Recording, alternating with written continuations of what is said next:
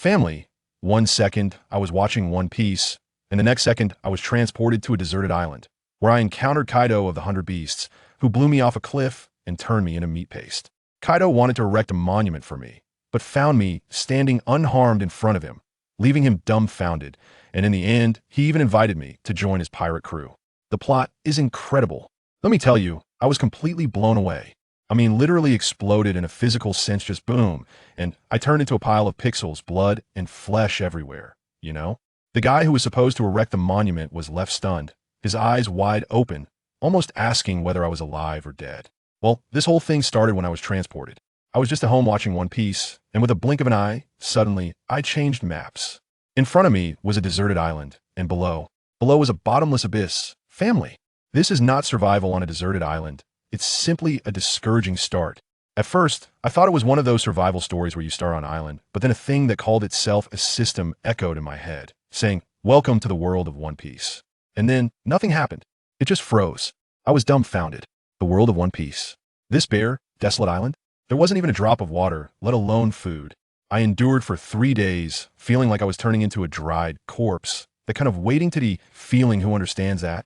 I'd rather jump down and die than die of thirst. At least it would be more heroic, right? But when I actually got to the edge of the cliff, my legs started to betray me. I was stuck there, debating whether to jump or not. Just then, there was a thud as a giant creature sat down beside me. I turned my head and nearly had a heart attack. Those two iconic horns, that size, that sense of pressure, I recognized him at a glance. Kaido of the 100 Beasts. Wow, I thought this guy is definitely here for no good reason. He probably came for his extreme parachuting stunt. Sure enough, when he opened his mouth, he said, "Kid, are you here to commit suicide too?" His tone was like inviting someone to a gaming cafe. I was so thirsty that my brain was about to explode. I didn't care about his status as an emperor.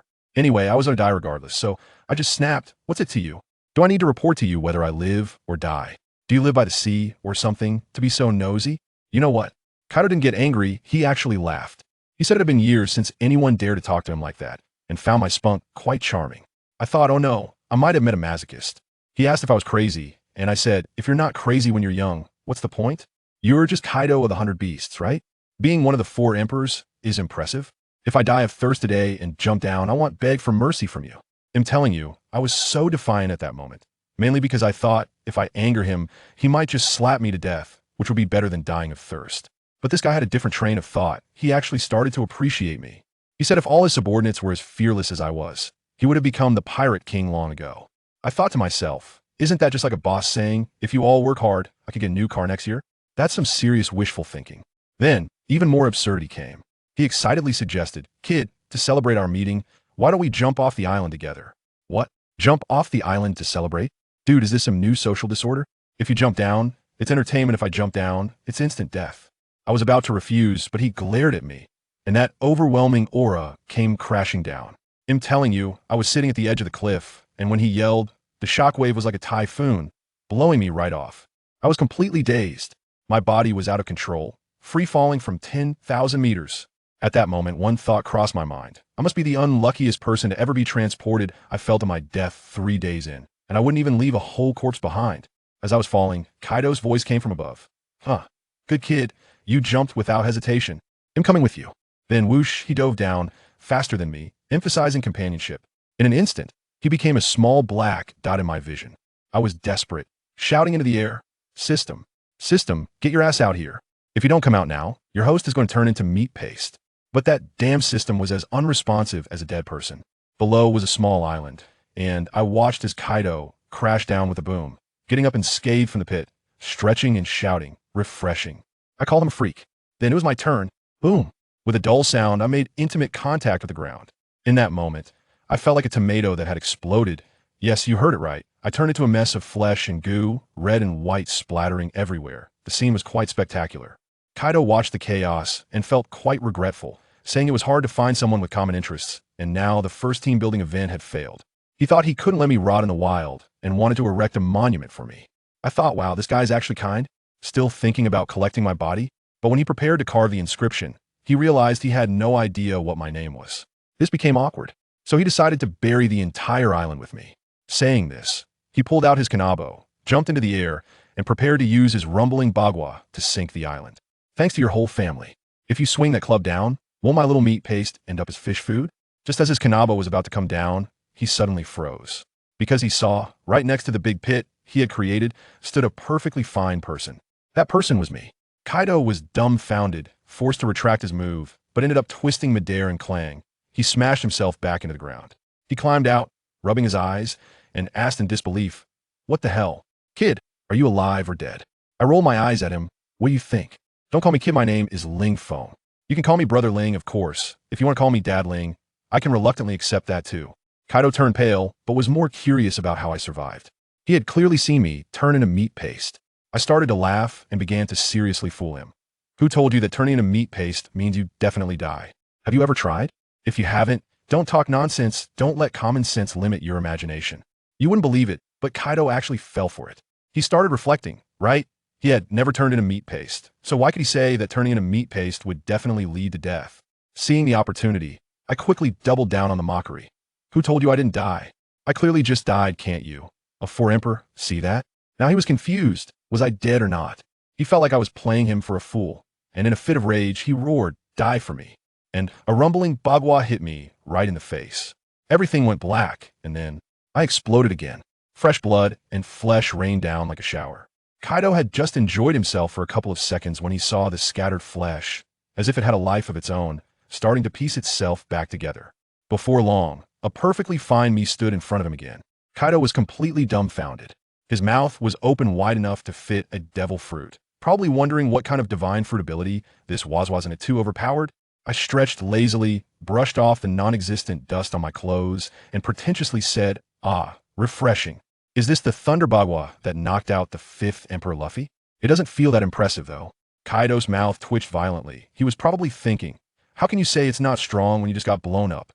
But the way he looked at me had completely changed, and he directly extended an invitation. "Kid, you're pretty good.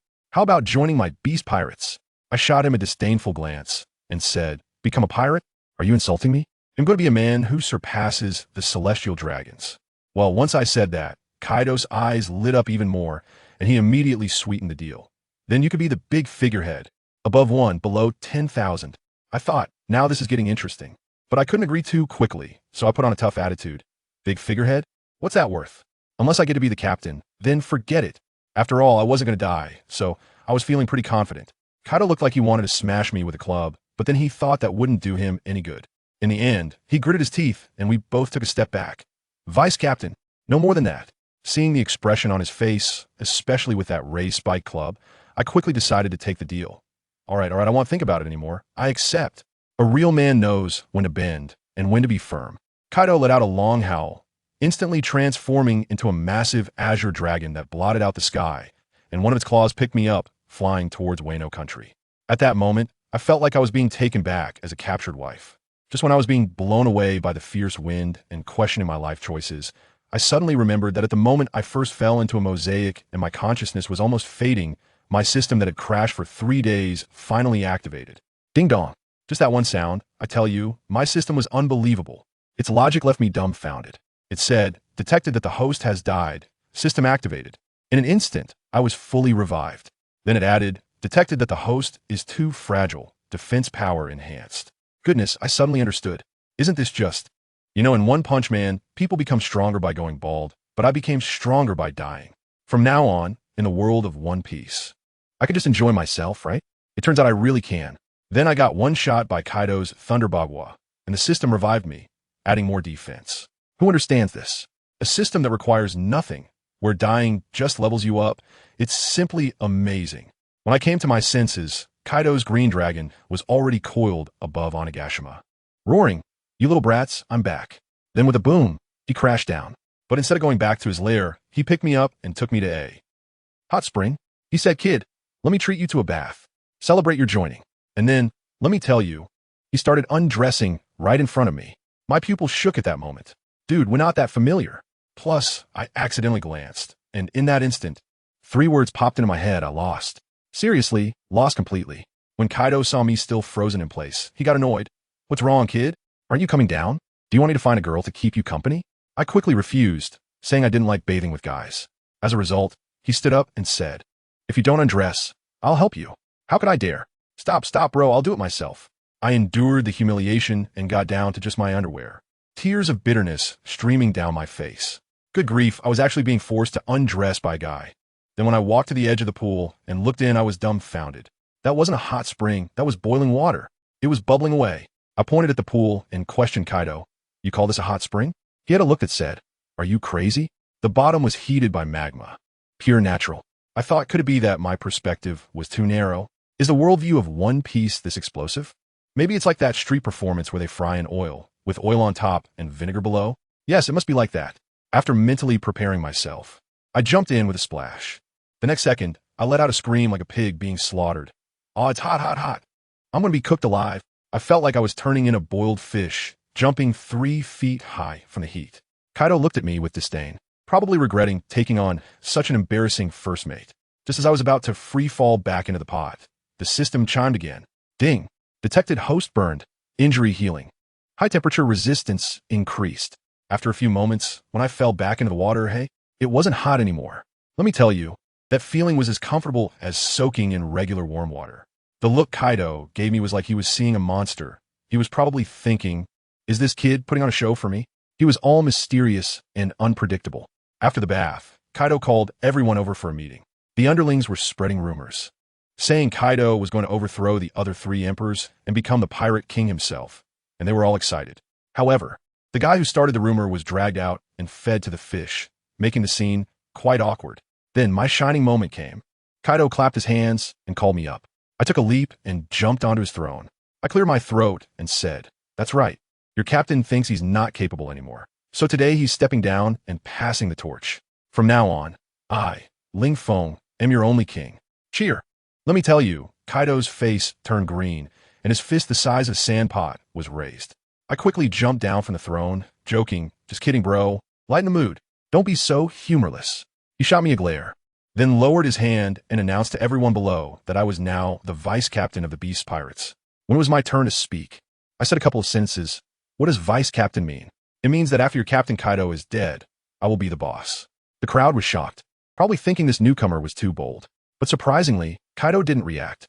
Their gazes toward me changed, probably suspecting I was Kaido's illegitimate child. Just then, a guy who looked like a rat stood up and asked me, what qualifications do you have to be our vice captain? I got angry at that moment, thinking, how dare you, smelly rat? I shot back.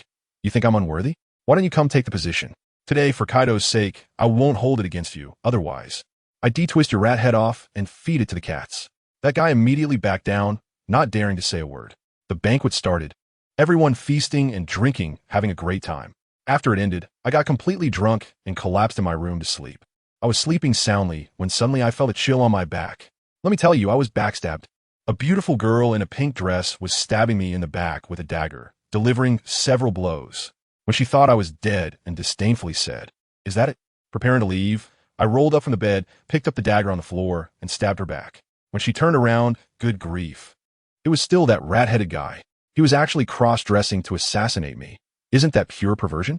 Before he died, he still stubbornly said, do you think I would tell you that it was Drought Jack who sent me? I was speechless, dude. Haven't you already said it? This villain's self-cultivation is really concerning. I was worried about how to deal with his corpse when the door opened and another dog-headed man walked in. He immediately called me boss. Boss, I've disliked that mouse for a long time. How dare he attempt to assassinate you? I'll help you deal with it. Chop him up and fry him to feed the dogs. Then he started expressing his loyalty like crazy, saying he wanted to be my dog. I was stunned at that moment. What was going on? First, an assassin appeared, and now a sycophant. But who doesn't love a sycophant? I asked him what his name was, and he said he was called Shabby. I said, oh, so it's Shabby? Upon hearing that, he became even happier. Boss has given me a name. From now on, I will be called Shabby. Folks, I've never seen someone so sycophantic. Then we started daydreaming together. I said, when I rule the world, I will allow you to make your home in the 4 seas. He immediately imagined me as the king of the world, with all the tribes kneeling at my feet, and him helping me announce that each tribe should present beautiful women. What could I say? I could only pat him on the shoulder. You really understand me. The next day, I woke up feeling like a beautiful woman had slept next to me, but when I touched, it was empty. Oh, it turned out to be a spring dream. What a false alarm. Just as I was lamenting how I had eaten and drunk well and was starting to degenerate, over at the Navy headquarters, the news had already spread. Akainu was presenting my information to Sengoku, Admiral, Kaido of the 100 Beasts brought a man back to Onigashima yesterday. That man is now the vice captain of the 100 Beast Pirates. At that moment, Sengoku's eyes nearly popped out. He knew that the structure of the new world was probably about to change. Of course. Let me tell you, Sengoku was immediately emo. He thought something was off. You see, among the 4 emperors in the new world, Shanks had a vice captain, but everyone knew that was a tradition from Roger's ship. It was just for show. The Whitebeard Pirates? A pure family business. The whole ship was filled with sons. Who would dare to stand on equal footing with their father? As for Big Mom, don't even get me started. She had an entire army of Mama's boys. If her son dared to be a vice captain, he would probably have his soul snatched away the next day. Only Kaido of the 100 Beasts was a legitimate stock company, with strong subordinates recruited. The 3 disasters were the heads of 3 major departments. Now, suddenly, a vice captain had descended from the sky, directly surpassing the 3 disasters? What does that mean? This is like an airlifted prince. The more Sengoku thought about it, the more uneasy he became. He snatched the document from Akainu's hand, and his heart was in his throat. He felt that this newcomer, even if he wasn't at Kaido's level, was definitely a monster on the verge of becoming a 4th emperor. The Navy's KPIs were simply hellishly difficult. He looked down at the document, and, good heavens, the first page had a big photo of me. In the picture, I was sitting cross-legged on the throne that was supposed to be Kaido's, with a face that practically screamed, "I am the best in the world." Sengoku's face darkened immediately, and he clicked his tongue. "Do you have to show off this much?" Let me tell you, he was definitely not jealous that I looked better than him. Absolutely not. He continued to read, saw my name Ling Feng, and mumbled that the name was really strange. Then he hurriedly flipped through the report, wanting to see what kind of cow or horse I was. 10 minutes later, he finished reading, and he was completely dumbfounded. What was the report's evaluation of me? Loves to court death, loves to show off, extremely narcissistic but strength. Seems average? The report even guessed that I might be Kaido's illegitimate son. Sengoku raised his head and looked at Akainu with a face full of doubt. Average strength? Are you sure? Akainu, that guy, don't be fooled by his usual lava-spewing demeanor. His mind was clear. He shook his head, firmly saying no. I think this kid must be ridiculously strong. Oh, tell me more. The Admiral thought. Akainu began his reasoning show. First, this kid sat in Kaido's seat as soon as he arrived, and he shouted for Kaido to step down. What was Kaido's reaction? He didn't say a word. Is that normal? Second, in front of the whole crew, he said that if the captain died, he would be the boss. His ambition is practically overflowing. Tell me, is this something an illegitimate son could do? This is the kind of thing that would make even his biological father face a couple of big beats. The fact that he dares to say this means he is fearless. Even if he falls out with Kaido, he is confident he can retreat unscathed. Good heavens. Akainu's analysis was practically my spokesperson. No one understood me. Ling Feng better than him. Sengoku listened, stunned, tapping his fingers on the table. Indeed, someone who dares to be so bold must either be a fool or impressive. He glanced at my handsome face and thought, such a handsome young man can't possibly be a fool, right? So the conclusion is obvious. While these two were brainstorming, the sound of crunching snacks didn't stop. Sengoku slammed the table in anger. Garp, you bastard. We're discussing serious business here. Can you stop eating, Sinbei? Garp had his mouth stuffed full and mumbled for a long time. Swallow it first before you speak. Sengoku shouted. Garp took a sip of tea, gulped it down, and then said with confidence, you all talk your talk and I eat my snacks. Isn't that a conflict? Sengoku's eyebrows twisted into a shape. He directly tossed my information at Garp. Here, take a look. Garp took it, and upon seeing my picture, he burst out laughing. Huh. This young man is impressive. That sitting posture, that aura, it has the flavor of me guarding God Valley back in the day. Not bad, not bad. I've decided to make him my successor, the next naval hero. Sengoku wanted to curse. I'm asking you how to deal with him.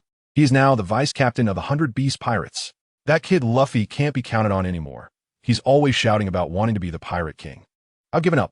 Garp threw the Sunbei aside, declaring confidently, now I've found a new goal. This kid, even if it comes to a fight, I will use the iron fist of love to beat him into the Navy. Sengoku was speechless, thinking to himself, this old guy's judgment has never been accurate. Ace Luffy. Which one wasn't favored by you and then ran off to become a pirate? However, if he could really pull the enemy over, that wouldn't be bad at all. On the Navy side, it was chaotic, but on my side, I was just pondering where to have some fun. I patted Shabi's dog head. Shabi, what fun places are there in Wano? Shabi immediately displayed a flattering expression. Boss, a man as domineering as you must go to the Flower Street. That place will definitely allow you to showcase your prowess. Flower Street? Upon hearing that name, I understood, raising an eyebrow at him. Let's go. However, just as I stepped out the door, I felt awkward. Ahem. Which way to the flower street? Boss. Come on, ride on my back. I'll take you there. Shabi instantly transformed into a big dog and lay down. Folks, who understands? This sycophant was doing an excellent job. I swear, once I become king, I will definitely let him gnaw on the best bones in the world. I flipped over and climbed on, and Shabi carried me towards the Flower City. Just as we left Ghost Island, lo and behold, a big guy blocked the road ahead. One of the 3 main members of the Beast Pirates, Jack the Drought. I frowned and patted Shabi's back, meaning for him to let me down and not to hurt himself. As a result, Shabi immediately understood. Of course, he misunderstood. He grinned and said, "Got it, boss. You've never been weaker than anyone in your life, and you certainly don't like looking up to others. How could a mere drought Jack make you look up?" After saying that with a loud boom, he directly enlarged, growing from 2 meters tall to 10 meters tall. At this point, I was riding on his back and could directly look down at Jack, who was nearly 9 meters tall. I was dumbfounded at the time. Who the hell told you I don't like looking up to others anymore? But looking down at Jack, who was a whole head shorter than me, this feeling is so awesome, so cool. I never realized there was someone in the world who understood me so well. I patted his back hard and said, "When I become king, there will be plenty of bones." Jack barked excitedly twice, his tail wagging like a propeller. I cleared my throat and looked down at Jack with a proud gaze. "So, Drought Jack, what do you want by blocking my way? Whether you can beat me is another matter, but I absolutely cannot lose face." Deputy Captain Ling Feng, you seem to have misunderstood. Jack is surprisingly polite. I've heard that your strength is beyond even that of Whitebeard, and my admiration for you is like the endless flow of the Yangtze River. Speak plainly. I interrupted him. Beyond Whitebeard, are you trying to compete with my family Shabi for the title of #1 sycophant? Well, Jack finally spoke the truth. I truly admire your strength and would like to seek your guidance. He even said that he was tough and resilient, and that even if I accidentally killed him, it would be no great loss. I thought to myself, I can't believe you. This guy sent someone to kill me last night, and now he's come in person, putting on this act. Isn't he just looking for an excuse to accidentally punch me to death during the guidance, and then explain to Kaido that he didn't know I was so weak? The script is all written, right? You want me to guide you?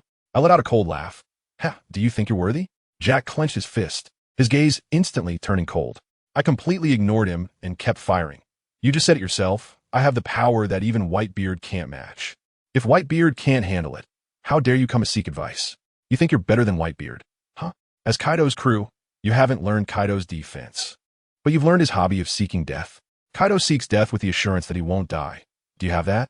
Jack has probably cursed me 1,000 times in his heart, but he just doesn't dare to say it out loud. I looked at his frustrated expression, which fueled my enthusiasm even more, and continued to mock him. So, is the first mate unwilling to give me any guidance? Jack's expression changed, and his momentum rose, revealing a sense of impending confrontation. My heart skipped a beat. Is this guy going to get tough? I'm not afraid of death. But what if he finds out I can't die and locks me up in a dark room, forcing me to be drained by 100 beautiful women every day? What would I do then? Just at that critical moment, I pulled out a mirror and looked at my handsome face, narcissistically saying, Ling Feng, how can you be so handsome? Jack almost threw up at this scene. Swallow it back, you bastard. I shouted. Gulp. Jack actually swallowed it back. He was stunned, wondering why he did that. He suddenly looked up, glaring at me fiercely. In the next moment, I unleashed my kingly disdain, exuding an overwhelming aura. Boom. An invisible pressure directly immobilized him. What are you staring at? Haven't you seen a handsome guy before? I began my true performance. I give you face, and you are merely a trifling. If I don't give you face, you're even worse than a dog. If you don't believe me, come and fight me. If you have the guts, aim a knife at the old man with the white beard or at that ant. The enemy is right there, and you can't wait to attack your own boss? Just a worthless piece of trash, a tumor. What use are you? If I were you, I would have committed suicide to apologize to the world. I'm worthless. Let's go, Shabi. I patted Shabi, and he immediately understood, leaping over Jack's head and leaving. Jack was left with a dazed expression. Just now, he was so overwhelmed by my momentum that he couldn't even move a finger, standing there and listening to my humiliation. Did he think I was just a master of words? Sorry, I'm a hexagonal warrior. When he came to his senses, he was drenched in cold sweat, and then he was actually moved by me. He thought I didn't kill him, but just scolded him with words, teaching him out of a desire for him to improve. Thank you, Deputy Captain, for sparing my life. From now on, my life belongs to you, Jack. The enormous mammoth bowed deeply in the direction I was leaving. As for me, I had already entered the Flower City. I never expected that while cursing, I would actually gain a die-hard fan. Indeed, in this day and age, no one listens to good advice. Everyone prefers to be tortured. On the streets of Flower City, Shabi began to introduce again. Boss, up ahead is Flower Street, where the #1 beauty of Wano country, the courtesan Little Purple, is located. But boss, let me tell you a secret. That Little Purple is actually the daughter of the former daimyo Kazuki Oden, Kazuki Hiyori. I was shocked, looking at Shabi and thinking, did this guy really read the script? How's he know all this? Why didn't Kaido kill her if he knew she was a princess? I asked curiously. Well, maybe Kaido is just an old pervert? He can't bear to kill a beautiful woman? Shabi said tentatively. Are you kidding me? I slapped him on the back of the head. With Kaido's build? Even if he wanted to, what could he do? This might be like how nobles like to keep mermaids. Even if they can't do anything, just looking at them is pleasing to the eye. Damn. Although I think he's talking nonsense, it seems to make a bit of sense. What kind of sense is that? I'll give him another slap. If Kaido is such a pervert, how could he not have a wife by his side? Just look at how many husbands Big Mom has switched. The idiot is rubbing his head in grievance. Boss, can you hit me a little lighter next time? I might get stupid. I looked at him, feeling frustrated. Don't you have any aspirations? Can't you ask me if I can stop hitting you in the future? Sabo's eyes lit up. Really? Then, boss, can you? Bam. I slapped him again, of course not. You thought I was being polite? Are you eating a hunting dog fruit or a pig fruit? Why are you so dumb like a pig? Sabo was about to cry. But boss, according to scientific research, pigs have a higher IQ than dogs. Bam. Bam. When I slapped him, it was so crisp. I looked at this guy named Sabo in front of me and felt that he really had some issues in his head. Sabo, are you stupid? You're still talking to me about science? Who understands that? We've all crossed over to the One Piece world. Can we still trust that scientific stuff? Then explain to me with science. What principle is this devil fruit based on? From which gene did Haki mutate? And that inhumane martial art, the 6 styles of the Navy, can you apply Newton's laws to it? I threw a series of questions at him, and he was left speechless. Nothing to say now, right? I patted him on the shoulder and said earnestly, so, don't believe in that stuff. It's all a scam for you innocent little pirates. As pirates, we must believe in demons, believe in our fists. If you stick with me, how could I possibly harm you? It's impossible. Although I hit him and scolded him, it was all for his own good. His face was filled with defiance. Probably still mumbling something about bloodline factors in his mind, but he didn't dare to say it. If he did, he would definitely be met with my big slap. You see, under the power, truth is nothing. Just as I was educating him, my stomach growled. I hadn't eaten anything since I hurried out in the morning. I looked up, and lo and behold, isn't there a tavern right in front of us? How convenient. Let's go. Don't look so glum. I'll treat you to a meal. I led Shabi into the restaurant. As soon as the waiter approached, I waved my hand and said, Menu? What's that? Just bring me all the most expensive dishes you have. Can I finish it? Just kidding. It's not my money anyway, so why worry? Not long after the food and drinks were served, I heard a series of lively sounds coming from the street below. It was quite the commotion. Curious. I took my drink and walked over to the window on the 2nd floor to look down. Wow, it looked like they were having some kind of parade. Shabi also came over and pointed to the middle of the parade where a woman with heavy makeup was sitting on a palanquin, saying, Boss, that's the most beautiful woman in Waji country, the courtesan Xiaozi. Oh, that's her? One of the 3 beauties of pirates? I squinted and stared for a while. To be honest, her makeup was a bit too extreme for my taste. It looked like the performers from our place. I really couldn't appreciate it. Just then, I overheard a conversation from the next table where 2 women were talking. One said, Oh, if only I could be like her. The other replied, more fiercely, Humph. That position of hers, I'll sit in it sooner or later. I was stunned at the time. No, come on, can you all wake up? It's just a courtesan. What is there to envy? And to take her place? Is the job market in this Wano country this competitive now? Shabi, like a tapeworm in my belly, immediately whispered to me, Boss, what they envy is not the profession of a courtesan, but the title of the most beautiful woman in Wano country. Oh, is that how it is? That makes more sense. The little flame in my heart suddenly flared up.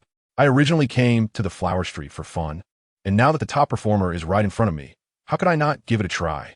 Although I don't like this makeup. It doesn't matter once it's removed. Officially recognized as one of the 3 beauties, I must take her down. Men are just that simple and straightforward. Let's go, buddy. Let's head down. I put down my wine glass and said, Let's do it. Yes, boss. As soon as we reached the staircase, the waiter buzzed over like a fly. Excuse me, you 2 guests, you haven't settled the bill yet. As soon as I heard that, I burst out laughing and turned to Sabo, laughing so hard I was almost in tears. Ha ha, Sabo. Did you hear that? He actually asked me to pay. He actually dared to ask a pirate to pay. Sabo looked conflicted and quietly asked me, Captain, you're not out of money, are you? Nonsense. I shot him a glare. Who am I?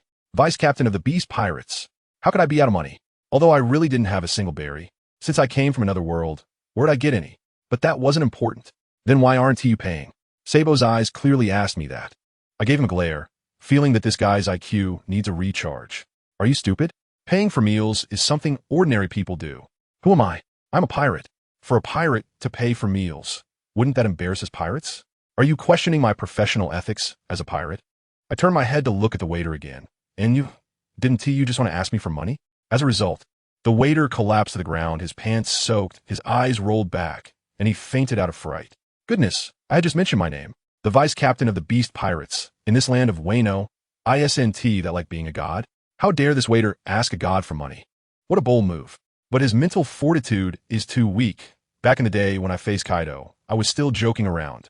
The mindset is too small. At that moment, a chubby guy who looked like the boss came rolling over, his face full of smiles, holding a heavy bag of money in his hands. Oh dear. Sir, I'm so sorry. This kid is a new temp worker. He doesn't know better, and he offended you. Please accept this small token as an apology, and don't hold it against him. Free money? I snapped my fingers, and Shabi eagerly took the money bag from him. I stepped forward and gently patted the boss's fat face. Well, you kid are somewhat reasonable. Since you are so understanding, I'll let this go today. But remember, don't use temporary workers as an excuse so easily in the future. Got it? Understood, understood. The boss nodded eagerly, his face smiling like a blooming flower. All right, seeing your good attitude, I'll take care of your restaurant from now on. If anyone dares to eat for free here, just report my name, Ling Feng, got it? You have to give a sweet date after giving a stick. That's the wisdom of dealing with people. Got it, got it. I understand. Looking at his overly squeezed, smiling face, I almost vomited the food I just ate and quickly left with Shabi. Once we were a distance away, the boss's smiling face instantly turned serious, dark enough to drip water. His nephew approached him, puzzled. Uncle, ISNT that guy, just an illegitimate child? I heard he's useless, and we have Lord Quinn backing us. Why are we so afraid of him? The boss shook his head and sighed. Dongzi, you're still young. The waters here are deep, and you can't grasp it. It doesn't matter if he's an illegitimate child or useless. Kaido's reputation is there, and for a little money, we're risking our lives? Not worth it. Take my advice, stay away from him in the future. On the other side, Shabi and I had just exited the restaurant. Shabi, holding the money bag, had stars in his eyes. Boss is just amazing, too awesome. Not only did we eat for free, but we even made money? I gave him a glance. Nonsense. Otherwise, how could I be the boss? Yes, yes, yes. Shabi nodded vigorously, saying that in this life, he would just be a good dog for the boss, hoping that one day he could also eat by relying on his face. I was just about to praise him for being ambitious, but when I looked up, I was stunned. Huh, where's the float? There was such a big parade just now. Where did all the people go? I casually grabbed a passerby from the side of the road and said, Hey, I want to ask you something. Where did that flower cart go? The guy I grabbed still wanted to act tough, saying, Kid, do you know who I am? Let me tell you. Slap. I gave him a backhanded slap and said, I don't care who you are. In this land of harmony, even if Kaido stood in front of me, I would still hit him. What is the matter? Is your background tougher than Kaido's? The passerby was directly stunned by my slap, probably still trying to mention his uncle's sons. Network of connections when he realized his worldview had collapsed. His head tilted and he passed out. Useless. I tossed him aside and looked at another one. That second passerby was trembling in fear, pointing in a direction and stuttering to, Today is General Orochi's birthday banquet, so. Slap. I knocked him out with another slap, thinking, why are you stuttering and saying so much? I turned to Shabi and commanded. Shabi quickly turned into a dog. We'll go to the Orochi's mansion. Yes, boss. Shabi instantly transformed into a majestic big dog, and I jumped on its back, feeling ecstatic. I, Ling Feng, wanted to be like El Bu, riding Shabi during the day and riding Xiao Zi at night. However, as we chased after it, I realized something was off. The houses around us were getting fewer and fewer, and soon we ended up in a remote suburb where not even a bird would poop. Damn it, Shabi, are you messing with me? I was furious. After all, Orochi is a general of a nation. How could his mansion be in the suburbs? Shabi stopped, scratched its head with its paw, and with its tongue out, it foolishly laughed. Boss, I think I got lost. Your dog. Is your nose just for decoration? Do you believe I'll chop it off and feed it to you right now? Shabi looked wronged and was about to cry, boss. Are you really going to chop off my nose? I'm speechless. This guy's IQ is truly touching. You actually believe whatever I casually say? Hurry up and find me a way. Yes, boss. As soon as Shabi heard that, he perked up and started sniffing the air vigorously. Before long, he found the direction and began to run wildly on all fours. 10 minutes later, an extremely luxurious palace appeared before my eyes. Pavilions and towers, waterfalls and flowing wine. It was simply like a fairyland. Damn, is this the palace of the Great Serpent? This guy really knows how to enjoy life. I'm so jealous. But the problem is, where's the flower cart? Where are the people? Slap. I hit Shabi's dog head again. Possible? I don't want to hear the word possible. Just then, the guards of the mansion rushed over. Bastards. Who are you? Get lost. Shabi, who had been venting his frustrations on me, finally had a place to unleash it. Bam! He slapped that guard flying and shouted, Who are you calling a bastard? Open your dog eyes and see, this is Lord Ling Feng, the vice captain of the Beast Pirates. Even General Orochi has to be polite in front of my boss. What are you? Soon, more guards swarmed out, surrounding us. The leader was Kurizumi. Shabi put his hands on his hips, fiercely asking, Kurizumi, what do you want? Do you want to lay a hand on our boss? I advise you to think twice about the consequences. Kurizumi ignored him and stared intently at me. I knew this guy was an undercover agent. It was clear as day. He politely asked what I was here for. I sat on the back of a giant snake, looking down at him, and said lightly, It's nothing. I heard that the first beauty of Wano, Kamurasaki, came to the banquet. Coincidentally, I also want to hold a banquet and have Orochi show me some face by handing over Kamurasaki to me. I advise you not to be ungrateful. As soon as these words were spoken, Kayashiro's face turned green. This was not a negotiation. It was simply defecating on Orochi's face. He went into report. After a while, Orochi himself came out, followed by the courtesan Kamurasaki. Ha ha! Brother Ling Feng, what wind brought you here? Orochi opened his arms. Wanted to give me a hug. I waved my hand directly and said, Sorry, I'm not in the habit of hugging men. The situation became quite awkward. The big snake found a way to ease the tension and invited me in for a drink. I rolled my eyes and thought, Who has the time to discuss heroes over wine with you? I went straight to the point. I'm here to take Xiaozi away today. That's it. Little ghost. Are you giving me no face at all?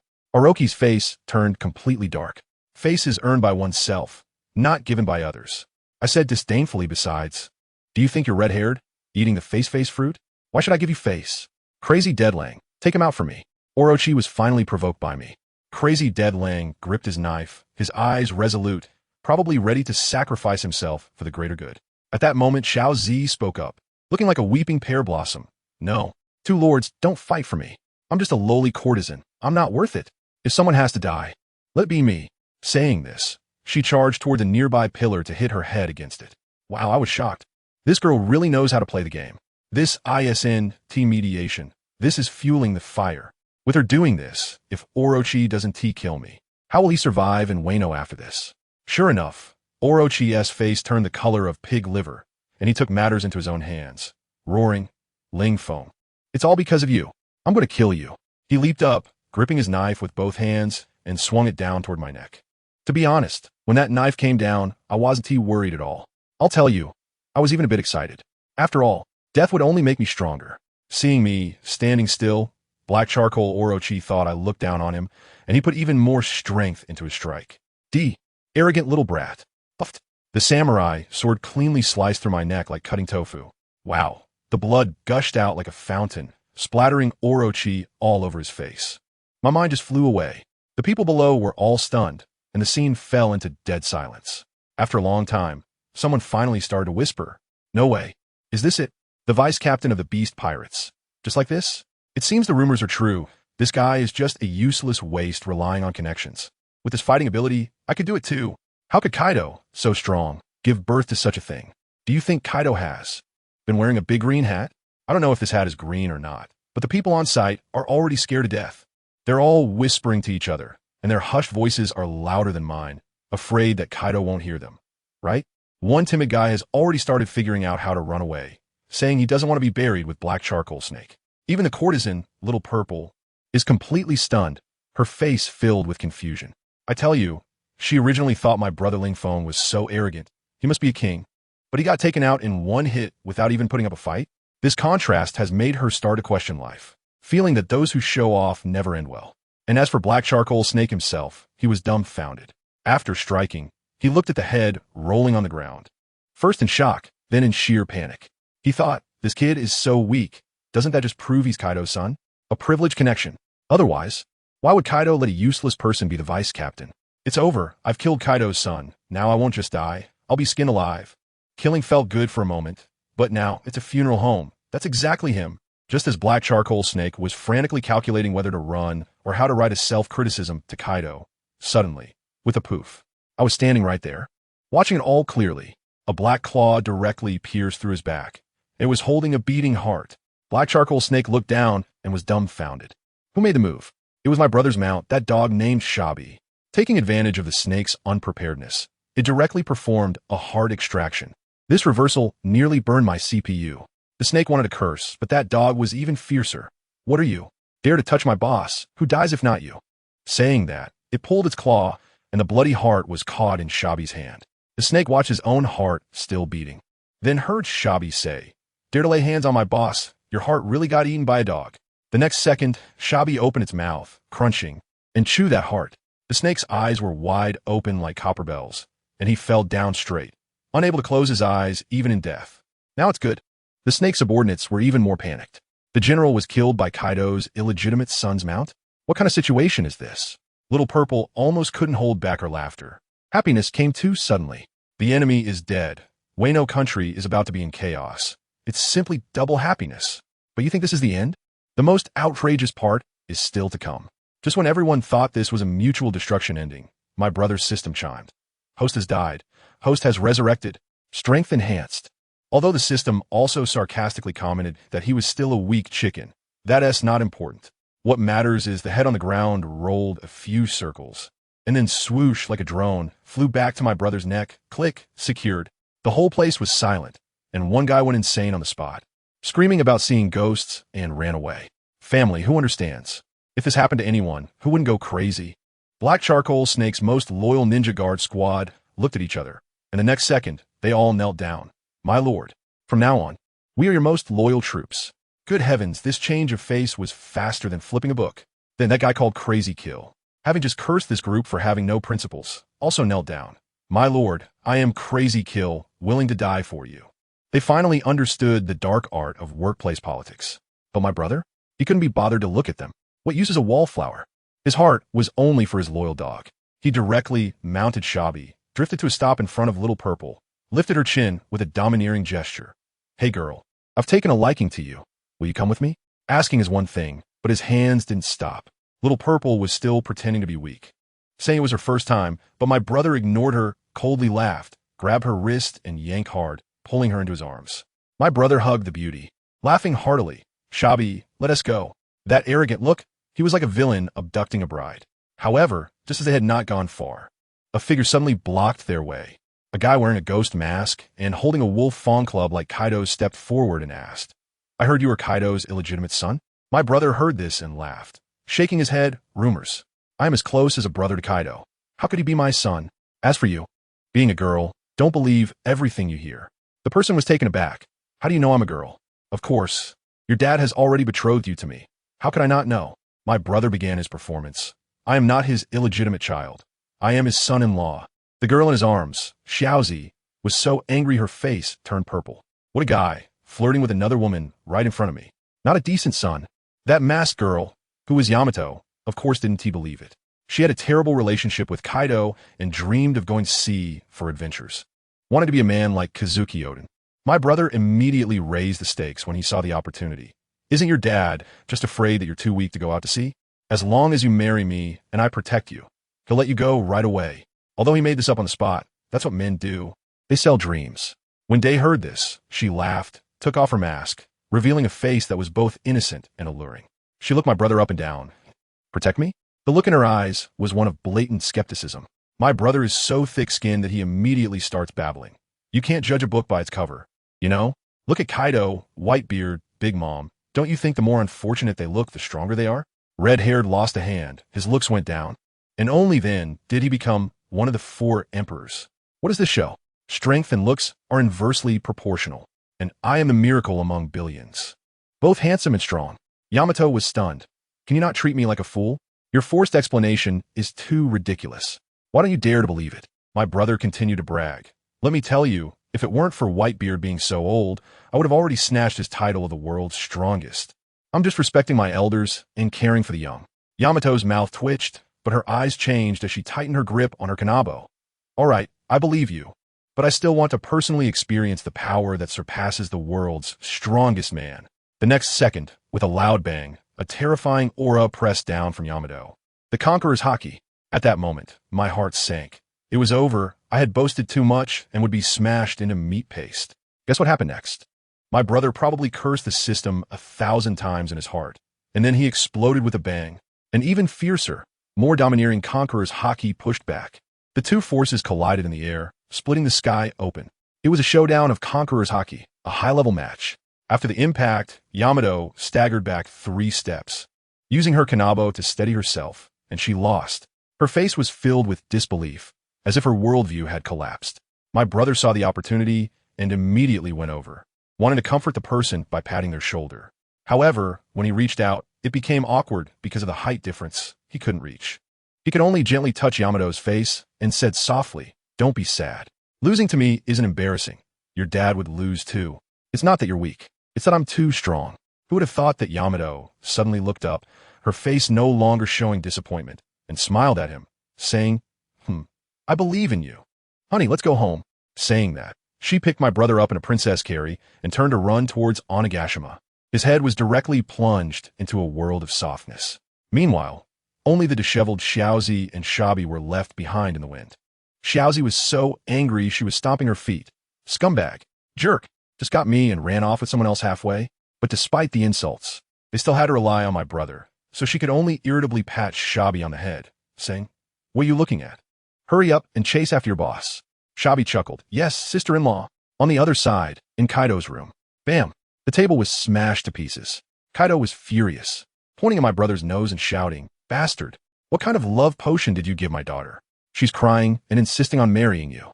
My brother, still grinning and touching his nose, said, "There's nothing I can do.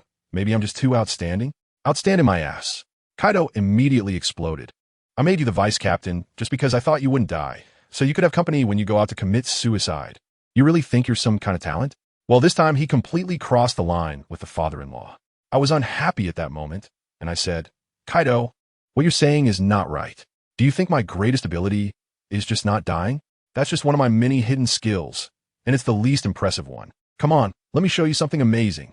I tell you, when I widened my eyes, the Conqueror's Haki erupted like a blast. Kaido's old face looked like it was in slow motion, his jaw almost dislocated.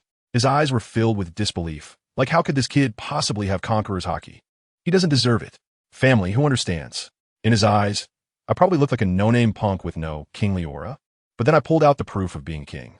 He was stunned for a long time before stubbornly huffing. "So what if you have Conqueror's Haki?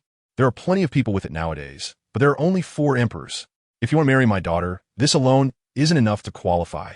I let out a snort and directly told him, "Who cares about inheriting your broken pirate crew?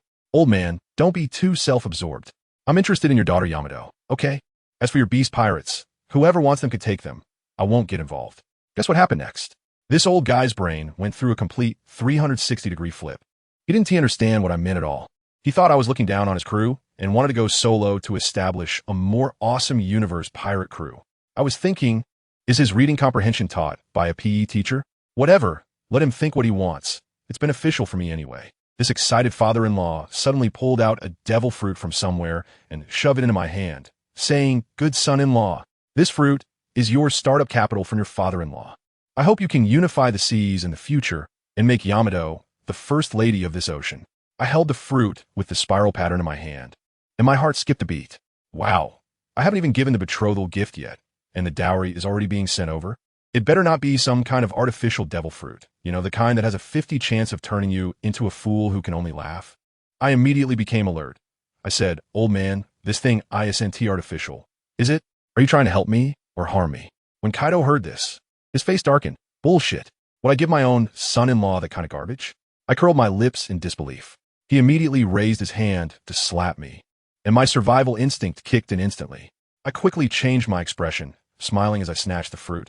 "Oh, dear father-in-law, I was just joking. How could you harm me? I trust you." After saying that, I took a big bite. Let me tell you, that taste was something else. It felt like blending overnight durian peels and smelly socks into a mush. I almost threw up right there. Indeed, if you want to get stronger, you have to endure some hardships. Just then, the system in my head popped up, insisting that I call it Dad before it would help me eliminate the swimming debuff. I shot back in my mind. Do you believe I can make the author erase your intelligence? The next second, it obediently cleared the debuff for me. Huh, the cyber taming technique really works. Kaido saw me eating it raw and was dumbfounded, twitching at the corner of his mouth, asking, "You just ate it like that?" I rolled my eyes and said, "What else? Should we wash it clean, slice it, and eat it with a knife and fork? What's with all the formality? We're pirates, not celestial dragons." Then Kaido suddenly chimed in, "You should know the side effects of devil fruits, right? A person can't eat too, or their body will explode."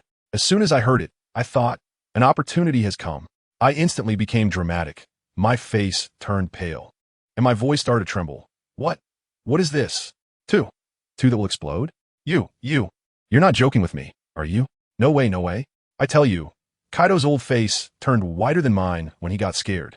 He thought he really had killed my precious son-in-law and was so anxious he was about to cry, shouting at me to spit it out quickly. Just when he was about to come over and give me the Heimlich maneuver, I broke character and started laughing uncontrollably, holding my stomach. Haha, Kaido, I was just kidding. You believe it so easily? Before I finished speaking, there was a loud slap, and everything went black.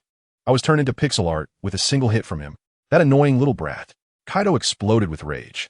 The next second, the system notifications sounded, and I revived fully. I have to say, dying once was actually quite refreshing, like getting a full body massage. I felt completely energized. I stood up and asked him, "Old man, aren't you always saying you want to commit suicide? Since you know eating 2 fruits will kill you, why don't you try it yourself?" He responded with a bizarre logic. "Suicide is my hobby. If I die, how can I enjoy this hobby? So to keep committing suicide, I must stay alive." I listened to the old man on the subway watching his phone, and this logical closed loop is simply that of a contemporary philosopher.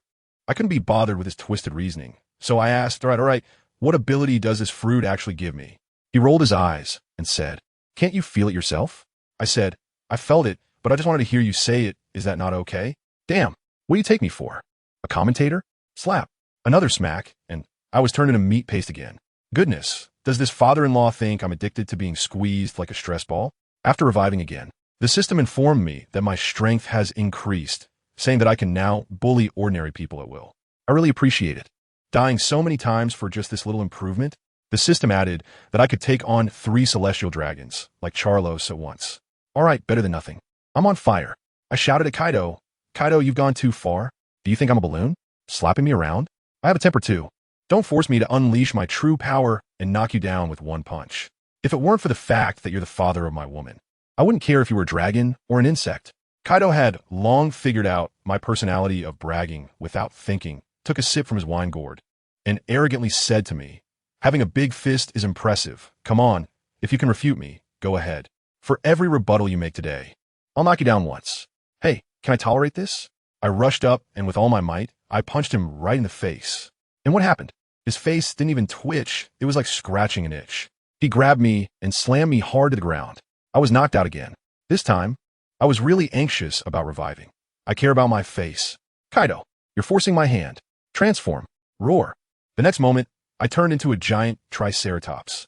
Let me tell you, that size was even bigger than Kaido. 3 big sharp horns on my head gleamed with a cold light, exuding dominance. I was so pumped up at that moment, I shouted, "Kaido, take my move, Electric Dragon Drill." The whole dragon spun like a top and charged forward. Kaido saw that I was serious too and got serious himself. He took out his club and wrapped it with Conqueror's Hockey. I watched as he gripped the club with both hands and swung it hard at me as I charged in. Boom! I, a mighty and imposing triceratops, was directly turned into a brilliant firework in the air. Kaido put away his kanabo, looked at the spot where I disappeared, and said in a tone of someone who has been through it, "Kid, do you understand the gap between you and me? If you want to become my son-in-law, you have a long way to go. Work hard, and when you can pull me down from the position of the world's strongest, then you'll be qualified to have Yamato." The next morning, I was still dreaming of a date with Yamato when Kaido yanked me out of bed, saying he was going to put me through hellish training. Of course, I refused, saying, "Dude, I get stronger through talent, not effort. Do you understand that I'm a gifted player?" Without saying a word, he threw me into the sea. After climbing back up, he pointed to a small mountain nearby and tossed me that heavy kanabo. See that mountain? When you can smash it flat with this stick, then you can consider your strength training graduated. I immediately snapped. Are you crazy? Are you short on workers? And you want me to dig stones for you for free? He silently raised his palm. I held my neck high and said, Threaten me? Do you think I'm afraid of you? Today, I'll show you what it means to have iron bones. Slap. Another slap. When I revive, Kaido looks at me and I still 1T back down. He directly unleashes his big move and says with a smile, Kid, I know you're not afraid of death, but are you afraid of me throwing you into the latrine? If you don't train well today, tomorrow you'll be stuck with shit. I was shocked at the time. This old man, in order to force me to train, would come up with such underhanded tricks. I was still being cheeky and said, this trick is too low. If you have the guts, lock me in a small dark room and let in 100 beautiful girls to drain me dry. Guess what happened next? He took my suggestion. Half of it. He laughed even more wickedly. Well, you have a point. As you wish, tomorrow you won't train, and I'll lock you in a small dark room. Then let in 100 hungry, rough men to have their way with you. I tell you, his expression, that smile, was simply like a devil crawling out of hell. I was immediately intimidated. Without saying a word, I dragged that wolf Feng club, which was heavier than me, and started smashing the mountain. Family, for my innocence. I'm giving my all. By the end of the day, I felt like I was falling apart.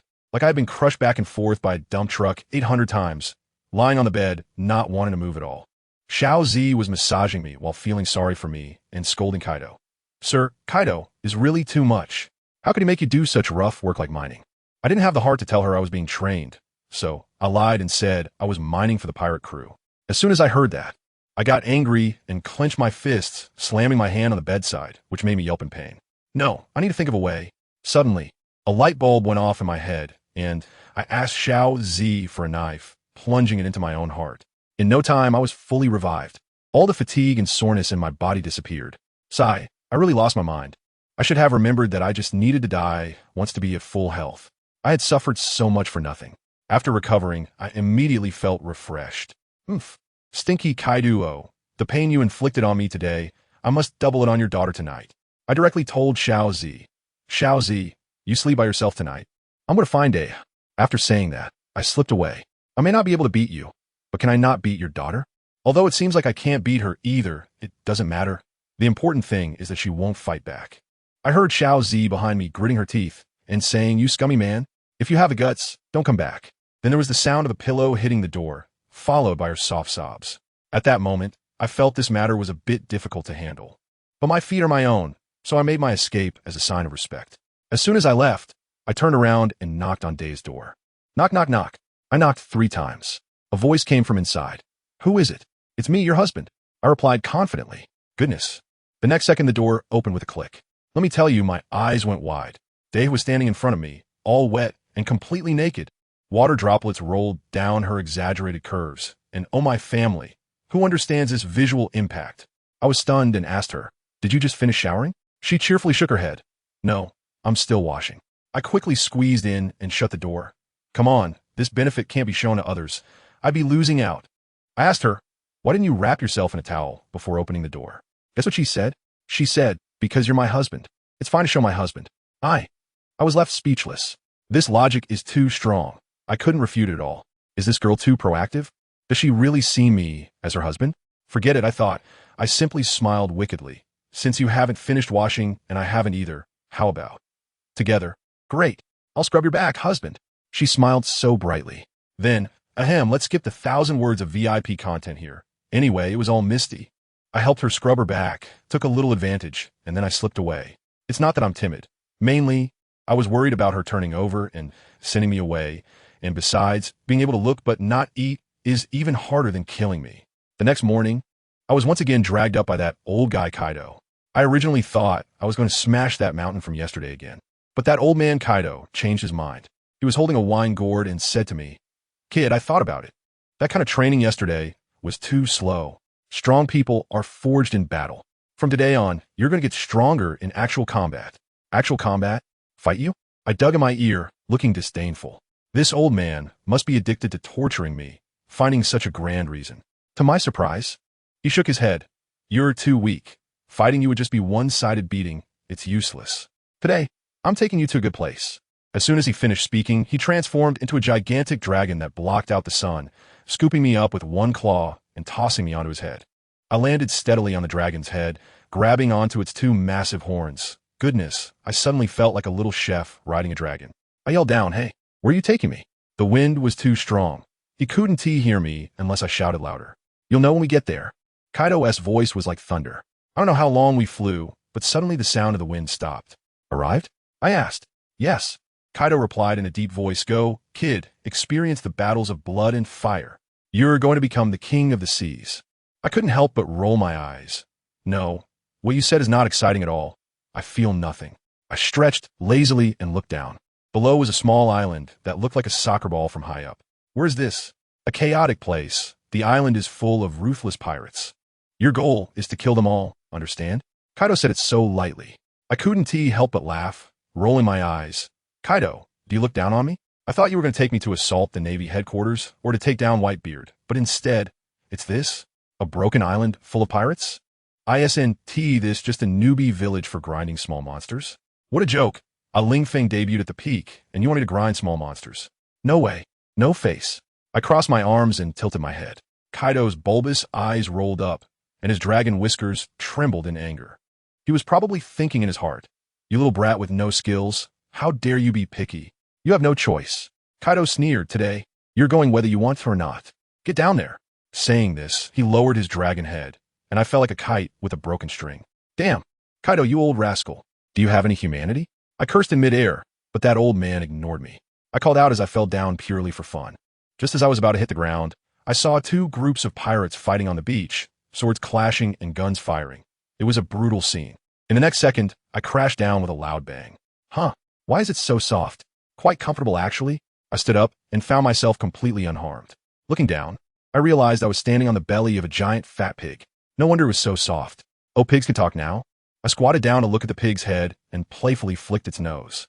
The pig went mad. "You're the pig. I'm a user of the pig fruit." I sneered, "Big fat pig. Say that again if you dare." "Let me introduce myself. I am the vice captain of the Beast Pirates." The pig, named Crazy Pig, was taken aback for a moment, then went from fierce to smooth in an instant. "Oh, sir, why didn't you say so earlier? It's a blessing for Kaido of the Beast to have you as a vice captain. You think my belly is soft? If you like it, I can cut it off and make you a mattress. Braised pork will be good too, just spare my life, and you'll have meat every day." I was shocked. Is the title of vice captain of the Beast Pirates really that useful? Then one of his clueless subordinates came over and said, "Captain, I heard the Beast Pirates don't have a vice captain." Slap. Crazy Pig slapped the guy away, furious. "Are you saying I have a pig brain? Drag him down and chop him." That unlucky guy was being dragged away while still shouting, "Captain, I've offered you my loyalty." With a puff, the world went silent. Crazy Pig turned to me with a flattering smile. "Sir, are you satisfied with this handling? Anyone who dares doubt you are the vice captain. I'll chop them." The other group of pirates, led by a dog-headed man, mocked, "Big fat pig, you really have a pig brain, believing whatever he says?"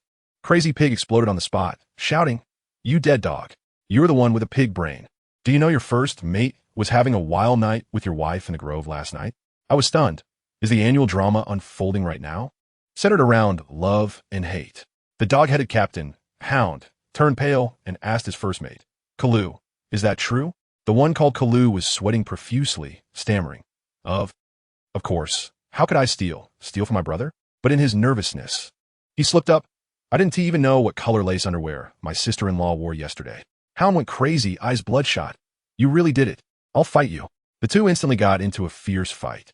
In the end, Hound bit through Kalu's shoulder, and Kalu stabbed Hound through the belly. They both perished. I stood by dumbfounded. What kind of weirdos are on this island? A pig-brained sycophant, a brother-stealing scoundrel, and a fool who swapped partners after being cheated on. Wait, no. I came here to kill, not to watch a show. Kaido is still watching from above. I cleared my throat and said to the still-dazed Crazy Pig, "Enough. Now, mobilize your men and call all the pirates on this island over to me. You have half an hour. If you can't do it, tonight's dinner will be roast whole pig." Crazy Pig was so scared he rolled away to gather people. Half an hour later, the beach was packed with at least 100,000 people, all murmuring, making my head ache. One guy with a bounty over 100 million pointed at Crazy Pig and yelled, "Crazy Pig, your men said the Beast Pirates were recruiting. Where are they?" Another shouted, "Your people said the Navy is attacking the island. Are you playing us?" Crazy Pig trembled, constantly signaling to me. I gave him a reassuring look and walked up to the makeshift platform, taking a deep breath. Everyone, shut up. As soon as I spoke, I glared. And my conqueror's hockey erupted. Goodness, it was like cutting wheat. A large number of people on the beach fell over, clearing half the crowd instantly. All those still standing looked at me as if they were seeing a ghost, and the place fell silent. I smiled satisfactorily. Very good. Next, I'll speak. And you'll listen. If you have any objections, keep them to yourself. A bunch of trash, just scum of the sea. My name is Ling Feng, Vice Captain of the Beast Pirates.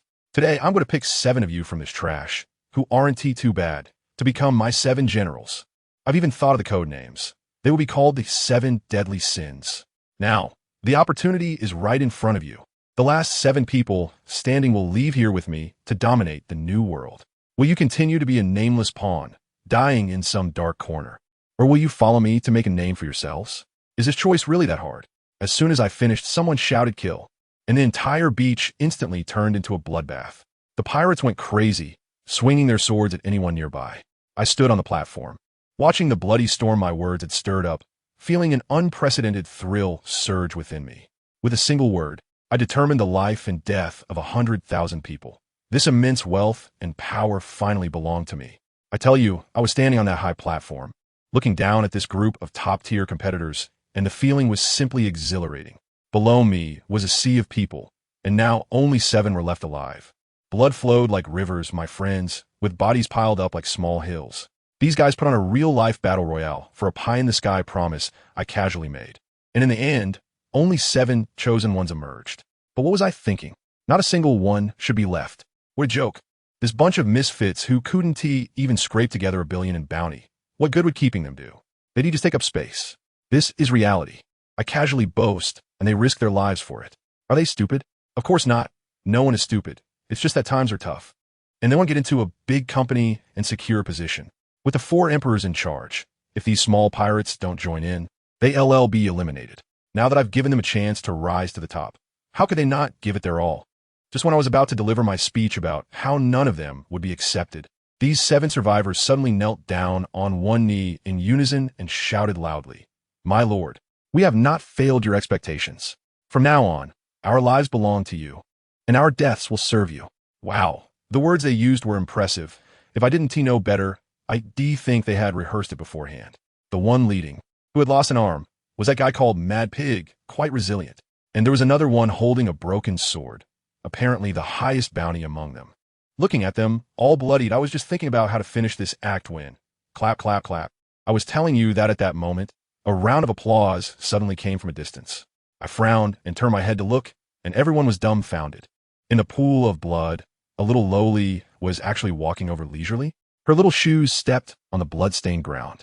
Yet not a single drop of blood got on her, looking as clean as if she had just come out of a specialty store. She walked up to me, tilted her little face, and examined me. "Are you the little brat from the Beast Pirates? You look quite handsome." With just a few words, "You made 100,000 pirates on this island turn against each other. With such skills, it will be a waste not to join the Navy." I laughed and went along with her words, saying, "Right? I think so too." Ha ha ha. She laughed so hard that she was shaking. "You really dare to say that? Aren't you afraid that Kaido would hear and slap you to death?" "He wouldn't dare," I thought, with my hands in my pockets, looking carefree. "His future is all on me. But you, little sister, what's your background? You remain unfazed in the face of this sea of corpses and blood, casually mentioning Kaido like he's just a neighbor's dog. Your mental fortitude doesn't seem like that of an ordinary little girl." She tilted her small head, looking so cute that I almost reached out for a head pat. But for some reason, a scene suddenly flashed in my mind. Just as I reached out, snap, it was gone. Wow, have I awakened my observation hockey? Can I predict the future now? She suddenly spoke, her words leaving me in silence. "Kaido has bet the future on you? Interesting. A few years ago, I also met a man who was no less than Kaido. That guy came back from the weakest East Blue, broken arm, saying he had bet on the new era. That old man Whitebeard has recently been cherishing a newcomer on his ship, seemingly ready to make him the Pirate King. What's going on? Are the current emperors all in vogue for finding successors?" I was shocked at that moment. Who understands? Family? It seems like she opened my shared screen. The one with the severed arm in the East Sea. Isn't that red-haired Shanks? The new era he gambled on. Isn't that Luffy? The newcomer that Whitebeard has his eye on. That must be Ace. How does this little lowly know so clearly? If I randomly pick an island to do something, could I really run into a hidden big shot? Who exactly are you? What do you want by telling me all this? My guard was instantly raised. She smiled. Purpose? I'm the owner of this island. You're making such a big commotion on my territory. Don't you think you owe me an explanation? Owner? I was taken aback. This broken island actually has an owner? I thought this was just a free trading market with no management. Although I said that, I felt she wasn't lying. Just based on her aura, she was stronger than the combined presence of those 7 on the ground. I immediately changed my tone and started to embellish. Explain? What am I doing that is reckless? I am selecting talent. I'm increasing the island's fame. Once this gets out, won't everyone want to join our beast pirates? You should be thanking me. So you're not planning to give an explanation, huh?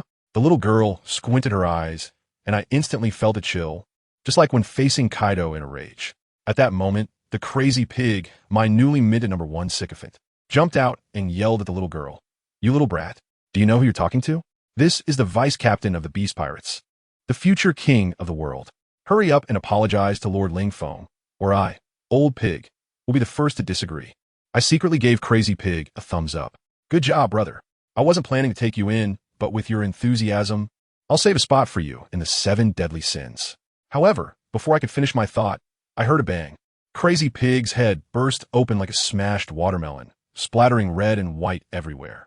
I exploded on the spot, pointing at that little lowly and shouting, How dare you kill my pig right in front of me? Don't you know how expensive pork is now? So what if you killed it? The little lowly looked disdainful and said, If you're upset, go take revenge for it. Her eyes clearly showed that she saw through me as just a facade. You think I wouldn't dare? I got angry at that moment and had to hold my ground. You think I'm just a pretty boy who knows how to talk? You think I rely on Kaido's reputation? Kaido is nothing. I don't even need to use his influence. He was the one who came to me 3 times to invite me out of retirement. Oh, the little lowly said lightly. A biting dog doesn't bark. Damn, this mouth is too poisonous. I swear, I will make her understand the harshness of society sooner or later. The remaining 6 pirates were also furious, one by one filled with righteous indignation. Sir, the mad pig died a terrible death. Please avenge him. What can I do? I'm also very desperate. I can't even defeat the crazy pig, and now I'm supposed to fight this lowly who can take it down in an instant? Are you kidding me? The little lowly looks at me with a provocative expression. Your subordinate wants you to take revenge. What do you say? Want to fight me? I had a sudden inspiration. Isn't this the best opportunity to shift the blame? I cleared my throat and said to those 6 people, Why should I do the killing myself? It would only tarnish my reputation for bullying the weak. This little girl is your final test. If you kill her, you will become my 6 great sins. Don't worry, I'll be right here supporting you, ensuring your safety. Go ahead, I will watch you triumph. The 6 guys exchanged glances, thinking this script isn't right. You were also supporting when the crazy pig got shot. But there was no choice. They were already on the pirate ship and could only bite the bullet. The 6 of them gritted their teeth and stood up to surround the little lowly. The little lowly looked at them and smiled. No way, no way. You really expect these 6 useless people to deal with me? Useless? I immediately replied, passionately shouting, I won't allow you to say that about them. They may lack strength, but they are loyal to me. For that alone, they're 1,000 times better than you. This wicked little girl. I tell you, as soon as I said that, the 6 pirates were so moved that they were on the verge of tears. The way they looked at me instantly changed, as if they were pumped up with adrenaline, and they charged forward with a roar. This little lowly is quite fierce too. She directly confronted them. Me malicious? You, who have killed 100,000 people, say that I'm malicious for killing only 1? That's different. I speak with righteousness. They died for their dreams. And you crushed the dreams of the wild boar. Dreams? To become the 7 deadly sins you casually made up? With 1 sentence, the little lowly stripped me of my pretense. Stop pretending. You never intended to take them in. You look down on these useless beings just like I do. You're talking nonsense. I didn't. It wasn't me. I immediately denied it 3 times. You panicked. You guys, charge. I flipped the table and stopped talking to her.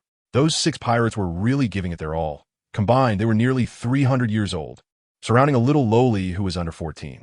And what happened? I saw that little lowly lightly tap her toes. Bang, bang, bang, bang, bang, bang. 6 crisp sounds, like setting off firecrackers during the new year, and all 6 heads were gone.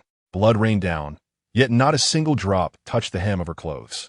I didn't even blink, and I saw 6 headless horsemen freshly out. This little lowly is definitely a monster. Were you just thinking that I'm a monster? A voice suddenly rang in my ear. I jolted and realized that the little lowly had somehow appeared in front of me, less than a meter away. Her sweet smile, now seemed more terrifying than anything else to me. I forced out what I thought was my most handsome smile. How is that possible? You're so cute. How would you be a monster? Come on, tell Big Brother what's your name. I shook my hair and instinctively reached out my hand. Slap. She smacked my hand away, pouting angrily. You perverted lowly lover. What do you want to do? The back of my hand stung painfully. Her strength was greater than that of a dinosaur. I quickly defended myself. What pervert? This is love. I'm only 20, and even if you're 14, that's just a 6-year difference. It's called mutual affection. Who told you I was only 14? She laughed. Age is not a problem. Even if you were 40, I would still love you. Don't believe me? I swear. I raised my hand, ready to go through the motions. After waiting for a long time, she just smiled at me. Well, go ahead and swear. Damn, why isn't she following the script? If I want to swear, then I will. I swear. I, Ling Feng, truly like you. If I lie, let heaven strike me with lightning. Boom! A bolt of lightning suddenly struck down from the sky, hitting me squarely on the forehead. Me? System. The host was struck by lightning. The host died. The host revived. Strength doubled. The system brother couldn't stand it anymore. Probably because of a failed confession on May 20th. Watching me flirt with girls is unpleasant. I instantly restored to my original form from being charred. And my skin looked even better. The little lowly looked at me in astonishment and said, You just swore an oath and got struck by lightning. What do you plan to say next? This shows that I am too handsome and envied by heaven. I remained calm and composed. And this precisely proves that my love for you is earth-shattering. Is that so? Then would you be willing to die for me? She leaned closer and asked innocently. I didn't think twice. Of course I'm willing. Oh, I see. She nodded, then go die. Me? What's wrong? Are you unwilling? She pouted. No. I quickly explained. What I mean is in a situation where only one of us can live, I would be willing to die for you, rather than. It's really meaningless. Her expression suddenly changed. I tell you, at that moment, she completely transformed in my eyes. From a cute little girl, she turned into a stunning enchantress who could drive all men crazy. Every smile and frown captivating. Am I beautiful? She asked softly. Beautiful, so beautiful. My mind went blank, my gaze unfocused, and I was almost drooling, grinning like a fool. So, do you want to see what's under this dress? She twirled in place. And in my eyes, she was wearing a gown as thin as a cicada's wing. Yes, I want to see. I dream of seeing it. I lunged forward, only to miss completely. She lightly dodged away, pointing to a sword lying not far away. It's simple, just stab that sword into your heart, and I'll show you. As soon as she said that, I rushed over, picked up the cursed sword, and hurried back, holding it up with a flattering expression. Really? Just stab it, and you'll show? Of course, I never lie, she said, smiling even more alluringly. All right, I got her assurance. Without hesitation, I grasped the sword's hilt, pointed the tip of my chest, and then, with all my might, thud. I tell you, that sword went straight through my chest. The sudden pain snapped me awake. I looked down and saw a transparent hole. Looking up again, that little girl had her hands behind her back. Acting as if nothing had happened, her eyes filled with indifference. I opened my mouth to ask her what was going on, but then, with a thud, everything went black, and I collapsed. I have to tell you, this is definitely the most aggrieved I've ever been in death. The person just disappeared. I felt my soul floating up, and I heard that little lowly laughing wildly. Ha, Kaido's successor? Is this it? She even walked over to look at my handsome face and said that having me as a boyfriend wouldn't be bad, but in this world, being just handsome is useless. And then, the most absurd part came. She actually looked up at a cloud in the sky and started talking to herself, saying things like, Is this the man you chose? Arrogant, weak, and lecherous. I suddenly felt a jolt. Who understands what my family is going through? Who is she reporting to? In an instant, I realized that up in the clouds, that old guy Kaido was hiding. Just as she was rambling on, I came back to life. Silently, I stood up, pulled out my gun, and pressed it directly against the back of her head. Hey, little girl, where do you think you're going? We haven't finished what we agreed on. She stiffened for a moment, but her mouth was still defiant. Interesting, little brother, you've successfully caught my attention. However, pointing a gun at a girl's head is not very gentlemanly, you know? I laughed directly. A gentleman? When did I ever say I was a gentleman? Am I proud of being an old pervert? Let me tell you, the main point is sincerity. Less nonsense. I pressed the gun barrel against myself. We agreed. I stabbed myself once, and you show me. Want to go back on your word? To be honest, I just want to humiliate her. This breath must be released. And guess what she said? She smiled sweetly and said, Little brother, haven't you heard? The prettier the woman, the better she is at lying. I retorted directly. Then you must have heard. The more handsome the man, the more of a scumbag he is. If you don't strip, I can do anything. I clicked the safety off. She still looked indifferent. I don't believe you would dare to kill me. No man would be willing to lay a hand on me. TSK. How arrogant. I got fired up. Your words remind me of Hancock, the Empress. She's the most beautiful woman in the world and can say anything will be forgiven no matter what she does. And you? Although you're cute, you're worthless in the face of sexiness. To my surprise, when she heard the name Boa Hancock, she suddenly burst into laughter. She laughed so hard that she trembled, leaving me confused. Forget it. Why bother discussing these old stories with this little one? She suddenly stopped laughing, adopting a look as if she were ready to face death. If you're going to kill me, then go ahead. How could I not know she was acting? I couldn't even kill her with a gun. Kaido was watching from above. I just went along with her words. So, between stripping and dying, you chose death? She nodded. That's one way to understand it. Fine, then go die. Bang. I pulled the trigger. The bullet flew past her cheek. Of course. She knew I did it on purpose. I threw away the gun, sat down, and began my performance. Sigh, who made me soft-hearted. I can't bear to see such a cute little lowly die. Of course, you don't need to thank me, and you definitely don't need to offer yourself. I'm not that kind of person. If you insist on offering, I would definitely decline 3 times before reluctantly accepting. She laughed at me angrily. Cunning man, you deliberately shot wide, because you knew you couldn't kill me, right? Offer myself. Do you know what kind of men pursue me? I don't care what their status is. None of them are as noble as I am. I'm destined to become the king of the world, I declared loudly. The next second, the scene changed dramatically. She suddenly turned around, dashed over, and directly pushed me to the ground. And then she was on top of me. Family, who understands? 1 second we were in a life and death confrontation, and the next second she was riding my face. She tilted her head and asked cutely, "What's wrong? Didn't you say you liked me? Was it just talk?" At that moment, I was caught off guard and, as if possessed, reached out my hand to pinch her little face and then suddenly pulled it to the sides. Wow, the sensation was so tender and smooth, and it could stretch quite a bit. When I let go, it snapped back with a pop, creating ripples on her face. She was completely stunned. Probably didn't expect anyone to dare do that to her. She pointed at me, so angry she couldn't even speak, and finally could only grit her teeth and ask, "Let me ask you one last question. Do you like me?" Did that even need to be asked? As a scumbag, the standard answer slipped right out. "Of course I like you, I swear." I had just raised my hand when she slapped it down. Still swearing? Do you want to be struck by lightning? I guarantee with Kaido's character that if I were to speak nonsense, he wouldn't have a good death. Kaido in the sky must be fuming. This made her laugh, and she giggled. "Since you like me, I'll give you a chance. Next time we meet, if you can rule the entire new world, I'll be your woman. How about that? Aren't you trying to gather the 7 deadly sins? Save a spot for me. Also, the promise I made to you, I won't go back on it. You want to see, right?" As she spoke, she stood up from me. A pink mist suddenly enveloped the surroundings.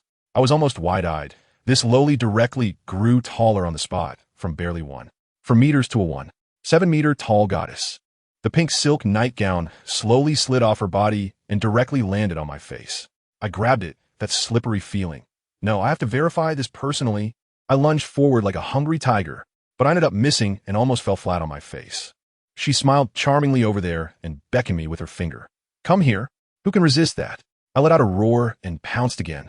This time I landed solidly, soft and fragrant in my arms, and I leaned down to kiss her, but she pressed a finger against my lips. "Don't be so eager. I'll be yours eventually." Then she pushed me down and mounted me, drawing circles on my chest with her finger. "Little brother, listen well. My name is Goth D. Lowly. My future husband is a man who will become the king of the world. Are you willing to sit on that throne of the heavens for me?" I was so angry at that moment. "Sister, is this a time to discuss business? You've taken off your pants and are showing me this? Are you just making empty promises here? And it's quite a nice round one."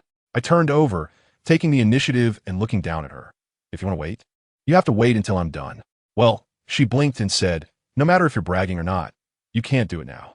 When you become the king of the world, then I'll give it to you." After saying that, she pushed me away and slowly put on her clothes.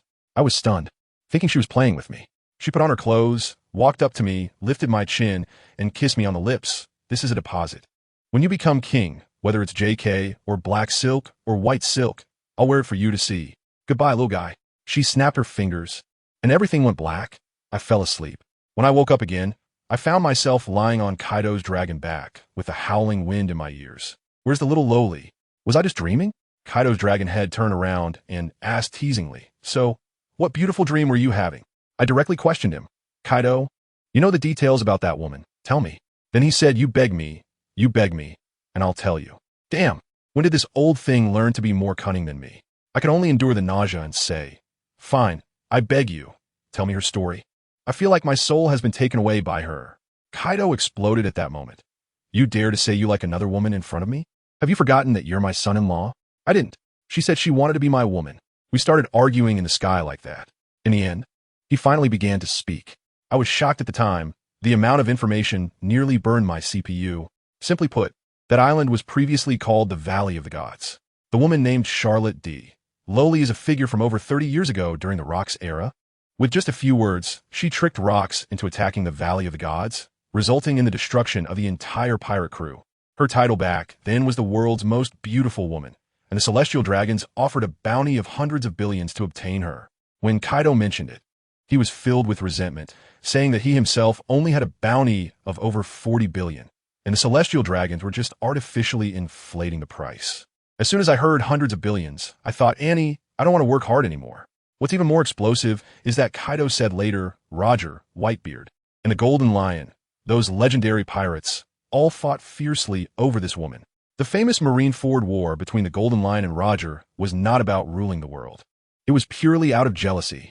It was all because that woman said one line, I want to be the Pirate King's woman. The entire sea went crazy for her.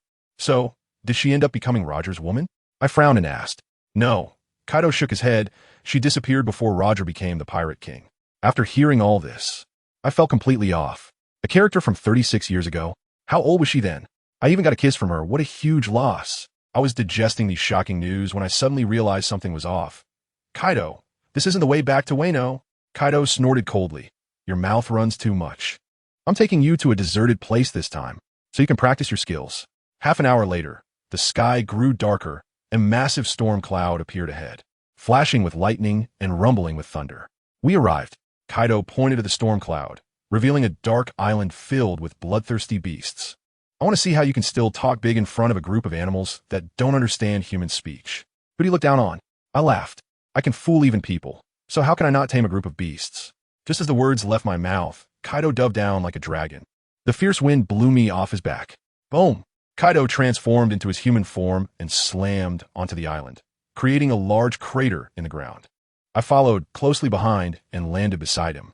In an instant, the roar of the entire island stopped. Countless eyes glowing with purple lightning focused on us from the darkness. Roar! A roar shook the earth, and countless ferocious beasts surged towards us like a tide. At the same time, lightning rained down from the sky, crashing down like a storm. And guess what? That lightning wasn't coming to help me at all.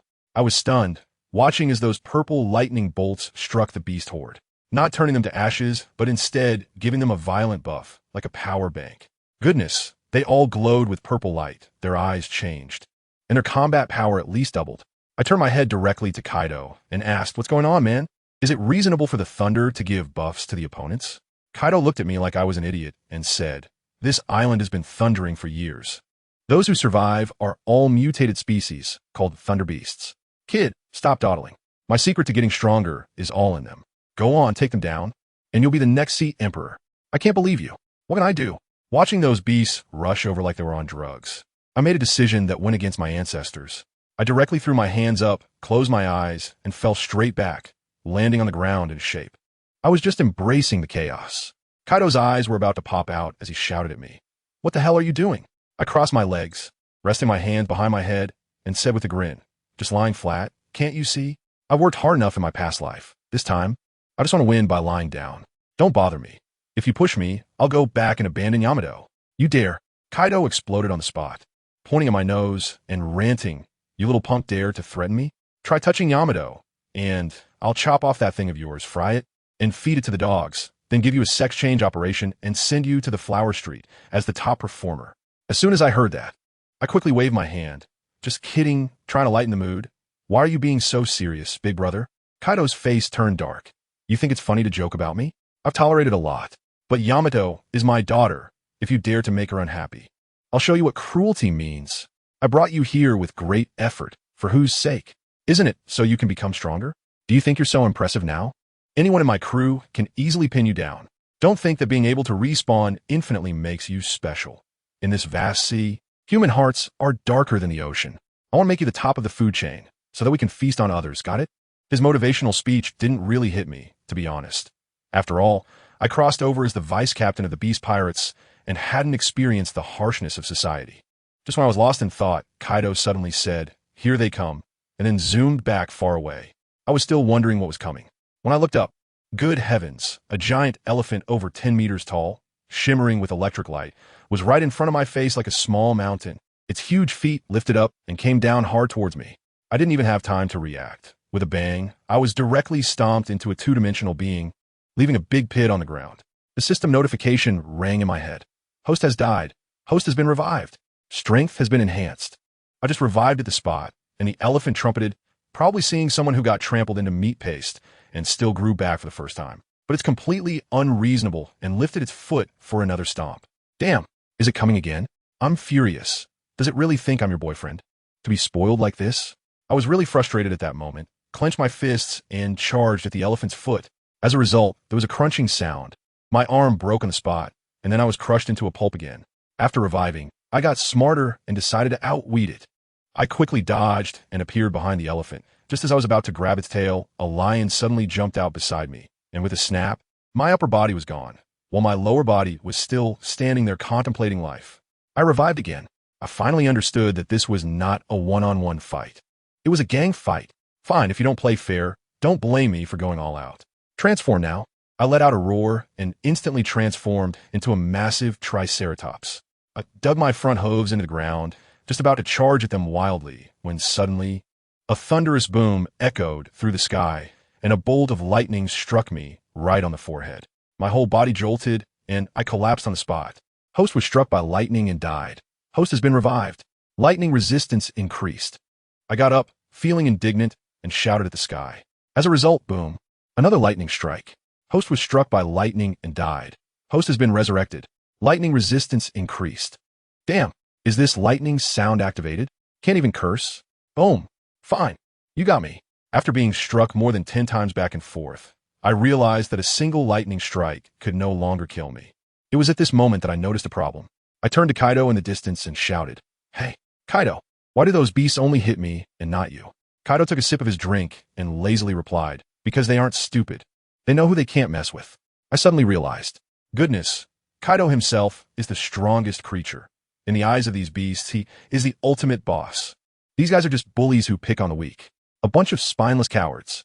I was infuriated and charged at the lion that had just bitten me in my triceratops form. I hold grudges. The thickest and longest horn on my head pierced into its belly with a squish, and the blood mixed with electricity instantly numbed my whole body. But I wouldn't let go, relentlessly attacking it. Just then I felt a sharp pain in my hind leg. When I turned around, a crocodile had bitten down hard on my leg. I lifted my hind foot and stomped fiercely on its back. Just as I managed to make it let go, another elephant charged at me, knocking me away with a loud bang, making my insides feel displaced. I had just spat out a mouthful of blood when the pack of beasts rushed at me, one bite after another, literally tearing me apart. The scene was too tragic. Host has died.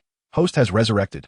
Host experienced a brutal death, and the devil fruit automatically awakened, unlocking a new skill, beast human form. Damn, this incredible fortune has finally come to me. After being resurrected, I immediately switched to my beast form. I felt my body grow to 5 or 6 meters tall. My skin darkened, and 3 horns sprouted from my head. Well, now that I'm with Yamato, our sizes finally match, but I wonder if I'll poke her while sleeping. "Kaido, lend me that kanabo of yours." I shouted at him. Without a second thought, Kaido threw the club over to me, saying, "Here you go, catch." I was just about to say "don't worry," when that spiked club seemed to have eyes of its own, smashing down on my forehead with a bang, blood splattering everywhere. Damn, you did that on purpose, didn't you? After I revived, I cursed loudly. Kaido ignored me, drinking by himself, not wanting to argue with him. I picked up the spiked club from the ground and swung it at the wolf charging at the front. Bang! The wolf flew away like a cannonball, embedding itself in the distant mountain wall, dead on the spot. The remaining beasts were not afraid at all. Instead, they became even fiercer, even running over to devour the dead wolf's corpse. "Come on. Today, either you die or I get beaten to death by you." I wielded the spiked club, completely frenzied. After a chaotic battle, my arm was bitten off, my heart was ripped out, and I was torn apart like a rag doll repeatedly. But with each revival, I became stronger. I swung the club around, spinning like a top, knocking away all the beasts that got too close. Just as I was getting into the killing spree, dozens of lightning bolts suddenly converged in the sky, forming a massive lightning pillar over 10 meters wide, crashing down on me. A flash of white light, and the world went quiet. Host was struck by lightning. Host has revived. Lightning resistance increased by 100%. Skill awakened. Lightning strike. Lightning strike? A show-off skill? I immediately tried it out, pointing at the elephant that had stomped on me several times and shouted, "Lightning, come." Boom! A bolt of lightning struck. But the elephant became even more energized, charging at me with a roar. What the hell? Is this skill used to heal the enemy? No way. Looking at the wolf Feng club in my hand, I suddenly came up with a slick move. I raised the metal wolf Feng club and shouted again, "Thunder come." This time, the lightning in the sky seemed to have found a lightning rod, wildly converging onto my club.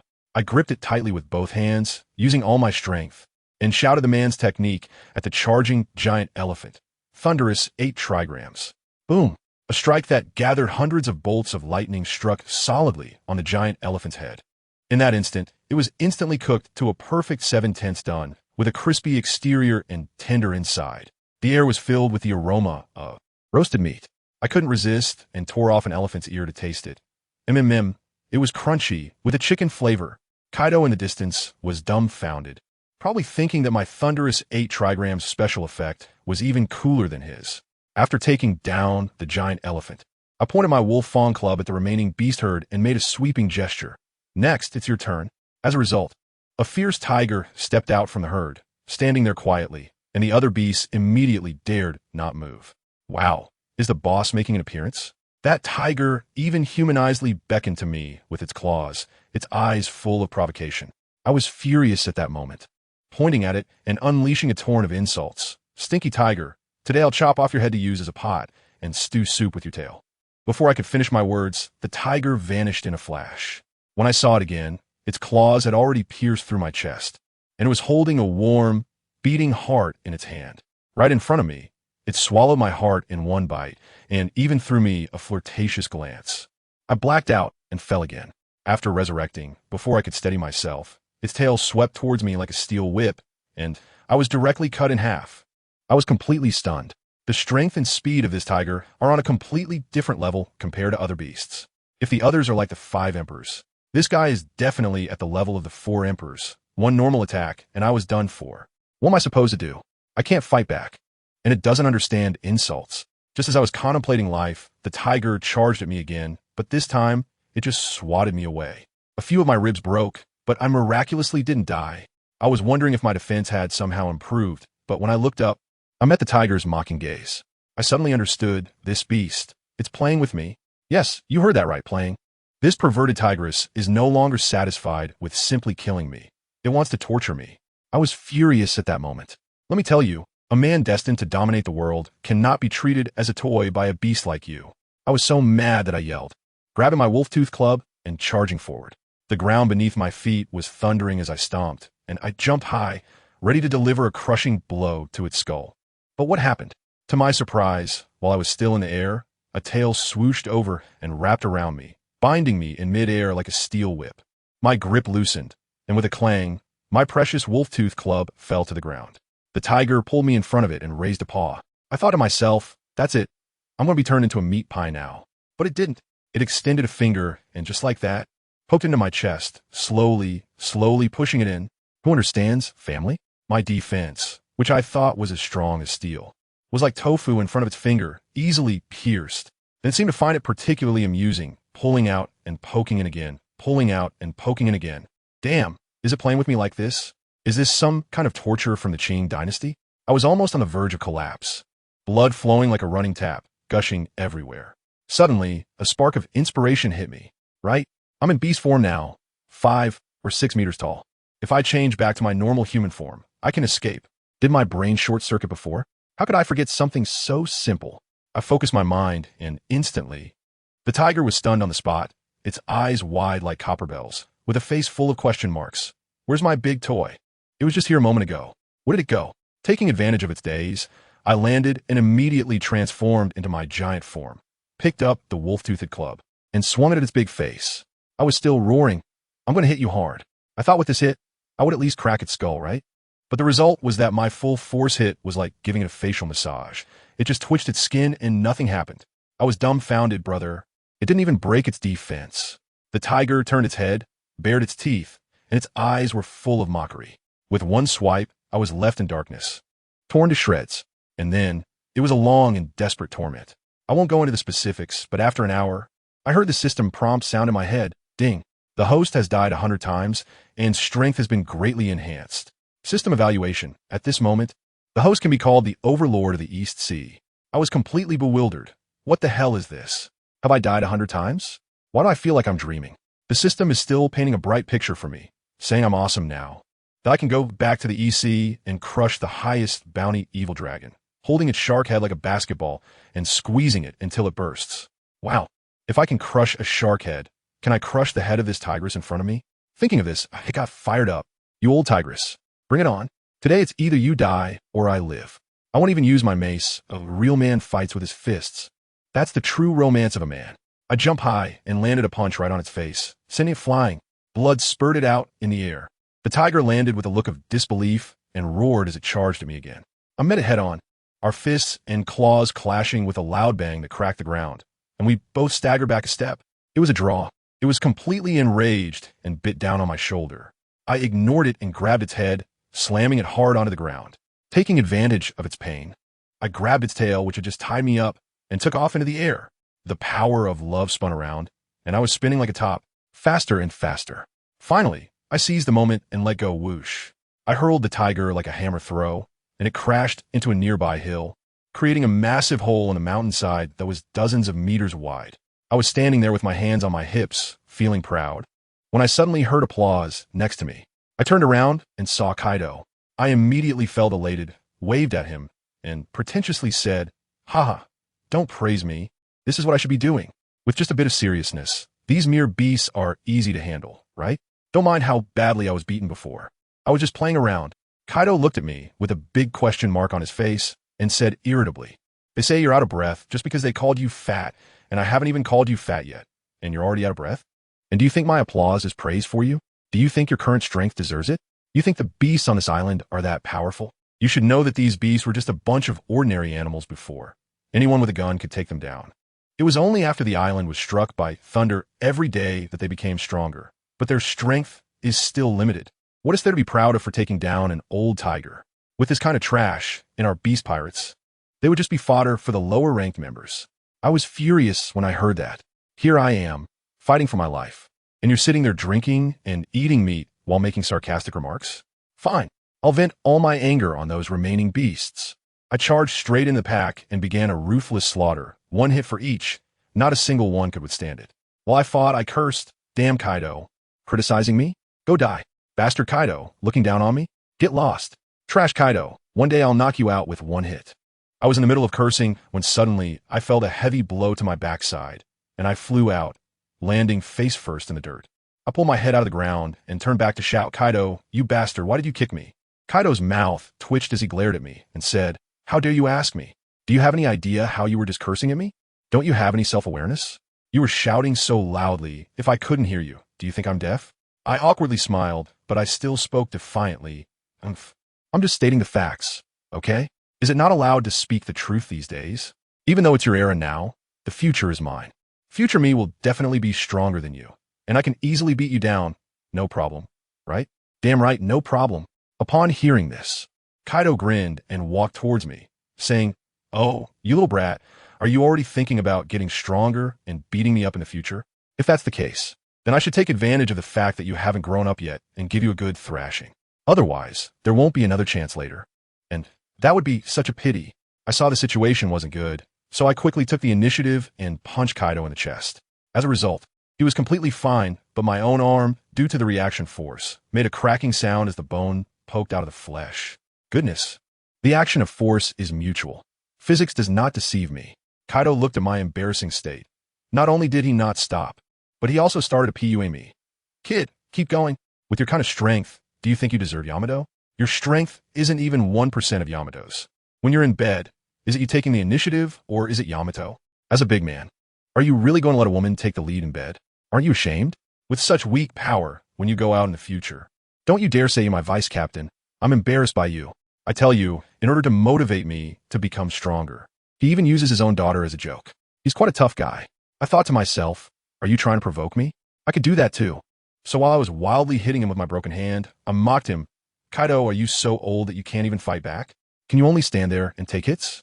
I have to say, you're quite the punching bag. I'm really enjoying this, ha ha ha. As soon as I finished speaking, I threw a punch directly at Kaido's face. His face twisted for a moment, but the next second, I felt a solid kick to my stomach from his foot, and my whole body flew back like a kite with a broken string, blood spraying out of my mouth without restraint. I could feel my bones and internal organs all shattered. The system notification sounded again. Host has died. Host has been revived. Host's strength has been enhanced. System blessing. I hope the host continues to work hard and dies 1,000 times soon, so that this system can marry the beautiful rich system and reach the peak of the system life. Go on, host, you can do it. At that moment, I want to curse. I worked my ass off just for you to get results, huh? Kaido saw that I had revived, stood still, and started throwing out threats again. Kid, what are you waiting for? Come up and fight me.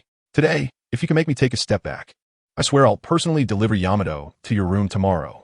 Damn, this is really a biological father. If I have a daughter in the future, I can't let her learn from him. As soon as I heard that, I got pumped up with lightning from the sky wrapping around me, charging forward like a god of thunder. In the end, Kaido didn't even look back, and with lightning speed, he grabbed my ankle and slammed me down to the ground. Bang, bang, bang. In just a few hits, I was left with only one leg still in his grip. Too weak, too weak. Kaido tossed aside my leg and sighed. Is living off others really that good? After reviving, I had dusted off my backside and laughed. What's wrong with living off others? I'm a man who can make a living with my looks. Why must you force me to rely on my skills? These days, it's all about emotional value, you understand?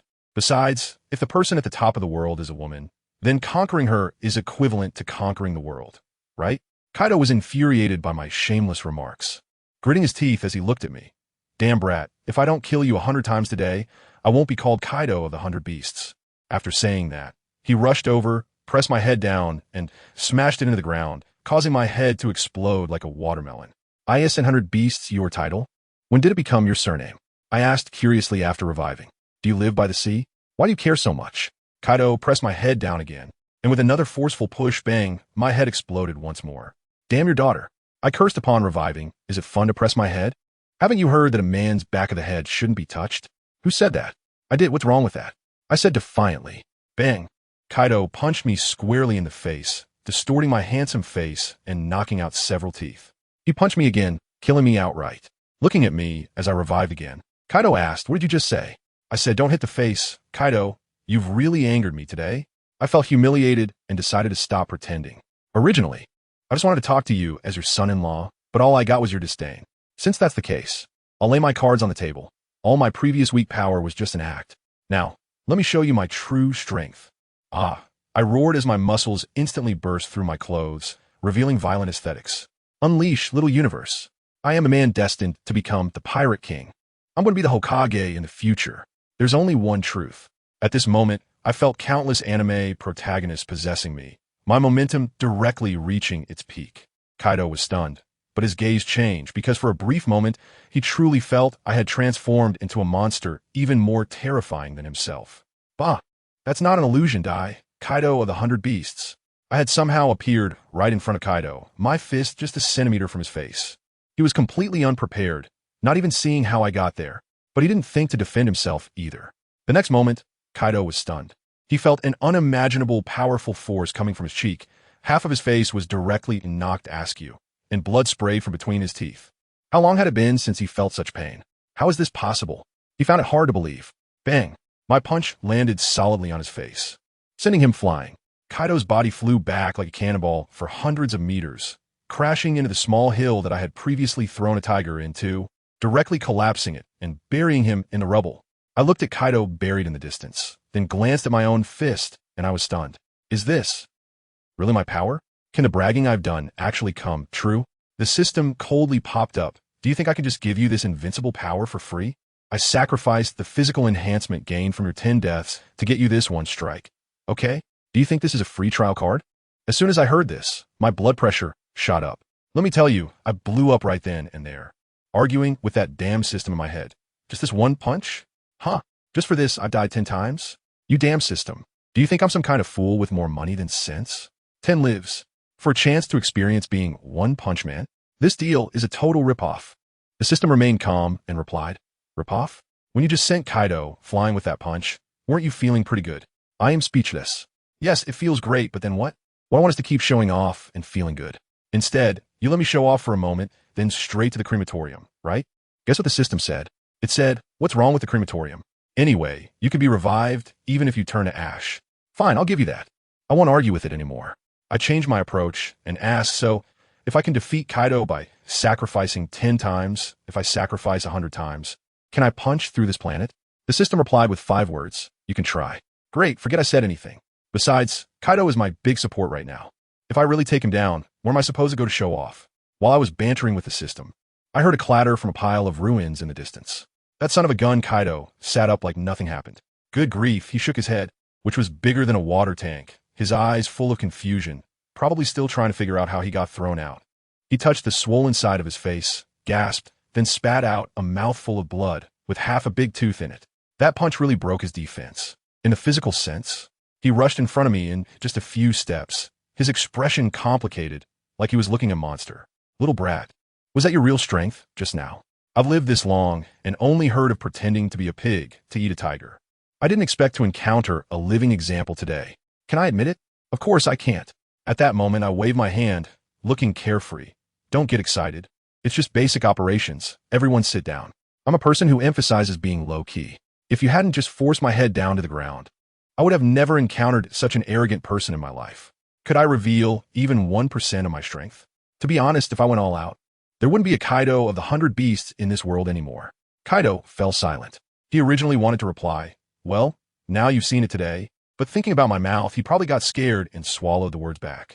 As for the 1% of my strength I mentioned, he didn't believe a single punctuation mark of it, definitely thinking ha-ha in his heart, feeling that I was just bragging.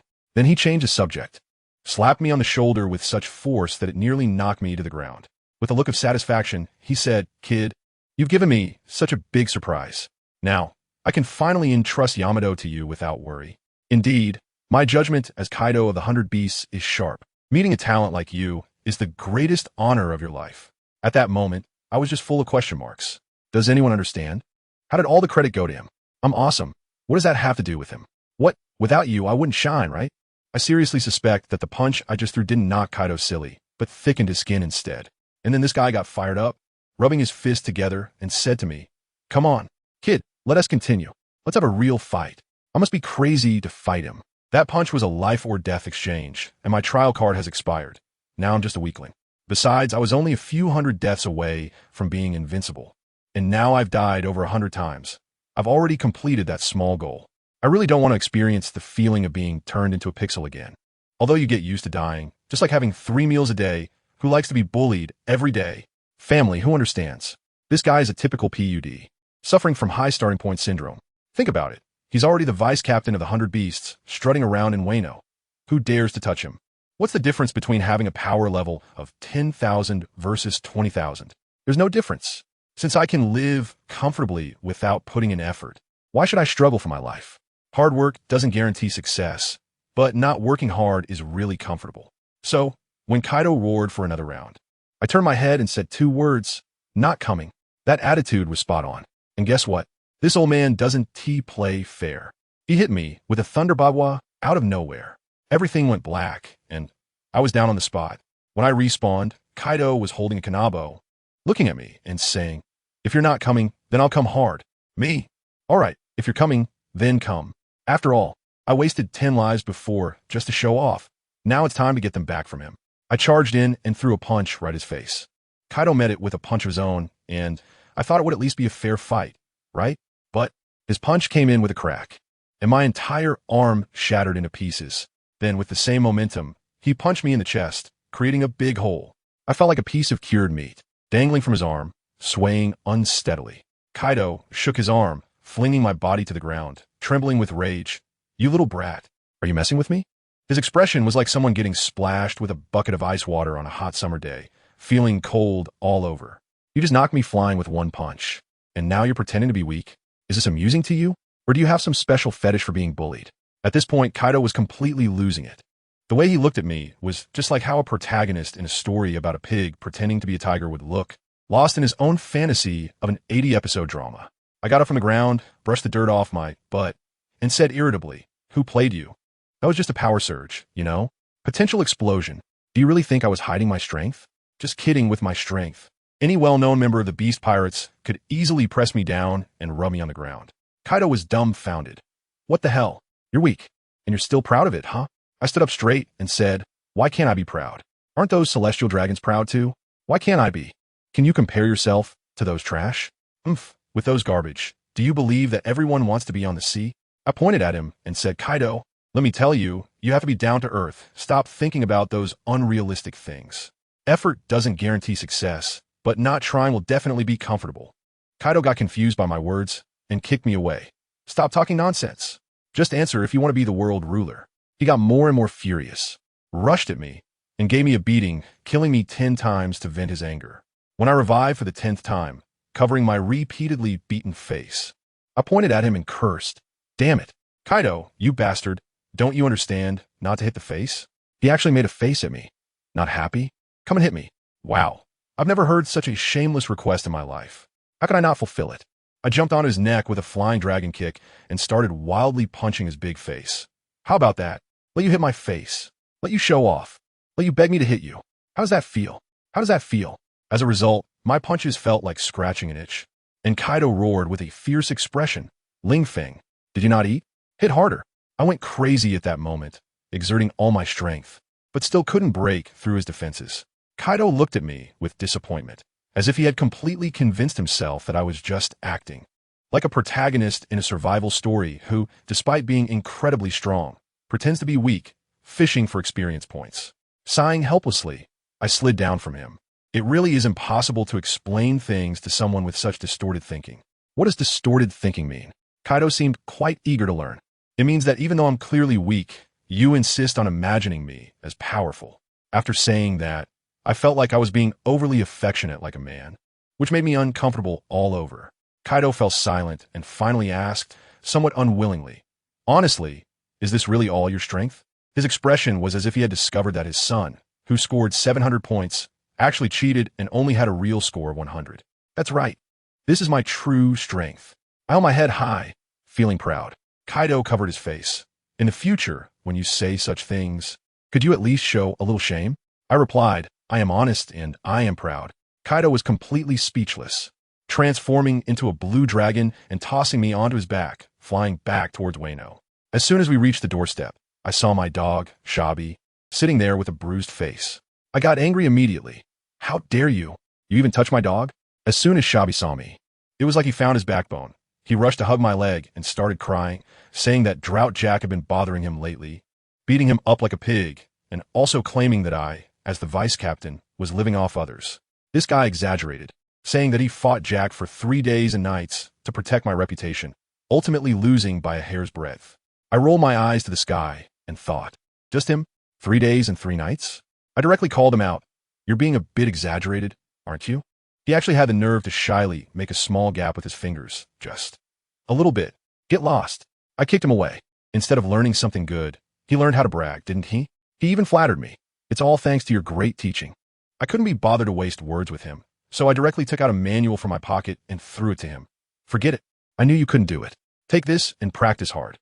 3 years from now, I'll guarantee you'll make a kind of call you dad." After saying that, I went inside.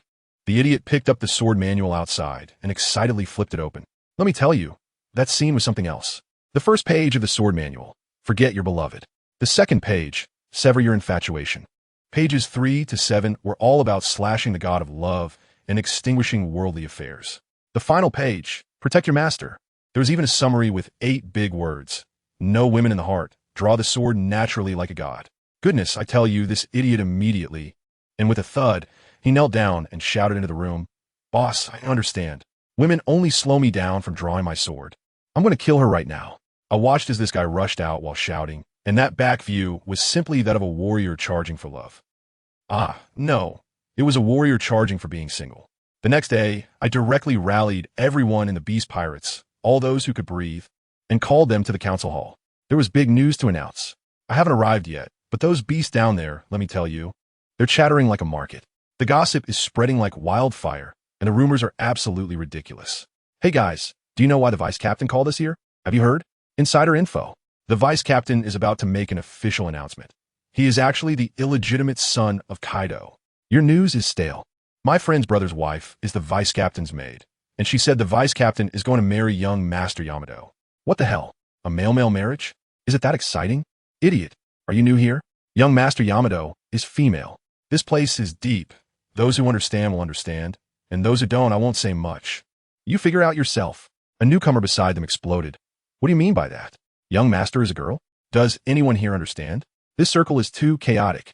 Wow. An old pirate couldn't take it anymore and directly snapped. Can you stop fooling the newcomers? Marriage? If you can't see, you can donate your eyes. Look at the vice captain's physique, then look at young Master Yamato's physique. Can those two be together? Besides, young Master Yamato is mine. Oh, after all this talk, the last sentence is the truth, right? Do you even deserve it? Go take a piss and look at your leopard face. Do you think young Master Yamato would look at a beast like you? Let me tell you, young Master Yamato is mine. Who are you calling a beast? Look at yourself, covered in scales, claws like a beast. How dare you say that to me? What are you worth? At this moment, the newcomer who was just knocked away trembled and got up. Big brothers, we are all beasts, so let's not fight among ourselves, okay? By the way, is young Master Yamato really that beautiful? Look at me. Do I have a chance? Bang, bang. Those two old guys had a perfect tacit understanding, turned around, and each threw a punch, sending the newcomer flying again. Get lost. You new trash think you deserve to think about young Master Yamato? Is there a place for you at the meeting for the gifted? Do you understand the rules? Just when it was all chaotic, the BGM started playing, and I made my grand entrance. The door was pushed open with a bang, and I walked in wearing a sharp black suit, draped in a pure white cloak.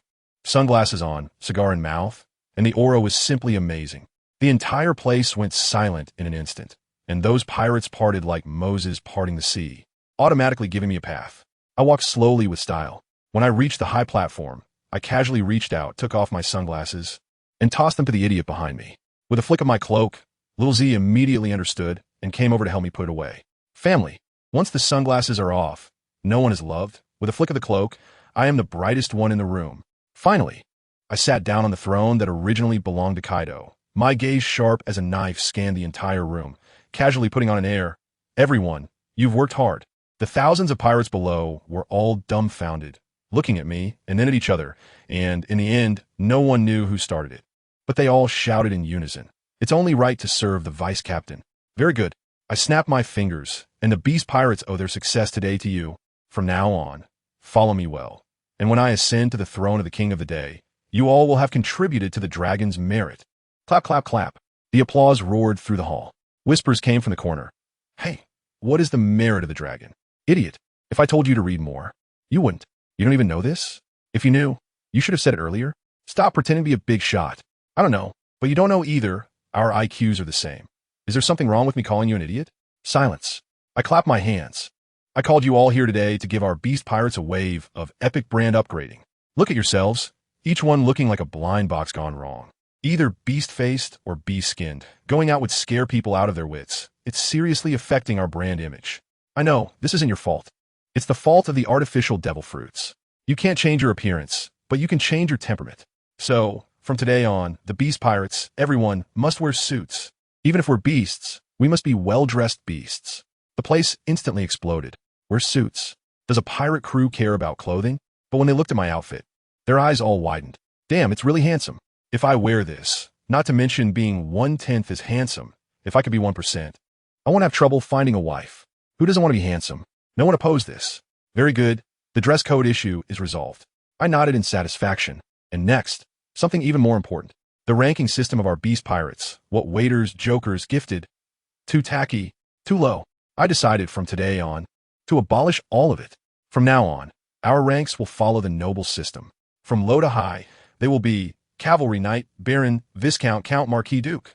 Most importantly, from today on, the name Beast Pirates will also be thrown into the dustbin of history. We are no longer pirates. We are the Guardian Corps of Wano Country. The Beast Corps. You are the soldiers who will help me expand our territory. My words left everyone below stunned. Aren't we pirates anymore? Have we turned into soldiers? Can we still go out and loot? Just then, Drought Jack stepped forward. Ling Feng. I narrow my eyes, unleashing my conqueror's haki, and the air in the entire hall froze. Jack, you have quite the nerve. Is it you who dares to call my name? Jack took a step back, frightened by my aura.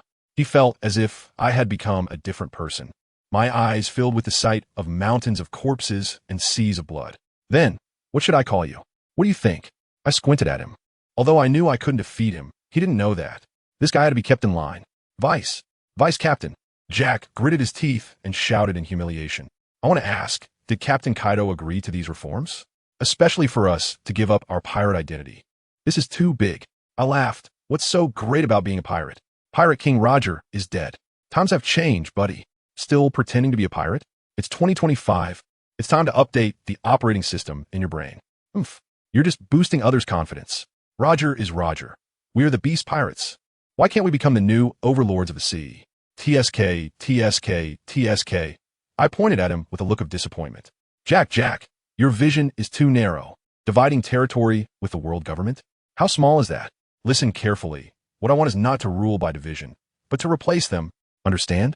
To accomplish this, can we still do it under the name of pirates? Can civilians recognize us? So the first step is to clear our names.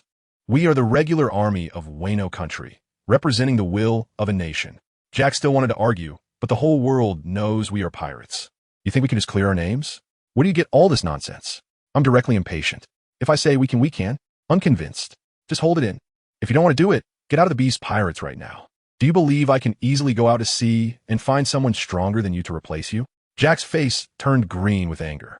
A billion bounty pirate was being treated like a cabbage by me.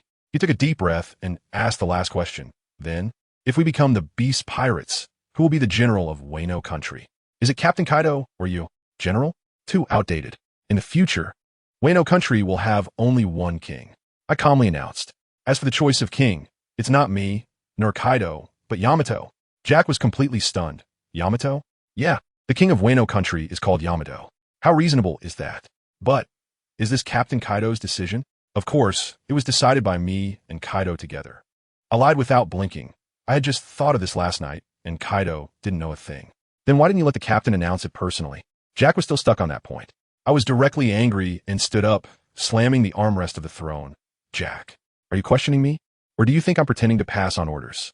Have you forgotten our Beast Pirates' ancestral teachings? Huh. Loyalty. Still F-I-N-G loyalty. Unconditional obedience to superior orders. Have you forgotten even this little rule? Are you trying to rebel? With my hat pulled down, all the pirates' gazes suddenly focused on Jack, looking at him as if he were a traitor. Jack was stunned. When did the Beast Pirates have such ancestral teachings? Why didn't he know? But he understood that if he continued to argue, I would drown him in my spit today. He cowered, lowered his head, and slapped himself hard several times.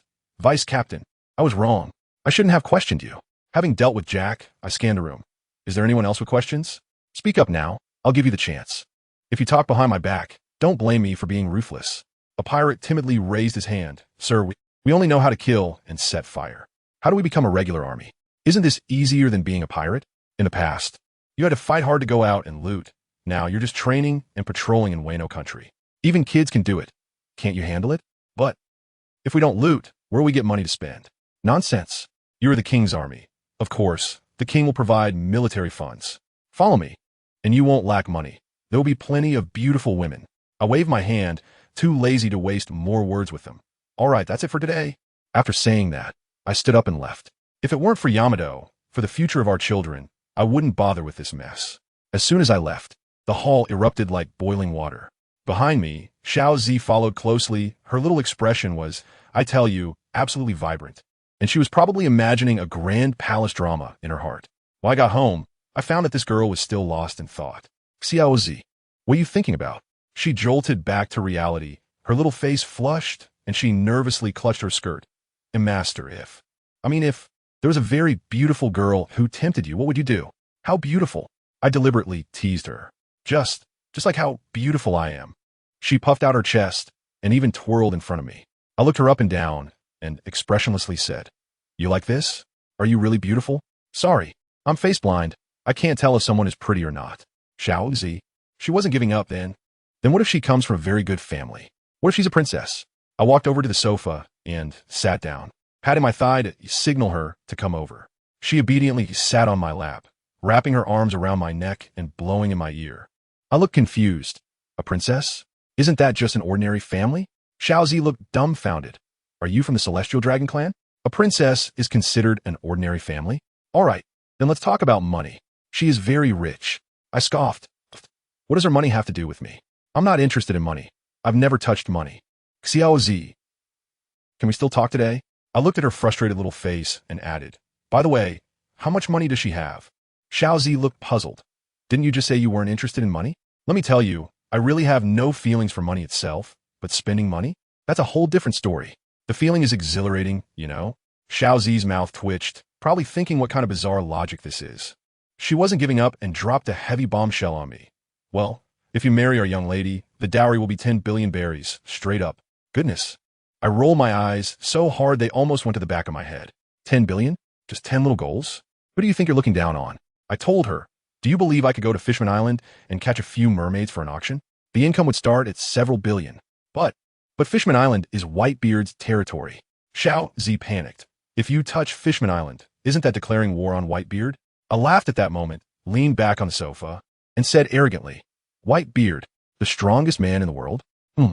Fine, I guess he's barely qualified to be my opponent. Let me tell you, with my cocky demeanor, I completely captivated Xiaozi. Her heart raced so much that her jacket slipped off her shoulders, revealing a dazzlingly white patch of skin. Hiss.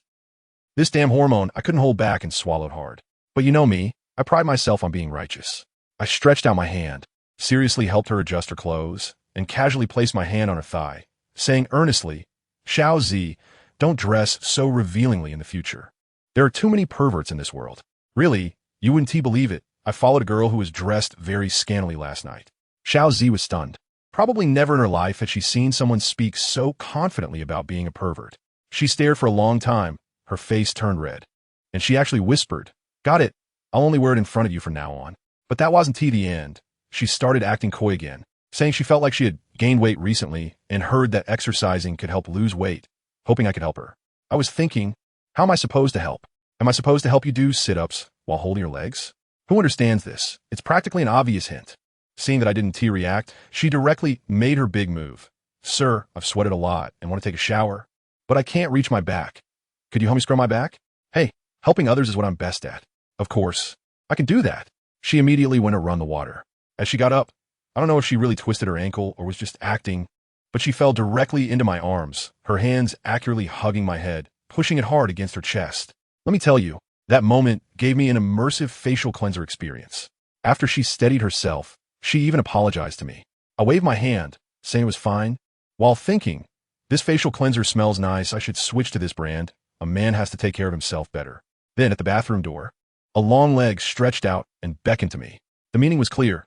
Come on, let us have some fun. How could I resist? Clothes off. I directly entered the battlefield. In the bathtub, Xiaozi was kneeling in front of me, giving me a massage, and she was quite professional. I was so comfortable that I was humming, yet I didn't hold back my words. It's okay, but compared to the one-stop service I experienced before, it's still a bit lacking. As a result, Xiaozi's thought process was quite unique. Upon hearing one-stop service, her mind bizarrely conjured the image of Kaido transforming into a dragon, scrubbing my back in front of me covered in bubbles. Goodness. Even she was disgusted by herself. After over an hour of tossing around, the next day my legs were weak, and early in the morning I was called over by that old guy Kaido. He saw me sprawled on the sofa like a lump of mud and was furious. You little brat. What nonsense did you say yesterday? Reforming the pirate crew without consulting me? Did I agree to let Yamato be king? I'm too lazy to even lift my eyelids. Why do you need my approval? I'm doing this for everyone's good. It's fine if you don't praise me, but to drag me here early in the morning for a criticism meeting? This is really disheartening. You know, if my self-esteem gets hurt and I end up siding with the Navy in a fit of anger, you'll have nowhere to cry. Bah. Kaido almost spat in my face. The Navy wouldn't want you. If they took you in, I'd twist my head off and give it to you as a ball to kick. I'm not criticizing you. I'm just saying that in the future, when you make such major decisions, could you at least inform me first? After all, I'm the one in charge here. You bypassed me and issued orders directly. Where am I supposed to put my face? I roll my eyes. Is it really just for your little bit of face? Do you have any idea what kind of intense battle I went through last night? I'm still feeling weak right now, and as the boss, you don't even care about your subordinates. If it weren't for the sake of Yamato, I would have rebelled long ago. Rebel my ass. Kaido got angry, and with one slap, he slammed me into the ground, leaving a giant palm print. When I resurrected and crawled out, I heard him roar, an intense battle. Huh? You were sneaking around with other women behind my daughter's back, and I haven't even settled the score with you yet. And you still have the nerve to bring it up? Kid, do you think you're invincible now? Thinking I can't even swing a sword? I'm stunned. What the hell? How did you know? You old pervert must be spying, right? Look at you. Kaido wants to make a move again, but with your pale face, trembling legs, and unsteady steps. I'm also a man. Can't I tell that this is a sign of excessive indulgence? As soon as I heard this, I became even more confident. So what? Isn't it normal for a man to have multiple wives and concubines? If it weren't for Day liking you, I would have killed you long ago. Kaido was so angry his teeth were itching. I said to myself, haven't you tried to kill me enough times? By rough count, it's almost in double digits. He suddenly changed the subject, his sharp gaze fixed on me. And do you know who that woman you brought back is? Of course. I know who I brought back. Then why don't you tell me who she is? It's Xiao Zi, the courtesan of Wano, the most beautiful woman. Any problem with that? Kaido let out a cold laugh. Who asked you to say that? Besides that, what else do you know? He paused, speaking each word clearly. Her real name is Kazuki Hiyori. The former general also shares the Kazuki surname. Do you understand what I mean now? Oh, I get it. I pretended to be clueless. Aren't you just afraid that the exiled princess will come back for revenge? Kaido, at your age, why are you so timid? Don't say she's a princess, even if she were a Navy undercover agent. So what? Is it that you don't trust my strength or my charm? I'm worried you'll be fooled by her. Kaido sounded like a worried father, warning me. Beautiful women are a disaster. Kid, women will only slow down your speed in drawing your sword. I was really annoyed at the time. You're being way too nosy. This is my own business. What I hate the most are those men who lack the ability but still blame women for their problems when they're enjoying themselves with a woman. Why don't they say she is a disaster? Besides, even if she really stabbed me in the back while I was having a good time, I wouldn't care. After all, before that, I didn't even know how many times I had been with her, so I wouldn't be losing out. Kaido fell silent at that moment, probably thinking that this kid might be hopeless. In the end, he had no choice but to lay it all out for me, saying that keeping Xiao Zi was originally meant to bait the remnants of the Kagetsu family and catch them all at once. Now, with my interference, it was neither a good idea to kill her nor to let her live. I directly pushed back. A woman who can't even harm a chicken. What is there to fear? Even if she wanted to kill you, could she break through your defenses while standing in front of you? If she can't, then what's the problem? Keeping her could be useful for our future rule over the country. Kaido was convinced by my words, but he was also curious. Wait a minute. Kid, how do you know her true identity? I honestly told him, I have read a manga called One Piece which mentions it. Of course, he didn't believe me and thought I was just talking nonsense. Then he got serious and asked me how I planned to make Yamato legitimately become the king. I directly presented him with a 3-step strategy. First, shift the blame. Put all the bad things on Orochi, distancing ourselves from the 100 Beast pirates, claiming we are also victims. Second, boast. Promote how we have protected Wano from foreign pirate invasions over the years, presenting ourselves as guardians. Third, give money, cut taxes, open up, and let the common people receive real benefits. Kaido was taken aback, especially when he heard I wanted to open the country. He strongly disagreed. He believed we should continue to keep the doors closed and develop in a low-key manner. I directly gave him a lecture. Kaido, times have changed. Still robbing and pillaging? How low is that? We are now a regular army. We need to focus on the economy. Don't tell me that you muscleheads can't do business. Who made them do it? What we need to do is set the rules. Listen, the more I talk, the more excited I get. We can start a security business, escort merchant ships, and collect protection fees. We can also sell national flags. Any ship flying our flag, who dares to touch it? That would be declaring war on the whole Wano country. ISNT that faster than robbery? From now on, we directly take over Fishman Island, set up a toll booth, and all passing ships, no matter who they are, must pay a toll, charging a ship 15 to 18 million. Wouldn't that be like money blowing in from the wind?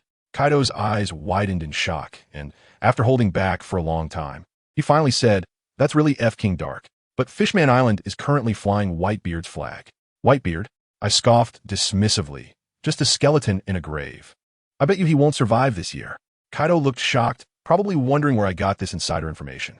I don't want to explain to him, so I just waved my hand and got ready to leave. Alright, it's fine. I'm going back to catch up on sleep. I fought until 4 in the morning last night. My bones are about to fall apart. Just as I was about to go out, Kaido called me back, kid. Whether what you said is true or not, I'm definitely going to Fishman Island. Also, get ready these next few days. We'll go to the Navy headquarters and cause a big scene. Fine, let's go. It's just right to rack up some death counts. I returned home, and Xiaozi had already prepared breakfast waiting for me. This girl is something else after what happened last night. She acts as if nothing happened today. When she saw me come back, she sweetly said, "You were really strong last night. I almost passed out." I pulled her into my arms and kissed her fiercely on the lips. She wanted to confess her identity to me, saying something like if I were a bad woman. But I interrupted her directly. I covered her mouth and domineeringly told her, "Who you were before doesn't matter. All you need to know is that you are my woman now, and that's enough." After saying that, I stopped eating and directly carried her into the bedroom. She then said, "Sir, I meant, if you eat well, you'll have more strength." Great. My domineering aura was wasted. In the afternoon, I went to Fine Day, and the girl was secretly practicing with her spike club. When she saw me, she quickly hid it behind her back and pretended to be delicate. But the next second, she jumped onto me, wrapping her legs around my waist and giving me a kiss on the cheek. Hanging onto me, she smiled and said, "Ling Feng, I heard you want me to be the king, but I don't want to be the king. I want to be the king's woman." I sat her on a rock and teased her on purpose. "So who would be suitable to be the king?" "Humph, bad person," asking knowingly. She buried her face in my chest and said softly, "But if you really want me to, then I will." I reached out and touched her head. It doesn't matter who sits in that position. What matters is that the entire Wano country must be firmly in our hands. The next day, I was grabbed by Kaido, ready to set off and cause a commotion at the Navy headquarters. To be honest, I was 100% unwilling. But there was no choice. It was either to walk on my own or be thrown down from 10,000 meters in the air by him. So I chose to keep it a bit more dignified. I have to tell you, the scene before I left was just unbelievable. Yamato was clinging to my arm, tears welling up in her eyes, looking like a flower drenched in rain. "Ling Feng, can you not go? What if you get caught by the Navy? I heard the LL take your kidney and make wine out of it. Who understands the family?" Hundreds of little brothers were watching around me. I had to put on a brave front. I puffed out my chest and said to her in a very domineering way, "What are you thinking, babe? Navy headquarters? ISNT, that just like our backyard? I can come and go as I please. 3 admirals together? That would still be a 50-50 fight for me." Although inside I was panicking, thinking that if I went alone, I'd probably end up singing Tears of the Iron Bars on the spot. But with Kaido, that old guy around, it would be fine. He is used to being caught and has plenty of experience, so sticking with him would be safe. But Yamato still wasn't reassured and kept piling on the debuffs. What if they don't play fair, poison you, use drugs, or even resort to seduction? The Navy's 36 stratagems are all vicious. Good grief, Kaido next to us turned green in the face, his voice booming like thunder. "Yamato, that's too much. When I used to go for performance, you didn't even make a peep. Now that Ling Feng is going, you're worried he won't come back? We're going together, and you're only worried about him, not about your old man." I almost laughed out loud. This old guy felt like he raised a cabbage for over 20 years, only to have it snatched away by my pig-like antics. His mindset was breaking down, but Yamato completely ignored him and continued to hold on to me, saying, "How about, you take me with you? One more person is one more advantage." I was speechless. Advantages? What advantages? "Sister, we're going to deliver our heads, not to fight in a team. Why would I bring you along to play mahjong?" I quickly pressed my hands on her shoulders and said seriously, "No, this is a man's battle. You stay home looking beautiful and just cheer for me." Then I changed my tone, patted my chest and promised, "Don't worry, I will safely bring Kaido back."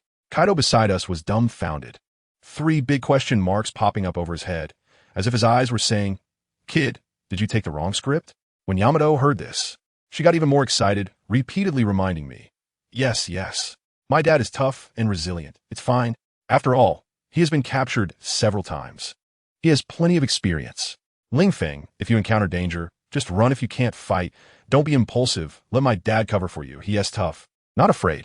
Oh my goodness, Kaido's expression at that moment was just like he had swallowed a live fly, and he looked completely torn apart. In front of hundreds of brothers, being used as a moving meat shield by his own daughter, his pride must have fallen to the ground and shattered into pieces. If she wasn't his biological daughter, he probably would have swung a club at her right away. I held back my laughter and nodded, saying, "Okay, I'll listen to you. If I can't win, I'll be the first to run." Yamato was still there adding fuel to the fire, right? Failure isn't scary. My dad is even known as the strongest creature in the world, and he's been captured over a dozen times. Just don't be as foolish as him. Kaido. This is heartless. Family members. Seeing this farewell party turning into a Kaido criticism session, I decided to quickly change the subject. I held Yamato's face in my hands and said affectionately, "When we come back, we'll get married. Will you marry me?" Wow. The scene instantly exploded. Those pirates were even more excited than I was, shouting, "Marry him! Marry him!" Yamato was stunned at that moment, her face flushed, tears welling up in her eyes. And she nodded vigorously, "Yes, I agree." The pirates started cheering again. Kiss. Quiche. I shrugged my shoulders and said, "Look, public opinion is hard to go against." Day cooperated especially well, smiling and closing her eyes, slowly lifting her head. Who understands family matters? I also don't know what went wrong in my brain. My mouth was faster than my mind, and I blurted out a line that killed the mood. Why do girls always close their eyes when they kiss? The air on the scene instantly froze. Kaido, the pirates, and Day, who was still with her eyes closed, all turned to stone. Day suddenly opened her eyes wide, glaring at me with an annoyed expression. "Who else have you kissed?" I broke out in a cold sweat at that moment, thinking, oh no, my mouth really got me in trouble. I quickly explained, "Cough, cough, it's not what you think.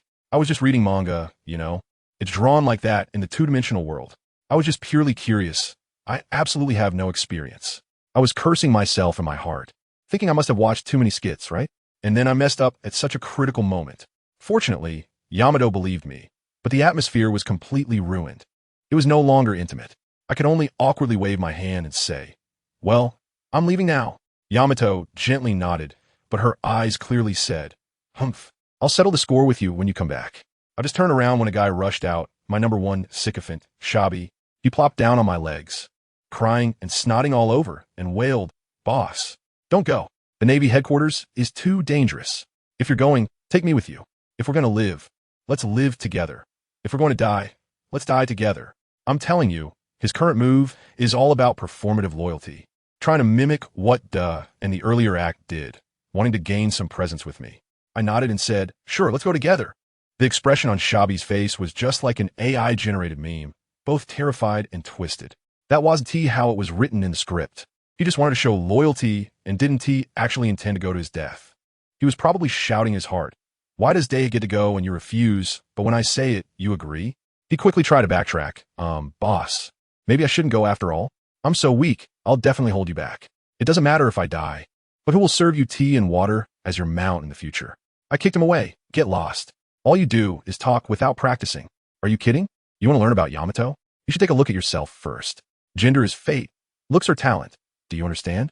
Kaido, let's go." I couldn't be bothered to waste more time and directly jumped onto Kaido's back, who transformed into a dragon.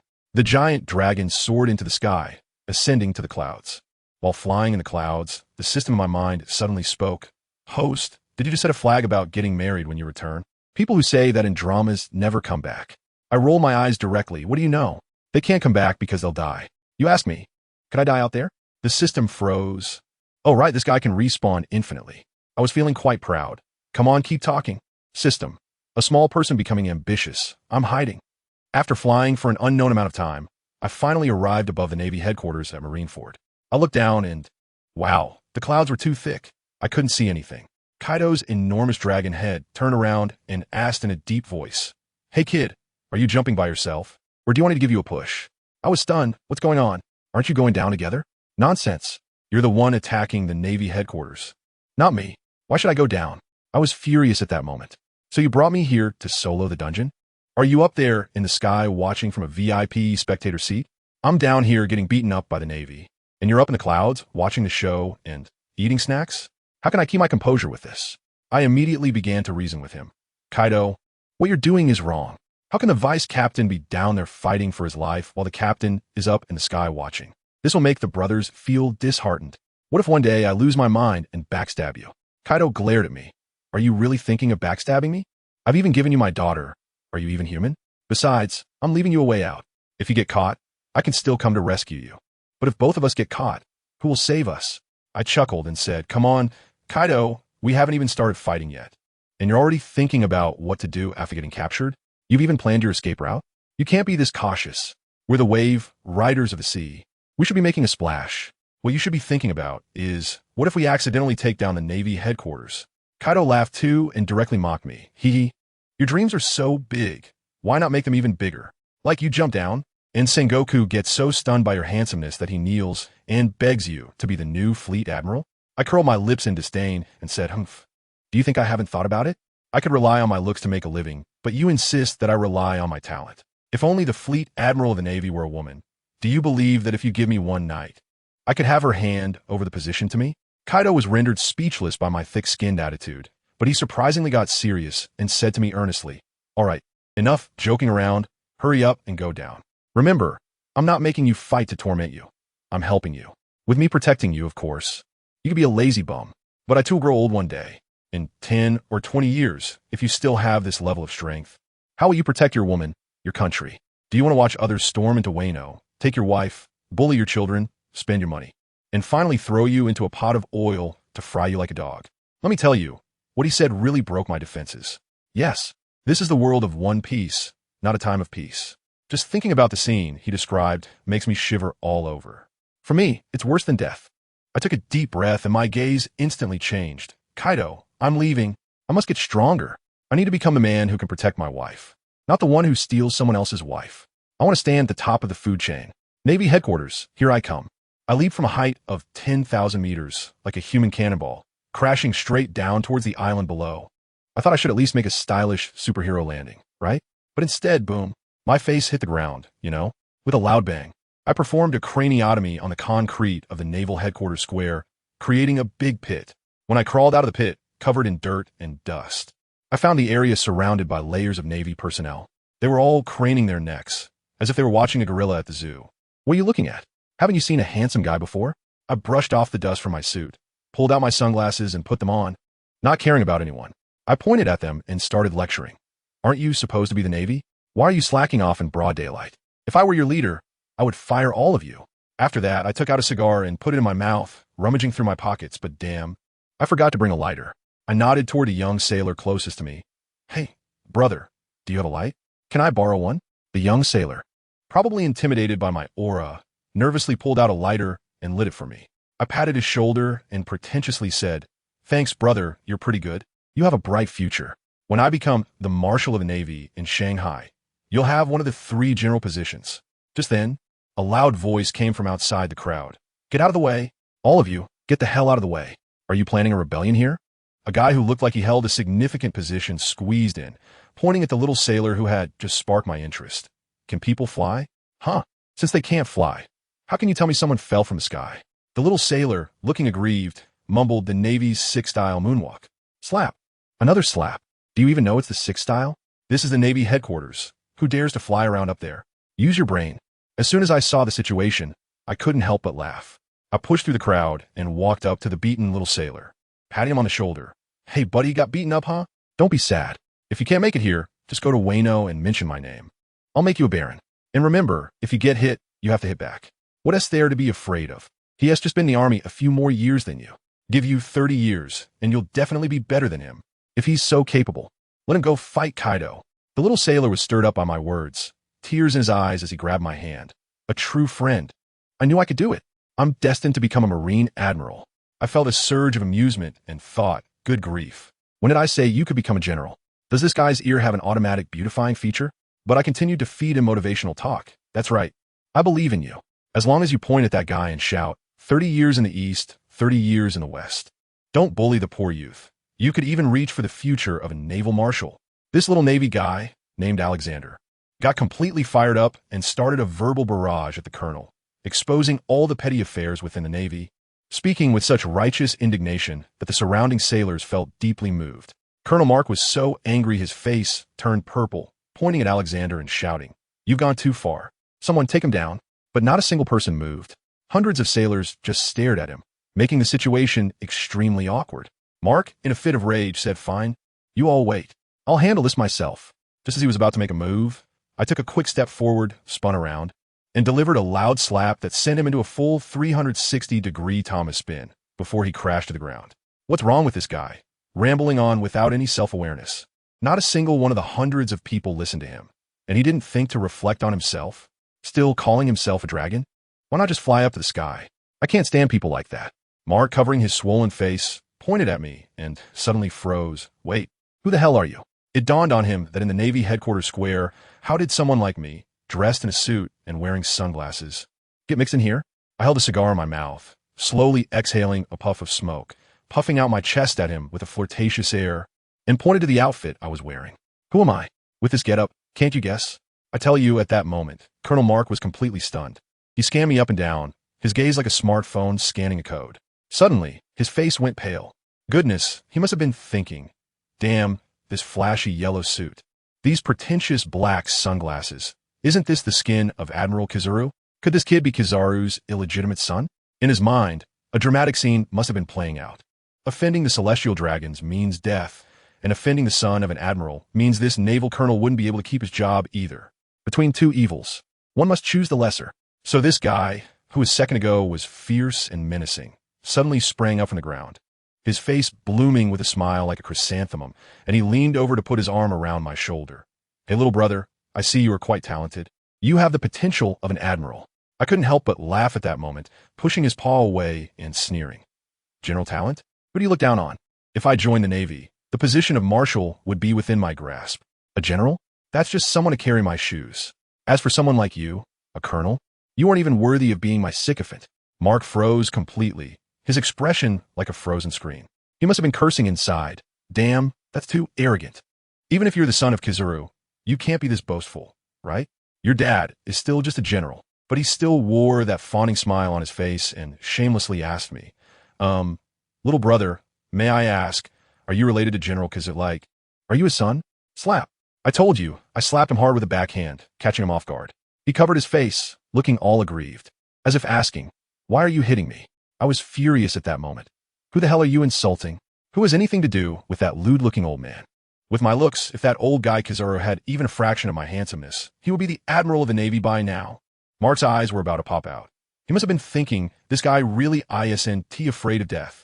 Right in front of so many people at the Navy headquarters, calling an admiral ugly? This is simply dancing on the edge of death. Just as he was hesitating whether to make a move, a lazy voice came over. Hey, Marine in front, what are you doing? Don't you have patrols to do during the day? Good grief, speak of the devil, and he shall appear. Kizaru himself strolled over with his characteristic, nonchalant gait. As soon as Mark saw the main character, he rushed over like he found a savior, pointing at me and snitching. Admiral Kizaru, I report. Someone said you look lewd. Kizaru's already distinctive face instantly scrunched up like a steamed bun, and he said unhappily, which bastard is blind? This face of mine has charmed countless girls. Mark immediately pointed at me. It's him. It's him. I stepped forward and raised my chin. That's right, it's what I said. Do you have any objections? Kizaru was momentarily stunned, and his expression seemed to say, you call me ugly and then ask if I have any objections? I didn't even give him a chance to speak and directly started blasting. Old man Kizaru, you should have self-awareness. It's not your fault for being ugly, but it's your fault for not admitting it. Thousands of girls? Are they attracted to your face? They're attracted to your identity as a general. If you were an ordinary farmer, who would pay any attention to you? Kizaru stared at me, suddenly feeling that I looked a bit familiar. Then looked at my outfit and asked, kid, is your outfit because you're my fan? I rolled my eyes directly. You're thinking too much. I have the pirate empress to fangirl over. Why would I fan over an old man like you? Do you think that's possible? The yellow ape squinted his eyes and started to ramp up the intensity. Fangirling over the pirate empress? That's just morally wrong, kid. I laughed. First of all, I am from Wano country, and your world government's political correctness has nothing to do with me. Besides, I'm a fan of hers, and if she is touched, who knows? She might bring the whole Amazon lily as her dowry and marry me. What good does it do me to be a fan of you? Can you send me a pension? Kizaru was momentarily stunned and was so angry that he laughed. You really have no shame. You still want to marry the Empress? Do you believe that she would kick you into a rock and then crush you to pieces? Suddenly, it seemed like a light bulb went off in his head. Wait, you said you are from Wano country? I remember now. You are the new vice captain of the Beast Pirates. What was your name again? I twitched the corner of my mouth. Damn, old man, are you doing this on purpose? My name is just 2 characters and you can forget it? I think it's time for you to retire. Just right, I'm planning to open a nursing home in Wano country, focusing on high-end companionship. If you sign up today, you can move in tomorrow. Kizaru was amused by my anger and directly changed the subject. What is a subordinate captain of the Beast doing at the Navy headquarters? Is Kaido here too? I raised my eyebrow arrogantly and said, what? Is the Navy headquarters a forbidden place? I'm here. What can you do about it? Do you really want to know why I came? I continued to tease him. Of course, hurry up and tell me. Then you have to beg me. If you beg me, I'll tell you. Kizaru's face turned completely dark. He probably had never encountered such a shameless person in his life. He coldly asked, kid, do you really want to die? I laid it all out, pointing at him and announcing loudly, "Yes, I want to die. Today I say this here. All of you Navy members, one and all, are trash. I stand here. If you have the guts, kill me. If you can't kill me, it proves you're all trash." After saying that, I lit a cigar for myself, blew a smoke ring. Acting like invincibility is such a lonely virtue. Kizaru was completely blown up by me. He shoved his hands in his pockets and instantly appeared in front of me, looking down with that classic line, "Kid, have you ever been kicked at the speed of light?" Bang! Before the words even fell, his foot was already imprinted on my face. I felt like a cannonball, tracing a parabolic arc, and with a splash, I crashed into the sea. I'm telling you, the system in my head is about to cry. It directly opened the mic to complain. Host has died. Host has been resurrected. Dude, if you don't step up your game, this useless system is going to make a comeback and become the main character. I popped my head out of the sea, spat, and shouted at the shore, "Kizaru, you can be proud. You're the first one who almost caused me to die twice." By the time I walked back to him, soaking wet, he was shocked. "You're actually okay?" I wiped the water off my face. "Nonsense. Besides being handsome, I'm also very capable. Come on, continue. That kick just now. Did you not have enough to eat? Do you want to call me daddy so I can feed you?" The yellow ape's face darkened, and another kick came. With a bang, my chest directly caved in, and my whole body plowed a trench several hundred meters long into the ground. Host has died. Host has revived. I patted off the dust and stood up, appearing in front of him as if nothing had happened. "Old man, are you doing gua sha? My dog has more energy than you." At this point, Kizaru noticed something was off. He felt like all my ribs were broken, but I was now perfectly fine. He reached out to Mark and said, "Knife." That poor guy Mark quickly handed over the knife while flattering. "Come on, Admiral. You're just a kick away." Kizaru kicked Mark away in response. "Are you mocking me? I've already kicked you twice." He took the knife and threw it like a javelin, straight toward my heart. Let me tell you, I could have dodged it, but I chose not to. Thud! The long knife pierced through my chest, and blood gushed out like a shaken soda.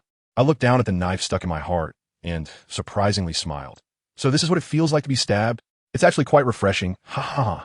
In front of everyone, I calmly pulled the knife out of the flesh with a sharp sound, blood spraying even more violently. Then, imitating his actions, I threw it back. "Here, take it back." The knife pierced directly through Kizaru's body. After all, he is a Logia user. He looked at the bloody hole in my chest, completely stunned. "Are you a freak? Can't you feel the pain? If you keep bleeding, you'll die." I smiled at him and said, "No need to be quick. I'll show you I'm dead right now." After saying that, I fell flat on my face on the ground. Lifeless. Huang Yuan was completely dumbfounded, his face filled with question marks. A Marine came over to check my breath and reported in panic, "Admiral, he's really dead." Huang Yuan covered his face, looking frustrated, and said, "Take him away." "What is this nonsense?" He turned to leave. Suddenly, I opened my eyes wide, pushed the Marine beside me away, and yelled, "What the hell? I'm not dead yet." The Marine was so scared that he fell on his butt and screamed, "He's faking death." I kicked him unconscious, and the world instantly fell silent. Everyone looked at me as if they had seen a ghost, especially in my chest. Not to mention the wound, even the holes in my clothes had healed. Kizaru turned around and looked at me, full of vitality, with an expression that was simply incredible. He must be thinking, "I can accept that you came back to life, but how did your clothes come back too? Is this a system feature for one-click outfit change?" Just then, in the Admiral's office of the Navy building, Sengoku and Garp were standing by the window, watching the whole scene unfold. Sengoku asked with a serious expression, "Garp, what do you think?" Garp, picking his nose, shot him a glance. "Just watching it, what else?" Sengoku's veins were popping out. "I meant, what do you think of this kid? Didn't you want to train him as your successor?"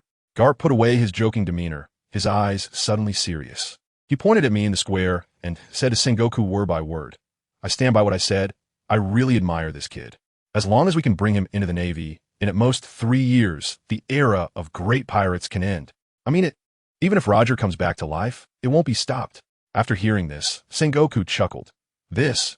Why does this sound so familiar to me?" Let me tell you, Sengoku was furious at that time, pointing his finger at Garp's nose and bringing up old grievances.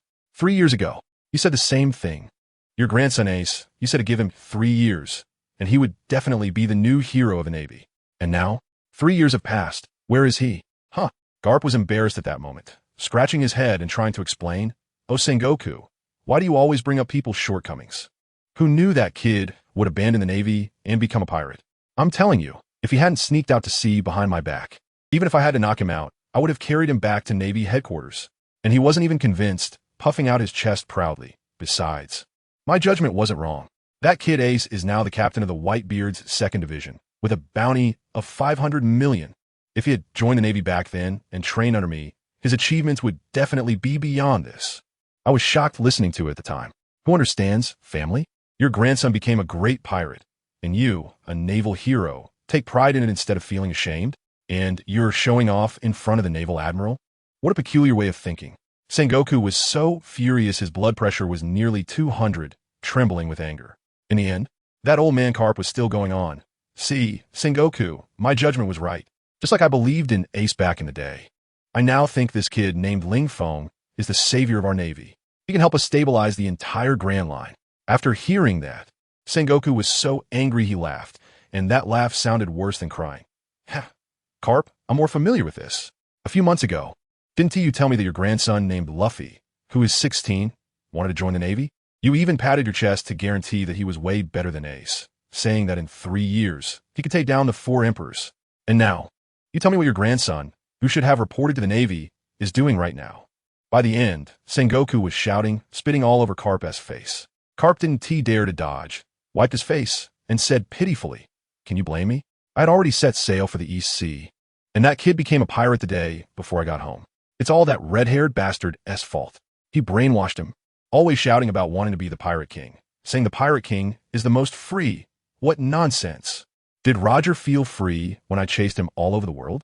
I tell you, when Carp scolds people, he does it with style, greeting the ancestors of Red-Haired and Roger all the way back.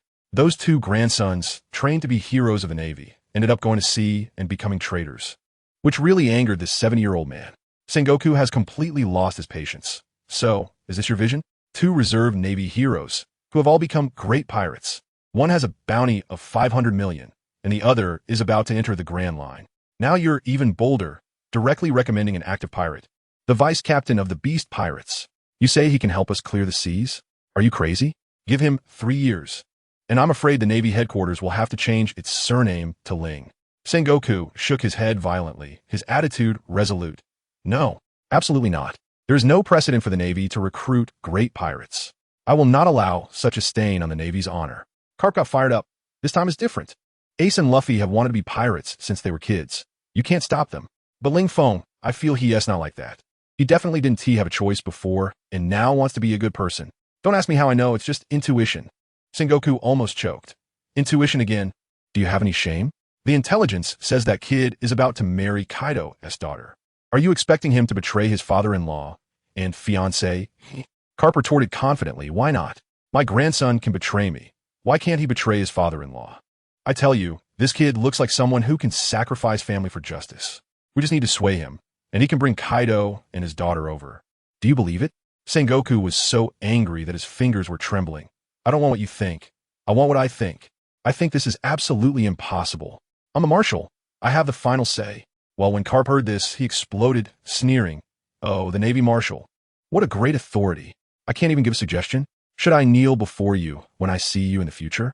At that moment, I felt that these 2 old buddies were about to get into it. Sengoku was also losing his temper due to Carp's nonsense. After all, they had a life-and-death friendship. He let out a long sigh, his expression resembling someone who had been constipated for a week, gritting his teeth and saying, "Fine. Carp, this is the last time. I agree to you recruiting him. But what if that kid doesn't want to join?" Carp waved his hand confidently. Are you kidding? How would he not want to? Why wouldn't he want to? Sengoku rolled his eyes. With your 2 grandsons, not one of them would want to. That's different. Carp retorted. My gut tells me that kid thinks about women more than he thinks about being a pirate. Sengoku, he has already given up on communication. While these 2 old men were bickering, on the other side, let me tell you, Ling Feng had already pressed Kizaru's face almost into the ground. He stood there, beckoning to Kizaru with his finger. Old man Kizaru, keep going, come at me. You can't even kill me standing here. What use are you? Useless. The world government pays you just to sit in an office, drink tea, and read the news. TSK, TSK, TSK. This life, just a drop in the bucket. I'm envious. As soon as these words came out, the surrounding Marines turned green. They patrol day in and day out under the sun and rain. Where do they have the luxury to drink tea and read the news? Those who could live this kind of life were. All eyes turned to Kizaru. Kizaru was dumbfounded. Why are you all looking at me? No way, no way. Do you really think being a Marine Admiral is that easy? Ling Feng directly delivered the finishing blow. I'm just short of reporting your ID number. Is it not you? Don't you know in your heart You're here to create internal conflict in the Navy, aren't you? Kizaru panicked, feeling that his subordinates looked at him with a mix of envy and jealousy. He quickly painted a bright future. Don't listen to his nonsense. Everything I have today is earned through hard work. As long as you all work hard. 20 years from now, you can also live a life of drinking tea and receiving a salary. My today is your future. The Marines were just a bit pumped up when Ling Feng doused them with cold water. Hee, these words are just to fool the new recruits. Do you know? This old man was called a monster when he first joined the Navy, and another monster named Kaido is also an admiral now. Were you? Just pure cattle and horses. This world is so unfair. A single fruit can be worth a lifetime of your efforts. What is the point of working hard? You might as well lie flat. If it doesn't work out, resign and come to our Wano country. I'll take charge, assign houses. If we're brothers, come to Wano country and chop me. Kizaru's face turned pale. If this kid kept talking, tomorrow resignation letters would bury his office. He panicked and shouted, "Don't listen to his deceptive words. Everyone go. Whoever takes Ling Feng's head will be promoted 3 ranks and receive a bounty of 10 million. Didn't T Vice Admiral Karp also not eat a fruit? He is your target. With a heavy reward, there must be reckless men." At this moment, a colonel named Mark jumped out, and upon hearing the promotion, his eyes turned green. He snatched a knife from a nearby soldier and shouted, "Get out of the way. This head is mine." As a result, the surrounding Marines were unwilling, shouting for fair competition. Mark directly flaunted his authority. "I'm a colonel. My orders are military orders. Do you want to defy them?" Kizaru saw this and thought, "Wow, they're causing internal strife right in front of me." He went up and gave Mark a big slap, sending him spinning 360 degrees and face-planting. "You bastard. Who gave you the guts? It's because of garbage like you that the pirates are getting more and more arrogant." Mark, however, was also a performer, covering his face and starting a show, claiming he was doing it to protect his brothers, not wanting them to go to their deaths. So he deliberately played the blackface role. Even if he had to die, he wanted to die at the front. I tell you, that acting was so good that Oscars owed him a little gold man. And Ling Feng was almost stretching his neck to watch. "Since you want to die for the Navy so much, then I'll fulfill your wish." As soon as the words fell, Ling Feng flashed in front of Mark, raised his right hand, and shouted, "Thunder comes." Boom! A bolt of lightning struck his hand, condensing into a thunderball. Ling Feng held the thunderball and pressed it against Mark's chest. "Die, great thunder." With a crack, the guy's stomach was blown open, dying on the spot with his eyes wide open, unable to close them. A loud bang in the sky woke Kaido, who was napping on the clouds. He groggily looked and cursed, "Damn, I just took a nap. How is this kid still dragging it out? Only one dead?" Then he turned over and went back to sleep, laughing. Kizaru was completely on edge. He had just seen a Marine colonel killed in front of him. Where could he put his face? He pointed at Ling Feng and said slowly, "Kid, I'm angry." But Ling Feng, holding a sizzling thunderball, looked at him with a smile and replied, "So what? I tell you." Huang Yuan's face darkened at that moment. His expression was exactly like a fish caught by the boss while slacking off. He sighed deeply and said to me very seriously, "Kid, no one can save you today. Aren't you able to resurrect? All right, I'll just stand here today and see how many times you can actually come back to life." As soon as he finished speaking, he pointed a finger at my forehead, and a yellow cross light lit up at his fingertip with a "bye" sound. The next second, a laser shot straight through my forehead. Let me tell you, in that moment, I didn't feel much at all. My eyes were still open. It was just like being tapped with a ballpoint pen. After about 2 or 3 seconds, there was a sizzle sound, and then a surge of blood shot out from my forehead, and my whole body fell straight back. The system prompt in my mind was almost exploding. Host has been headshot. Host is dead. Host has been revived. Strength enhanced. I rolled over and got up from the ground, dusting myself off, and shouted at Kizaru, "Keep going. Don't stop. This is amazing." Kizaru's eyes twitched, probably because he had never encountered such a shameless request. He snorted coldly and said, "All right, I'll grant your wish." Then, for those who understand, the scene was simply unbelievable. Kizaru unleashed an endless barrage, his fingers shooting beams nonstop, laser after laser raining down on me like they were free. My head, chest, stomach, thighs. In less than a minute, I was like a honeycomb coal, riddled with holes, and the ground beneath me was stained red with my blood. Finally, I collapsed again with a thud. Kizaru stopped, staring at my corpse. Sure enough, within a few seconds, I stood up again, fully healed. I grinned broadly and arrogantly said to him, "You old man, your attack is quite fierce, but what's the use if it can't kill?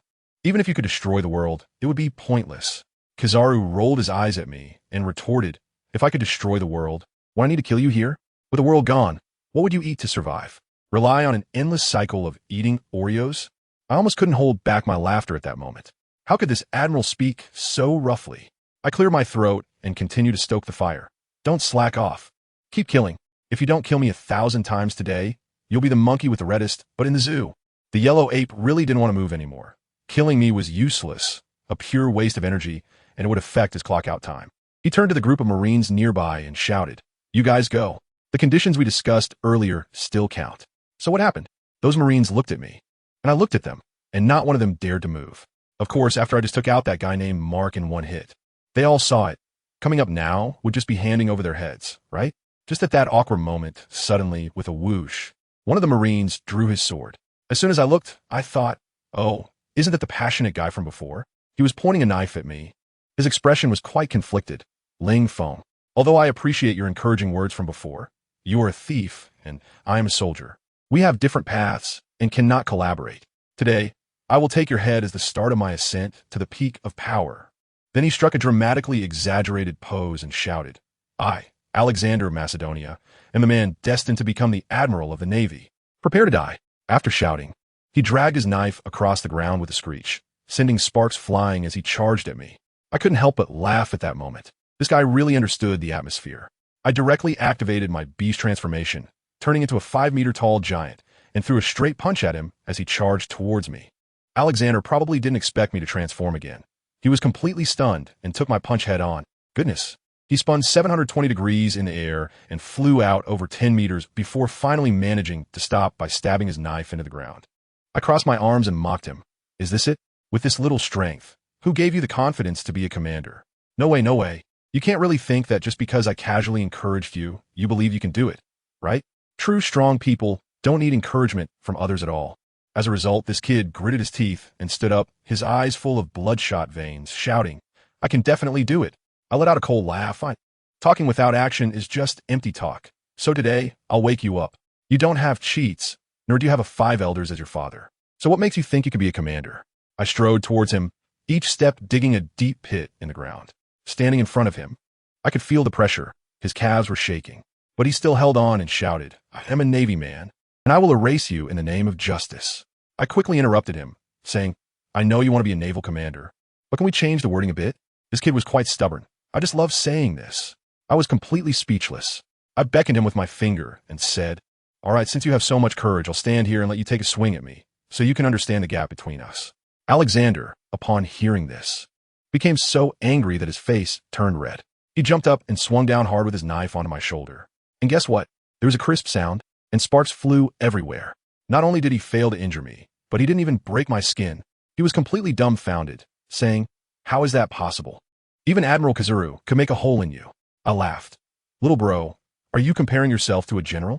Why don't you say that since you're still alive, the king of celestial dragons is also alive, so you're roughly equivalent to the king of celestial dragons? This kid was left speechless by my retort, just as he was about to draw his knife for another go. I swung my fist and hit him right in the face. My fist, as big as a sand pot, slammed him down from midair to the ground. And with a loud bang, the ground cracked. He lay in the pit, bleeding from his head, barely clinging to life. I shook the blood off my hands and turned to look at Kazuru. Just as I was about to continue mocking him, Kazuru was already preparing to draw his sword. The Amatsukami. From the looks of it, he wanted to see if he could dismember me and still have me come back to life. But before he could even draw his sword, that Alexander in the pit staggered out again. He wiped the blood off his face and said to Kazuru, Admiral Kazuru, please let me handle him. Kazuru was taken aback, looking at his pitiful state with some concern. But the kid had a determined look on his face and even smiled, saying, I am a man who will become the fleet admiral of the Navy. How can I fall here? Kazuru seemed moved by this determination and surprisingly lowered his guard, crossing his arms and standing to the side to watch the show, his expression as if to say, all right, let this kid experience a bit more. I looked at Alexander and felt a bit of admiration. Dude, you're coming back? Aren't you afraid of dying? He forced himself to say, just now you let me take a swing, I'll return you a punch, and we'll call it even. Now it's just the official start. I couldn't help but laugh. All right, I'll give you a stage to show off. But the next second, this kid suddenly stepped on the ground, his figure instantly disappeared, and he used shaving. He appeared right in front of me, and a knife was thrust straight towards my eye. I thought it was childish, and I raised my hand to throw a punch. But just as my fist was about to hit him, He shouted, "Six styles paper drawing." His body suddenly became as light as paper and was directly blown away by the force of my punch. At that moment, I had a question mark floating above my head. Wow, this guy really knows how to play the pig to eat the tiger. A regular private actually knows the Navy's six styles?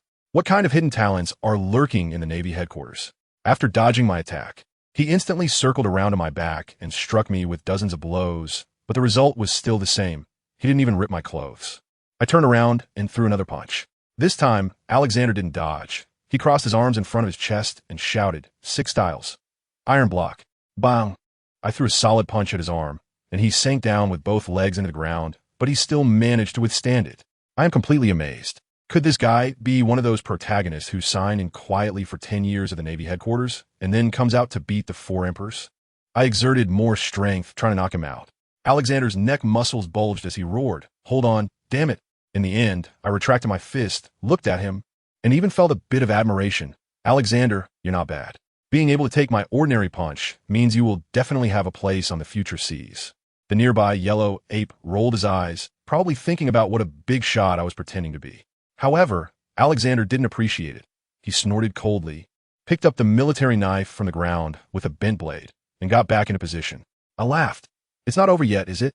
Your broken knife can't even break my defense." But he looked confident. "Since I've picked up the knife, I naturally have the confidence to kill you." After saying that, he took a deep breath and shouted, "Secret technique. Segment 1, explosion." As soon as the words left his mouth, his arms instantly bulged up with a bang, becoming thicker than my thigh. His muscles were bulging, creating a stark contrast with his frame. "Here I come." He once again used paper to dodge my punch, gripping that broken knife tightly and struck hard on my outstretched arm. Then, taking advantage of the momentum, he lunged forward, the blade slicing from my palm all the way to my shoulder, and finally, with a fierce upward motion, my entire arm was instantly rendered useless. From my palm to my shoulder, there was a deep gash that exposed a bone, and blood sprayed out as if it were free. I'll tell you, just when my consciousness was about to fade, that beast system in my head started blabbering again. First, it gave me a strength assessment, saying that I now have the level of a pirate supernova. Then it began to rant, saying that my triceratops fruit was a fighter among trash, useless except for being able to grow big and strong, and it was even more useless than me. Seriously, how could I tolerate that? I immediately argued with it. "Isn't being able to grow big and strong impressive enough? Your standards are too high." As a result, my fruit got so worked up that it felt deeply insulted and was about to automatically awaken. Family, who understands? I just want to rely on my own efforts in this life. Why do all these external aids keep trying to attach themselves to me? How am I supposed to boast about my achievements in the future if I have to admit it's because of them? The system directly hit me with, "As long as you have thick skin, you can say anything," which left me speechless. "Fine, you're impressive." Fully revived, I felt full of energy. I beckoned Alexander with my finger. "Bring it on." That guy must have been confused, but he still vanished in an instant, trying to teleport behind me for a sneak attack. But this time it was different. To me, his movements looked like they were in slow motion. As soon as he appeared behind me, I turned around and grabbed his head with a backhand slap, smashing him headfirst into the concrete ground. In the distance, the lazy Kizaru almost dropped his teacup, his eyes nearly popping out. He must have been thinking, "This script doesn't make sense? How did the offensive and defensive positions switch in less than a second?" I felt the explosive power and couldn't help but laugh out loud. Alexander struggled to pull his head out of the ground, his eyes red as he charged at me again, swinging his knife at my head. I thought, is he coming again? This time, I didn't even bother dodge and directly threw a punch. With a crack, his military knife shattered into countless pieces. My punch didn't lose momentum and landed solidly on his face. Bang! He flew out like a broken sack, landing dozens of meters away, right under the feet of the yellow ape. As it turned out, this guy was also tough. He refused to back down, got up, and unleashed a powerful move, roaring. Secret technique, first stage, full body explosion. Goodness, he looked like a Michelin man inflated with air, his muscles bulging, instantly growing to nearly 3 meters tall, and every step he took was accompanied by loud thuds on the ground. "Ling Feng, this is my strongest state," he shouted as he charged at me. I thought to myself, are you trying to show off your muscles here? All right, let me show you what real electroshock therapy looks like. I charged at him, and the moment we collided, the shock wave sent the surrounding sand and stones flying. I landed a punch that knocked his face askew, and he kicked me, but I stood my ground. If this is your full strength, I sneer, then let it end. I suddenly looked up and shouted at the sky, "Come, thunder!" A bolt of lightning as thick as a bucket crashed down and struck me. My whole body was wrapped in crackling electricity, gathering all the thunder and lightning into my right fist. With a single move, the thunder roar fist hit him squarely in the chest. That guy didn't even have time to scream. He was blasted away, convulsing all over, foaming at the mouth, and fainted on the spot. Let me tell you a secret. The reason this guy has so many roles is actually all arranged by me. We made a deal in private a long time ago. I intentionally let him crush me first, helping him make a name for himself in front of the Navy's higher-ups. In exchange, he will be my undercover agent within the Navy. The main strategy is to undermine from within. This operation is simply too smooth. Kizaru sighed, walked over, and picked up Alexander, who was like a pile of mud, calling for Marines to take him for treatment. The looks those Marines gave Alexander were filled with envy and jealousy. They knew this guy was going to rise to great heights in the future. After dealing with the minor characters, Kizaru finally couldn't sit still, slowly sauntering over to me, conjuring a lightsaber in his hand, and his signature lewd tone returned. "Kid, why force me to take action myself? Is it really necessary?" To avoid being looked down upon by me, he even flew up into the air. I could almost roll my eyes to the sky. "Why do you talk so much? If you want to fight, then fight. If not, I'm going home. Kid, if you're eager to die, then I'll fulfill your wish." The yellow monkey was a bit displeased by my retort. Looking at the light sword in his hand, I pulled out a small dagger that was only the length of my palm. The yellow monkey burst into laughter. "Ha, kid, are you trying to make me laugh to death? With this thing? I'll just stand here and let you hit me. You can't even use hockey. Can you hurt a single hair on me?" Saying this, he swung his sword down at me. I couldn't be bothered to pay attention to him. When his sword was almost at my head, I directly used the shave technique to flash behind him and stabbed him in the lower back with a Pu-Chi. The yellow monkey was stunned. His whole body froze. He never expected that not only did I learn the shave technique after just seeing it once, but he also didn't think that my seemingly ordinary little dagger could pierce through his elemental body. He incredulously took a few steps forward, the dagger sliding out from his lower back, and when he turned to touch it, his hand was covered in blood. "Your dagger." He stared at me intently. I shook the pitch-black dagger in my hand and smiled. "Did you forget that I am the vice captain of the Beast Pirates? Kaido's territory, Wano, is rich in sea prism stone. It makes sense that I have a sea prism stone dagger, right?" The corners of Kizaru's mouth twitched wildly. "Oh, by the way," I added, "to prevent your wound from healing too quickly, I also applied a bit of a blood-activating medicine on it. Don't worry, it won't kill you, at most. It will just make you bleed until the end of time." This really pissed Kizaru off. He stopped pretending and, without any regard for martial ethics, flashed forward and kicked me hard, sending me flying and embedding me into a distant cannon platform. I felt like my internal organs had shifted. I crawled out of the ruins, still putting on a tough front. "TSK, TSK, TSK. Is this the full power strike of an admiral? Kizaru, are you getting old?" Before I could finish my sentence, I coughed up a mouthful of old blood, and the scene became quite awkward. Kizaru looked at me and said, "Oh, you still dare talk back?" He flew straight up into the sky, crossed his arms, and prepared to unleash his special move. Yagura no SH. Goodness. The countless light bullets rained down on me like a storm, densely shooting in my direction. Just when I wanted to dodge, I realized my body was immobilized by that kick earlier. Fine, if I can't dodge, I'll just enjoy it. I spread my arms wide, and in the next second, I was engulfed by numerous explosions. The ground plowed away in layers, and I was directly blown to bits. Not even a single cell left. Kizaru floated in the sky, probably pondering, this time he must be dead for sure, right? But guess what? When the smoke from the explosion cleared, I stood unharmed in the middle of the big pit. I grinned at him. "No way, no way. Old man Kizaru, your big move couldn't even rip my clothes?" Kizaru's face turned green at that moment. He couldn't kill me and was being wildly mocked. Sengoku, who was peeking out from the office upstairs, was cursing loudly. "Kizaru, are you trying to demolish the Navy headquarters?" Just then, that soldier who went to warm the wine ran back in, completely oblivious, and said, "Admiral Kizaru, your wine is ready." Let me tell you, the expression on Kizaru's face at that moment was simply the breakdown of a workplace person. He was completely out of patience and shouted at his subordinate, "Give me a pair of sea stone handcuffs."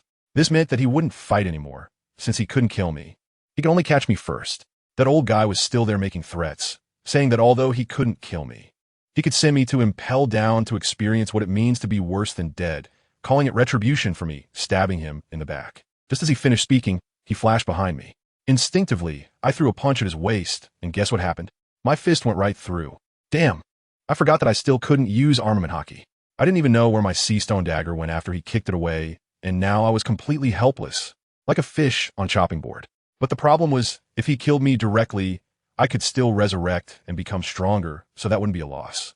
But if he took me to impel down, does anyone understand? That hellhole doesn't even have a girl. Is it a place for humans? Just as I saw him grabbing my arm, and the cold handcuffs were about to be fastened to my wrist, I panicked and shouted, "Let me go." Guess what that old bastard Kizaru said? He actually smiled wickedly and said, "Go ahead and scream, even if you shout your throat out. No one will come to save you." And he raised an eyebrow to humiliate me, saying that if I knelt down and begged him, he might let me go. Let me tell you, he was just holding a grudge against me for stabbing him in the back, fearing it would affect his future hands-on teaching of female soldiers in the office. I was so angry that I couldn't help but laugh. I stared at him and said, "Old man Kizaru, who do you think you are? Begging you? Do you even deserve that? You're just a Navy admiral. Do you really think you can catch me?" My confidence was through the roof. I talked about being a man destined to rule the world, bearing the weight of the entire new world, fighting against the 3 admirals alone, and how I was just messing with him. I could brag however I wanted. In the end, I even made a bold statement. "You don't believe me, do you? I'll break free right now to show you. I told you." Kizaru was really intimidated by me at that moment. The expression on his face was so tense, he must have started calculating how to respond after I went berserk. And what happened? I took a deep breath, gathered all my strength, and shouted to the sky, "Kaido, save me!" Kizaru was stunned, completely frozen, with a big question mark on his face, probably thinking, "You set me up for this?" He was so angry that he was about to kick me in the stomach. But at that moment, someone was faster than him. "That old man, Kizaru, you dare to touch my son?" A loud roar came from the sky, and a massive blue dragon descended, opening its mouth to unleash a breath of dragon fire.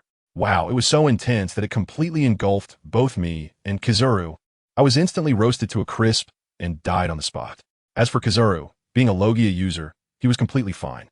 When I revived, I immediately shouted in anger, "Damn! Kaido, are you here to save me or to kill me?" The blue dragon landed in front of me and spoke. "Kid, no more nonsense. I'm taking you with me." After saying that, the divine dragon flicked its tail, sending the unprepared Kizaru flying, causing him to spit out a mouthful of blood midair. Then, Kaido's massive dragon claw grabbed me, and he turned to fly away. But he wanted to leave, and someone wasn't going to allow that. "Want to leave? Did you ask me first?" "Kaido." With a roar, the window of the Marine Headquarters Marshal's office shattered. An old man Garp shot out like a cannonball, using the moonwalk to catch up, grabbing Kaido's tail with both hands and smashing it down hard onto the ground. With a loud boom, a huge pit was created in the ground. Old man Garp pointed at Kaido with an imposing demeanor and said, "You can leave, but Ling Feng must stay." Kaido got up from the pit, glaring at Garp. "Garp, are you trying to stop me?" Garp sneered. "What? Threatening me? When I beat your captain back in the day, you didn't even have the right to watch from the sidelines. Now that you're Yonko, you dare to glare at me?" Kaido wasn't intimidated and retorted, "A hero doesn't dwell on past glories. Garp, times have changed." "Times have changed?" Garp suddenly laughed and asked a bizarre question. "Kaido, have you ever seen a palm strike falling from the sky?" Kaido was momentarily confused, but the next second, he felt a deadly danger coming from above. He looked up, and what he saw was a dazzling golden Buddha descending from the sky. It was Admiral Sengoku. Sengoku, upside down, aimed a palm strike directly at Kaido's dragon head, shouting, "Buddha shockwave." This time Kaido was truly unprepared and was hit directly by the shockwave. Half of his body pressed into the ground. Does anyone understand? I died again. I was right in Kaido's claws in the center of the shockwave, and my internal organs were shattered, dying on the spot. I really want to thank you. This death was too frustrating. I was simply killed by an AoE attack. Sengoku probably didn't even see me as a threat. When I revived again, I was furious and climbed up, ready to confront Sengoku. But Kaido stopped me. "Don't go. You can't win. This is not a battlefield for you." After saying that, he charged in himself, shouting for a one-on-one with Garp and Sengoku. In the distance, Kizaru watched the Marine headquarters being ravaged by Sengoku's attack, his face darkening. He must have been thinking, "You scold me for causing destruction, but when you do it, it's fine. Only the officials can set fires." Over there, Garp and Sengoku were already tangled up with Kaido, and it was utterly unfair, 2 against 1. I couldn't bear to watch anymore, so I shouted for Kaido not to panic and rushed over to help him. But Sengoku countered with a shockwave and sent me flying. However, I found that I wasn't injured at all. Later, I realized that Garp was probably looking out for me, wanting to cultivate me as the future of the Navy. Sengoku was giving his old buddy some face. When Kaido saw me coming, he shouted, "Just watch from the side. Watch how I teach these remnants of the old era a lesson." After that, he unleashed his ultimate move, a dragon tornado. With countless tornadoes sweeping across the entire Marine headquarters, the winds carrying razor-sharp blades. Forget about those ordinary Marines. Even my body was sliced open with deep cuts. Wasn't this just the ancient torture of Ling? I personally experienced 1,000 cuts, and in the end, one of my arms was severed by the wind blades. I simply closed my eyes and lay flat, and the next second, I was engulfed by countless wind blades, turning into a puddle of indistinguishable flesh. Garp saw his men being attacked indiscriminately by Kaido. His eyes turned red, and he immediately ordered all Marines to retreat. The scene was instantly cleared, leaving only us few gods battling. At this moment, Garp turned to Kizaru and shouted, "Kizaru, take Ling Feng down." Although Kizaru was a bit displeased to be ordered by a vice admiral, he still came over and yanked me up from the ground, directly cuffing me with sea-stone handcuffs. I panicked at that moment. Where was this old man taking me?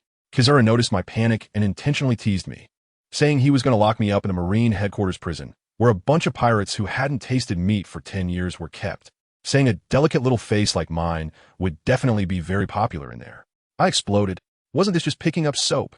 I struggled desperately, shouting at Kaido, "Damn it! Kaido, come save me. If you don't hurry, your daughter will be a widow." When Kaido heard this, his eyes turned red, and he transformed back from dragon form to human form, his speed skyrocketing, charging over with a spike club in hand, smashing it toward Kizaru's face with a thunderclap.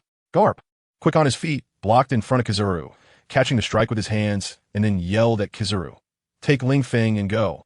We can handle this here." Kizaru probably also had doubts, thinking Garp was too concerned about me. But he still grabbed me and vanished in an instant with a moonwalk, hiding behind a building. Kaido wanted to chase, but he was caught in a pincer attack from Sengoku and Garp, and there was truly no way out. He probably had a backup plan in mind, intending to pretend to be captured and then look for an opportunity to escape with me. Meanwhile, Kizaru had dragged me into a dark, eerie underground prison. The lights in the corridor flickered ominously, creating a fitting atmosphere. Thinking about what was to come, I felt like I was going to die. There was no choice but to call out to the system in my mind for help, but that broken system mocked me. "Fine, you want to help me, huh? Just watch me rely on myself." I cleared my throat, and a smile immediately filled my face as I said to Kizaru ahem, "Well, Kizaru, are you tired carrying me? How about putting me down so I can walk by myself? Your waist just got injured, so don't strain it again." I gave him a look that any man would understand. Kizaru probably thought it made sense too. So he put me down, but he still insisted, "You little brat, don't think that being friendly will make me let you go. Not a chance." As soon as I saw the timing was right, I went straight to the point, lowered my voice, and said to him, "I know your secret. You are actually an undercover agent for the Revolutionary Army, right?" Huang Yuan's expression at that moment was like an old man on the subway looking at his phone, with a face full of question marks. Let me tell you, he must have been thinking at that moment, is this guy out of his mind? I'm a dignified admiral. My salary and bonuses are more than enough, and my career path is bright. Why would I go undercover for a bunch of poor revolutionaries? Can they even afford to pay me? The benefits I can casually reap from my position could buy them several ships. But this old guy is also a mischievous trickster with a quick turn of his eyes. He decided to mess with me. In an instant, he turned into a dramatic actor, putting on a face as if the sky was falling, his voice trembling. How? How did you know my identity? Family, who understands this acting? It's exaggerated to the point of absurdity. You're still an admiral. What kind of storms have you not seen? And you get scared by a single sentence from me? Do you believe in the warring states? Do the 5 elder stars believe it? Do you believe it yourself? I'm a pirate. Even if what I said is true, who would believe me? I suddenly realized that this old guy was acting like me. Then a thought struck me, and I pointed at his nose and said, "Hey, wait a minute, Kizaru. Why have you never said your classic line so scared to me? Do you look down on me? No way. You have to make it up to me today. Hurry up. I'm waiting right here." Goodness, Kizaru's face turned as dark as a pot bottom, scolding me for being immature. Hey, I am immature. I just plopped down on the ground, switching to baby mode. I don't care if you don't say it today. I'm not leaving. Let me tell you, I was just stalling for time. Who wants to go into that legendary cell full of muscular men? I still want to keep my dignity. Kizaru was so angry that he took out his sword, the Ama no Murakumo, and pointed the tip at my neck. Am I scared? I stretched my neck forward and said, "Come on, slash here. If you frown even a little, I'll consider myself defeated." Kizaru was taken aback, probably never having seen someone so reckless. He sighed and finally came clean, saying that the whole big man prison thing was just a joke to mess with me, and that this was a Navy headquarters, not Impel Down. And there weren't that many seasoned prisoners here. I was just about to say, I don't believe it, when suddenly there was a loud bang. The entire dungeon shook violently like a dance party. Kizaru remained calm, shrugged, and said, "Don't panic, it's just the noise from those 3 monsters fighting above." As soon as I heard it, I got fired up and started to stir the pot. "Hey, they're fighting so fiercely up there. Aren't you going to help? Sengoku and Garp are over 100 years old combined. What if they're taken down by the young and strong Kaido? The entire Navy headquarters would be wiped out." Kizaru looked disdainful. "Just Kaido? He can't defeat those 2 old monsters working together. Don't get your hopes up." I rolled my eyes and glanced at the wound on his waist, chuckling. "Oh, are you in a hurry to see the doctor?" "Indeed. The kidneys are very important for men, even though you're already an old man." This sentence ignited the powder keg. Kizaru glared at me, his beard bristling with anger. "Shut up. It's still because of you, you bastard, sneaking an attack. Are you going to get up or not? If you don't get up, I'll take care of you myself right now." I tell you, that expression of his was absolutely serious. Who can withstand such a threat? I sprang up from the ground in an instant, my face full of smiles. "Hey, old man, just joking, it's not a big deal," I said. "You tell me which room. I guarantee I'll cooperate unconditionally." Kizaru kept a straight face, not saying a word, and took me deep into the dungeon. A few minutes later, he opened a cell and kicked me in with a bang. Let me tell you, that cell was something else. No bed, no toilet, and a musty smell in the air, with dust all over the floor. I had just turned around to curse him for being rude when he had already disappeared, and the door slammed shut with a clang, forcing all my curses back inside. I was locked up like this. Outside, it kept rumbling like thunder, making it impossible to sleep. I was really bored at the time. There wasn't even a small advertisement for permits on the wall, so I could only curse the system in my mind. The guy didn't even know where he went to hang out with the mother system and completely ignored me. I had started to hope that Kaido would be defeated and brought in soon. At least we could play a few rounds of Dodiju together, focusing on a companionable kind of imprisonment. Just when I was about to mold, I heard footsteps in the corridor. Pat, pat, pat. My heart tightened. Who could it be? After a while, a little soldier in a Navy uniform ran to my cell door. When he saw me, he was so excited. "Boss, it's me, Alexander. You've been suffering in there." I tell you, this guy came up and knelt down right away, grabbing the iron railing with both hands, looking at me with tears in his eyes. It was heart-wrenching. It gave me goosebumps all over, and I wondered if our relationship was a bit too close. I quickly told him to stop and asked him what he was doing here and what would happen if he got caught. Guess what? This guy seriously told me. Once a boss, always a boss. He said that because of me, he was directly taken as a disciple by Kizaru, promoted 3 ranks, and Kizaru guaranteed that he could become a general within 10 years. All of this was my doing, so he was my person in life and my ghost in death. Folks, this overwhelming fortune, this damned loyalty just hit me in the face. I had originally just planted a seed casually, but unexpectedly, it bore fruit. The opportunity came. I had to seize it at that moment. I cleared my throat, looked down at him from height, and seriously said nonsense. "Alexander, congratulations, you have passed my test." I told him that I was captured just to test his loyalty. How can mere Kizaru possibly catch me? My goal is the stars and the sea. Then I unleashed my conqueror's haki, and the momentum stunned him. He knelt down even more firmly on the spot. This kid really believed it, and looked at me with admiration, asking, "Boss, are you planning to leave now?" My heart sank for a moment, and I thought, what the hell am I walking for? But my face remained as steady as an old dog. With my hand behind my back, I said mysteriously, "No rush. My father-in-law Kaido is still out there having a good time. I can't ruin his fun. I'll go out after he's done." As a result, this kid was even more outrageous. He pulled out a big bunch of keys from his pocket and said with a face full of regret, "Boss, I thought you were really caught, so I specially stole the prison keys to come and save you. Now it seems I've underestimated you. I should be damned." After saying that, he slapped himself hard across the face, and it was brutal. Blood even appeared at the corner of his mouth. Damn, this guy's so honest. I hurriedly told him to stop, feeling deeply moved. In this day and age, there are hardly any who would break their father out of prison. And here he is, giving up his future for me, his verbal boss.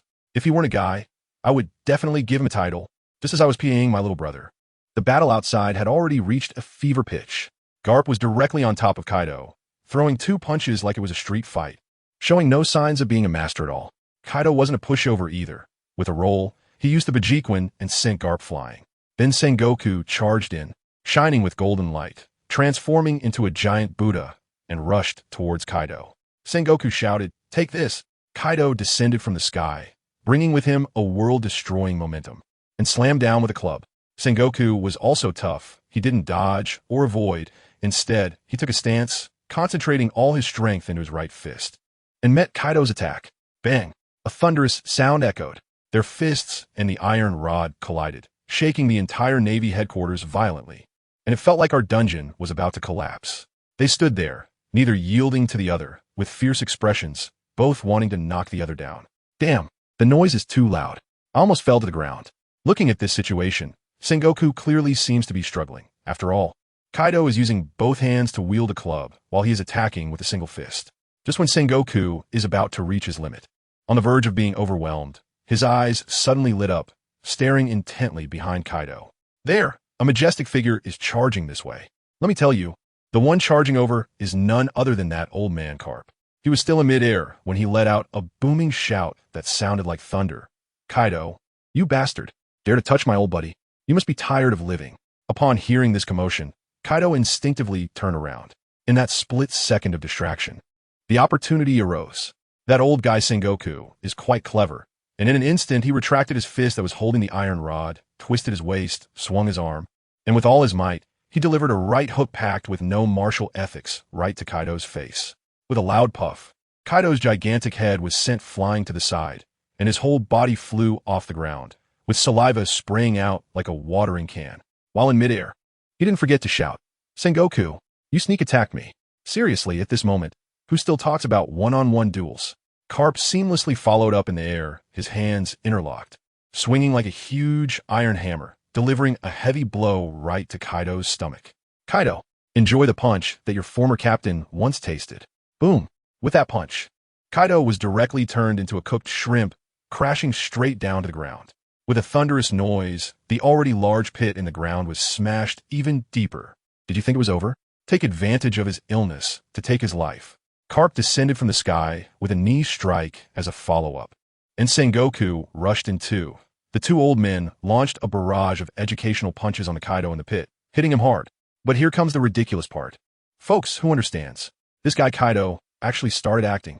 What he was thinking was not about fighting at all, but his little schemes, pretending to be defeated, then getting captured, and finding a chance to escape with me. So, facing this beating, he didn't dodge or fight back at all, just took it head on. To make the act more convincing, he even bit his own tongue, spurting out a mouthful of blood, making it look very tragic. After half an hour of this, Kaido finally lay in the pit. Gasping for breath, his eyes rolled back, and he stopped moving. Carp and Sengoku finally stopped, panting heavily. Carp shook his hand. This guy's skin is too thick. My fists hurt. After finishing up, Sengoku looked at the ruined Marine headquarters, sighed in pain, cursed Kaido, and personally brought over special C-Prism stone handcuffs to lock up the unconscious Kaido. After doing all this, the two old men were completely exhausted and lay side by side on the ground looking at the stars. Sengoku suddenly got emotional. Sigh, are we really getting old? If it weren't for us today, the headquarters would have been flattened. Carp also got serious for a rare moment. Yeah, times are changing. But this bunch of young ones still can't measure up. We can't step back yet. While chatting, they actually started making bets. Sengoku said, that newcomer named Alexander is pretty good. We can focus on training him. I bet he can succeed. Carp laughed. I still have my eyes on that kid Ling Feng. How about we make a bet? You bet on Alexander, and I bet on Ling Feng. The stakes were even more hilarious. Sengoku said, if I lose, I'll cover all the sunbae you eat in the future. If you lose, you have to convince your son, who's in the Revolutionary Army, to come home. Carp heard this and thought, hey, this deal is a good one, and agreed on the spot. The two old men talked for a long time about my troublesome brother Luffy, and then the topic finally returned to me. Sengoku asked, Ling Feng is currently being held by Kizaru. How do you plan to persuade him to join the Navy? Carp was then filled with righteous indignation. I must persuade him in a dignified manner. Am I supposed to resort to threats and temptations? I was in the dungeon listening to the commotion outside, which had already stopped. I thought to myself that Kaido probably lost his plan. After a while, I heard a series of heavy footsteps and gasping sounds getting closer. I pressed my face against the bars to take a look, and to my surprise, a dozen Navy soldiers were carrying the unconscious Kaido, making a noise like dragging a dead pig. They opened the door to the giant cell opposite me with a clang and threw Kaido inside. Once those Navy soldiers ran off, I quickly shouted softly to the other side, Hey Kaido, are you still alive? Kaido suddenly sat up, furious, and hissed at me. Can you even talk? I got caught acting to save you. And your first question is whether I'm dead? Are you hoping I die so you can inherit my pirate crew? I rolled my eyes and said, TSH, who cares about your pathetic group? And you did to save me? Do you think I believe that? If you can't win, you can't win. The other side has 2 top-tier Navy officers teaming up. Losing isn't embarrassing. And you're still here pretending with me? This really set Kaido off. And the 2 of them started arguing like elementary school kids, directly shouting at each other in prison. In the end, Kaido got so mad that he announced, Ling, Feng, you're expelled. From today on, you go your own way, and I'll go mine. I won't back down either. If you're gonna roll, then roll. Are you the one firing me? I'm the one quitting. Just wait. I can join the Navy and become a general. Do you believe it? After saying that, we both snorted and turned our heads, ignoring each other. The friendship boat capsized just like that. At that moment, Carp, that old man, slowly walked over from the corridor. Family, who understands? They were putting on a show here. It turns out the prison was already equipped with surveillance. Just now, when I was arguing with Kaido, he was giving me crazy signals, and I finally realized we were performing for the Navy. It was all about the information gap. Carp walked in front of Kaido's cell and said with a smile, Kaido, I knew you were acting. Want to play the open road while secretly going through the back door? Unfortunately, I've caught you. Your plan has failed. He suddenly changed his tone, and his expression turned cold. Since we can't keep you locked up, then let's just kill you, once and for all. Kazan. With his call, Akiji lazily walked over. Carp ordered, take him down and keep a close watch. Tomorrow, I will personally oversee his execution. What? Execution? Kaido was stunned. Akiji didn't care about that. He walked into the cell, pressed his hand on Kaido, and with a crackle, he instantly turned Kaido into a giant ice sculpture, then dragged him away just like that. I felt a jolt in my heart and thought, damn, this is going south. Kaido, don't really go and kill yourself. Once everyone left, it was just me and Carp in the dungeon. This old man sat cross-legged in front of me, smiling as he looked at me through the bars, and started to paint a big picture.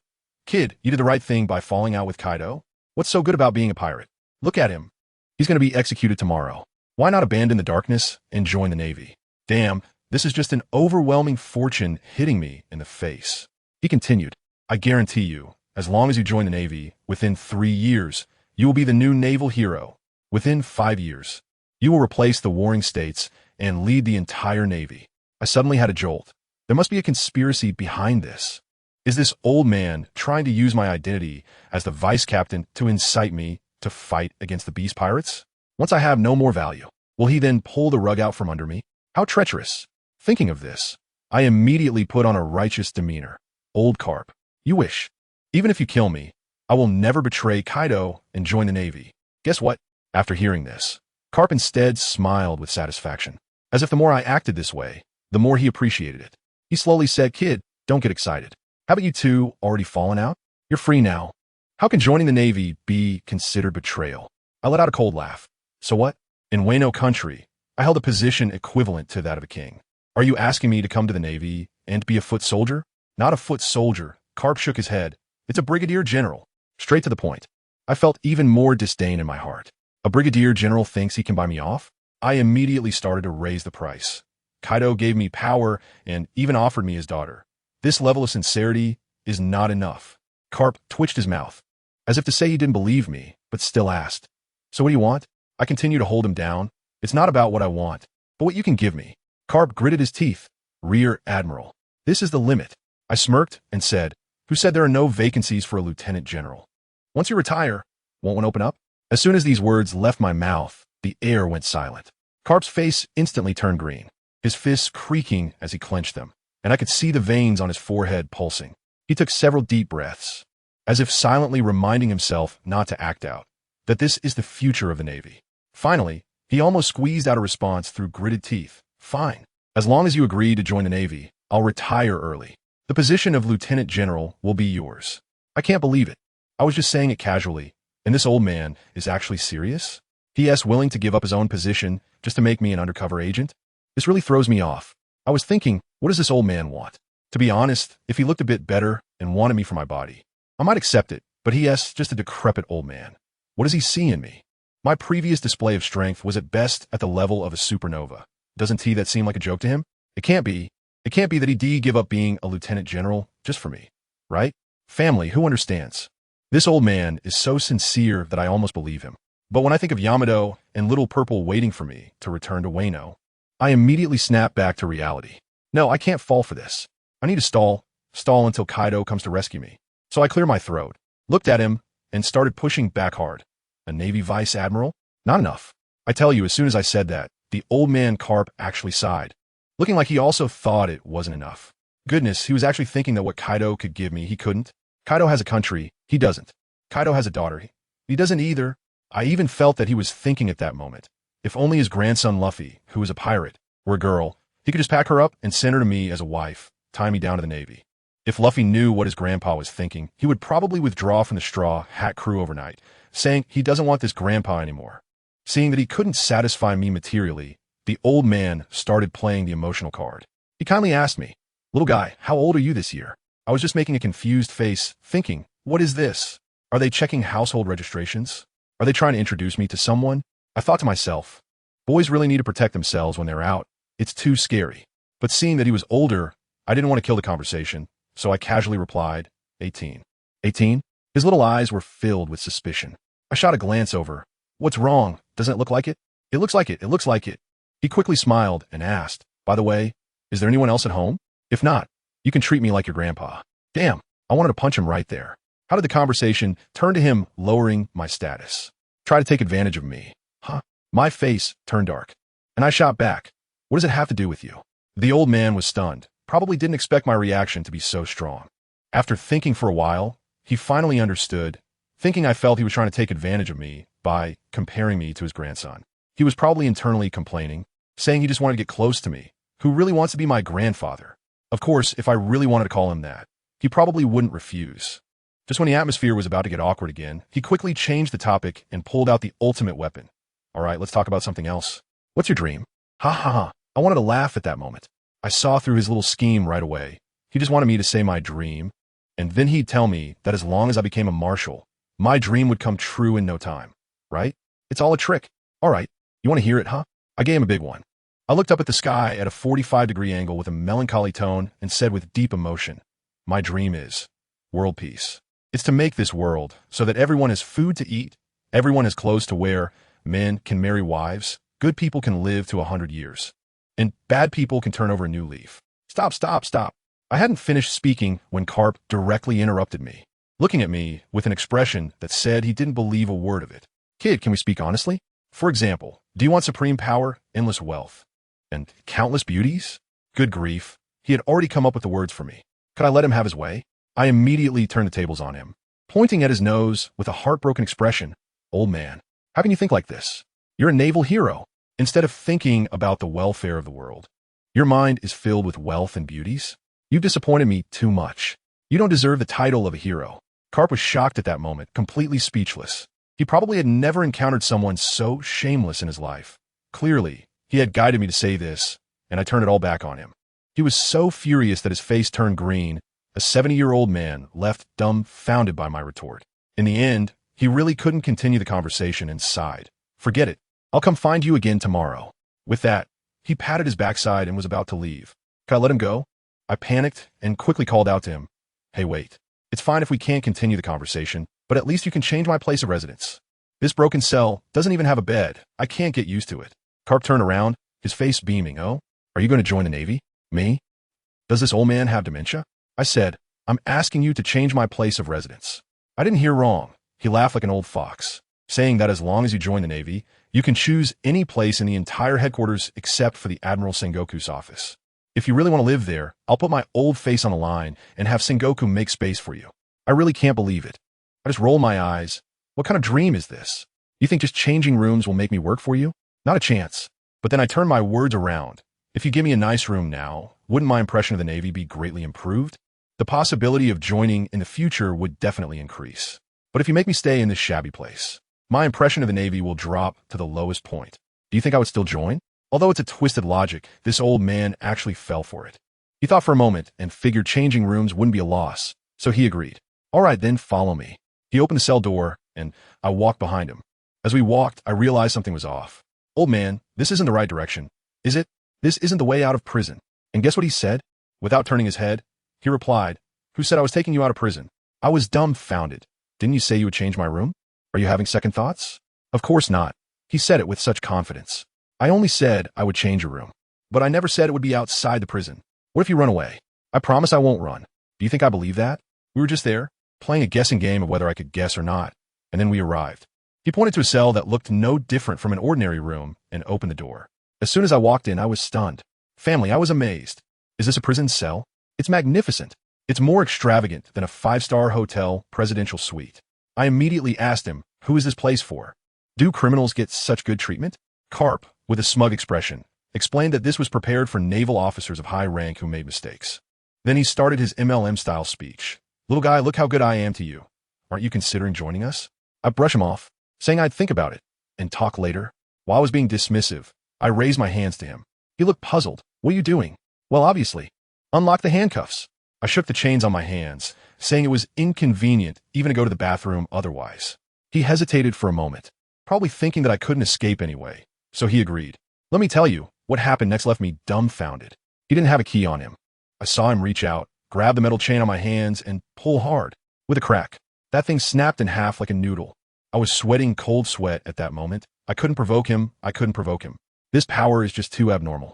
He wasn't done yet. He grabbed the circular handcuff on my wrist and squeezed it hard. With a cracking sound, the handcuff shattered into pieces. After handling that, he asked me again and again, little guy, can you join the Navy now? I'm speechless.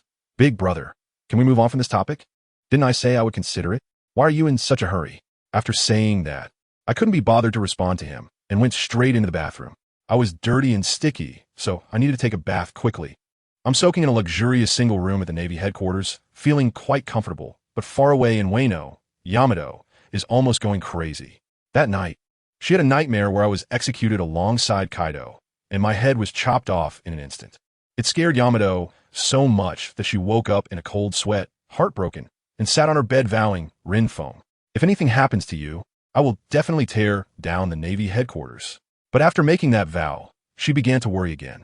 She had been locked up in Wano by Kaido since she was little and didn't even know the way. Even if she got there, it seemed like she wouldn't be able to help much.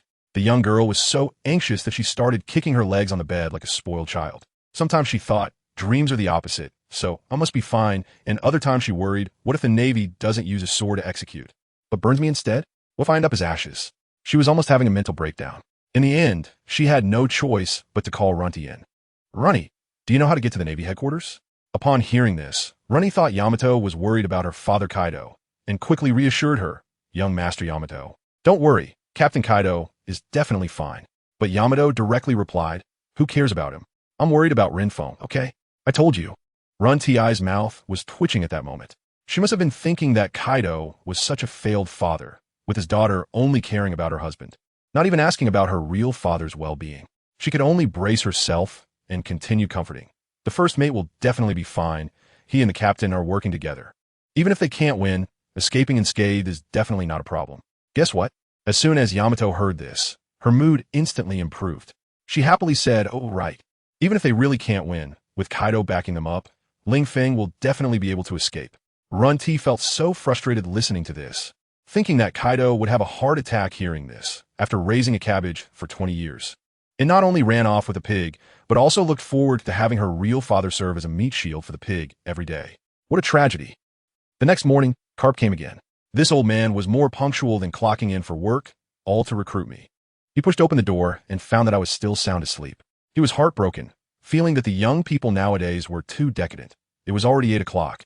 The sun was shining, and I still hadn't gotten up. Back in his day, he started exercising around the Navy headquarters at 4 in the morning. He walked over and pulled my blanket off. As a result, I just turned over and continued sleeping. The old man, feeling helpless, could only bend down and reach out to pat my face to wake me up. Then, something explosive happened. Just as his hand was about to touch my face, I, still half asleep and not knowing what was wrong with me, suddenly rolled over, wrapped my arms tightly around his neck, and pressed him down onto the bed. I was mumbling, "Oh, little purple, are you annoying? Coming to disturb me so early in the morning. Since you have so much energy, let us continue." I told you, my lips were about to pucker up, ready to kiss. Cap's eyes were about to pop out. He had never seen such a scene in his life. Just when it seemed like he was about to lose his dignity, he exploded and pushed me hard with both hands. The next second, I felt like a human cannonball. And with a loud bang, I flew out and slammed into the wall opposite, creating a huge, human-shaped dent in it. I let out a loud cry, and the pain made me wake up on the spot. I opened my eyes, feeling completely confused. Where am I? Why am I on the ground? Wasn't I sleeping in bed? Then, as I turned my head, I saw that old man Carp actually lying on my bed. I was so furious at that moment. I pointed my finger at him, my voice trembling. You old beast. You didn't do anything to me while I was sleeping, did you? I immediately acted dramatically, covering my face and starting to cry and wail. No wonder my whole body aches. It must be you. Yamato, I'm sorry. I'm not pure anymore. Carp, enraged, turned red in the face and jumped 3 feet high from the bed, pointing at my nose and shouting, "What nonsense are you talking about, you little brat? I just pushed you off the bed and you crashed into the wall. I didn't do anything to you. As soon as I heard it, I got even angrier. You pushed me and made me hit the wall, and you think you have a reason for that? I was sleeping just fine, and you came and slammed me into the wall? Look at this wall. It's already shaped like me. What do you want to do? Can you blame me for that?" Carp was also anxious, saying, "If you hadn't suddenly hugged me and tried to kiss me, could I have pushed you away? That was self-defense. Why should I trust you?" I snorted coldly, although it seemed I had remembered. At that time, I really did mistake this old man for Xiaozi. Damn, just thinking about it makes me feel sick. Thankfully, he pushed me away. Otherwise, I would have a psychological shadow for the rest of my life. Seeing that I didn't speak, Carp, trying to ease the awkwardness, quickly changed the subject. "By the way, who is this Xiaozi you just mentioned? Isn't your fiancé, Yamato? I really don't have the mood to chat with him." So I shouted in annoyance, "What business is it of yours? At your age, still so gossipy." After saying that, I got up from the ground, pointed at the bed, and ordered him, "Get down." Cap didn't know what I was planning, so he blankly got off the bed. Then, he just stood there watching me as I climbed onto the bed, lay down, tucked myself in, closed my eyes, and continued to sleep. Cap stood there alone, looking disheveled in the wind, probably thinking one thing. "So you're giving me face, huh?" As a result, early the next morning, this old man came again. Let me tell you, he directly yanked my blanket off and started lecturing me like a father.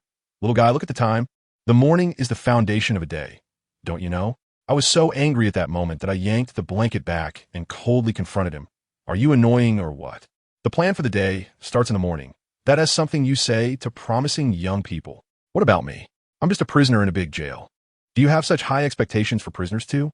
Old man Carp was still shaking his head, saying, "You're not like other prisoners." I immediately threw out my trump card. "You old geezer, if you say one more word, do you believe that I would rather die here than join the Navy?"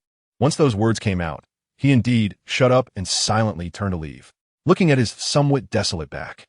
I felt a pang in my heart and wondered if I had gone too far. But then I thought, I just want to sleep in. What did I do wrong? I did nothing wrong. Realizing that, I turned over and went back to sleep. As I was sleeping soundly, my nose suddenly twitched. It smells so good. Is that the smell of roasted meat? As soon as I opened my eyes, everyone was stunned. Old Carp had somehow sneaked back in again. And the key point was that he had set up a grill right by my bedside. Who could understand this, doing teppanyaki in a cell? He was using chopsticks to pick up slices of fresh meat that were sizzling and oozing with oil, placing them on the grill. The aroma was simply irresistible. I instantly lost my sleepiness, jumped out of bed like a carp, and sat directly across from him. Carp saw my greedy expression, chuckled, and pushed a bowl and chopsticks towards me. "Hey, little guy, not going to sleep?" I shot him a glare, annoying, asking questions he already knows the answer to. Then I picked up my chopsticks and started eating. As I was eating, the old man began to probe. "Hey, kid, can you tell me what your background is?" I stuffed my mouth full of meat, thought for a moment, and sincerely replied, "Me? I'm just an ordinary handsome guy." Carp's face turned dark. "Who asked you that?" "I'm asking you. Are you from some special race? Look at you, you can come back to life and grow that big. But you didn't drown when you fell into the sea, which means you haven't eaten a devil fruit. If you haven't eaten a fruit and have these abilities, you must have innate divine power, right?" I quickly picked up a piece of grilled meat, dipped it in sauce, swallowed it in one bite, and said, "Delicious." Then I slowly added, "Old man, you're overthinking it. I'm just an ordinary person.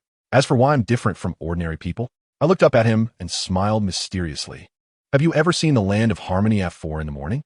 At that moment, Cap was stunned, probably thinking to himself, "Wow, this kid just turned the question back on me?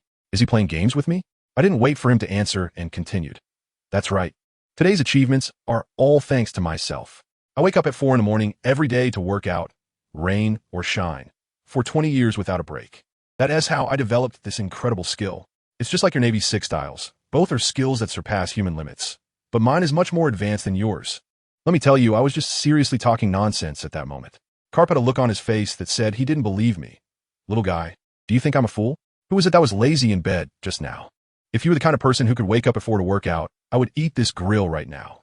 Fine, if you don't believe me. I rolled my eyes and said, I'm asking you, and you don't believe me either. It's too hard to tell the truth these days. Carp shook his head, took a piece of meat, dipped it in nothing, and swallowed it in one bite, smacking his lips. Not bad, almost on par with Senbei. I rolled my eyes in my heart, as if that Senbei of yours is a delicacy. I rolled my eyes and said, eating just meat is so monotonous. How about we get some wine? Carp thought for a moment, and although it was working hours, who said you can't drink at work? He shouted out the door, come here, bring a jar of sake. Before long, a guard came in with the wine and cups. I took it, filled my cup first, then filled Carp's, and raised my glass in a toast. I downed my drink in one go, only to find that Carp still had half his cup left. I wasn't happy about that. Old man, are you raising goldfish here? Carp had no choice but to chug the rest of it down under my stare. Only then was I satisfied and nodded. That's more like it. If you want me to join the Navy, you can't even down a drink? That shows a lack of sincerity. Saying that, I refilled his cup. After a few rounds of drinks and some meat, Carp suddenly asked me seriously, kid, do you want power? What kind of question is that? Who wouldn't want it? But I decided to be contrary and answered, no, I want breasts. Carp. He was completely dumbfounded, staring at me. And after a long pause, he said, kid, something's not right with you. I rolled my eyes. What's wrong with that? I'm young and full of vigor. Isn't it normal to want breasts? Carp was speechless. He probably thought what I said was nonsense, but it seemed to make a bit of sense. Now, his prepared speech was completely derailed. He must have been thinking that as long as I said I wanted power, he could use the devil fruit to tempt me. Now, that plan was utterly dead. He cleared his throat a couple of times and began to awkwardly backtrack. Cough, cough. Ling Feng, it's not that I'm criticizing you. You're still young and don't understand the importance of power. Just think about it. If you have great power, what kind of women wouldn't be attracted to you? If you don't have power, do you think the women you like would notice you? Men like women's beauty, and women also like men's strength. So, being strong is fundamental. Even if the woman you like doesn't like you, if you're strong enough, you could just take her by force. Huh? I tilted my head to look at him, wondering if this old guy's worldview was being twisted by me. Carp also realized he had misspoken and quickly tried to defend himself. Cough, cough. What I mean is if you're strong enough, no one can take the woman you like from you. Otherwise, do you want to experience the heartbreak of watching your woman being taken away? I suddenly felt a surge of gossiping spirit and stared at him. Old man, you speak so convincingly you wouldn't have experience in this regard, would you? At that moment, a whole 800,000 word novel popped into my mind. Could it be that this old man's wife was taken by the celestial dragons? So his son dragon started the revolutionary army to overthrow the world government. Actually, just to get his mother back? What nonsense are you talking about? Carp became anxious. Sitting up straight, how could I possibly have that kind of experience? With my strength, who could take a woman away from me? That's impossible. TCH, I was just guessing casually. Why are you getting so worked up? I took a sip of my drink and continued to tease him. So why are you suddenly asking me this? Could it be you want to give me power? In this pirate world, what else could make an ordinary person suddenly become strong? Old man, are you going to give me a devil fruit? I instantly found this old man much more likable, looking like a dear grandfather. But then he snorted coldly. You wish. If I had a devil fruit, wouldn't I eat it myself? Give it to you? Dream on. Well, clearly that was his plan, and now that I said it out loud, he became all proud and aloof, losing all sense of achievement, right? Come on, let's drink.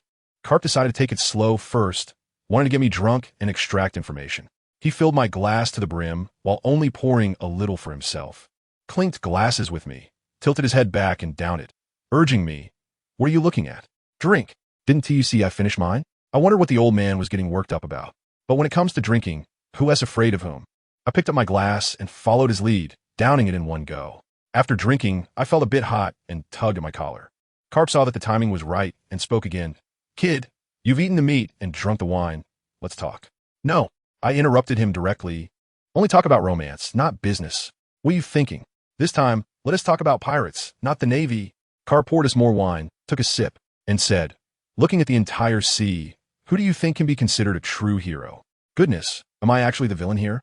ISNT this just like the plot of discussing heroes over wine. I countered him. Why call them heroes, not villains? Carp looked at me as if I were foolish. What kind of hero are you talking about? The hero is right in front of you. Does it need discussion? Besides, can pirates be called heroes? Of course, they are villains. All right, he is older, so he gets to decide. I I shrugged. If you ask me, Whitebeard counts as one. The world's strongest man, holding the power to destroy the world, definitely a villain. No, no, no. He deserve it. Carp shook his head, his face already red. Probably a bit tipsy. Now he has to go out with a drip. His body is half wrecked. What kind of villain is that? The backlash from the tremor fruit is too strong. This is fate. Alright, if Whitebeard doesn't count, then Kaido must, right? The world's strongest creature. Closed off from the world for 20 years. And now the beast pirates are on the rise. He doesn't deserve it either. Carp continued to shake his head. A man who spends all day doing performance art and committing suicide for show. What kind of villain is that? Besides, he locked up here now. About to be executed in a few hours? A death row inmate. Does that count? Me. Alright. How about Big Mom then? A woman who can rise to the position of one of the 4 emperors, establish a nation, and produce a pirate crew's main force by herself. She must be a formidable figure, right? A mere woman. How can she be considered formidable? Carp sneered. Your perspective is too narrow. A man relies on fists and power. So, Feng, join the Navy. Under my training, with your left hand holding a fist and your right hand wielding power. What do the celestial dragons count for? Didn't they also establish their empire with their fists 800 years ago? If they can do it, why can't you? I was stunned. This old man was really drunk, daring to say such outrageous words. No, I'm not drunk. I can still drink 300 more bottles.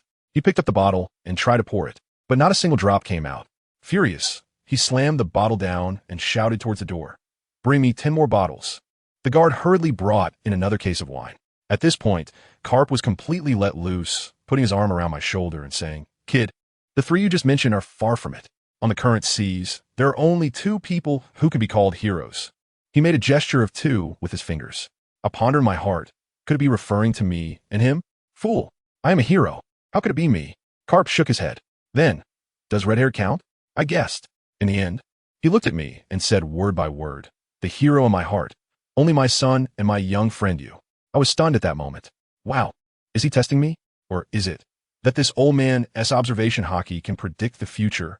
Does he see that I will become the king of the world? So he is humbling himself to win me over? It must be that way. Thinking of this, I decided to stop pretending and laid my cards on the table. Carp, since you've said that, I won't hold back anymore. That's right. I'm a hero. This world will eventually be mine. Now I'm giving you a chance to join my side. When I rise up to the red line, slay the celestial dragons, and ascend to the throne of the heavens, you will be credited as a great contributor. I'll title you Hero of Heaven and Earth. That more prestigious than your Hero of the Navy? Carp immediately sobered up, looking at me in shock. Kid, what the hell? Was I trying to recruit you? How did you turn the tables on me? He looked frustrated. After all this time we've known each other, can't you at least fulfill this small wish of mine? I rolled my eyes directly. What kind of relationship do we have? This is only the 3rd time we've met, okay? It's not like we've had deep exchanges 3 times. What kind of relationship is that? Cap was also angry. A man's 3 great bonds are sharing a bed, serving time together, and drifting through life together. We've already covered 2 of those. Are you forcing me to use my golden staff that I've kept for decades? I tightened my grip. What do you want to do? Carp looked speechless. Were you thinking? I meant to take you for a stroll in Joy Street and get the last iron done. Let's see if you still say our relationship isn't strong enough then. He had a tragic expression as if he had sacrificed too much for the Navy. Joy Street, huh? I stroked my chin. It sounded like a good place. I immediately perked up. This sounds great. When are we going? Carp said lightly. After you join the Navy. So what are you even talking about? Just then, the Marine delivering the wine set down a case. Carp took out 2 bottles from the box and handed one to me. Kid, finish this bottle, and I'll show you a treasure. After saying that, he directly started chugging from a bottle. I looked at him, and wow, he's over 70 and still going strong. I'm just an 18-year-old guy. How can I back down? I also tilted my head back and chugged it down. After putting down the bottle, I wiped my mouth. All right, old man, what's this big treasure? Show me. Carp finished his drink and reached behind him, pulling out a black and white fruit and placing it in front of me. Feng, join the Navy, and this devil fruit is yours. Carp's voice had a hint of temptation. This was the trophy from over 30 years ago when I defeated the Sea Overlord Rocks.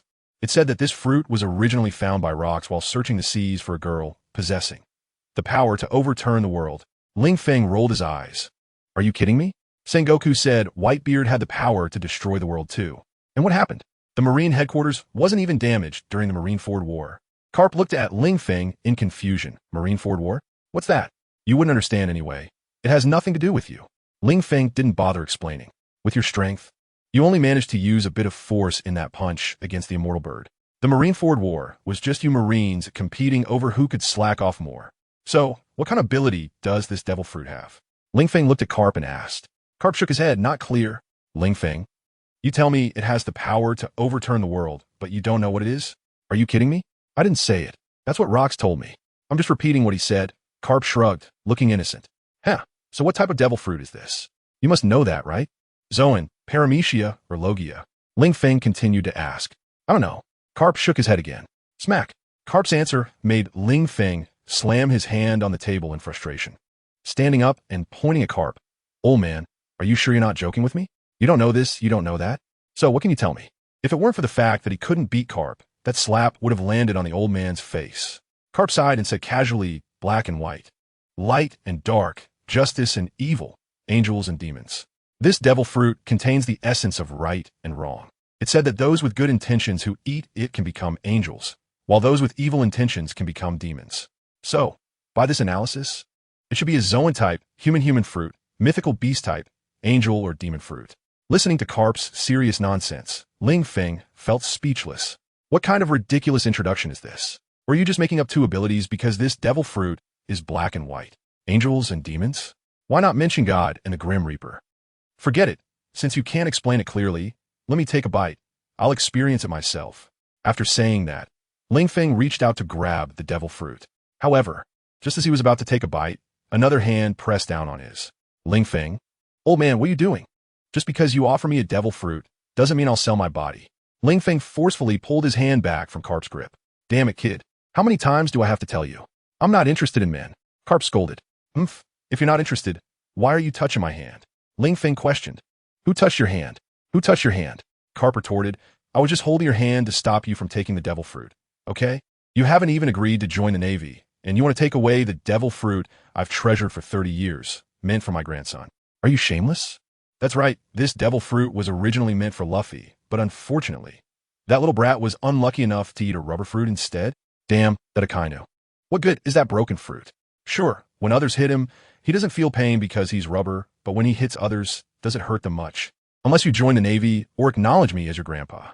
Otherwise, I won't give you this devil fruit. Carp looked at Ling Feng seriously. Ling Feng. He hesitated for a second, then immediately nodded in agreement.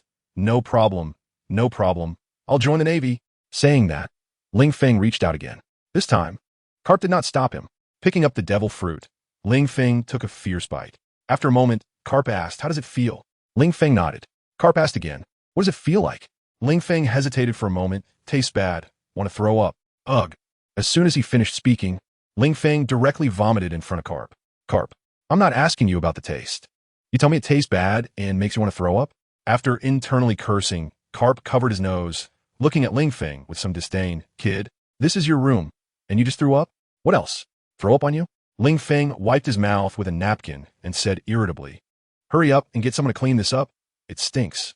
Carp, kid, you're going too far. How dare you speak to me in that commanding tone? Plus, if you knew it stank, why didn't you go to the bathroom to throw up? Why all the nonsense?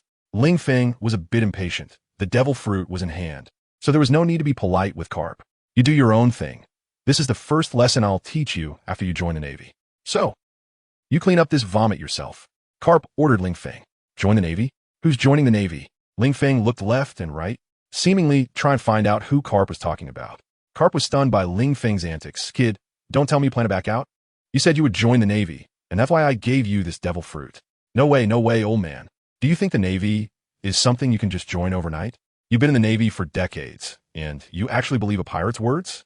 Ling Feng looked at Carp in disbelief, shaking his head. I was just saying that casually. You can just take it lightly.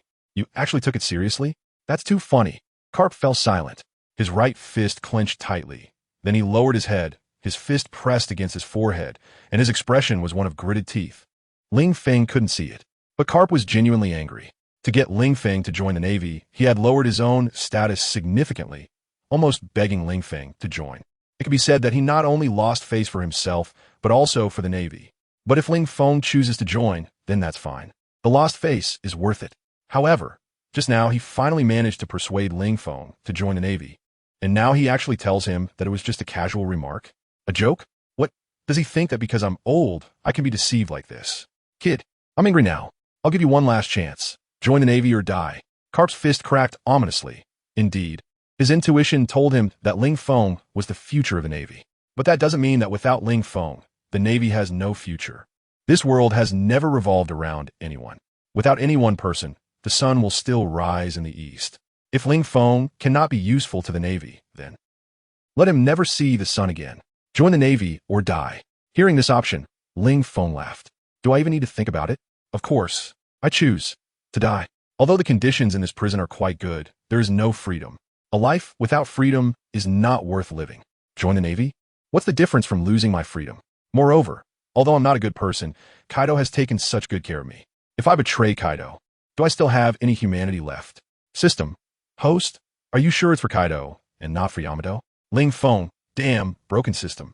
Is it necessary for you to ruin my image? I'd set myself up as someone who values loyalty and won't succumb to interests. And now your words make it seem like I'm just after beauty? System, you should be honest. You always were after beauty, okay? I didn't say anything wrong. Ling Feng, what are you saying? System, even if I don't say it, the readers already know you're after beauty. So you don't need to hide. I'm just stating the facts. I'm honest. I deserve praise. And you, craving Yamato's body, are despicable. Ling Feng, in his mind, pointed at the door and told the system, get lost. Carp had no idea that Ling Feng had so much inner drama. He was simply very disappointed when he heard that Ling Feng chose death over joining the Navy. Carp stood up, his large frame leaning down to look at Ling Feng, shaking his head in disappointment as he said, it said that those who know how to adapt are wise. Now it seems, kid, I must have been blind to think you would become the future of the Navy. You don't think I was just threatening you, do you? Since you choose death, then, I'll fulfill your wish and let you and Kaido be executed together. After going to hell, I hope you won't regret your choice today. Carp looked at Ling Feng, his voice cold and devoid of emotion.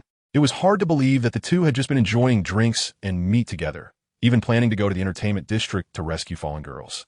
It seems that men can turn on each other just as quickly as women. Old man, are you giving up just like that? You should know that you invested a devil fruit in me. Otherwise, why not try to persuade me again? Otherwise, if you kill me directly, won't all your feelings and the devil fruit investment go to waste?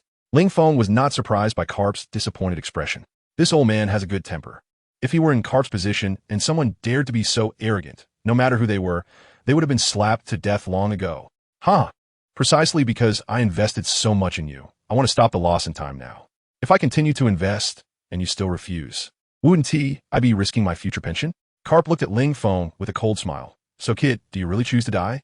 Or do you think that just because you have an immortal body, the Navy can't kill you? There are countless ways to kill in this world. Do you really think your immortal body is invincible? Sorry, but I actually do think so. Ling Feng smiled at Carp. In that case, bring this kid, handcuff him, and take him out, preparing to execute him with Kaido. Everyone has their own choices.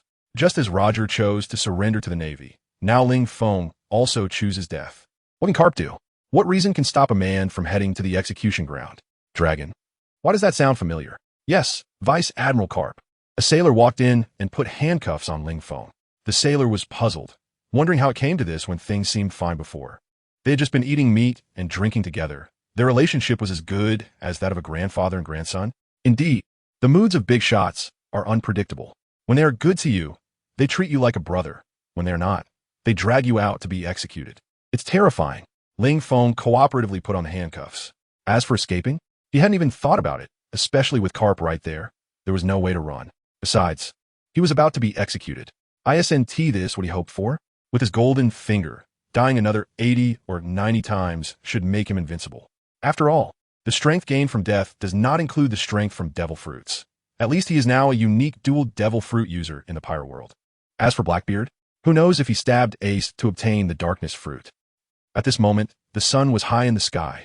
Ling Feng was brought to the Navy's front square, ready for execution. Beside him was the frozen Kaido. Kneel, the sailor shouted at Ling Feng after pushing him to the execution site.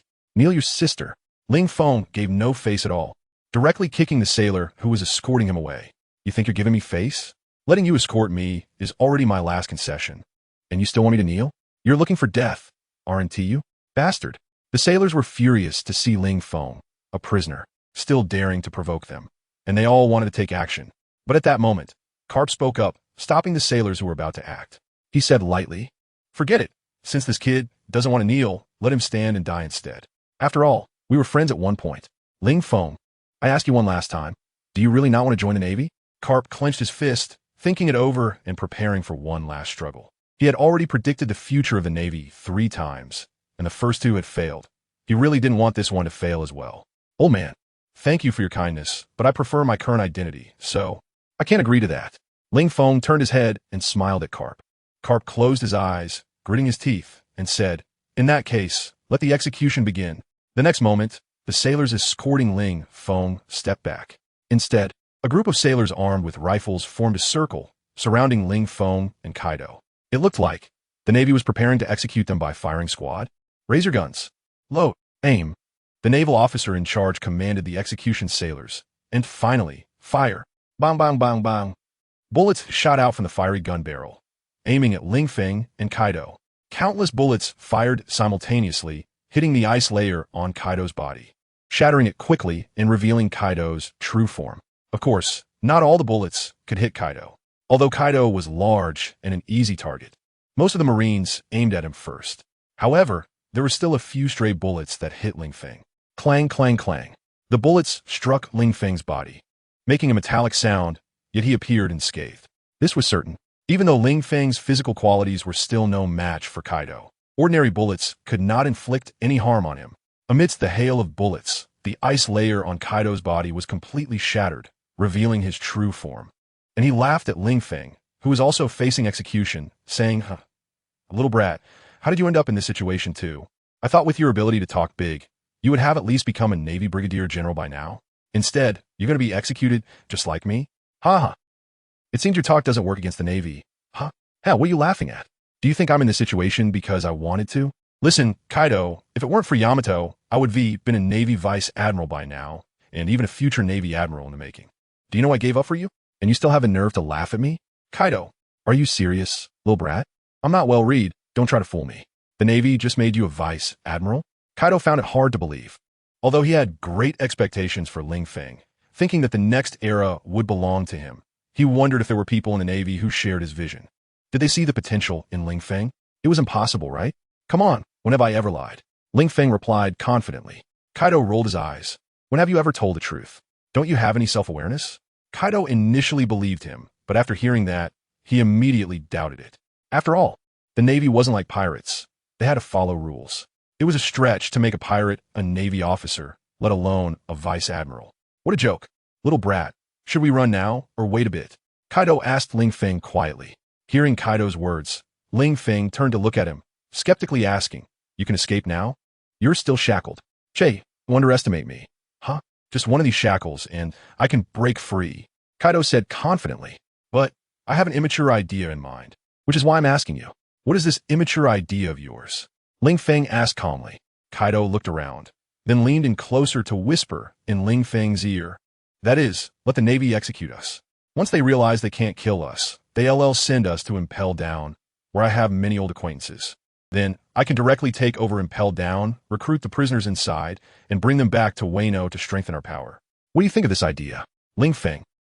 Kaido's idea was not far-fetched. It had more than a 90% chance of success. After all, didn't T-Straw Hat Luffy rescue so many prisoners from Impel Down? Could Kaido not do the same? What? You think Luffy has the protagonist halo? Che, who isn't the protagonist in their own life? Especially the handsome readers, who isn't the protagonist of their own lives? Ling Feng hesitated for a moment, then clapped his hands and said, "All right, it's decided. Let us go and take over Impel Down." Indeed, besides increasing their own strength, they also needed to expand their influence. Otherwise, would he have to handle everything himself? That would be too uncool. In the distance, Karp watched Ling Feng and Kaido chatting happily amidst the gunfire, his face turning red with anger. Damn it, these two monsters can withstand bullets so easily. If you say they use haki for defense, that would be one thing. The key is, these two are relying on their bodies to take the hits. Even Karp, the Iron Fist, couldn't he do that? Otherwise, he wouldn't he have almost been killed by a single axe blow while sleeping in the East Blue. Fire. Keep firing. I want to see how long these two bastards can last. The Navy officer in charge shouted angrily. However, just as he finished speaking, the Marines stopped firing. Bastards, what are you doing? Are you rebelling? I just told you to fire at will. And you stopped shooting? The officer yelled in rage. One Marine replied, Major General Kalias, it's not that we stopped firing, but we've run out of bullets. The Marines were also aggrieved. In such a long time, they had fired at least tens of thousands of bullets. Even a Sea King would have been turned to mush. Yet these two monsters didn't even have scratch? Kaido was one thing.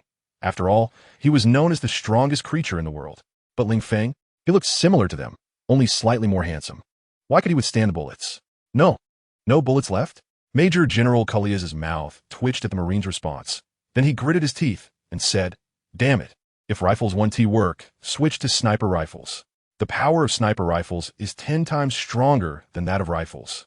A rifle has a range of only a few dozen meters, while a sniper rifle can reach hundreds of meters. Sure enough, upon his command, the riflemen retreated. Soon, a team of 10 elite Marines armed with sniper rifles appeared. Each one was capable of hitting a flying bird's eye from 800 meters away. Prepare, fire. Kalias ordered the snipers. Bang! 10 bullets shot out from the barrels, 9 hitting Kaido's head and 1 hitting Ling Feng's head. The 9 bullets that hit Kaido's head didn't penetrate his skin at all. Instead, due to the massive impact, the bullets were flattened and fell to the ground. As for the bullet that hit Ling Feng, it went straight into his forehead and exited through the back of his head, flying several meters before losing momentum and dropping to the ground. Seeing Ling Feng being shot in the head, Carp couldn't bear to cover his eyes with his palm. Unable to watch. System. Host has died. Host has resurrected. The host's strength has been enhanced. Please continue to work hard. Seize this opportunity of being executed by the Navy. Die 100 times directly and then punch through the pirate world. Letting those gold-digging women who look down on this system see that the host of this system is not trash, but someone who will either remain silent or amaze the world, who will either not fly or soar into the sky. Never raise as a reader. I understand the pain of nurturing a book only for it to die. Hey, are you okay? Looking at the resurrected Ling Feng, Kaido asked with concern. Hearing Kaido's concern, Ling Feng rolled his eyes and asked, Why do you care? You know I can resurrect. Well, maybe I'm just worried. Kaido shook his head, helpless, because Ling Feng had just been shot in the head right beside him, and it felt all too real. Of course, there is also the reason that Kaido now truly regarded Ling Feng as family. So even though he knew Ling Feng could resurrect, he still worried. What if Ling Feng didn't resurrect for some reason? It's like when parents watch their son rock climbing in the wild. Although they have seen their son succeed countless times, when they see him climbing again, they can't help but worry. Because all those past successes are history, and one failure now could end everything. Kaido's concern for Ling Feng now also shows that he truly regards Ling Feng as his son. Well, as for Ling Feng, he didn't know whether to be happy or not. Clearly, they had always been brothers. So how did it turn into a father-son relationship? Although he married your daughter, can't we keep it separate? After a round of shooting, Kaido was unharmed, and Ling Feng resurrected after being shot in the head. The snipers looked at Major Kalias, seemingly asking, Major Kalias, it seems like there's no effect. Should we continue shooting? What are you looking at me for? Of course, we continue shooting until we run out of bullets. Kalias was also troubled. As the execution officer responsible for the execution, if he couldn't take down these two, would he ever get a promotion? After all, Vice Admiral Carp and Admiral Sengoku were watching from behind. Sigh. Damn it, why did he take on this task? But now, complaining is useless. He could only hope these two monsters would give in soon. Bang, bang, bang. Since the leader gave the order, even if it was useless, the snipers continued to fire. After all, they didn't have to pay for the bullets, so they didn't feel bad. In the distance, the gunshots made Carp move his hand away from his eyes, looking at the unharmed Ling Feng. And for some reason, he sighed inwardly. What's going on? Did I really develop feelings for that kid? Not wanting him to die? Carp thought to himself, then shook his head, denying it, saying no way. How long have I spent with that kid? How could I possibly develop feelings? Absolutely not. Another round of sniping began, and Ling Feng was shot in the head again. Then, Ling Feng became stronger. Just like that, after being shot in the head 5 times in a row, finally. The sniper bullets could no longer penetrate his skin. Ling Feng had become even stronger. Major Kalias, we've run out of bullets. After a while, the sound of sniping disappeared, and a sniper said to Kalias, Kalias. He looked at the sniper team, who had finished their bullets with a helpless expression, then looked at Kaido and Ling Feng, who were chatting and laughing on the other side, with Kaido still unharmed. Even when switching from rifles to sniper rifles, the bullets still couldn't break Kaido's thick skin. As for Ling Feng, Although the initial rifle was ineffective, after switching to the sniper rifle, it could shoot Ling Feng in the head. However, the effect was only effective at the beginning. As Ling Feng was shot in the head repeatedly, it seemed his skin was getting thicker. After being shot in the head 5 times in a row, the sniper rifle had no effect on Ling Feng. One couldn't be killed, and the other could resurrect. And after resurrecting, it seemed to enhance physical defense. This is too ridiculous. Can't stand it. Absolutely cannot stand it. Get me my artillery. Kaliyaz gritted his teeth. Since the bullets were ineffective, then bombard them with cannons. Even if the newly repaired ground is blown down 3 meters, I must blow these 2 guys up. Seeing Kaliyaz's gritted teeth, Ling Feng said to Kaido, look, this is the Navy. If guns don't work, they use cannons. But does he really think that if guns are ineffective, cannons will be useful? By the way, Kaido, when the bullets hit you earlier, how did it feel? Kaido, what feeling? Did I get hit by bullets? I thought the bang bang bang was the Navy celebrating me with a cannon salute. What? Were they actually shooting at me? That's really? I felt nothing at all. Kaido said with an exaggerated expression, those bullets hitting me felt less than a mosquito bite. I really suspect those bullets are made of cotton? Or did some high-ranking Navy officer embezzle the military funds and use fake bullets? Major Kaliyaz.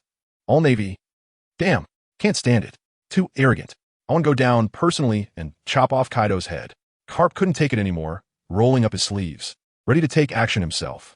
But he was stopped by Sengoku. Carp, no, you can't. As a Navy hero, how can you personally execute? You know, even when Roger was executed, it was just 2 ordinary executioners doing it, right? This represents the supreme authority of our Navy. No matter who is being executed, we treat them equally, just an ordinary death row inmate.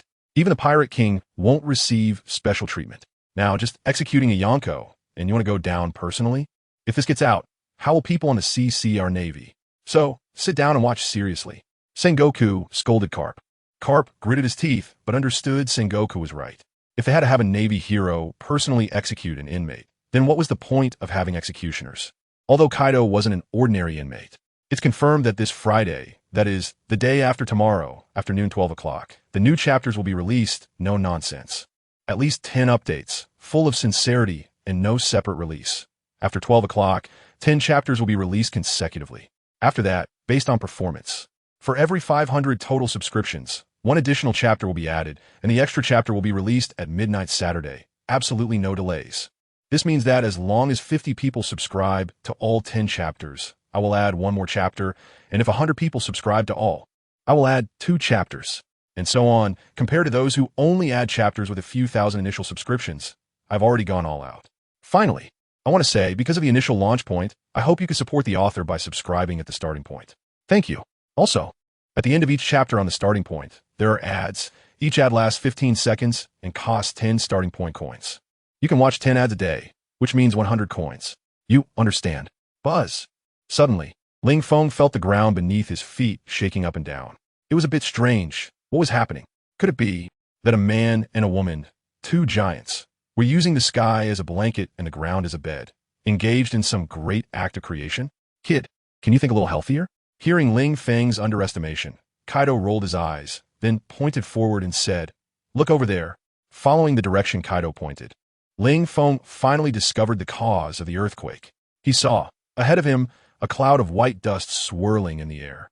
As the dust settled, dozens of majestic cannons were revealed, and behind the cannons, over 100 sailors were working together to slowly push those cannons over this way. Stop.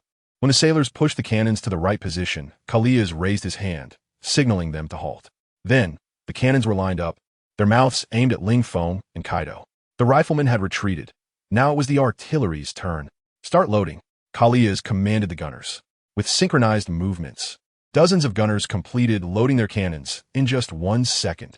Looking at the loaded cannons, Kaliyaz pointed at Kaido and Ling Feng and shouted, "Now fire!" A new storm had appeared. Let the cannonballs come down even harder. The sailors lit the fuses and fired the cannonballs. Dozens of cannonballs were shot simultaneously, creating quite a spectacular scene. However, facing such a sight, ordinary prisoners would have turned pale with fear, perhaps even crying out for their mothers. Yet Ling Feng and Kaido were still smiling and chatting. Kaido said, "When we return to Wano, I will marry Yamato. How many banquet tables do you think we should prepare then?" Kaido thought for a moment and said, "This is my daughter's first marriage. So it has to be the biggest, most luxurious, and most lively. At least 800 tables. If there's one table less, I 1T agree. Ling Feng. He didn't really pay attention to the latter part of Kaido's statement, but the first part, this is my daughter's first marriage. What does that mean? Damn it. Do you want Yamato to get married multiple times? Cough cough, well kid, don't mind me, I misspoke. Seeing Ling Feng's expression change slightly, Kaido realized his previous words might have caused some misunderstanding and quickly explained, of course, this is Yamato's first marriage and also her last. Even if you die, she can only obediently be a widow for me. If she dares to remarry after you die, see if I don't beat her to death. Ling Feng. Damn it, Kaido, if you can't speak, then just don't say anything. How do we go from discussing wedding arrangements to talking about my funeral? With your mouth. It's a miracle you haven't been killed yet. Ling Feng's face twitched, and his mood was really bad. I was talking to you about wedding plans. And look at what you're saying. The wedding hasn't even happened, and you're already thinking about my funeral, right? Just then, the cannonballs came. Boom, boom, boom. Dozens of cannonballs struck. Some hit Kaido, while others missed their targets and landed on the ground, creating craters and sending shattered stones flying towards Ling Feng. But bullets could no longer harm him in the slightest. So how could these broken stones hurt him? After a round of shelling, thick black smoke filled the air, and the ground around Ling Feng and Kaido was shaved down a layer. However, the two at the center of the explosion suffered no damage at all. Continue, keep firing. Even if we exhaust all the cannonballs from the Navy headquarters today, we must kill them. Kalias shouted desperately. Kaido and Ling Feng had become a tumor in his heart. If he couldn't eliminate the two, he would never feel at ease, even if he died. If he weren't the commander, he would have wanted to personally go down and fire the cannons. What? The gunners naturally had no objections and didn't dare to have any dissent. Load, fire, load, fire. Load, fire. At this moment, the gunners only did these two things. The sound of cannon fire was incessant. For Ling Feng, the damage was negligible. But the smoke and dust from the cannon fire made him uncomfortable, causing him to cough repeatedly. He didn't know how long it had been. The cannon fire finally ceased. This time, Kalias didn't ask why, because he knew that the cannonballs must have run out, otherwise the gunners wouldn't have stopped. After 30 minutes of simultaneous firing, tens of thousands of cannonballs had fallen, and the ground was gouged out 2 or 3 meters deep. But looking at Kaido and Ling Feng, who were still unscathed and even chatting and laughing, he was truly losing his mind. What kind of people are these? He had never seen anyone so resistant to explosions. Looking over at Ling Feng, it was clear to see that apart from the area where the two stood, the ground around them had all sunk 2 or 3 meters deep. Only the spot where they stood remained intact, like a solitary fortress in the sea, standing proudly.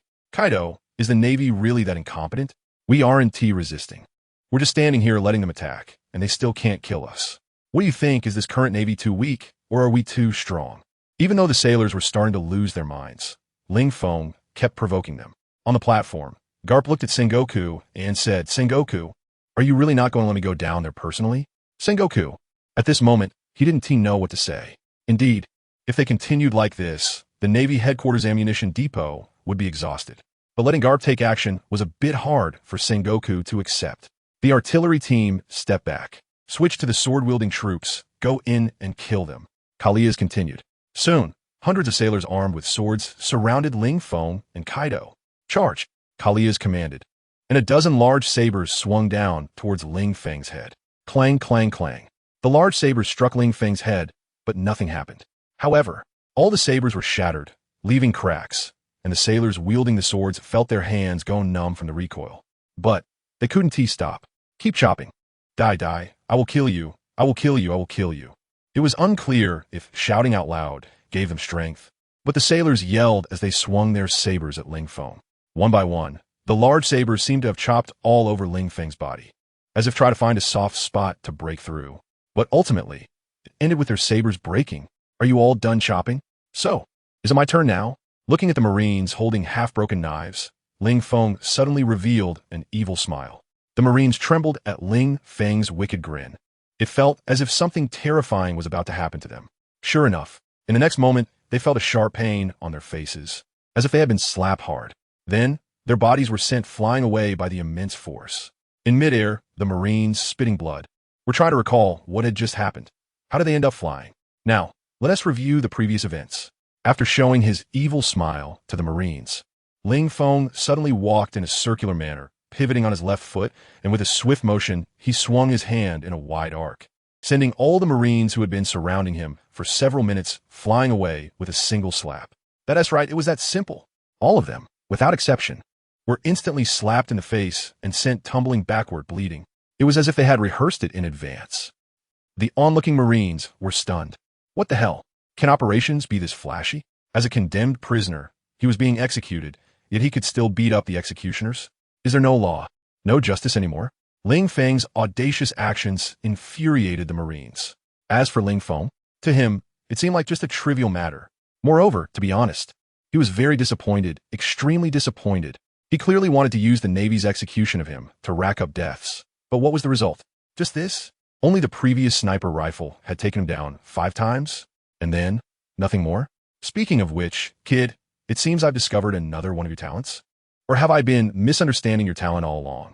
Kaido looked at Ling Feng seriously and said, previously when you were shot in the head by a sniper rifle, after reviving, did your body's defense become stronger? Or did your strength increase? I used to think that your rapid strength increase was due to experiencing life and death battles and breaking through between life and death, but actually, it wasn't like that at all. Instead, you just become stronger after dying and reviving. Is that how it is? Ling Feng. Damn, is this secret finally going to be discovered? How should he respond? Should he tell the truth? Or weave a lie? Not only had Kaido discovered it, but Garp also noticed it. Previously, Ling Feng could still be shot in the head by a sniper rifle. However, after being shot 5 times, the sniper rifle could no longer harm Ling Feng, which made Garp suspicious of him. Is this the racial talent of this little guy? That's right. Garp still thought Ling Feng might be some special race. Because of this, I had the intuition that this guy is the future of the Navy. Indeed, if someone's talent is this terrifying, being able to become stronger just by dying and reviving, then the speed of this enhancement is too frightening, isn't it? Wouldn't dying 100 or 80 times make him invincible? The key is, Ling Feng can revive after dying, which means he can't be killed. Under the premise of being unkillable, who can suppress Ling Feng's growth? Unless he is frozen and sealed away, ignored. But if that's the case, why doesn't this little guy just commit suicide to become invincible? Garp had his doubts. Is it because reviving through suicide doesn't enhance his strength? Only being killed by others can make him stronger? Garp felt that his guess was getting closer to the truth. At this moment, Garp once again developed the idea of recruiting Ling Feng.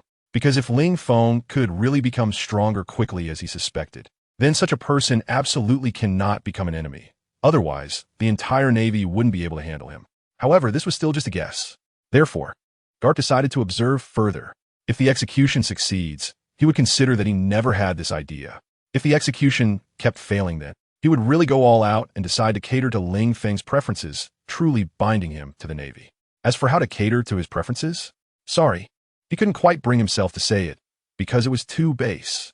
It was like throwing the Navy's dignity on the ground, stepping on it hard, and then kicking it a few times, equivalent to the country ceding land and paying reparations, the royal family marrying off daughters for peace. Too embarrassing. Kaido, what are you thinking? How could humans possibly have the kind of ability you're talking about? In response to Kaido's question, Ling Feng rolled his eyes and said, who can become stronger after dying and reviving? If becoming stronger were this easy, I would have committed suicide thousands of times and become invincible in the world. Right? Kaido. Ling Feng's words seemed to have some reason to them. But if it was really as Ling Feng said, then why could Ling Feng's physical defense increase time and again after being shot 5 times? Or is it that Ling Feng only enhanced his physical defense without increasing his strength? Damn, I almost got caught up in your words. Indeed, ordinary humans definitely don't have this ability. But are you an ordinary human? Can ordinary humans die and come back to life? Kaido looked at Ling Feng and questioned. Kaido, that's not right. How am I not an ordinary human? Ling Feng refuted Kaido from top to bottom, inside and out, no matter how I look at it. Aside from being incredibly handsome, I'm just an ordinary person, okay? But you, with that physique and horns on your head, you're not an ordinary person. Kaido was speechless. Of course, I never said I was an ordinary person, okay? Also, don't change the subject. Indeed, you look quite similar to an ordinary person on the outside. But that doesn't mean you're the same as ordinary people. After all, giants look like ordinary people too, just with a difference in size. But can you say giants and ordinary people are the same? So, you want me to admit that I'm not an ordinary person? Ling Feng was also speechless. These days, how is it so difficult to be an ordinary person? No, I just want you to admit that your strength can indeed increase through death. Kaido said, what if I don't admit it? Ling Feng retorted, it doesn't matter if you don't admit it. I will verify it myself. Kaido looked at Ling Feng with a wicked smile. Ling Feng, you're going to. Before Ling Feng could finish his sentence, Kaido's hand came crashing down from the sky, slapping hard on Ling Feng's head. Kaido didn't hold back at all. With one slap, he completely smashed Ling Feng's head. It burst like a watermelon, with red brain matter splattering everywhere. Looking at Ling Feng's headless corpse, Kaido thought, kid, it doesn't matter if you don't admit it. As long as I use the same strength to kill you a few more times, the result will be clear. If your strength increases because of death, then with the same strength, I can kill you now, and when you become stronger, I definitely won't be able to kill you anymore. Kaido felt he was incredibly clever. Thinking of this method was just brilliant. Wow. This inner monologue is too cute. From now on, you should just change your name to Cute More. The humble author. Well, I'm going to get published. The reader arrogantly raised their nostrils and asked, so what? The humble author replied, so, could you please give me a first subscription? The handsome reader chuckled, come on. As an author, can't you have a bit of ambition? Just a first subscription? Isn't a full subscription more appealing? Or is a full subscription not enough to entice you? The humble author's eyes lit up. Really? You want to give me a full subscription? The handsome reader laughed. Look at how naive this author is. I was just saying it casually, and he actually took it seriously? Ha ha ha. Is this what authors are like? I love it. Not as good looking as the readers, but thinking is definitely more beautiful than the readers. The humble author felt their heart shattered, so they decided to go on hiatus once it was published. But that was impossible. All right, author, stop begging for that. Subscriptions aren't earned by begging. They're earned by writing. Since you're going to publish, how many chapters will you release? The handsome reader questioned. The humble author replied, how many do you think is appropriate? The handsome reader said, oh, we're not asking for much. Just casually throw out 100 chapters, right?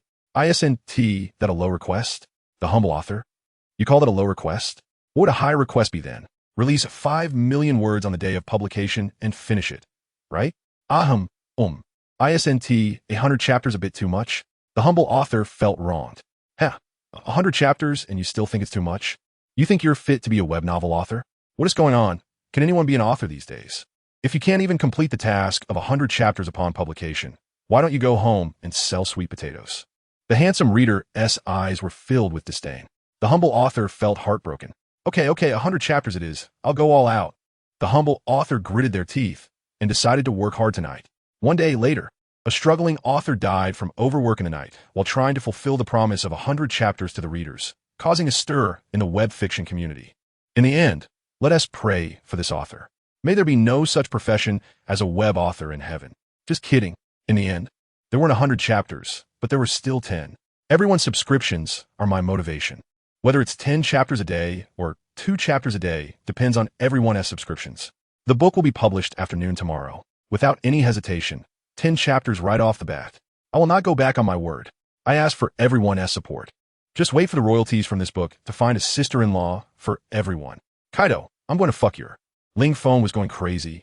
What the hell is Kaido doing? Damn it, they're currently being executed by the Navy, right? And Kaido, is he helping the Navy execute him? This is completely intolerable. And Ling Feng directly cursed. But before he could finish cursing, Kaido slapped him again. Kid, I'm your father-in-law. Don't you have any manners? You should call me dad, understand? Bang. Ling Feng's head exploded like a watermelon again. Kaido's actions left the Navy personnel confused. What is going on? Is there infighting? Are they actually turning on each other? However, this seems like a good show for the Navy.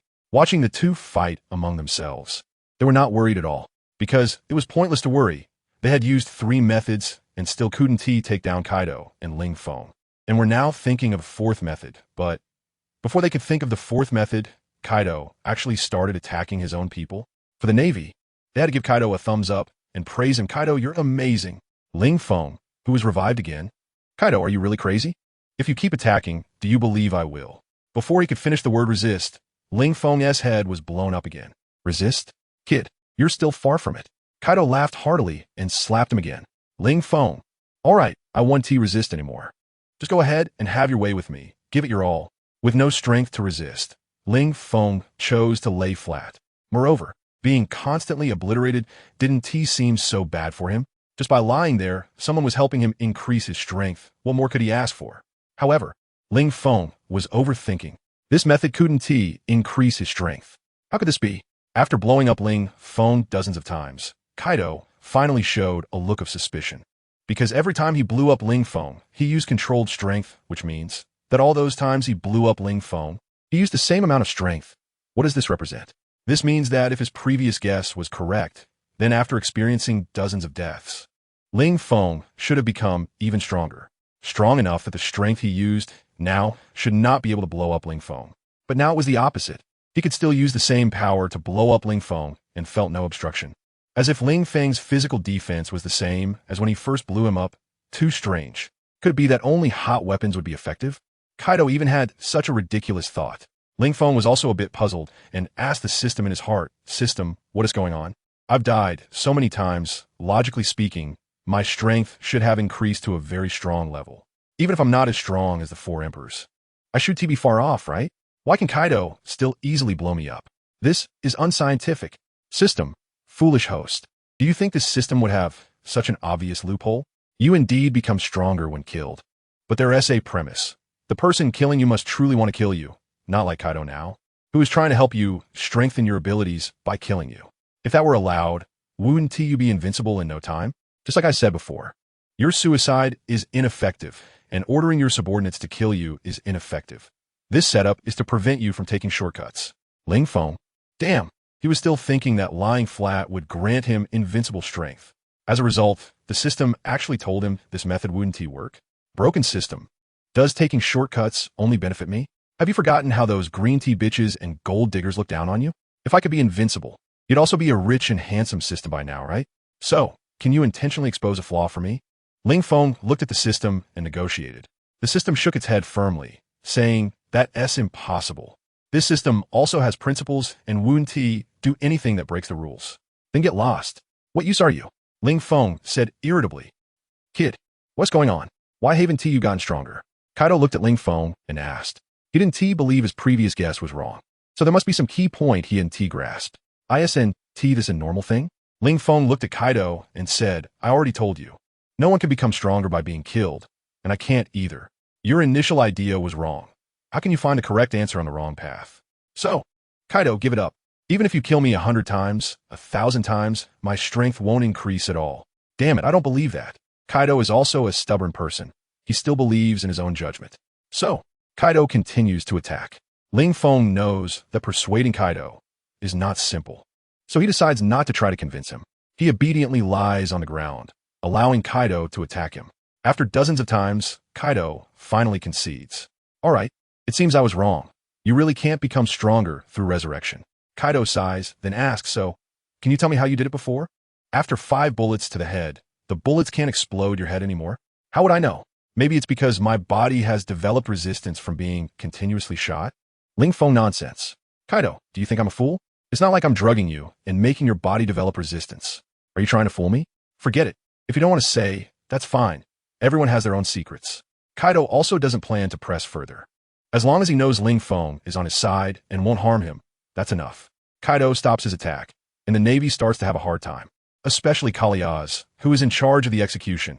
He is now anxious and doesn't know how to proceed with today's execution. You have to know, he hasn't even eaten lunch. He originally thought that it would just be an execution, quick and done in a few minutes. But now 2 hours have passed, and both Kaido and Ling Feng are practically unharmed. Being hungry is one thing. He can endure it. But the Admiral Sengoku is watching from a distance. How will he think of him if he can't even handle an execution properly? Will he think he's useless? If even the Navy's supreme leader, the Admiral, thinks he is useless, then what future does he have? Will he have no share in future achievements, promotions, and raises? Or will he be demoted to some desolate Navy branch? Then he would just stay in that desolate Navy branch far from the center of power until retirement? Just thinking about this makes Kaliaz break out in a cold sweat. No, absolutely not. Someone, tie them up and sink them into the sea. Since physical attacks are useless, then drown them. Kaliaz said fiercely. Hearing Kaliaz's words, Kaido burst out laughing. "Huh? Drown me? You're really a talent to come up with such a brilliant idea. Drown me? Ha ha ha. You're gonna make me die from laughter." Kaliaz was stunned by Kaido's laughter and coldly said, "Damn Kaido, what's so funny? Is my idea of drowning you really that ridiculous?" "Of course it's ridiculous." Kaido rolled his eyes. "Who is he?" "The beast, Kaido. It doesn't matter. What's important is that his devil fruit is the fish fruit in the Azure Dragon form. So, Kalia's wanting to drown him is like wanting to drown a fish. Isn't that funny? Of course, Kaido doesn't plan to expose him. He wants to wait until Kalias realizes his mistake. Then the other party will feel embarrassed and want to die. He really wants to see the scene of Kalias feeling awkward after discovering the truth. It must be very interesting. Sigh, when did I, the beast Kaido, develop such a dark sense of humor? Drown? Hearing such a death method, Ling Feng's mouth twitched. Damn it, being drowned is such a suffocating feeling. How uncomfortable. It's nowhere near as painless as being shot in the head before. That was instant death without any pain. Little brat, what's wrong with you? Seeing Ling Feng's mouth twitch, Kaido's expression turned unfriendly. Could it be that you really die from drowning? Considering this possibility, Kaido was already planning to break free from his shackles and escape with Ling Feng. As for recruiting subordinates in Impel Down, if Ling Feng died, what good would it do even if he conquered a vast territory? No one would inherit it. Of course not. Hearing Kaido's words, Ling Feng shook his head. I won't die. That might not be quite accurate. Maybe I'll die of old age? System, come out and talk. Am I going to die of old age? However, the system did not respond to him. If you're not going to die, then why is your mouth twitching? Kaido slapped Ling Feng on the back, making him worry for nothing. He thought you wouldn't die even if you were beaten to death, but now you might drown? My mouth twitched just because drowning would be really uncomfortable, okay? Ling Feng retorted. What are you two mumbling about? At this moment, a group of soldiers carrying chains walked over and bound Kaido and Ling Feng. The purpose of these chains was to prevent them from escaping after being pushed into the sea. None of your business, Ling Feng replied irritably. At this moment, he was actually wondering if he should tell the Navy that Kaido is a fish fruit user. If that were the case, the Navy shouldn't use drowning as a punishment, right? But thinking about how he could become stronger by being killed, Ling Feng ultimately held back. After a while, Ling Feng and Kaido were taken to the deck of the Navy headquarters dock, where Kalias looked at the two and said, Gentlemen, do you want to jump in yourselves? Or do you want us to help you? Ling Feng and Kaido exchanged glances. Then they bent their legs and gently jumped. Splash! The huge sound of falling into the water, especially with Kaido's massive body, directly created waves several meters high, drenching the soldiers standing on the deck. As their bodies hit the water, due to the chains, Ling Feng's body kept sinking to the bottom of the sea. However, because it was just a poor dock, the seabed here wasn't deep. It was only about 10 meters deep. At first, Ling Feng could hold his breath. But as time passed, he felt himself struggling to breathe more and more. Kaido watched this scene and shook his head. Kid, it's not that I don't want to help you. It's just, if I go down now to give you mouth to mouth, you're probably going to curse me out instead of being grateful. So just bear with it. Besides, as a man, and a man who wants to accomplish great things, if you can't endure this little pain, how are you going to control overwhelming power in the future? Transforming in battle, honing through pain, growing in despair. That's what a real man should experience. Kid, you can do it. Kaido encouraged Ling Feng in his heart. Ugh.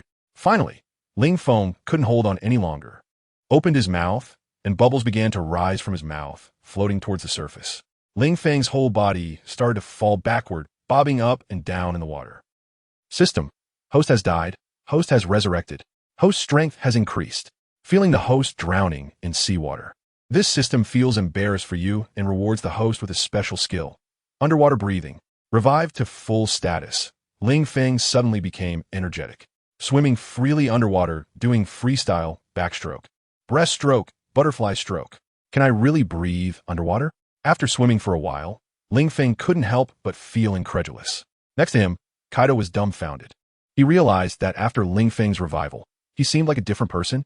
He had clearly been struggling to hold his breath in pain before. So why did he now look like a mermaid, happily playing in the water? Major General Kalias, the situation underwater seems a bit off. Standing on the deck, able to see the underwater situation through the clear water, a sailor discovered that Ling Feng was happily swimming at the bottom of the sea and immediately reported to Major General Kalias, who was in charge of this operation. Upon hearing the sailor's report, Kalias looked down at the sea bottom. Sure enough, he saw Ling Feng swimming joyfully, or rather, it would be more appropriate to say he was diving. Moreover, there was a smile on his face. Damn, what the hell is going on? Kalias was furious. This was provocation, outright provocation that couldn't be tolerated. Someone released the sharks. The sailors were stunned. They didn't know if Kalias had lost his mind to say such nonsense. But who were they to question a major general? Even if Kalias was wrong, they didn't dare point out his mistakes. They could only ask quietly, Major General Kalias. Where are we supposed to get sharks from? Kalias, useless. A bunch of useless fools. Can't you go catch some sharks from the sea if you don't have any? You can't even handle this little thing. What kind of navy are you? You might as well go home and farm. It's because of you useless sailors that the pirates dare to be so arrogant on the sea. Trash. After being scolded by the Major General, the sailors were all very angry but dared not speak out. Go catch sharks? Listen, is this something a normal person can say? We're just ordinary sailors, okay? If we had the ability to catch sharks, why would we still be ordinary sailors? Shouldn't such challenging tasks be handled by you naval leaders? Although the sailors wanted to throw these thoughts back at Kalias' face, they didn't dare. They could only say with grievances, but we're just ordinary people.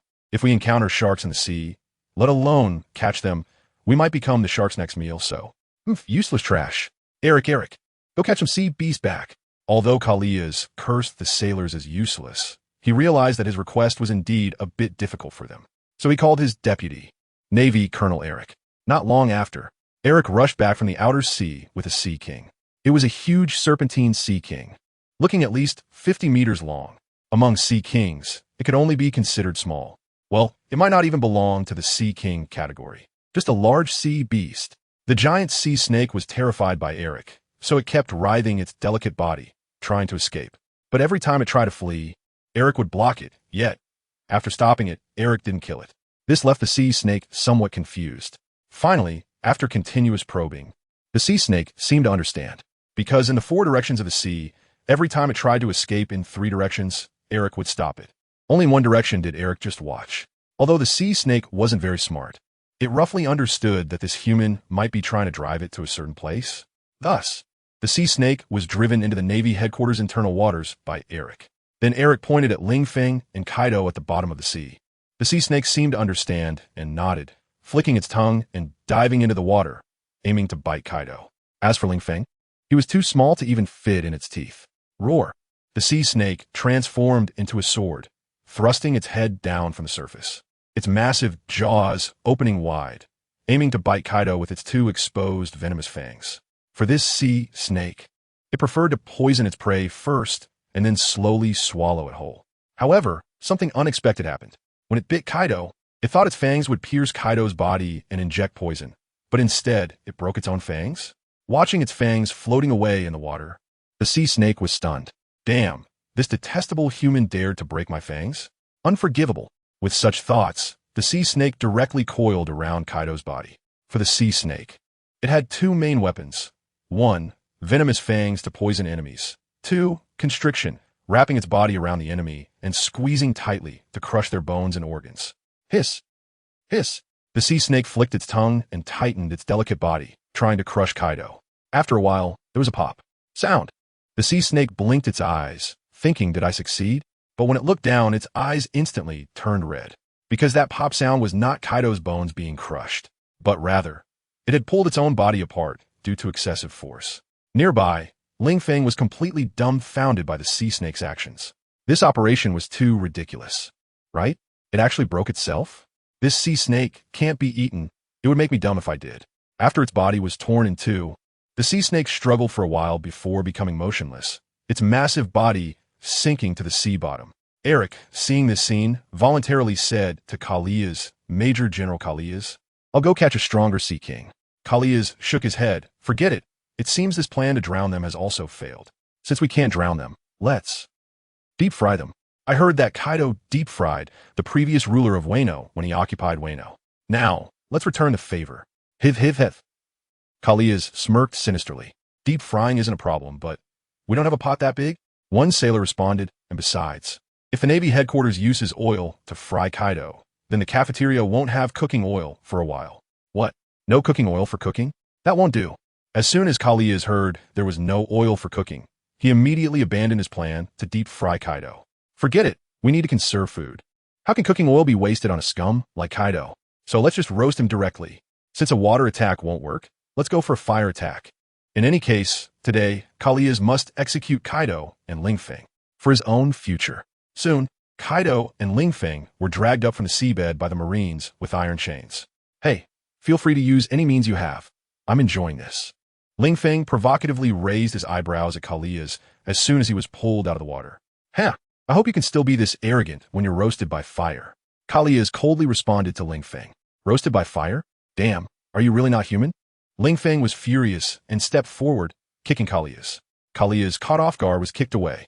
I can tolerate drowning, but you actually want to burn me? I can't accept that. Bastard, how dare you kick me?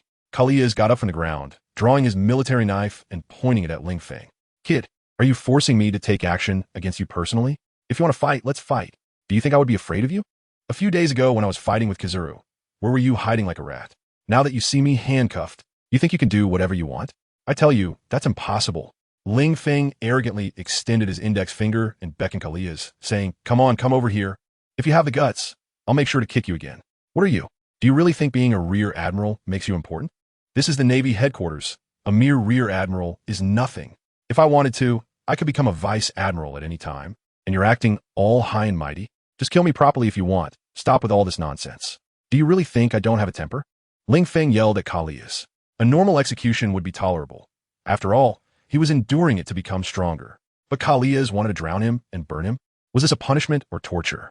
If Kalias knew what Ling Feng was thinking, he would feel wronged. Because he also wanted a normal execution. But what good would it do? If they had just executed Ling Feng and Kaido with a gun from start, would he have thought of this method of drowning and burning? Damn, Ling Feng, how dare you be so arrogant as a death row inmate? I'm the executioner. I can use whatever method I want to execute you. If you don't like it, just hold it in. This is the Navy headquarters, not Wano country. You, a death row inmate, don't get to act all high and mighty. Kalias thought he was performing well. After all, he represented the Navy's face. Facing Ling Feng's arrogance, he naturally needed to retaliate fiercely. Otherwise, where would the Navy's face be? Bring him down, build a fire, and roast him. Kalias ordered the Marines. Ling Feng couldn't hold back any longer and said to Kaido, Kaido, get ready. We're leaving. He wouldn't let Kalias have the satisfaction of burning him to death. Drowning had already been his last concession. Kaido hesitated and said, Ling Feng, just bear with it a little longer. After all, you can come back to life. And being burned doesn't hurt at all. Really, trust me, I wouldn't lie to you. In the future, you'll realize that everything you're enduring now is worth it for the rise of Wano. Ling Feng, he looked up at Kaido's somewhat pure but serious eyes. Kaido's eyes seemed to be saying, kid, being burned really doesn't feel like anything. I never lie. This was the information Ling Feng read from Kaido's gaze. IFING believe you. Ling Feng kicked Kaido's calf. Yes, maybe for you, being burned feels like nothing. But I'm just an ordinary person. Being burned is definitely one of the rarest forms of torture in the world. Okay? I can't endure it. So, Kaido, you're not running, huh? Then I'll run by myself. Ling Feng said to Kaido. As for the rise of Wano, wasn't it just to wear down the Navy's patience, and then have them locked up and impelled down, eventually breaking out and taking a batch of prisoners? But was it worth enduring the torture of being burned just to take a batch of prisoners? Ling Feng didn't think so. Moreover, who knew if that bastard Kalias would think of some other torturous execution after the fire? For example, putting terrifying bugs in his stomach to eat his insides, or giving him aphrodisiacs so he couldn't vent, leading to an explosive death? In short, what couldn't this pervert Kalias do? So, escaping was a must. There was no discussion. Regarding Ling Feng's words, if you don't run, then I'll run myself, Kaido just shrugged and said, anyway, I'm not running. If you can run by yourself, then go ahead. Although he said that, Kaido's demeanor looked as if he was sure Ling Feng couldn't run without him. Kaido's words drove Ling Feng a bit crazy. Although with his second devil fruit ability, the chances of escaping alone should still be high, but what kind of situation was that? Even though Yamato had told him before leaving Wano that in a critical moment, he could let Kaido hold them off while he ran alone. That was just Yamato's concern for him. If he took it seriously and only cared about running away by himself, Yamato would definitely be angry. Well, she should be angry, right? After all, even if she was a black-hearted little cotton-padded jacket, she was still a cotton-padded jacket. Kaido was still her father, wasn't he? Kaido, are you really not running? Ling Feng almost gritted his teeth and asked, Run? Run, your big-headed ghost. Do you think you can just run away here? This is the Navy headquarters. Do you think you can just run away because you say so? And can you keep your voices down while you're discussing this? Is it really okay to plot so loudly? Kalias rubbed his ears, shocked by Ling Feng's performance. There are Marines all around, and you're discussing whether to run or not. What the hell? Do you really think the Navy doesn't exist? Bastard, what does it have to do with you while we discuss matters? Ling Feng and Kaido said in unison, then seemed to have a tacit understanding and threw a punch. Bang! The two fists hit Kalias, sending him flying hundreds of meters, crashing into the Justice Building. And he didn't stop there. The immense force made Kalia's body penetrate through the Justice Building, flying towards the back of the Navy headquarters. Nearby, the Marines stared wide-eyed, unable to believe what they were seeing. Rebellion, rebellion. The death row inmates actually knocked the executioner away.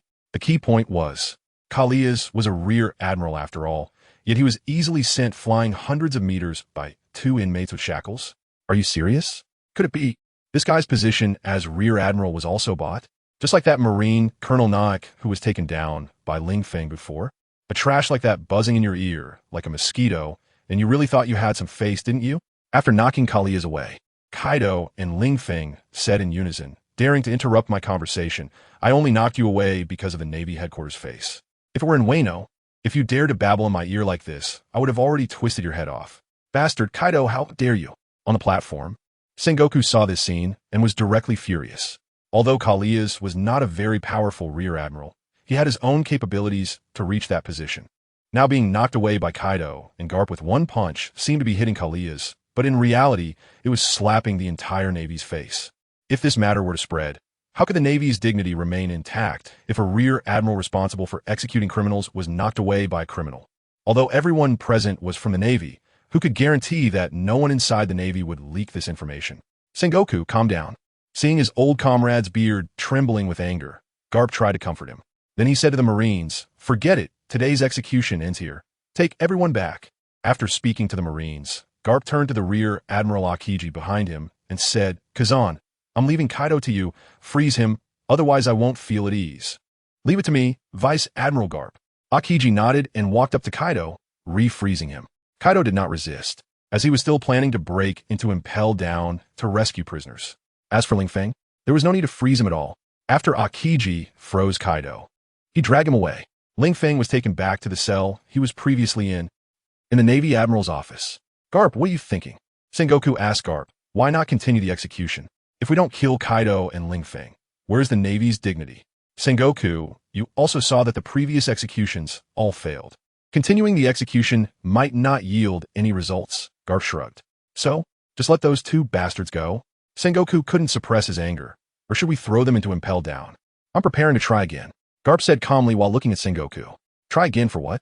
Sengoku asked. To persuade Ling Feng to join the Navy, Garp replied. Haven't you already tried before? You even sacrificed a devil fruit and still failed? Why try again now? Sengoku didn't understand, and if you really valued him, why execute him together with Kaido? I thought it was impossible to succeed before, so I gave up, Garp sighed. If the execution had succeeded, it would have been fine, but now that it has failed, I plan to make one last attempt. How will you try? Sengoku asked. Garp suddenly smiled. Sengoku, do you know what that little guy Ling Feng likes the most? Sengoku was stunned, then closed his eyes to recall the information about Ling Feng. Suddenly, Sengoku seemed to think of something, opened his eyes, and looked at Garp. Is it women? Speaking of which, Ling Feng hasn't been in the Navy's sights for long. There isn't much information about him. Among the limited information, 2 key points can be observed. The first point is that Ling Feng is very arrogant, acting as if he is the best in the world. The second point is that within a few days in Wano, Ling Feng captured 2 of Wano's most beautiful women, the courtesan and Kaido's daughter Yamato. From this, it can be seen that Ling Feng is definitely a lecherous man. However, it's normal for men to be lecherous. It's a natural thing. Could it be? Are you planning to use a beauty trap? Suddenly, Sengoku's eyes widened in disbelief as he looked at Garp. The straightforward Garp actually wants to use such a despicable tactic? That's right. I'm indeed planning to use a beauty trap. Garp nodded. For a man who likes women, then. We will cater to his taste and use women to win his heart. But who should we use? Sengoku asked. There aren't many female soldiers in the Navy headquarters, after all. His question also implied that he basically agreed with Garp's idea. It's quite shameful, isn't it? Here we are, an admiral and a Navy hero, actually discussing using a beauty trap to recruit a pirate. If this gets out, we might have to commit seppuku, an apology. Although there aren't many female soldiers in the Navy headquarters, there's still some beauties in the Navy, Garp said lightly. For example, Tina. I think she should suit that little guy's taste. Tina? Hearing the name Garp suggested, Sengoku twitched his mouth. Garp, are you serious? Tina seems to be over 30, right? And that little guy should only be around 20. Isn't that a bit too much of an age difference? Besides, Tina has quite a temper, smokes and drinks. Are you sure that little guy likes that type of woman? Well, Garp scratched his head and hesitated. Actually, I'm not too sure about that either, but as you said, there are few female soldiers in the Navy headquarters, and the only good-looking one I can think of is Tina. So who else can we use? Sengoku. All right, I have nothing more to say. Indeed, the only beauty the Navy headquarters could present seems to be Tina. But how do you persuade Tina to take the initiative to use a beauty trap on that little guy? Sengoku rubbed his braided black beard, which hadn't turned gray yet, and suddenly felt that it was somewhat inhumane to put his subordinates in such a predicament. Although he had no interaction with Tina, as long as they served in the Navy, they were all his dear subordinates. Now, he had to let his subordinate know. Garp had to let her use a beauty trap on a man. Sigh, too dirty. Even though he, as a strategist, often used clever tactics, a beauty trap really seemed a bit excessive. How to persuade her? Garp rolled his eyes at Sengoku, as if to say, you old fool. This is a question you already know the answer to. Besides promotion and salary increase, how else can you persuade her? Intimidation and temptation? This definitely had to be ruled out. So, the only option left was promotion and salary increase. Tina seems to be a colonel in the Navy now, right? Sengoku asked Garp. Garp nodded, that's right. I'll use my face to say that as long as she agrees, I'll promote her to Rear Admiral. Rear Admiral? Is that enough? Sengoku countered. You know, she's only in her 30s, and as a woman, she has already reached the rank of colonel. Even without your promise, she is almost guaranteed to become a Rear Admiral in the future, right? Indeed, at her current age, it wouldn't be difficult for her to become a Rear Admiral in the future, but it would be somewhat challenging to rise further.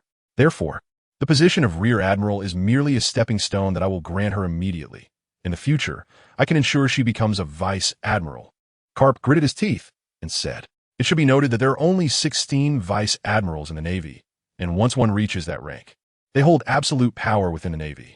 For a female Marine, this is an irresistible temptation, because up until now, there has never been a female admiral in the history of the Navy, let alone a female fleet admiral. Thus, there has always been a theorem in the Navy. For women in the Navy, reaching the position of Vice Admiral is almost the pinnacle.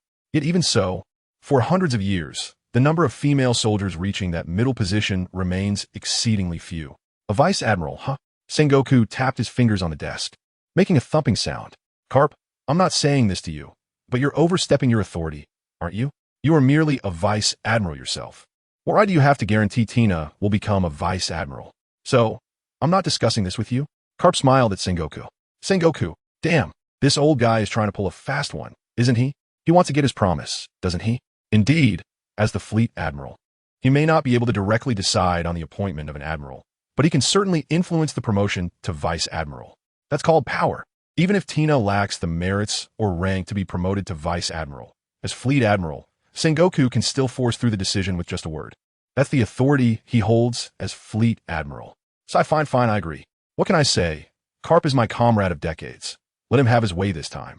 You can tell Tina that as long as she can sway Ling Feng, I can guarantee her future position as a Vice Admiral, and within 10 years, Sengoku even set a time frame. Because if Garp's intuition is correct and Ling Feng is the future of the Navy, then 10 years will definitely be enough for Ling Feng to grow. Moreover, he is already 77. In 10 years, he will be 87. To be honest, who knows if he will still be able to sit in the position of Fleet Admiral by then. Although he may not look old now. And working another 20 years seems fine, but in the future, who knows? He might turn gray overnight in a few months. Good buddy, I really love you. Hearing Sengoku's guarantee, Garp immediately opened his arms and crossed the desk to hug Sengoku, even wanting to plant a couple of kisses on Sengoku's face. Get lost. Can you not be so disgusting? Seeing Garp puckering his lips toward his face, Sengoku directly pushed Garp's face away with his hand, saying not to waste time. Tina is at headquarters now, so hurry up and persuade her. However, if Tina is unwilling, I don't want you to force her. Sengoku does not wish for his beloved subordinate to be coerced into making a choice she does not want. You can rest assured, Garp. You know what kind of person I am, right? Garp patted his chest and guaranteed, I promise you, I will never threaten Tina. I will definitely make her agree willingly. This is a win-win situation. She doesn't have a boyfriend anyway. I'm going to introduce her to a future Fleet Admiral, and he's young and handsome. How could that be a loss for her? Refusal? How could that be possible? As long as I say this, I guarantee she will be secretly delighted. The desire for power is not exclusive to men. Women feel it too. Tina, as a woman, reached the rank of colonel in a predominantly male Navy. So one can foresee her desire for power. If she didn't desire power, she would never have achieved that position. I hope so. Sengoku chuckled. A little while later, Carp left Sengoku's office and appeared at Tina's home. Vice Admiral Carp, you were looking for me. Is there something you need? In the room, Tina looked at Carp, somewhat excited. After all, he is a legendary hero of the Navy, and now he is actively seeking her out? She wondered what it was for. Did he see her potential and want to promote her? Ahem, so. Colonel Tina, how many years have you been in the Navy? Carp didn't get straight to the point, but prepared to take a roundabout approach. Tina, she didn't understand why Carp was asking this, but she still answered, it should be about 10 years, right? You should still be single, right? Carp continued to ask, as this matter needed clarification. If Tina had a boyfriend, and he wanted her to use her charms on Ling Feng, then that would be somewhat inappropriate. Tina? What the heck? Why is he suddenly asking her if she has a boyfriend? Could it be? Suddenly, a bad thought crossed Tina's mind. Carp wouldn't have any intentions toward her. Would he? Is it why he asked? If she answered no, would Carp directly say, I like you, please marry me? Although Carp is a hero of the Navy, whom she admires greatly, he is already in his 70s. How could he be so shameless? Tina felt conflicted, but if she refused, would Carp make things difficult for her? After all, even though Carp is merely a vice admiral, his seniority means that his word can often be more useful than that of an admiral. Damn, what should I do? Tina looked up at the sky at a 45-degree angle, her face full of despair. Agreeing would be too much of a compromise. Not agreeing would mean facing difficulties. Seeing Tina's conflicted expression, Carp's face twitched, and he roughly guessed that she misunderstood his intentions. He quickly explained, Ahem, well, Colonel Tina, don't think too much. I'm much too old to have any interest in you. The reason I asked is that I simply wanted to introduce you to a boyfriend. That's all. Absolutely no other intentions. Introduce me. To a boyfriend? Tina was stunned, and her body relaxed a sigh of relief. Introduce me to a boyfriend? You should have said so earlier. You scared me. I thought you had feelings for me. Of course, she only thought this in her heart. Sorry, Vice Admiral Carp, but I don't have any thoughts of dating right now. As a Navy colonel, I just want to do my job for the Navy. Tina said seriously. Is that so? That's really a pity. The boyfriend I wanted to introduce you to is a future fleet admiral. Carp shook his head, somewhat disappointed, and stood up from his seat, ready to leave. After failing to sway Ling Feng, he finally learned his lesson and began to play hard to get with Tina. Sigh, Vice Admiral Carp, wait a moment. Hearing the words future fleet admiral, Tina immediately stopped Carp from leaving. Ahem, well, Vice Admiral Carp, I think I'm not too young anymore. And it would be appropriate to date a boyfriend. So, can I ask who that future admiral you mentioned is? Is it one of the current 3 admirals or one of the 16 vice admirals? Neither. Carp shook his head, and in fact, he isn't even in the Navy right now. Tina, are you kidding me? If Carp weren't a Navy vice admiral, I would have slapped you already. Is it fun to mess with me? Vice Admiral Carp, are you trying to amuse me? Hearing Carp's words, Tina wanted to throw him out. He isn't even in the Navy, and you're telling me he's going to be a future admiral? Who is that impressive? Not even in the Navy now. And he's going to be promoted to admiral in the future? Is he the grandson of the Gorse CI? Do I have that much free time to entertain you? Hearing Tina's words, Carp shook his head and said, and how old are the current 3 admirals? If I introduce you to them, wouldn't that be like putting a flower in cow dung? In any case, I won't lie to you. That man, you actually know him. His name is Ling Feng. Ling Feng? Tina was taken aback. Such a strange name. She initially couldn't recall who it was. But suddenly, a flash of inspiration struck her, and looking at Carp, she asked, are you talking about that man who was executed together with Kaido? The vice captain of the Beast Pirates, Ling Feng? Vice Admiral Carp. Did I hear you right? You're telling me that little guy will become an admiral in the future? He's currently a pirate, and he was just executed by the Navy. Someone like him wouldn't even be able to join the Navy, right? How could he possibly become an admiral? Tina couldn't believe it. Not even 100, 1,000, or 10,000 times. If I say he can, then he can. Carp looked at Tina and said seriously, this is the result I discussed with Sengoku.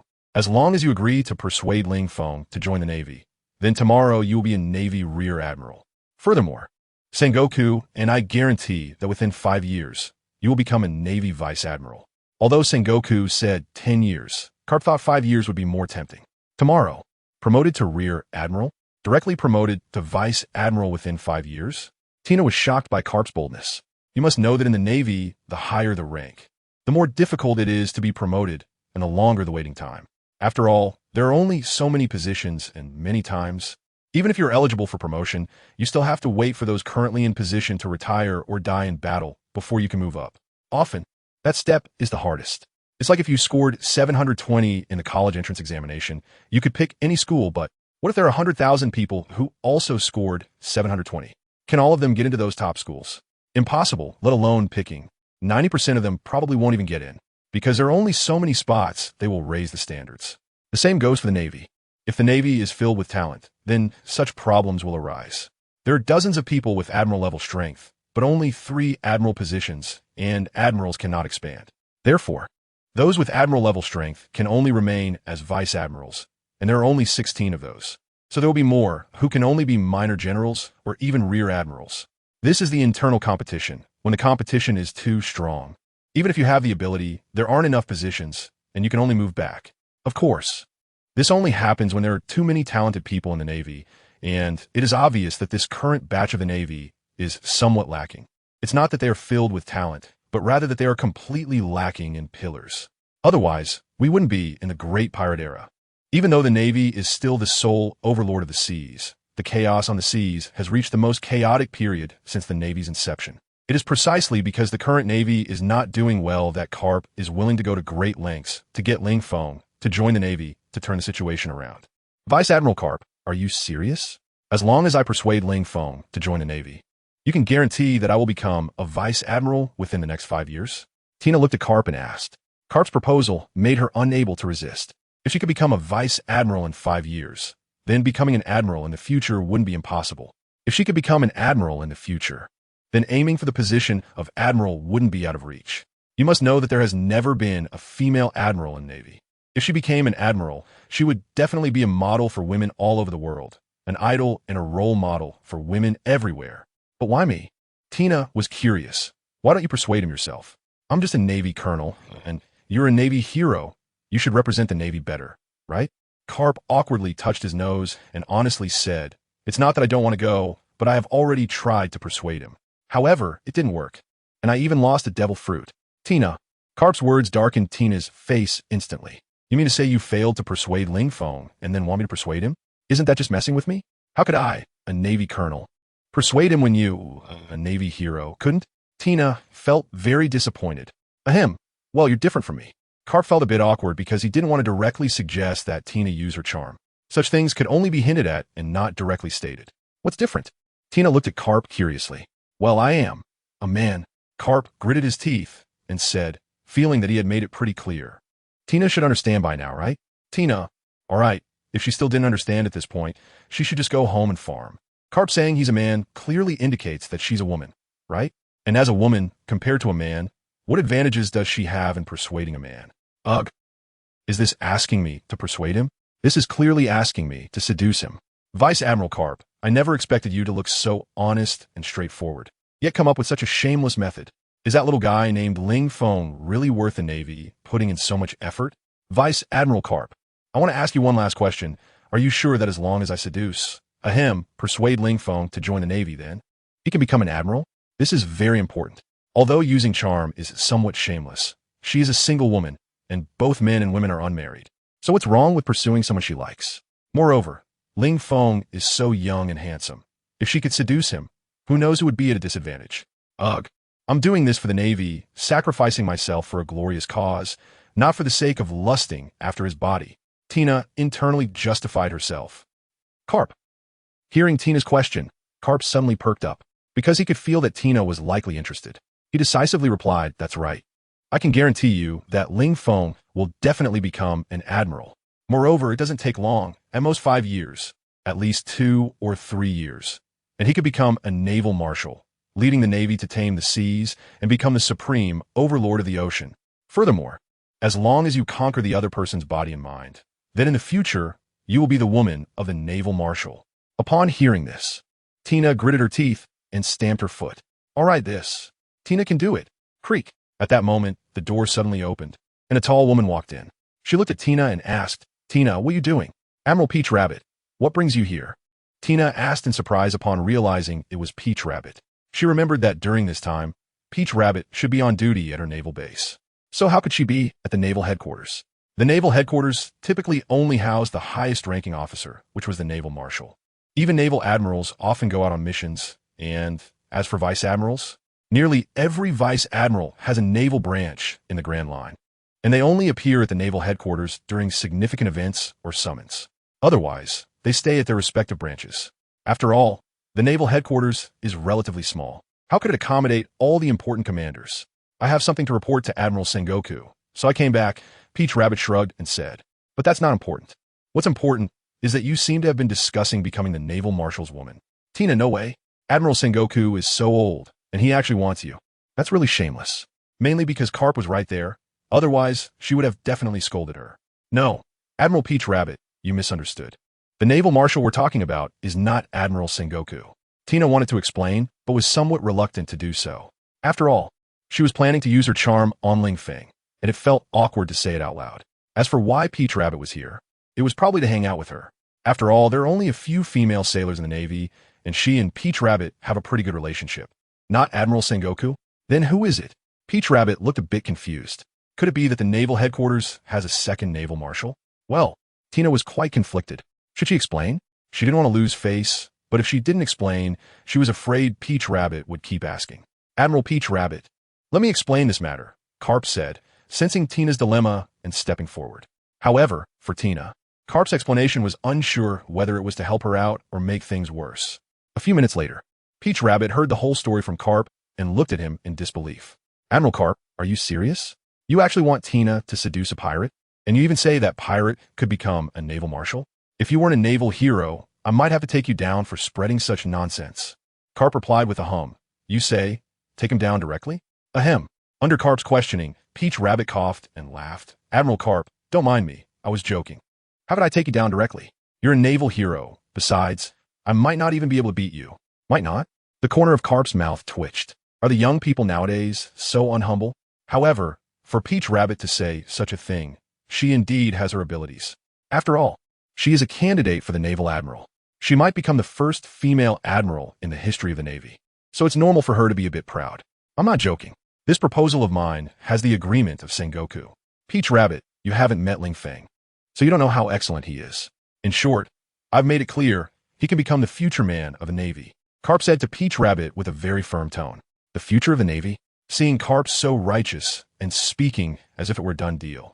Peach Rabbit really didn't know how to refute it, because she indeed had never met Ling Feng, and she wasn't sure if he was excellent. Since that's the case, why not? Let me give it a try. Suddenly, an interesting thought popped into Peach Rabbit's mind. Admiral Carp, Tina, what do you mean by let me try? The two asked almost in unison. Peach Rabbit smiled and said, aren't you two trying to use charm to turn Ling Feng? Then, why not let me be that beauty? Carp, Tina, are you sure? The two looked at Peach Rabbit with incredulous expressions. After all, this was a beauty scheme, and it involved sacrificing one's body. Peach Rabbit actually wanted to take on this task. Was she serious? What? Does this admiral not deserve it? Peach Rabbit straightened her face and said, as a future naval admiral, I believe I have the right and duty to participate in matters concerning the future of the Navy. Besides, Tina, didn't you say you didn't want to sacrifice yourself? Now that I'm stepping up, you won't have to. Tina, I didn't say I didn't want to. All right, it's settled then. However, Peach Rabbit did not give Tina a chance to refute and directly concluded the matter. As for Carp, he didn't mind. As long as they could entice Ling Feng to join the Navy. Does it matter who uses the beauty scheme? It's not important, whether it's Peach Rabbit or Tina. They're just tools. Watching Peach Rabbit leave, Tina was about to go crazy. What was this woman trying to do? Trying to snatch her future identity as the naval marshal's wife? Isn't that too shameless? You're a naval vice admiral, a candidate for admiral, right? How could you compete with someone for something like sacrificing your body? Is it because she's getting older and no one wants her? Tina couldn't help but speculate maliciously. Although Peach Rabbit looked quite young, she was at least a decade older than her. To Ling Feng, she could be considered an older aunt. Admiral Carp, I was obviously first. Tina complained to Carp. Haha, well, if Peach Rabbit fails, you still have a chance, haha. Carp chuckled and said, scratching the back of his head as he left. He actually didn't understand what Peach Rabbit meant.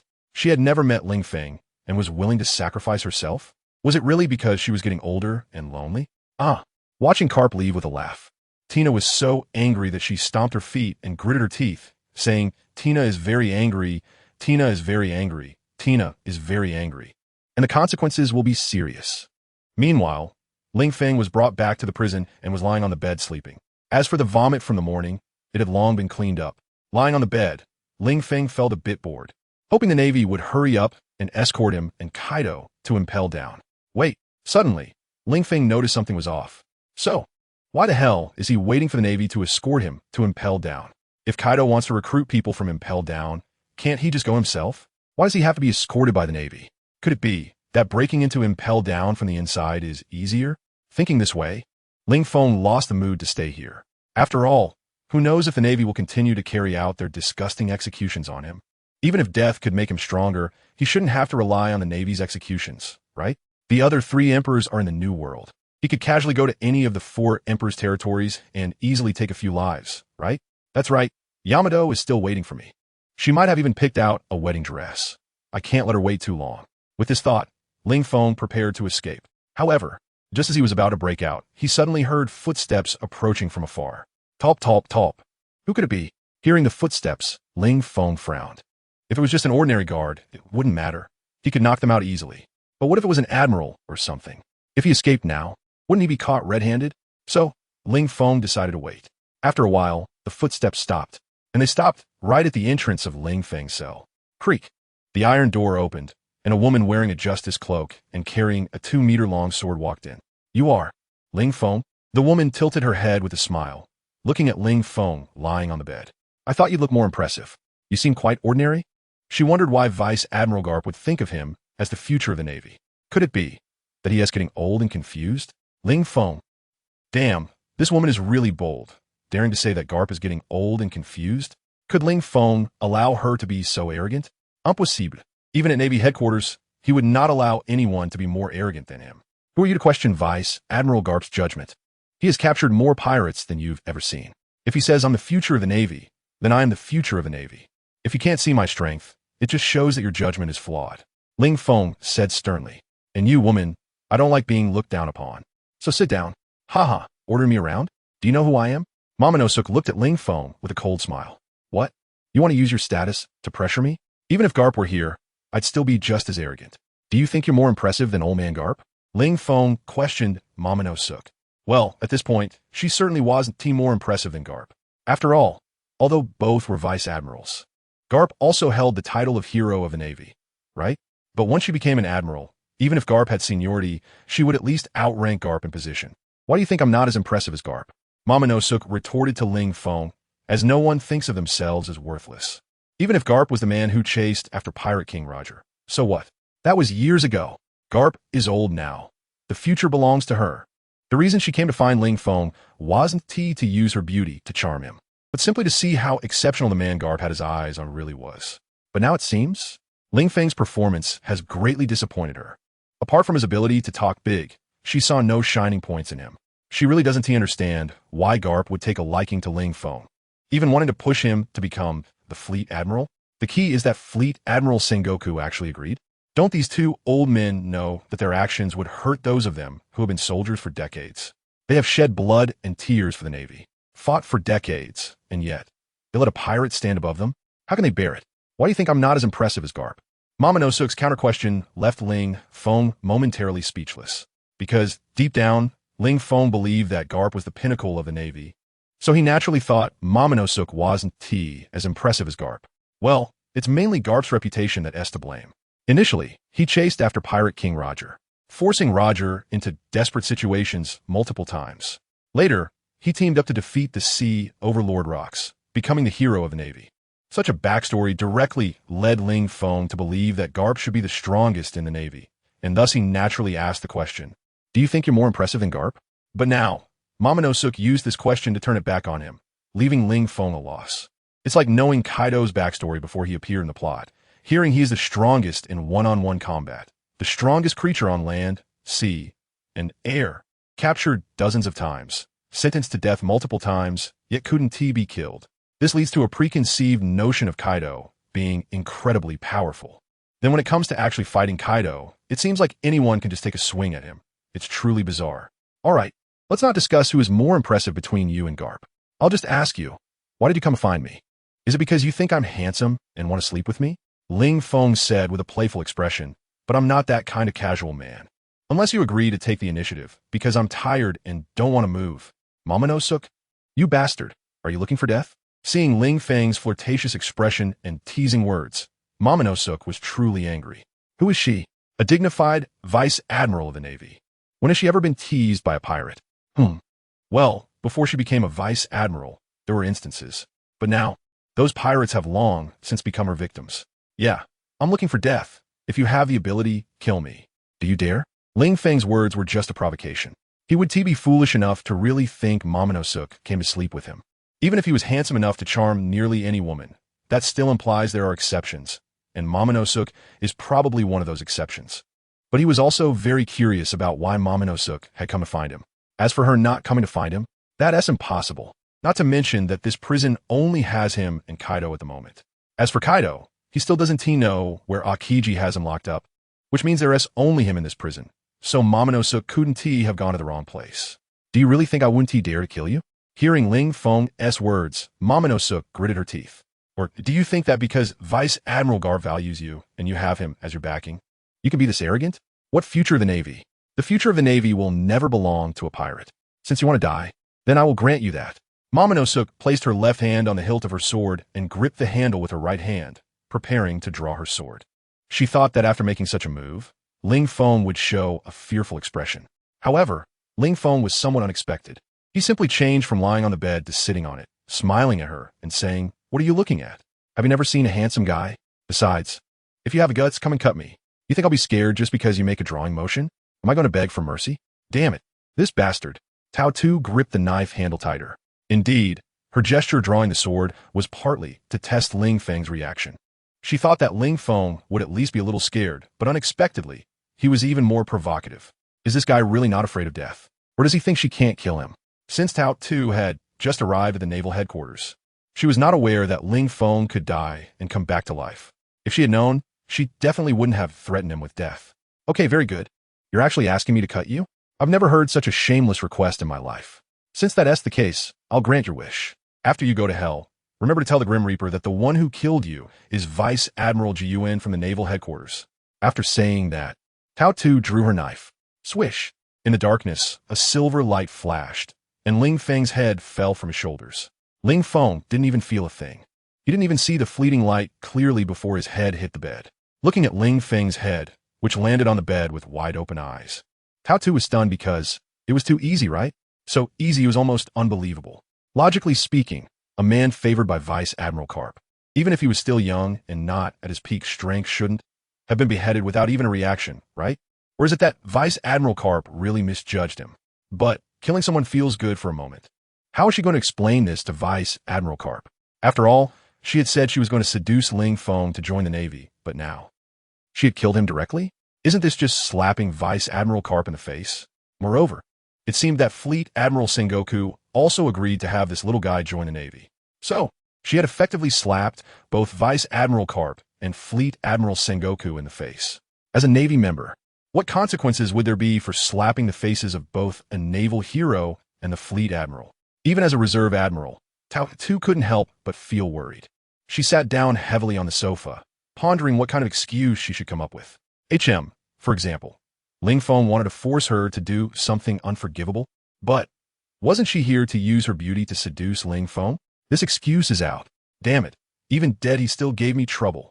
Tao Tu gritted her teeth and cursed angrily. Woman, who are you calling dead? Suddenly, Ling Feng's voice interrupted Tao Tu, and she was shocked. She looked towards the source of the voice and found Ling Feng sitting on the bed, completely unharmed. How is this possible? Tao Tu rubbed her eyes. How could he still be alive after I cut off his head? Moreover, from her line of sight, she could see that there were no wounds at all on Ling Feng's neck. Could it be that I didn't hit him just now? Impossible. I wouldn't misjudge the resistance of cutting through flesh. Moreover, this little brat's neck seemed to be harder than ordinary steel. When I struck, there was a lot of resistance. So it must have been a successful cut. Then why is he still alive? Tao Tu looked at Ling Feng, filled with questions. Do you want to know why I came back to life? Ling Feng smiled at Tao Tuesday. Tao Tu nodded. I want to know. Ha ha ha, you want to know? Then I won't tell you, just to see if you get angry. Ling Feng stuck out his tongue at Tao Tu, making a childish face. Tao Tu. She felt like she wanted to kill someone again. What to do? I heard that Vice Admiral Carp wants you to join the Navy. Why don't you agree? Tao Tu let out a heavy breath, deciding to change the subject, or she would definitely be driven mad. After all, she had actively said she would come to seduce Ling Feng, and previously, out of anger, she had drawn her sword and killed him, leaving her unsure of how to explain to Vice Admiral Carp. Now, even though she didn't know why Ling Feng could come back to life, it also relieved her. As long as Ling Feng wasn't dead, she wouldn't offend both anchors of the Navy at the same time. Moreover, she was really curious why Ling Feng didn't want to join the Navy. From Karp's words, she knew that Karp and Sengoku even wanted to cultivate Ling Feng into a fleet admiral. With such good conditions, what reason could Ling Feng have for refusing? Especially under the premise that Ling Feng was a pirate. If Ling Feng were a king or a prince, it would be understandable. He might not want to join the Navy because he didn't like fighting or was afraid of dying in battles against pirates. But Ling Feng was just a pirate. Even if he was Kaido's right-hand man, this identity was nothing compared to that of a fleet admiral. Why should I agree? Ling Feng looked at Tao Tu and retorted, "So, are you here to seduce me too? But it seems you've misunderstood one thing, and that is I, Ling Feng, am not one to be subdued by force. Trying to use a knife against me? That's impossible. Unless what?" Tao Tu asked eagerly. Ling Feng suddenly smiled wickedly, scanning up and down Tao Tu's body with his gaze before stopping at her ample assets and saying with a grin, "Unless you use your beauty against me. You know, I can't resist a pillow talk." "Bastard, you're delusional." Hearing Ling Feng's words, Tao Tu cursed angrily. This little man, though not big in stature, has quite the ambition. She, Tao Tu, a flower of the Navy, has had countless men trying to make advances on her, but none have succeeded. And he, just a mere pirate, thinks he can sleep with her? Dream on. Delusional. Ling Feng smiled, resting his elbow on his thigh, supporting his chin with his palm, and tilting his head to look at Tao Tu. "The reason you came here is to seduce me, right? Karp couldn't do it, so they sent you. It must be that. You were meant to use your beauty against me, right?" Ling Feng instantly exposed the truth of the matter. Tao Tu was stunned. She didn't expect Ling Feng to actually guess her purpose for coming to find him. But so what? Let her use her beauty? What a joke. She, Tao Tu, is going to be a future admiral of the Navy. Why should she stoop to a pirate? How shameless would it be to use her beauty on this pirate? What benefit would that bring her? As for what she had discussed with Karp, that was just casual talk. Later, she could just make up an excuse and say it didn't work out. Even though Karp is a naval hero, he can't just make things difficult for her because she didn't use her beauty on Ling Feng, right? "You Navy, are you using you to test me?" Ling Feng looked at Tao Tu and continued smiling. "Do you think I'm the kind of man who would sell my body and soul for beauty?" "That's right. You guessed correctly. I, Ling Feng, am such a man. Hurry up, hurry up. The bed is ready. Let's get started." Ling Feng patted the bed beside him and urged Tao Tu to come over. Tao Tu was practically furious. "You bastard. Can you stop talking to yourself? How could I possibly sleep with you? And you guessed wrong. I'm not here to use my charms on you." Tao Tu was so angry that even her usual tough language slipped out. "Hee. If you're not here to use your charms on me, then what are you here for?" Ling Feng replied irritably. "I've already told you my weaknesses. Damn it. If you're not going to use your charms on me, then go find a woman who is willing to do so." Ling Feng started cursing. If it were a woman with a fragile heart, she might have cried at his harsh words. But who was Tao Tu? Battle-hardened, she had heard all kinds of foul language while fighting pirates in the past. How could she be thrown off by Ling Feng's short outburst? What Ling Feng didn't notice was that just outside the iron door, a sneaky figure was peeking through the crack, watching everything that was happening inside, nodding vigorously at Ling Feng's words. Yes. If you, Tao Tu, don't want to use your charms, then let Tina come. She's willing to use her charms." Of course, this was just a thought in her mind. She wouldn't dare say it in front of Tao Tu. Fortunately, she had secretly followed Tao Tu because she was worried. She initially thought Tao Tu was lonely and wanted to find a boyfriend. But in reality, she clearly didn't want to use her charms to make Ling Feng join the Navy. Yet she wanted to compete for this opportunity. "Bad woman, what am I here for?" Tao Tu, suppressing the urge to draw her sword again, said to Ling Feng, "I just heard that you were appointed by Vice Admiral Garp as the next Admiral of the Navy, and I feel very unhappy about it. So I wanted to see what kind of man Garp is so fond of, but reality has disappointed me. I didn't see any strength. Just an old pervert." In response to Tao Tu's evaluation, Ling Feng shot back, "Nonsense, I'm not old at all." Tao Tu. Ling Feng's rebuttal surprised her. "So, if you argue that you're not old, does that mean you admit you're a pervert?" Headache. Tao Tu felt a bit of a headache. This guy not only had issues with his conduct, but also seemed to have problems in his head. She seriously doubted that if Ling Feng became an admiral, all the beautiful women in the Navy would fall victim to his lecherous ways. What kind of vision did that old man Garp have? "Forget it, I'm leaving." Tao Tu shook her head, not wanting to stay any longer. She planned to go complain to Garp and let him give up on persuading Ling Feng. This man could never be the future of the Navy. Instead, he might lead the Navy to ruin. Leaving? Hearing Tao Tu say she was leaving, Ling Feng smiled. "Where do you think you're going?" Since you're on my territory, you should obediently do as I say. You haven't even taken off a single piece of clothing and want to leave? Who do you think you're looking down on? With that, Ling Feng stood in front of Tao Tu. Little brother, you want to stop me? Looking at Ling Feng blocking her way, Tao Tu crossed her arms, looking like a rabbit ready to pounce, which made Ling Feng's mouth dry. This woman truly exuded mature charm. What can I stop you? Ling Feng retorted. That is not it. Tao Tu shook her head. It's just, do you really think you can stop me? If you don't try, how do you know you can't? Ling Feng looked confident. Oh, then I want to see how you plan to stop me. Since she had already wasted a lot of time here, Tao Tu didn't mind wasting a few more minutes. Then watch closely. Here I come. After saying that, Ling Feng leaped forward, lunging at Tao Tu's day. Tao Tu! Ling Feng's action left Tao Tu dumbfounded. This is too low in skill, right? Is he planning to force himself on her? So, who exactly is looking down on whom? She was a vice admiral of the Navy. Did this little guy really think he could take her down while wearing handcuffs? Wasn't that too much of an underestimation of her? Ling Feng's blatant disregard for her truly infuriated Tao Tu. Facing Ling Feng as he lunged at her, she didn't hesitate at all, drawing her sword and delivering a powerful slash right at him. The unprepared Ling Feng was cut cleanly in half, starting from his forehead. His body was instantly split apart, the two halves flying to either side. The scene was bloody and brutal. It was hard to believe that a woman could be so ruthless in killing. But then again, whether it was the three admirals or Garp and Sengoku, they fought without weapons. Although their power seemed formidable, they couldn't kill with mere punches. Thus, their battles didn't appear bloody or terrifying. Tao Tu, being a swordsman, was much cleaner and quicker in killing. One slash could solve everything. In the next moment, Ling Feng's cut-up body slowly began to merge back together in front of Tao Tu, reforming into a whole. Unlike the previous time, when she thought Ling Feng was dead after decapitating him and worried about how to explain to Garp, she now realized how he revived.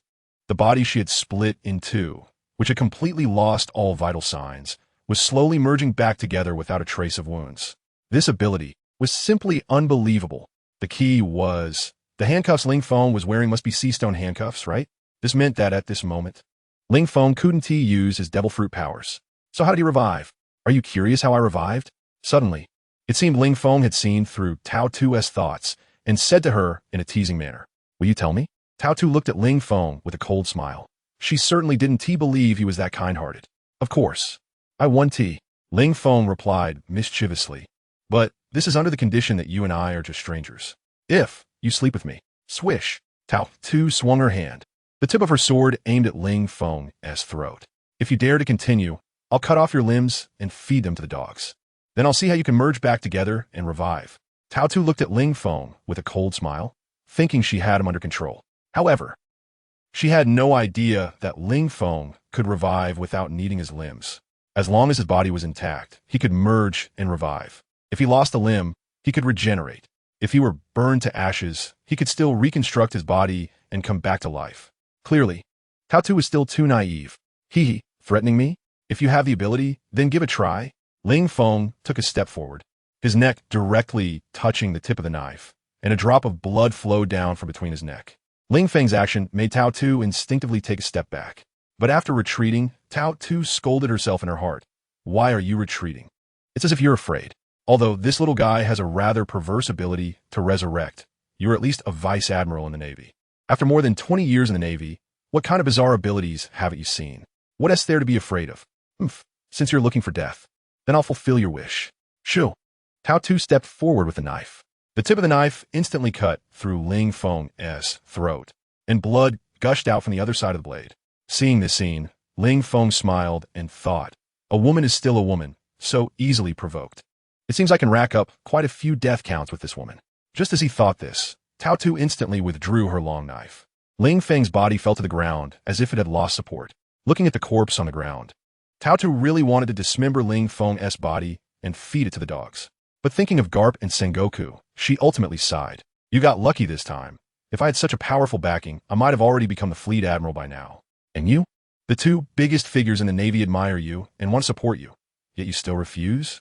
Isn't that stupid? It's not stupidity. I just don't like the rigid rules of the Navy.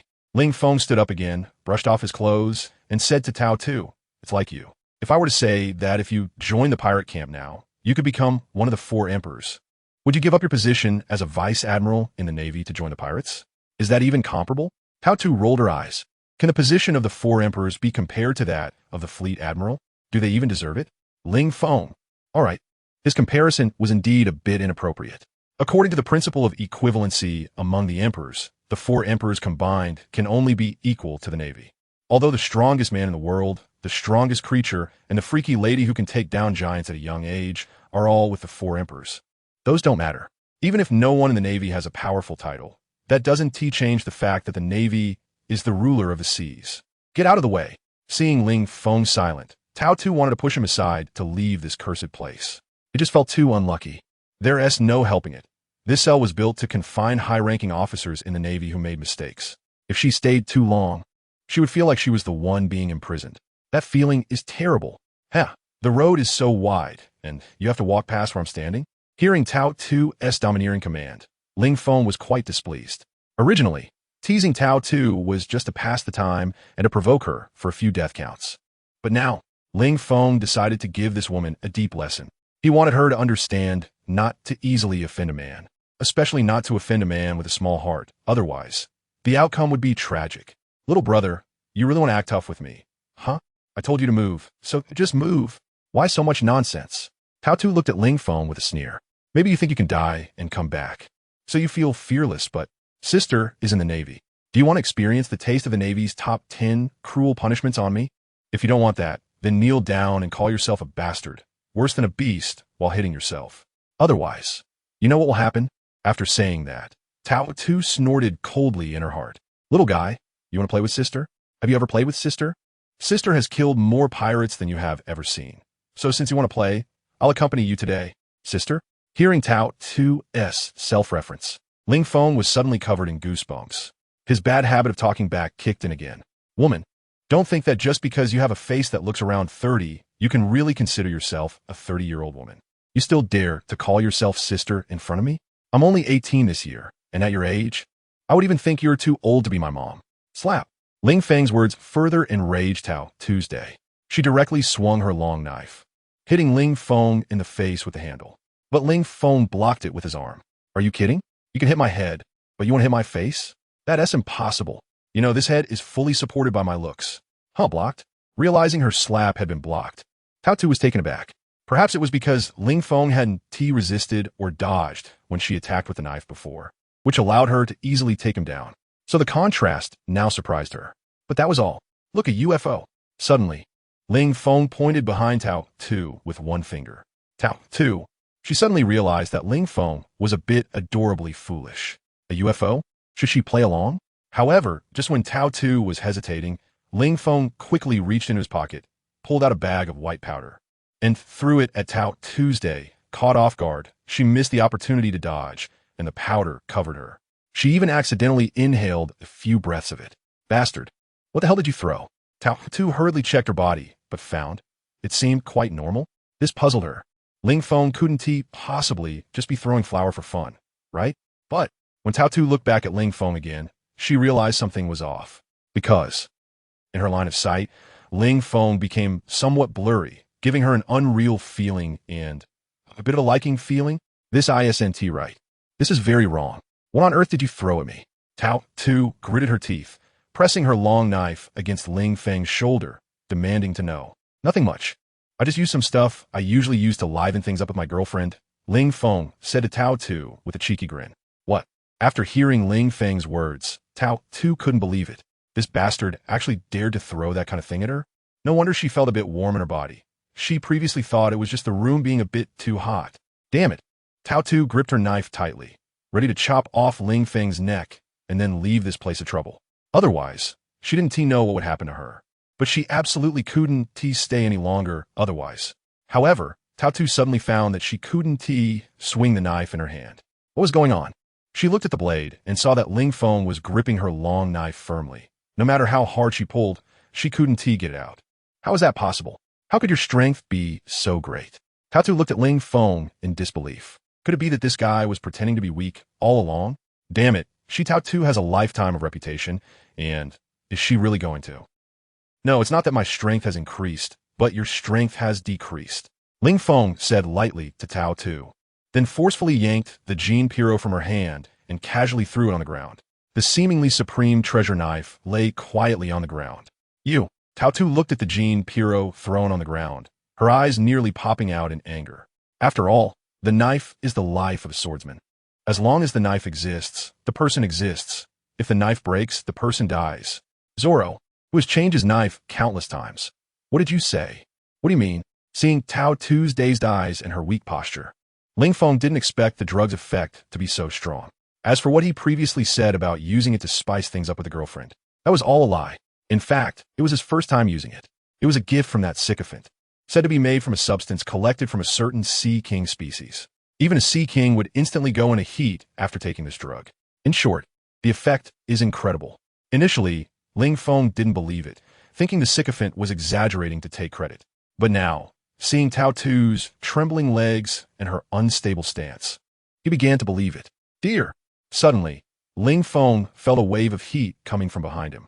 Tao Tu had somehow circled around to his back, wrapping her arms around him and whispering softly in his ear. However, Tao Tu was about 3 meters tall, while Ling Feng was only 1.80 meters, which created quite a height difference. So, Ling Feng instantly transformed, enlarging his body. In that moment, the handcuffs on him shattered, and at the same time, Ling Feng suffered a shattering fracture of his wrist, essentially causing the handcuffs and his bones to be destroyed together. Fortunately, his bones regenerated the next moment, instantly healing the injury. As for the handcuffs, they weren't so lucky. Even after being reforged, they were no longer what they once were. Dear, how did your body suddenly get so big? Tao Tu was surprised to feel Ling Feng's sudden increase in size. But, isn't this better? Compared to his previous weak appearance, being so strong now is much better. What you said is a bit ambiguous. Hearing Tao Tu say that his body grew bigger, Ling Feng felt she was flirting. Is it? No, right? Tao Tu pouted and pecked his face, asking, Dear, am I beautiful? Tao Tu's proactive behavior left Ling Feng at a loss for how to respond. He had clearly said he would give Tao Tu a brutal lesson. That meant, despite her fierce resistance, he would ignore her pleas and humiliating tears and forcefully. But now, what's going on? She has become so proactive? Could there be a conspiracy? Could it be that everything before was just a pretense and now is the real beauty trap beginning? If this isn't a beauty trap, then the drug the sycophant gave him is too exaggerated.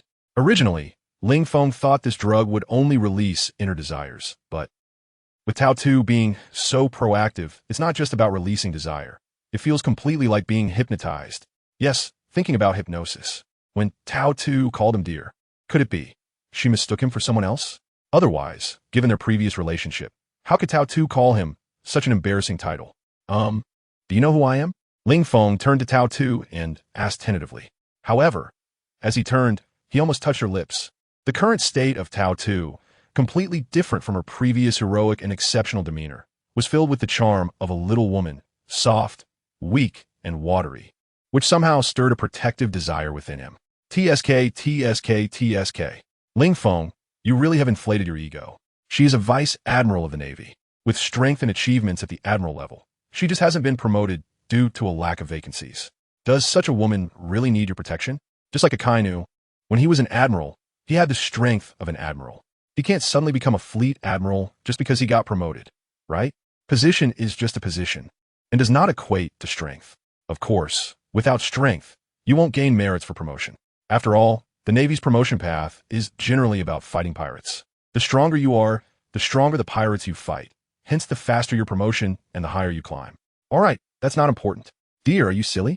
Hearing Ling Feng ask if she knew who he was, Tao Tu poked his cheek with her finger and said, You're my dear. Who else could it be? Ling Feng fainted. Is that what I meant? I meant to ask if you know my name. Ling Feng continued to ask. Tao Tu, dear, are you really silly? Did you forget your own name? Ling Feng. Damn, I just asked you if you knew who I was. Why are you saying so much nonsense? Ling Feng got angry and shouted. Startled by Ling Feng's sudden shout, Tao Tu widened her eyes and looked at him with a pitiful expression. Then, to Ling Feng's surprise, tears fell from Tao Tu's eyes, and she began to pound his chest with her little fists, crying, Whoa, are you scaring me? Whoa, bad person, you actually scared me? Whoa. Ling Feng, damn, how did this woman change her demeanor so quickly? And besides, sister, you are a vice admiral of the Navy. Crying like this and pounding my chest with your little fists while using a pitiful tone to scold me for scaring you. Is this really okay? Ling Feng felt that the woman in front of him was definitely a fake Tao Tuesday. She was completely different from the person he had seen before. All right, I was wrong. I was wrong. I shouldn't have scared you. Is an apology enough?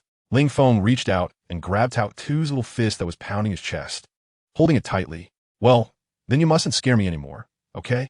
I was really scared by your expression just now. Tao Tu leaned forward, resting her face against half of Ling Feng's chest, and with one hand, she pulled out her little fist from his grip and started drawing circles on his chest with her finger. Dear, what do you think? If we have a little baby in the future, what should we name it?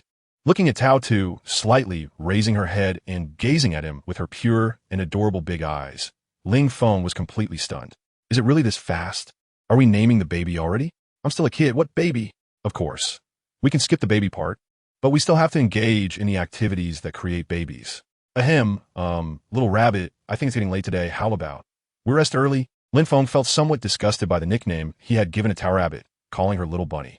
Moreover, knowing that Tao Rabbit was not in the right state of mind, he still wanted to take advantage of her vulnerability to do something inappropriate.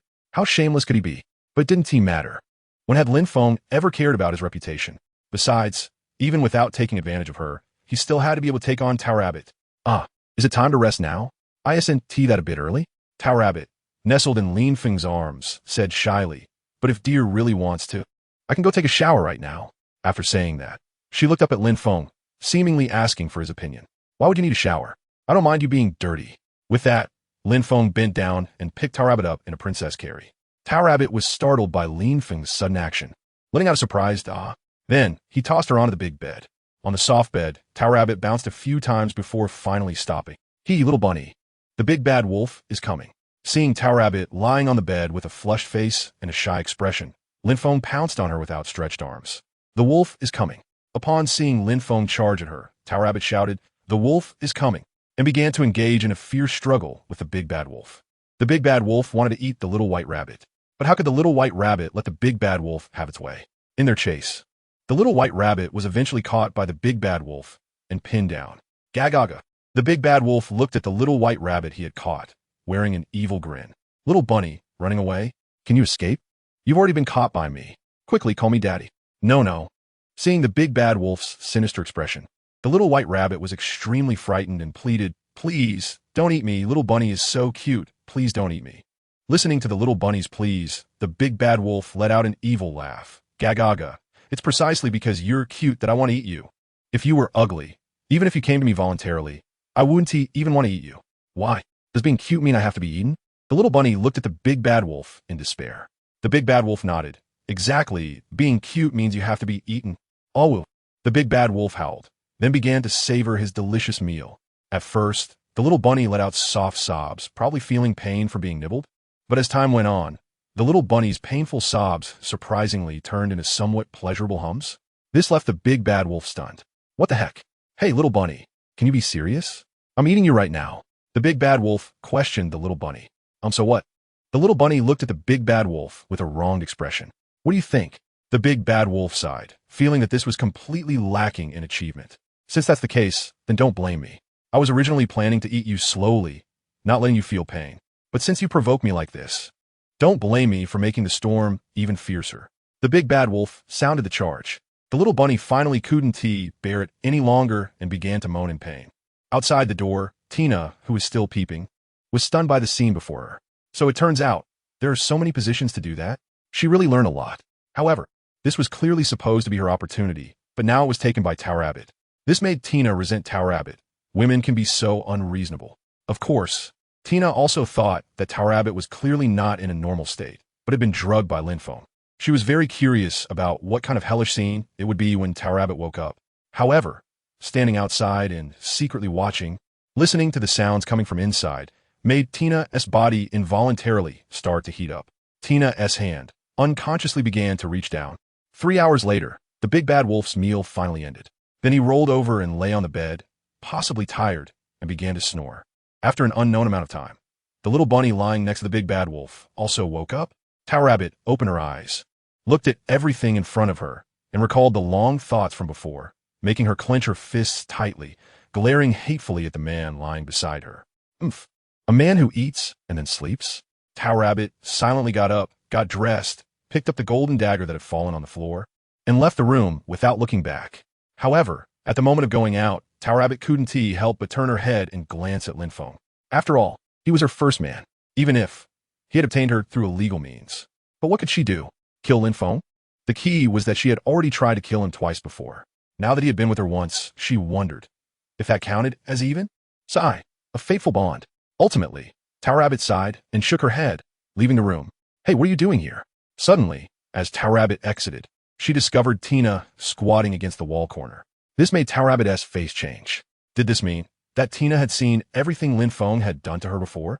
Thinking of this, Tower Rabbit tightened her grip on the golden dagger, contemplating whether she should kill to silence her.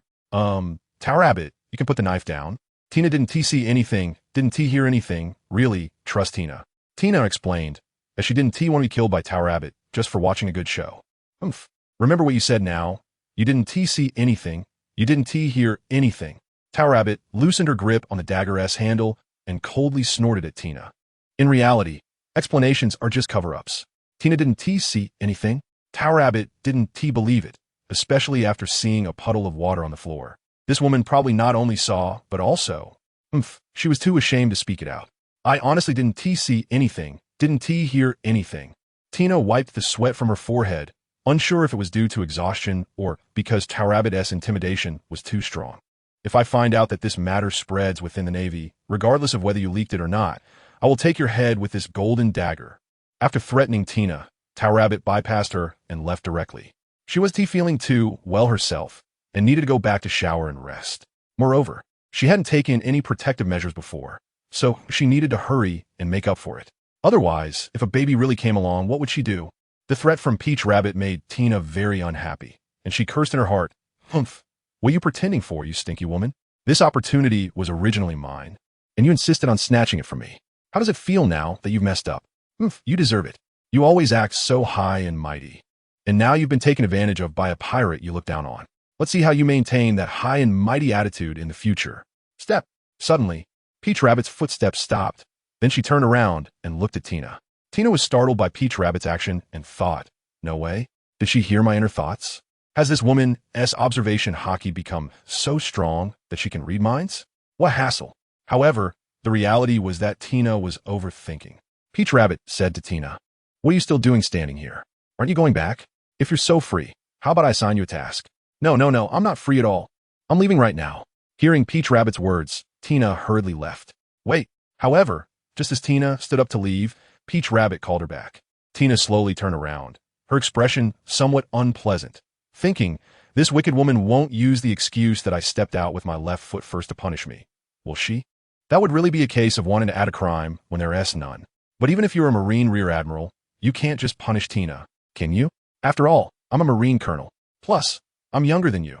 Who knows who will be in a higher position in the future? After silently cursing in her heart, Tina looked at Peach Rabbit and smiled, asking, is there anything else? Peach Rabbit smiled at Tina with a fake grin, then pointed behind her and said, the exit is over here. Where are you planning to go? Tina, phew. So, she wasn't going to kill me?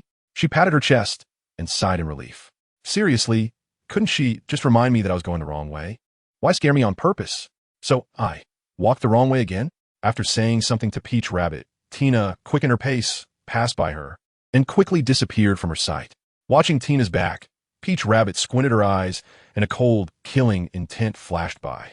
But in the end, she still didn't draw her sword. In the Navy, drawing a sword against your own people is a serious crime, not to mention directly killing them.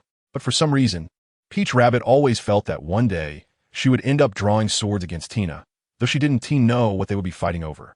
Shaking her head, Peach Rabbit sighed, I hope I'm just overthinking. Finally, she glanced at the direction of the cell where Ling Feng was imprisoned, then lifted her leg and left. At the prison exit, Tina hid in a corner, watching Peach Rabbit gradually walk away. Once she turned around, she re-entered the prison. She coldly snorted, trying to drive me away? Dream on. You can defend against the first day of the month, but can you defend against the 15th? I, Tina, am going to be the woman of the Marine Marshal, and no one can stop me. Especially after suffering at the hands of Peach Rabbit, Tina became even more determined in her thoughts. Dare to scare me? Just wait and see if I don't take away the man you're after. Not long after, Tina appeared again at the door of the cell, then tiptoed to open the door and enter the room. As soon as she entered, She waved her hand in front of her nose vigorously, as if trying to fan away the smell, but it didn't work. However, this was an underground prison, and there were no windows at all. So, Tina's idea of opening a window for some fresh air was out of the question.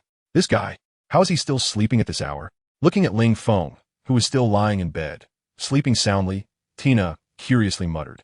Well, the scene before her seemed to accurately indicate the truth of that statement. At least when she saw Peach Rabbit, she found that the other party was not only very energetic, but also had a glowing complexion, her skin smooth and tender, looking as if she had become several years younger. But this guy is still sleeping now. What should I do? Tina was very troubled. Should she just take off her clothes, climb into bed, and lie next to Ling Feng? Wouldn't that be too forward? She had heard that men didn't like women who were too forward. They would think such women are promiscuous. Although Peach Rabbit had been quite forward before, that was because she had been drugged. Tina had not been drugged, right? Speaking of drugs, since Ling Feng didn't drug her, why couldn't she take the initiative to drug herself? To be honest, if she were to take the initiative to do that with Ling Feng, she would still feel a bit embarrassed. If she were drugged, then everything could just happen naturally. Thinking of this, Tina began rummaging through the clothes Ling Feng had thrown on the floor. But there was nothing, still nothing. How could there be nothing? When going out, did this guy only bring one pack of that good stuff? This man, not finding any drugs, Tina couldn't help but curse Ling Feng in her heart. Sigh, what should I do without the drug? Tina sat down on the sofa, looking as if she didn't know how to start. Forget it, why think so much? Let's take a shower first. Tina thought about how her pants were damp with sweat and felt uncomfortable wearing them. The room just happened to have a bathroom. So Tina prepared to take a shower, freshen up, and then continue thinking. After all, Ling Feng was lying on the bed and couldn't run away. Thus, Tina began to undress. Then she entered the bathroom.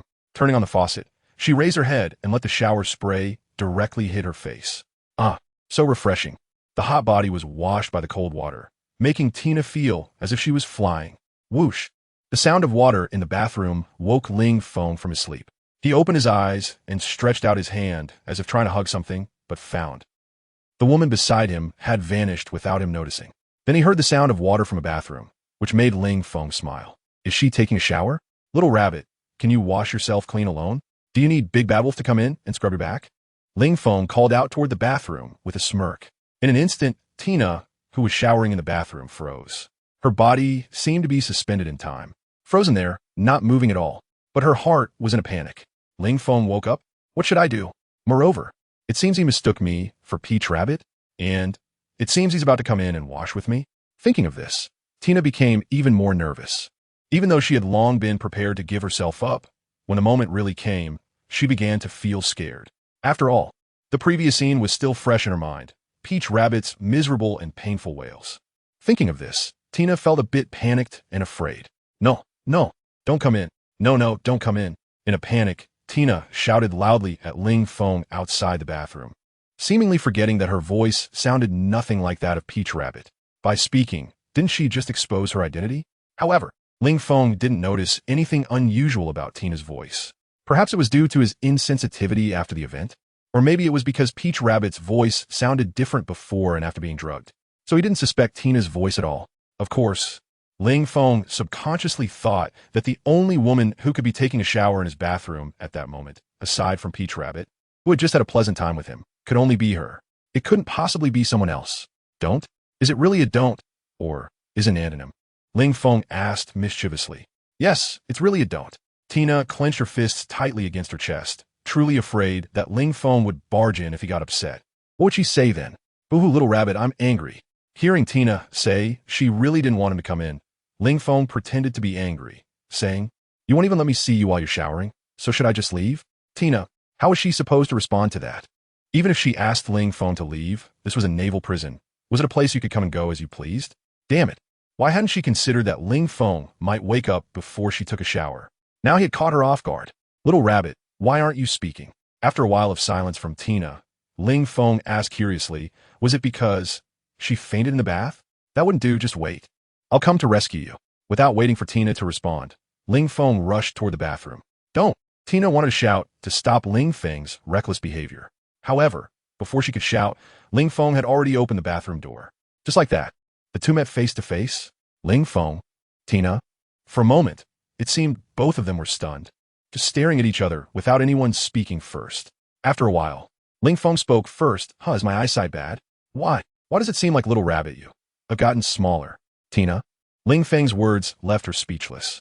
You can even mistake her for someone else? Tina was not your Little Rabbit. Tina and Peach Rabbit. Ignoring their looks, just their body types were so different, and you could still make a mistake? Your eyesight must really be bad. Cough, cough. Okay, no more jokes. Who are you and why are you here? Where did Peach Rabbit go? Ling Feng looked at Tina and threw out 3 questions in a row. Tina, could you please close the door first and we can talk outside? Tina was very embarrassed. She was actually seen in this situation. Tina was not pure anymore. Why should I close the door? This is my home. Even if someone is leaving, it should be you. Ling Feng acted like he was the master of the house. Tina, she wanted to curse. This was a naval prison, just a temporary place to hold you. How the hell did it become your home? Moreover, in my current state, can I even go out? If someone sees me like this, how can Tina still show her face? Wouldn't that be social death? But right now like this. Tina squatted down, turning her back to Ling Feng, and said awkwardly. However, Ling Feng was unconcerned. What's wrong with you like this? People are born naked. What's wrong? Have you started to be shy now that you've grown up? Besides, there are no outsiders here, and I'm not shy either. So why should you be shy? Tina. She gritted her teeth and turned back to Ling Feng, saying, do you think everyone is as thick-skinned as you? And Tina is a girl. What's wrong with being a girl? Ling Feng retorted. Now we talk about gender equality, okay? I don't like those girls who always use being a girl as an excuse. Men can be pirates, and women can be pirates too. Men can be soldiers, and women can be soldiers too. What's wrong with being a girl? The highest power in the world, is very likely a girl. Stop talking about all this nonsense. Just tell me what you want for me to leave? Tina stared wide-eyed at Ling Feng, her eyes glistening with tears, not sure if it was from the faucet or tears. It should be from the faucet, right? After all, this woman, although not as high in status as Peach Rabbit, was still quite proud, and she liked smoking, drinking, and perming her hair. She didn't look like the kind of weak girl who would cry. I'm a bit dirty right now. After I finish my shower, I'll leave. Ling Feng said matter-of-factly. Tina. So, does that mean there is nothing to talk about? How could that be? Ling Feng shrugged. The bathroom is so big. You wash your side. I'll wash mine. We cannot interfere with each other. Tina, do I look like someone who would believe you? If I really let you come in and wash together, are you sure you could just wash your own side? Well, Ling Feng smiled. Of course, you still don't trust my character? Unless you take the initiative. I will always maintain the 3 principles of not taking the initiative, not refusing, and not resisting. So, as long as you don't crave my body, I will definitely just take a shower and do nothing else. Peach Rabbit. Not taking the initiative, not refusing, not resisting. If I hadn't seen the live broadcast before, I might have believed your nonsense. But, you, someone who could drug a woman, do you think I would believe you would just take a shower and do nothing else? Then I'll let you wash first. Tina grabbed a bath towel from the side, wrapped it around her body, and walked toward the door. However, Ling Feng blocked her at the door. What are you doing? Hurry up and get out of the way. Tina said angrily, looking at Ling Feng blocking the door. Why should I get out of the way? Ling Feng crossed his arms, leaning against the door, and then propped one leg against the door frame, refusing to let Tina leave. Of course, if Tina was willing to pass through his legs, she could also get out. What do you want? Ling Feng's attitude made Tina furious. You want to take a shower? And I've given you the bathroom. What else do you want from me? Ling Feng thought for a moment and said, I need someone to scrub my back. When he said this, Ling Feng's gaze scanned Tina's body. Very nice. No problem. I'll go get a guard for you right now, Tina said, pretending to be clueless. Tina's answer made Ling Feng shake his head. Woman, are you playing dumb with me? Do you think I meant for you to find someone to scrub my back? What I mean is I want you to give me a back rub. Can't you understand human language? With your intelligence, you can even be a naval lieutenant. Is it because you sold your body to get this? Bastard, I'm going to kill you. Hearing such humiliating words from Ling Feng, Tina couldn't bear it. She had always been innocent, and as of today, no man had ever seen her body. Now Ling Feng not only saw her completely, but also said such things about her. Is he still a man? Tina didn't just talk. She directly swung her fist and punched Ling Feng in the face. However, fate played a trick. It seems that there are residues of shower gel on the bathroom floor tiles, making them very slippery. Tina was too impulsive and ended up stepping on it, causing her to fall backward.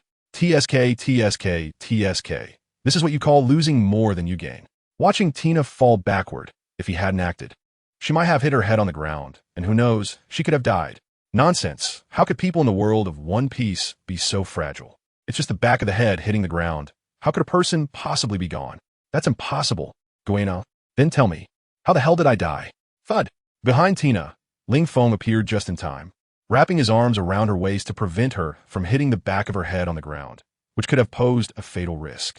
However, due to the backward falling motion, the towel wrapped around Tina came undone. Fortunately, Ling Feng quickly caught it with his hand, shielding Tina in front of her. Look, I'm still quite a gentleman, aren't I? Thank you. No thanks to you. Tina originally wanted to say thank you, but just thinking about it, if it weren't for Ling Feng, how could she have fallen? So I just put away the words of thanks I originally wanted to say. Ling Feng, woman, do you not know what's good for you? I saved you, and you're still putting on airs in front of me? Since that's the case, then get up by yourself. Saying this, Ling Feng let go of his hand, and Tina fell freely to the ground, landing on her back.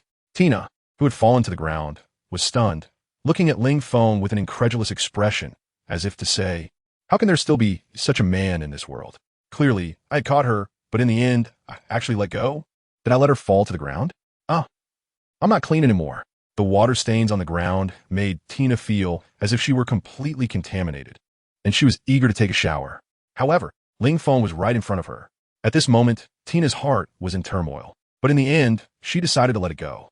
After all, wasn't she planning to use her charms on this guy? Since I was originally prepared to dedicate myself. What is the meaning of being so cautious now? It seemed the same. Tina didn't care whether Ling Feng was still there or not. She directly took off the towel on her body and walked back to the shower head, starting to shower right in front of Ling Feng. Even though she still felt anxious inside, Tina did not show it.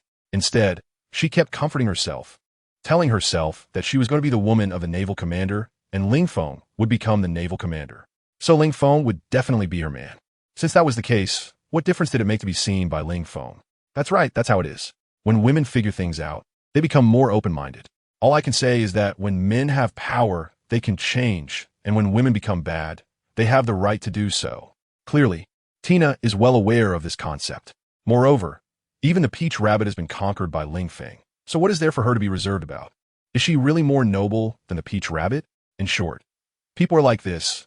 Once they truly want to do something, they can find any reason to justify it. Similarly, if they don't want to do something, they can come up with 1,000 reasons not to do it. Watching Tina calmly take a shower right in front of him this time, it was Ling Feng who was left confused. What was going on? Weren't you very reserved before, seemingly not wanting to have any connection with me? Yet, you turned around and took a shower right in front of me? Are you provoking me because you think I won't do anything to you? Thinking of this, a cold smile appeared at the corner of my mouth. How dare a woman underestimate me? So, let me make it clear to you, the cost of underestimating me is terrifying. After speaking, Ling Feng stepped towards Tina. Tina, bang, bang, bang. Hearing Ling Feng's words, Tina's gaze shifted to Ling Feng as he slowly walked towards her, and she felt her heart was about to jump out. What to do? He's about to come over. What should I do? Woman, are you nervous? Ling Feng, who was slowly getting closer, was about to press against Tina's body and quietly asked her by her ear. Nonsense. How could I possibly be nervous? Tina was so nervous that she started to stutter while speaking. Ling Feng smiled and said, since you're not nervous, why are you stuttering? I've been entangled since I was young. Is that not okay? Tina felt her heart racing faster because Ling Feng was just too close. Even when fighting against pirates, she had never been this close to a man. Moreover, Ling Feng's gaze was incredibly aggressive, making Tina very scared. Has he been stuttering since childhood? If I hadn't watched One Piece, I might have actually believed it. But now? Well, even if you stutter because you're not nervous, then why is your heart beating so fast? While speaking, Ling Feng reached out his hand and grasped Tina's conscience. You're talking nonsense. My heartbeat right now, clearly, is very, very normal. Tina felt like her heart was about to jump out of her body. The intense pounding sounded more like a baby in her belly, kicking her violently. And you should take your hand away. Tina wanted to push Ling Feng's hand away, but she found herself completely powerless. Just standing there had already exhausted all her strength. She didn't even know what was happening. On the other side, Peach Rabbit had just returned to her residence at the naval headquarters. After taking a shower to calm herself down and think about how to handle her relationship with Ling Feng, she was lost in her thoughts when a knock on the door interrupted her. This made Peach Rabbit quite annoyed, and she shouted, "Which bastard is knocking? I'm not in the mood today. Even if the 4 emperors are attacking the naval headquarters, don't come looking for me. Even if the world is going to end tomorrow, I just want some peace today." Hearing Peach Rabbit's complaints, Carp outside blinked in confusion. What's going on with Peach Rabbit? Who made her angry? Who dares to upset her?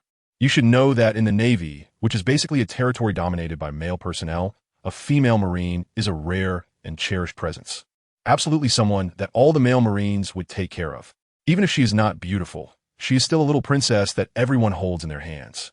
If one is good-looking, they are undoubtedly the dream lover in everyone's heart. And for the Marines, Peach Rabbit is undoubtedly the goddess in their hearts.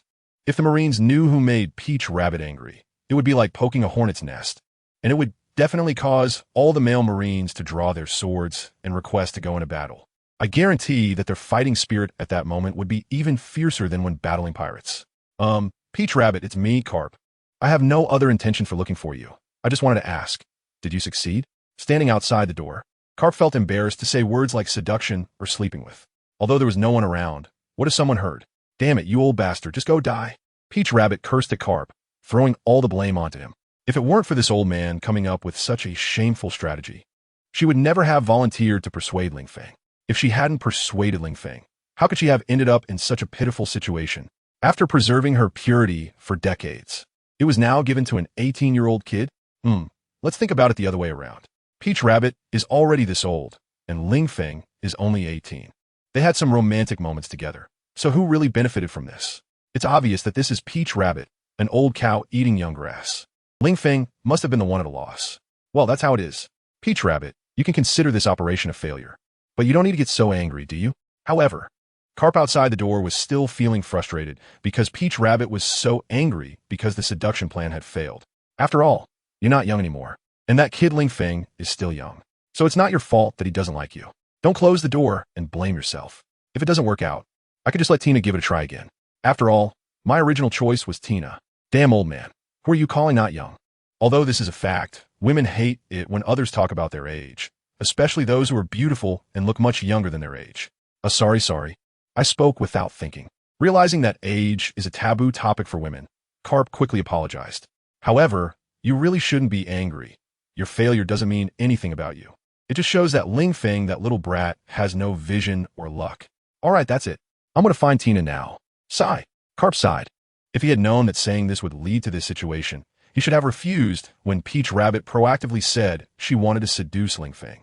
Otherwise, he wouldn't have discouraged this future female admiral of the Navy. You stop right there. Just as Carp was turning to leave, the door behind him opened, and Peach Rabbit stood at the door, saying to Carp, "Who told you I didn't succeed?" "Ah, so you succeeded? That kid agreed to join the Navy?" Hearing Peach Rabbit's words, Carp looked at her excitedly. "Ling Feng, you finally didn't escape from my grasp." This. Peach Rabbit didn't know how to respond, because she did sleep with him, but was it really seduction? Who knows? She left right after waking up, and at that time, Ling Feng was still fast asleep. Who knows what that guy was thinking? Seeing that Peach Rabbit wasn't talking, Carp became anxious. Just say it. Did you succeed or fail? If you succeeded, I'll go find that kid and train him well. If you failed, I still have to go find Tina. If Tina fails too, then I'll have to find a younger and prettier one. Because if two people fail in a row, Carp would think it was likely due to age issues. After all, both Peach Rabbit and Tina are older compared to Ling Feng. As for not being good-looking, not at all. These two are both flowers of the Navy. There are countless wolves and tigers eyeing them. If it weren't for his old age. Sigh, forget it. Let's not talk about that. Otherwise, people would say he was disrespecting his age. Do you dare?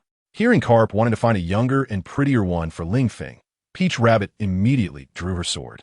The golden blade pointed at Carp's heart, as if to say, if you dare to find that bastard a young and beautiful one, I'll cut you alive right now. Carp! Peach Rabbit, what are you doing? Carp didn't expect that Peach Rabbit would actually draw her sword at him. What did he do wrong? He was just suggesting finding a young and beautiful one for Ling Feng. Why was this woman so angry? I'm just finding someone for Ling Feng, not for you, man. Anyway, I won't allow you to find any more women for Ling Feng. Peach Rabbit gritted her teeth and said, Carp. At this moment, even if Carp were dull, he would understand that something was off here. After coming out of Ling Feng's cell, Peach Rabbit's mood was clearly not right. Thinking of this, Carp cupped his chin with both hands and looked at Peach Rabbit with a mischievous smile. Peach Rabbit, you don't mean you like that kid Ling Feng, do you? This guess made Carp almost unable to believe it. The flower of the Navy headquarters actually liked a pirate brat? Hey. If Carp remembered correctly, there was quite an age difference between them. Moreover, Carp was very curious about what kind of charm Ling Feng had that could win over the heart of this high-ranking flower of the Navy in just a few hours. I wonder if he won her over physically too? Although he was old, Carp also liked to gossip. Damn it, you're talking nonsense. I'm not. Hearing Carp say that she liked Ling Feng, Peach Rabbit immediately denied it 3 times in a row.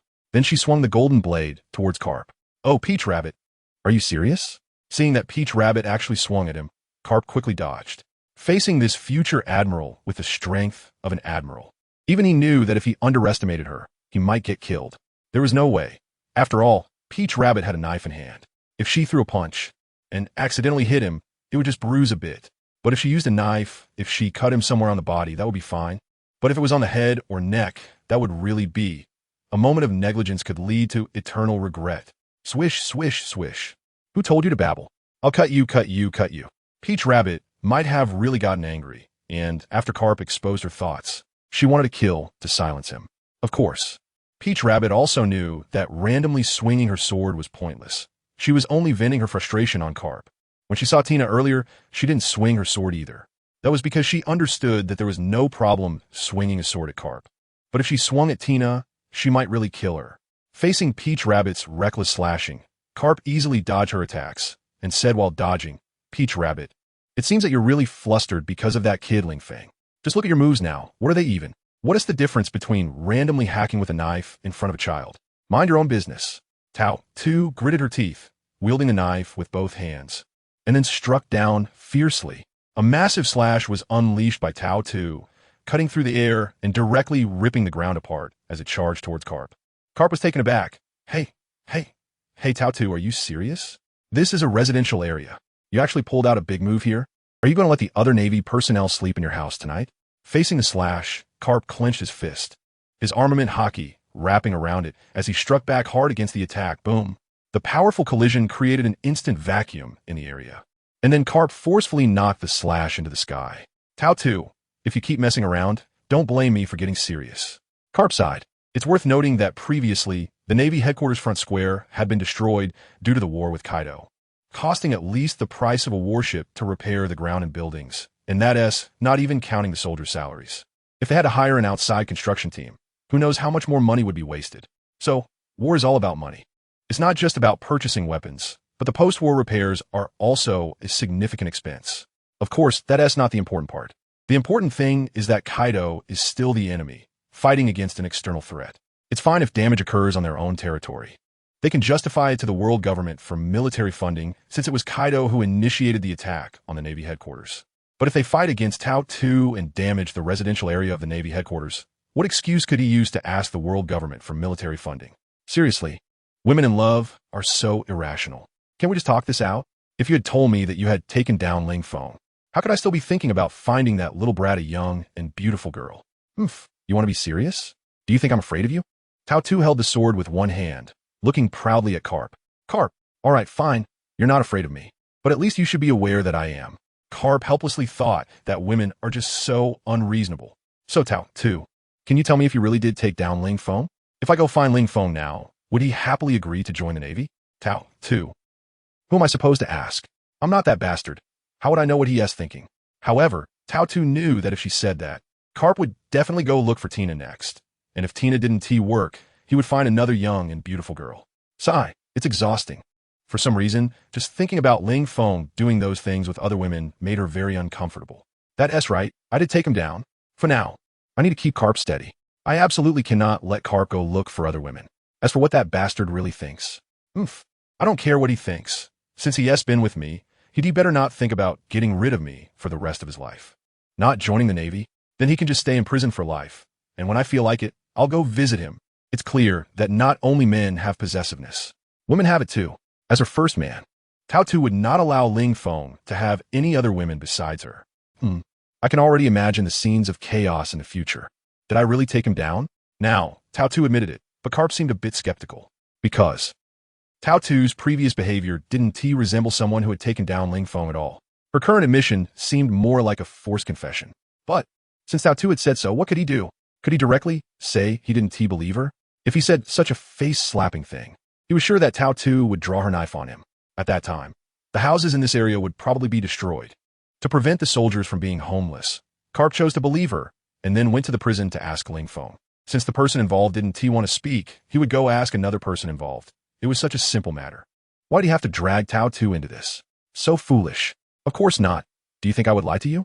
Tao Tu said with annoyance. Did this old man not believe in her charm? She, a flower of the Navy, Tao Tu, coming in and taking down a young stud. Is that a problem? How could he still question her here? If you don't believe me, then you can go ask that bastard yourself. Tao Tu gritted her teeth and said, all right, I'll go ask right now. Who would have thought that Carp would actually say he was going to ask? This really made Tao Tu furious. This bastard still didn't believe her. Damn it. Hey, don't be angry. It's not that I don't believe you. It's just, I don't really trust that little brat Ling Feng. You don't know how despicable that kid is. Previously, when I asked him to agree to join the Navy, I offered him a devil fruit. And guess what he said? Carp looked at Tao Tu and asked. Tao Tu was taken aback and replied, he refused? He said you were insulting him by asking him to betray Kaido for just one devil fruit? Huh. Carp spat, that little brat? Can he have such noble integrity? He directly agreed to join me and then trick me into giving him the devil fruit. And then, guess what that little brat said after eating the devil fruit? Tao Tu. I don't know. You tell me. That little brat actually said to me, you're really stupid for believing a pirate's words. Can you believe how infuriating that little brat is? I've captured so many pirates in my life, and he's the most infuriating one. Carp thought of this and was still grinding his teeth. He almost wanted to skin Ling Feng alive. He did push Ling Feng to the execution ground, but in the end, he didn't succeed, did he? If that's the case, why do you still want him to join the Navy? Is it worth using a beauty trap? Thinking of the beauty trap made Tao Tu angry. She was good enough to invest in it. What can I do? I'm also very desperate. I've already invested a devil fruit. And if I don't continue to invest, wouldn't the previous investment be wasted? Carp sighed. All right, that's it. I'm leaving now. By the way, I just noticed that your clothes seem different from before. Just as he turned to leave, Carp looked back at Tao Tu and said, Tao Tu, isn't that obvious? She had to change her clothes for some reason. However, she certainly couldn't say that. Carp, you're mistaken. I was wearing this outfit before. Really? Carp scratched his head. Did I see it wrong? Forget it. I don't want to interfere in the matters of young people. Just don't play too wild and don't tear your clothes. Old man, are you looking for death? To prevent Carp from continuing, Tao Tu swung her knife. Seeing the danger, Carp took off running, shouting as he ran, huh? You can't catch me. You can't catch me. Tao Tu. Childish. Tao Tu shook her head and went back to her room. Then she plopped down on the sofa, hugging her knees with her chin resting on them, curling up into a ball. She was also thinking about how Ling Feng really viewed her. Could it be that he only saw her as a passerby in his life? After all, they had only shared that one moment of urgency. She was a girl experiencing this for the first time, so she was very sensitive about it. But what about Ling Feng? Wasn't he just a playboy? After all, what kind of good man carries that kind of powder with him? Damn it, that bastard. If he dares to do anything that betrays me, I will definitely cut off his tool of crime myself. If I can't have it, I'll destroy it. This is Tao Tu's life motto. So, Ling Feng, I hope you don't underestimate me. Just be the man behind me from now on. If you dare to have any crooked thoughts about women other than me. Tao Tu sneered, her fingers forming a scissors shape, then quickly closing and opening again, making a sound to match the action, ka-ka-ka. At that moment in the prison bathroom, Ling Feng suddenly felt a chill in his lower body, not knowing what was going on. You, what's wrong? Tina, who was kneeling behind Ling Feng to scrub his back, suddenly noticed that he trembled and asked curiously, did I scrub too hard and hurt you? Ling Feng, what kind of terrible language is that? I'm a big man, and you're a girl scrubbing my back. You think you hurt me? Do you look down on my broad back that can carry the whole sky? How could it possibly hurt me? Ling Feng shook his head. He was just suddenly feeling a bad omen, as if at that moment he was about to lose his dearest brother. Tina, who is your dearest brother? Could it be Kaido? Since you are his first mate.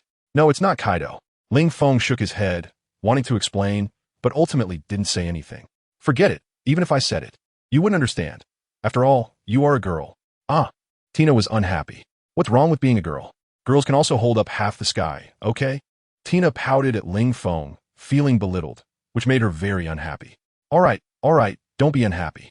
I didn't mean to look down on you girls. Ling Feng smiled. I was born from you girls. Without you girls, where would us men be? That doesn't quite make sense. Although both men and women are born from women, if there were only women and no men, that wouldn't work either. So, cooperation is the way to win-win. Tina, I don't understand what you're talking about.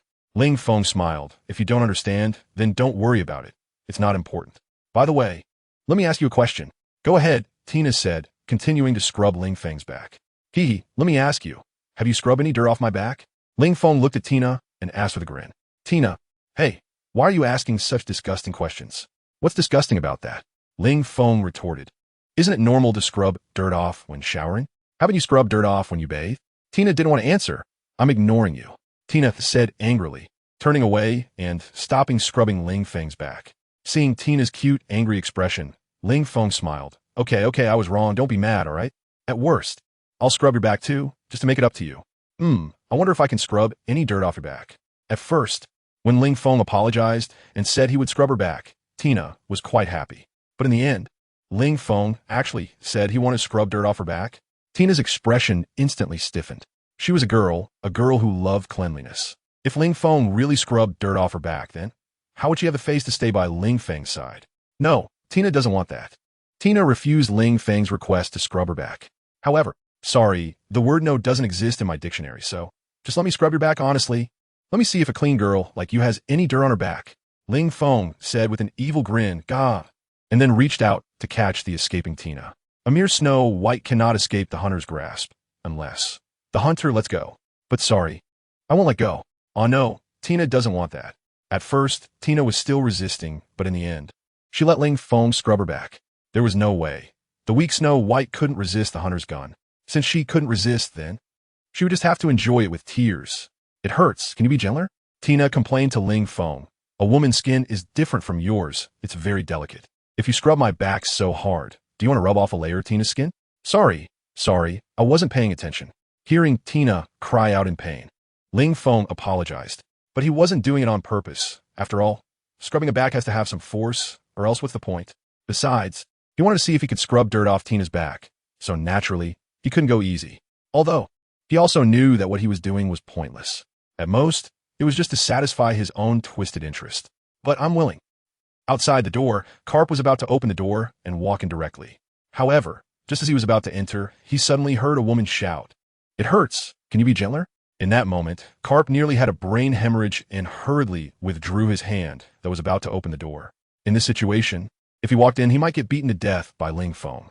Thinking from his own perspective, if he were in that situation and was interrupted by a man, he definitely wouldn't let that man go. However, since Tao Tu had already gone back, why was there still a woman in Ling Feng's room? Standing outside the door, Karp took a few steps forward, leaned against the wall, and thought curiously. Moreover, that voice sounded somewhat familiar. First, excluding Crane. Although she was beautiful when she was young now, even if an old man didn't feel anything, let alone Ling Feng, a young man.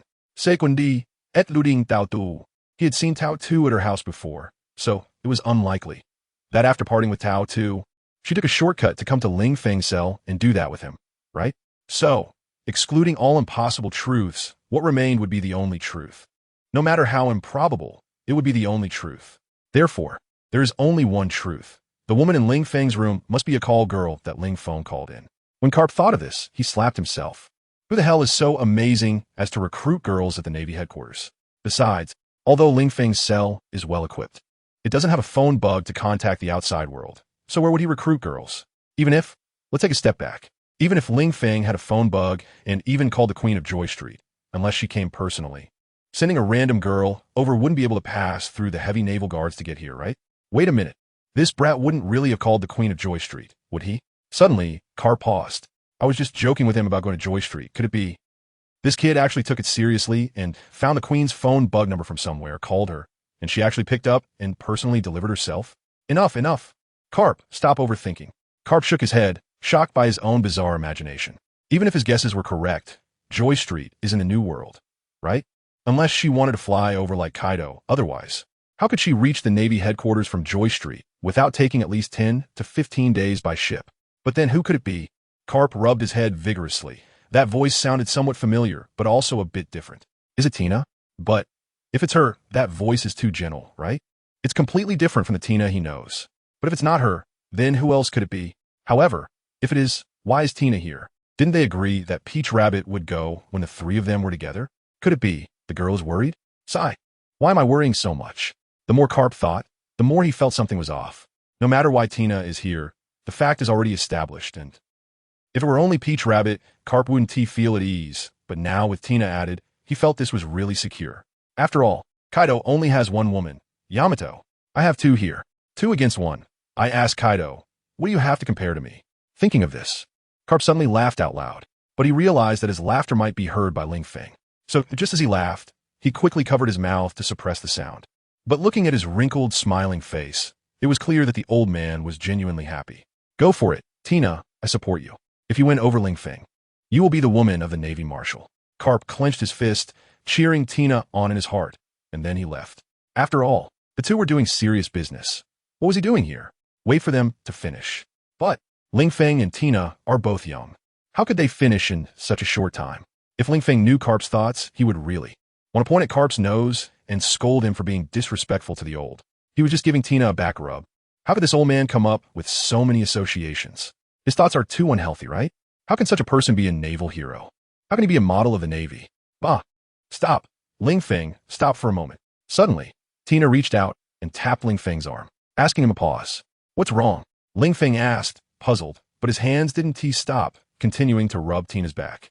Because he'd been rubbing for a long time and hadn't managed to get any dirt off Tina's back, which made Ling Feng a bit unhappy. He was determined that he wouldn't leave the bathroom until he got some dirt off Tina's back today. I think I just heard someone laughing, Tina said softly to Ling Feng. So, is it possible that someone is watching us? Ling Feng, did you mishear? Why didn't I hear anyone laughing? Ling Feng shook his head, and besides, don't you have observation hockey? Just use it to sense if there are any outsiders around. If you really find someone, tell me. I'll make them regret watching my womaness body. Don't they want to live anymore? Tina, hearing Ling Feng say my woman made Tina blush and lower her head, feeling quite embarrassed. But she still did as he said, activating her observation hockey to check the surroundings. However, after using observation hockey for a while, Tina didn't find anyone around. Could it be that she really misheard? Tina tilted her head, 3 question marks appearing above her head. I told you, you must have misheard. Come on, let's continue rubbing backs. Today, he was determined to get some dirt off Tina's back. Well, don't you want to stop? Tina reached out and grabbed one of Ling Feng's arms, saying, Tina's back is already red from the rubbing. If you keep going, you might really rub off a layer of skin. Can you bear to let Tina's delicate skin suffer like this? Ling Feng chuckled, then, under Tina's incredulous gaze, said with a smile, Of course, I'm willing. After all, it's not my skin being rubbed off.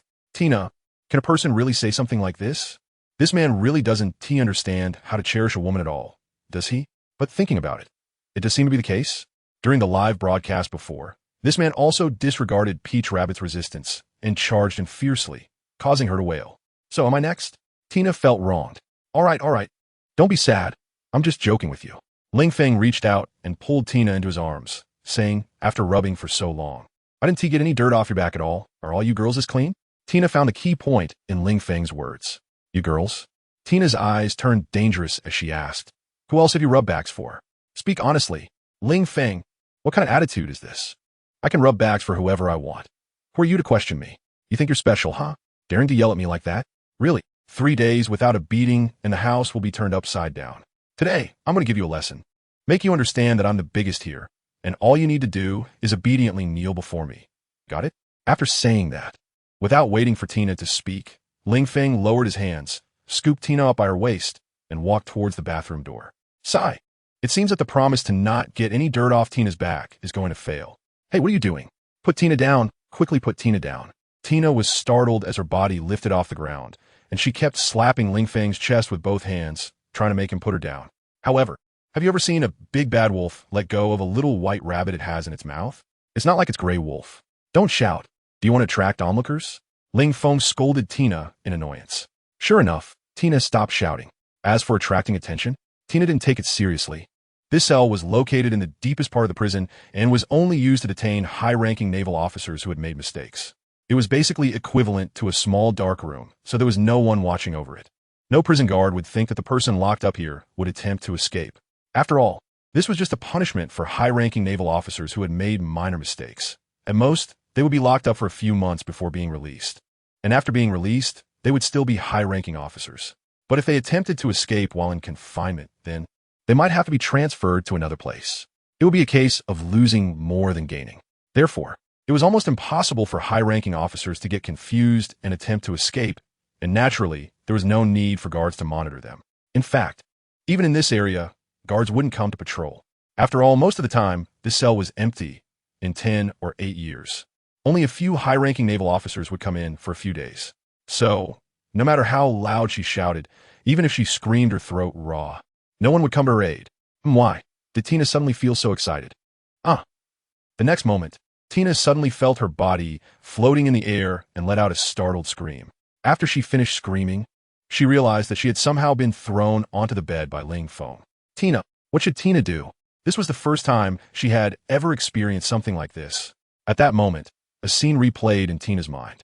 That is to say, the previous scene where Ling Feng had thrown Peach Rabbit onto the bed. Back then, what did Peach Rabbit do? Oh, right, Peach Rabbit was running and then was caught by Ling Feng, who had transformed into a big bad wolf. Then, Peach Rabbit's clothes disappeared. We can skip that part, because she had just taken a shower and wasn't wearing any clothes. So what happened next? Did the big bad wolf start to eat the little white rabbit? The little white rabbit, realizing that the big bad wolf wanted to eat her, of course wouldn't let herself be eaten. The little white rabbit would fight back. Today ends here, and tomorrow continues. Good night, everyone. May you have sweet dreams. When the little white rabbit fights back. This is, of course, within the big bad wolf's expectations. Obviously, if you want to eat someone, you can't expect them not to resist, right? If that were the case, it would be too domineering. However, the little white rabbit is ultimately just a little white rabbit. Even if she can resist, so what? In the end, doesn't she still become meat in the big bad wolf's mouth? Thinking of this, Tina sighed. It seems that as a little white rabbit, she could never escape the big bad wolf's predation. She can only hope that when the big bad wolf eats her, he could be a little gentler and not make her feel pain. She is most afraid of pain. What are you thinking with your eyes closed? Suddenly, a seductive voice came to Tina's ears, startling her and making her open her eyes to find Ling Feng's face just inches away from hers. You're too close. Tina reached out to push Ling Feng away. Being this close, she could feel his breath on her face. Isn't it bad to be this close? Ling Feng reached out and grabbed Tina's little hand that was trying to push him away, lying down next to her, and continuing to speak. By the way, we've only known each other for a few hours, right? And we're already lying on the same bed like this. I have to say, life is really strange. Tina, is this a sigh? Moreover, what is so strange about it? Isn't this the result of you forcibly blocking me from leaving the bathroom earlier? When she saw Ling Feng standing at the bathroom door, she had asked him to move and he had listened to her and let her out then, she might have already returned home by now. Although she had come here with certain thoughts after following Peach Rabbit, some things seem simple in thought, but are difficult to execute in reality. Sigh, if only I had Ling Feng's thick skin, I wouldn't have to worry about not having a girlfriend. After all, it's the first time for a young lady to get married. It's inevitable to feel nervous, and regretting at the last moment is also unavoidable. But now, she doesn't even have the chance to regret. Ling Feng won't allow it. All right, of course. Cause and effect. There must be a cause for every effect. So, she has to blame herself. She had a perfectly good bathroom at home, but chose to shower here, and now she's been caught by Ling Feng. Although she has finished her shower, she has also lost herself. Just for a shower, the price was her body. This deal is way too unfair. If she were to go into business, she would definitely end up losing her pants. What are you thinking? So lost in thought? Ling Feng reached out and turned Tina's little face to face him. Don't mess around. Tina swatted Ling Feng's hand away, thinking that her life was going to be ruined by him. If you treat Tina poorly and one day abandon her, Tina will definitely cut off your evil parts with her own hands. Ling Feng. In that moment, Ling Feng felt a chill in his lower body. Damn, wait a minute. Why does this feeling seem so familiar? Right? He had suddenly felt this way in the bathroom too. Damn it, could it be? At that time, was Peach Rabbit thinking of cutting him off? Ling Feng regretted it. Sure enough, women who are with sailors are not easy to deal with. They threaten to cut off parts at the drop of a hat, which is definitely not gentle at all. Suddenly, Ling Feng began to miss Yamato and shine back in Wano. At least they wouldn't think of cutting him off. Not knowing how to compare, but once compared, it's clear that Yamato is the best. No, I can't stay here any longer.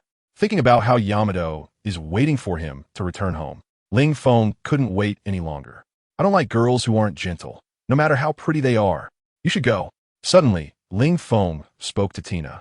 Tina? Are you crazy? Ling Feng's words stunned Tina. Is there really a big bad wolf that won't eat the little white rabbit it has caught? How can she not believe it?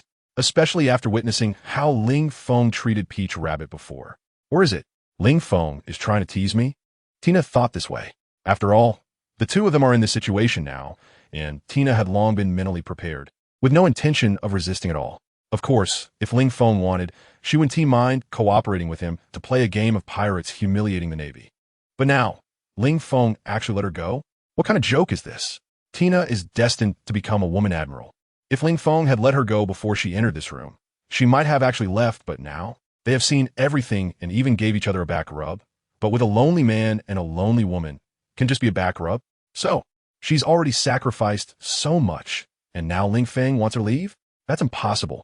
At this moment, Ling Feng had to go up whether he wanted to or not. Oof. I'm not crazy. Ling Feng looked at Tina seriously and said, I know you are not doing this willingly, so I don't want to force you. You can leave now, and besides, I can't let Yamato down. Upon hearing Ling Feng's words, Tina laughed and said, Hee hee, can't let Yamato down? Can't let Yamato down? Ling Feng, how dare you say that? When you were doing those things with Taodu, did you ever think about how you wronged Yamato? When you were scrubbing my back in a bathroom, why don't you think about how sorry you are for Yamato? When you held me and threw me onto the bed, didn't you think about how you owe it to Yamato? Now you're telling me that you're sorry for Yamato? Do you tell me that you've had a conscience awakening? Do you even have a conscience? Tina jabbed her finger fiercely at Ling Feng's chest and scolded. You're just a scumbag, pretending to be innocent with me. I'm lying in bed, and you're telling me to get up? Let me tell you, that's impossible. There's no way. Today, you have to come to me whether you want to or not.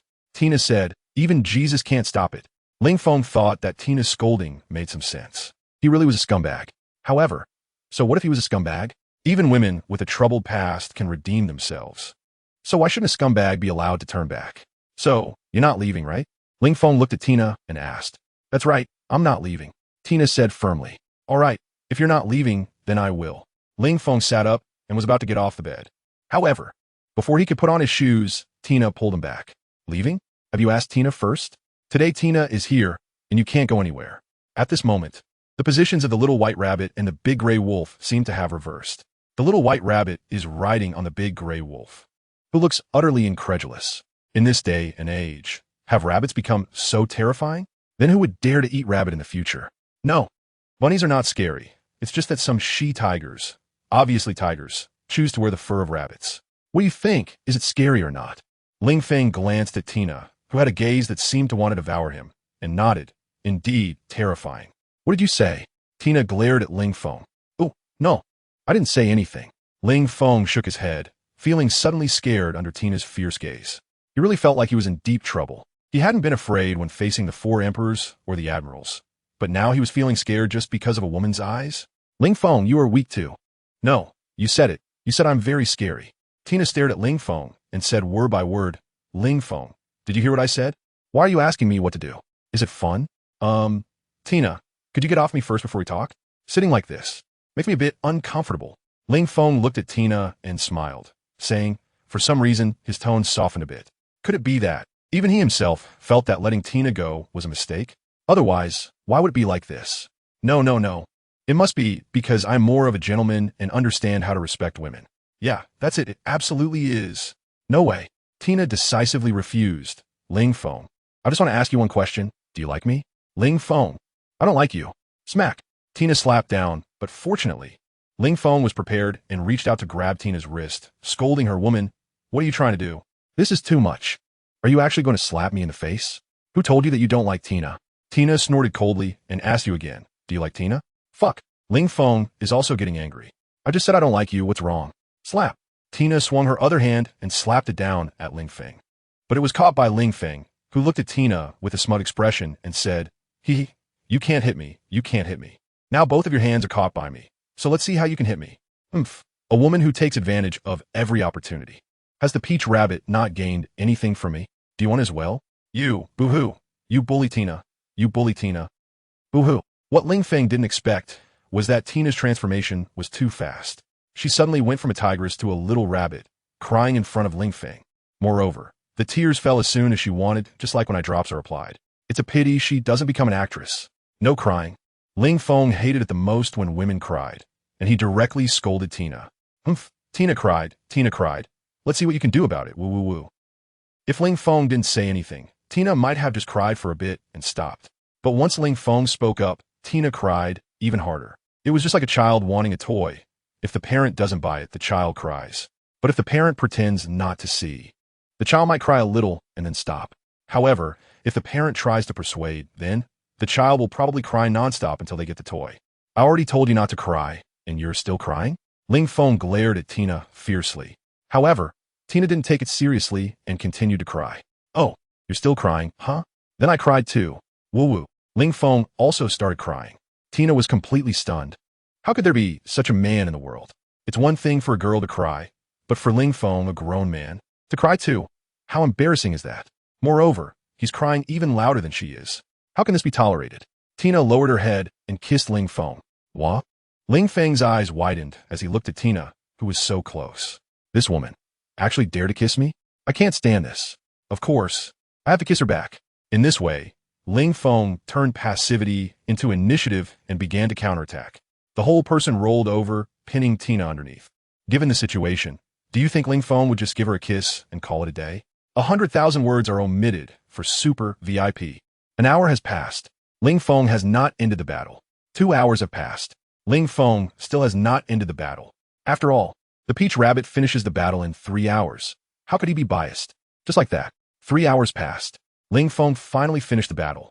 With a pop, Ling Feng spread his limbs and lay face down on the boat. He was truly exhausted. Not a drop left. By the way, do you have any medicine on you? After everything was over, Ling Feng suddenly remembered that he hadn't taken any precautions. What if Tina got pregnant? All right, and there's also Tao too. What kind of medicine is there? Tina, her body as soft as clay, asked Ling Feng in a soft voice. This for preventing pregnancy? By the way, does this world have contraceptives? There should be, right? What do you want to do?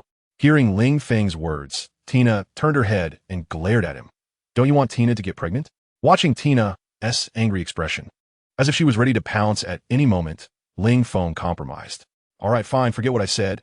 If she gets pregnant, then she gets pregnant. It's not like I can't afford to raise a child. The country is even promoting having 3 children now. I want to be ahead of the times. Tina. She looked at Ling Feng strangely. This guy is so weird. When did the country promote having 3 children? All right. Ling Feng is from the land of harmony. Could this be the policy there? Has the population of the land of harmony dwindled to this extent? Never mind.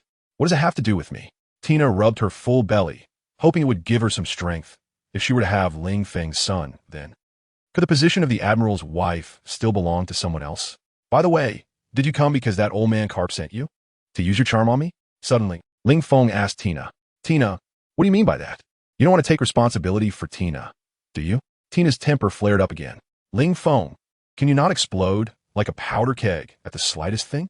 I was just asking casually, okay? If you don't want to say it, then forget it. Ling Feng sighed. Give me a cigarette. After an event, a cigarette feels like a heavenly delight.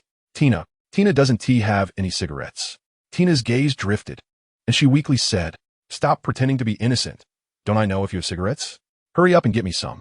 Ling Feng said mercilessly. Tina, one tea go. The cigarettes are in my outer jacket pocket. If you want to smoke, go get them yourself. She still hopes to have a little baby. How can she stand up to get cigarettes? Ling Feng. Women are not gentle at all. Complaining, Ling Feng got out of bed to get the cigarettes himself. If it were Xiao Zi, she wouldn't just get cigarettes for Ling Feng. She would also gently light them for him. Sigh. There's no comparison. No comparison at all. Inhale. After lighting the cigarette, Ling Feng took a deep puff and then blew out a smoke ring. After a while, Ling Feng said to Tina, woman, do you want to return to the land of harmony with me? Tina, what do you mean? Tina looked at Ling Feng and asked. Ling Feng was also taken aback, looking at Tina in confusion. Is my statement difficult to understand? Since we've come this far, do you think I can just let you continue serving in the Navy? So, come back to the land of harmony with me? The corners of Tina's mouth twitched. What a joke. What did she sacrifice so much for? To become the admiral's wife? And now, Ling Feng actually says he wants her to go back to the land of harmony with him? That's impossible. If she went to the land of harmony, what would be the meaning of her sacrifices now? Although at this moment, she had developed some inexplicable feelings for Ling Feng. But to give up her identity as a naval soldier to become a pirate for Ling Feng? That's not possible. Ling Feng, for Tina, will you join the Navy? Will you? Tina wrapped her arms around Ling Feng's arm, burying it in a sea of tenderness, and said in a spoiled tone. This was absolutely the first time in her life she had acted so spoiled with someone.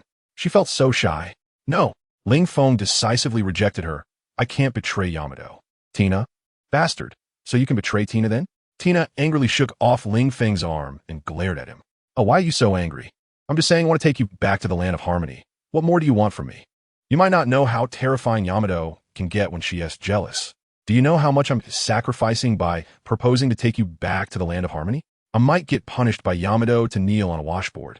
You know, Ling Feng also put on a wronged expression, as if he was making a huge sacrifice. Kneeling on a washboard? Hearing this word, Tina understood she had lost. This man in front of her would actually kneel on a washboard because of a woman's words. And what about her? What would Ling Feng do for her? The answer is nothing at all. Sigh, the whims of fate, Tina lost.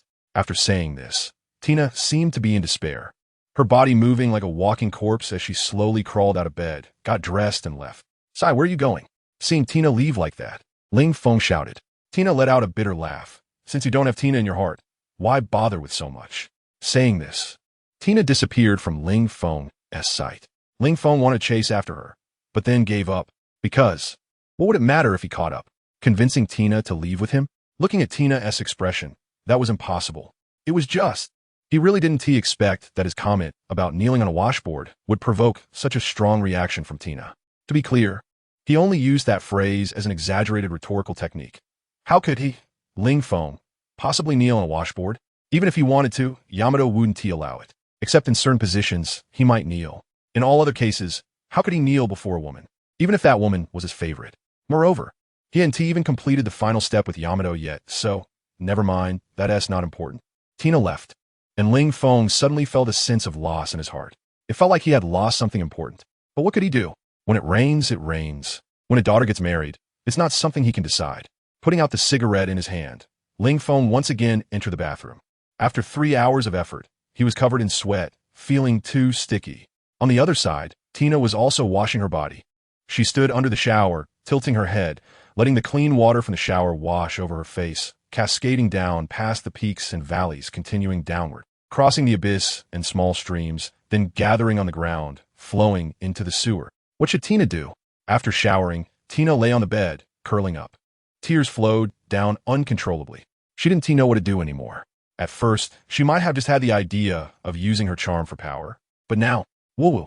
Tina covered her face and cried loudly. Ling Feng, you bastard scumbag, you're not human. After venting her emotions, Tina, feeling exhausted, fell onto the bed with tears in her eyes and fell asleep.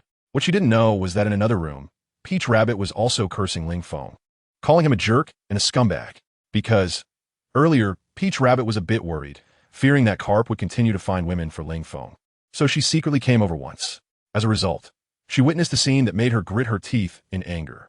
At that moment, Peach Rabbit almost exploded and wanted to kill the pair of dog men and women on the bed. But in the end, she chose to silently endure it all. Then, when she returned home, the more she thought about it, the angrier she got, and she began to curse Ling Feng non-stop, calling him a bastard, a beast, an animal that thinks with his lower half. If Ling Feng knew all of this, he would definitely curse back, saying, damn, is this what women are like? Why do they all like to spy? Aren't they afraid of getting caught? Watching a live broadcast is so interesting. Huh? But what skill is it to sneak a peek? If you have the ability, come in and join the battlefield. Let's do this together. Of course, he didn't know. At this moment, after taking a shower and getting dressed, Ling Feng was preparing to sneak out of prison. No guns allowed. However, as soon as he opened the cell door, he was greeted by an old face that smiled as brightly as a flower. Damn, old man Carp, are you trying to scare me to death? The moment he opened the door, seeing Carp's old face really startled Ling Feng. Kid, are you trying to escape from prison? Seeing Ling Feng holding the doorknob and poised to open the door, Carp frowned. How is that possible?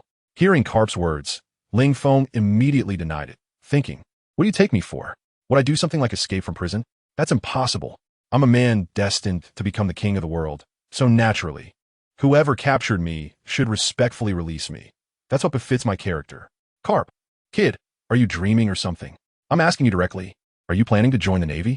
Carp thought his question was unnecessary. With Tina and Peach Rabbit both making their moves, would there still be a man who would say no? That's a joke.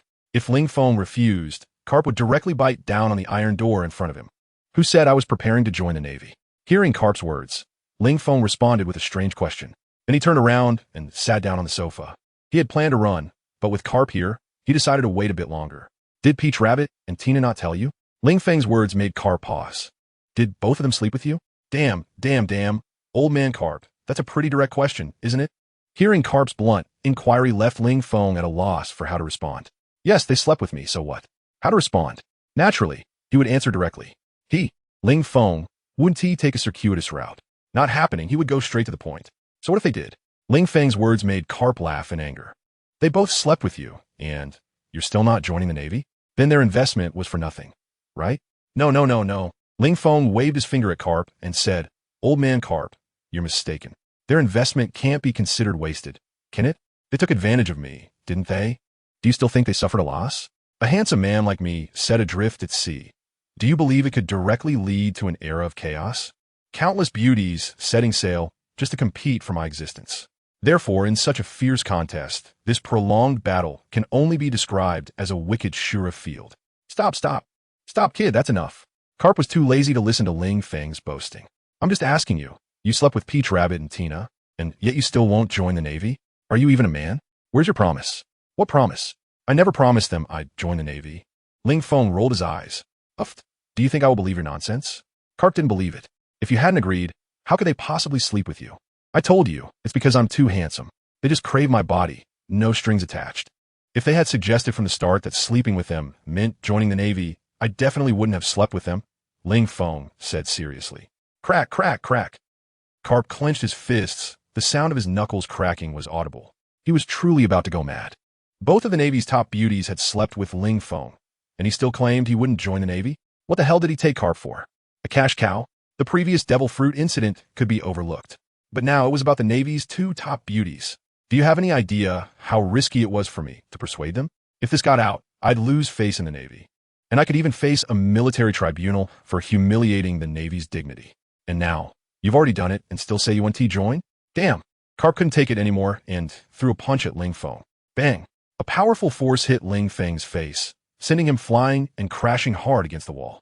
The wall 1 meter away was shattered into huge chunks by Ling Feng's impact. System.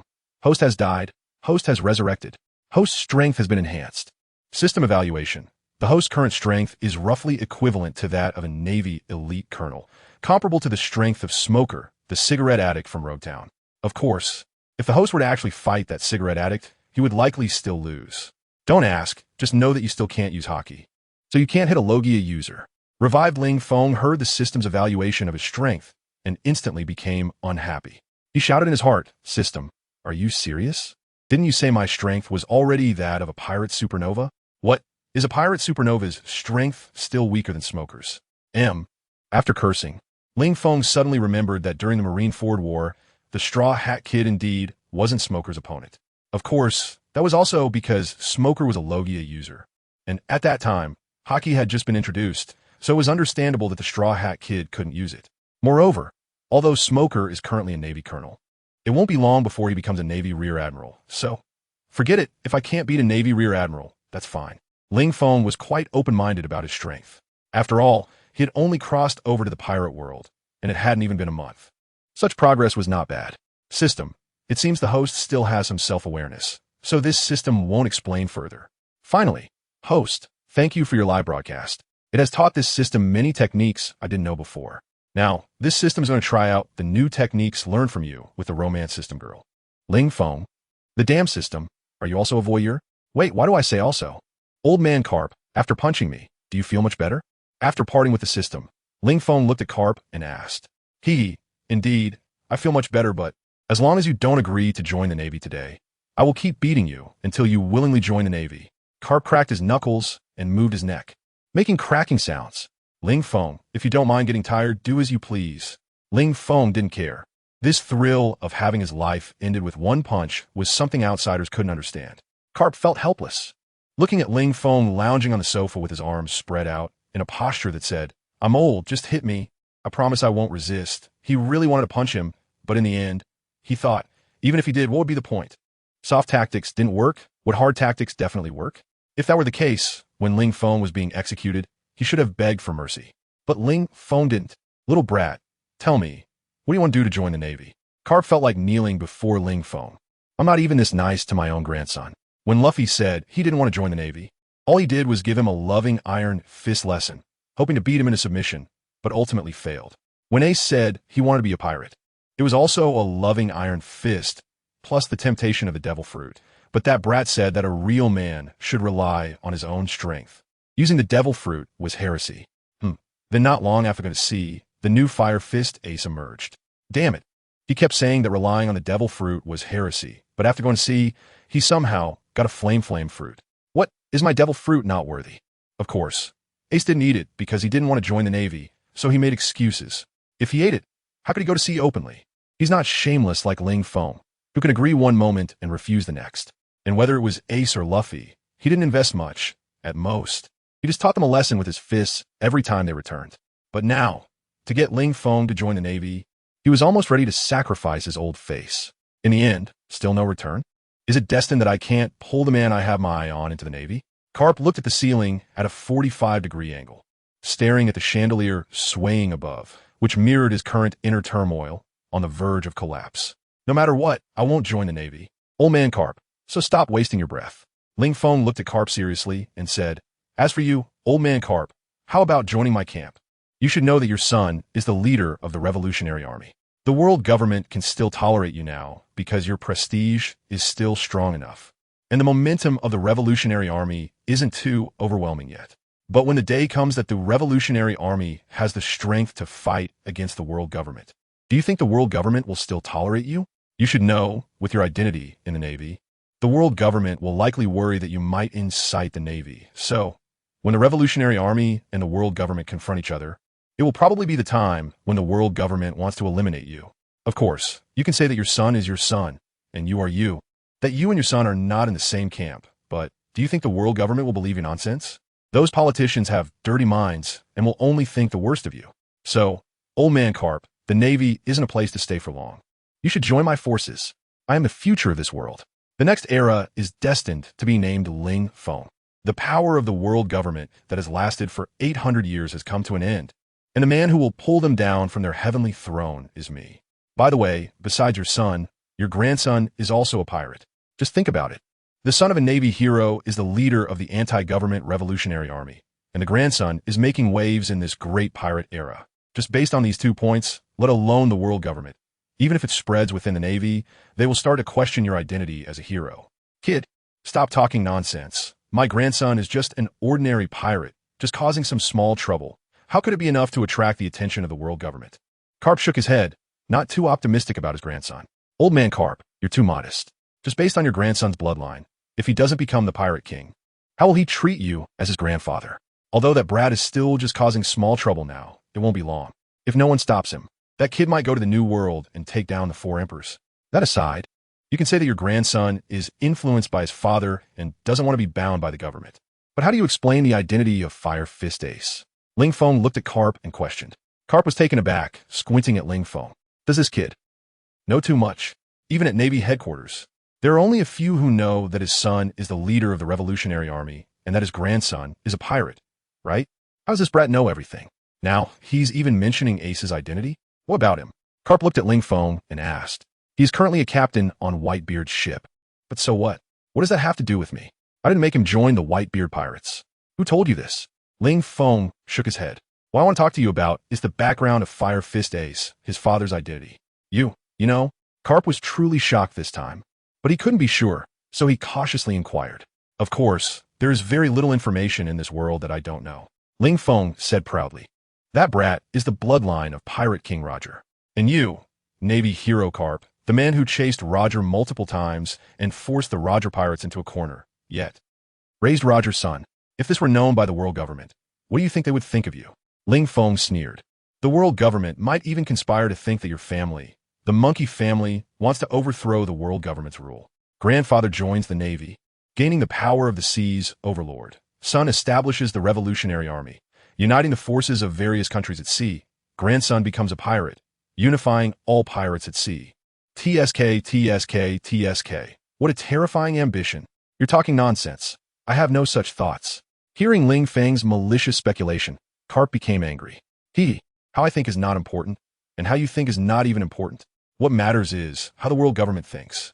Do you think, when the world government hears this news and gathers all the information, they will think this is just an accident? Or do you think this old man who has pretended to be a fool for years has been carefully planning this for decades? Old man Carp, you should know that in this world, the kindest thing is the human heart, and the most wicked thing is also the human heart. The human heart is also the most difficult to scrutinize. The world government will not allow even the slightest possibility of a force that could overthrow it to exist. At that time, will your identity as a Navy hero still be able to protect you? Carp, stomp stomp. Hearing Ling Feng's analysis, Carp took 3 steps back. Previously, he had never thought about these things, but now that Ling Feng mentioned them, he suddenly felt that Ling Feng was right. Indeed. Does it matter what the truth is? It doesn't matter. What matters is what truth the world government is willing to believe. Better to wrongfully kill 1,000 than to let one go. The world government has done this before. Even if he is a Navy hero, if he participates in a conspiracy to overthrow the world government, they will not let him go. But what can he do? He's been a Navy member for almost his entire life. Does that mean he has to quit the Navy because of this? Moreover, even if he wants to leave the Navy, why would he join Ling Feng's forces? Kid, this is just your talk. First, the world government doesn't know this information. Second, even if you could leak this information, do you think the world government will believe it? Carp calmed his emotions and thought of the key point. Although he didn't know where Ling Feng got this information, it didn't matter. As long as Ling Feng couldn't pass it on, that was enough. And now, Ling Feng is locked up in prison, unable to communicate with the outside world. Old man Carp, are you thinking that as long as you lock me up, the world government won't know about this information? Ling Feng seemed to see through Carp's thoughts and sneered. Do you really think that if the world government wants to know something, they won't be able to find out? Your grandson's identity can still be hidden for now because he is not strong enough and hasn't made a big name for himself yet. Once he is offered a bounty of 100 million, 200 million, or 500 million, do you think his identity can still be hidden? As for the identity of Fire Fist Ace, I'm not lying to you. It won't be long, maybe in a month or two, when the identity of the son of Pirate King Roger will be exposed, and then the information that he was raised by you will also be placed on the desks of the Gorosei. So, you can weigh this for yourself. Ling Feng crossed his arms and propped his legs up, exuding an air of having the initiative. A clear conscience fears no accusation. I have never done anything to be ashamed of as a Navy hero, so I'm not afraid. Even if I enter a military court, I am innocent. This was Carp's last stand. However, it was ruthlessly shattered by Ling Feng. Pa, just because of what you did before, letting Tina and Peach Rabbit sleep with me. Do you think you can still say you have a clear conscience? Have some shame. Ling Feng mercilessly exposed him. And if they were to leak this matter, then your Navy hero Carp threatening female sailors with power would be spread around. And at that time, the entire Navy would lose face because of your abuse of power. Nonsense. I didn't threaten them. Carp retorted, that was at most enticing. Hee. Talking to me about this is useless. You need to explain it to outsiders. You should know that civilians at sea love to hear these dirty secrets. And if this were to spread, do you think they would believe the words of the righteous Navy? No. They would only think that justice has long been tarnished by you, and you are merely using the name of justice to commit the acts of pirates. Ling Feng continued to intimidate him. As for the Navy, wanting to suppress this matter, sorry, with the current state of the seas, the Navy cannot do such a thing. So, it will only get worse, becoming a story of you, the Navy hero, using your power to exploit female sailors. Carp. If there were no one around, Carp would have knelt down. Damn. Although Ling Feng didn't use a knife, every word was more piercing than a blade. He realized that under Ling Feng's words, he had become the evil Navy despised by everyone at sea. Even within the Navy, he was looked at with contempt, as if he were the scum of the sea. He seemed to have become infamous, raising the son of the Pirate King, turning his son into the world's most notorious criminal, cultivating his grandson into a great pirate, acting wantonly within the Navy, extorting and taking advantage of others. I can't think about it anymore. If I keep thinking, even Carp himself will be brainwashed. It's unclear how long it took. Carp finally spoke, looking at Ling Feng, and said, Kid, I have to say your mouth is really powerful. Did you use this mouth to conquer Peach Rabbit and Tina too? Ling Feng. This remark, at first, it didn't seem problematic, but an experienced person would feel something was off. Unfortunately, Ling Feng was too innocent and didn't catch the innuendo. So, old man Carp, have you thought it through? Ling Feng looked at Carp and asked. Carp smiled bitterly and said, Yes, I have thought it through. The Navy is probably really not a place to stay for long, but even if I want to leave, why should I join your forces? Can't I go to my son? Do you think that is possible? Ling Feng smiled at Carp and said, By the way, old man, why did you put in so much effort to get me to join the Navy? Well, Carp thought for a moment and said, honestly, because I think you are the future of the Navy. As long as you join the Navy within 3 years, you could stabilize the seas and make the Navy the true sole ruler of the seas. Ice collapse. Ling Feng snapped his fingers and said, Yes. You think I'm impressive, which is why you wanted me to join, and you believe I can stabilize the seas. So, do you think the Revolutionary Army is part of the seas? Will it be subdued by me? If it will, then your choice to follow your own son means that in the future, he will still become my stepping stone. right? But now, if you join my forces, when I succeed in the future, perhaps I could spare your children and grandchildren out of respect for you. So, old man, have you thought it through? Will you join my forces now, or will you be trampled underfoot by me in the future? At this point, Ling Feng quietly watched Carp, waiting for his answer. Can I think about it? Carp looked at Ling Feng and said, Of course I have time. Ling Feng smiled. Half an hour passed. Carp sighed, seemingly resigned, and said, Kid, you have successfully persuaded me. I will follow you. I no longer want this identity as a Navy hero. As he said this, tears streamed from the corners of Carp's eyes. It seemed he was reminiscing about the past. He was about to say goodbye to the Navy headquarters, to farewell to decades of Navy life. He truly felt reluctant. But for himself, for his son and grandson, he had to make such a choice. And in his heart, Carp only hoped that his choice was the right one. The next era must belong to this little guy in front of me. Otherwise, wouldn't he regret it in the future? He might be buried underground and unable to close his eyes in peace. Old man Garp, I have to say, you made a very wise decision. Ling Feng gave Garp a thumbs up, stating that he was destined to be the master of his fate. As the saying goes, good birds choose good trees to perch on, and good ministers choose good lords to serve. One day, you will realize how clear-sighted your choice today was. And don't worry, I won't make you come with me. You will still be your heroic self in the Navy. You can continue to be that in the future if you wish, so. There's no need for you to be sad, nor do you have to leave the Navy headquarters where you've been for decades. You can keep working as usual. The only difference between you and before is that you used to work for the world government, and now you work for me. If possible, you should also try to persuade your old comrade Sengoku. After all, you wouldn't want to find yourselves at odds one day, right? Just after persuading Garp, Ling Feng turned his attention to persuading Sengoku. This is called vision. What can Kaido compare with me? While Kaido was still charging at the Navy headquarters with his head, I was already considering taking down the entire Navy. As long as I take down Sengoku and Garp, then at least half of the Navy's strength will belong to me. Persuade Sengoku? Hearing Ling Feng's words, Garp shook his head. That's not easy. That old man is quite stubborn, and unlike me, who values you, he has always thought you were unreliable. If it weren't for my insistence, you wouldn't even have had the chance to join Navy. So just give it up. How would I know if I don't give it a try? Ling Feng smiled. The word give up has never existed in my dictionary. Besides, you two have been comrades for decades. I believe he will listen to your advice. Of course, if he insists on seeking his own demise, then I can't help but fulfill that for him. At this point, Ling Feng revealed a wicked smile. Anyone standing in his way would be crushed. Well, fine. I'll give it a try. Garp sighed, thinking, what the hell is this? I couldn't persuade Ling Feng, but ended up being persuaded by him instead. It's one thing to be good-looking, but to have such a silver tongue is just too much. So, what's your next move? Are you leaving the Navy headquarters? Garp asked Ling Feng.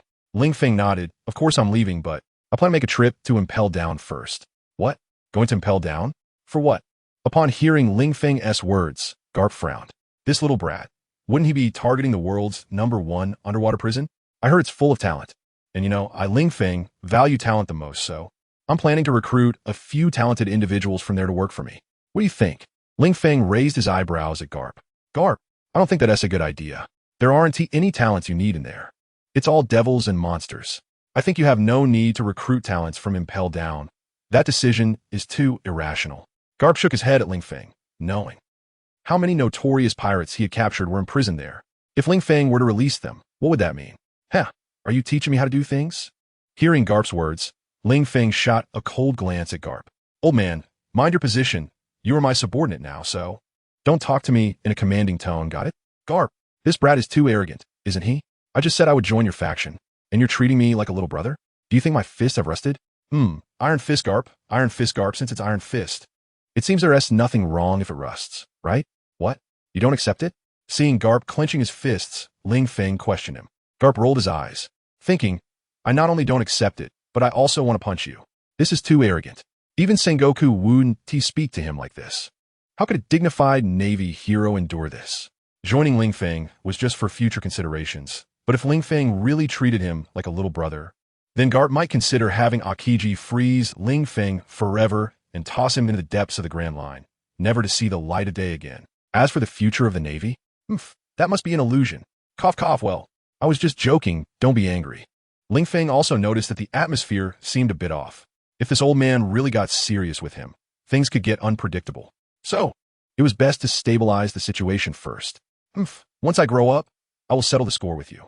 A gentleman takes revenge. It's never too late. No, I'm not angry.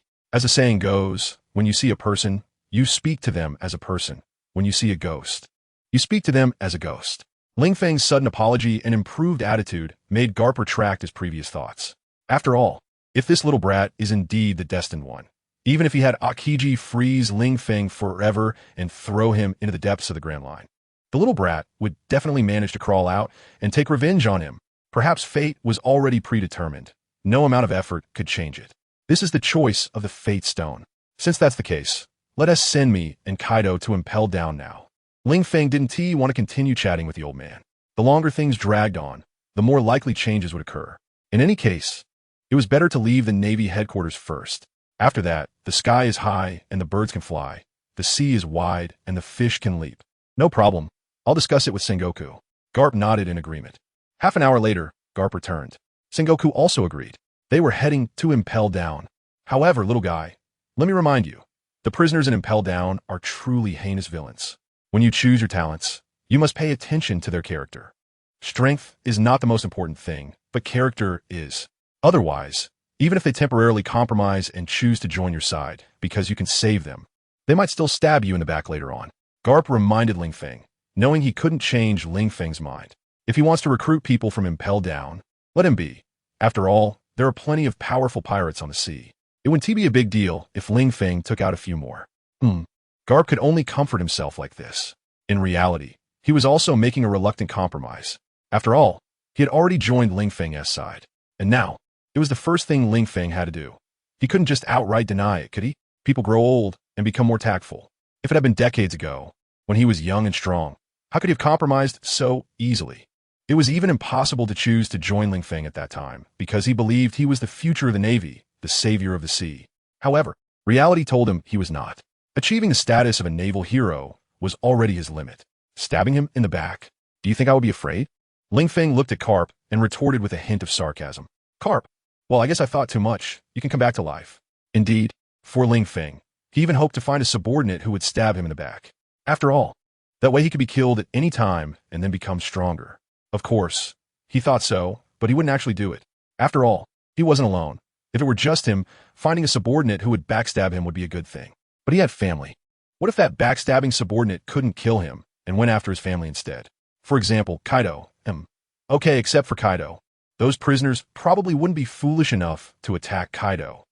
Half an hour later, Ling Feng and Kaido reunited once again on the massive prison ship heading towards Impel Down. Damn kid, why aren't you even wearing handcuffs?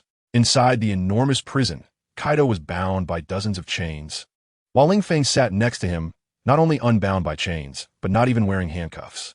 Is this guy even a prisoner? This made Kaido extremely unbalanced. Because I'm handsome, Ling Feng said with a grin.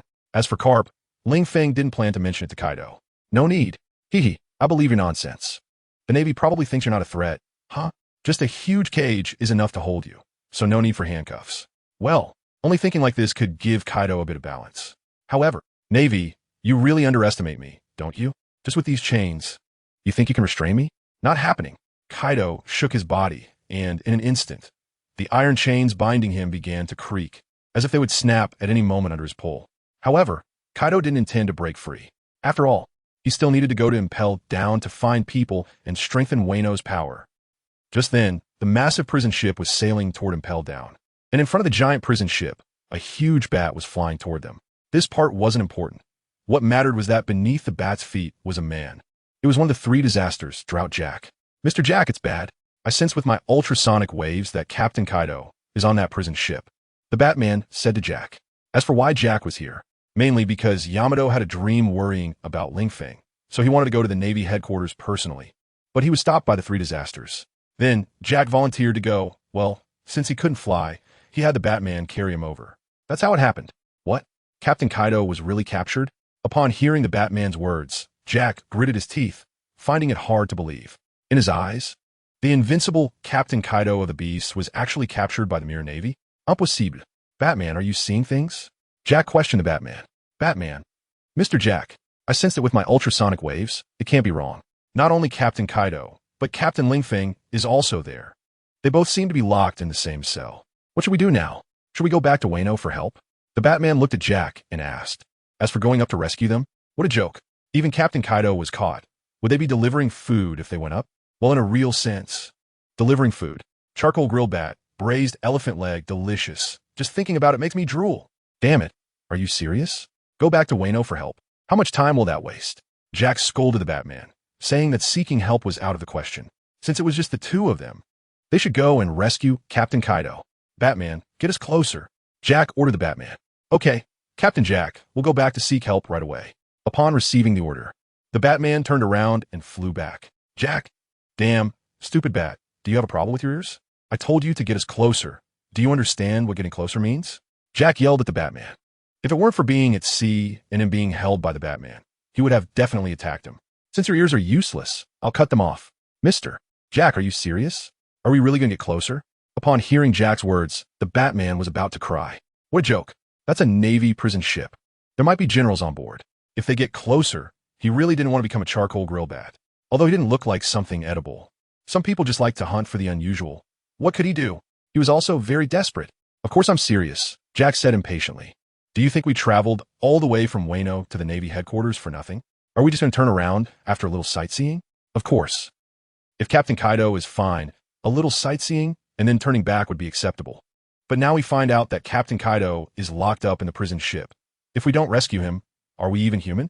Have you forgotten the dignity of being a member of the Beast Pirates? That is to never give up on any comrade, especially when it's our captain in front of us. We can't give up. Jack fiercely gave the Batman a motivational speech. However, the Batman didn't listen to a word. But even if we go, it doesn't necessarily mean we can rescue Captain Kaido. We might end up getting ourselves captured instead.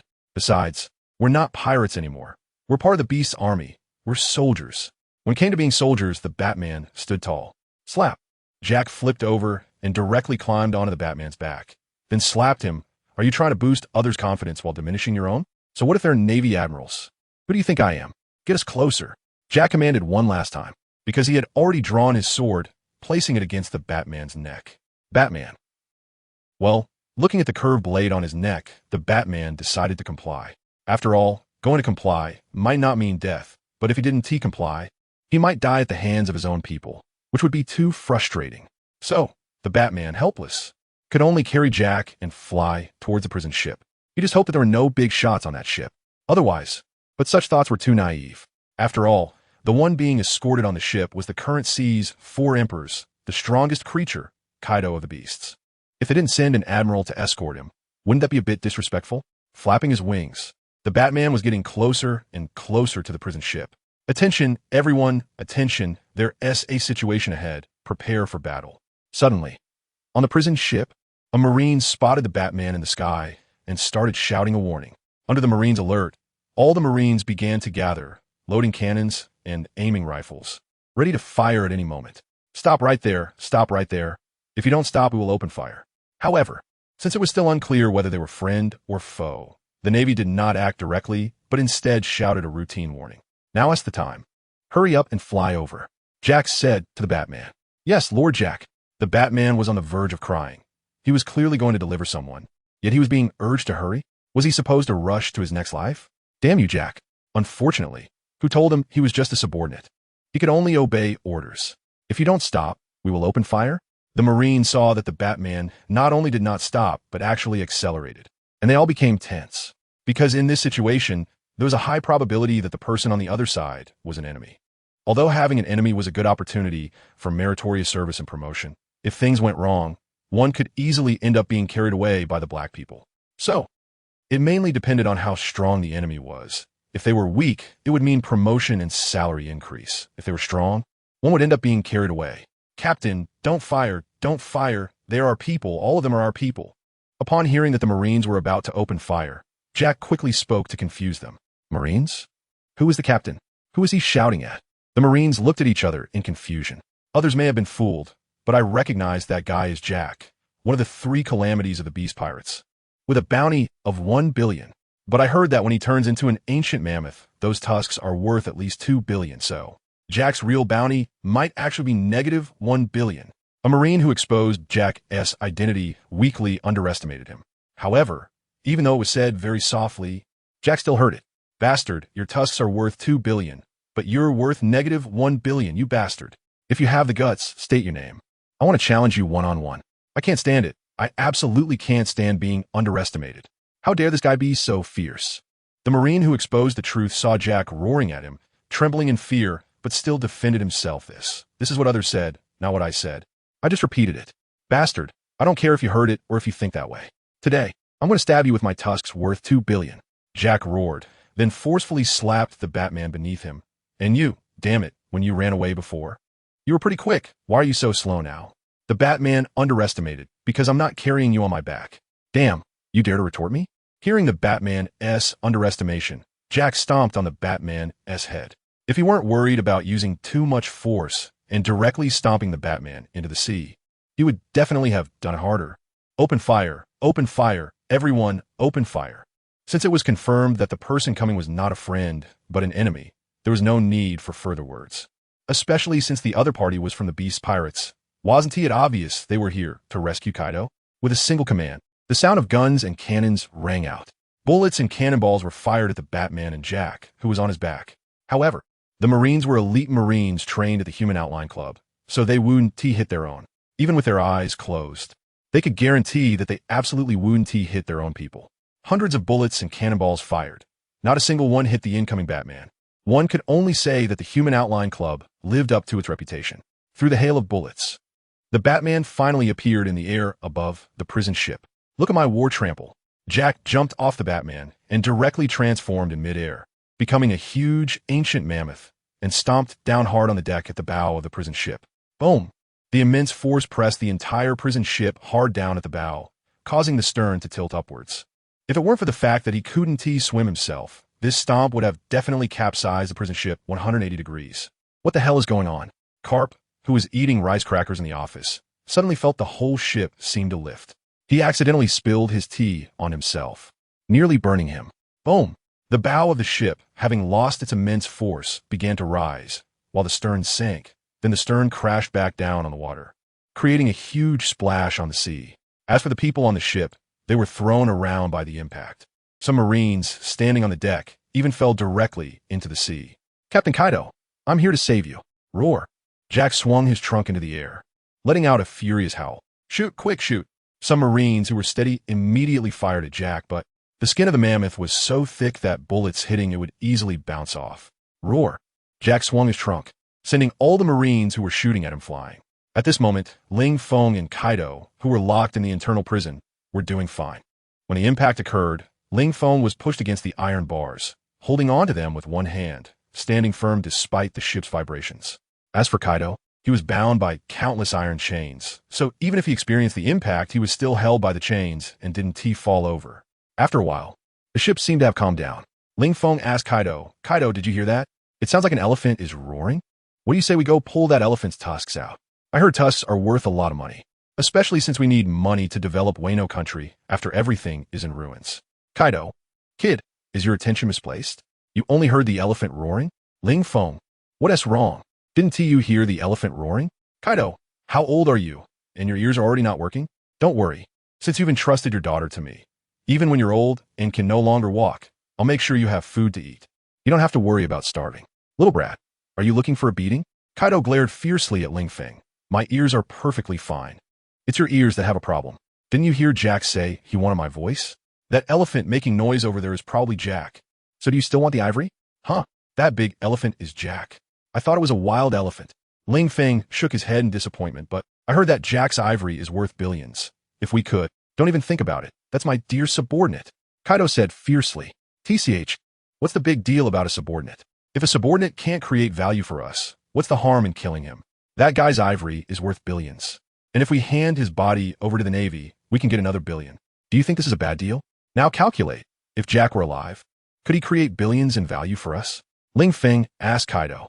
Kaido replied, well, billions might be a bit difficult. You see, that's why I say we should just kill him. A living Jack has no value, and with his appetite, how much food would he eat from us in a day? Killing him would not only net us billions, but also leave us with a pile of food. Isn't this a good deal? Ling Feng urged Kaido. Kaido, this sounds pretty profitable. I wonder how Jack, who is currently fighting outside, feels about the discussion between his two captains. After all the hardships he went through, crossing the red line and risking his life to save someone, only to find that the person he saved is considering killing him to trade his ivory for money? Is this something a human can do? Of course. Chopper is just backup food. You, a mammoth, are really just a pet that can be sold as long as the money is right. Aren't you? Oh, no, Ling Feng. I won't allow you to talk about Jack like that. He's one of my 3 major generals, an important force of the Beast Pirates. How could I kill him for money? Absolutely not. Kaido shook his head vigorously, trying to shake off the temptation Ling Feng was trying to instill in him. TCH, why not? Just a mindless elephant. Look at him. What is he doing now? Ling Feng questioned Kaido, who was taken aback. Isn't that us? Huh. Ling Feng cursed directly. Is he saving us? He's delivering us to death, clearly knowing that Carp is on this ship and still charging in headfirst. What? Does he think he could take down Carp and then let us go? Kaido. All right, that guy's head really isn't very useful, but this fully demonstrates his loyalty, doesn't it? Even knowing the chances are slim, he's still willing to take that risk. Isn't such a loyal subordinate worthy of praise? Not worthy. What does loyalty matter if he's reckless? If he offends someone we can't afford to offend, his recklessness could doom the Beast Pirates. So, let's just pull out the ivory and sell it. Ling Feng said seriously. Impossible, absolutely impossible. Kaido shook his head. He couldn't do something like killing his subordinate for money. On the other side, Carp walked out of the dock and saw the rampaging mammoth on the deck. Drought Jack? You bastard, disturbing me while I'm eating senbei. Huh? Drought Jack? You bastard, disturbing me while I'm eating senbei, huh? No need for you to answer. Just follow the procedure, go die. Carp's eyes darkened. He hates being disturbed while he's eating senbei and drinking tea, let alone having his table overturned. Tea spilled on him, and senbei scattered everywhere. Forget everything else, Jack. You're definitely dead. Originally, the sailors were excited to see Carp appear, feeling they had a backbone. However, as soon as Carp appeared, he said, "It's you, you bastard, disturbing me while I'm eating senbei? Damn, did you really just say that? We're about to be beaten to death outside, and you care about your senbei? Even if that's true, can't you at least think in your heart? Why say it out loud? Does it hurt our feelings?" The Navy hero, Carp. Jack heard Carp's voice and wasn't intimidated at all. He charged right in. Ong. His long trunk swung toward the sky and then struck down fiercely at Carp. The gust of wind knocked the sailors on the deck all over the place. Bang! Facing the attack from Drought Jack's trunk, Carp simply clenched his left fist and blocked it with his arm, easily stopping the trunk that was thicker than his own body. How is that possible? Drought Jack couldn't believe that his confident attack was easily blocked. Is this the power of the Navy hero? But so what? I'm Drought Jack. Block me? That's impossible. I'm Drought Jack. Eat my full force strike. Drought Jack roared again, preparing to retract his trunk and come again. However, Carp didn't give him that chance. He decisively extended both hands, grabbed the tip of the trunk, and executed a powerful shoulder throw. Get in the sea and feed the fish. Carp shouted, lifting the massive mammoth off the deck and throwing it out with great force. Drought Jack was left dumbfounded. Just as he was about to come again, his limbs were suddenly in the air and his body was flipped 180 degrees, belly up, and thrown hard toward the sea. Boom! The huge splash sounded as the mammoth was forcefully slammed into the ocean, creating an impressive impact. It generated waves several dozen meters high. The seawater crashed against the prison ship in waves, causing the massive ship to sway. And Drought Jack, being a devil fruit user, being thrown into the sea also signified his defeat. Of course, this guy's real body seems to be a fisherman, so he won't drown in the sea. However, as long as enough time passes, he won't drown, but he will starve. At this moment, the Batman was dumbfounded, watching Drought Jack not even manage to block a single attack before being thrown into the sea. He had said it long ago, go back for help. Go back for help, and now look. He came here just fine, and now he can't go back? It's all Jack's fault, thinking he was so impressive. And thought he could rely on me? Now I relied on him, and what's the result? You just show me how you got thrown into the sea by Carp? Batman, it's your turn now. After dealing with Drought Jack, Carp looked up at Batman. In an instant, the Batman was hit hard, falling directly from the sky, then raised both hands in surrender, saying, "Stop, don't hit me. I surrender, I surrender." Carp, is this what the Beast Pirates are like? One has no brain, the other has no guts. Surrender? What? Do you think surrendering means you won't get hit? Who the hell told you that? Saying this, Carp moved in front of the Batman with a shave and directly punched him in the face. Instantly, the Batman's face was distorted, and his teeth fell out one by one. Then the whole person shot up like a rocket, disappearing from the spot in an instant, drawing a straight line in the air, directly breaking through the atmosphere and appearing in outer space. Wait, breaking through the atmosphere and appearing in outer space? Are you serious with that description? You idiot. Someone, bring that stupid elephant back for me. After dealing with the Batman, Carp ordered a few Marines. The next moment, several Marines jumped into the sea with a splash, and before long, they brought Jack, who had crashed into the sea, back up, handcuffed him, and sent him to the cell where Ling, Feng, and Kaido were being held. Splash. In a massive cell, the drenched Jack knelt directly in front of Kaido. He was also crying, "Woo. I'm sorry, Captain. It's all my fault. Not only did I fail to rescue you, but I also got myself caught. I should die, I should die, I should die. Bang, bang, bang." Jack kept banging his head against the ground, making a deep circular imprint in the metal floor. It seemed he wanted to punish himself for being useless. If there hadn't been any knives here, he might have committed seppuku. This is the samurai way of Wano. Although he wasn't a samurai, he was still deeply influenced. "Jack, don't do this." Seeing his beloved subordinate so self-reproaching, Kaido felt pity and comforted him. "It's not your fault. After all, your opponent was Carp. Even if I went into action, it would take at least an hour to take him down, so losing to him isn't shameful." Ling Feng. "Kaido, have some self-respect, will you? You think you could take down Carp in an hour? Have you forgotten how you were taken down by Carp before?" "Damn, kid, I'm comforting my subordinate, and you have to undermine me?" Seeing Ling Feng undermining him, Kaido said irritably, "And that was me deliberately losing, okay? Besides, at that time, Carp and Sengoku attacked together, and I was outnumbered. If it was just Carp alone, I could teach him a lesson in no time." Listening to Kaido brag, Ling Feng rolled his eyes. "All right, as long as you're happy." "Damn, kid. What do you mean I'm just happy? Are you saying I'm bragging? Have you forgotten what my nickname is? The strongest creature in the world. Isn't Carp a kind of creature? So what's wrong with me being stronger than Carp?" Even without mentioning that title, you can ask around in the sea and see what those in the know say about who is the strongest in one-on-one fights. They'll all say it's me. Kaido was genuinely angry. Clearly, he was his son-in-law, and yet this kid was speaking up for someone else? "Kid, your butt is sitting crooked." Ling Feng. "When did I deny you were the strongest creature in the world? I just denied that you could take down Carp in an hour, okay? Forget it. That's not important." Ling Feng was too lazy to argue with Kaido. As for who was stronger, those impressive characters in the original work never had a proper fight, and he could only analyze based on various titles. In the pirate world, various power analyses all have their own sayings, just like whether red-haired Shanks or Mihawk is stronger. Some say, of course, it's Mihawk. He's the world's greatest swordsman. And how can Shanks be classified as a swordsman? But others say, you're full of it. Shanks is one of the 4 emperors, while Mihawk is just a warlord of the sea. How could a 4 emperor be weaker than a warlord? As for the world's greatest swordsman, who decided that Shanks using a sword means he has to be classified as a swordsman? Whitebeard also uses a blade. Does that mean Whitebeard is also a swordsman? What is most impressive about Whitebeard is the power of the Quake fruit. Okay? So Shanks' greatest strength is definitely his haki.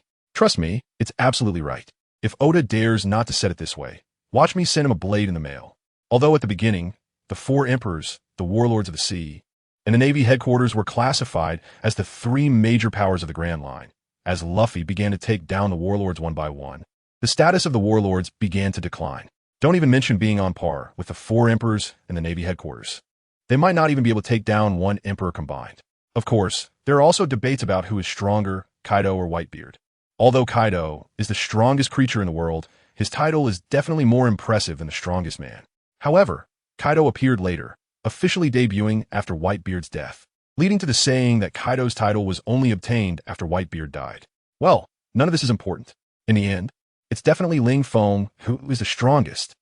Jack, the plague, knelt aside, watching Kaido and Ling Feng, who seemed to have forgotten him, quietly crawled to the corner on his knees, squatting down and drawing circles with his finger, not knowing who he was cursing. Damn, am I really that insignificant? Didn't you see that I banged my head until it bled? And you're still discussing who is stronger? I have been so loyal, even risking myself to rescue you. And in the end, this is the result? Jack felt his heart was shattered, and he wouldn't love again, especially that bastard Ling Feng. At least Kaido comforted him a few times, but Ling Feng didn't even say a word. Oof. If I save you again in the future, I'll be a dog. Hey Jack, why are you hiding in the corner? Suddenly, Kaido noticed Jack hiding in the corner, drawing circles, and comforted him. Don't be sad. You can't beat Carp now. It's not that you can't, you're still young. You're not even 30 yet.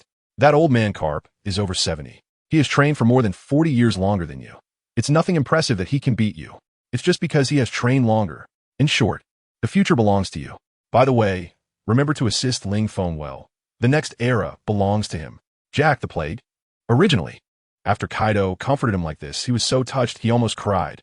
Especially that sentence, "The future belongs to you," almost made him want to hug Kaido and express his loyalty fiercely, saying, "It's all thanks to the captain's training.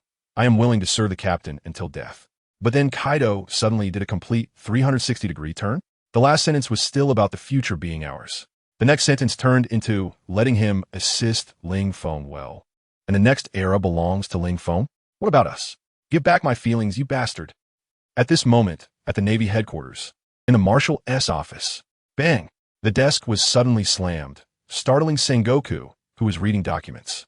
Bending his head, he found that it was actually the Navy's high-ranking beauty, Peach Rabbit, who was leaning on the desk with both hands and glaring at him. This left Sengoku stunned. Major Peach Rabbit, do you have something to say? What do you think?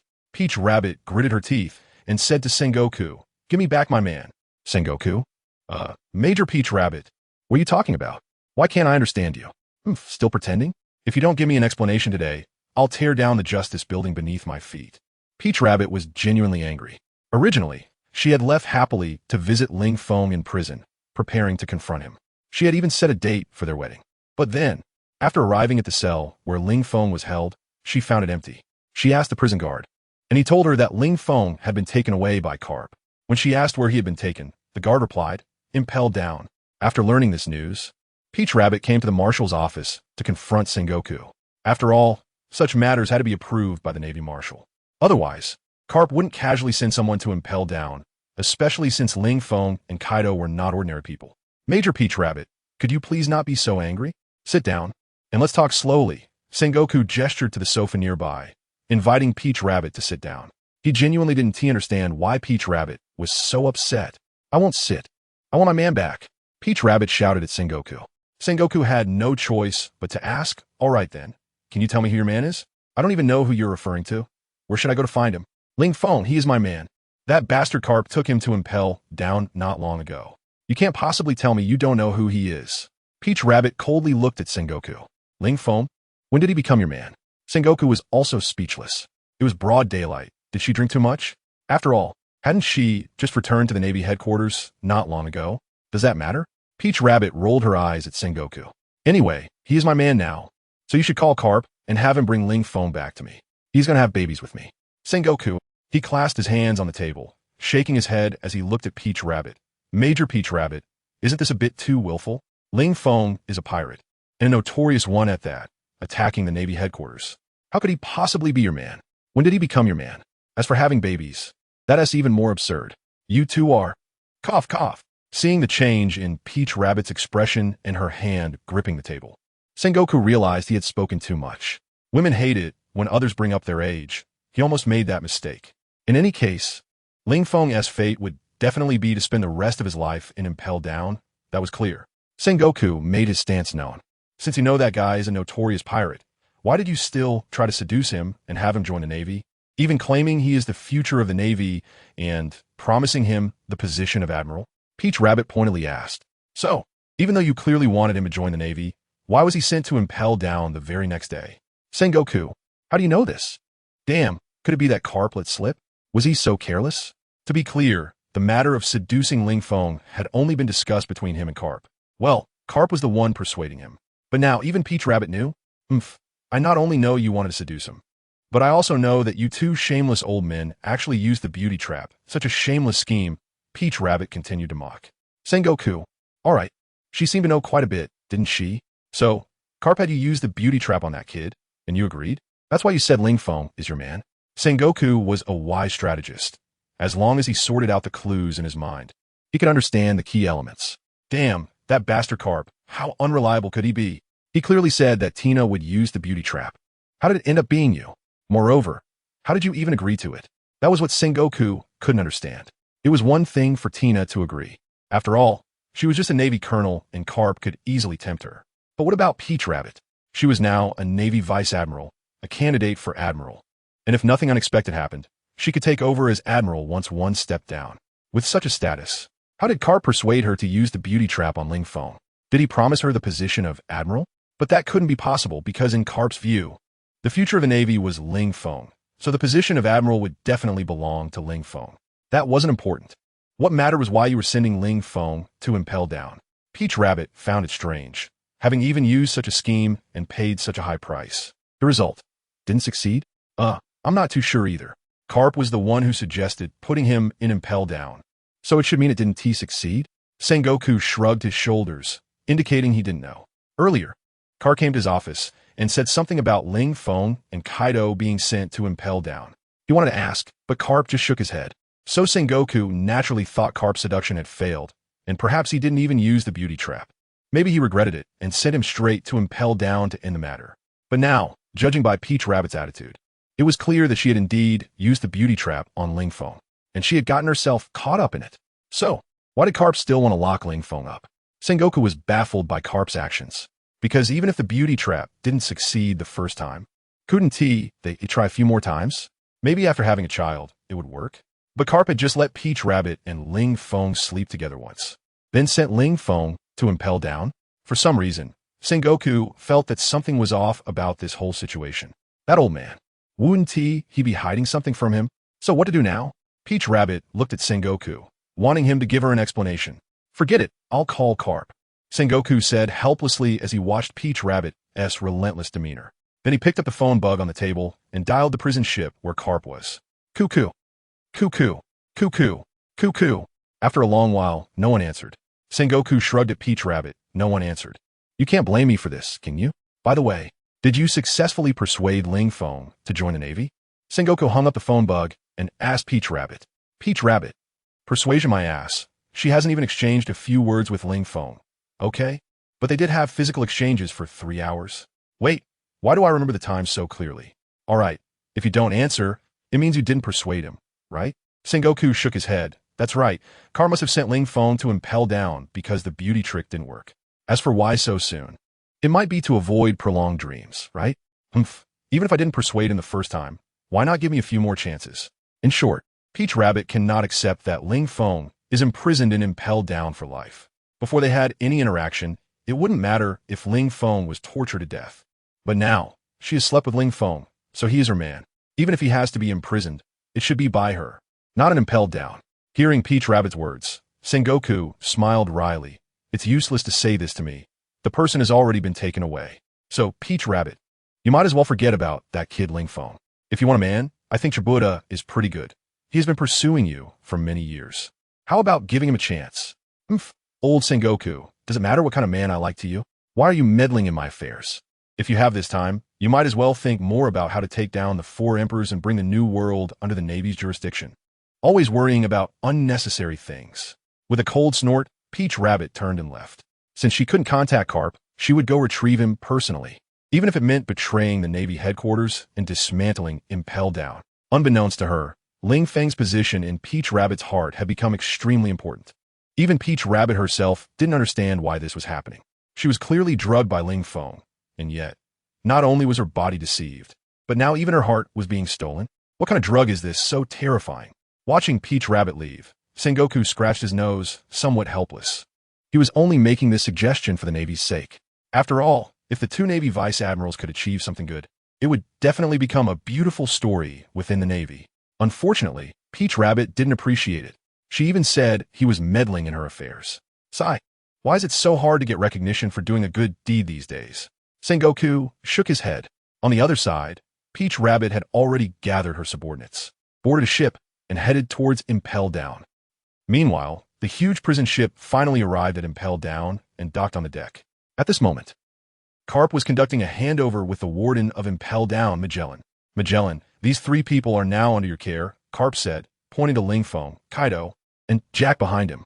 Magellan. Carp Vice Admiral, this seems a bit off, right? I remember. It was only Kaido and Ling Feng who were supposed to be imprisoned in Impel Down, right? What else with this drought, Jack? Carp shrugged and said, this guy's an idiot, don't mind him. He actually tried to come and rescue Kaido while I was escorting him. Isn't that stupid? Hearing Carp say this, Magellan nodded. Indeed, daring to hijack a prisoner in front of a Navy hero is pretty foolish. You idiot, you're the one who's stupid. You're all idiots. Drought Jack couldn't take it anymore. I'm obviously brave and fearless, okay? Knowing there's a tiger in a mountain, but heading towards the tiger's mountain. What a noble character. Not fearing power, not yielding to strong fists. Even knowing it's impossible, one must risk their life for a chance. and you say I'm stupid? So if a Navy soldier sees a stronger pirate and charges in, do you think those soldiers are fools? So do you want Navy soldiers to just retreat when facing strong enemies? Drought Jack sarcastically said to the two. Carp didn't retort, but directly punched Drought Jack, and then Jack quieted down. Stop talking so much, take a hit, will you? At this moment, Ling Feng also mocked Drought Jack. What nonsense! This guy had previously sent someone to test him, and even personally challenged him afterward. If it weren't for his natural kingly aura intimidating the other party, he might have been tested for weaknesses by this guy. Therefore, Ling Feng's attitude towards Drought Jack wouldn't be too good. Captain Kaido, listen to this. Does the vice captain speak human language? Which side is he on? Drought Jack complained to Kaido. However, Kaido didn't help him either. Jack, I'm not saying you, but your words earlier were indeed a bit too much. What did you gain from saying all that? Aside from a beating, nothing at all. So what was the point of saying those words? But they said I was stupid. Shouldn't I fight back? Drought Jack felt wronged. He thought Kaido had changed and no longer loved him. In the past, Kaido was very friendly towards him, but now, with Ling Feng's appearance, Kaido seemed to have changed his heart, as if no one cared about him except Ling Feng. This made Drought Jack very depressed. He was clearly the one who came first, starting as an intern crew member, gradually rising to become one of the three major disasters of the Beast Pirates, with a bright future ahead. Plus, he was still young. Who knows, maybe Kaido would marry his daughter to him and let him inherit the captaincy of the Beast Pirates. But ever since Ling Feng appeared, everything changed. Why? What makes this kid better than me? Drought Jack was very unhappy. TCH, if a dog bites you, would you bite back? Ling Feng retorted to Kaido. If a dog dares to bite me, I would definitely kill it and make a hot pot. Drought Jack said fiercely. Bang. As soon as he finished speaking, he was punched by Carp again. Damn. Who are you calling a dog? Drought Jack? He felt extremely wronged. It was clearly Ling Feng who called them dogs. Why hit him? Nonsense. Now I'm on the same side as Ling Feng. So if I don't hit you, who should I hit? However, Drought Jack also learned to be smart. Although he could retort back now, I just called you a dog. What can you do about it? He knew that the momentary satisfaction from his mouth would definitely lead to a painful outcome later. His face getting hit makes a loud sound. All right, enough said. Magellan, they're in your hands now. I'm leaving. Carp said to Magellan before leaving. Then Magellan signaled to the three prison guards on his side, and the three guards came over, took the chains from the Navy soldiers, and led the three into Impel Down. TSK, TSK, TSK. I really didn't expect that after 20 years, another world-renowned pirate would be imprisoned in Impel Down. As they walked, Magellan sighed. I remember 20 years ago when Gold Lion was imprisoned in Impel Down. I was just a deputy warden. So what? I remember Gold Lion escaped.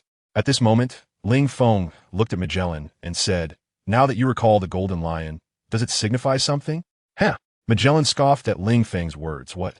Are you trying to say you will escape like the Golden Lion? Impossible. Under my watch, Impel Down is the most secure fortress in the world, and absolutely no one can escape. The reason the Golden Lion managed to escape was that I was only the deputy warden back then.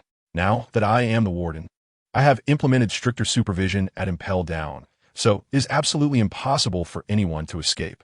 Magellan said confidently. If it weren't for Ling Feng having watched One Piece, he might have believed him. But the truth is, back when this guy was the deputy warden, only the Golden Lion managed to escape. And now, 20 years later, there will be hundreds or thousands of pirates returning to the sea. After the Straw Hat jailbreak incident occurs, Magellan will realize how much he is slapping his own face with his words. Of course, due to the butterfly effect, it is uncertain whether the Straw Hats will even attempt a jailbreak. Magellan, confidence is a good thing, but being overly arrogant is not. Ling Feng shook his head at the overly confident Magellan and said, how about we make a bet? What kind of bet? Magellan asked curiously. Let's bet on whether we can successfully escape. Ling Feng smiled. If we succeed in escaping, then you will change your superior and become my subordinate. How about that? Fair enough. Fair my ass. Magellan cursed. If you succeed in escaping, I will become your subordinate? What if you don't escape? What do I get? The cost and reward don't match at all. Only a fool would agree to that. No, you will definitely get something. Ling Feng said seriously, for example, you will hold onto the position of warden of Impel Down. It was clear that if we successfully escape, do you think you could still sit in the warden's position? Impossible. You would even have to bear very serious consequences, and you might go from warden to prisoner. Such a disparity in identity, you surely cannot accept, right? Since that's the case, why not join my side after we successfully escape? I can make you the highest officer of all prisons in Wano country.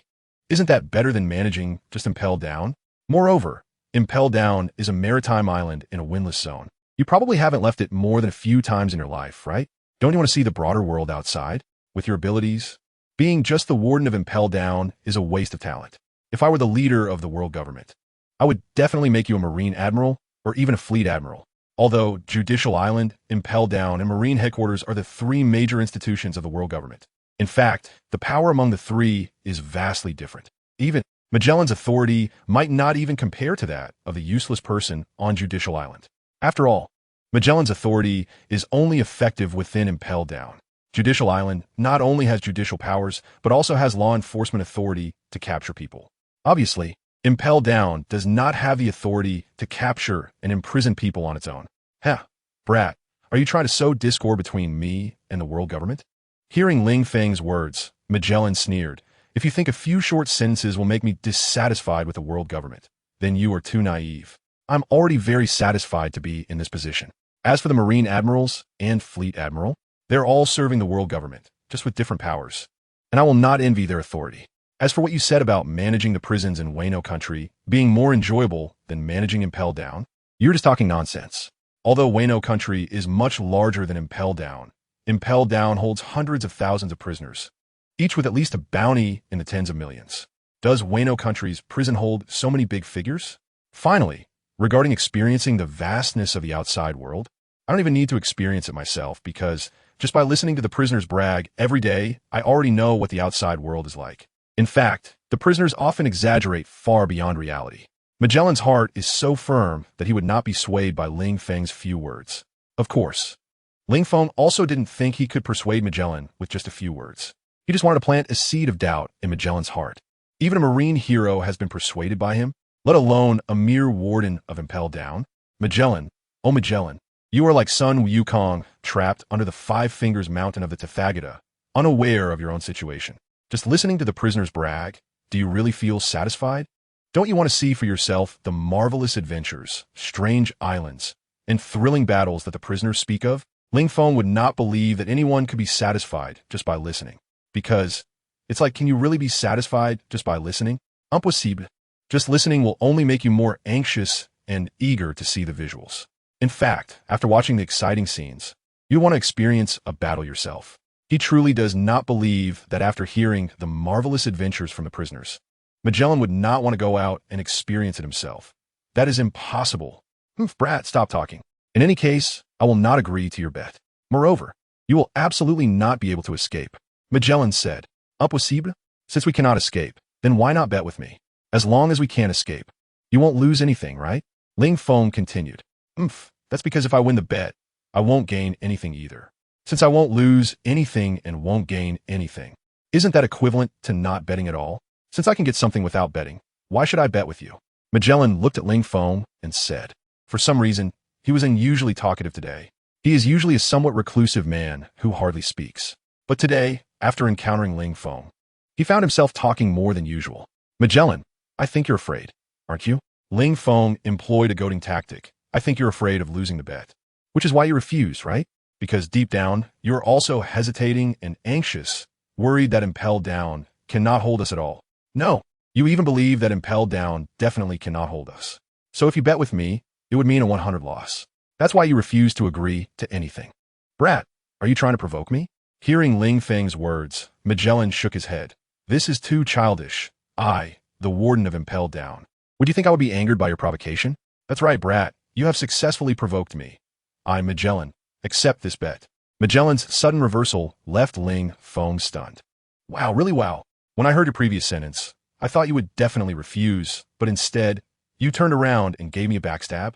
However, I like it, but I agreed to the bet.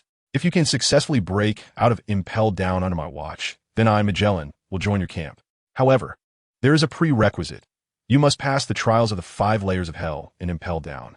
If you can survive the final layer and enter the 6th layer of infinite hell, then this bet will take effect. Little brat, what do you think? This time, Magellan was prepared to turn the tables on Ling Feng. You should know that Impel Down is not just a prison for holding criminals. It also has incredibly cruel punishments for the inmates. Kaido, the strongest creature in this world, can traverse all regions. He believes that.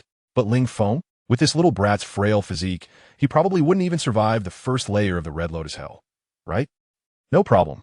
As long as we can safely pass the trials of the 5 layers of hell, then the bet will take effect. Ling Feng shrugged and easily accepted Magellan's proposal. He is immortal. What is there to fear? The fact that Magellan could propose such a prerequisite only shows that he has no idea about his abilities. Then it's a deal. Magellan extended his hand to Ling Feng, feeling that the little brat before him definitely did not understand the terror of impel down. Otherwise, he would not have agreed so easily. After all, every year, many prisoners die under these cruel punishments. He did not believe Ling Feng could withstand it. Oh no, it hurts so much. Please, spare us. We were wrong. I will never be a pirate again in my next life. Oh, it hurts so much I want to die. At some point, countless cries for mercy reached Ling Feng's ears. Hearing this made Ling Feng feel a chill run down his spine. At this moment, Magellan, who was leading the way, stopped and turned to Ling Feng, saying, "Little brat, it's not too late to give up now. You must have heard those prisoner screams by now, right? Give up? That's impossible. The word give up has never existed in my dictionary." Ling Feng shook his head. "In that case, you better not regret it. Once the bet takes effect, you will have to undergo the trials of the 5 layers of hell. Either pass or die in the trial," Magellan said coldly. Then, he continued to lead Ling Feng and the others forward. After a while, the group stopped in a grove of bright red trees. Magellan pointed at the red trees and asked Ling Feng, "Kid, do you know what those trees are?" Ling Feng shook his head. Although he had watched One Piece, how could he possibly remember such trivial things? "In that case, let me tell you. Those trees are called sword trees. Every leaf of a sword tree is as sharp as a blade and can easily cut through human flesh. You see those trees are red now, right? Actually, that's not the original color of the sword trees. They are originally black. The red is the blood of the prisoners. The prisoners on the 1st layer are driven out of their cells by the guards every day to run in this grove, enduring cuts from the blade-like leaves of the sword trees. Ultimately, some will go insane from the pain, while others will die from excessive bleeding due to too many wounds. Besides these trees, do you see the grass on the ground? Those are not ordinary grasses, but needle grasses. Each blade is as sharp as a needle and can easily pierce through a person's souls. Whether it's the sword trees or the ground, everything is stained a vivid crimson. Because of the blood-soaked ground and forest, the 1st layer of Impel Down is also known as the Red Lotus Hell. Look at those pirates being driven away. Magellan pointed to a group of pirates being herded by the guards in the distance, saying to Ling Feng. Ling Feng looked over and saw those pirates weaving through the forest. Any misstep could lead to their bodies being cut by the leaves, leaving sharp scars. And a careless step could land them on the needle grass, piercing their feet and causing blood to flow instantly. Yet even so, those pirates could not stop. Behind them, many guards wielding thorny whips were chasing them. If caught by the guards, they would be mercilessly whipped. Faced with this situation, they could only keep running forward, hoping to finish their task for the day quickly. Yes, every pirate has a task, such as running 1 or 2 laps, and once finished, they can return to the prison. Ling Feng looked at all this and felt oddly sympathetic towards these pirates. However, he only saw the pitiful scene of these pirates, but did not see their past where they had terrorized civilians, committing arson and robbery, and assaulting women. Not everyone has the qualification to be imprisoned and impelled down. Just like Buggy the Clown, who was nearly a dominant figure in the EC, could only be confined to the 1st layer, which is telling enough. In fact, the weaker pirates might be more outrageous, because powerful pirates can claim islands as kings. They don't need to engage in those lowly acts of murder and robbery. They can directly collect protection fees, just like the 4 emperors in the New World. Even in the East Sea, Arlong is a typical example, occupying several islands and making people pay for their lives each year. They earn money comfortably. With that in mind, Ling Feng no longer felt pity for these pirates. After all, perhaps these people in front of him seem pitiful now, but they had done far worse things to many civilians than what they are enduring now. Even if there are some wrongful convictions, there probably aren't too many. Little brat, do you want to experience it?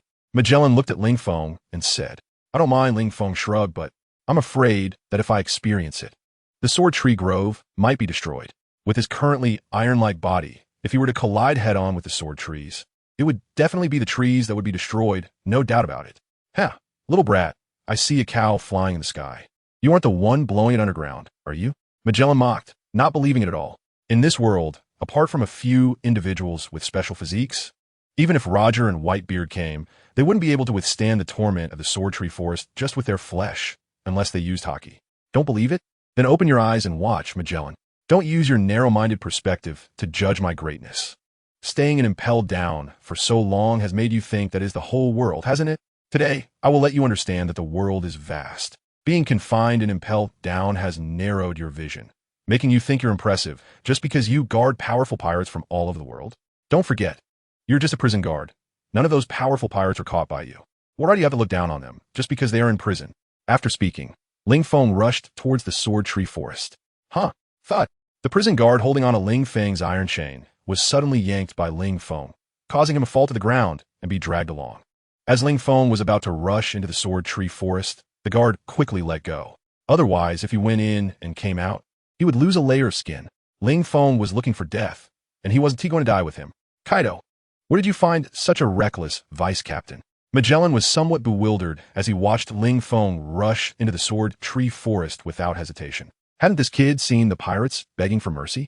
Or the sight of those pirates covered in blood, their feet riddled with wounds? With so many precedents in front of him, he still dared to charge forward?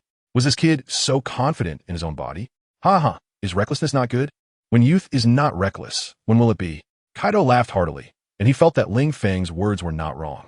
Magellan, you've been impelled down for too long. You've really begun to think like a frog at the bottom of a well, believing that the world you see through the well opening is the entirety of the world.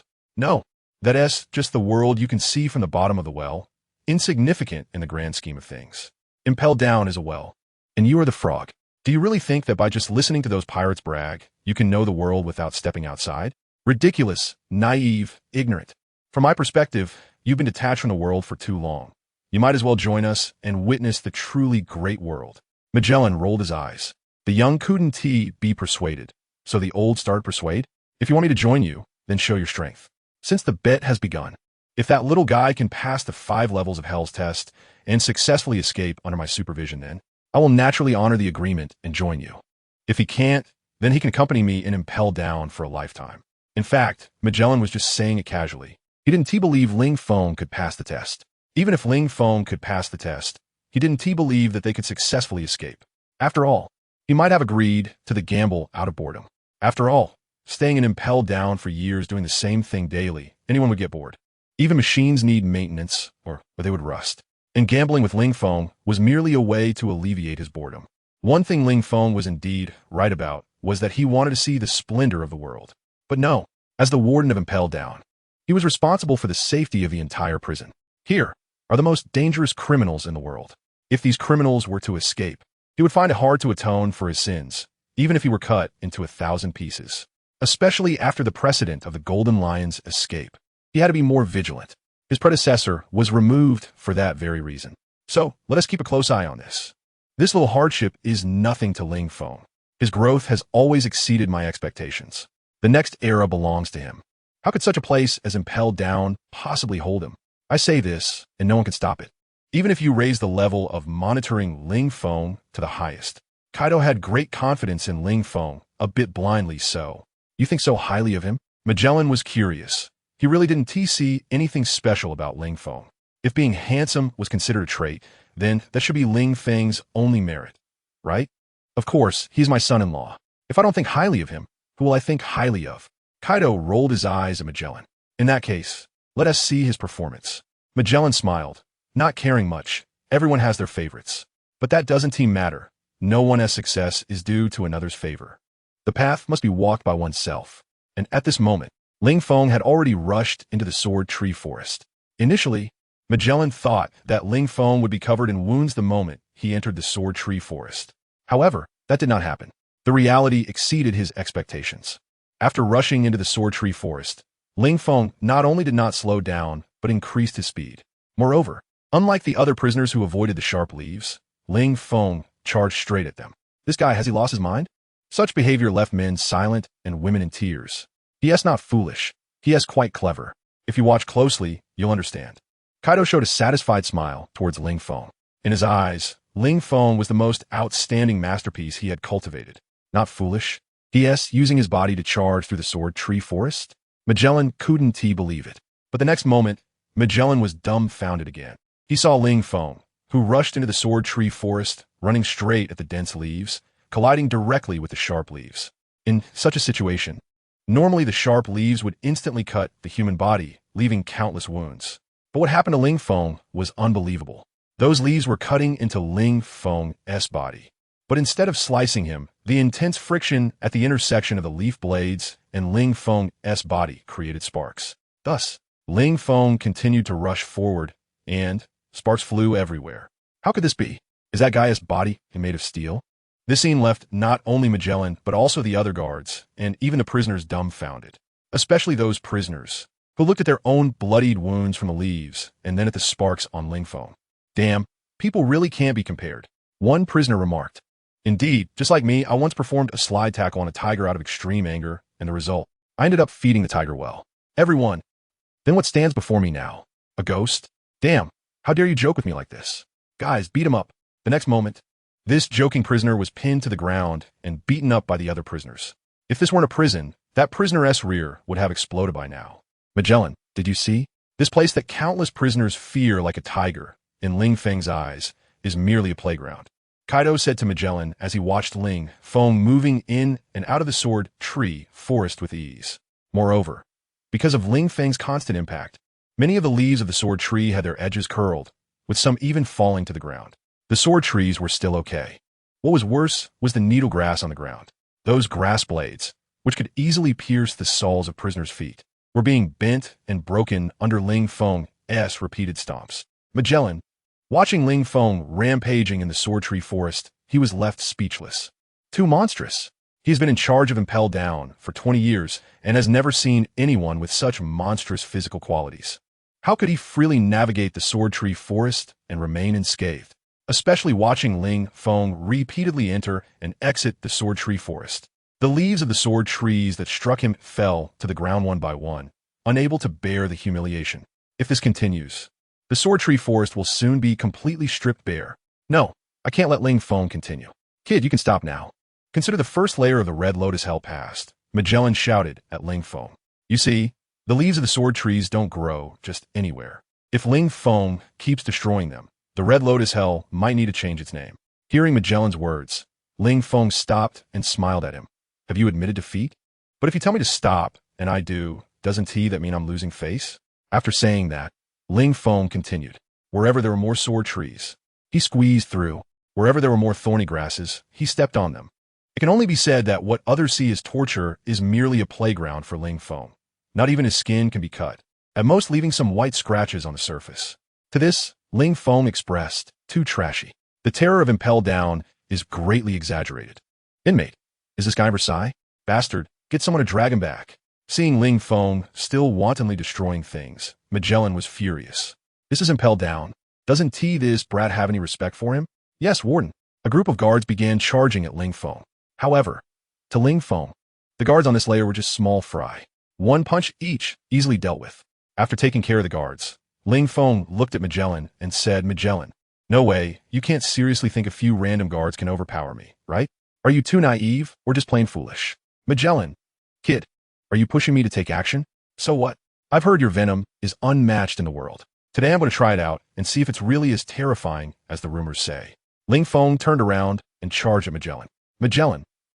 Ling Feng's recklessness and impulsiveness left him speechless. This guy had previously analyzed and incited him against the world government from various angles and even used provocations to get him to agree to a bet. From all perspectives, this guy should be of relatively normal intelligence. But now, is this ignorance or is it just pointless? He can't think that his body can withstand the bullying of the Red Lotus Hell and that he can simply ignore my venom, right? Let me tell you, even if Ling Feng's body is as hard as steel, it absolutely cannot resist the corrosion of my venom. Kid, since you want to try my venom, then you can taste it properly. Magellan extended his hand towards Ling Feng and shouted, Venom Dragon. In an instant, Magellan's arm transformed into purple liquid, quickly forming into the shape of a dragon, its mouth wide open, claws outstretched as it lunged at Ling Feng, swallowing him whole. Ling Feng's entire body was submerged in the venom, feeling the corrosion it brought. Zizzle. Ling Feng's skin was instantly eroded, revealing flesh and bone. Kid, do you see the power of my venom now? What do you think? Magellan looked at Ling Feng, who was submerged in venom, with a cold smile. You see, the inmates in this prison call him the demon.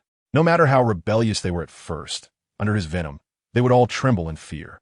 He didn't believe Ling Feng could hold on. Ling Feng swam upward, his head breaking through the surface of the venom, smiling at Magellan.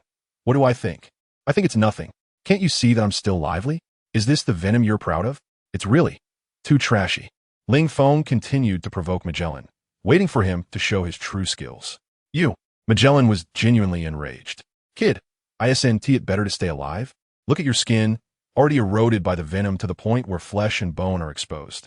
If you don't beg for mercy soon, it won't be long before you're completely consumed by the venom, turning into a puddle of black water. So, do you still think my venom is ineffective? You really talk too much. If you have the ability, then just kill me. If you can't kill me, you're trash. Ling Feng directly scolded Magellan. If you want to prove you're capable, be a man and poison me to death. If you can't, you're garbage. Ha! Magellan opened his mouth and exhaled a puff of white mist. He had been the warden for 20 years and had faced such ridicule before. After all, this is Impelled Down, the world's deepest sea prison, holding countless infamous pirates who once ruled the seas. Even when imprisoned, they remained proud and hardly regarded him. But he quickly established his identity as a demon through his own strength. No matter how impressive those pirates were outside, in Impelled Down, there was only one king, and that was him, Magellan. Now, a newly arrived kid dared to provoke his authority. Since you're looking for death, don't blame me. Magellan clenched his fist tightly, and in an instant, the purple venom changed, becoming a more toxic red venom. Kid, taste this poison from the abyss. Even gods would fall if they touched my venom. In an instant, the venom ball enveloping Ling Feng changed from purple to red. The sudden change nearly caused Ling Feng to have a heart attack, intense pain flooding his limbs, making him grit his teeth, clench his fists, and emit painful groans. This pain from the outside in felt even worse than when he was gnawed on by beasts on Beast Island. It made him sweat profusely, his face contorted. How is it, kid? Not feeling good? If it hurts, then scream. Letting it out can lessen your pain. Magellan seemed pleased, wanting to show this brat who said he couldn't do it. Now he wanted to see who couldn't. He pain? Scream? Magellan, do you think I'm someone who would do that? Just this little pain. And you want me to scream? Do you think you're worthy? Ling Feng gritted his teeth, having experienced death over 100 times. He was already able to endure pain easily. So after the initial pain, Ling Feng felt his endurance had improved again. Therefore, he could look at Magellan without changing his expression. How could this be? Suddenly, Ling Feng's expression shifted from one of grimace to one of calmness, making Magellan doubt whether his venom had lost its effect. But looking at Ling Feng's body, the flesh on the surface was almost completely eroded. He knew that the venom was still effective and continuing to take effect. But why was Ling Feng? Could it be that he had lost his sense of pain due to extreme suffering? Are you surprised? Seeing Magellan's astonished expression, Ling Feng smiled. I told you before. Your venom is overrated. It's not that powerful. Kid, I can see your beating heart, and you're still saying this? Don't you feel hypocritical? Magellan looked at Ling Feng's chest, where the flesh had been completely eroded, leaving only a skeleton and the still beating crimson heart inside. However, Magellan couldn't help but admire him. Countless notorious pirates in the prison couldn't withstand his venom. Yet this man in front of him could still look so arrogant despite having his flesh eroded to the point where his heart was visible. Was this man truly unafraid of pain and death? Terrifying. A man like this, if given time, would definitely have a place in this world. It's just a pity that he shouldn't be so arrogant, dying here at such a young age. Watching Ling Feng fall backward, Magellan shook his head. It's good to be young and have spirit, and there's nothing wrong with youthful arrogance, but you shouldn't be blind to reality. You shouldn't be shouting at me. It's a pity that I previously made a bet with you, and, as a result, you died in the first layer of the Red Lotus Hell like this? Disappointing. Are you disappointed? At this moment, a hand suddenly landed on his back, asking him. Magellan looked up and found it was Kaido, which puzzled him. Why does it seem like you're not sad at all about your vice captain's death? Why should I be sad? He's not dead. Kaido shook his head at Magellan and then gestured with his eyes towards where Ling Feng had fallen. There stood a young and handsome man, with a slight smile on his lips, exuding confidence and charm. How is this possible? This scene made Magellan rub his eyes vigorously, doubting whether he was seeing it wrong. After all, Ling Feng had been eroded to a skeleton by his venom before, so why was he now standing there completely unharmed? Moreover, his clothes were intact too? This is simply unscientific. Nothing is impossible. If I could be killed, I would have died at the Navy headquarters. Do you think I was sent to Impel Down because the Navy couldn't kill me? Ling Feng said with a pretentious tone. Magellan, the Navy can't kill you? What's going on? It's worth noting that when Sengoku called him, he didn't mention any of this. He only instructed to send 2 prisoners over. One was the Yonko Kaido, and the other was Kaido's vice captain. Even though there was now an additional elephant in the room, it didn't matter, just consider it a bonus for the guards. What? Didn't Sengoku tell you that I am immortal? Seeing Magellan's questioning gaze, Feng shrugged. Magellan, is there really such a thing? So, you only accepted my premise that you could pass the 5-layer hell trial because you wouldn't die? But wait, weren't the handcuffs on your hands made of sea prism stone? Even if your ability is immortality, it should have been ineffective by now, right? In response to Magellan's words, Feng shook his head. You're thinking too small. Why do you all think my immortality is a devil fruit ability? This is a gift. God gave me a face that can charm countless girls and mature women. So naturally, he had to give me a way to preserve this handsome face, which is immortality. Understand. I understand your sister. Magellan said irritably, enough talk. Let's go to the second layer, the beast hell. I want to see if you can still come back to life after being eaten by a beast. Shortly after, under Magellan's lead, they arrived at the beast hell.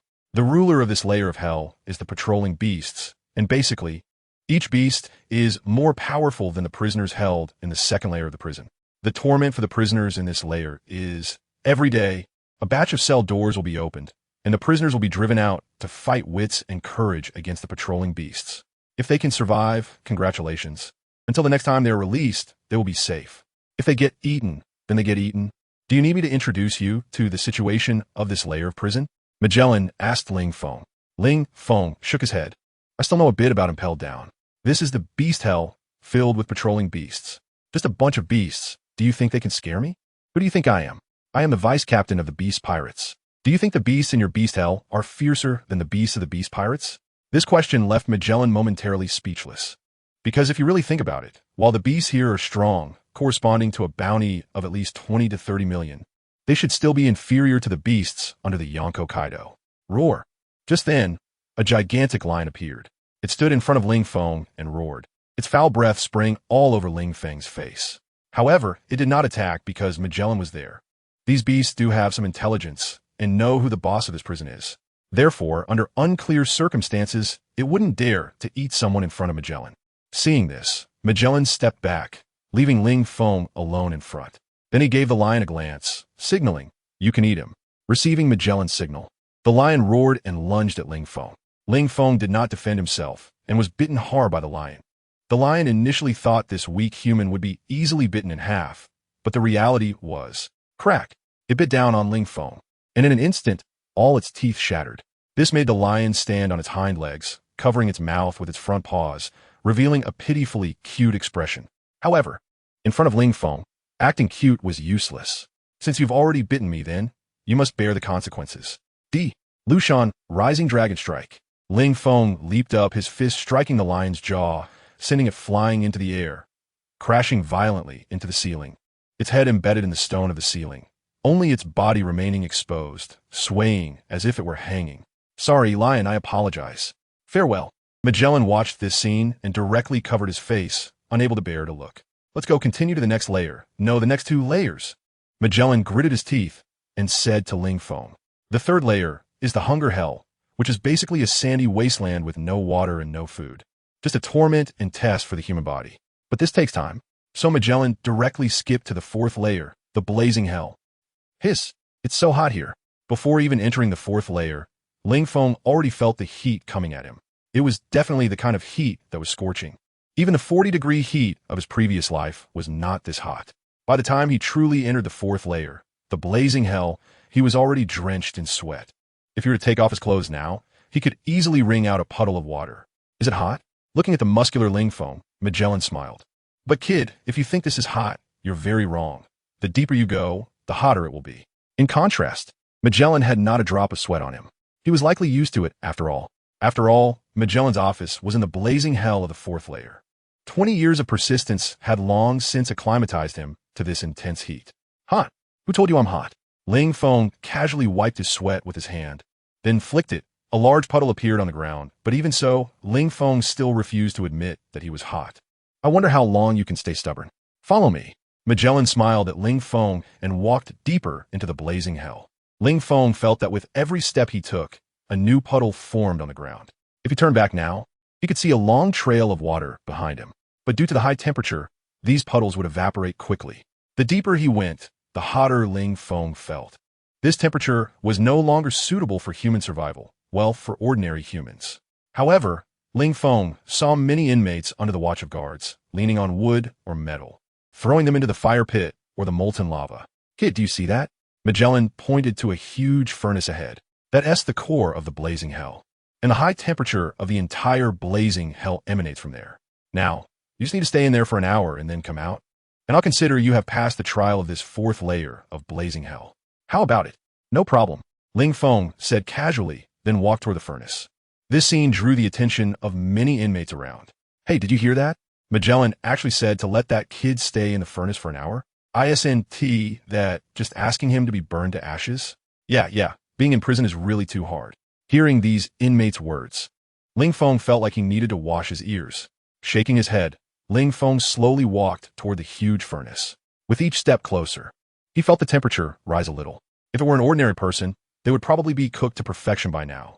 But even for him, it wasn't easy to keep going, and the inmates who could stand here were all those who had survived countless eliminations. Look, that kid is really preparing to step into the furnace. Does he want to die? Maybe. After all, for some people, being tortured and impelled down is worse than death. Didn't we see many cellmates who couldn't stand the torture and committed suicide? I think that kid is the same. Sigh, what a pity that delicate skin and flesh. Not to mention an impelled down, even outside it's definitely rare. I thought Magellan brought him here to reward us with some fresh meat. Now it seems we were thinking too simply. Yeah, what a pity. Even if he has to die, why not wait until we enjoy him first? A group of inmates with questionable orientations whispered about Feng. Kaido couldn't stand it anymore. This was his son-in-law. How could they covet him? Jack, go take them out. Kaido was originally prepared to handle it himself, but suddenly thought it was beneath him. After all, he was the strongest in the world. It would be a bit inappropriate to personally bully these inmates. Remembering that Jack the Drought was nearby, he instructed him to take care of it. Jack the Drought. He actually didn't want to help Feng, but since Kaido said so, he couldn't refuse. So, taking advantage of the guard's inattention, Jack the Drought rushed up. He grabbed the heads of those few disrespectful inmates, and with a strong grip, in an instant, the heads of the grabbed inmates burst open like watermelons, blood splattering all over Jack's body. Bastard, Jack the Drought, what are you doing? When Magellan saw this scene, he rushed over to stop it, but was blocked by Kaido. Kaido looked at Magellan with a smile and said, Magellan, it's just a bunch of kids playing around. No need to stop it, right? Magellan. Damn, their heads were blown up, and you tell me they're just playing around? Does that matter? They're just a bunch of trash anyway. If they die, so be it. What is the big deal? Kaido shrugged, not taking it seriously, even though this was the fourth layer of the prison, where inmates had bounties over 50 million. But so what? To Kaido, whether it was 50 million or 5 billion or even 15 billion, was there a difference? It was all a matter of taking care of it in one stroke. Captain, I've taken care of it. At this moment, Jack the Drought returned, but blood was still dripping from his palm. Damn, Magellan was originally ready to take action, but now, there was no need, the people were already dead. He turned to the guards behind him and said, handle the bodies. Yes, Warden Magellan. The guards immediately went up, dragging the bodies by their legs, and tossed them into the boiler. That's right. Their method of disposal was direct incineration. After all, this was a windless sea island. It wouldn't be realistic to take them out for disposal. Either directly incinerate them or throw them into the sea to feed the fish. Rather than polluting the sea by throwing them in, it's better to directly incinerate them. At this moment, Feng stepped into the furnace. The flames rushed at him, and the burning sensation made his skin tingle. But Feng gritted his teeth, stomped his foot, and thought. Short pain is better than long pain. He charged straight into the furnace. Let the fire come even stronger. Wait, he really went in? Some inmates saw this scene. Their mouths agape in astonishment. Didn't he see the bodies just thrown into the furnace, turned to ashes? Or was he young and reckless, not afraid of death? Did he think his body could withstand the flames? Idiot, do you want to die? Didn't you see those people just had their heads blown off? And you're still evaluating him? TCH, those guys were just after his body, okay? They deserve to have their heads blown off. I'm just commenting on the other party. Can't they be a bit reasonable? Not even allowed to comment? Exactly, we are that unreasonable. Drought Jack appeared in front of the prisoner out of nowhere, extending his large hand and directly grabbing the prisoner's head, lifting him up to his eye level. The prisoner struggled with his feet in the air, looking at the devil-like Drought Jack in fear. He began to plead for mercy. I'm sorry, big brother, sir, dad. I was wrong. I shouldn't have commented on that, young lord. Please spare me. Bang. Before he could finish his sentence, The prisoner's head was crushed. Now you realize your mistake? Sorry, it's too late. Drought Jack looked at the corpse on the ground with a cold smile. Then his eyes scanned the surroundings. In that moment, the pirates who were swept over by Drought Jack's gaze bowed their heads in fear, not daring to make eye contact with him. Even though they had once been powerful pirate captains, proud and arrogant, the experience in Impel Down had long since worn down their spirits. Now, seeing Drought Jack, who could kill without hesitation, even in front of Magellan, they were even more terrified, fearing they would be next. Do they know why they could endure in this scorching hell? Because they wanted to live. Only by living is there hope. Even though they knew the chance of escaping was almost non-existent. But the former Golden Lion had succeeded, and that was their example. If no one had succeeded, they wouldn't have held on to hope, but now, someone had succeeded, so they all hoped to be the next. Therefore, even when tortured in various ways, they never gave up their desire to survive. Drought Jack, you are really going too far. Magellan never expected Drought Jack would dare to come a second time. The first time was understandable, but Magellan thought Drought Jack wouldn't have the guts to come back so openly. But now it seems he underestimated the other's boldness. Too much. Magellan, who the hell do you think I am? Drought Jack turned around and coldly said to Magellan. He felt he was demonstrating the might of the beast pirates. So what if they were prisoners? They should still act arrogantly. Don't you realize your current situation? Magellan gritted his teeth and looked at Drought Jack. Are all the beast pirates crazy? Since you're so rampant, if I don't teach you a lesson, how can I maintain control over this vast Impel Down? Magellan launched an attack at Drought Jack. Poison Dragon. A giant dragon formed of venom charged towards Drought Jack. Smash! Suddenly, an iron chain appeared, snapping the poisonous dragon in half and turning it into a puddle of venom that splashed onto the ground, hissing and corroding it into a large pit. Rebellion? Beast Kaido, are you really going to rebel? Magellan watched as Beast Kaido made his move. The iron chain was supposed to be held by a guard, but that guard was now knocked down, and Kaido swung the chain, interrupting his attack. Arrogance. It was simply too arrogant. He had never seen such arrogance in Impel Down. This was intolerable. Poison mist. Magellan opened his mouth and directly spewed out a cloud of white mist, enveloping Beast Kaido. This mist was filled with poison. Ordinary prisoners, once inhaling the poison, would collapse to the ground within a minute, completely powerless. Beast Kaido was the strongest creature, so Magellan bet he could hold on for 3 minutes. Then, 5 minutes passed, and the poison mist dissipated. Beast Kaido was still standing in place, yawning with boredom. This is really looking through a crack in the door and underestimating someone. Magellan, is this your poison? It's too pathetic, right? I stood in place breathing for 5 minutes and nothing happened. If you had told me this was poison mist, I would have thought it was just normal mist. Beast Kaido looked at Magellan mockingly. Magellan clenched his fists, his teeth grinding. He felt provoked. Beast Kaido, you're pushing me. Magellan gritted his teeth. Green liquid starting to ooze from his body. In the furnace, Ling Feng was burned to death again and again. System. Host has died. Host has revived. Host strength has increased. Host was burned to death. High temperature resistance increased. Thus, after repeated deaths, Ling Feng's high temperature resistance was maxed out, and fire could no longer scorch him. Even being in the flames made him feel warm and comfortable, like being surrounded by warm light in the cold winter. It must be said that all the damage that could not cause true death to Ling Feng only made him stronger in death. Now, he had become immune to flames. So, how far was he from being immune to magma? At that moment, the agreed time arrived. Ling Feng walked out of the furnace and then saw Magellan and Kaido were fighting. He scratched his head in confusion and asked, "Are you two fighting for me? Magellan? Kaido? Little brat. You're so narcissistic. I'm just annoyed with him. It has nothing to do with you." Even though he was shackled by sea stone chains, Kaido was completely unaffected. You. How is it possible? You actually came out alive? Magellan stopped fighting, staring in shock at Ling Feng. This guy came out unscathed, and didn't he even lose a hair? What kind of monster is he? For some reason, Magellan suddenly began to worry. He was worried about the bet with Ling Feng, fearing he would lose. At that time, would he not become Ling Feng's little brother? That's intolerable. Although he wasn't a particularly powerful official in the world government, in Impel Down, he was the supreme ruler. He had always given orders to others. When could others dictate to him? But he had agreed to bet with Ling Feng. Could he go back on his word after losing? He couldn't do that. What? You look shocked? Seeing Magellan's surprised expression, Ling Feng shook his head. Isn't it expected that I came out alive? After all, if I didn't have confidence, would I voluntarily walk into the furnace and let the flames burn me? That's impossible, right? Magellan fell silent. Indeed, Ling Feng's reasoning was completely valid. Consider yourself having passed the trial of the scorching hell. Next, we go to the 5th level, the icy hell. Magellan led the way. Ling Feng's appearance made him momentarily not want to continue fighting with Beast Kaido. There was no need. With their strength, continuing the fight could destroy Impel Down. Soon, under Magellan's lead, they arrived at the icy hell. The idea of the scorching hell is completely different. Here is a world of ice and snow. Before even getting close, Ling Feng could feel his body trembling. The hot breath escaping his mouth billowed white smoke.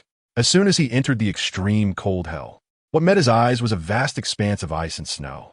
He couldn't see any cells or anything other than ice and snow. Ling Feng was a bit curious. While the scorching hell was heated by a furnace, how was this extreme cold hell maintained? Was there a super powerful air conditioner installed? Go in. If you can avoid being frozen solid in a day, then you pass the test. I'll be waiting for you here. Magellan pushed Ling Feng's back, directly sending him into the extreme cold hell. The cold wind whipped against Ling Feng's body, causing him to shiver uncontrollably. He wished he could immediately hold Tina's soft body to warm himself. Unfortunately, Tina wasn't here. He also wished he could strike a match to keep warm, but alas, being the Pirate King didn't mean he had matches to sell. Ling Feng lifted his leg and started to walk forward. With each step, his legs sank deep into the snow, and every step he took made a muffled sound as the snow was trampled underfoot. Wait, am I supposed to stay here for a whole day? Ling Feng didn't know how long he had been walking, but he found that his body was almost frozen, becoming numb. So, he simply stopped walking. After all, he was going to be frozen to death anyway. Why stand and freeze to death? Wouldn't it be better to lie down and freeze? With that thought, Ling Feng's body fell backward, lying in the snow. Half of his body sank deep into the snowdrift. As the wind and snow continued to fall, Ling Feng's body was soon buried.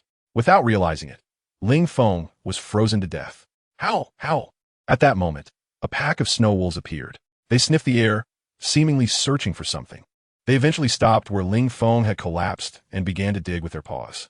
Before long, the frozen Ling Feng was revealed from the snow. Upon seeing food, the snow wolves howled joyfully. Howl! Howl! Then, a one-eyed snow wolf began to feast on the food, sinking its teeth into Ling Feng's hand. Crunch! Then, an unexpected thing happened. The snow wolf bit down on Ling Feng's arm, directly breaking its 2 prominent front teeth. Snow wolf, whimper.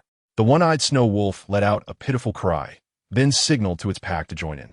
After all, it couldn't be the only wolf to lose its teeth. If they're going to lose teeth, they might as well all lose them together. That way, it would still be the Wolf King. Sure enough, following the one-eyed Wolf King's signal, the pack surrounded Ling Feng, thinking their Wolf King had suddenly become generous and was ready to share food with them. One by one, the wolves began to bite down. As a result, one by one, the wolves lost their teeth. Whimper? This situation left the snow wolves baffled. Was this human body made of stone? No, even if it were made of stone, their teeth could easily crush stone, right? System. Host is frozen to death. Host has been resurrected. Host's strength has increased. Host's cold resistance has increased. The resurrected Ling Feng looked curiously at the pack of wolves surrounding him, tilted his head, and adorably asked, "What do you want?" Swish, swish, swish. Ling Feng's sudden revival caused the wolves to retreat in an instant. What the hell? Wasn't this guy dead before? His body was frozen stiff. How could he come back to life? With their limited brain capacity, they truly couldn't comprehend it. Why are you retreating? Are you afraid of me? Ling Feng was angry. He originally wanted to get along with them as friends and pass the boring day. But seeing them act afraid of him, then he couldn't blame him for treating them as food. Thunder come! Ling Feng shouted, and suddenly, lightning descended from the sky, striking the pack of snow wolves. Moments later, the delicious smell of roasted meat wafted through the air. Wow, so fragrant. Ling Feng moved closer, tore off a wolf leg, pulled off the outer fur, and took a big bite. This tender and juicy leg meat, this refreshing aroma, delicious. With roasted meat to eat, Ling Feng felt his entire body warm up. A day later, Ling Feng safely walked out of the extreme cold hell. Magellan sighed. He knew he had lost again. He lost because he underestimated Ling Feng's physical strength. But that wasn't important. After all, this was just the premise for the bet. The key point was that they were betting on whether Ling Feng could successfully escape. As long as Ling Feng couldn't escape, then he would never be able to become his boss. Thus, a somewhat dejected Magellan pressed Ling Feng and the others into the 6th level of Impel Down, the deepest part of the infinite hell. Then he locked them up in separate cells. However, Ling Feng and Kaido were locked up opposite each other. You two stay here and keep an eye on them. If there's any movement, notify me. For safety's sake, Magellan even arranged for 2 guards to take turns watching over them, clearly not wanting to lose. Yes, Warden. The 2 guards replied seriously. However, as soon as Magellan left, they began to slack off. They headed straight for the guard's office. As for staying to watch? Are you kidding? Were they that idle? With this time, wouldn't it be more enjoyable to play cards? Moreover, they thought Magellan was being overly cautious. This was impelled down. The escape of the Golden Lion was merely an accident and a miracle. Miracles, by definition, cannot happen all the time. Besides, compared to the previous Golden Lion, who was only restrained by handcuffs, now the beast Kaido was completely sealed off. Even his head was covered by a specially designed helmet, leaving only 2 eye holes. In this situation, if Kaido could still escape, without Magellan personally punishing him, they would directly walk out of impelled down, jump off the deck, and feed themselves to the Sea Kings. Ling Feng, watching the guards leave like that, he was speechless. Magellan, oh Magellan, how poor is your authority that even your guards dare to casually defy your orders? You just left, and they followed right after? Kid, what should we do next? Without any supervision, Kaido felt free to speak with Ling Feng. Ling Feng, what to do? How would I know what to do? You ask me, and I ask who? Kaido. Kid, are you messing with me? If you have no way, then why were you so confident in making a bet with Magellan before? I'm just counting on you. Ling Feng shrugged and said, compared to Kaido being bound by various restraints, he was better off. He was only shackled on his hands and feet, instantly tied up with iron chains, and it only took 2 chains, unlike Kaido, who was tied up like a rice dumpling. Kaido. Damn, I knew this little brat was unreliable. I still have to rely on myself. Kaido cursed and began to struggle. Clang, clang. The tremendous force pulled at the chains on his body, causing them to collide and make a clanging sound. However, after a moment of pulling, Kaido did not succeed. This made Ling Feng roll his eyes. Kaido, are you even capable? I thought you would just break all the chains with a show of strength. But this is all you can do? Of course, you think this is an ordinary chain? These are specially made, all right? They aren't that easy to break. Kaido shook his head, but don't worry, in at most an hour, I will be free. Just wait for me to rescue you. Ling Feng shook his head. If I really wait for you to save me, the flowers will probably have wilted by then. Let me handle it. As he said this, Ling Feng's whole body suddenly expanded and grew huge. As Ling Feng's body swelled, his arms and thighs became thicker, and he thought that this would allow him to break the shackles on his hands. But the hardness of the handcuffs exceeded his expectations. Not only did he fail to break the handcuffs, but he also shattered his own wrists and ankles. Fortunately, Ling Feng restored himself the next moment. Kaido. He looked at the already freed Ling Feng, then at himself, who was still struggling, and instantly felt like giving up on life. Too embarrassing. Just a moment ago, he was saying that Ling Feng had to rely on him, but he was immediately slapped in the face. Damn, this punk is too much. He clearly could have broken free, yet pretended he couldn't? That's too much. Once I get free, I'm definitely going to spank this guy hard. After breaking free from his restraints, Ling Feng walked straight out of the cell. This move shocked Kaido, because Ling Feng really just walked out directly. The gaps in the iron bars of the cell were too large to stop Ling Feng. What kind of terrible design is this? Kaido couldn't help but complain.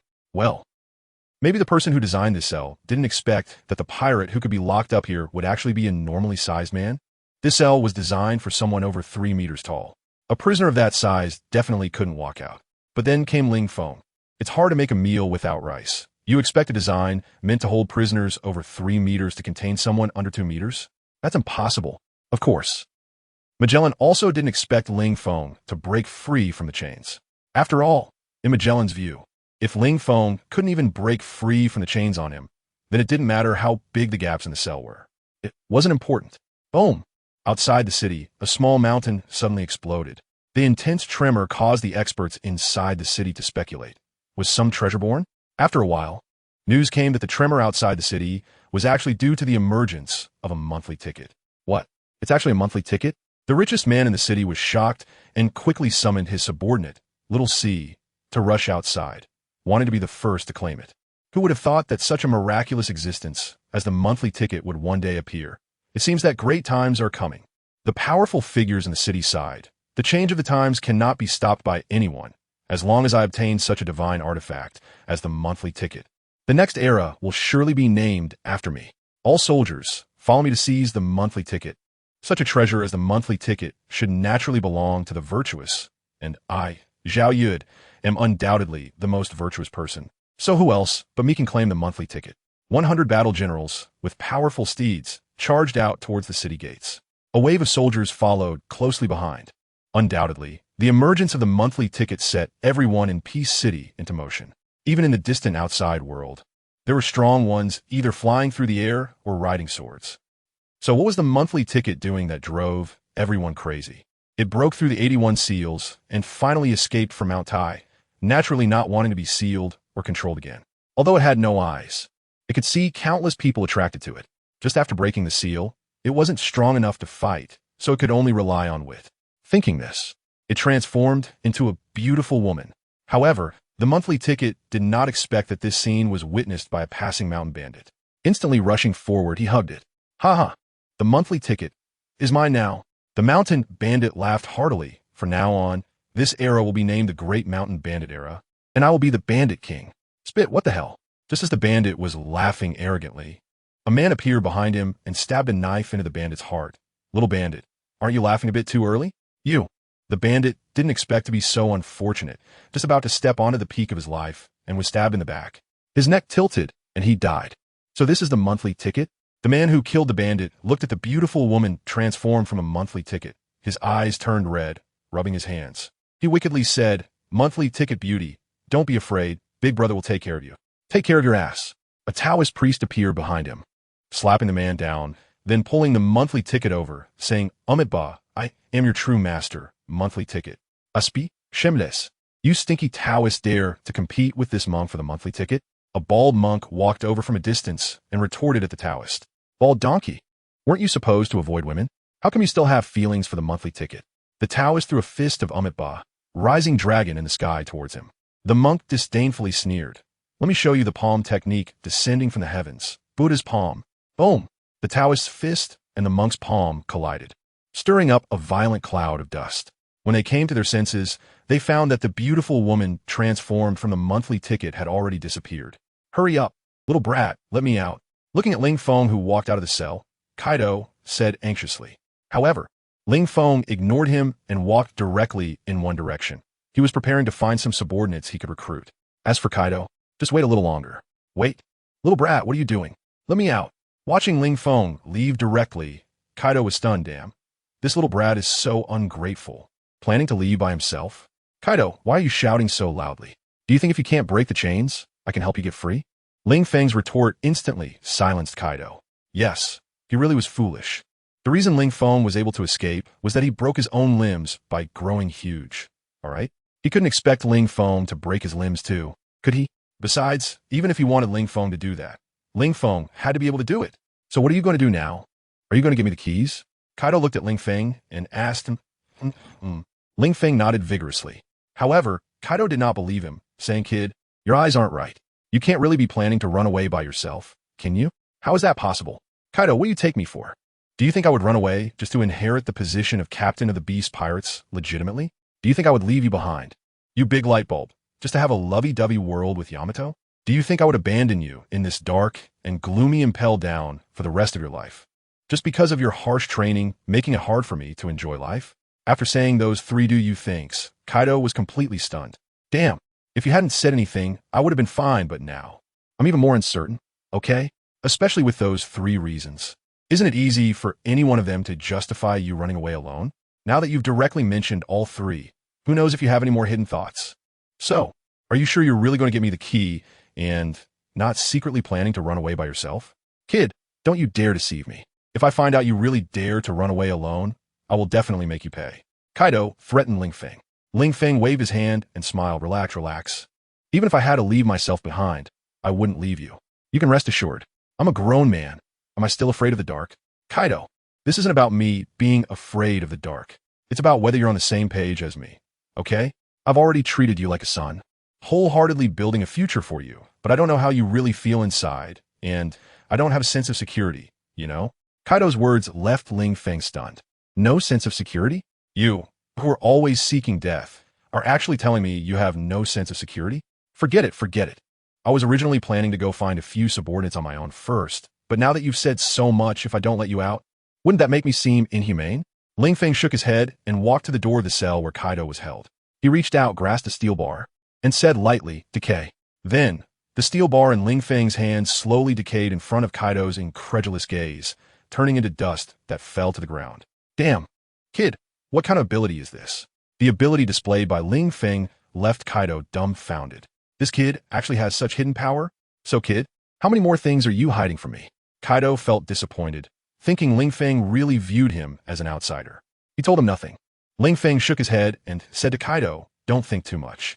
This is my newly acquired ability. I couldn't do this before." That's right. This is the ability given to him by the devil fruit he obtained from Carp. Carp said, "This is a devil fruit that contains the powers of both demons and angels." In fact, there are some discrepancies.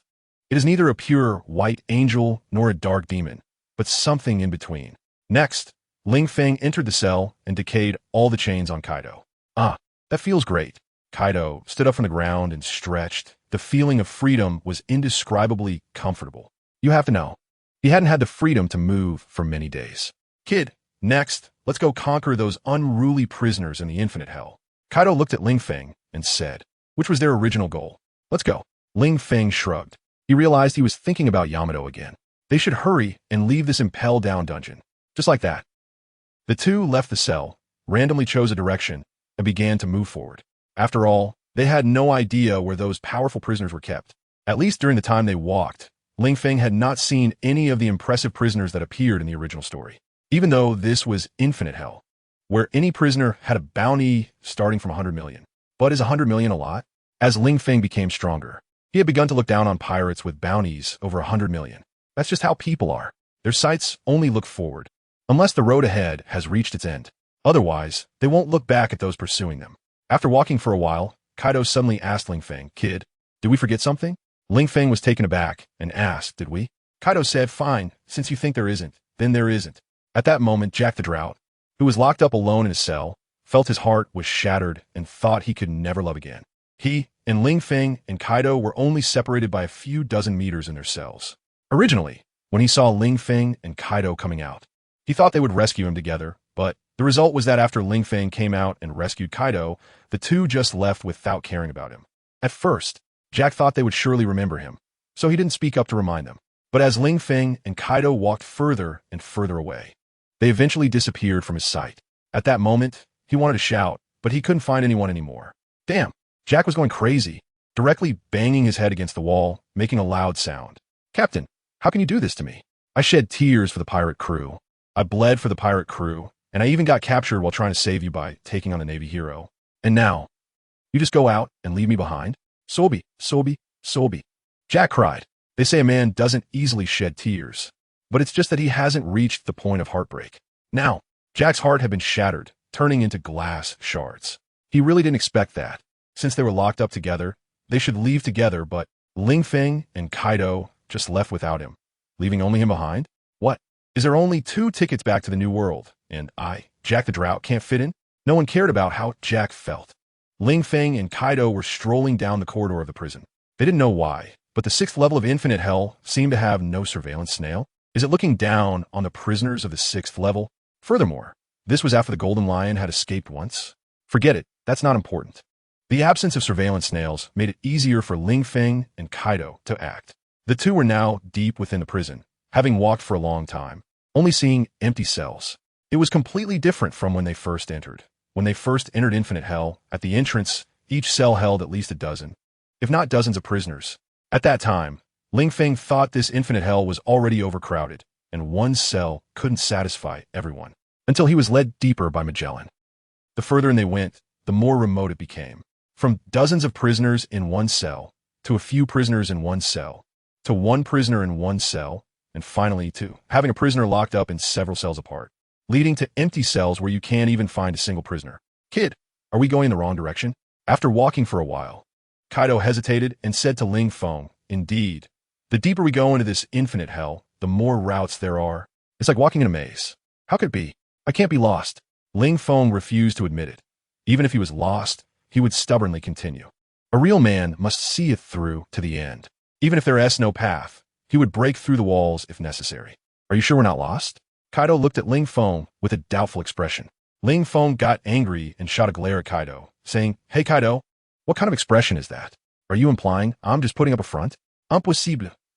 If there is no one locked up in this direction, I'd just eat the iron bars. Look, Kaido, I told you there are people here, right? Isn't that a person? Suddenly, Ling Feng pointed at a prison cell ahead. Kaido followed Ling Feng's finger and indeed saw a prisoner. Moreover, that prisoner was smoking? Damn, is this really prison? Can prisoners even smoke? This treatment is way too good. Ling Feng and Kaido continued forward and soon arrived at the cell where the prisoners were held. Looking at the prisoner in the cell, Ling Feng smiled. This was a familiar face. Oh, isn't this the warden Yuji Shilio, who claims to be on par with Magellan and one of the two great walls of Impel Down? What happened? Why is a good warden like you locked up as a prisoner? Quite the peculiar hobby. Ling Feng mocked Yuji Shilio. Originally, he wasn't very confident about persuading the great pirates of the Infinite Hell, especially the top ones, as they were not the kind to submit to others. Even if they had to spend a lifetime in prison, they might not be willing to be his subordinates. Of course, this only applied to a very small minority, making up less than 1,000th of the total. Most prisoners, if they could be released, would not hesitate to turn against their own fathers. However, the first person Ling Feng encountered was actually Yuji Shilio. This guy actually left with Blackbeard in the original story. This indicates that he had no goodwill towards Impel Down, Magellan, or even the world government, leaving without a moment's hesitation. Of course, he might have been deeply hurt by Magellan. I treated you like my first love, and you locked me up in prison? Of course, if you like prison play, that's one thing, but you just had to kill so many prisoners. It's really heartbreaking. Kid, who are you? How can you roam around in this infinite hell? Yuji Shilio asked Ling Feng, flicking away the cigar in his hand and exhaling a puff of white smoke. Who am I? Ling Feng smiled and shook his head. It wasn't too important. What mattered was, do you want to gain your freedom? What? You can let me out? Yuji Shilio looked at Ling Feng with a skeptical expression. You don't believe me? Ling Feng shrugged. Don't you want to know why I can walk around here? Because I was a prisoner before and then I escaped. It's that simple. Escape? Simple? Yuji Shilio doubted Ling Feng was just showing off. Even the Golden Lion severed his own legs to escape.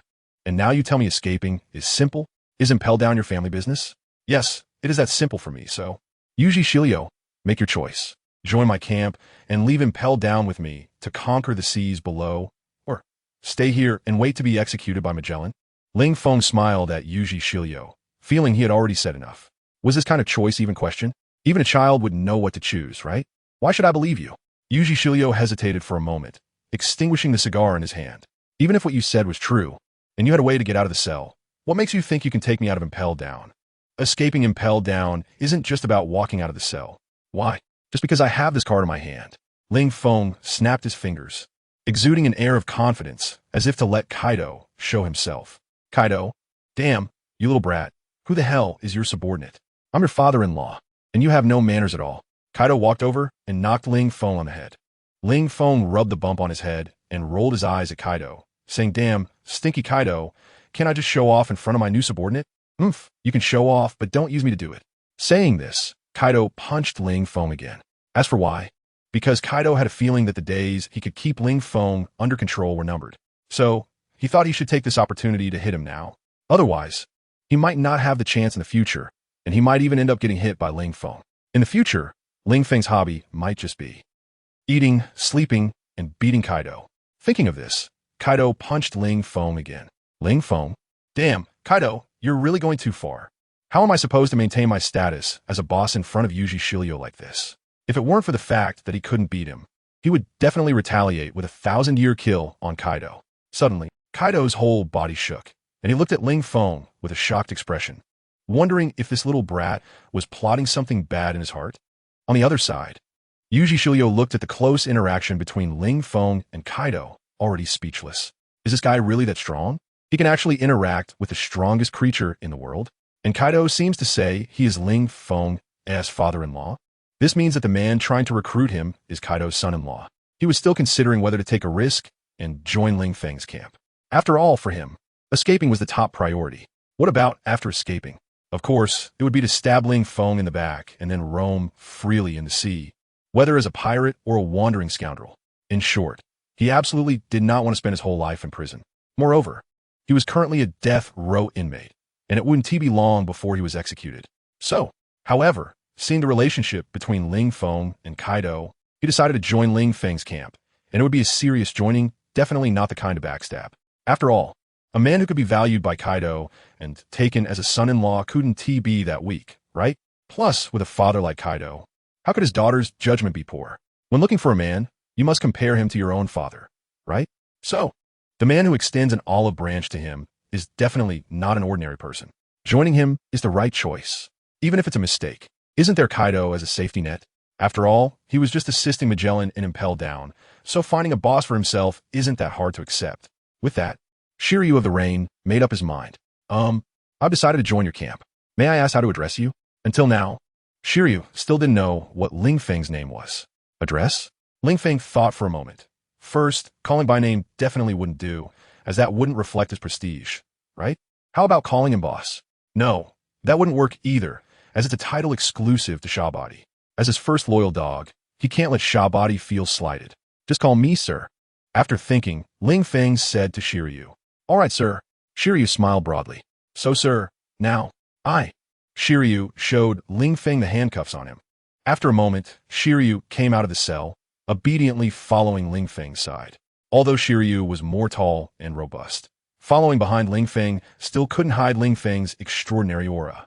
Shiryu, from now on, you will be my wrath of the 7 deadly sins, understand? Shiryu, 7 deadly sins? Yes, this is currently the strongest force under my command. There are already 3 of the 7 deadly sins. You are the sin of wrath. And there's also a sin of envy in the Navy. Well, that's not important. It's just a nail I have in the Navy. Whether it can grow is still uncertain. There's also a sin of lust. Of course, that's not important either. Just know she's my woman. And when you meet her, you should call her sister. Understand? Shiryu, call her sister? His face twitched as he looked up at Kaido, only to find that Kaido didn't say anything. He thought, could that sin of lust be Kaido's daughter? If not, how dare Ling Feng say that? After accepting another person, Ling Feng also felt a bit emotional. Originally, the 7 deadly sins were just something he casually made up to fool the initial batch of pirates and positions, but unexpectedly, he had already gathered 3. If I gather all 7, can I summon the Dragon Balls to return to my original world? System. Host. Do you want to return to your original world? Ling Feng. What does it have to do with you? Why are you popping up? Do you care whether I want to go back to my original world? Even if I want to go back, can you do it? You definitely can't. System. I can do it. Ling Feng, I just said you can't. Wait. You said you can? Why the hell didn't you say it earlier? When I was about to die of thirst on Sky Island. Why didn't you say you could help me go back? System. You never asked. So host, do you still want to go back now? As long as you want.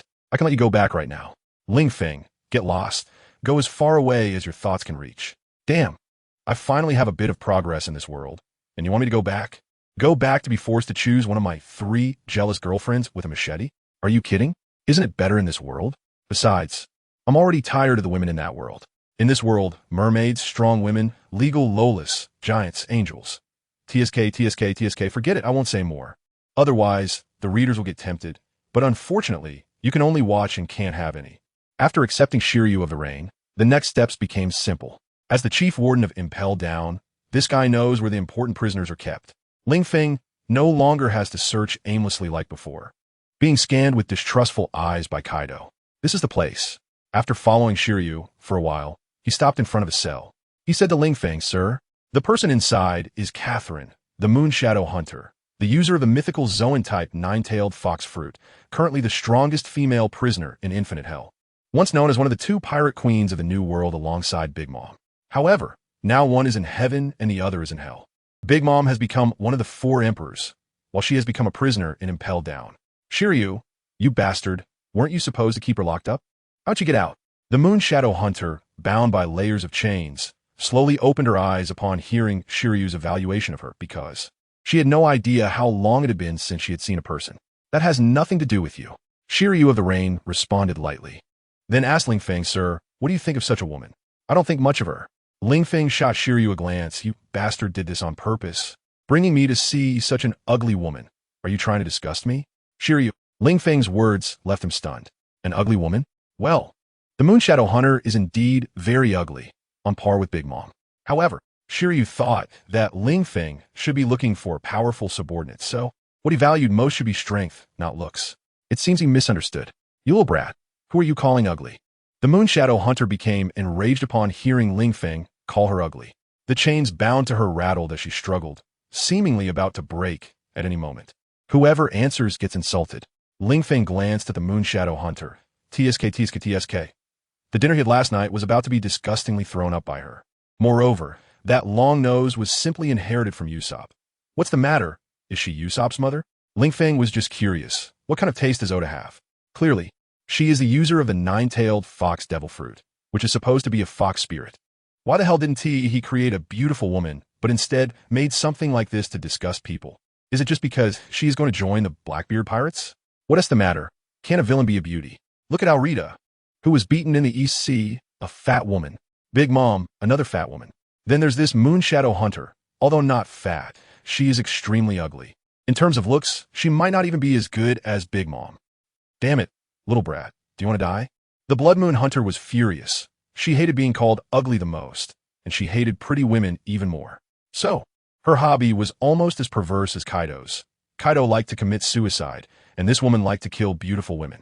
Ling Feng must be out of his mind to want to rescue this woman. Shiryu, this woman has a foul mouth, just kill her. Ling Feng stated that he had already passed the low-level interest of arguing with people and was starting to have some class. If there was a disagreement, he would take a life. Shiryu, sir, really kill her? He felt it was a bit of a pity. Well, this doesn't indicate that his taste is different from that of normal men. It's a pity that such a strong person was killed just because of a word from Ling Feng. Ling Feng, you bow your head. Ling Feng beckoned to Yuji Shilio. Yuji Shilio lowered his head, ready to listen to Ling Feng's teachings. Who would have thought that Ling Feng would directly slap Yuji Shilio's face? Shilio, recognize your identity. When I say kill, it means kill. What? Do you think I'm joking with you? Bang! A crisp sound echoed, leaving a bright red palm print on Shilio's face. Shilio was bewildered. Magellan has never hit me, and you dare to hit me? Yes, I know I was wrong. Thank you for your lesson, my lord. Resisting the urge to draw his sword and attack Ling Feng, Yuji Shilio gritted his teeth and said, since he had chosen Ling Feng, he should bear the consequences of his mistakes. Ling Feng was not at fault. He was the one in the wrong. Knowing he was wrong, why not act? Ling Feng pointed at the Moon Hunter and said to Yuji Shilio, yes, my lord. But, my lord, I can't get in. Yuji Shilio smiled wryly at Ling Feng. The Moon Hunter was separated from them by an iron fence. Shilio, you really have fallen to actually call such a little brat my lord? Hearing Yuji Shilio address Ling Feng and the slap on his face, as well as Shilio admitting his mistake, made the Moon Hunter look down on Yuji Shilio a bit.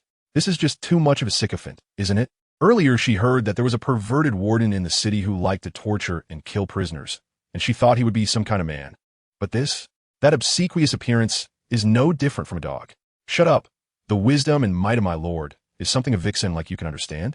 Yuji Shilio retorted to the Moon Hunter. But for some reason, the Moon Hunter was not angry. Instead, she felt a bit of glee. He called her a vixen? He must be complimenting her beauty. If Yuji Shilio knew what the other party was thinking, he would definitely vomit. It's just too disgusting, to be honest. With the Moon Hunter's looks, if he had to choose someone to spend the rest of his life with, he, Yuji Shilio, would rather choose a man than this woman. Even in the dark, he wouldn't be able to bring himself to do it. Here, at this moment, Ling Feng handed a small knife to Yuji Shilio. It was the small knife made of sea prism stone that was previously used to stab Kizaru in the waist. How did Ling Feng bring it in? Because when they entered the city, Magellan didn't have anyone search him. It could only be said that there was too little vigilance. No, Magellan probably never imagined that a prisoner personally escorted by the Navy could still carry a weapon. In Magellan's mind, since it was escorted by the Navy, they must have searched him before, so there was no need to do it again. Then, Ling Feng easily brought the small knife in. Looking at the small knife handed over by Ling Feng, Yuji Shilio was at a loss, unable to decide whether to take it or not. In Ling Feng's hand, this 18-centimeter small knife might not seem too small. After all, it was longer than most men. But for Yuji Shilio, who was over 3 meters tall, this small knife was about the same length as his finger. How was he supposed to use it? What's wrong? Do you dislike my knife? Seeing Yuji Shilio hesitating to take the knife, Ling Feng's expression hardened. Instantly, Yuji Shilio smiled and took the knife from Ling Feng's hand, cheerfully saying, my lord, how could I possibly dislike your knife? I just feel that, given my status, I'm unworthy to use your knife. The Moon Hunter, I can't listen to this. It's just too much of a sycophant. Is this really something Yuji Shilio could say? Has he been brainwashed? If you don't dislike it, why aren't you acting? Are you waiting for me to personally bring that stinking woman in front of you before you act? Ling Feng said impatiently, showing that he had no patience left.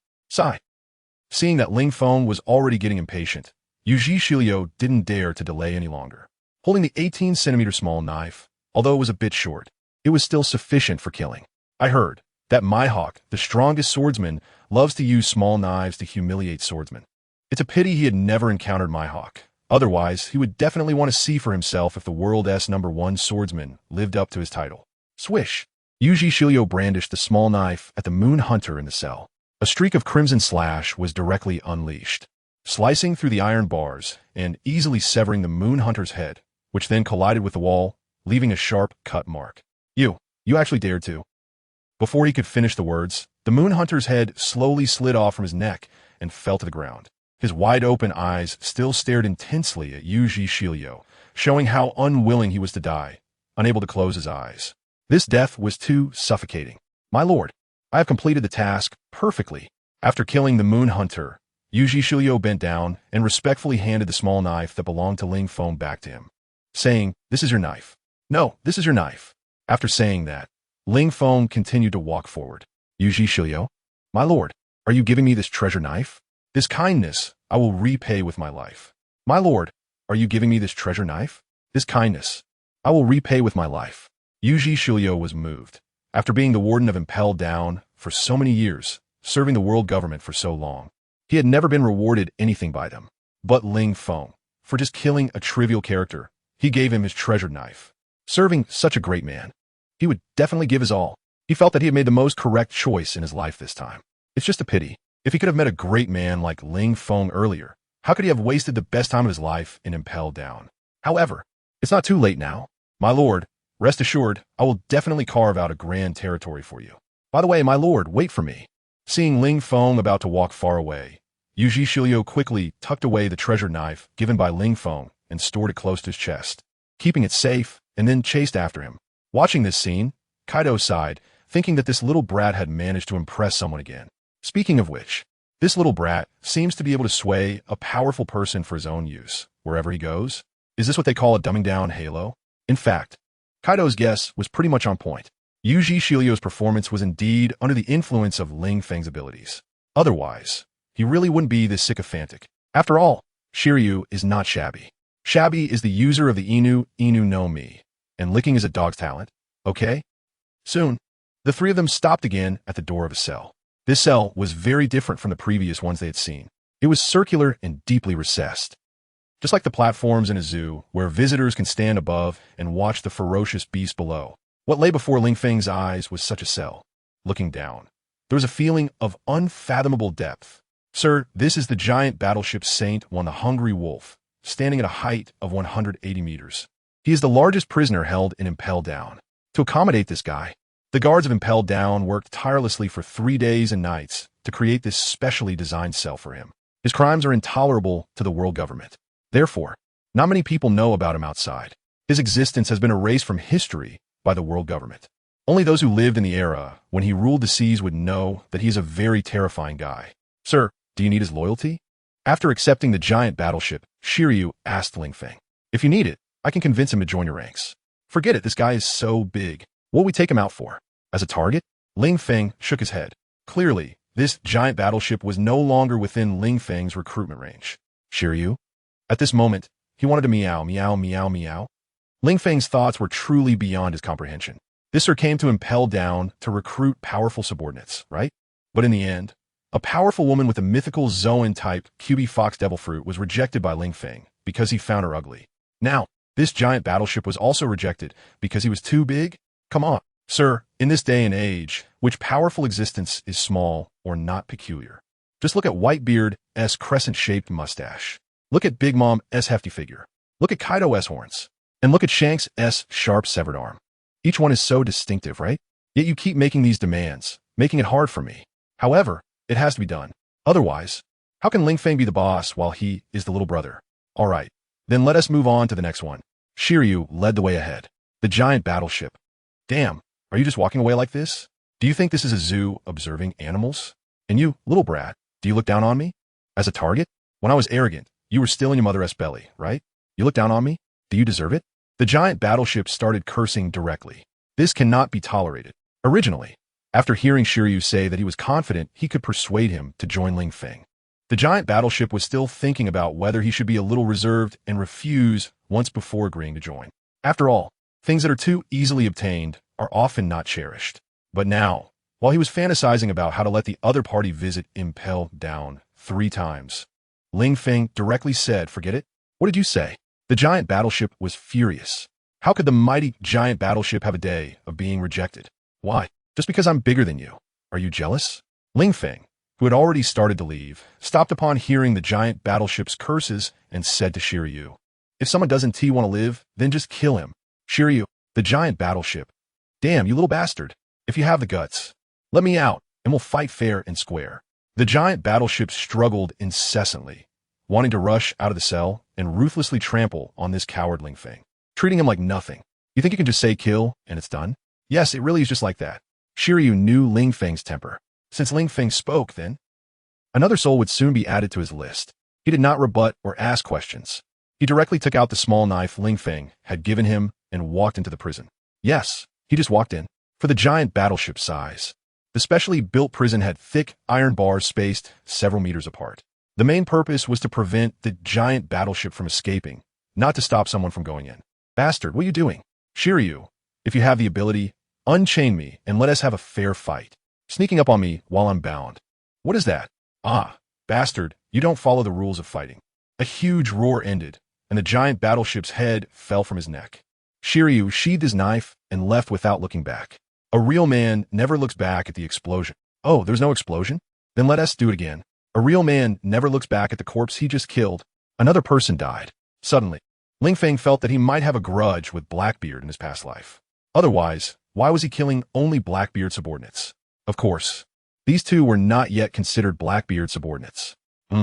These days, he had almost severed all ties with the outside world. And he didn't know if Blackbeard had taken out the captain of the Whitebeard's 4th Division. Had he obtained the Yami Yami no Mi? Had he started being pursued by Fire Fist Ace? Forget it. That is not important. If he continued to not find suitable subordinates, Ling Feng was prepared to leave, taking only Shiryu and Magellan with him, which could be considered a successful completion of the mission. He just didn't know if Magellan would regret it later. Whatever. Even if he regrets it, he could just kill him. "Sir, we've arrived." Not long after, Shiryu brought Ling Feng to his cell door again. Then he pointed to the prisoner inside the cell and said, "Sir, this prisoner inside may be the most powerful one held and impelled down. It is said that this guy once stood shoulder to shoulder with Whitebeard and Roger all by himself. He is a very terrifying man. However," "What do you mean, however?" Ling Feng looked at Shiryu and asked. "However, this guy is already old, and I don't know if he still has a fraction of his former combat power." Shiryu sighed. "No matter how powerful an existence is, it cannot withstand the ravages of time. Little brat, you want to persuade me to join your forces? Ha ha, I advise you to give up on that thought. I will never submit to anyone." Inside the cell, the Red Earl slowly opened his eyes and looked at Ling Feng. It was as if he had already seen through Ling Feng's heart. Ling Feng was taken aback, then thought of something. Yes, this guy was born with the ability to awaken Kin Bunchika Haki, making it easy for him to read the hearts of others. So, his previous thoughts should have been read by the Red Earl, right? Never submit to anyone. Is this the pride of the solitary Red? Ling Feng looked at the Red Earl with a cold smile. "A prisoner locked in a cell, who hasn't seen the sun for years. I'll ask you, what do you have to be proud of? Do you really think that just because Shiryu praised you for being able to stand shoulder to shoulder with Whitebeard and Roger, you can really do that? Although Roger is dead, he was the Pirate King and opened the era of great pirates. Although Whitebeard is old, he is still the strongest man in the world, holding the top trading position among the 4 emperors of the New World. In comparison, what about you? An old man trapped and impelled down, waiting to die. What face do you have to be proud in front of me? Do you even deserve it?" After cursing fiercely, Ling Feng waved his sleeve and left, casually leaving a remark that since the old man didn't want to leave, let him stay here forever. What a joke. Still unwilling to join me? You're an old man. I don't even look up to you. Ah, speak. Looking at Ling Feng's back, Rangy Shilio shook his head and said to the Red Count, "Why bother? A good death is not as good as living in misery. Hee hee, you don't understand." The Red Count also shook his head at Rangy Shilio. "Since that's the case, then give me a quick end. Don't worry, my knife will be swift." Sure enough, before Rangy Shilio finished speaking, the Red Count's head had already fallen to the ground. Watching this once legendary powerhouse fall so desolate, Rangy Shilio didn't feel good either. At the same time, he couldn't understand what kind of subordinate his boss was looking for. Also, if he had hesitated when Ling Feng recruited him, would he have ended up with his head on ground too? Thinking of this, Rangy Shilio shivered. Fortunately, he made the right choice. To be honest, the absent Kaido, standing aside, also felt quite regretful. Because the three people ordered to be killed by Ling Feng were all powerful, none of them were weaker than the Calamities. Especially the Red Count, who was even stronger. If it were him, he would definitely be reluctant to kill someone over a disagreement. After all, it is well known that he values talent. Ling Feng expressed that this is the mindset. Kaido, your mindset is too low, struggling to recruit a few supernovas. While I am different, those who don't share the same path cannot collaborate. Since they do not wish to join, I won't force them. After all, a forced fruit is not sweet. It's not a woman. Sweetness doesn't matter as long as it's moist. This is about finding subordinates. If they don't listen, what use is there in recruiting them? Wouldn't it just add to my troubles? Therefore, Ling Feng chose to kill them directly to avoid the future situation of being rescued by Blackbeard and becoming his enemy. My lord, may I boldly ask, what kind of subordinate are you looking for? This way, I can find according to your conditions. Rangy Shilio followed behind Ling Feng, speaking a beat late. After all, as a subordinate, he naturally couldn't walk in front of Ling Feng. Even walking side by side was not allowed. There's no way. After all, he used to be an official, so he's quite clear about these hierarchies. Hearing Rangy Shilio's question, Ling Feng stopped and looked Rangy Shilio up and down before saying, someone like you, with decent strength, who is willing to be my little brother. Rangy Shilio. My lord, this. The inmates who can be locked in infinite hell were basically all pirate ship captains. It might be a bit difficult to get them to willingly be your little brothers from start, especially since you said they need to have decent strength. If they are weak, they're easy to find. Those people will do anything to survive, let alone be little brothers. Even being a dog would be fine. But those with strong strength, like the Proud Red, would probably rather die than agree. They're all very proud and have self-esteem, unless they are slowly persuaded. Rangy Shilio explained to Ling Feng. Oh, they're all very proud and hard to persuade? Ling Feng smiled at Rangy Shilio, and what about you? Aren't you proud at all? Why did you so easily agree to join my camp? Rangy Shilio smiled bitterly. Isn't it because I've never been a boss? I haven't tasted the feeling of being a boss, always being someone else's little brother, so now switching to being your little brother, I naturally don't feel that it hurts my self-esteem much. Ling Feng. Well, this sounds so wrong, so pitiful, huh? Never been a boss? That's right. In Impelled Down, Magellan was the boss. Even though Shilio and Magellan were known as the twin pillars, he still had to obey Magellan. The higher the position, the more it suppresses you. TSK, TSK, TSK.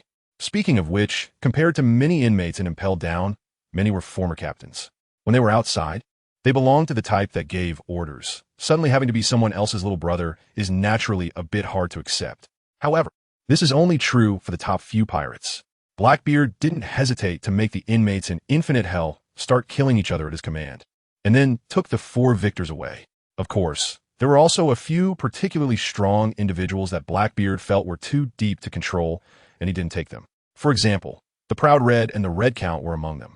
Of course, now the Red Count has become history. Joe, this guy is treated so well. At this moment, Ling Feng once again stood at the door of his cell. However, unlike the previous few inmates who were only shackled, the guy in front of him was actually frozen into an ice sculpture. This treatment is completely different. After all, this is the World Destroyer, Bondi Wald. Rangy Shilio replied, just from this nickname, one can see how terrifying this guy is. The World Destroyer, Bondi Wald? Ling Feng thought for a moment. I remember. The movie version, well, he should be the guy who was taken down by Luffy in the special episode, right? Although in the TV version, My King Luffy is invincible. In a movie version, whether it's the legendary pirate Shiki the Golden Lion or former Marine Admiral Zephyr or Douglas Bullet, who could take on Rayleigh at 18, they are all my defeated opponents.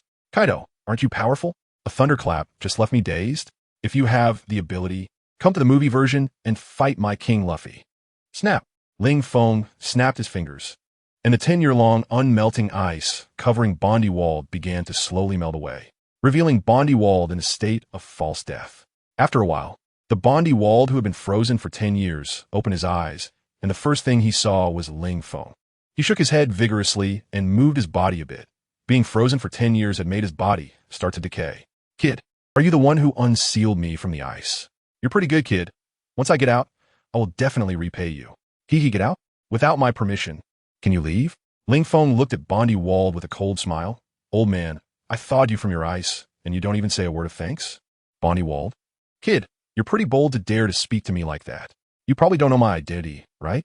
Bondi Wald retorted. Don't think that just because you helped me unseal, I would be grateful to you.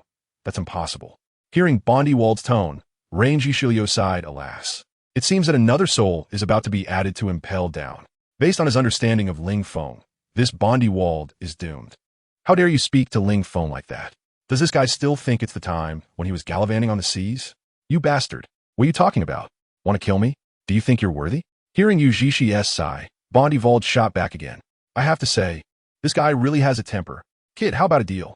Let me go, and I'll give you countless treasures. Bondewald looked at Ling Feng and said, even though I'm locked up in prison now, I collected countless treasures when I ruled the seas. Just let me out, and those treasures will be yours.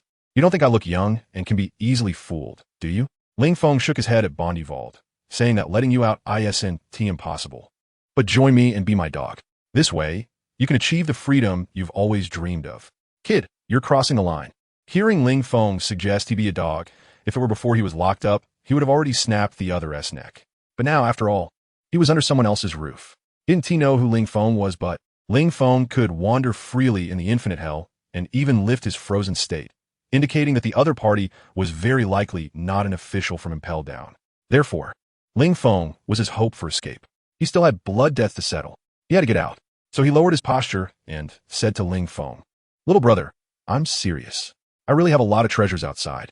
Just let me go, and I'll give them to you. I'm the world destroyer. Bondewald, do you think I would lie? What? Just because someone has a cool title means they won't lie?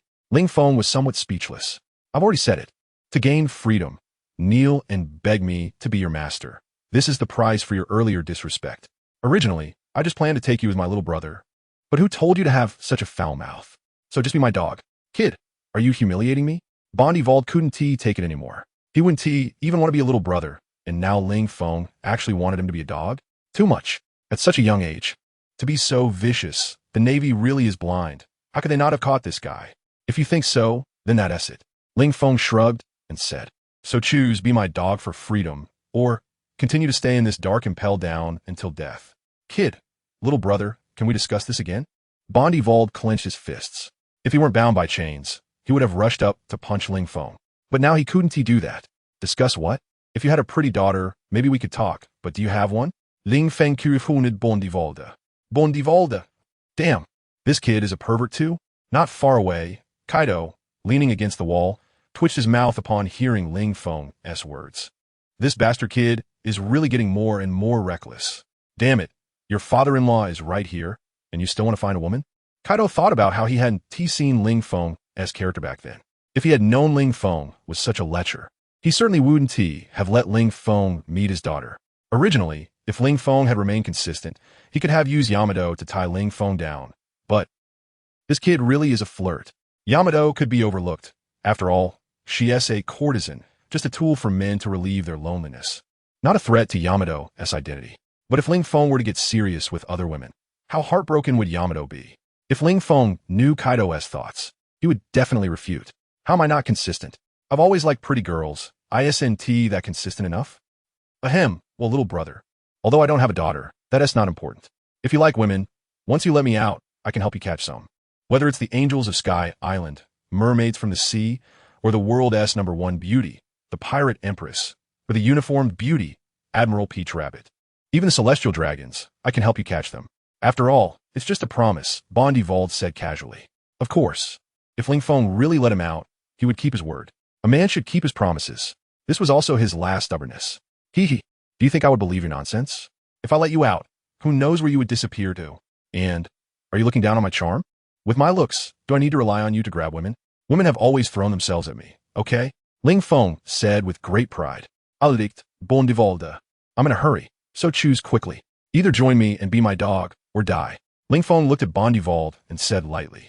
After all, Impel Down is so big, and after this round, I still have to continue to the next one, you understand? Right now, this isn't a fair trade. You have no choice, while my options are everywhere. This was quite a heart-wrenching statement. Indeed, Bondewald had no choice. Ling Feng was his only chance to escape. But Ling Feng wanted to find subordinates, and there were plenty of pirates in Impel Down willing to sell themselves for freedom. However, being Ling Feng's dog, this was something he truly couldn't accept. How about this, little brother? I can join your camp, but how about we partner up? Then we can conquer the world together and split it all. Bondewald said to Ling Feng with a smile. Hee hee, be my partner? Ling Feng shook his head. Sorry, you don't have that qualification, and there are never partners on my ship, only subordinates. Saying this, Ling Feng glanced at Bondi Vault again and continued as a dog. Bondi Vault, facing Ling Feng, who wouldn't he budge? He was about to go crazy.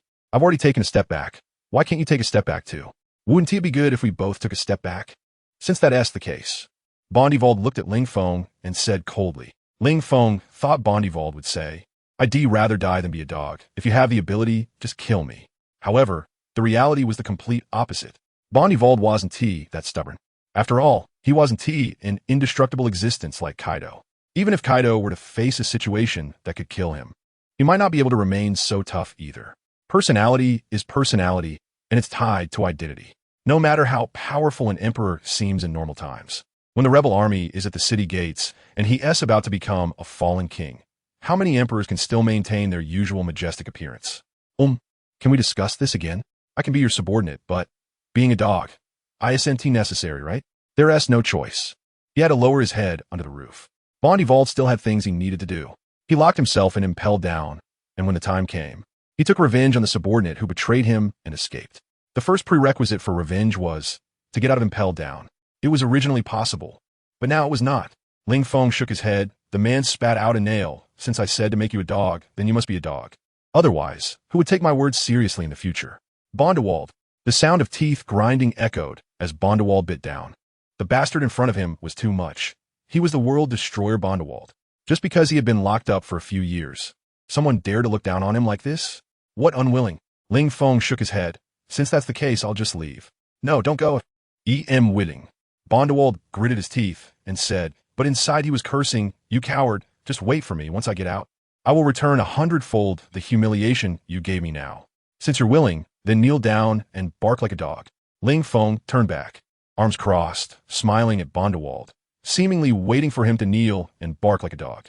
Not far away, Kaido expressed that he couldn't watch any longer. Ling Feng really didn't cherish talent enough. If it were him, if Bondewald was willing, he would definitely make 3 visits to the thatched cottage. After all, what is most precious in the great pirate era? Of course, it's talent. And obviously, as the world destroyer, Bondewald was quite a talent in terms of combat power. Every time Ling Feng negotiated with criminals, he actually stood quite far away, just out of the line of sight of the criminals. Because Kaido was giving Ling Feng the opportunity to subdue his subordinates. If he appeared together, the criminals might take him as the main authority. That would completely steal Ling Feng's limelight. This was not what Kaido hoped for. After Ling Feng appeared and even showed an astonishing speed of becoming stronger, he intentionally stepped back, giving the position to Ling Feng. This trip to impel down to subdue subordinates was actually one of Kaido's training for Ling Feng. After all, a person's strength is limited, and to rise, one must rely on numerous subordinates. Even if you can defeat all opponents and conquer the world, you still need to rely on subordinates to govern, right? Therefore, having a group of strong and loyal subordinates is essential. However, Kaido hoped so, but seemed Ling Feng had no such thoughts. Otherwise, why did he kill the first 3 with a word? It's worth noting that these were found by Rainy Shiryu. Even in the Infinite Hell, each of them was a top-notch existence. If they formed a pirate crew after getting out, there would likely be another Yonko crew on the seas immediately.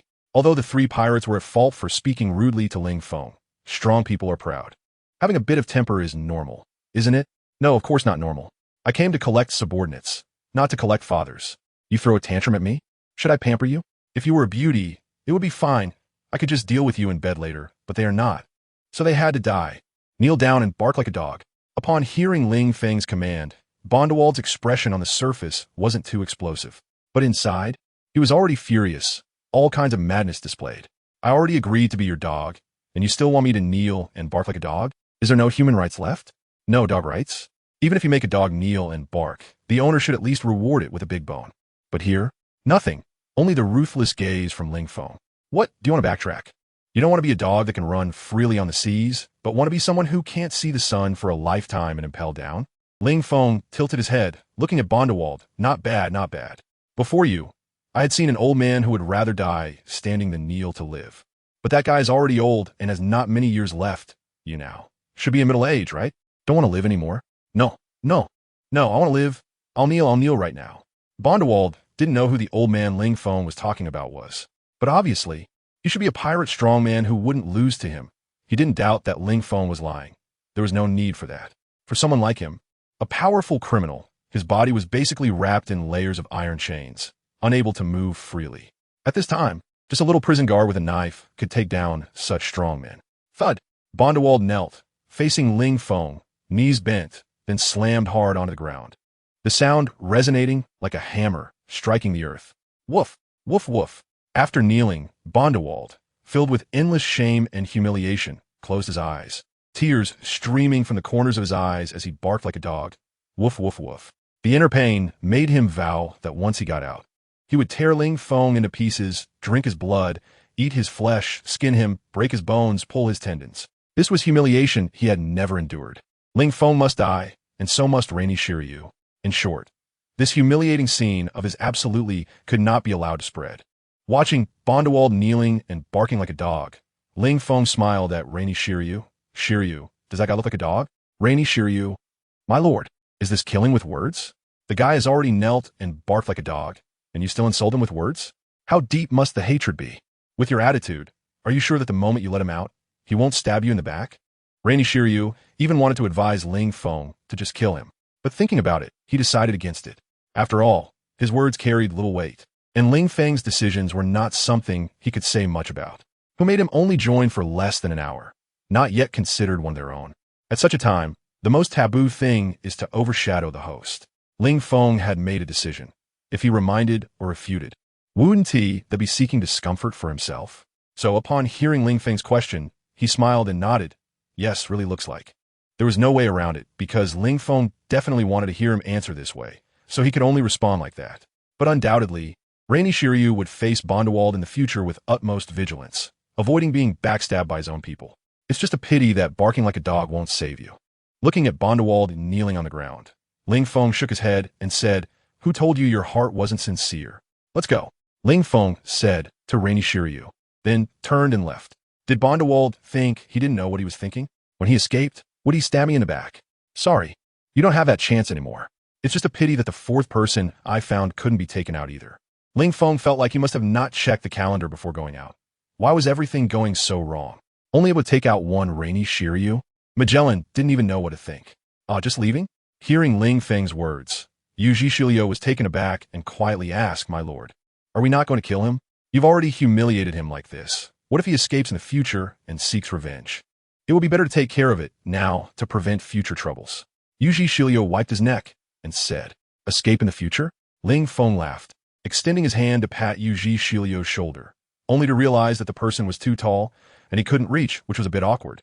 Yu Shilio also noticed this situation and immediately knelt on one knee, placing his shoulder beneath Ling Feng's palm, respectfully saying, "My lord, you say it, I'm listening." Ling Feng, knowing how to behave, "Shilio, you have a bright future ahead. You're quite promising." Ling Feng then patted Yu Shilio's shoulder. In the distance, Kaido saw this scene and rolled his eyes. Is this called having a bright future? What kind of future is that? I can't stand people who like to flatter others. Those with real strength rise through their own power, all right? Relying on flattery, what is that? Heh, I see you're jealous. Hearing Kaido's words, Ling Feng turned around and said, "Don't blame those who flatter just because no one is flattering you. If you can rise through words, why do you have to fight your enemies to prove your strength? That's just foolish." Akainu is so foolish. He doesn't understand the importance of getting along with Sengoku and Garp. If he had a good relationship with them, would he even need to fight with Akiji? Not all, right? Look at you, what was the point of fighting so hard in the Marineford War? In the end, Sengoku still promoted Akiji. Who cares if you made a hole in Whitebeard? Who cares if you were beaten to the point of spitting blood? Who cares if you chased after people right after the war ended? No one cares. Look at Akiji, even though he slacks off. He has a good relationship with Garp and Sengoku, and when Sengoku stepped down, he promoted Akiji. The five elders chose you only because they saw you risking your life, while the Navy had no one else. But even so, you still had to fight Akiji. Luckily you won. If you lost, that would have been really unfair. Sweating the most, fighting the hardest, bleeding the most, and still having to fight your own people just to get the position of admiral. If Akiji fought as hard as you did in the Marineford War, could Whitebeard have held out until Blackbeard came? Although this isn't important, it shows the importance of relationships. And how do relationships come about? Subordinates don't flatter their superiors. How can two people from different levels have a relationship? So, flattery is really important. If you flatter well, the credit won't run away. My lord, what you said isn't right. How could I be flattering you? Being able to kneel on the ground and have you pat my shoulder is my honor, absolutely not flattery. Yuji Shilio pointed to his own face and said, just look at my face. Such an honest face. Could it be a face that flatters? Absolutely not. Using the act of flattery to deny flattery, Ling Feng remarked, Shilio, you've gone too far down this path. It's just a pity. Magellan isn't the type to like flattery, and he's a bit nepotistic. That deputy warden named Hannibal, with his little strength. What right does he have to be the deputy warden? Even Luffy, who can't even use hockey, can easily beat him. Isn't it just because he, like Magellan, has a pair of black wings of the devil on his back. It's obvious they belong to the same kind. They might even be related. All right, let's go. Leave Impel down. That's right, Ling Feng doesn't intend to continue. After failing 4 times, he was already tired. At most, he would just take Yuji Shilio back. Just based on this guy's talent for flattery, Ling Feng felt that this trip to Impel down was somewhat worth it. Ah, we're leaving just like that? Watching Ling Feng walk away without looking back, Yuji Shilio was a bit speechless. Is he not going to kill him? Forget it. It seems I still have to clean up after my lord. Yuji Shilio took out a small knife from his pocket, ready to give Bandy Wald a stab. However, just as he turned around, he found that Bandy Wald had fallen to the ground at some point. He saw a black feather with a dark gleam embedded in his forehead. This is dead? Yuji Shilio held the knife, standing there in a daze. Who did this? Was it my lord? But I didn't even see my lord make a move. And that black feather. Looks too strange, right? Yuji Shilio felt uneasy when his gaze lingered on the black feather. It was as if he was staring into an abyss, and, at the same time, the abyss was staring back at him. Shit, I better leave quickly. Putting away the knife, Yuji Shilio hurriedly left. This feather was too damn eerie. My lord, are we leaving Impel down now? Catching up to Ling Feng, Yuji Shilio asked half a step behind him. Yes, this place is too boring. Let's go back to Wano. Ling Feng replied. Not recruiting subordinates anymore? Yuji Shilio was still considering for Ling Feng, after all. Such an opportunity to choose prisoners in Impel down doesn't come often. Missing this chance could mean a lifetime. No need, they don't fit my taste. Ling Feng waved his hand. I'm already very satisfied to have your assistance. As he spoke, Ling Feng raised his hand again. Yuji Shilio hurriedly placed his shoulder under Ling Feng's palm, letting him pat it, and then said, to be valued by you, my lord, is the greatest honor of my life. I, Yuji Shilio, am willing to serve you to the death. And so, the 3 of them began walking towards the exit. By the way, kid, I finally remembered something. Suddenly, Kaido spoke to Ling Feng. Ling Feng? What did you remember? He looked at Kaido with some confusion. Jack, did you forget? The 3 of us were locked up and impelled down together. And now I'm out with you. But that kid Jack is still locked up. Kaido looked at Ling Feng and said, I said I forgot something before. But you said I was overthinking it. Now what? Doesn't this prove I wasn't overthinking? Ling Feng, Jack? That stupid elephant? Kid, don't say that about him. He has still one of the 3 disasters. Give me some face. Kaido asked Ling Feng for face. However, Ling Feng replied, I want to give it. You're not Shanks. Why should I give you face? Kaido, what does that have to do with Shanks?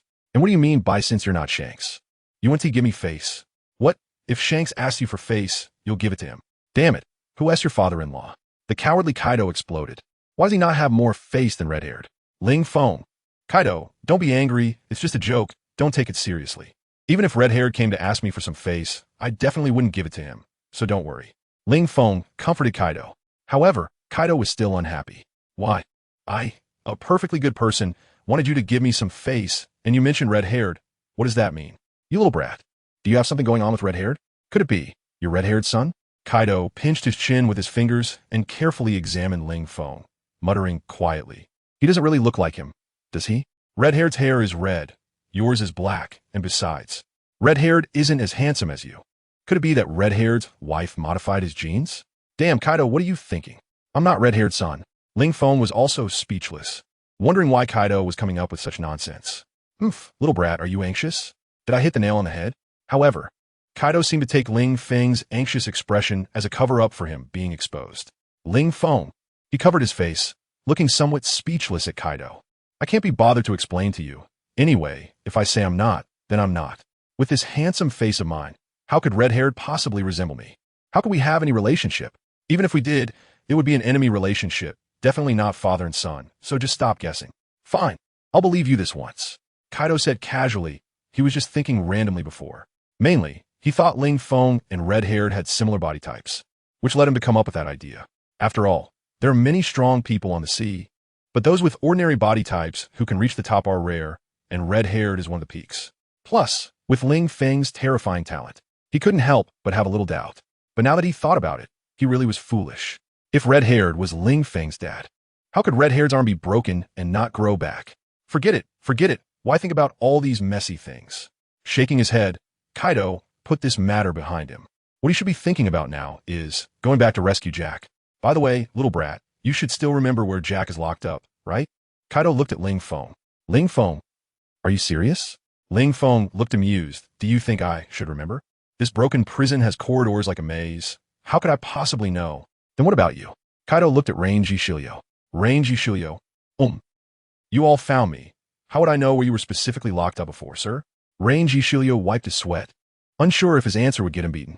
Ling Feng sighed. Kaido, since that's the case, how about we just leave him be? After all, he's just a stupid elephant. Having one more or one less of him doesn't make a difference. How can it not make a difference? Kaido glared at Ling Feng.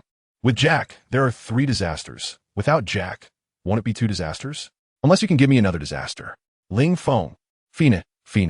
After we leave Impel Down, we'll go to an empty island, and there, I'll return you a natural disaster. Okay? Ling Feng shook his head, a natural lightning fruit user. Enel, isn't that stupid elephant more impressive? A natural lightning fruit user?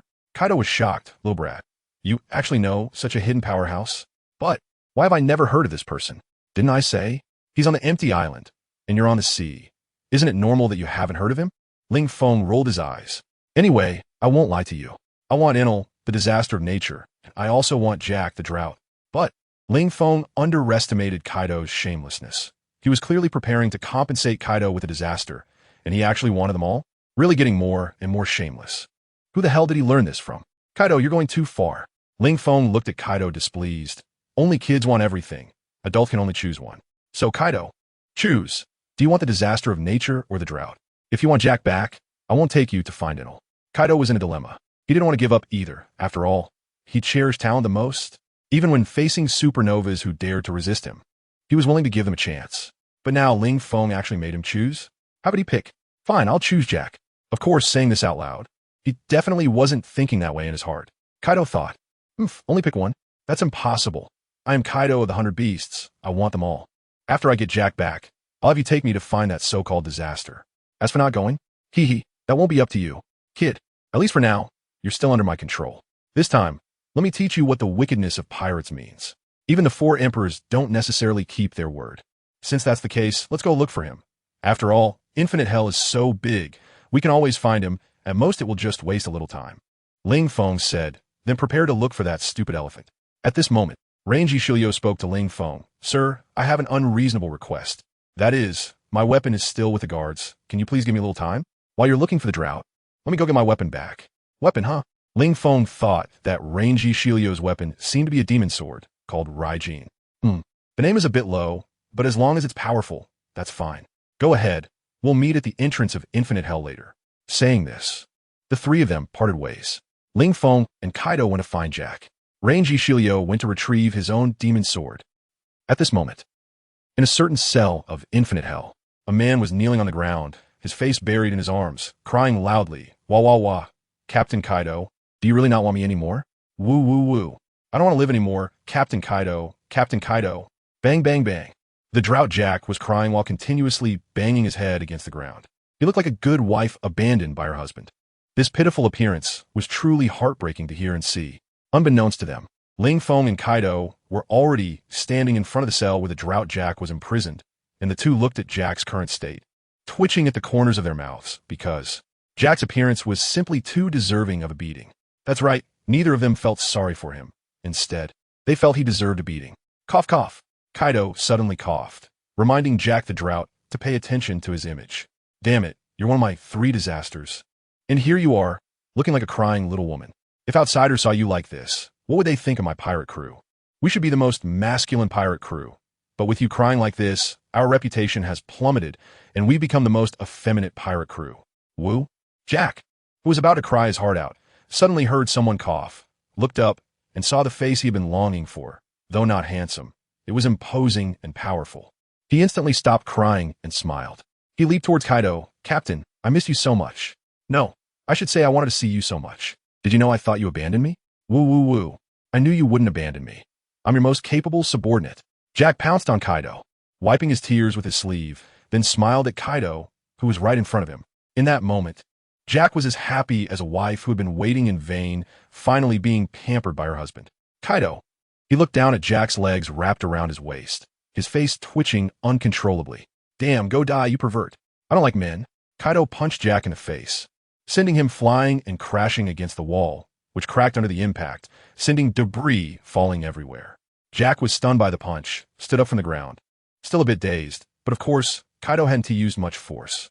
Captain Kaido, you don't think too much. I was just a bit too excited to see you again. I don't like men, really. Jack explained to Kaido. You should know that during his time in Wano, he often visited brothels. Although there weren't any women of his size there, just hugging and looking was still enjoyable. It better be like that. Kaido looked at Jack and snorted coldly. If you really dare to have any thoughts about me, I'll break your tusks and shove them into your body. Jack shivered at the words. All right, let us go. Feng shook his head, unable to stand the flirtation between the two. On the other side, Rain Shiryu arrived at the place and impelled down, where weapons were stored, and retrieved his demon sword, Thunderstorm. What? You want to know the process? What process is needed? Just look at the corpses all over the ground behind me. Isn't it obvious? I killed all the guards and then took the sword back.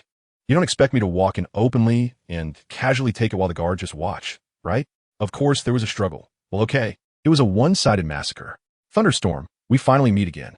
Holding Thunderstorm, Rain Shiryu looked as if he were seeing his wife after a year apart, intimately rubbing the sword against his face as if showing affection.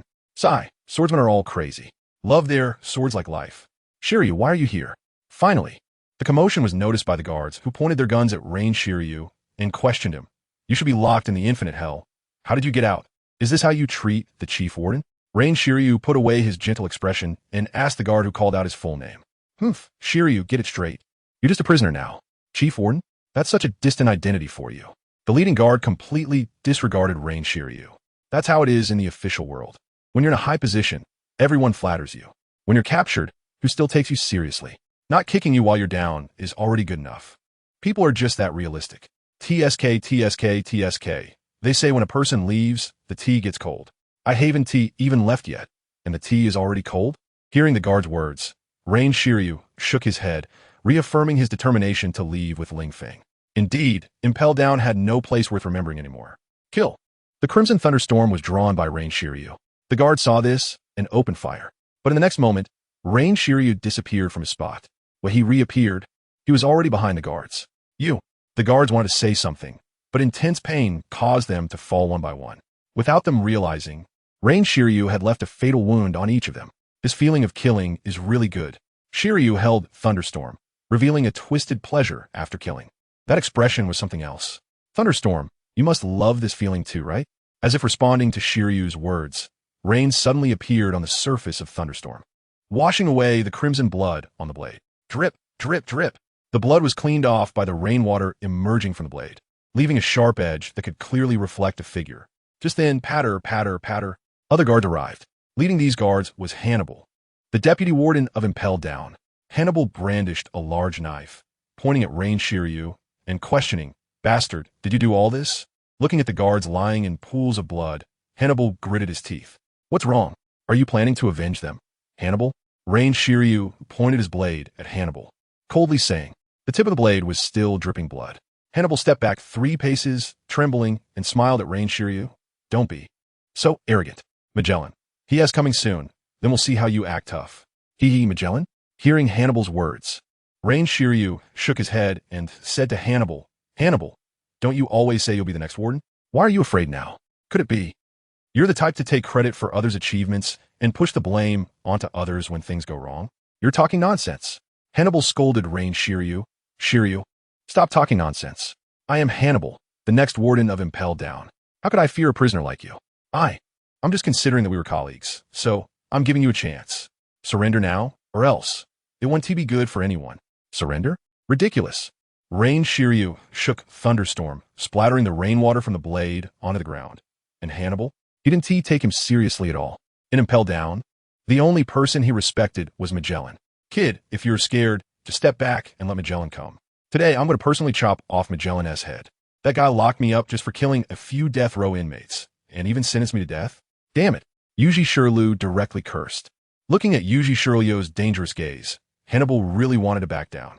However, with so many prison guards watching behind him, if he backed down, how much would it hurt his reputation? How could he continue to be the warden of Impelled Down? Therefore, he couldn't retreat. As for Magellan, that guy had a few uncomfortable moments every day sitting on the toilet. He wanted Magellan to come over, but right now, the guy was still on the toilet. What could he do? Should he carry both the person and the toilet over? There was no helping it. This was a side effect of the poison fruit. Not only did it poison others, but it also poisoned himself. Although it was just diarrhea for him, diarrhea could potentially be life-threatening, albeit very slightly. Shirlu, you deserve the death penalty. Who told you to test your knives on those prisoners every day? Hannibal retorted. Although they were criminals, that didn't give you the right to administer private punishment. Their executions must strictly follow the rules of Impelled Down, a life for a life. It's only natural. You killed so many prisoners. How is it wrong to sentence you to death? Private punishment? They were all death row inmates anyway. What the hell is wrong with me practicing my knives on them? Shiryu's face twisted in anger. Where did I go wrong? Those people were supposed to be executed. Is there any difference between being executed by the executioner of Impelled Down and by me?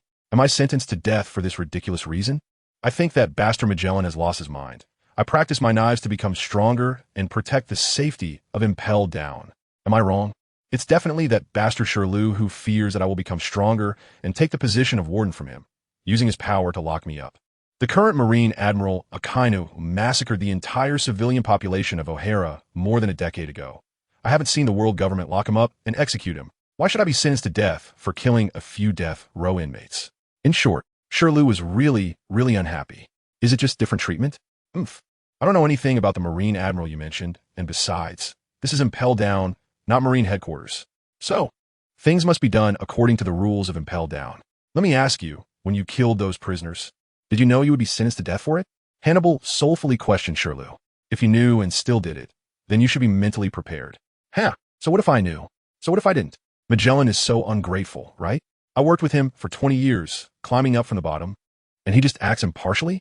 Shirlu scoffed. If he really acted impartially, then fine. How could someone like you become the deputy warden? Is that also acting impartially? You say you want to be the warden every day. Can such words be said casually? But when did he ever blame you?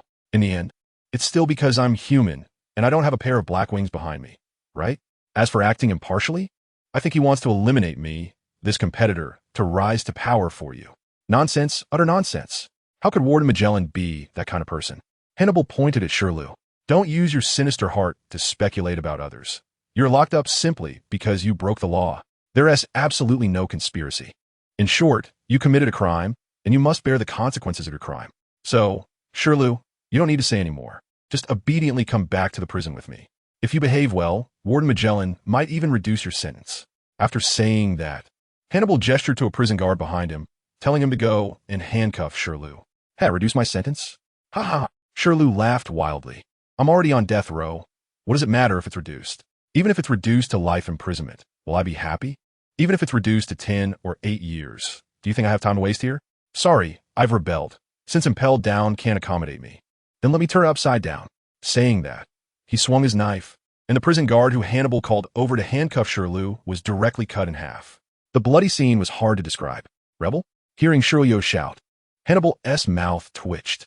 Who the hell are you rebelling against? Warden Magellan? Don't forget, who was the one who personally locked you in the infinite hell. You're no match for Magellan at all. Back then I didn't go all out of nostalgia. But that guy didn't care about 20 years of feelings and went all out against me. Afterward, he even announced my death sentence. Does he really think I'm made of clay?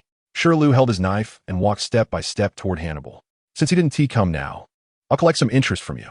What do you want to do? Seeing Shirlu approaching, Hannibal was scared. Even though Shirlu wasn't a match for Magellan, he definitely couldn't take him on. After all, Shirlu and Magellan were known as the twin pillars of Impelled Down. Even if he lost to Magellan, their strengths were on the same level. Just like Akiji losing to Akainu. But in terms of combat power, they were still regarded as being on the same level. However, even on the same level, there would still be strengths and weaknesses. What are you doing? Naturally, killing you. When the time comes, I'll hold your head up for Magellan to see. I wonder if he will kneel and howl at the sky, crying tears. I can't wait to see that scene. Kill. Saying that, Shirlu rushed forward. Don't. If you attack me, Warden Magellan won't let you go. Poochie! A flash of lightning struck, and Hannibal was split in two. His head flew high, his mouth wide open, uttering his last word, yours. Then his head fell to the ground, rolling several times before stopping, not moving at all. Shirlu, you killed the deputy warden? The remaining prison guards looked at this scene, seemingly unable to believe it. The former chief guard, this is really a rebellion? It would be one thing if an ordinary prison guard was killed. Now, even Hannibal has met a gruesome end. This guy, is he planning to wash Impel down in blood? So what if I kill? Can I kill? I'm not a celestial dragon. Can I kill? Yuji Shirlu looked at Hannibal's corpse with disdain. He hated those who lacked ability but could sit in high positions the most. Who said celestial dragons couldn't be killed? At this moment, a voice came over. It was Ling, Feng, and Kaido, followed by a stupid elephant. Sir, you're here.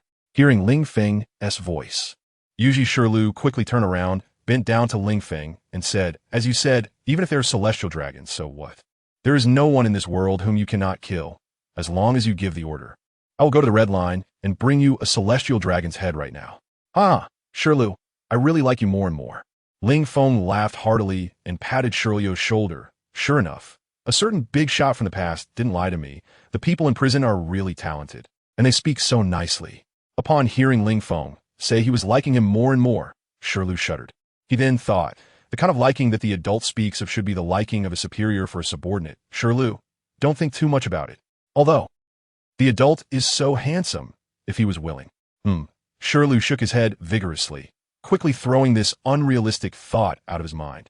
It's too dirty. How could he think of the adult like that? It's simply sinful.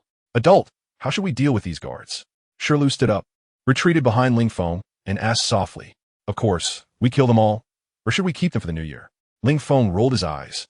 After all, he was different from the Golden Lion. He was going to fight his way up through the levels of infinite hell openly. With his fighting power, facing Impel down, wouldn't it be easy to wipe them all out? To put it bluntly, isn't that broken place in Impel down just being held up by Magellan alone? If it weren't for Magellan, the Straw Hat Kid could probably break through it, just like how he broke through Judicial Island. One could only say that the three major institutions of the world government are really not what they claim to be. Judicial Island and Impel Down, even combined, are far from being comparable to the Navy headquarters. One can only say, each to their own. The Navy captures people, Judicial Island judges them, and then they are sent to Impel Down, a one-stop service. Yes, adult, as you wish. Shirlu drew his sword, Thunderstorm, and walked forward. Upon seeing this, some guards fled, while others opened fire. But the final result was the same. The ground was covered with corpses. Not a single one managed to escape. However, Shirlu's actions made Ling Feng feel quite comfortable, because the guards that were taken down by Shirlu all fell on either side of the path, leaving a clear passage in the middle for Ling Feng to walk through, without a single corpse in the way. Ling Feng became increasingly worried about Sabo, because he felt that Sabo's position as the first dog seemed to be becoming harder to maintain, especially since Sabo's strength couldn't compare to Shirlu's at all. It should be like that, right? Speaking of combat power, he wasn't even sure how strong Sabo really was. However, it was probably around the tens of millions in bounty. Although he took down the snake with one blow before, that was under the condition of a sneak attack, which couldn't be counted as a measure of strength. After all, if the King of the Coast bit Shanks' head, Shanks would be done too. But he was punched away by the Straw Hat Kid who had just set sail. Whitebeard was also stabbed by his own son. If that knife had been stabbed in the head, he would have been done as well, without using haki for defense. Only monsters like Kaido and Big Mom could withstand blade attacks with their physical bodies. Therefore, Sabo taking out the snake with a sneak attack has no significance in evaluating strength. At that time, even if it were an ordinary person with a knife, if they stabbed the snake's heart, the snake would basically be done for. Sabo can only be said to have taken advantage of the situation. By the way, Ling Feng suddenly remembered that when he was forcibly taken out by Kaido for training, he returned to find Sabo battered and bruised. At that time, Sabo told him it was Jack who beat him up. So, Jack should know about Sabo's strength. Dumb elephant, do you know how strong Sabo is? Ling Feng asked Jack. But no one answered. Hey, you dumb elephant, you think you're special now? Dare to ignore me? Seeing Jack not respond, Ling Feng got angry. At this moment, Jack finally realized that Ling Feng was talking to him. His mouth twitched as he quietly asked, the dumb elephant you mentioned, you're not referring to me, right? No way, right? That's right, the one you're denying. There's only us 4 living people here. And you're the mammoth fruit user. Who else could I be talking about if not you? Ling Feng said impatiently, tell me, how strong is Sabo? Jack clenched his fists tightly, feeling that Ling Feng was being too much. Even if there were some misunderstandings between them before, was it really necessary to directly call him a dumb elephant? Does Jack the Drought not care about his face? And besides, who is Sabo? Jack looked confused, indicating that he didn't know this person. Ling Feng. He almost shouted again, but he suddenly remembered that he seemed to have changed Sabo's name. So it was understandable that Jack didn't recognize the name Sabo. Thinking of this, Ling Feng explained to Jack, Sabo is my first subordinate from Wano. Yeah, the one you beat up who was all bruised and battered. The dog fruit user, got it? The one I beat up who was all bruised and battered. The dog fruit user? Jack was confused, thinking, when did I beat up a dog fruit user recently? I don't remember that at all. Wait, oh crap. It wouldn't be that guy, would it? Suddenly, Jack's face twitched. It seemed he thought of something, but he was too embarrassed to say it. He directly responded to Ling Feng. Ahem, the subordinate you mentioned, his strength is still okay. That's it. Ling Feng. He felt that Jack's expression was a bit off, but he didn't think much of it. He just thought that Jack had beaten up Sabo, and now that it was brought up, he felt a bit awkward and was afraid of retribution, which is why he was like this. Ling Feng didn't think too much about it. After all, Sabo was his first subordinate, and whether he was strong or not was not important. When he was at his weakest, Sabo was the first to stand up and wanted to follow him to rule the world. Such character was what mattered most. He would never abandon Sabo, just because he was weak. Alas, I have to say, I am just too kind. Ling Feng thought to himself, feeling very good about it. Let's go, it's time to leave Impelled Down. Ling Feng took the lead and walked towards the exit. Along the way, many guards came to block them. All were taken down by Shirlu alone. Gradually, no more guards came to block them. Perhaps they were all scared. Or perhaps they didn't want to sacrifice themselves. After all, with Kazura taking so much money and slacking off, how could these guards who earned so little be worth risking their lives? Not worth it. By the way, why hasn't Team Magellan shown up yet? Ling Feng asked Shirlu curiously. You've already killed several batches of guards. Magellan can't possibly not know what's going on here, right? Shirlu thought for a moment and replied, maybe he's busy with diarrhea due to the devil fruit. Magellan goes to the bathroom several times a day, so it's possible he hasn't shown up yet. If Magellan doesn't show up, that would be too lacking in challenge. Ling Feng shook his head.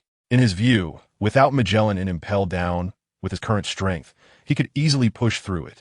Let us out, please, let us out. As long as you let me out, I am willing to serve you. I'm begging you. I don't want to stay in this dark and gloomy dungeon any longer. Just let me out, and I'm willing to do anything. Ling Feng walked through many prisons where prisoners were held. Those prisoners saw Ling Feng and his group slaughtering the guards, and all of them reached out with their hands through the iron bars, seemingly wanting to grab Ling Feng and beg him to set them free. However, Ling Feng looked down on these prisoners. They didn't even have the qualification to be held in isolation. They weren't worthy of being treated like dogs. But being bored is still being bored. Therefore, Ling Feng decided to play a game. In that moment, Ling Feng was possessed by Blackbeard. He said to the prisoners, Hello, everyone. You bunch of dreamless prisoners, wasting your lives in this cage. Since your remaining days are just waiting to die, how about you all fight to the death in this cage? The one who survives will become my companion, and I will take you back to freedom. Ha ha ha. Ling Feng laughed heartily. Upon hearing his words, the prisoners fell silent for a moment. The noise and clamoring that wanted Ling Feng to release them all stopped. However, the calm before the storm is the most terrifying, as it signifies that the fiercest storm is about to come.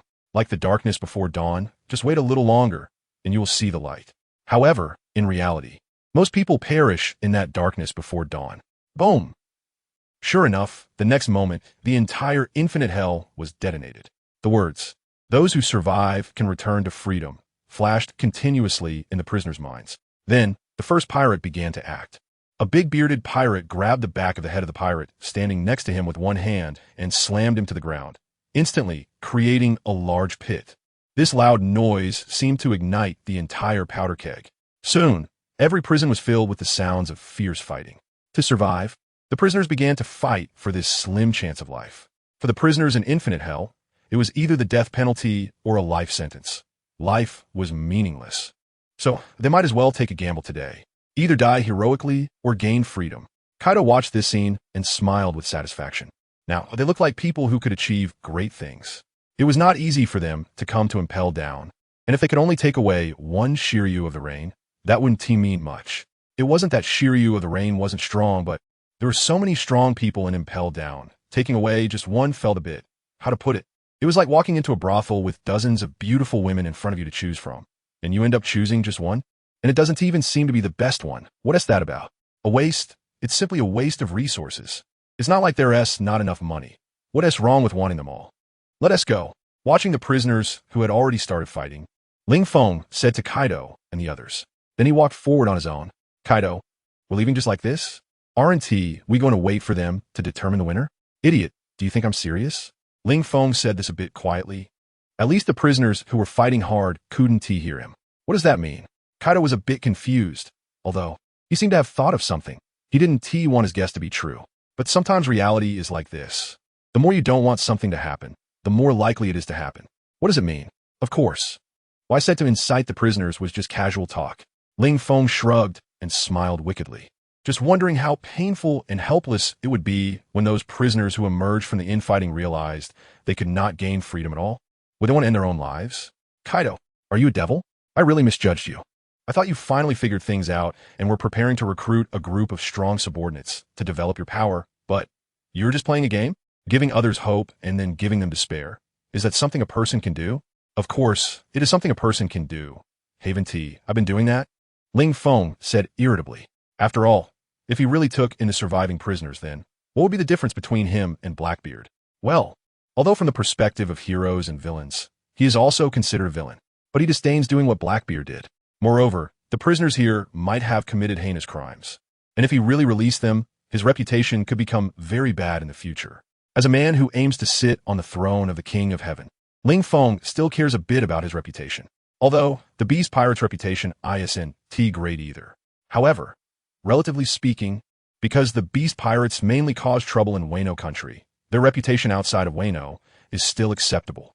As for the bad reputation in Wano, anyway, he has already made a decision. When he returns to Wano, he will arrange to pour all the dirty water onto General Orochi. By then, the reputation of the Beast Pirates in Wano will also be saved. Probably. Ling Feng was sure, but it's all up to people. How can you know without trying? By the way, there is still a large group of Kazuki family supporters in Wano, and these people are probably not easy to fool. So, they can only be completely eradicated. Don't blame me for being ruthless. After all, you chose the wrong master. Kid, are you really going to marry Yamato when you get back? Kaido suddenly spoke up. He remembered that Ling Feng had promised Yamato when they left that he would marry her when they returned. Of course, Kaido wasn't like Yamato, completely fooled. Kaido felt that Ling Feng's words back then were just an excuse to keep Yamato from following them to attack Marine headquarters.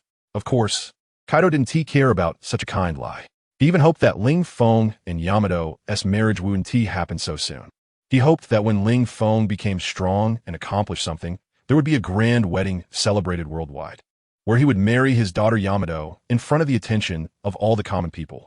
At that time, he would personally hand over the wedding dress-clad Yamato to Ling Feng, watching them step into the hall of marriage and become a couple under the blessing of the priest. What is wrong? Is it not possible? Ling Feng looked at Kaido with some confusion. Don't you want me to marry Yamato? Logically, it shouldn't be, right? After all, given his current relationship with Kaido, Kaido would definitely want to get closer to him. So marrying Yamato to him should be the best choice. Moreover, this would be a perfect way to bind the two of them together. Otherwise, after all, he and Kaido have known each other for less than a month, right? Although in this short time, they have experienced a lot, and their feelings can be said to be quite deep. In the words of the Straw Hat crew, they already have the bond of companions. This kind of relationship can be considered very intimate. No, of course not. Kaido shook his head. As Yamato's father, I naturally hope you two will get married, but I think it's still too early. Too early? Ling Feng rolled his eyes. Although I'm still young, but Yamato is already 25, right? No, she's 26. Kaido thought for a moment and answered, but then he suddenly became unsure, looking at Ling Feng and asking, she should be 26, right? Ling Feng, you're asking me your daughter's age? Ling Feng was also speechless. What kind of father are you? Do you think you're Whitebeard or something? He has many sons, so forgetting is understandable. You only have one daughter. How can you forget that? It seems like Yamato's little black-hearted coat is indeed not wrong. A dad who doesn't remember his daughter's age. What kind of filial piety is that? So what if I'm Yamato's father? Kaido said irritably. Do you think I don't know that you two are already sleeping together? Your relationship with Yamato is much closer than mine with her. You understand her better than I do. Is there a problem? Ling Feng. Damn, you voyeur. How do you know I'm sleeping with Yamato? You're not really hiding in the corner and spying, are you? Ling Feng got angry. What are you thinking, kid? With my size, is there any corner where I could hide and eavesdrop? Kaido shook his head. As for how I know, did you forget that I'm the captain of the Beast Pirates? Isn't it possible for someone to report to me? Forget it. Why am I even telling you this? It's not important. Kaido waved his hand and said, what is important is that I only have one daughter, Yamato. Although that girl is always disobedient and quite rebellious, I still hope she can have a grand wedding because this is a once-in-a-lifetime spectacle. I hope that on the day she marries you, she can receive blessings from the whole world. So, Ling Feng tilted his head. Does that mean if I marry Yamato now, I want to get blessings from the whole world? Kaido didn't speak, just stare at Ling Feng with his big bull eyes. Ling Feng felt a bit uncomfortable under the gaze and finally said, fine, given the current situation with Yamato and my deities, it's unlikely to get blessings from the whole world. Don't even mention blessings from the whole world. Even in Wano, there aren't many people who will bless you. Kaido rolled his eyes. Even the Beast Pirates might not bless you, after all. My daughter is still quite popular, and that guy Jack. Don't mention that stupid elephant. Ling Feng interrupted Kaido and asked, so what do you suggest? I promised to go back and marry Yamato, but now you want me to wait. Who knows how long this wait will be? What if I can't conquer the whole world? Does that mean the marriage will be off? You dare. Hearing Ling Feng's words, Kaido raised his hand, as if to say, if Ling Feng dared to say he wouldn't marry Yamato, he would slap him down. Of course, Kaido also knew that Ling Feng wouldn't be afraid. He was just putting on a show, expressing his attitude. What? Do you want to hit me? Seeing Kaido raise his hand, Ling Feng not only didn't back down but also stood tall and looked at Kaido, saying, go ahead and hit me. It's not like it's the first time. But I warn you, if you really hit me, who knows, my wedding with Yamato might really be postponed, indefinitely. Kaido, damn, you coward. Are you threatening me? No, I'm just speaking the truth. Ling Feng said lightly, after all, you're so irritable, and Yamato is your daughter. What if she inherits your temper? If I marry her, won't she be facing domestic violence every day? Kaido, well, Ling Feng, I was just joking with you earlier. I'm really not violent at all. I'm actually very amiable. Really, just ask Jack. Saying this, Kaido waved at Jack. Come here, Jack. Tell him I'm not violent at all. Jack. Captain, it's not that I don't want to help you. But with your attitude right now, saying you're not violent has no persuasive power at all. Of course, whether it's persuasive or not doesn't matter. What matters is that he still has to back Kaido up. Trust me, Vice Captain Kaido is really not violent at all. He treats his subordinates very well. Definitely a kind and amiable real man. Saying this, he even gave a thumbs up. Ling Feng rolled his eyes. Having your subordinates say you're not violent, Kaido, you're really something. Forget it. Whether you're violent or not has nothing to do with me. Ling Feng waved his hand. Of course it matters. Aren't you doubting that Yamato inherited my violence? Now that I'm telling you I'm not violent, where did Yamato inherit my violence from? So, you have no reason not to marry Yamato, right? Kaido looked at Ling Feng with expectation, saying if Ling Feng didn't marry Yamato because of him, Yamato would probably cut off their father-daughter relationship. By then, he would really cry. Who said I wouldn't marry Yamato? Ling Feng glanced at Kaido. Don't think too much. I was just joking. You are you, and Yamato is Yamato. I want to break up with Yamato because of you. That's impossible. As for what you said about delaying the wedding until I achieve success, I'm actually not too concerned. As long as Yamato agrees, it's fine to delay the wedding date a bit. Moreover, in my opinion, for two loving people, it doesn't matter if they hold a wedding or not. After all, a wedding is just a ceremony. Having a wedding doesn't guarantee they'll be together for a lifetime. Emotions are not bound by weddings. Ling Feng seemed to see through the world of mortals. As long as there's love, even without a wedding, a woman will still be with you for a lifetime. If there's no love, sleeping in the same bed might mean different dreams. Kaido looked at Jack and asked, Jack, what is this kid talking about? I can't understand it at all. I just asked him to delay the wedding with Yamato. Why does he have so much nonsense? Jack, how would I know? However, if you really are willing to delay the wedding, I would be very pleased. Kaido said happily. A wedding is a grand occasion that Yamato will only have once in her life, so Kaido hopes Yamato can receive blessings from more people. And if the wedding is held now, it's likely that besides the Beast Pirates, not many people will bless them. This is the key reason why Kaido wants to delay the wedding. He hopes that when Ling Feng seizes the world's hegemony, he can announce to all the common people that he wants to marry Yamato, making her the happiest woman in the world. He wants all the best blessings in the world to happen to Yamato. As a father, Kaido is really doing his best for Yamato. It's fine to postpone a bit, as long as Yamato agrees. Ling Feng looked at Kaido and said, Kaido, what with that expression? You're not asking me to say it, are you? Of course. You're the one who wants to postpone the wedding, not me. Ling Feng replied irritably. You have to know that I already promised Yamato that we would get married as soon as I return. Are you asking me to be a man who goes back on his word? How can that be considered going back on your word? Kaido smiled. I'm just asking you to talk to Yamato about postponing the wedding. It's not a big deal. Moreover, doing this is also for the sake of holding a grander wedding in the future, allowing your love to receive more blessings from others. What is wrong with that? If there is nothing wrong, why don't you say it? Ling Feng shrugged at Kaido. This is your wedding. How can I interfere? If Yamato finds out that I want to postpone your wedding, she might use her thunderous powers against me. So you have to say it.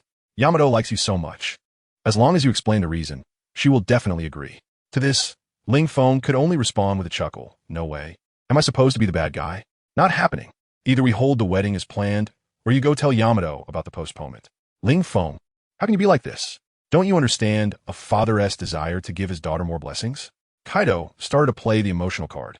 But I really don't understand because I don't have a daughter. Ling Feng looked at Kaido seriously and said, all right, it ends here. Either you talk to Yamato yourself, or this matter stops here. As for Yamato as happiness, how do you know that a wedding with more blessings will make her happier? You're not Yamato. Do you know what her true thoughts are? Maybe just being able to marry me is what makes Yamato happy. Perhaps Yamato has already prepared her wedding dress. She might have even found the church for the wedding and designed the invitations for the guests, just waiting for me, the groom, to come back to get married.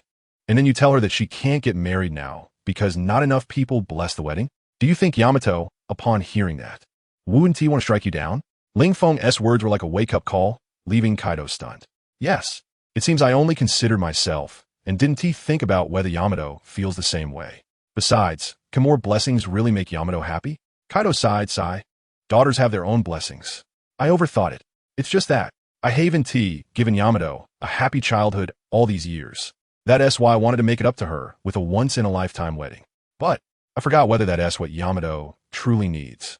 Ling Feng, I'm sorry. I shouldn't interfere with your wedding. Let's just let everything take its course. The topic of the wedding also came to an end. The sounds of fighting and noise in the infinite hell gradually ceased. Perhaps the victor had already been determined. However, this was no longer important to Ling Feng, because they had already left the infinite hell and were walking up the stairs to the 5th layer of the extreme cold hell. Are we really just going to leave them alone? Walking up the stairs, Kaido felt a bit reluctant. The prisoners who survived the battle were at least at the level of the 3 disasters. If he could gain their loyalty, the beast pirates would become even stronger. But Ling Feng, didn't he want them? Not even what was given for free. Is he stupid? Kaido believed that based on what Ling Feng said earlier. As long as Ling Feng could really take those surviving prisoners out of Impel Down, at least 90 of them would pledge loyalty to him. What are you talking about? At first, Ling Feng didn't understand who Kaido was referring to. Kid, don't play dumb with me. I'm talking about those prisoners whose battles are about to end. How about we turn back now and recruit them? Kaido asked tentatively. Ling Feng shook his head. I already said it was just a joke. I never thought about taking those prisoners out. I came here only to take strong ones out. Those people aren't worthy. How are they not worthy? Kaido protested for the prisoners. This is infinite hell. Any prisoner who walks out of here has a bounty of at least 100 million. Moreover, they fought their way out among numerous prisoners. Each one is worth at least 1 billion. What is wrong, kid? Have you really gotten too inflated? You don't even look at pirates with a bounty of 100 million? To put it bluntly, with your current strength, you barely deserve to be locked in infinite hell. How can you look down on others? Kaido's words were a bit harsh, but he was trying to wake Ling Feng up. Otherwise, Ling Feng would really get carried away. Indeed, Ling Feng had survived from the Navy headquarters and managed to escape from Impel Down, achieving things that many pirates could not. He indeed had the right to feel proud, but he wanted Ling Feng to stand at the very top, and this level of achievement was still far from enough. How many accomplished strong ones have died because they got too carried away? Being complacent and arrogant is a path to death. The sea is endless, and countless ships compete. If you don't strive to climb up, someone will pull you down. Even Kaido, as one of the 4 emperors, has many pirates eyeing his throne. It's important to know that almost every year, some new pirates appear in Wano country in various ways to challenge Kaido's hegemony. But no one has succeeded so far. It's lonely at the top, yet everyone wants to stand even higher. Every ambitious pirate hopes to step on the heads of the 4 emperors to reach the throne of the Pirate King. So, he really hopes Ling Feng can calm down. After all, the path Ling Feng has to take is still long. He can't afford to be so complacent now. Kaido, do you think I'm being arrogant? Ling Feng stopped and turned to look at Kaido and asked, "Isn't it? You don't even look at a group of pirates with a bounty of 100 million. Isn't that arrogant enough? Kaido snorted coldly. Don't think that just because I praised you and said the next era is destined to be named after you, you really believe you can just lie back and wait for your era to come. Your era needs to be fought for by yourself, not handed down by me. TCH, what big talk? Hearing Kaido's words, Ling Feng sneered and said, if you have the ability to conquer the next era for me, then this era should be called Kaido. But clearly, even Whitebeard's reputation is greater than yours. That's just because he has the advantage of age. As the only man from the last era's 3 legendary pirates still sailing the seas, his fame is naturally unmatched. However, people are forgetful. Whitebeard won't be boastful for many more years. Kaido stated firmly. Ling Feng actually agreed with this. After all, the Marineford War was approaching. Although, because of his appearance, it might create a butterfly effect. However, up to now, he hadn't had any contact with the Whitebeard pirates, so it was very likely that nothing would change. Of course, Ling Feng never thought about changing anything. Whitebeard wasn't his father. Would he go to Marineford to collect Whitebeard's corpse? That was impossible. Moreover, his goal was to unify the world. Sooner or later, Whitebeard would also stand in his way, becoming an obstacle to his ascension to the throne. Therefore, dying at Marine headquarters was quite good. There was no choice, although he wanted to relax. Who made Kaido keep pushing him from behind? He had no choice but to work hard. Damn it, how did you escape? Finally, Magellan finished his business in the bathroom and led the guards of Impel down to corner Ling Feng and his group in the corridor leading to the 5th level. Upon encountering Ling Feng's group, Magellan immediately aimed his musket at them, waiting for his command to fire. How did you escape? Ling Feng looked at Magellan and smiled. Magellan, you should still remember our previous bet, right? As long as I successfully break out of prison, you'll become my subordinate. Now, it's your time to choose. What are you anxious about? We agreed that you would successfully escape, but have you succeeded? Magellan coldly snorted. You've only escaped from your cell. As long as you haven't left the gates of Impel Down, you haven't truly escaped. And you, Shiryu, how is it that, as the chief warden of Impel Down, you've turned to join a pirate? What about your sense of honor? Magellan questioned Shiryu of the Rain. Shiryu laughed. Magellan, what you said is really ridiculous. Honor? Did you ever let me have a sense of honor in Impel Down? Besides, I'm no longer the chief warden of Impel Down. It doesn't suit me at all. Following the footsteps of my master is the only fulfilling life for me. Shiryu of the Rain, a fallen man. Even if you were removed from your position as chief warden, you were once the chief warden of Impel Down. As the second in command of Impel Down, you actually fell to the point of joining a pirate's crew? You've tarnished the reputation of Impel Down. I won't let you off. Magellan angrily scolded, but he didn't rush to attack. Ling Feng looked at Magellan and suddenly said, Magellan, are you stalling for time? Why you? What nonsense are you talking about? I don't understand. Magellan gritted his teeth. He didn't expect that his thoughts had been completely guessed by Ling Feng. Indeed, he was stalling for time. While he was in the bathroom, he had already called the Marine headquarters. At this moment, the Marine Admiral should be on the way, because, facing the defection of Shiryu of the Rain and the alliance with Kaido, he had no confidence at all. Moreover, there was also Ling Feng, whose strength was unclear, and a seemingly barely manageable elephant. He knew the situation in Impel Down. It had always relied on him and Shiryu to hold it up. Of course, mainly because Impel Down had been very stable. Over the years, there had hardly been any prison breaks. Otherwise, the defense level of Impel Down would have to be increased several times. Even when the Golden Line broke out, it was only that one time, and the world government didn't pay too much attention. After all, this is the era of great pirates. The world government is more focused on capturing pirates rather than guarding them. Can't understand? Facing Magellan's response, Ling Feng smiled. Stop pretending. How could you not notify the Marine headquarters about such a big incident happening in Impel Down? Unless you're really arrogant enough to think you can suppress us on your own. But, is that possible? Damn it. Magellan gritted his teeth. At this point, he couldn't deny it. However, it wouldn't be quick for the Marine Admiral to arrive. He wondered if he could hold on. If he couldn't hold on, wouldn't he become the center of Impel Down? You have to know, this time Ling Feng's commotion was much bigger than the Golden Lions. How chaotic had the prisoners in Infinite Hell become? Although he didn't witness it firsthand, the footage he saw from the surveillance room made it clear.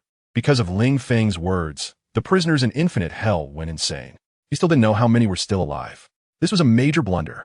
Magellan even felt that if he let Ling Feng and his group escape this time, let alone the position of warden, he might end up with a cell in Infinite Hell himself.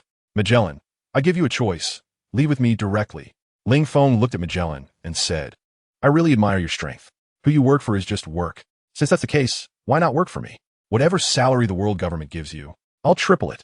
Hearing Ling Feng's words, Kaido rolled his eyes, thinking, triple? Do you have a single coin in your pocket? Even he, Kaido of the Beasts, didn't have much money, although he had various weapon factories operating in Wano country, selling weapons to countries around the world. That money was all used to buy artificial devil fruits. Besides, with so many subordinates, he had to pay salaries, right? Even the 4 emperors didn't he have extra rations. Sometimes Kaido wondered how Whitebeard managed to support his sons. He heard that old guy lent his flag to Fishman Island without charging them a dime. Did he really treat money like dirt? You have to know that Fishman Island has a population of 5 million. If he charged each person a protection fee of 10,000 berries a year, that would be 500 billion. That could buy him 10 heads in the bounty of Kaido of the Beasts. Speaking of which, why hadn't he discovered such a treasure right in front of him before? Leaving with you? That's impossible. Magellan directly rejected Ling Feng's request. What? Are you dissatisfied with the amount I'm offering and want more? Ling Feng measured Magellan's intentions with his own heart, thinking that Magellan was just dissatisfied with the money offered. That's fine. If 3 times isn't enough, I'll give you 5 times. Ling Feng extended a hand towards Magellan. This isn't just about money. Magellan shook his head, saying, as the warden of Impel Down, I will not betray this prison like some others. Magellan, what do you mean by some others? Why not just say my name directly? Shiryu of the Rain cursed upon hearing Magellan's words, and you were the one who betrayed me first. If you hadn't thrown me into Impel Down, do you think I would? Of course, even if you hadn't locked me up, I would have followed the master out.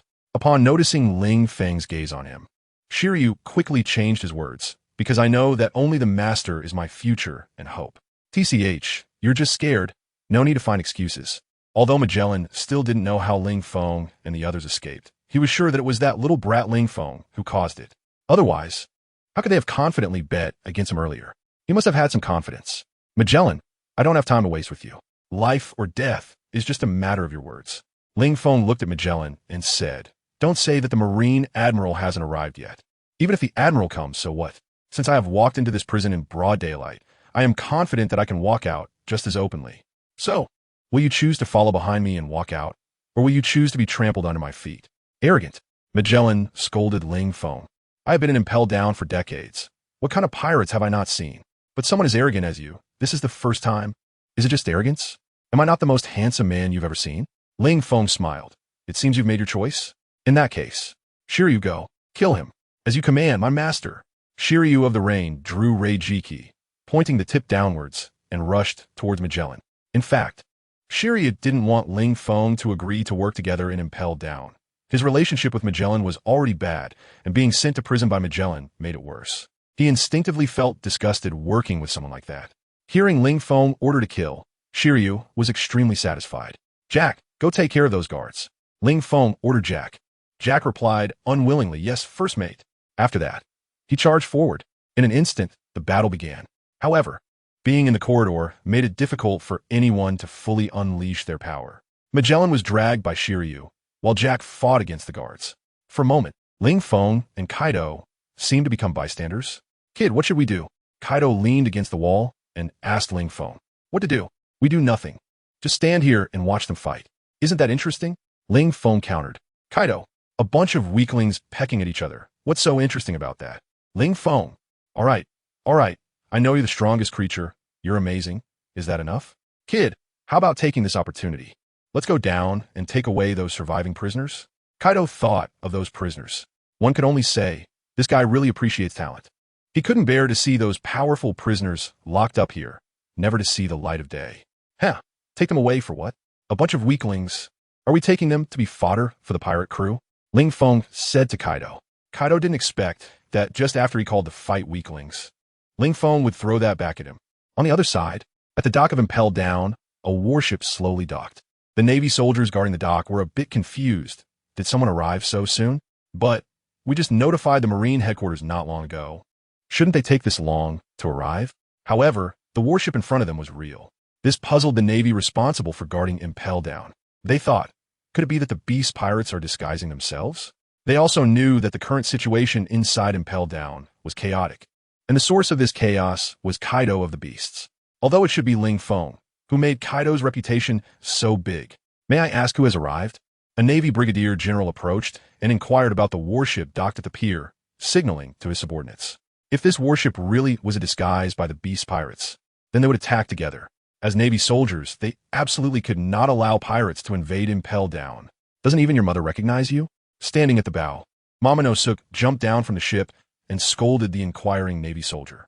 Is that Rear Admiral Momonosuke? The brigadier general saw Momonosuke and was momentarily taken aback. After all, as a Navy soldier, who doesn't like Momonosuke? Even though he was stationed at Impel Down, he may not know the Navy admiral, but he certainly knows this Navy beauty. However, the brigadier general found it strange that they had called for an admiral to come. Why did a rear admiral come instead? Of course, he didn't look down on Momonosuke. After all, as a candidate for admiral, her strength was not much inferior to that of an admiral. It's just that Navy rear admirals usually have their own bases and generally stay at their bases, so why? Forget it. Why think so much? The brigadier general shook his head and immediately approached, smiling at Momonosuke. Rear Admiral Momonosuke, have you been sent to resolve the riot at Impel Down? Momonosuke was taken aback. What is this guy talking about? Impel Down has rioted? When did that happen? Is that bastard okay? Yes, I was sent to resolve the riot at Impel Down. Although she didn't know what had happened, Momonosuke nodded seriously. After all, if she didn't say that, she wouldn't have a reason to enter Impel Down. Impel Down is a key place for imprisoning criminals. Even if she is a Navy rear admiral, without orders from the top, the Navy soldiers and guards wouldn't let her in. Really? That's great, you should hurry, the brigadier general said anxiously. We don't know how things are inside Impel Down right now. It's all that bastard Kaido's fault. He was clearly locked up in eternal hell, but for some reason, he escaped from his cell. That's not all. Even the former warden Shiryu of Rain has betrayed us, and even the prisoners in eternal hell are in revolt. Relying on just Warden Magellan alone is simply, hey, where did she go? The brigadier general wanted to continue reporting to Momonosuke, but when he looked up, he found that Momonosuke had already disappeared without a trace. How can this be? She hadn't finished speaking yet. The angry brigadier stomped his foot fiercely. On the other side, Peach Rabbit had already charged into Impel Down. She had no time to listen to a brigadier ramble on. Moreover, about the riot in Impel Down, she always felt that it must have been caused by that bastard. Now, she was going to find that bastard and take him back to her own naval base. If Ling Feng was obedient, then she would let him roam freely. If he was disobedient, then she wouldn't hesitate to confine him. In any case, the man who obtained her Peach Rabbit's body must completely belong to her, both physically and mentally. That's just how domineering she was. Shiryu, can you handle this? Hurry up and deal with Magellan. I'm still waiting to go home and let Yamato cook for me. Ling Feng rubbed his belly, feeling very hungry. I'm sorry, sir. I will do it as soon as possible. Shiryu of the Rain held his sword with both hands, ready to unleash a powerful attack. What big talk is this? Shiryu, you're not my opponent at all. Magellan also knew that if the two continued to fight like this, it would be hard to reach a quick conclusion. So, he was also preparing to unleash his ultimate move. Venomous Giant Soldier, Magellan shouted, and then a huge skeletal soldier formed from venom slowly emerged from his body, roughly the same size as Kaido.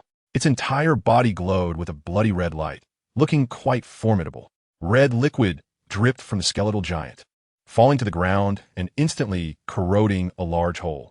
Shiryu of the Rain looked at the venomous giant soldier, fully alert. This red venom was deadly. Once a person was contaminated, it would spread throughout their body. Without an antidote, being contaminated meant certain death. Go, venomous giant soldier.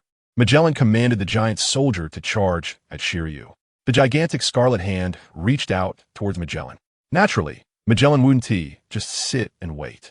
He delivered a slash that severed the hand of the venomous giant soldier, causing scarlet venom to spill everywhere, corroding a large portion of the ground instantly. However, soon, the venom began to gather together again, reshaping into a hand and merging with the severed arm of the venomous giant soldier. But Magellan was faster. Seizing the opportunity, Shiryu charged at Magellan. One slash landed on Magellan's shoulder, catching him off guard, and blood stained the blade of Raijin. But just as Shiryu was about to withdraw his sword for another strike, he realized that one of Magellan's hands had tightly grabbed the blade, preventing him from easily pulling it out. Now that we're close, do you think you can run away? Is that possible? Magellan grinned wickedly at Shiryu while holding Raijin. Since you dared to betray, you should be prepared to die, Shiryu, Magellan roared, and his arm transformed into the shape of a venomous snake, which lunged at Shiryu with a hiss. Seeing this, Shiryu had no choice but to briefly abandon Raijin and rolled on the ground, dodging the snake's attack. Venom missed. Facing the dodging Shiryu, Magellan opened his mouth and sprayed a cloud of poisonous mist that filled the entire space. After all, this was a narrow corridor, and it didn't take long for the green mist to envelop the entire area. However, the first to collapse wasn't Shiryu, but the guards. Because it was an indiscriminate attack, the guards fell one by one in agony after inhaling the mist. But Magellan didn't care, as the poison wasn't very potent. Once he dealt with these escaped prisoners, he could just give the guards the antidote. Suddenly, a slash came from ahead, directly splitting the poisonous mist in two, tearing through it and charging towards Magellan, cleaving him in half. He turned into two puddles of green venom. Although Shiryu of the Rain was not technically a Logia user, he possessed almost the same abilities, allowing his body to liquefy into venom, meaning that being hit wouldn't harm him. Soon, the split Magellan reformed and was ready to continue fighting Shiryu. But at that moment, a woman's voice suddenly rang out from afar. "Oh, it's so lively here. I hope I'm not late." Vice Admiral Peach Rabbit. Upon hearing the voice, Magellan turned around, looking at the newcomer, then frowned. "The Navy headquarters only sent you to assist me in pacifying Impel Down?" "Yes, what? Do you think I'm not qualified?" Peach Rabbit walked step by step towards him, drawing her Kinairo from its sheath. No. What I mean is, as a Vice Admiral, you should also have a base to guard. I thought the Fleet Admiral would send a Navy Admiral stationed at the headquarters to come. However, since you're here, let's work together to take down the Beast Pirates rebels and the traitors of Impel Down. Although an Admiral hadn't come, Peach Rabbit's strength was not weak, and with her, Magellan was confident he could take down Kaido and Shiryu. "No problem. I'm here precisely to take them down." Peach Rabbit slowly walked toward Magellan, but her gaze was sneaking glances at Ling Feng. Ling Feng felt uncomfortable being watched by Peach Rabbit. This woman. Were they coming to take revenge on him? They had even followed him to Impel Down? A woman's vengefulness was too fierce. But if she wanted revenge, why didn't she act right after they had finished? Instead, she just left? Ling Feng was confused. Women's thought processes were truly hard to understand. With Peach Rabbit fighting alongside him, Magellan felt more confident, thinking about how to quickly take down Shiryu and then team up with Peach Rabbit to battle Kaido. But just as he was full of confidence, suddenly, a knife pierced through his abdomen. Thud! Carrying green venom, Magellan was stabbed right through. Magellan looked down at the blade, protruding from his belly, opened his mouth, and spat out a mouthful of blood. He slowly turned his head to look at Peach Rabbit, who was so close, with disbelief etched on his face, asking, "Why? Why'd you do this?" "Because you shouldn't have captured my man." Peach Rabbit looked at Magellan and said flatly. She then forcefully pulled her Kinairo out. Without its support, Magellan felt his body sway, as if he was about to fall. "Damn it, Peach Rabbit, you traitorous bitch. You're betraying the Navy headquarters. Betraying the world government. The Navy will not let you go." After cursing fiercely, Magellan thought about what Peach Rabbit meant by my man. Could it be Ling Feng? Yes, it must be him, because in terms of physique, only Magellan and Peach Rabbit matched each other. With Kaido's physique, Peach Rabbit simply couldn't handle it. As for Ling Feng, with that build, he was too small. Could Peach Rabbit even feel anything? So it must be that bastard Shiryu. Damn it. What did that bastard Shiryu get involved with Peach Rabbit? I'm so envious. Magellan covered the wound on his belly, trying to keep the blood from flowing out. However, while he could cover his belly, he couldn't stop the blood from gushing out of the wound on his back. Nevertheless, Magellan knew that with his tenacious vitality, if he were treated now, this injury wouldn't be a big deal at all. But, looking at the current situation, he was like a little sheep surrounded by a pack of wolves, wanting to escape and find a doctor. Was that even possible? No, it was impossible. Trash. How dare you insult my woman? Suddenly, Magellan heard Ling Feng's angry voice in his ear. The next moment, Magellan felt his head being thrown high into the air. Flipping around, his vision even caught a glimpse of his own headless corpse below, along with Ling Feng holding a short dagger. That dagger seemed to be the one that severed his head, and now, it was still bleeding. This dagger was the sea stone dagger that Ling Feng had previously given to Shiryu as a gift. When Ling Feng heard Magellan insult Peach Rabbit, he felt a surge of anger for some reason. Then he asked Shiryu for the dagger back and rushed forward to finish Magellan with one stab. "Magellan, do you regret your previous choices now?" Ling Feng asked, looking at Magellan's head slowly falling from the sky. Magellan's head opened its mouth, but in the end, no words came out before it landed on the ground, rolling a few times before finally closing its eyes. This left Ling Feng stunned. He thought Magellan would die with his eyes wide open, but he didn't. Meanwhile, Peach Rabbit looked at Ling Feng, standing proudly beside her with a bloodied blade. And for some reason, she suddenly felt that the man next to her was so majestic. Even though Ling Feng's height only reached her waist, in Peach Rabbit's imagination, he became a giant while she was just a little girl being cradled in the giant Ling Feng's hands. Thinking of this, Peach Rabbit shook her head vigorously. Peach Rabbit, what are you thinking? How old are you to still fantasize about such childish scenarios? Did you forget why you came here? To take Ling Feng away. After scolding herself in her heart, Peach Rabbit managed to pull herself out of that little girl fantasy. The next moment, Peach Rabbit reached out and directly scooped Ling Feng into her arms. Then, she turned and ran. Ling Feng? Hey woman, what are you doing? Let me go. Being held in Peach Rabbit's arms, Ling Feng felt completely uncomfortable. Is she treating me like cargo and running off with me? Fine, if you're carrying me, that's one thing. But what does it mean to be stuck in your arms? If someone sees me, how will I save face? Run casually. Hurry up and put me down, adult. Shiryu's movements were quick, instantly closing in on Peach Rabbit. Soru. Seeing this, Peach Rabbit immediately used the Marine 6 Power Saru to dash past Shiryu. Heat breath. Behind her, Kaido transformed into a dragon and unleashed a blast of heat breath toward Peach Rabbit. He had no idea about the relationship between Peach Rabbit and Ling Feng. He thought Peach Rabbit was trying to take Ling Feng back to the Marine headquarters. Although, he couldn't understand why Peach Rabbit, as a Marine, would want to kill Magellan. By the way, aren't you two on the same side? But Kaido didn't think too much about it. In any case, Ling Feng couldn't be taken away, so Kaido directly attacked, not caring that Ling Feng, being held by Peach Rabbit, would be affected by the heat breath. The scorching air surged from behind, and Peach Rabbit knew she couldn't dodge it. Mainly because the staircase corridor was too small, Kaido's heat breath nearly filled the entire space, leaving her no room to evade. In this situation, Peach Rabbit stopped, turned around, drew Kinemon, and struck down fiercely at the fiery pillar. Instantly, Kaido's heat breath was split in half, with the two halves rushing past Peach Rabbit and violently crashing into the corridor walls, creating two massive craters. Fortunately, the newly reinforced walls were sturdy enough not to be destroyed. Otherwise, they were in the infinite hell, and the infinite hell was undoubtedly at the bottom of the deep sea. If a large hole was blasted into the wall, letting seawater flood in, it would absolutely be a disaster. After splitting the heat breath, Peach Rabbit prepared to continue running with Ling Feng.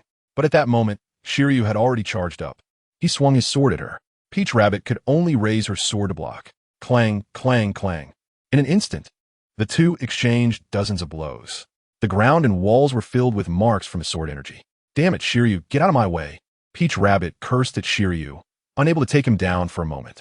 Hearing Peach Rabbit's words, Shiryu retorted, as long as you put down the adult, you can go wherever you want. Shiryu, guarantee I won't stop you. But if you want to take the adult away, that's impossible, and my thunderstorm won't agree either. A mere cursed blade. Why should it disagree? Peach Rabbit snorted coldly. Shiryu prepared to attack again. As a swordsman, he couldn't tolerate the humiliation of his sword. Don't fight, we're all on the same side. At that moment, Ling Feng, who was trapped in Peach Rabbit's arms, spoke up. Then he looked at Peach Rabbit and said, Little Rabbit, where do you want to take me? Bastard, don't you dare call me that. Peach Rabbit's face flushed slightly, seemingly reminded of something embarrassing because of Ling Feng's address. Then how should I address you? Dear wife, Ling Feng teased, raising an eyebrow at Peach Rabbit. If it weren't for the unsuitable timing, Peach Rabbit would have definitely given him a good beating. At that moment, Kaido, who was coming from behind, was dumbfounded. What the hell? Dear wife? Damn, what the hell did this kid do at the Marine headquarters? Clearly, he and Ling Feng had only been apart for 2 or 3 days. And this kid had already conquered Rear Admiral Peach Rabbit? Well, thinking about how his daughter seemed to have barely lasted a day before being conquered by Ling Feng, Kaido had to admit that Ling Feng's charm in women's eyes was truly terrifying. Can you conquer the world just with looks? However, this was absolutely unacceptable. Even if she was a Rear Admiral, she couldn't threaten his daughter's status. This woman must die. With that thought, Kaido pulled out his kanabo from somewhere and charged at Peach Rabbit, ready to unleash a thunderclap 8 trigrams. The terrifying momentum that the Wolf Fong Club had not yet reached had already filled the entire space. Meanwhile, Peach Rabbit was still facing off against ranged Shiryu, completely unaware of Kaido's ambush. By the time she noticed, it was already too late to block with her blade. Damn it, is she really going to get hit? Peach Rabbit looked at the Wolf Fong Club right in front of her, gritting her teeth. If it landed, she would be seriously injured. At that moment, Peach Rabbit suddenly felt her body go soft, and then she fell into a strong embrace. Ling Feng, having slipped out of Peach Rabbit's arm, had grown larger. One arm wrapped around her while the other stretched out to block Kaido's Thunder Bagua directly. That terrifying momentum vanished in an instant. Peach Rabbit looked at this scene in disbelief, raising her head with clear astonishment in her eyes. In her mind, Ling Feng was a bad guy who could only rely on drugs due to his lack of strength. But now, at her most critical moment, Ling Feng had stepped up and directly blocked Kaido's deadly strike. How is this possible? How can this man be so strong? If he really is this powerful, then why'd he drug her back in the cell? Even if it came down to a fight, she would probably have a hard time resisting, right? Not only was Peach Rabbit shocked, but Kaido was also astonished. Unlike others who were unaware of Ling Feng's true abilities, he was fully aware of them. In his judgment, even if Ling Feng had improved and hidden some of his strength, he absolutely could not have easily blocked his Thunder Bagua. Or was it that? During the days they were separated at the Navy headquarters, Ling Feng had made an unprecedented breakthrough. Why all the shock? Seeing Peach Rabbit and Kaido looking equally surprised, Ling Feng laughed. The so-called embracing a girl means double the damage. I at least embraced a vice admiral. With that enhancement, blocking a Thunder Bagua should be reasonable, right? Reasonable my ass. Kaido exploded with curses. What kind of excuse is that? Or do you think just because I live on Ghost Island, I'm really a ghost? Trying to fool me with this nonsense? Of course, there were those who were not impressed. That was Rain Shiru. He always felt that his master was extraordinary. Moreover, blocking a Thunder Bagua was just that. It wasn't like he had knocked Kaido out with a single punch, so there was really no need to be surprised. Kid, I don't care how you blocked me. Today, this woman must die. Kaido pointed his Wolf Fawn Club at Peach Rabbit in Ling Feng's arms.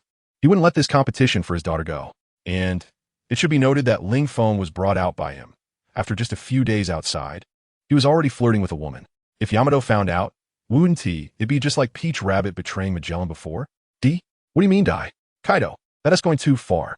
You should know that she helped us take down Magellan. How can you treat your lifesaver like this? Ling Feng questioned from the depths of his soul. Kaido immediately retorted, Kid, you're full of shit. Even without this woman, I could easily take down Magellan. Do I need her help? Who do you look down on? No matter what, she helped us.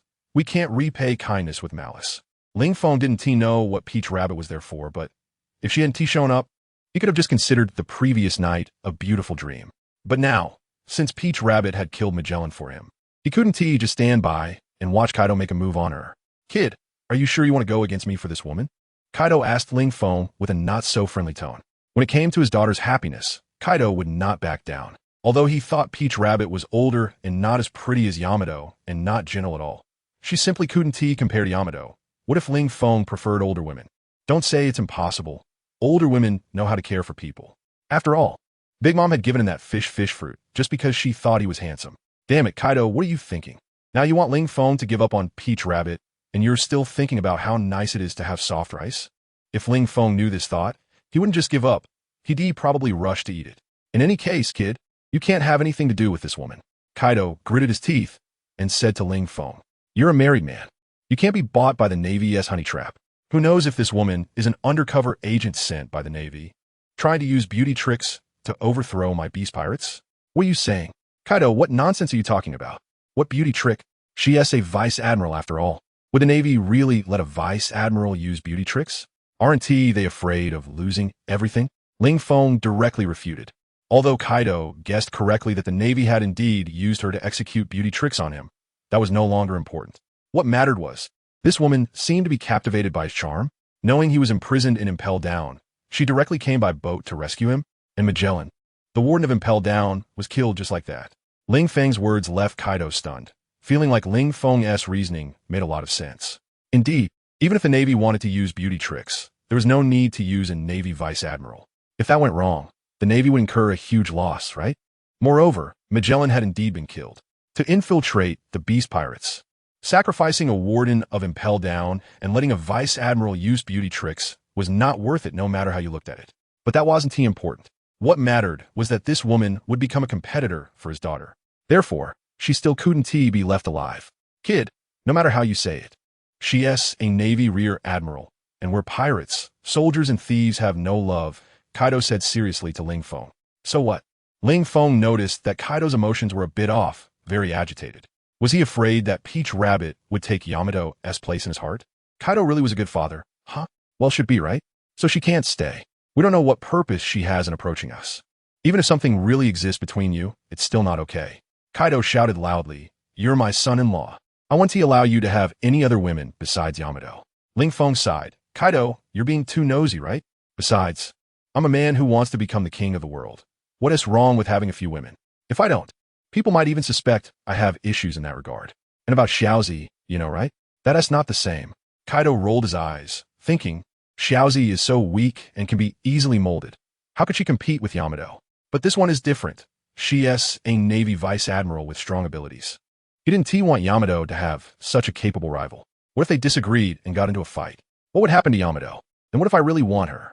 Ling Feng looked at Kaido and said, "Women are coming after him, and you want him to chase her away? He would never do such a disgraceful thing. Beat me, and you can have her," Kaido said proudly, resting his spiked club on his shoulder. Ling Feng changed the condition. Beat Kaido? What a joke. He didn't think that just blocking a thunderous attack would allow him to defeat Kaido. At least not for now. Under this condition, if you don't agree, let this woman leave. Kaido pointed at Peach Rabbit. "I really want to say, are you guys discussing me like this without asking for my opinion? Bastards, I'm not going with you. If anyone is going, it should be you coming with me." Peach Rabbit broke free from Ling Feng's embrace and coldly said to him, despite being a bit swayed by Ling Feng's charm earlier. She quickly regained her pride as the high-ranking flower of the Navy headquarters and pointed at Ling Feng. "You think you could just walk away after getting my body? There's no such easy deal in this world. Ling Feng, I'm telling you, you will be responsible for last night's events for the rest of your life," Peach Rabbit said to Ling Feng with a firm attitude. However, Ling Feng wrapped his arm around Peach Rabbit's shoulder and smiled. "Little Rabbit, stop making trouble. You killed Magellan, and the Navy has no place for you anymore. So come back to Wano with me, or else. You will definitely be executed by the Navy, and I don't want you to die. Who needs your fake sympathy?" Peach Rabbit pushed Ling Feng away and said irritably, "You can do something like drugging a woman, and you're worried about me dying? Shut up. It's a man's turn to speak now. What are you, a woman, have to say?" Suddenly, Ling Feng said firmly to Peach Rabbit, "Silly woman, I'm protecting you, and you don't appreciate it at all? Don't think that just because I've slept with you, you can yell at me. If you really provoke me, do you believe I'll kill you? You dare to yell at me?" Peach Rabbit didn't expect Ling Feng to yell at her, and she instantly got angry and was about to draw her sword. Seeing this, Ling Feng snatched the knife from Peach Rabbit's hand, held her chin with one hand, forcing her to look at him. "Peach Rabbit, look into my eyes. Give me back my knife." Peach Rabbit wanted to snatch the knife back, but for some reason, as soon as she made eye contact with Ling Feng, she felt herself relaxing immensely and didn't want to think about anything else. Snap! After feeling Peach Rabbit's change in state, Ling Feng snapped his fingers. "The hypnosis is complete. From now on, you are my puppet, and you will only follow my commands, understood?" "Yes, master." Peach Rabbit responded like a puppet. At this moment, Kaido was dumbfounded. "What the hell? You hypnotized her?" Kaido couldn't believe it. She was a vice admiral in the Navy, and he just hypnotized her like that? Plus, when did Ling Feng have such skills? "First attempt, and I didn't expect it to succeed." Ling Feng smiled at Kaido. "First attempt?" Kaido looked at Ling Feng suspiciously, "But you look very skilled at it. Damn, since Yamato likes you so much, did you also hypnotize her?" Kaido suddenly thought of this possibility and charged forward, grabbing Ling Feng by the collar and lifting him up. "Let go of me." Ling Feng stared at Kaido, trying to hypnotize him, but it didn't work. Perhaps Kaido's soul power was too strong and not affected. Of course, it could also be because he wasn't strong enough yet. "Honestly, you little brat, did you hypnotize Yamato?" Kaido interrogated Ling Feng. Ling Feng was also dumbfounded. "Kaido, are you crazy? Can't you feel if your daughter was hypnotized? Look at Peach Rabbit right now. Does she look like a normal person?" Kaido looked at Peach Rabbit and found that she really was like a puppet standing beside Ling Feng. Her eyes were blank, making her seem like an emotionless machine. In comparison, his daughter Yamato looked just fine. "All right, I was wrong about you." Kaido set Ling Feng down and even helped him straighten his clothes, saying, "But you can't blame me. It's just that you little brat keep coming up with all sorts of bizarre abilities every so often. I really doubt if you're human." "What do you mean by that? If I'm not human, what else could I be?" Ling Feng rolled his eyes. "God," Kaido chuckled. "Of course, not the kind of false god that celestial dragons claim to be, but a true god. According to legend, gods are all-powerful and immortal. Well, you may not be all-powerful yet, but you do seem to exhibit immortality." Ling Feng. "All right, Kaido, since you found me out, I won't pretend anymore. I wanted to interact with you as an ordinary person, but I got suspicion instead. Since that's the case, I'll reveal my true identity. Yes, I'm a god. Omniscient, omnipotent, immortal, Kaido, kneel before me." Those who believe in me shall gain eternal life. Ling Feng acted like a charlatan, putting on a show in front of Kaido. Kaido looked at Ling Feng's pretentiousness and scoffed. You little brat, you really think you're special just because I praised you? A god? Nonsense. If you're a god, then I must be the Demon King, capable of destroying the world. TSH, can I be arrogant? Is it a crime to be arrogant? Even if it is, what does it matter? Everything I'm doing now is illegal anyway. Ling Feng shrugged at Kaido, and why can't I be a god? Who says you can't be a Demon King? When I ascend to the throne, I'll give you a territory called Demon Cave and make you the Demon King. How does that sound? Kaido, you little brat, seeing you so cocky, wanting to ascend to the throne. Since you have ambition, then you better work hard to get stronger. After we return to Wano, I'll train your haki. Up to now, you can't even use haki. How embarrassing. Kaido said disdainfully. Who said I can't use haki? Conqueror's haki is still a form of haki, right? Ling Feng retorted. Buffed. Conqueror's haki is a natural talent. If you have it, you have it. If you don't, you don't. It's a gift, different from armament haki and observation haki. So, not being able to use armament haki and observation haki means you still don't know haki. Kaido changed the subject. Nonsense. True strength relies on innate talent. I, Ling Feng, can crush everything with just my physical strength. What armament haki and observation haki? Those are trivial skills that I, Ling Feng, disdain to learn. Ling Feng said proudly. Heh, I think you're just lazy, huh? I don't believe a single word of your nonsense. Regardless, your haki training must be prioritized. Even if you really think you can crush everything with just your physical strength, what's wrong with learning some skills for self-defense? Of course, that's not good. It would make me seem insecure. Confident people always believe they are the best, and even without arrogance, they can overpower those who are arrogant.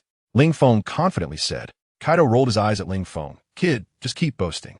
Who can you overpower now to dare talk so big? In any case, this matter doesn't depend on you.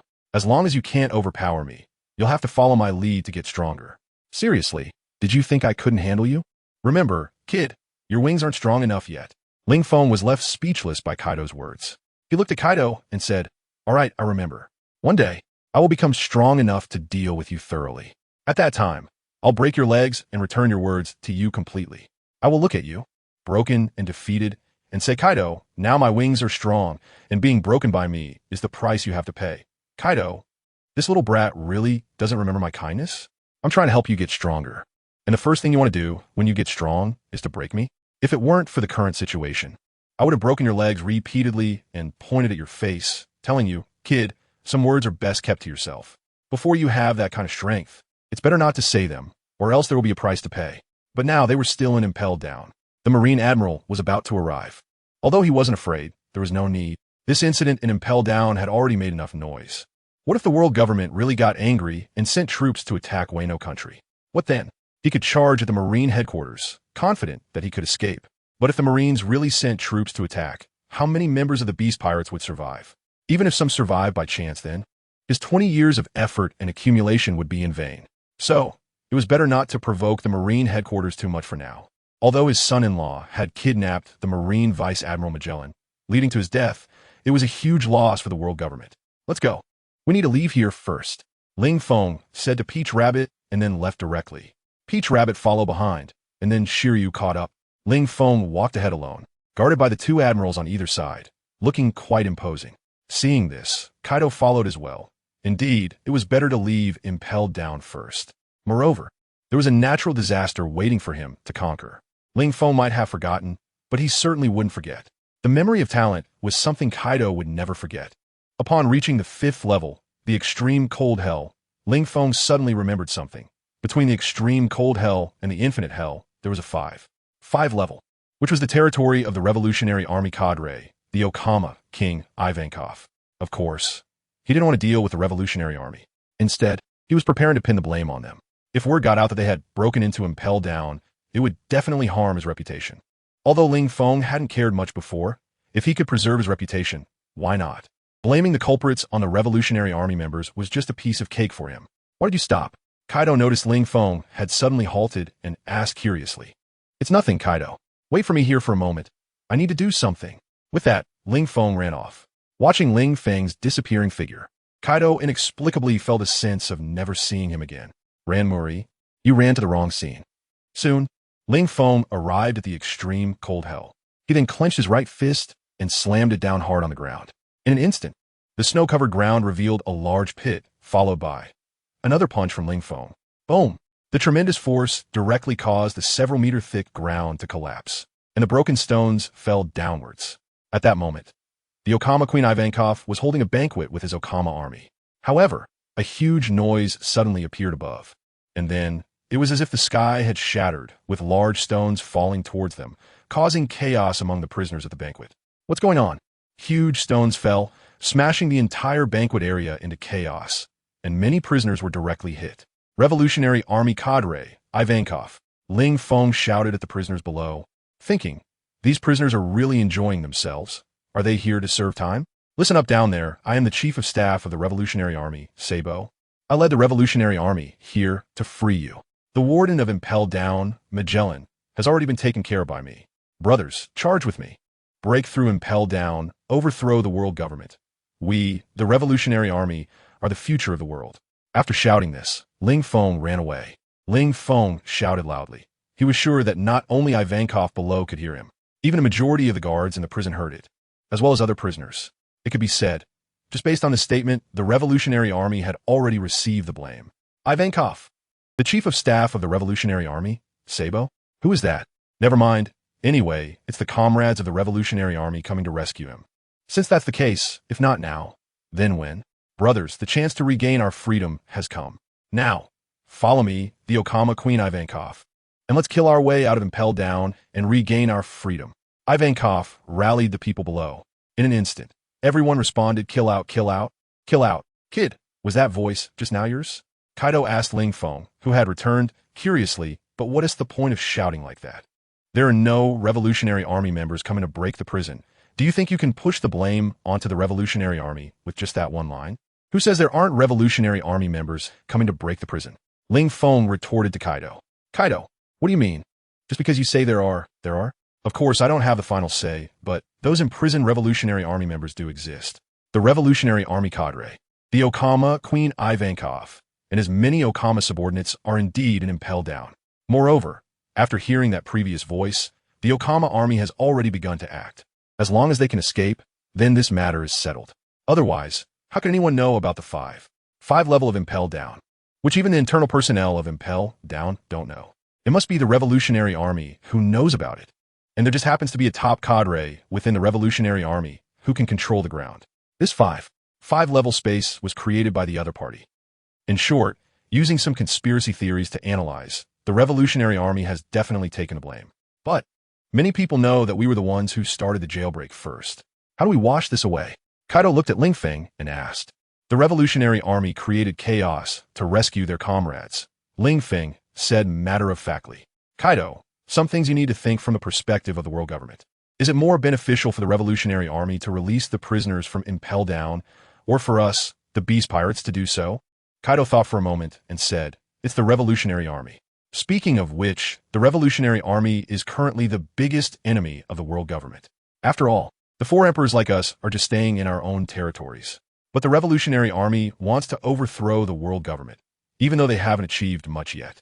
If at this moment, news breaks that the Revolutionary Army has released prisoners from Impel Down, then the Revolutionary Army's reputation at sea would be tarnished, which would be a significant blow to the revolution. I believe the world government would love to see that scene, right? And that's not all. If the leader of the Revolutionary Army's son becomes the Pirate King, that would be truly interesting. Claiming to overthrow the tyranny of the world government while allowing his own son to become a pirate, what a huge stain that would be. Ling Feng smiled and said, forget it, let's not talk about this, it's meaningless. Wait, don't say that. I want to hear it. You said Dragon's son is a pirate? Kaido expressed great interest. Is that kid an idiot? Why not be a good Revolutionary Army heir and go become a pirate instead? By the way, who is he? Ling Feng glanced at Kaido and remained silent. He thought to himself, if I hadn't shown up, you would know who he is when you get defeated in a couple of years. Hey, don't hold back. Kid, you just piqued my interest, and now you're not saying anything. Are you messing with me? Kaido pulled Ling Feng, wanting him to continue. Ling Feng, feeling helpless, finally revealed a bit, saying, who? Guess. I can give you a hint. He asked the man who made the 4 emperors' red-haired shanks lose an arm in the EC. He asked the one who made the Pirate King's vice captain willingly spend his already limited life over 2 years to help him grow. He asked the man who made Admiral Akiji spare him out of respect for his grandfather. He asked the man who entrusted the fate of saving his son during the War of Whitebeard. He asked the one who calls the Navy hero his grandfather. He asked the man who appears in countries with beautiful princesses, waiting to save them from disasters. I ask you, isn't that impressive? This is a story about a pirate with a background even more impressive than the celestial dragons, adventuring on the seas. Kaido, damn kid, what you said is no different from saying nothing at all. You said so much, and it's all fluff. Just tell me the man's name. Ling Feng waved his hand, saying, even if I tell you, you want to know him. What else do you want me to say? The Straw Hat is only offered a bounty of 30 million now. Besides being famous in the EC, who knows that kid in the Grand Line? Well, the red-haired. Who has been paying attention to the Straw Hat? Okay, red-haired only knew about the bounty through Mihawk. When a Straw Hat's fame spreads across the world, it will still be because of the incident at Eni's lobby. After all, the defeat of the Warlord Crocodile was credited to Smoker by the Navy. This is only natural, as the warlords are pursuing nations. It's a huge blow to the world government's reputation. If pirates defeat and save that nation, it's a double blow. Although this is because the princess of the kingdom, who knows the conspiracy, did not think of reporting to the Navy or the world government, of course.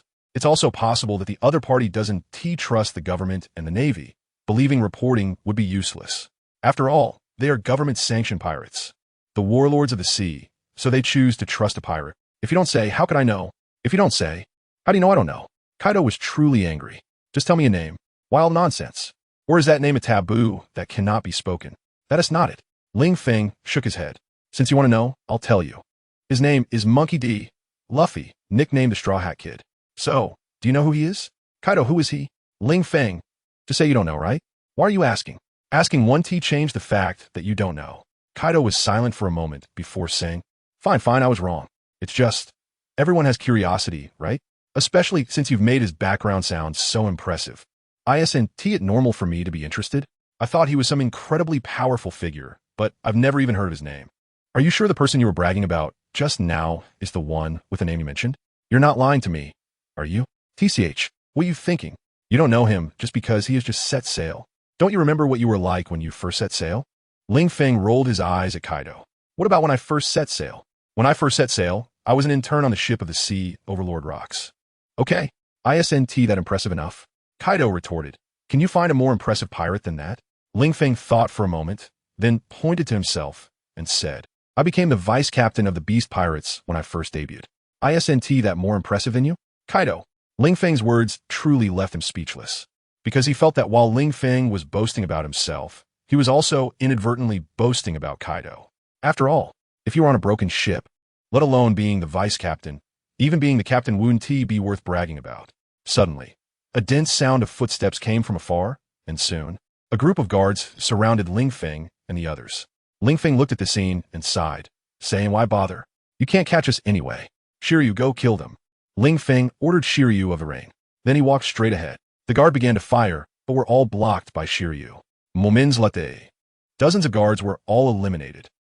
Half an hour later, Ling Feng and the others appeared at the gate of Impel Down.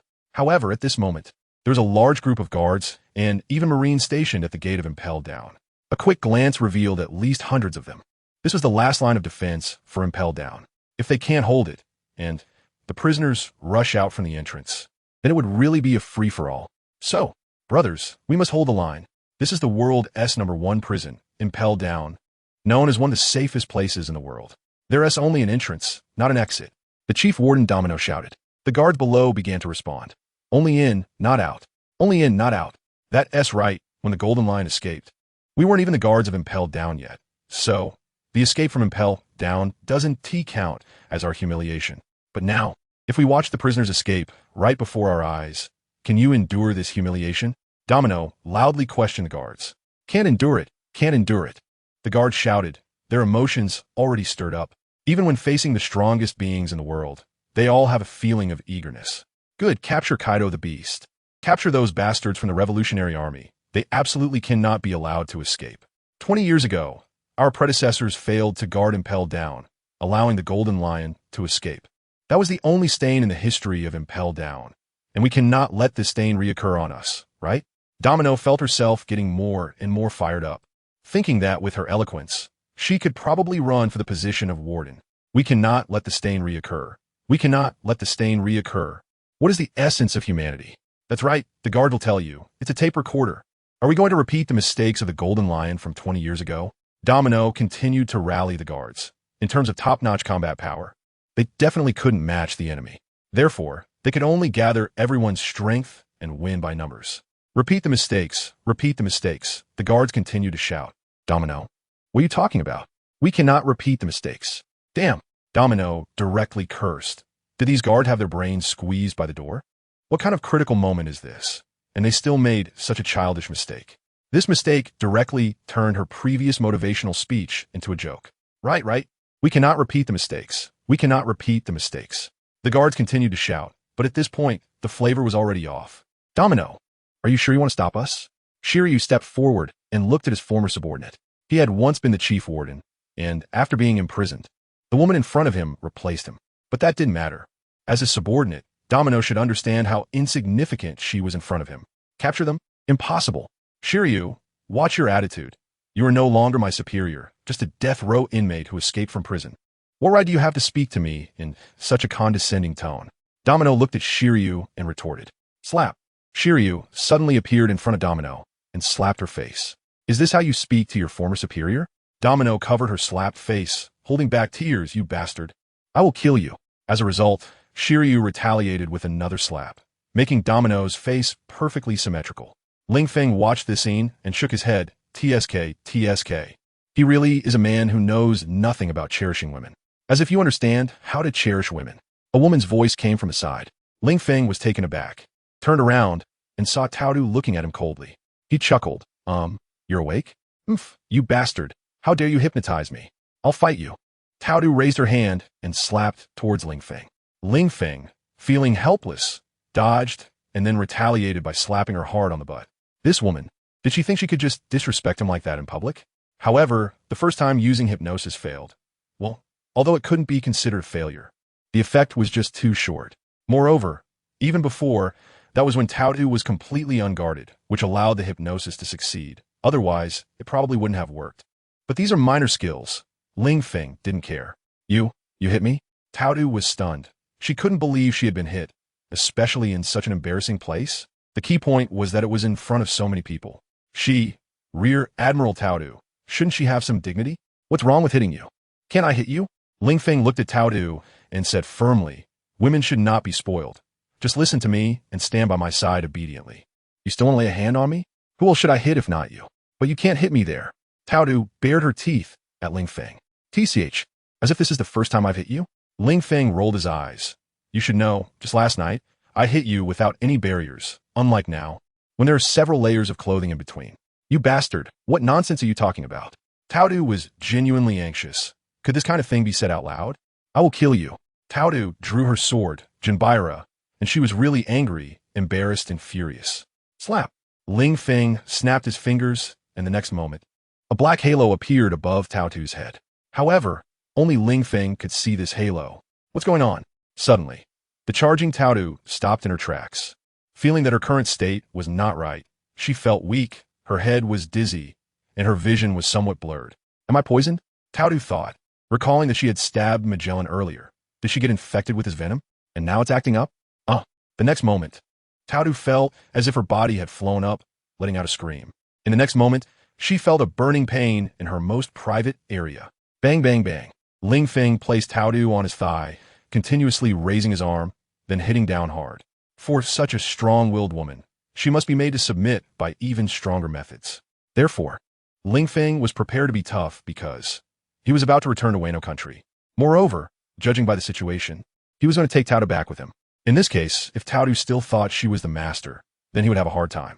Once in Wano country, it would probably be a daily battle with Yamato. He really didn't want to see the scene of a harem being in turmoil. So, he had to make sure to subdue Taodu completely before returning to Wano country. Do you understand your mistake? After hitting her a dozen times, Ling Feng stopped and questioned Taodu. Bastard, bastard, bastard. How dare you humiliate me like this? I will not let you go. Once I recover, I will definitely lock you in a small dark room and whip you every day to repay you for what you did today. Taodu threatened Ling Feng. He's still quite tough. Huh? Hearing Taodu's words, Ling Feng sneered. You want to lock me in a small dark room and whip me, right? Then today, I'll satisfy you by letting you experience the pleasure of being whipped. Saying this, Ling Feng reached out, and the next moment, a woman in revealing clothing holding a whip appeared in his hand. Then Ling Feng dragged Taodu backward. Holy light envelop.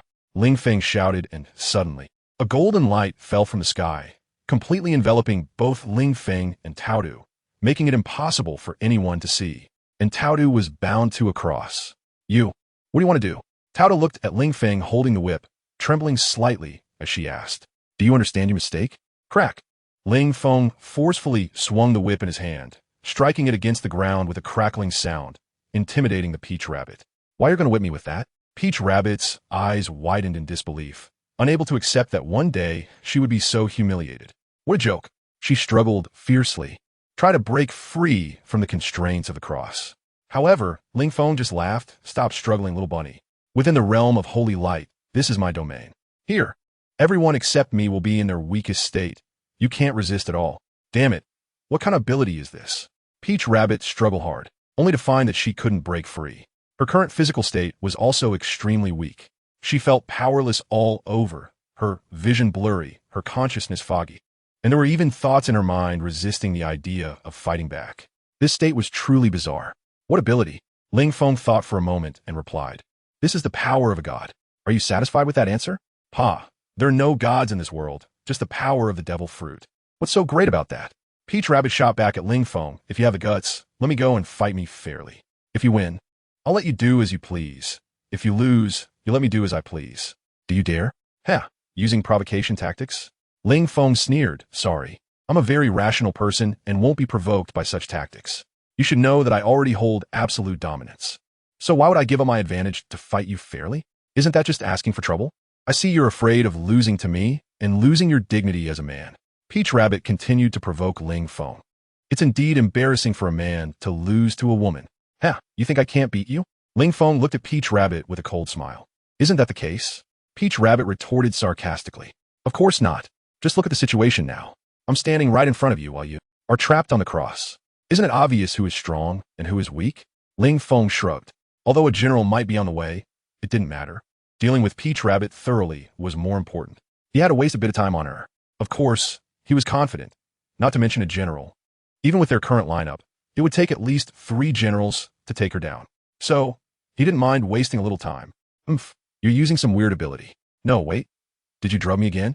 Suddenly, Peach Rabbit seemed to realize something, her entire face turning red. That bastard. He had drugged her before, making her extremely proactive. Now that her physical condition was so poor, she was sure she had been drugged again. However, this bastard's drugging skills had improved. Previously, he directly sprinkled the powder on her, but now, she didn't even notice when he had drugged her. Damn it, drugging? Nonsense, am I that kind of man? Ling Feng would never admit it. Pa, he didn't drug you, what are you talking about? Peach Rabbit said angrily. Have you forgotten so quickly about the time you drugged me? You shameless scoundrel, I really want to kill you 100 times. TCH woman, you say you want to kill me 100 times, but do you actually want me 100 times? Ling Feng raised an eyebrow at Peach Rabbit. After we were done, you just left. I was still sleeping. You could have done anything you wanted to me. Why didn't you? Could it be that you couldn't bring yourself to harm me when I was unarmed? Ling Feng didn't believe it. As a vice admiral, he must have countless pirate lives on his hands. His heart was already colder than ice. Some things seem impossible until you've experienced them, and then they feel normal. Killing happens countless times every day in this world. Pirates fight among themselves. The Navy and pirates clash. Pirate hunters in the Navy battle. And pirates massacre civilians. If this were a real world, how could there be enough civilians to kill? After all, there are at least 200,000 pirates under the 4 emperors alone. Not to mention that the new world is not solely occupied by the 4 emperors' pirate crews, and it only occupies a small area of the world. To say the least, the number of pirates in this world starts at least from 1 million. Just the food these people consume daily would require millions of civilians to farm for a year. Moreover, which pirate eats food? Aren't they all drinking and feasting? The consumption is surely far more than what the world government allocates to the Navy. All right, that's not important. Indeed, I am soft-hearted. I can't bring myself to harm you when you're unarmed. Peach Rabbit admitted plainly. Do you think everyone is as ruthless as you? Can you even harm your own woman like that? Ling Feng. Wait, did you just say, harm your own woman? So, you admit that you are my woman now? Peach Rabbit. Did I say that? I didn't. Don't talk nonsense. Peach Rabbit denied it, of course, because she had just slipped up. In her heart, she didn't really consider herself Ling Feng's woman. Instead, she saw Ling Feng as her prized possession, ready to take him back and raise him. However, after arriving at Impel Down, she found that things did not develop as she had imagined. Not only did she fail to take Ling Feng back, but she also ended up getting trapped herself. This really is like hitting a Kainu with an iron rod. A one-way trip. A Kainu? Damn, how can everything be related to me? And wasn't it all about screwing a Kainu before? Now it's about hitting with a rod? Get a more thrilling, huh? No matter whether you admit it or not, it doesn't change the fact that I've slept with you. Ling Feng directly exposed her. Vulgar. Hearing Ling Feng directly say that he had slept with her, Peach Rabbit cursed. Can't you be a bit more tactful? Although it was the truth. No matter how vulgar it was a reality that had already occurred. Peach Rabbit, face reality. Be my woman, whether as a good wife or a housewife. You can choose. I'm destined to become the king of the world. Following me is not a loss, it's an honor. Do you understand? Ling Feng educated Peach Rabbit. I only slept with you, but I promise you a place at my side. Isn't that a good deal? You should know that after 20 years of working for the Navy, you only reached the rank of Vice Admiral, a general's deputy. As long as one of the 3 generals retires, I can take their place. Peach Rabbit retorted, Ling Feng, do you know when the 3 generals will retire? Not to mention, after a Kainu rises to power, there will be a massive conscription, bringing in 2 generals who will directly take away the position that should belong to you. This means you might have to wait another 10 or 8 years. But who knows what will happen in 10 or 8 years? Maybe new talents will rise even faster? Perhaps after a Kainu retires, the new fleet admiral will initiate another grand recruitment? So, mixing with the Navy, you're bound to have no future. It's just, he couldn't say that. After all, he knows the plot, but Momonosuke doesn't. Even if he said it, Momonosuke would probably think he was just fooling her, right? Sigh. It seems he has to be more forceful. Little rabbit, I'm only giving you 2 choices now. 1. Agree to be my little woman and obediently listen to me. If I tell you to lie down, you can't lay on your stomach. If I tell you to catch chickens, you can't catch ducks. I choose the second one. How could Momonosuke possibly choose the first option, to be obedient and a little woman? That doesn't fit her character at all. Choosing the second one, hearing Momonosuke's eager choice. Ling Feng's mouth curled into an evil smile. Are you sure? You haven't even heard what the second choice is yet? It can't be worse than the first choice, right? Momonosuke looked at Ling Feng and asked. Ling Feng snapped his fingers, and with a crash, you guessed it, it really is worse than the first choice. The second choice is that I will keep whipping you with a whip in my hand until you agree to the first choice. So, do you still want to choose the second? Momonosuke, Ling Feng, I 67 IOP 456789 upjinkle. Momonosuke yelled at Ling Feng for a whole minute. But Ling Feng didn't understand a single word. However, it was definitely a curse. But it doesn't matter, because excellent people are always slandered. Are you done cursing? After a while, Ling Feng asked the breathless Momonosuke. No, I'm not done cursing, Momonosuke said in a hoarse voice. Then keep cursing, I'm listening. Ling Feng made a gesture for her to continue. The worse you curse now, the harsher I will whip you later. Momonosuke, then I won't curse anymore. Hee, have you learned your lesson? If I had known this, why did you have to curse so excitedly earlier? Ling Feng shook his head, little rabbit, to be honest. Come with me. I don't like to use force on women. Well, generally speaking, that's the case, but if you force me, then I can't help it. After all, I have no other choice. If you keep talking nicely to me, why do you have to force me to take action? You say, how can you be so cheap? Bastard, you are the cheap one. Your whole family is cheap. Momonosuke immediately countered. Her previously hoarse throat suddenly became strong again. You are my woman, which means you are my family. If you say my whole family is cheap, doesn't that mean you think you're cheap too? You won't admit it. Ling Feng looked at Momonosuke and said with a smirk. As for himself, he didn't care. He wasn't noble to begin with. Nobility is the epitaph of the noble, and sorry, he didn't want to be buried in a grave early. So he must use despicable means to gain everything beneficial to himself. After all, we ended up in that situation because you took the initiative, right? Ling Feng shook his head. So, Momonosuke, if you want to blame someone, blame yourself. If you hadn't entered my cell voluntarily, that wouldn't have happened. Moreover, if you had been a bit more cautious, you might not have fallen for my trick. In the end, it's all your fault. Momonosuke. For some reason, Momonosuke actually believed it. That's right. It was my fault. I shouldn't have come to your cell out of curiosity. If I hadn't come to see you, I wouldn't have fought with you. If I hadn't fought with you, I wouldn't have been drugged by you. If I hadn't been drugged by you, I wouldn't have ended up in that situation. If I hadn't ended up in that situation, I wouldn't have developed possessive thoughts about you. If I hadn't developed possessive thoughts about you, I wouldn't have come to impel down to capture you. If I hadn't captured you, I wouldn't have been hypnotized by you and then trapped on the cross. It's all my fault, it's all my fault, woo woo woo. Tears streamed down the corners of Momonosuke's eyes, gathering into two thin streams that slowly slid down her face and dripped onto the ground. Looking at Momonosuke, who seemed to realize her mistake, Ling Feng sighed. Why do this? Why must you force me to use some means against you? In that previous segment, Ling Feng used the ability of his fruit, which could strengthen the listener's agreement with the words spoken, making them believe what he said was right, that it was the truth. Obviously, Momonosuke fell for it. Under his truth, she took all the blame upon herself. However, Ling Feng wasn't sure how long this state would last. Just like the previous hypnosis, no, to be precise, it should be called psychological suggestion. Momonosuke would quickly emerge from that state. Now, the truth might not have much effect. At this moment, Ling Feng recalled Lu Xun's famous saying, "The closest path to a woman's heart is." So, he prepared to do it again with Momonosuke. 1 hour later, Momonosuke obediently stood behind Ling Feng, looking like a frightened little rabbit, her face flushed, too shy to say a word. If I had known this, why bother in the first place?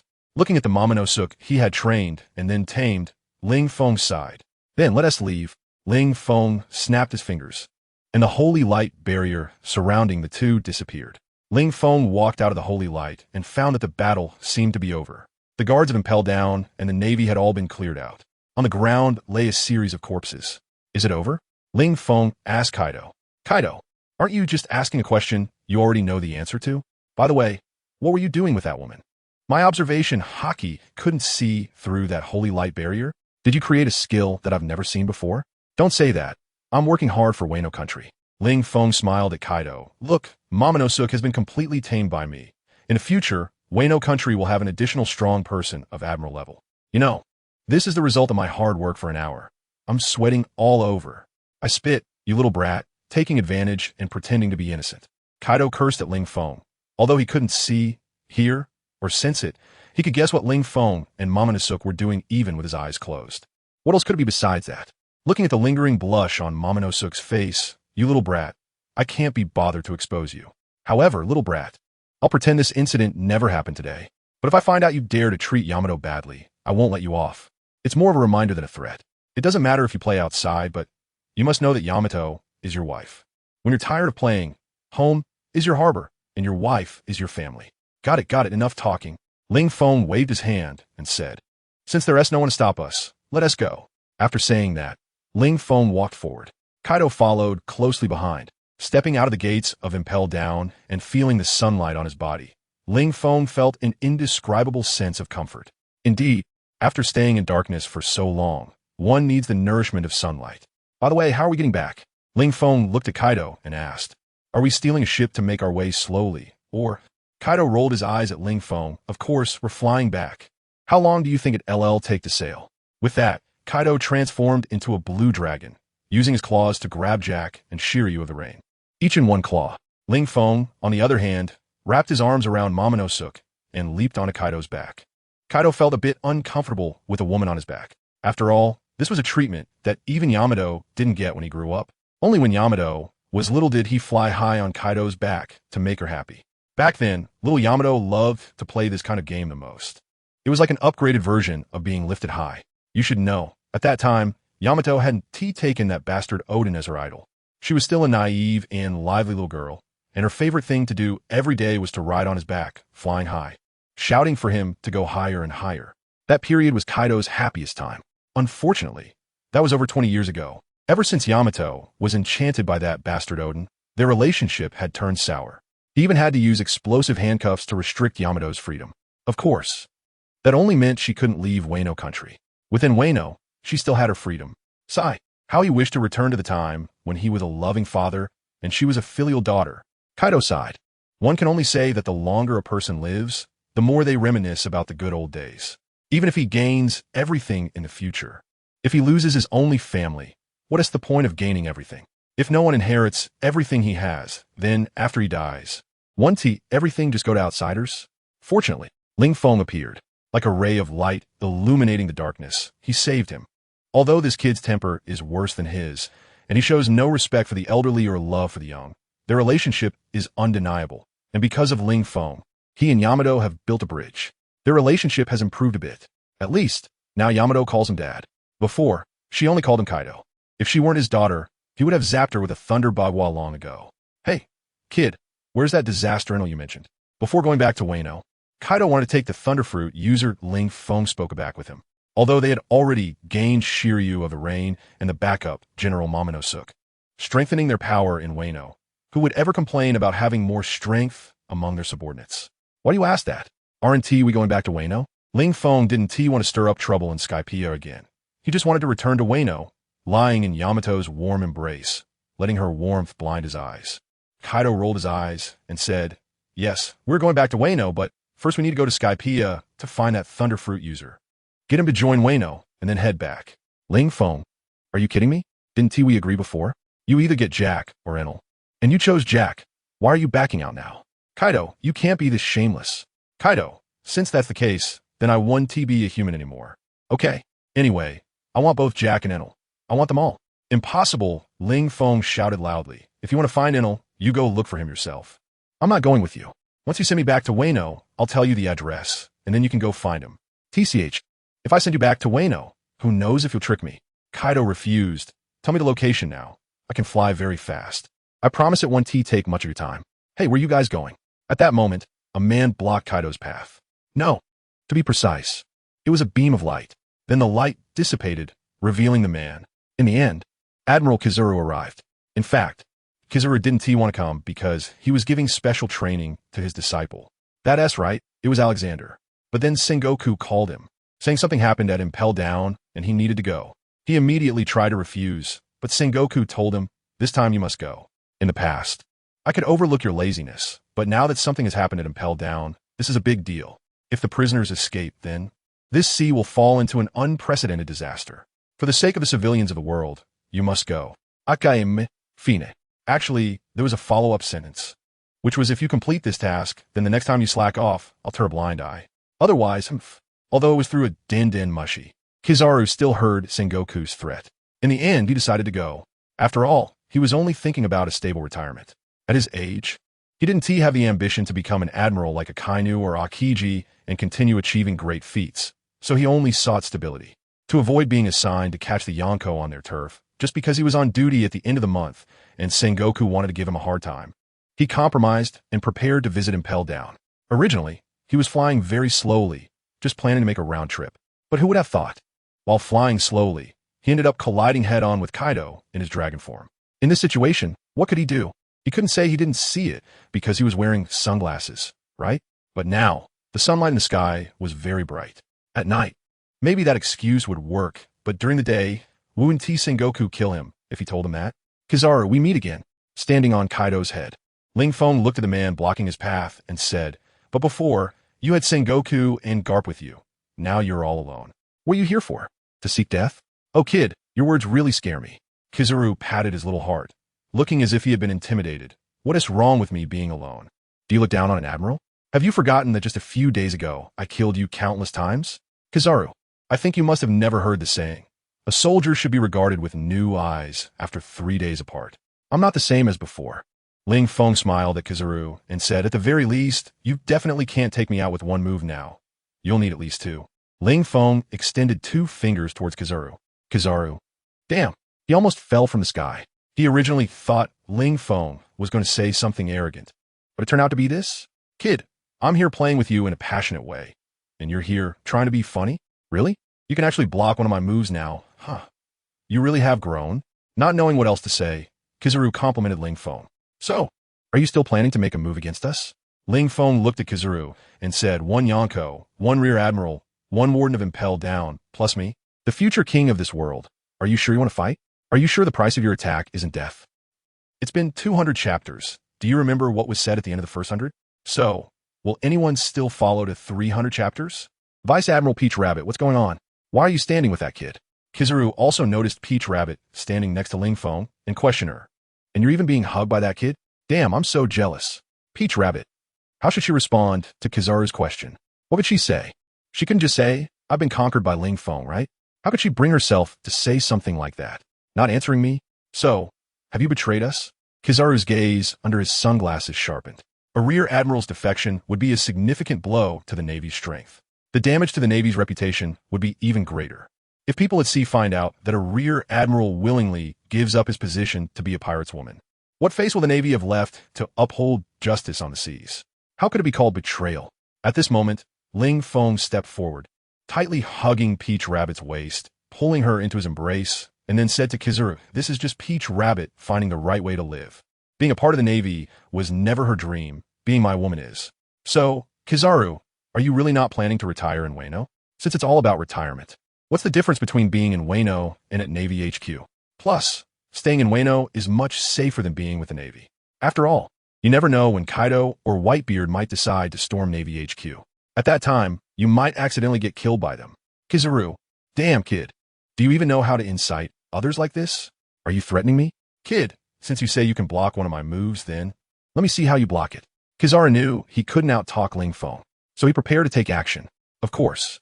He also understood that relying on his own strength, it was unrealistic to send this group back to impel down. However, he couldn't just let them go, right? At the very least, he needed to fight first, so he could explain to Sengoku that it wasn't that he couldn't capture them, but that they were just too strong, and he had done his best. Then you can give it a try. Ling Feng stood proudly on top of Kaido, looking down at Kizaru, responding with overwhelming confidence. In Ling Feng's eyes, Kizaru truly saw immense self-assurance. This little guy really seems to think he has gotten stronger? This made Kizaru somewhat incredulous, because, logically, Ling Feng shouldn't have had time to get stronger. You have to know, in the past few days, Ling Feng was either in the dungeons of Navy HQ or in the cells of Impelled Down. Where would he have time to train? Even if he had time, it's only been a few days. How could he just get stronger like that? No way. Forget it. Why think so much? Then take this. Kizaru pointed at Ling Feng, a cross-shaped light shimmering on his fingertip. By you. The next moment, the light instantly cut through the sky, rushing towards Ling Feng. Just as the laser was about to hit Ling Feng, a barrier of holy light appeared in front of him, blocking the laser. It actually blocked it? Kizaru squinted his eyes, and he had to admit that this little kid was indeed a monster. It's just a pity that he doesn't belong to the Navy. Then, he can only be killed. Amaterasu no Tachi. Kizaru extended his hand, and a light sword gathered in his palm. No matter what, this little kid had to be taken back today. The next moment, Kizaru charged towards Ling Feng. "Kizaru, are you looking down on me?" Kaido shouted when he saw Kizaru directly attacking Ling Feng. Then countless wind blades were spewed out by Kaido. But Kizaru easily dodged them, appearing above Kaido. He swung his sword down towards Ling Feng. "Old man Kizaru, haven't you learned your lesson yet? I'm unkillable. Why don't you understand?" Looking at Kizaru, who was about to strike him, Ling Feng shook his head. Then, he looked at Kizaru, narrowed his eyes, and unleashed his Conqueror's Haki. A powerful aura surged from Ling Feng. Behind him, it seemed as if a king capable of supporting the heavens appeared. An endless gale formed in front of Ling Feng. Rushing towards Kizaru, Kizaru was caught off guard and was directly blown into the air by Ling Feng's aura. Conqueror's Haki? This kid, after finally stopping himself in the air, Kizaru gritted his teeth, seemingly shocked by Ling Feng's Conqueror's Haki. Suddenly, Kizaru felt a sharp blade seem to cut across his face. This left him somewhat incredulous. He reached out and touched his face, and, as a result, when he brought his fingers in front of his eyes, he found a drop of blood. It wasn't an illusion. I really got hurt. Looking at the blood on his finger, Kizaru's brow had never been this deeply furrowed before. Pop! Crash! And the next moment, the sunglasses he was wearing shattered with a sound. Kid, your Conqueror's Haki can actually be used to this extent? Not to mention Kizaru. Even Kaido couldn't believe it, his eyes wide open, questioning Ling Feng. You have to know that the most basic Conqueror's Haki is generally only used to clear out weaklings, only effective against those with weak souls. And Ling Feng just now undoubtedly was able to make the Conqueror's Haki cause a substantial impact. Moreover, it wasn't an ordinary effect. It directly shattered Kizaru's sunglasses and even cut his face. Such a use of Conqueror's Haki. He might not be weaker than him, right? Is it not okay? Ling Feng crossed his arms, looking at Kaido with a proud expression. Of course, this wasn't due to his own growth in Conqueror's Haki, but rather, it was the enhancement from the Devil Fruit regarding Conqueror's Haki. Just like the MOMO fruit of the World Destroyer. Of course, there are also differences. Compared to the MOMO fruit, which can amplify external objects 100-fold, like speed and size, he can only amplify himself, and naturally, it can't reach 100-fold. But it's enough to show off against Kizaru. Little brat, just how much strength are you hiding? At this moment, Kaido felt even more that Ling Feng was just pretending to be a pig to eat a tiger. Otherwise, it was impossible to explain how Ling Feng's abilities had suddenly become so much stronger. Moreover, all sorts of strange abilities kept appearing. He probably hadn't shown them before, because this little brat enjoyed the thrill of surprising people, right? I have to say, it's really quite twisted. I'm not hiding my strength at all. Kaido's question left Ling Feng both amused and exasperated. He truly wasn't hiding anything. These new abilities were just recently acquired. Okay? Now he finally had the chance to try them out. Kid, you're really impressive, but you're so terrifying that I can't let you live any longer. It doesn't matter if I can't kill you. I have countless ways to make sure you can't continue to do evil. Injured, Yellow Monkey was angered and became less composed. Or rather, he started to take things seriously. Since joining the Navy, he had hardly ever been injured, let alone becoming an admiral. After all, before he joined the Navy, he already had the Pika Pika no Mi. With the Pika Pika no Mi, he was a monster when he first joined the Navy, with combat power reaching that of a rear admiral. Subsequently, due to his powerful combat abilities, he almost always succeeded in missions at sea. Then, he naturally rose through the ranks, eventually becoming an admiral. One could say that Yellow Monkey's life was entirely that of a protagonist template. Well, not the kind of hot-blooded protagonist template like Luffy, who gets injured while fighting an enemy and needs to power up. Rather, it was an invincible protagonist template.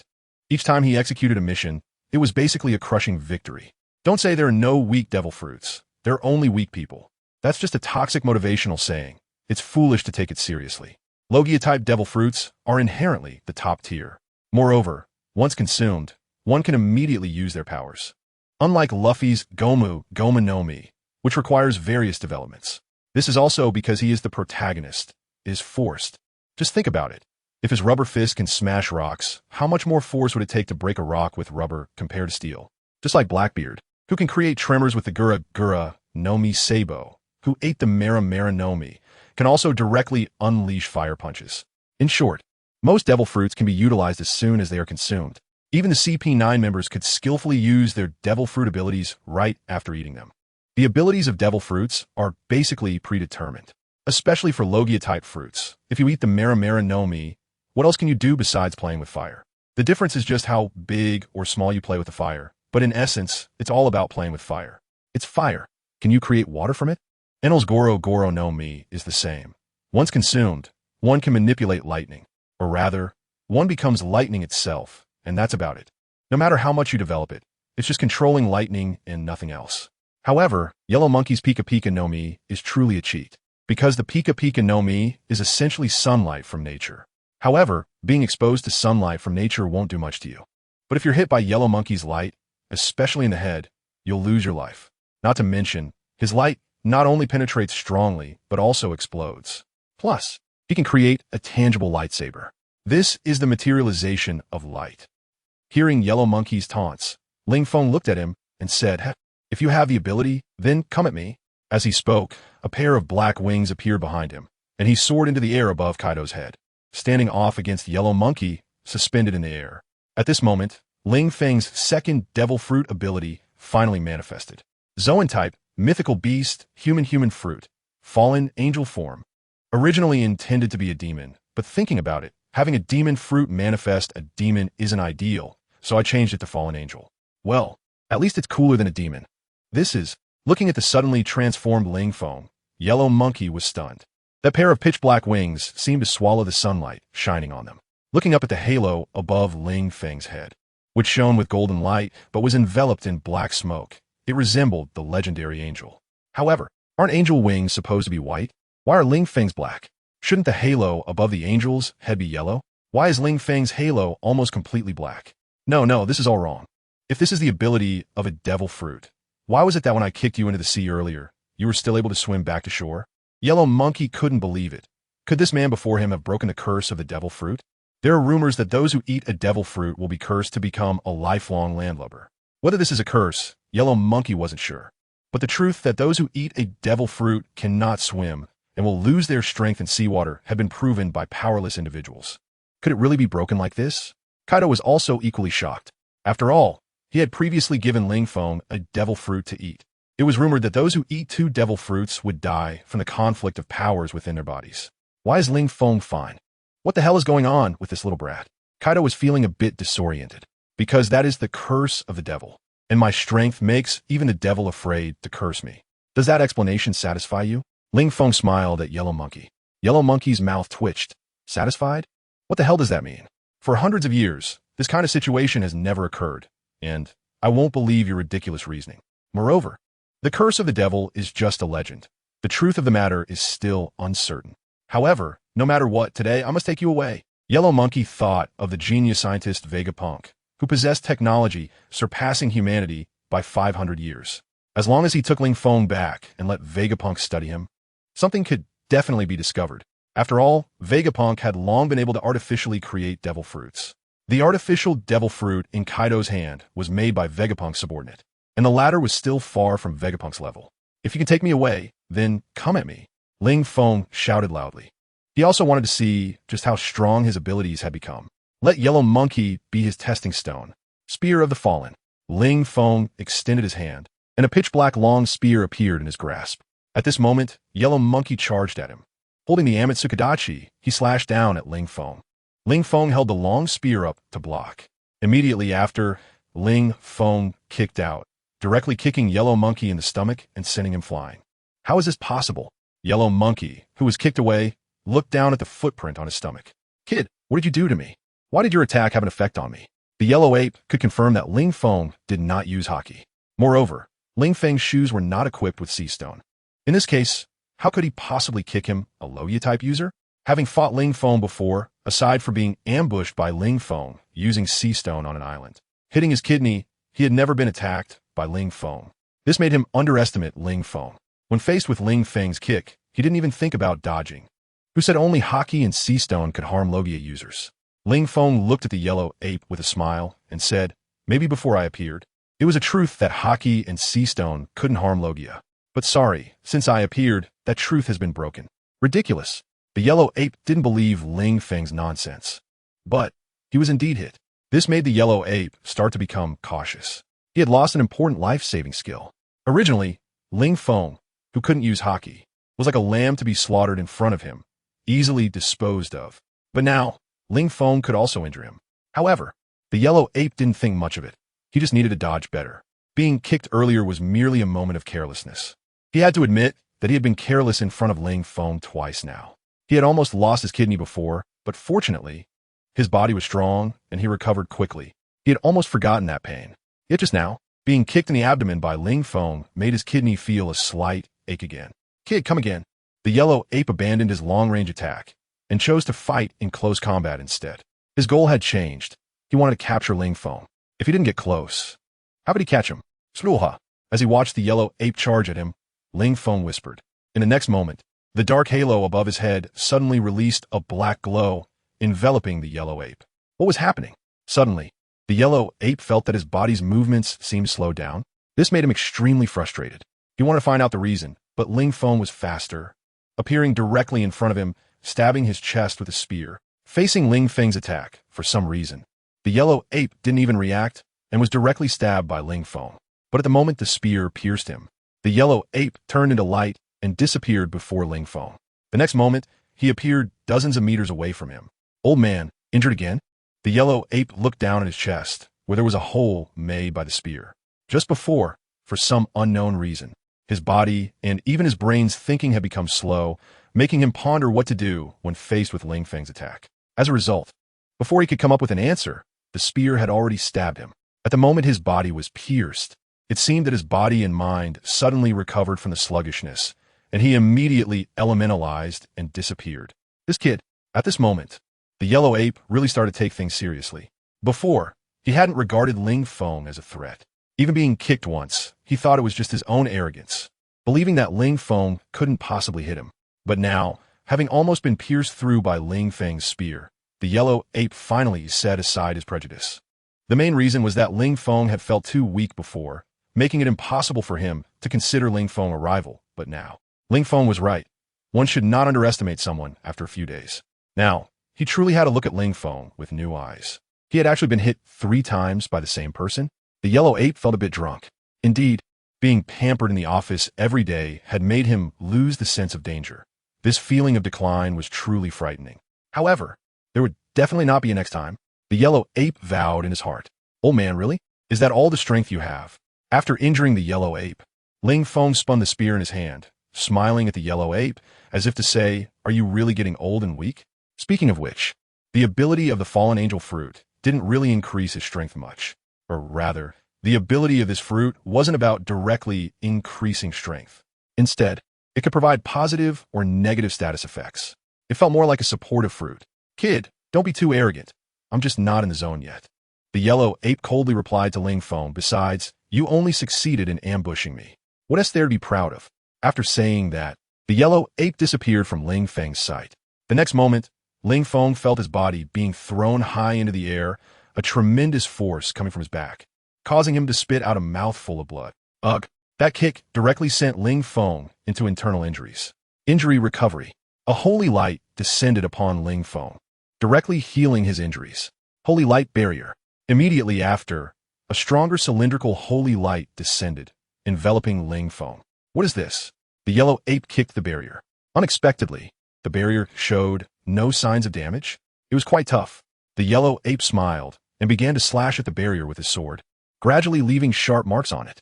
"Break it for me."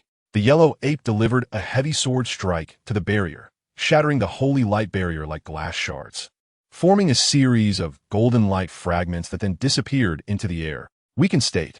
At the moment the barrier shattered, Ling Feng bestowed the weakened state on the yellow ape. Originally, after the yellow ape shattered the barrier, he charged at Ling Feng. But for some reason, he suddenly trembled, and his forward motion halted, causing him to fall headfirst into the sea. Seeing this, Ling Feng quickly attacked Fallen Wings. Ling Feng, standing in the air, rapidly flapped his wings, sending black feathers like swords toward the falling yellow ape. In that instant, countless feathers shot forth like a rain of arrows, filling the entire space. The yellow ape had no way to dodge. "Damn it, this kid, what kind of strange ability is this?" The yellow ape finally recovered from the weakened state. Seeing countless feathers raining down, he naturally couldn't just let them pierce him without resistance. Yada no Kagami. The yellow ape counterattacked. Countless points were released by him, colliding with the feathers shooting toward him. Bang, bang, bang. In the sky, explosions filled the air, and the shockwaves even pressed down the sea surface, forming a bowl-shaped impact. Kaido stood at a distance, quietly watching this scene, surprised to find that Ling Feng seemed capable of fighting the yellow ape on equal terms. Was this an illusion? Before the explosions in the sky dissipated, Ling Feng and the yellow ape rushed into the center of the explosions, engaging in battle. In the sky, the sounds of weapons clashing echoed endlessly. Ling Feng and Kizuru were exchanging blows back and forth. But this was only the case while Kizuru had not yet used observation haki. Once Kizuru began to predict with haki, Ling Feng found himself at a complete disadvantage. All of Ling Feng's moves would be anticipated by Kizuru in advance, allowing him to dodge. Even if Ling Feng tried to inflict negative status effects on Kizuru, the moment Ling Feng thought about it, Kizuru would immediately turn into light and retreat far away. The main issue was that Ling Feng's range ability could only affect entities within a 10-meter radius centered on himself. As long as Kizuru ran more than 10 meters away, he wouldn't be able to apply any status effects. Of course, this was in terms of area effects within 10 meters. If it were an individual effect, as long as the target was in his line of sight, he could apply it, provided the target was enveloped by the light of his aura. But Kizuru had already taken precautions, so it was naturally not so easy for him to inflict negative status effects. In the distance, Kaido watched this scene and sighed. Sure enough, was I overthinking it in the last chapter? The combat power of an admiral is non-existent. However, even so, Ling Feng's ability to inflict negative status effects indeed opened Kaido's eyes. Kizuru was unaffected mainly because he dodged quickly. If it were someone else, it wouldn't be so certain. Poof! Once again pierced through the chest by a sword, Ling Feng felt that his battle with Kizuru was about to come to an end. This battle had roughly allowed him to gauge his own strength. There was still a gap between him and the top-tier admirals. However, he still had a bounty of 1 billion. If he were to fight Jack now, he would definitely make Jack call him daddy. "Kaido, let's go together." Ling Feng said to Kaido, having finally gotten out of prison. "Let's celebrate by taking down an admiral." "Kaido, little brat, are you serious?" Ling Feng's words made Kaido's eyes widen. "Of course, I'm not joking," Ling Feng said with a smile. "But the opponent is an admiral of the Navy. If we kill him, it would probably really anger the Navy headquarters, and then the Navy headquarters might really come to attack us. With our strength, we can't be sure of a full-scale war with the Navy headquarters, right?" Kaido hesitated a bit because the Navy's strength was too strong. He didn't want to completely offend the Navy, especially now that Ling Feng had not fully grown yet. Killing an admiral at this point would almost be equivalent to declaring war directly against the Navy headquarters, which was a bit foolish. What's wrong? Are you scared? Ling Feng provoked Kaido. As the world's strongest creature, are you actually afraid? Afraid of the mere Navy headquarters? Kaido, mere Navy headquarters? Little brat, you're really getting more and more arrogant. By the way, little brat, is it really necessary? Kaido hesitated and said to Ling Feng, now is not the time. Besides, they're not just me, the Emperor of the Sea, but also 3 other emperors in the ocean. If we really have a full-scale conflict with the Navy, it wouldn't be a good thing for us. You're still young and don't understand the importance of timing. In short, Kaido did not want to kill Kizaru.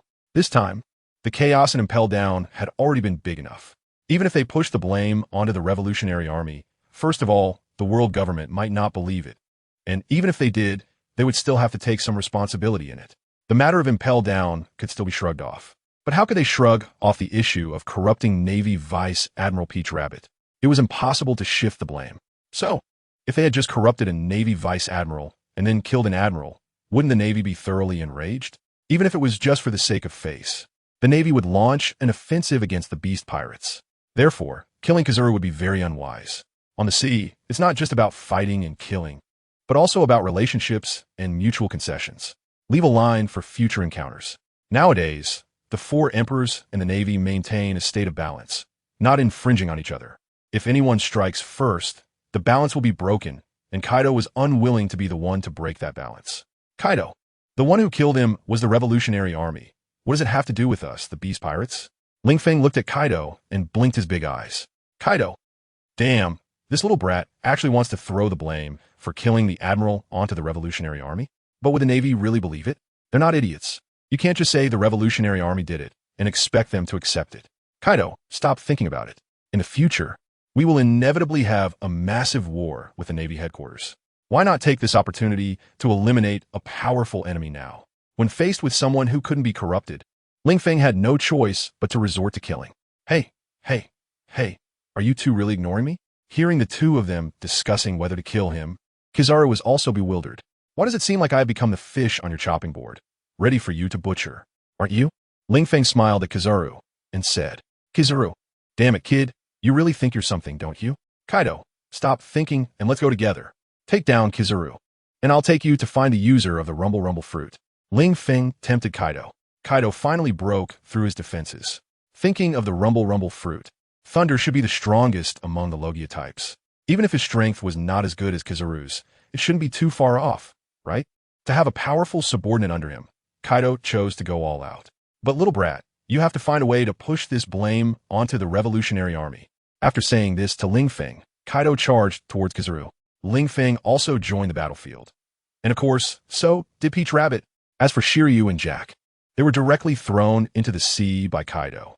Holding on to those 2 guys, Kaido couldn't really exert himself. Wow, 3 against 1? You guys aren't playing fair.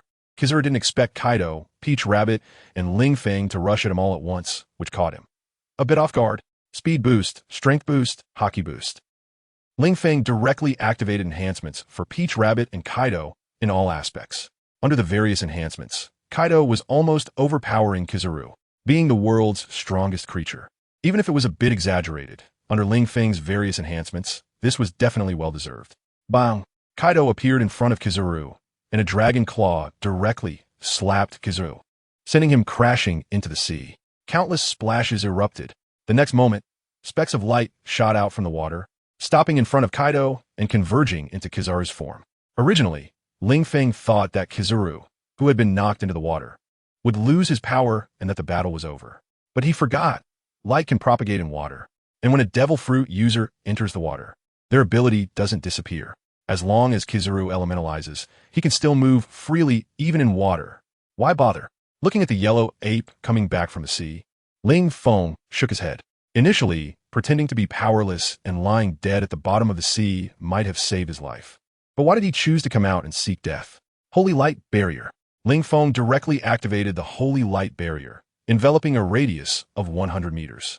This was to prevent the yellow ape from escaping. Even if the yellow ape attacked with all his might, it would take at least 10 times to break through the barrier. This time, the yellow ape was undoubtedly doomed. The yellow ape used the 8 span jewels against Kaido. Kaido transformed from dragon form to human beast form, and he began to take it seriously. He knew that facing a marine admiral and wanting to kill the opponent required seriousness. Thunderbagua, the Wolf Feng Club, wrapped in Conqueror's haki, was struck out by Kaido. Kaido allowed the 8-span jewels to hit him without any evasion, charging forward in a way that exchanged injury for injury. The Yellow Ape did not expect Kaido to be so bold, directly confronting the 8-span jewels. Then appearing in front of him, a Thunderbagua sent him flying, crashing heavily against the holy light barrier. Weaken Halo. Taking this opportunity, Ling Feng directly added a weakened Halo to the Yellow Ape. Then came the slowed Halo, lying flat Halo, and idiot Halo. In short, various negative state halos were thrown at the Yellow Ape all at once. In an instant, the Yellow Ape felt completely defeated. It was as if he had become a fool. Ling Feng, holding the fallen spear, threw it hard at the Yellow Ape, who showed no signs of dodging or resisting. And just like that, was pierced through by the fallen spear. The intense pain made the Yellow Ape regain his senses. What happened? What was he doing? Who am I? It was as if he had just woken up from a nightmare, completely unaware of what was happening. He looked down at his thigh, which had been pierced by a pitch-black spear. Moreover, that spear seemed to carry a toxic effect, causing immense pain at the spot of the wound. Damn it, Ling Feng, you bastard.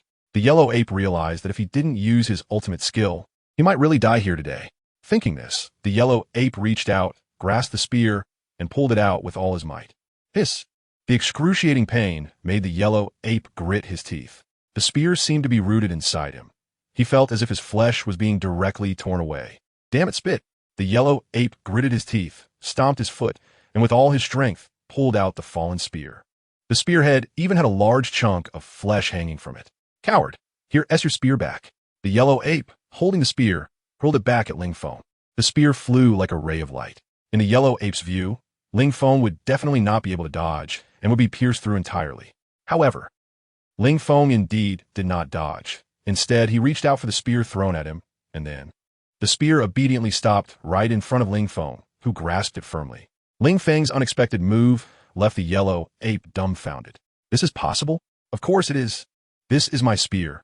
How could it obey the enemy's command to harm me?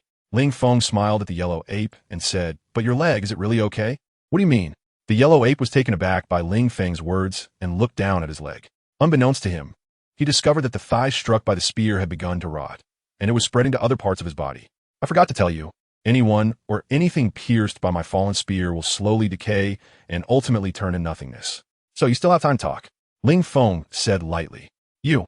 The Yellow Ape gritted his teeth as he looked at Ling Feng, then glanced at his leg.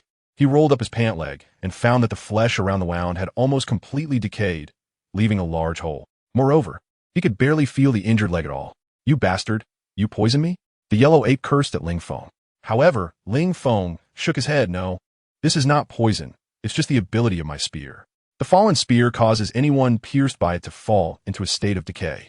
Of course, I don't need to decay you, so just rot away, dust to dust. Kaido, it's up to you now, Ling Feng said to Kaido in this state.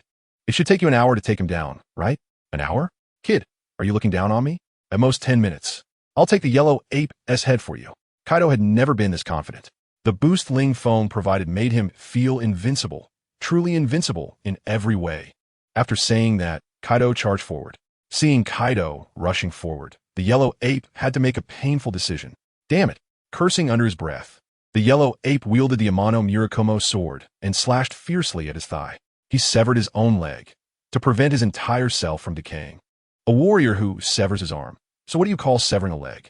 Forget it, why think so much? Seeing that Kaido had already attacked, the Yellow Ape used his ability to create an illusion of a light leg and began to fight with Kaido. However, the impact of the short leg caused his movements to become somewhat erratic. He was directly hit by Kaido's Thunderbagua and sent flying again. And the Yellow Ape's mentality was about to collapse. Don't we need help? Peach Rabbit stood beside Ling Feng like a good little kid, quietly asking Ling Feng. It's fine, Kaido can handle it. Ling Feng reached out and pinched Peach Rabbit's little face, smiling as he said, You don't do that. Being so affectionately pinched by Ling Feng, Peach Rabbit put her hands in front of her, shyly twisting her body. Damn! Just as Kaido was desperately fighting, he happened to see this scene and was about to go crazy. I'm out here fighting for my life, and you two are showing affection behind me? What's wrong? Are you shy now? Ling Feng raised both hands, one on each side, pinching Peach Rabbit's little face and pulling hard to the sides. It must be said, the elasticity is really good. When Ling Feng released his grip, the little flesh he had pulled stretched back, creating ripples on Peach Rabbit's little face. And her shy appearance truly made Ling Feng adore her even more. Especially that contrast. She was supposed to be like a strong female CEO, but suddenly turned into a soft and cute neighbor girl. Love it, love it. If it weren't for the timing being inappropriate.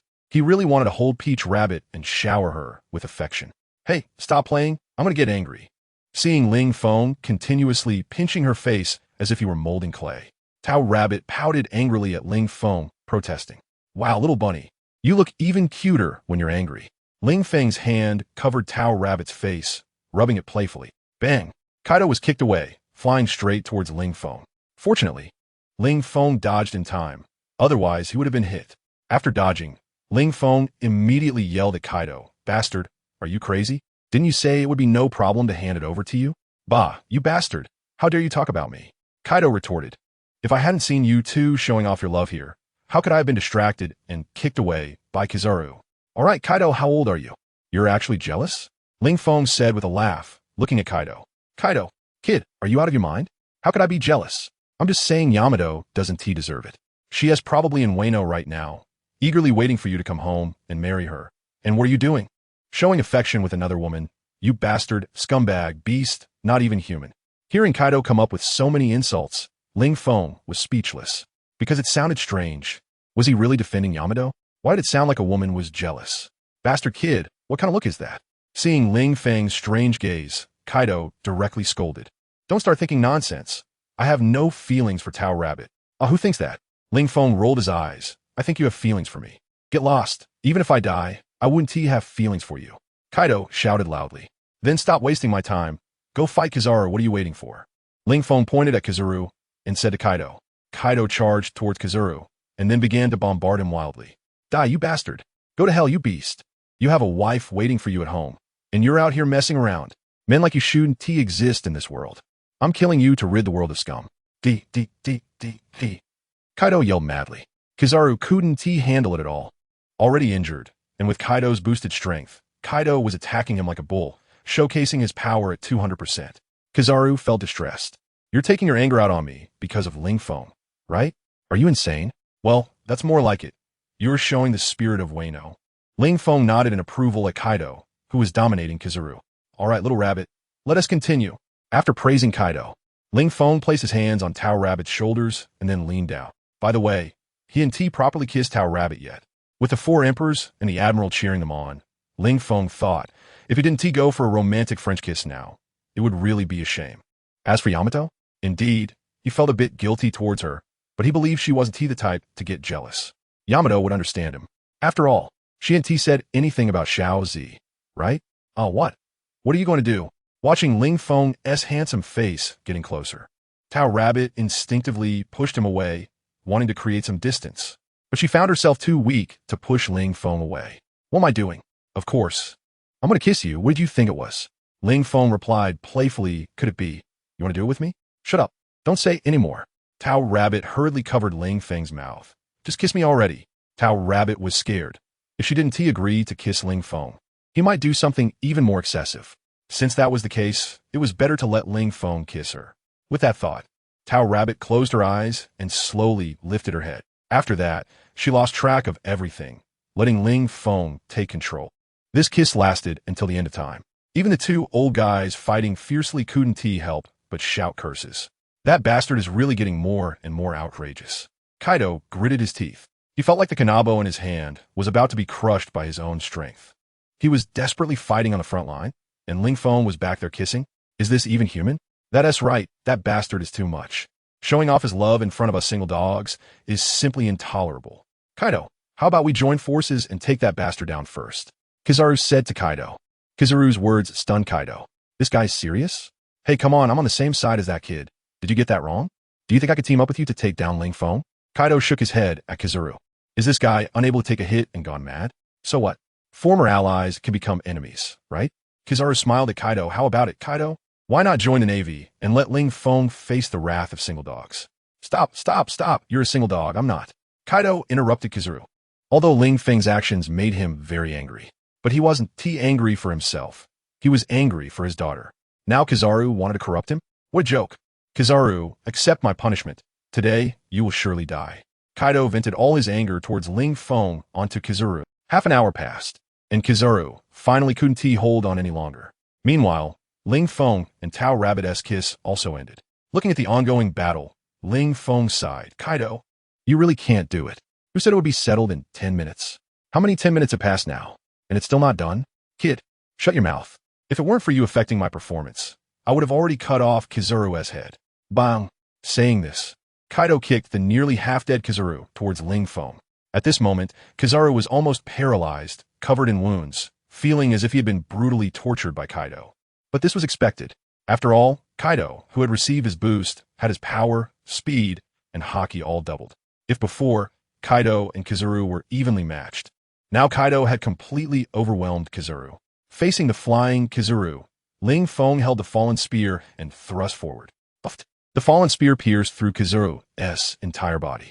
Although Kizaru had already seen Ling Feng take out the fallen spear while flying towards him. But he no longer had the strength to evade. The battle with Kaido had completely drained his combat ability. This made Kizaru, old man, will actually die here? At this point, Kizaru glanced back at Ling Feng and thought, and to die at the hands of a kid like you, it's really unwilling. There's nothing to be unwilling about. If Akainu and Akiji were as stubborn as you, it wouldn't be long before they come to accompany you. Ling Feng said, lightly, while shaking the fallen spear in his hand. The tremendous tremor instantly ruptured Kizaru's internal organs. Starting from the wound, decay began to slowly set in. In less than a minute, Kizaru turned into nothingness, disappearing from this world. The Navy Admiral just died like this. Looking at the completely decayed Kizaru, Kaido sighed. However, this is the cruelty of this world. Even an admiral of the Navy cannot claim invincibility, but I dare. Kaido arrogantly declared, I am invincible. After receiving Ling Feng's amplification, Kaido felt like he was swelling up. He believed that if he faced Sengoku and Garp again, he would definitely win. After all his abilities had been amplified by a factor of 2. While this might not count as his strength being doubled, at least his power had increased by 0.5 times. Defeating the combined forces of Garp and Sengoku should be no problem. If represented numerically, he and Sengoku and Garp could each be considered a 1 before. But now he was at least a 1.5, while Sengoku and Garp remained at 1, and these two ones could not be added together. Therefore, it was reasonable that they couldn't defeat him, who was at 1.5. But kid, your ability is too terrifying. Kaido looked at Ling Feng and asked, can you amplify anyone's strength by a factor of 2? Or is it, the weaker the person, the greater the amplification? The amplification is fixed. Ling Feng explained. Regardless of strength, I can give them a doubling of their basic power. So this ability is only significantly effective for powerful individuals. For weaker ones, even with double power, they're still weaklings. Weakling? Kaido was taken aback. Are you referring to yourself? Ling Feng. Damn, Kaido, you bastard. How dare you insult me? I should have given you negative effects when you were fighting Kizaru. Ling Feng cursed. Compared to amplification, the negative effects Ling Feng could impose were actually stronger. Unlike amplification, which simply doubles, negative effects are not as simple as having. This might be because his fruit is the fallen angel. Because of the fall, adding negative states is more effective. Even for someone at Kaido's level, if he applies a slowing state, Kaido's movement speed would instantly decrease by 100 times. Almost like time has stopped. Of course, this also has weaknesses in that, under negative states, if subjected to a strong attack, it will be lifted. Moreover, this state doesn't last long. For stronger individuals, the duration is shorter. For someone at Kaido's level, it might only last a few seconds. But in fact, in a battle between experts, a few seconds is enough. Unless facing someone like Kaido, who has impenetrable defense. Anyone who can break through could deal dozens of strikes in just a few seconds. 2 hours later, Ling Feng and his group arrived at the Sky Island where Enel was located. One must say, Kaido flies really fast. Ling Feng, although he wanted to return to Wano, had no choice but to compromise and lead Kaido to Enel since Kaido refused to agree otherwise. Well, saying he led the way, he basically just mentioned an island's name, and the rest was up to Kaido. However, this guy Kaido seemed very familiar with the geography of the Grand Line, and he found Gaia Island straight away. After finding it, he flew directly into the sky, and then reached the Sky Island where Enel was located. After a bit of time, they found Enel. Now, Ling Feng's group was standing in front of Enel, confronting him. Outsiders from the Blue Sea? Don't you know this is the holy land where gods reside? How dare you trespass into the abode of the divine? Are you not afraid of divine punishment? Enel sat on the stone throne, arrogantly staring at Ling Feng and his group, not taking them seriously at all. Right now, he had the mentality of being the top god, believing himself to be invincible, wielding the power of divinity. To be fair, he could indeed say that. After all, Enel's divine judgment is quite formidable. He could strike down disobedient people from thousands of meters away with a bolt of lightning. This move is truly impressive. It might even be one of the most high-profile moves in One Piece. You don't even see Enel, and you're gone. With the Rumble Rumble fruit and his natural observation haki, Enel could cover the entire Sky Island. Such abilities made him truly godlike, high above. Without leaving home, he could know everything happening on the island. Moreover, he could read people's innermost thoughts. In terms of observation haki, Enel is definitely top-notch. You say we are outsiders. How could we know that this is the residence of the gods, and that trespassing would incur divine punishment? Ling Feng shrugged at Enel. Now you know? Enel looked at Ling Feng and asked. Yes, now I know. Ling Feng nodded. Since you know, then upon seeing this god, why do you not kneel? Enel scolded Ling Feng. Why should I kneel? Ling Feng retorted. Isn't kneeling before God the most basic form of respect? Enel smiled at Ling Feng, thinking that Ling Feng was still able to speak to him calmly because he didn't know his terror, and once he did, he would definitely kneel down and humbly beg for mercy. Is that so? Ling Feng smiled. Then I don't want to respect the god. What can you do to me? Enel's smile faded. Kid, do you know you are provoking the god of the sky? Do you know the terrible price of provoking a deity? Sorry, I really don't know. Ling Feng shrugged. In that case, let this god show you the experience of divine judgment. As Enel's words fell, a loud rumble echoed through the sky. Next, a thick pillar of thunder descended from the heavens, enveloping Ling Feng entirely. You ignorant brat, do you now understand the price of angering a god? Watching the flickering lightning pillar, Enel sneered, then looked at Kaido and the others. Foolish mortals, it's your turn next. Are you ready? What I see as foolish is you, right? As the thunder pillar vanished, a bottomless pit appeared beneath Ling Feng's feet, and above the pit, Ling Feng sprouted wings, standing majestically in mid-air, looking down at Enel. The arcs of lightning still flickered around him. At this moment, Ling Feng was supported like a true deity. How is this possible? Looking at Ling Feng, who was unscathed, Enel could hardly believe it. No one could survive the judgment of a god. It was impossible. As for Ling Feng having wings, he didn't pay much attention to it.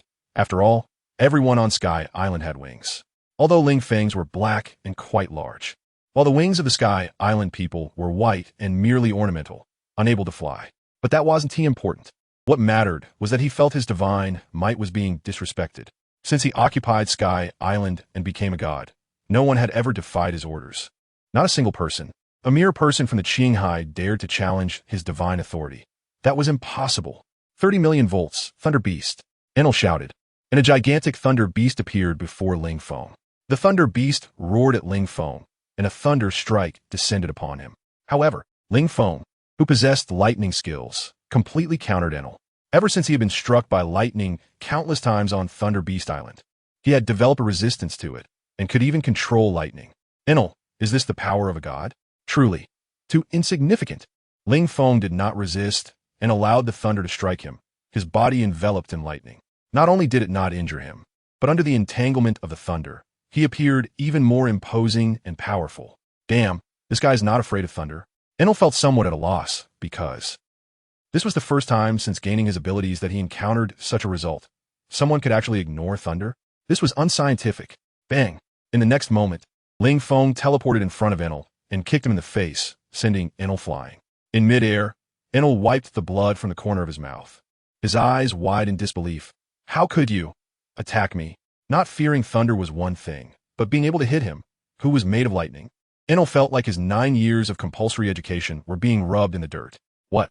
You say I didn't have 9 years of compulsory education? Baby, is this really the time to focus on that? This god is being bullied here, okay? And I'm not allowed to talk nonsense? Of course. Why couldn't I hit you? As he spoke, Ling Feng appeared in front of Enel again and kicked out once more. But this time, Enel anticipated it and directly elementalized. However, even though he transformed into lightning, Ling Feng reached out a hand and directly pulled him out of the lightning. Trying to escape? Not happening. Saying this, he kicked Enel in the face again. At this moment, there were already 2 shoe prints on Enel's face. He was about to go insane. What the hell? How did you do that? How could you grab me while I was in lightning? Enel roared at Ling Feng. His heart breaking. He had transformed into lightning, and yet could still be caught by Ling Feng. This must be a nightmare. No, you were just experiencing a nightmare-like treatment. With that, Ling Feng kicked again. Since he couldn't dodge, Enel directly reached out to block. But a tremendous force struck, breaking his arm, and then Ling Feng's shoe landed hard on Enel's face. Enel? I want to die. He had never faced such humiliation. Damn it. We are sworn enemies. Enel shouted, 200 million volts, God of Thunder, descend. Enel was desperate, unleashing his ultimate move. He transformed into a gigantic thunder giant, wielding the sea god's trident. Glaring angrily at Ling Feng. God of Thunder? No, you are a natural disaster. Thunder, 8 trigrams. Kaido could no longer hold back and directly struck Enel with a bat, knocking him back to his original form, lying on the ground, eyes wide open, but completely lost consciousness. Enel's strength depended on the Rumble fruit. As a devil fruit with massive destructive power and a vast range of observation hockey, as long as he faced an enemy that couldn't fly, he could kite them to death. Even Whitebeard could only take hits on the ground. And even if it was someone who could fly, he was lightning. The chances of catching up to Enel were slim. Therefore, Enel was the most suitable long-range attacker. Of course, he could fight up close too, as long as the opponent's physical condition couldn't withstand a lightning attacks. Any opponent would basically be killed instantly by Enel. Although, in the original work, it seemed Enel didn't kill anyone with lightning. There's no way. The setting of One Piece is such that apart from a few plot-guiding characters, death scenes are rarely depicted. In short, Enel's ability is quite similar to Kizaru's, except for slightly weaker physical attributes for users of Logia-type fruits. Their abilities are the strongest power, especially for Kizaru, Enel, Akainu, and others. They have incredibly high attack power with their Logia abilities.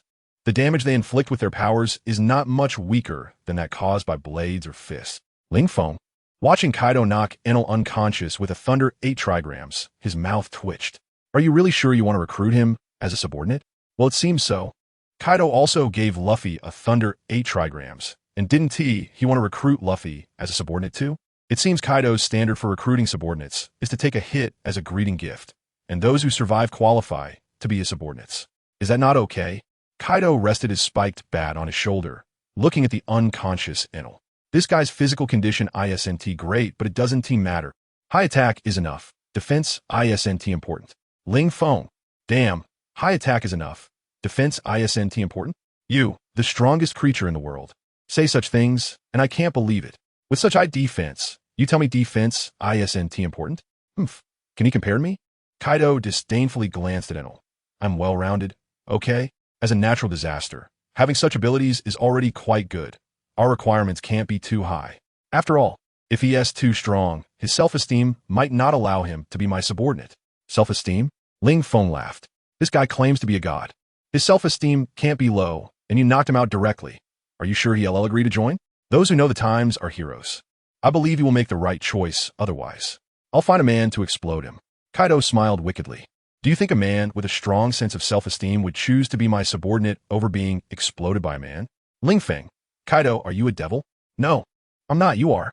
Kaido denied as he looked at Ling Feng. However, Ling Feng didn't believe it all. All right, let's go back to Wano. Ling Feng said to Kaido. Since Enel has been dealt with, there is no reason to stay outside, even though Enel was just knocked out. But Ling Feng believed that with Kaido's threatening methods, Enel wouldn't dare to refuse. The scene shifted to the sky above Wano. That's right, Ling Feng and his group have returned to Wano. Then, the group separated. Momonosuke was arranged by Ling Feng to stay in his room. As for whether she could get along peacefully with Toki, he thought as long as they could sleep together, there shouldn't be any problem. As for Enel, since he hasn't been tamed yet, he was taken away by Kaido, and no one knows where he was taken for training. Jack.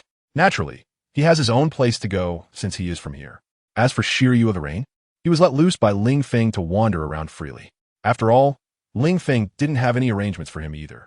To be honest, he really wasn't suitable for this kind of management work. He had never done it before. Before crossing over, he was just a failed web author. Never mind. That's not important. Knock, knock, knock. A knock on the door sounded. Toki happily opened the door, arms wide open, ready to jump into the person's embrace. Darling, I missed you so much. Who are you? Originally about to leap into the other's arms, Toki stopped in her tracks upon realizing that the person knocking was a woman. However, it was already too late. She still crashed into Momonosuke. Momonosuke frowned and looked at the woman who had turned into her arms, questioning, "Are you that bastard Ling Feng's woman?" Although she had been submissive in front of Ling Feng, she could still strike hard in front of Toki. "Who are you to insult Ling Feng?" Toki coldly stared at Momonosuke and said, if Momonosuke didn't look so strong, she might have even taken action. "Who am I? Can't you tell from my attire?" The cloak on Momonosuke billowed in the wind, with the word justice reflecting in Toki's eyes. "Justice cloak? Are you from the Navy?" Toki was stunned, unable to believe why the Navy would appear in Wano. After all, Wano is not a member country, meaning it is not under the protection of the Navy. Moreover, the Beast Pirates are currently occupying Wano. So what is the Navy here for? Are they planning to take action against the Beast Pirates? At this thought, Toki suddenly felt a bit excited. After all, Kaido is her father's killer, but she also understood that with her own strength, it was impossible to deal with them. As for her useless brother, who knows where he is, relying on him. It would be better to fantasize about other pirates coming to clash with the Beast Pirates and then taking down Kaido. Isn't that obvious? Momonosuke rolled her eyes and looked at Toki. "Now it's your turn to answer me. Are you that bastard Ling Feng's woman?" Toki. She couldn't understand why Momonosuke cared so much about whether she was Ling Feng's woman. This person is clearly from the Navy. Shouldn't she be asking if she is a pirate? Wait. Suddenly, Toki's self-awareness made her vigilant against Momonosuke. Aren't you also Ling Feng's woman?" "That's right." Only this could make Momonosuke immediately ask her if she was Ling Feng's woman. Moreover, she had to know this is the core area of Onigashima. Momonosuke walking around here in a Navy uniform and still being safe further indicated that the Beast Pirates considered her one of their own. Otherwise, she would have been subdued long ago and sent to the mines to work.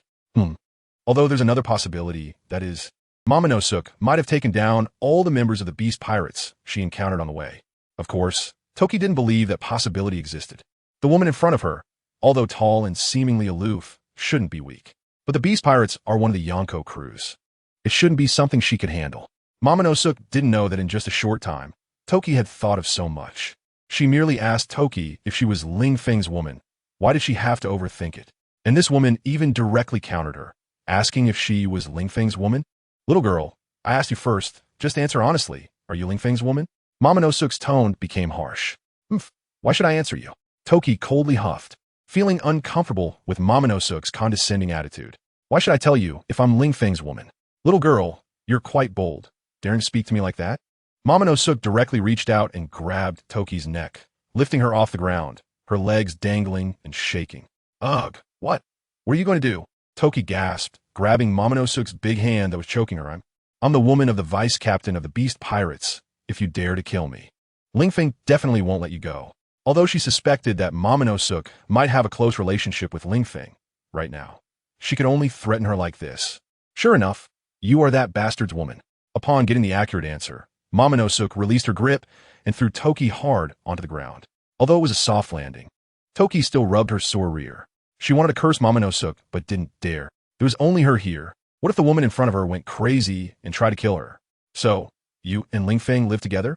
Momonosuke stepped over Toki's body and directly walked into the room. However, this room was a bit small, small for her stature. The ceiling was almost at the same height as her own. If she wore high heels, she would have to bend down to walk. Toki stood up from the ground, patted her butt, and glared at Momonosuke, who was still observing the room, even making a clawing gesture behind her back. "I can't take you on face to face, but I can still annoy you from behind." But Toki didn't expect Momonosuke to suddenly turn around and look at her. Now it was awkward, because she was still making a funny face. Momonosuke didn't care about this and said to Toki, "I'm asking you a question. Why don't you answer? Are you living together with that bastard?" Hearing Momonosuke's domineering inquiry, Toki didn't dare to get angry, but decided to provoke her with words. "That's right. Not only do I live with Ling Feng, but we also exercise together every night." Just asking if you're angry. What now? It sounds like you're exercising with that bastard every night and feeling proud about it. Tao Tu looked at Xiao Zi with a sneer. "Don't you know he's a man with a fiancée? You're a mistress and you're still proud? How foolish." So what if I know? What if I don't? Xiao Zi coldly snorted at Tao Tu. "Besides, that's just a fiancé. They aren't married yet." He not married? "So you think you have the ability and qualifications to snatch Ling Feng back from Kaido's daughter Yamato?" Tao Tu shook her head with a smile. "Woman, are you silly? This is Onigashima. You're trying to take a man from Kaido's daughter in Kaido's territory. Do you really think you can succeed? Give up your ignorant thoughts. Ling Feng is just playing with you. He never intended to give you a result." "So what?" Xiao Zi glared at Tao Tu. "So what exactly do you want to say? Aren't you also Ling Feng's woman?" If I can't compete, can you? Nonsense. I'm not that bastard's woman. Now that Ling Feng isn't around, Tao Tu didn't care about his thoughts and said directly, I'm just feeling sorry for you. You've developed to that level with that bastard. And yet he wants to marry another woman. Aren't you angry? Even if I'm angry, so what? Does it help? Xiao Zi retorted to Tao Tu. Okay, that really left her speechless. Indeed, what's the use of resisting? Isn't that how she is? Once Ling Feng touches her, her whole body goes soft. How can she resist? But, are you just going to watch the man you like marry another woman? Anyway, Tao Tu just wanted to provoke the relationship between Xiao Zi and Ling Feng. You should know, that bastard didn't rush home when he came back, but went to Yamato instead. From this, you can see who holds a higher position in his heart, you or Yamato. You want to drag me into resisting Ling Feng? Xiao Zi tilted her head, looking at Tao Tu curiously. This woman has been stirring up a relationship with Ling Feng, not knowing what her intentions are. No, I just think that bastard doesn't deserve you. You should have a better life. Tao Tu said seriously. Oh, I understand. Suddenly, Xiao Zi smiled at Tao Tu. So you wanted to leave Ling Feng, huh? You filthy woman, you like Ling Feng and don't want to share him with others, so you say such things. Wanting me to Ling Feng? Are all Marines this shameless? Bastard, I won't allow you to insult the Marines. Tao Tu slapped Xiao Zi's face, knocking her to the ground. Covering her face, she looked at Tao Tu with hatred. You actually hit me? Xiao Zi covered her face and gritted her teeth, glaring at Tao Tuesday. Even Ling Feng hasn't hit me. So what if I hit you? Who told you to insult the Marines? Even though she had already been turned by Ling Feng, she still had feelings for the Marines. After all, she had been with the Marines for so long. It's not something you can just leave without any attachment, right? Xiao Zi wanted to resist, but looking at Tao Tu's tall and strong figure as a weak woman, she decided to give up. When Ling Feng comes back, she'll let him make the decision for her. What do you mean by what? Apologize to me. Tao Tu ordered Xiao Zi. Xiao Zi. Damn, is this woman this shameless? After hitting her, she still wants her to apologize? Even celestial dragons aren't this domineering, right? Why should I apologize to you? Although she couldn't beat Tao Tu, it was impossible for her to apologize. After all, you were the one who hit me. I'm not talking about this matter. But about your insulting the Marines, I want you to apologize for that. Tao Tu said decisively. No, I don't want to. You've already slapped me. And you still want me to apologize? That's impossible. Xiao Zi shouted loudly. You want to apologize, huh? Tao Tu rolled up her sleeves and walked toward Xiao Zi. Seeing the scene, Xiao Zi's heels dug into the floor. Her body moved back, looking at Tao Tu in fear. What do you want to do to me? Nothing, just teaching you, an ungrateful woman, a lesson for Ling Feng. Tao Tu looked at Xiao Zi with a cold smile. You dare to do this to me? Ling Feng won't let you go. Xiao Zi shouted at that bastard is probably having fun in bed with Yamato right now. He doesn't have time to care about you. Tao Tu looked at Xiao Zi with a wicked smile. Otherwise, why don't you call out?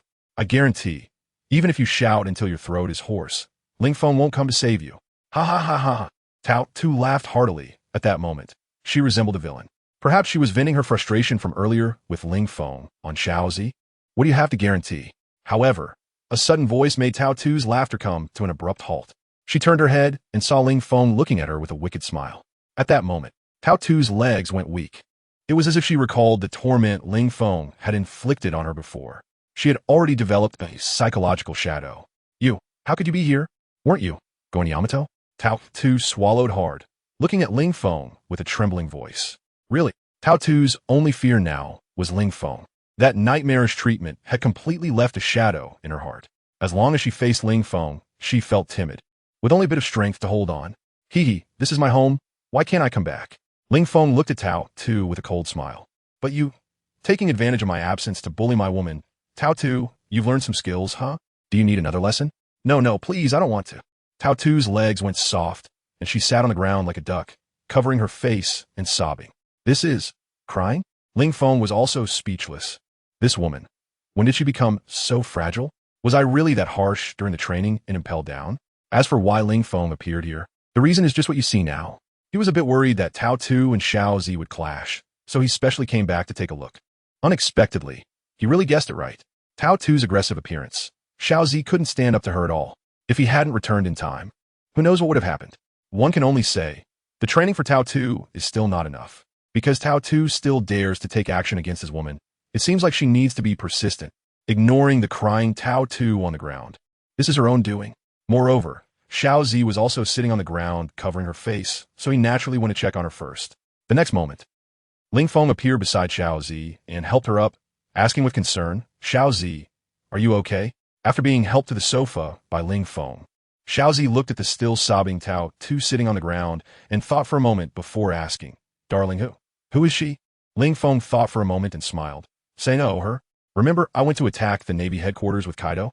This woman is the spoils from that attack. A Navy Rear Admiral, Tao Tuesday. So what do you think? Your man is pretty impressive, capturing a Navy Rear Admiral as a prisoner." Hearing Ling Feng refer to her as a prisoner made Tao Tu's sobbing noticeably more intense. Perhaps she was cursing Ling Feng in her heart, right? A prisoner?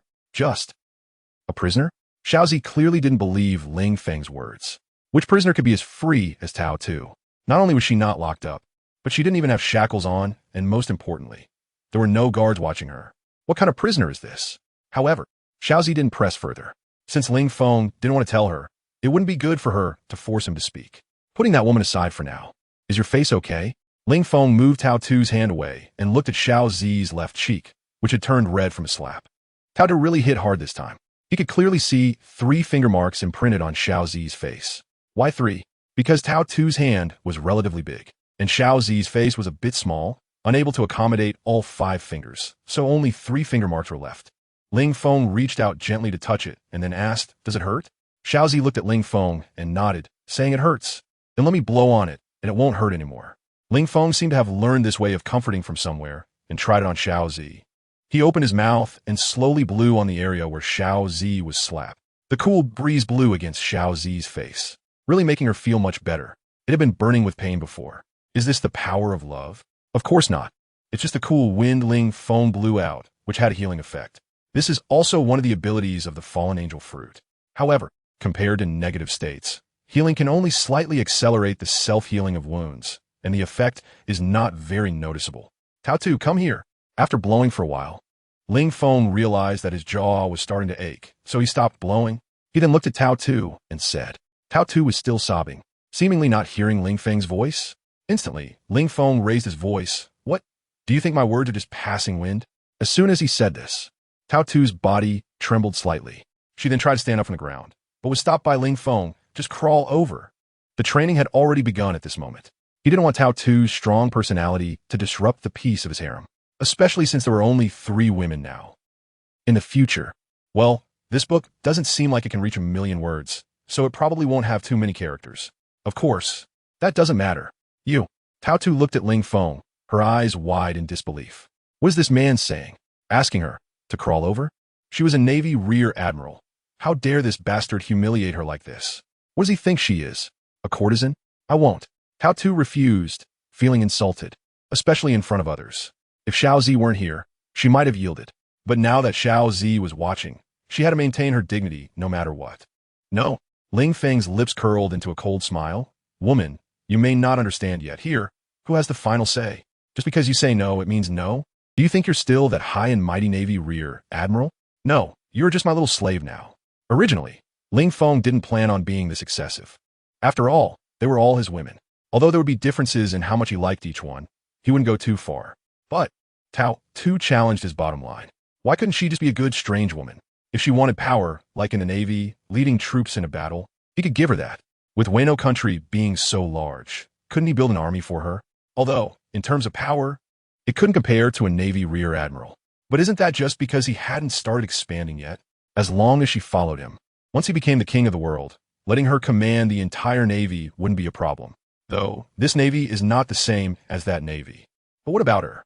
She came back and immediately hit Xiao Zi, especially knowing that Xiao Zi is his woman. Isn't that challenging his bottom line? So, Ling Feng was resolute this time. He must make Tao Tu completely submit, physically and mentally, without daring to defy him in the slightest. As slave? You bastard. I'm going to fight you. Tao Tu stood up and charged at Ling Feng.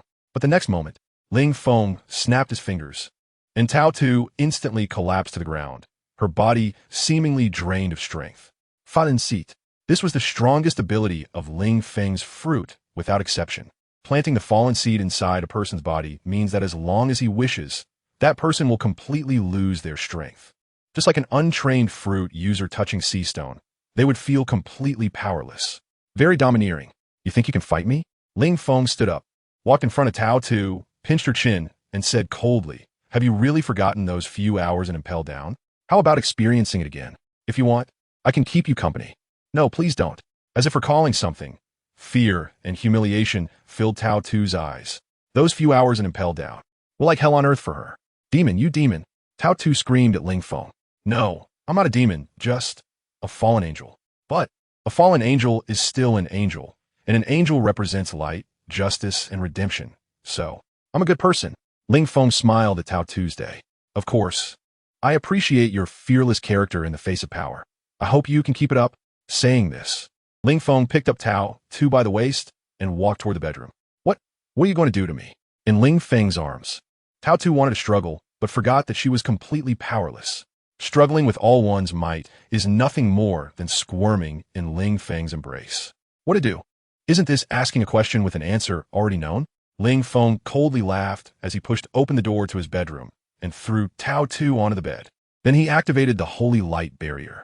After all, what happens next is not suitable for Xiao Zi to see. It would leave a shadow. In fact, Ling Feng didn't want to do this. After all, he wanted to be a good person. It's all the fault of others being better than him. It's the world's fault.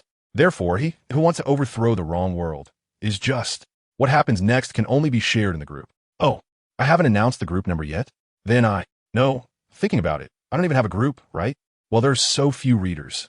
If I announce the group and no one joins, how awkward would that be?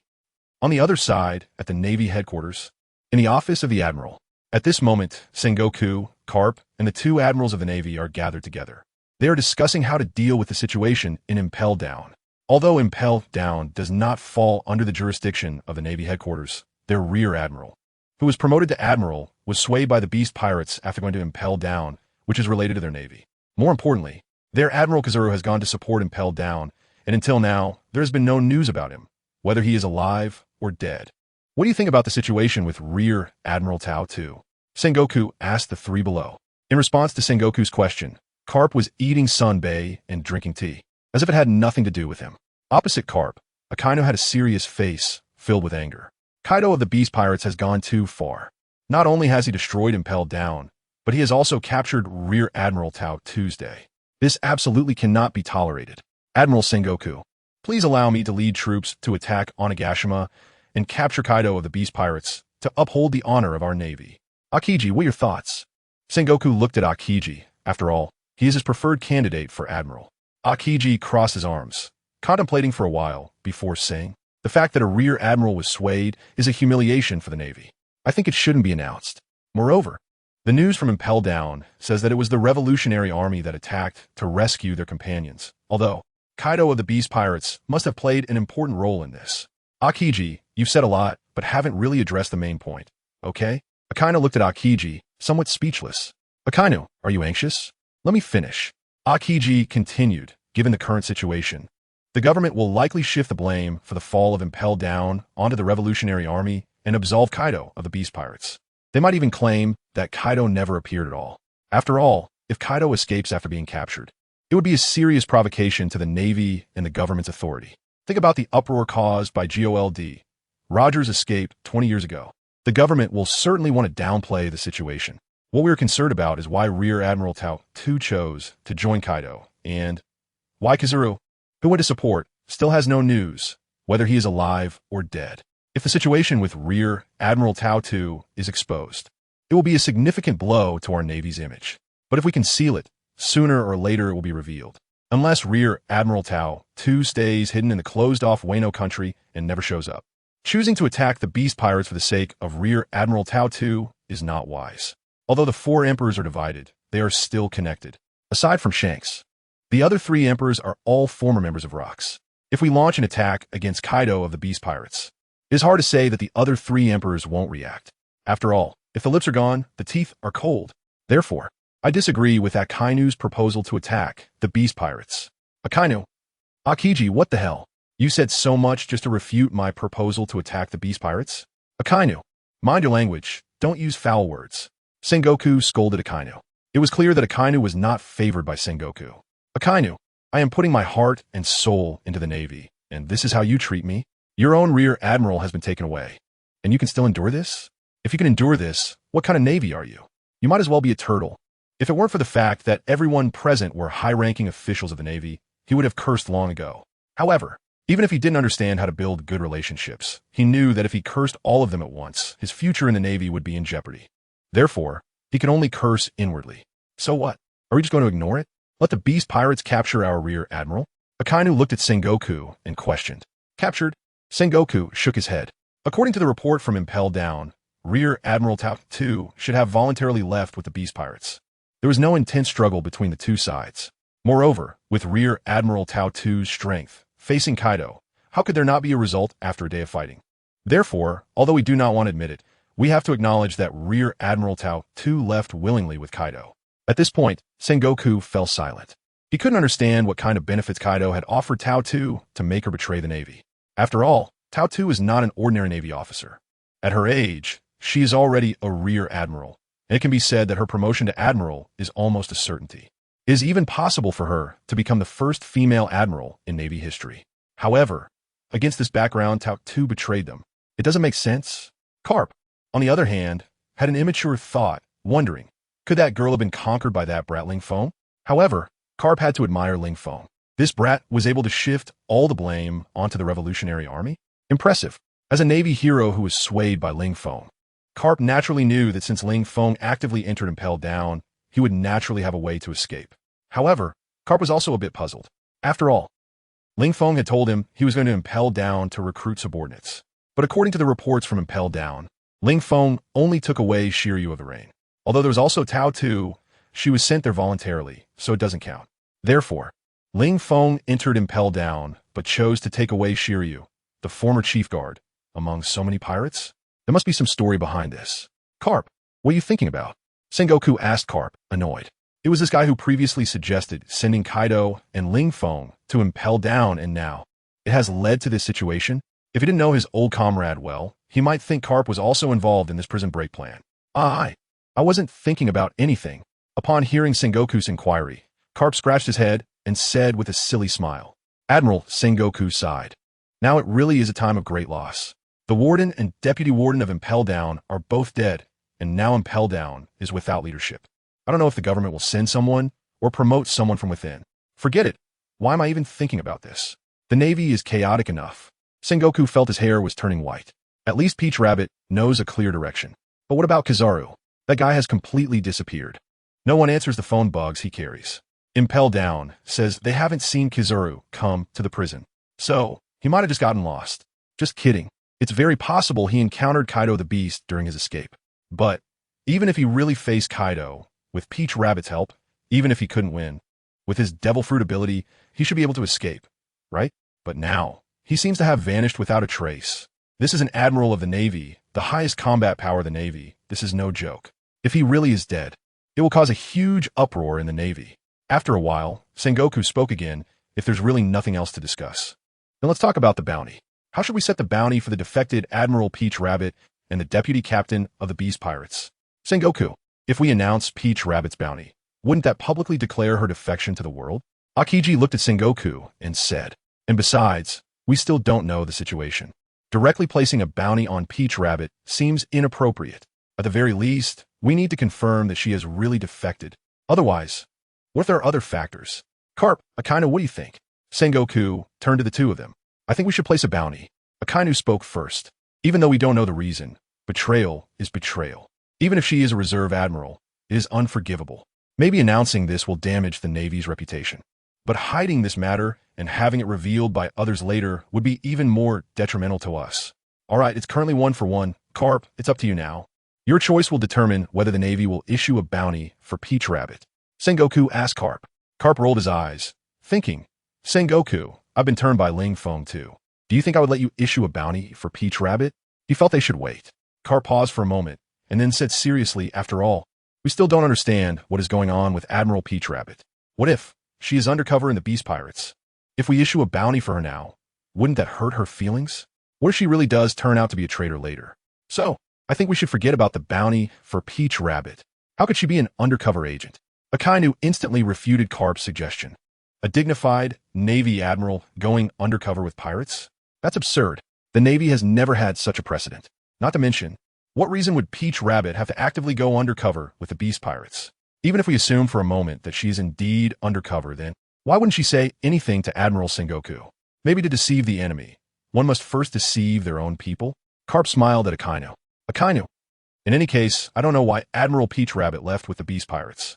But the speculation of her being an undercover agent is absolutely unreliable. All right, Akainu. Stop talking for now, Sengoku interjected. Since it's 2 against 1, let us put the bounty for Peach Rabbit aside for now. After all, what if she really is an undercover agent?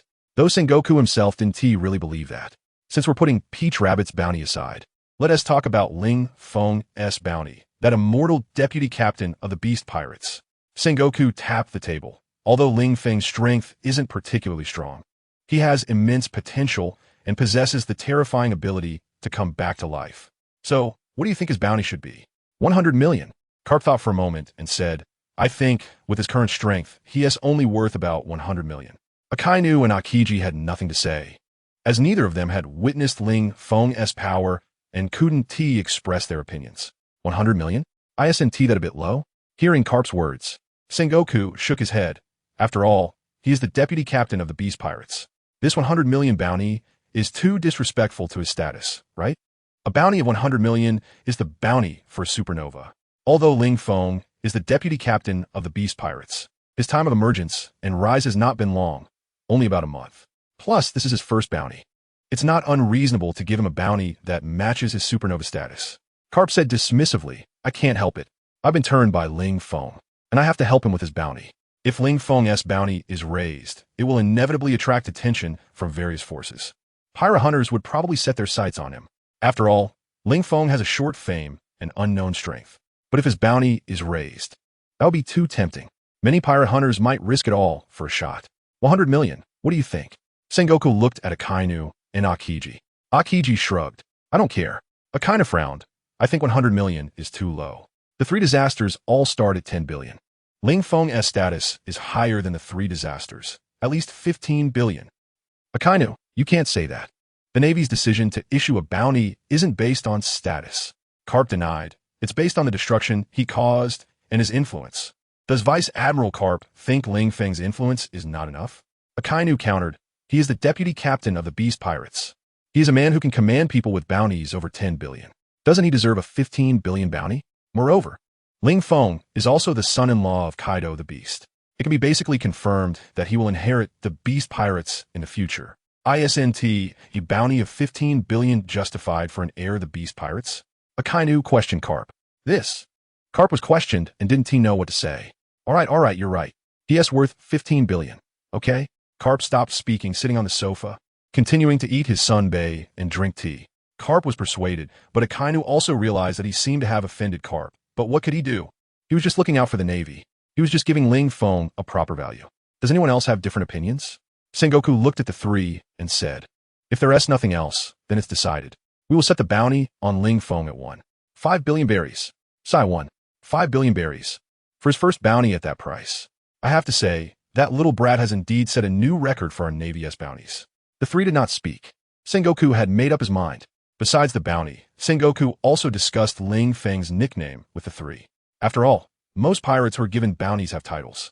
It would be unreasonable not to give Ling Feng one, given that the kid has a characteristic of not dying. How about calling him the Undying Monarch?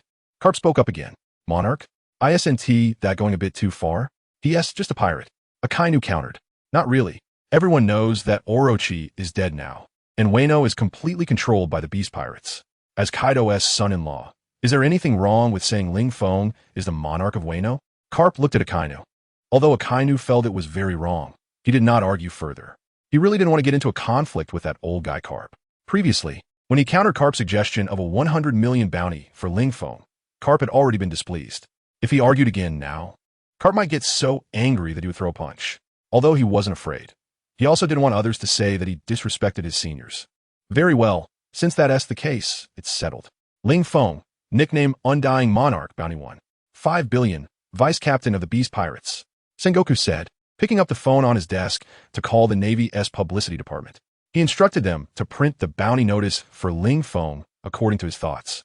Then, have a newsbirds broadcast it worldwide, especially to the islands where pirate hunters are stationed, Everyone should get a copy. Even if they can't catch him, it's still good to annoy the beast pirates. On the Navy's side, the bounty for Ling Feng was concluded. Back at Onigashima, in Ling Feng's bedroom, on the big bed, Peach Rabbit was trembling all over, hugging a blanket, curled up in a ball, not daring to look at Ling Feng. It seemed as if she had suffered Ling Feng's inhumane torture. After educating Peach Rabbit once again, Ling Feng felt completely relaxed, and he swore that Peach Rabbit would never dare to disobey his orders again. Come here.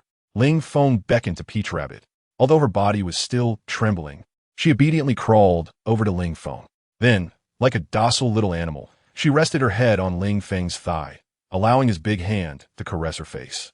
From now on, you are not allowed to get angry with Xiaozi. No, you're not allowed to get angry with my women. And you must not resort to violence, understand? Ling Feng said to Peach Rabbit. I understand, Peach Rabbit replied in a small voice. What? I didn't hear you. Say it louder. Ling Feng's reprimand made Peach Rabbit tense up, fearing that Ling Feng would educate her again. She immediately trembled and said, I understand, I got it. Now that I say good girl. Ling Feng smiled, then leaned down and kissed Peach Rabbit on the cheek. That's enough for today. I'll see how you behave in the future. If you dare to disobey my orders again, don't blame me for raising the difficulty next time. Peach Rabbit didn't dare. She shook her head vigorously at Ling Feng. She really didn't want to experience that feeling again. It was worse than death. All right, I'm going to find Yamato now. You and Xiaozi should get along well. After saying that, Ling Feng got off the bed and opened the door. Outside the door, Xiaozi had been sitting on the sofa, waiting for Ling Feng to finish. Earlier, she even leaned against the door to listen for a while, but heard nothing. This made her very confused, because Ling Feng is so strong. Peach Rabbit shouldn't have no reaction, right? After all, she had been screaming very loudly. Of course, that wasn't important. Now, she saw Ling Feng come out and immediately walked over, hugging Ling Feng's arm and asking, Dear, how'd it go with her? Don't worry, I've thoroughly taught Peach Rabbit a lesson. From now on, she won't get angry with you anymore. And she won't hit you either. Of course, you shouldn't provoke her for no reason. From now on, you two will be good sisters who love each other. Understand? Ling Feng said seriously while holding Xiaozi's face with both hands. I understand. Xiaozi smiled slightly. Although she didn't know how Ling Feng educated Peach Rabbit, she believed Ling Feng wouldn't lie to her. As long as Peach Rabbit was willing to get along with her, she would treat her like an older sister. Ling Feng. Why did he feel that Xiaozi's words sounded a bit sarcastic? Don't worry, she has already been tamed by me. Ling Feng reached out and pinched Xiaozi's chubby face and said, All right, I'm going to step out for a bit. You two should get to know each other well. After saying that, Ling Feng left. Yamato must have known he was back a long time ago.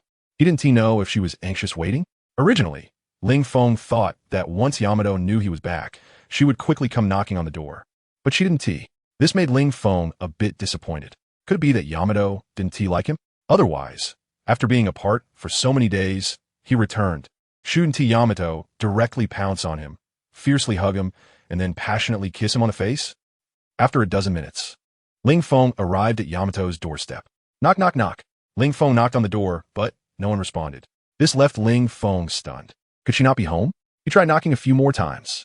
Still no response. What a wasted trip. Ling Feng sighed and turned to leave. But just as he turned around, he heard the door creaking open. Ling Feng. He also saw Yamato behind the door, smiling. Oh, Yamato, I thought you weren't home. I was about to head back. Humph. Then you can go back. Go back to accompany your two beauties. Yamato snorted coldly and was about to slam the door shut. Fortunately, Ling Feng blocked it. Hearing Yamato's words, Ling Feng understood why she had been slow to open the door. So she was jealous. This made him a bit amused. He pushed the door open, walked over, and wanted to hug Yamato, but she quickly stepped away. Yamato, not even a hug? Do you not love me anymore? Ling Feng whined to Yamato. Don't you have two beauties that love you? Do you still need my love? Yamato looked at Ling Feng with a cold smile. I see you don't care whether I'm here or not, right? You went out and brought back a big beauty. Do you even consider me your fiancé? You said you'd come back and marry me. Is this what you mean by coming back to marry me? Yamato walked over to the sofa and sat down, curling her legs and hugging them, feeling extremely wronged. You have to know, she had been anxiously waiting at home for Ling Feng to return. She had even prepared a bridal wedding dress for herself, just waiting for Ling Feng to come back and marry her. But in the end, what did she get? She waited and found that Ling Feng brought back a beautiful woman who was about the same size as her. What is going on? She was worried that Ling Feng might get into trouble at the naval headquarters and wanted to go out to sea. In the end, although she couldn't go herself, she had Jack inquire about the news. But Ling Feng, on the other hand, thought she was suffering at the naval headquarters, and what happened? Ling Feng was having a great time at the naval headquarters with a naval beauty. If Jack and T told her, she might still be in the dark. If Ling Feng knew that it was Jack who betrayed her, he would definitely turn around and sell Jack as ivory. You smelly elephant, I saved you from impelled down. And this is how you repay me? Yamato, aren't you angry? Ling Feng walked over to Yamato and sat down beside her, then reached out to wrap his arm around her shoulder. Yamato wanted to struggle, but Ling Feng held her tightly. Seeing Ling Feng being so strong, Yamato let him hold her. She wanted to hear how Ling Feng would explain. I know you're angry at Tower Rabbit, but Tower Rabbit is just a prisoner from our attack on the naval headquarters. Don't worry. She won't threaten your position. Ling Feng assured Yamato, saying that no matter what, the main wife will always be you. She is at most just a maid of honor. Oh, so you still want her, huh? At first, when Ling Feng said she was a prisoner, Yamato was quite happy. But Ling Feng's next sentence about her being a maid of honor changed that. What is a maid of honor? That is a woman who sleeps with the master when the main wife is unavailable. After all, Ling Feng still wants to sleep with Tower Rabbit. What? Am I Yamato not enough for you? Yamato, don't say that. You can't blame me. Mainly, the Navy wanted to flip me before, but they failed using various schemes. Then those shameless old guys suggested using a beauty trap on me. You understand. The one who used the beauty trap on me was Tower Rabbit. What do you want me to do? Do you hope your man is an irresponsible person? Ling Feng looked at Yamato and asked. Yamato, I don't hope. Then it's settled. You also don't want me to be an irresponsible man. So, I can only bring Tower Rabbit back, but really don't worry about her. She won't compete for your favor. Really? Ling Feng pressed his hands on Yamato's shoulders, turning her to face him directly. Then he lowered his head and kissed her. Yamato, noticing that Ling Feng was about to kiss her, Yamato's heart raced. But she didn't resist, thinking about Tower Rabbit and Xiaoji's existence. If she didn't put in some effort, she might really lose Ling Feng. Yamato closed her eyes, lifted her chin, and cooperated with Ling Feng. This kiss continued until Yamato was short of breath. Seeing Ling Feng preparing to take further actions, Yamato quickly stood up from the sofa and said to Ling Feng, Ling Feng, you must be hungry, right? I'll go make you something to eat. You should also try my cooking, you know? These days I've been working hard to be a good housewife. I've been seriously learning how to clean and cook, Yamato said to Ling Feng, and after finishing, she walked toward the kitchen. Hearing that Yamato was going to cook noodles for him, Ling Feng was quite looking forward to it. He initially thought that with Yamato's background, she wouldn't learn such things. But unexpectedly, Yamato was doing it for him. This is love. While Yamato was cooking the noodles, Ling Feng leaned back on the sofa with his hands behind his head, staring at the ceiling, bored and daydreaming. Without a phone, and even without a TV, this kind of waiting was really boring. At the same time, he was also a bit worried about whether Yamato and Xiaoji would get along harmoniously in the future. After all, he still wanted to sleep in the same bed. He even had already envisioned a magnificent building in his mind. He was about to find Shabi to have someone start work on building the palace he would live in later. Pavilions, birds singing, and fragrant flowers, beasts in the courtyard. All were indispensable. As for where the money would come from, joking, a little brother who asked the boss for money isn't a good little brother. A little brother should take the initiative to give money to the boss. Otherwise, why would I take you as my little brother? After an unknown amount of time, Yamato finally came out with a steaming bowl of tomato and egg noodles. On top of the noodles, there was a large piece of meat that was unrecognizable. Here, Ling Feng, try it and see if it's good. Yamato placed the bowl of noodles in front of Ling Feng and handed him the chopsticks. Then she cupped her face with both hands, sitting in front of Ling Feng, looking at him with anticipation. It seemed she was expecting Ling Feng to praise her. Wow, this noodle smells so good. It must be delicious. Although she hadn't eaten yet, Ling Feng praised her first. Sure enough, Yamato heard it and smiled with two little dimples. Slurp. Next, Ling Feng picked up the chopsticks, grabbed the noodles, and slurped a mouthful in. After chewing a few times, he gave Yamato a thumbs up, saying it was delicious, very delicious. The noodles were chewy, the broth was thick and fragrant, the meat was juicy and full of flavor, and the scrambled eggs were sour and appetizing, melting in the mouth. Yamato, I'm not just flattering you. This bowl of noodles is definitely the best I've ever had in my life. In this lifetime, he had only been in the pirate world for less than a month, and today was the first time he had eaten noodles. So, this was indeed the best noodles he had ever eaten, no doubt about it. Is it that exaggerated? Yamato couldn't believe it, After all, this was her first time officially cooking. Yet, she was praised by Ling Feng as making the best noodles he had ever had. She felt like Ling Feng was lying. Thinking this, Yamato got up and went to the kitchen, serving herself a bowl of the remaining noodles. She brought it back to sit in front of Ling Feng, preparing to eat together. Speaking of, this scene was so warm, just like a couple having a meal together. Looking at herself and Ling Feng sitting face to face eating noodles, Yamato thought, are you gonna eat too? Realizing that Yamato had also brought a bowl of noodles to sit in front of him, Ling Feng's mouth twitched. Because he was just talking nonsense. The taste of these noodles, to be honest, wasn't that good.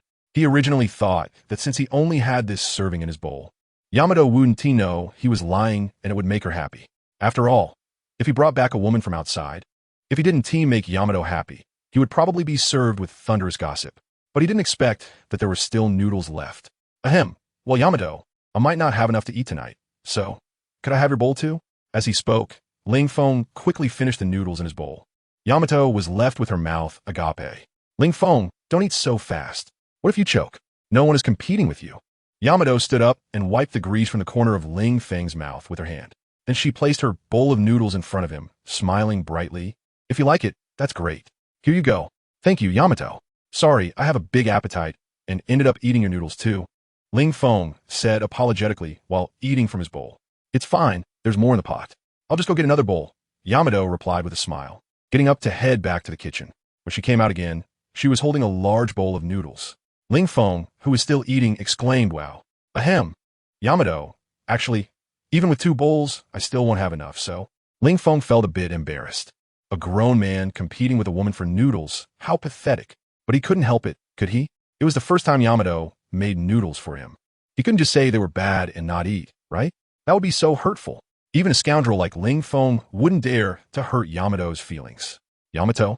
She felt that Ling Feng's behavior today was a bit odd. Was he too hungry?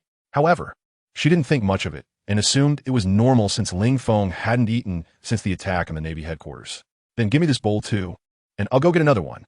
Yamato placed the bowl of noodles in front of Ling Feng again and turned to head back to the kitchen. Ling Feng. Yamato, wait. What is it? Yamato stopped and turned to look at Ling Feng.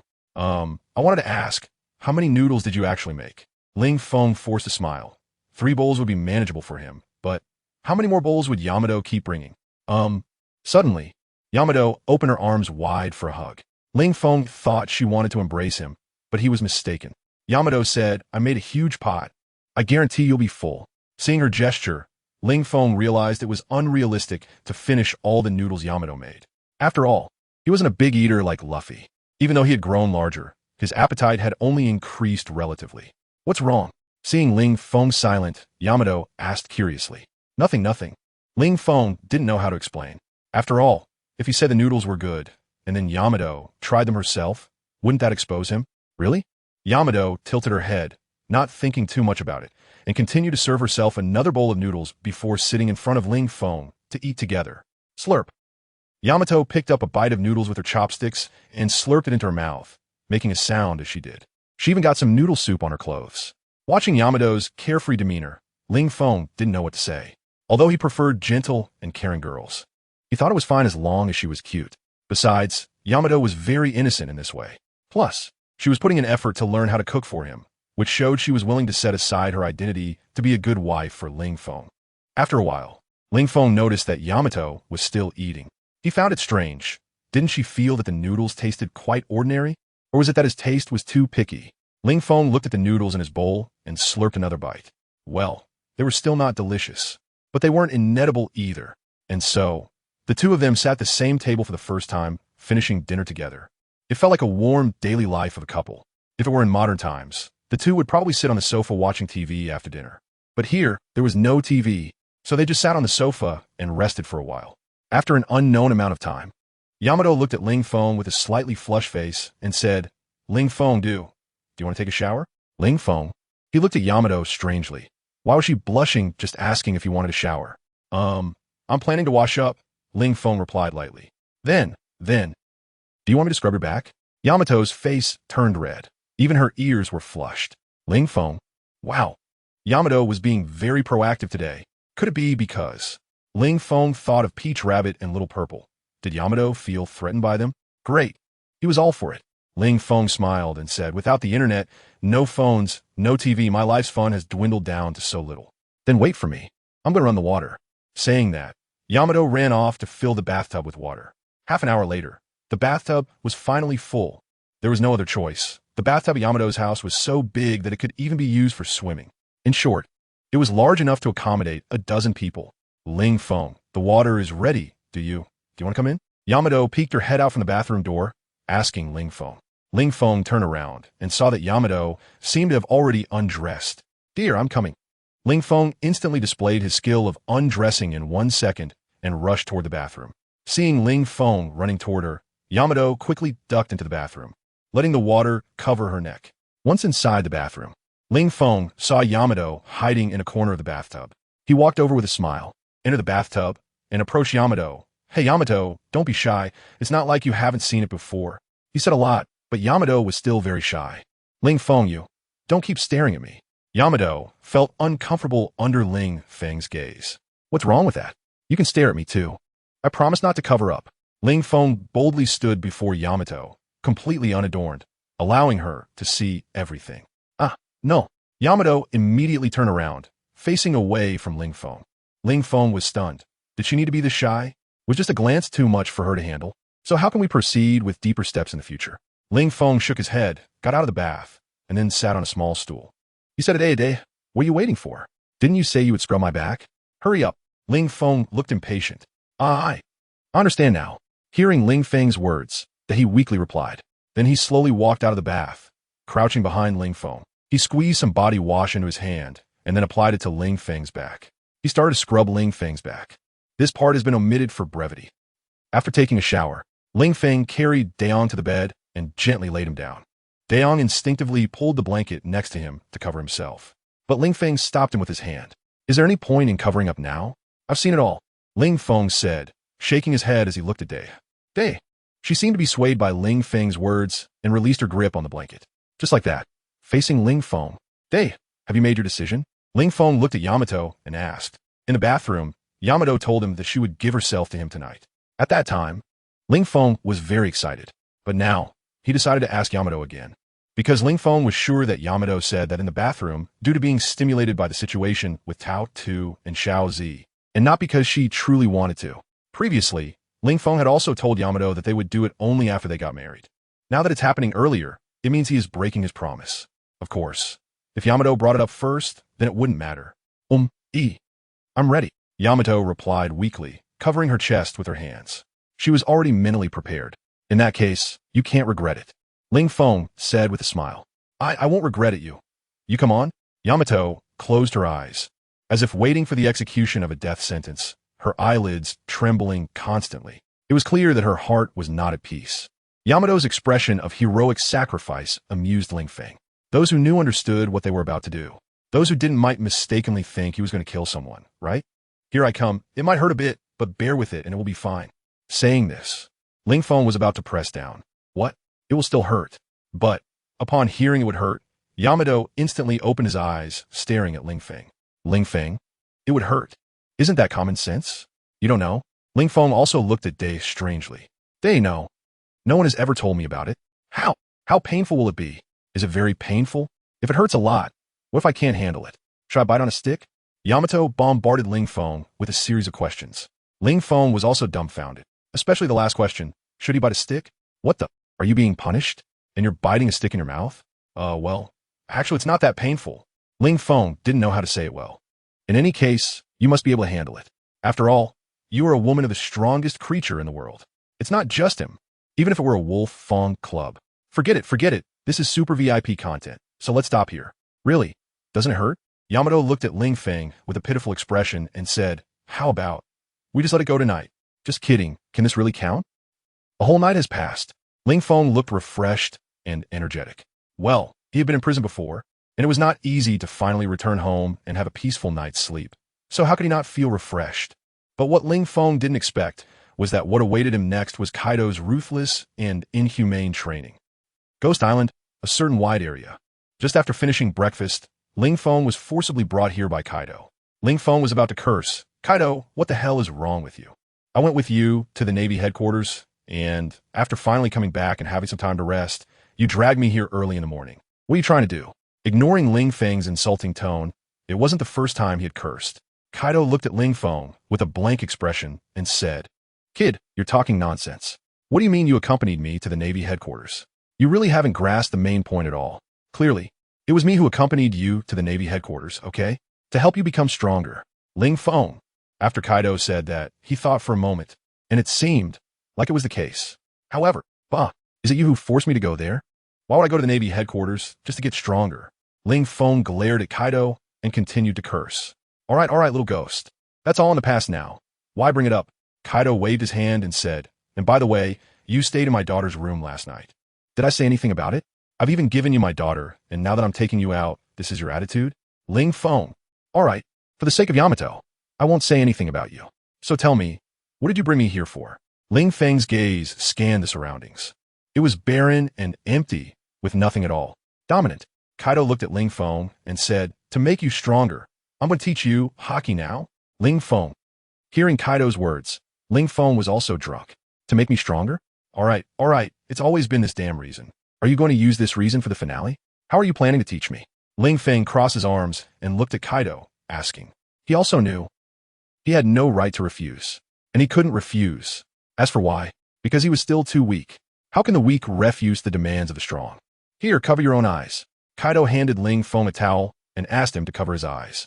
Ling Feng said, what are you trying to do? Didn't you say you were going to teach me how to be domineering? Why cover my eyes? You bastard, you must have some special kink, right? Blindfolded. Is this how thrilling it gets? Bastard, what are you talking about? Kaido said irritably, I told you to cover your eyes, so just do it. How could I possibly have any preferences? Covering your eyes is to train your observation hockey. As we all know, hockey is a wonderful power, and Kinbunchaku hockey primarily refers to the power of perception, which comes from the human sixth sense. Through Kinbunchaku hockey, you can sense various dangers in advance and avoid them ahead of time. Even more powerful Kinbunchaku hockey can predict the short-term future. All right. No need to explain. What's the use of saying all this? Ling Feng was quite impatient, so what? How are you going to teach me?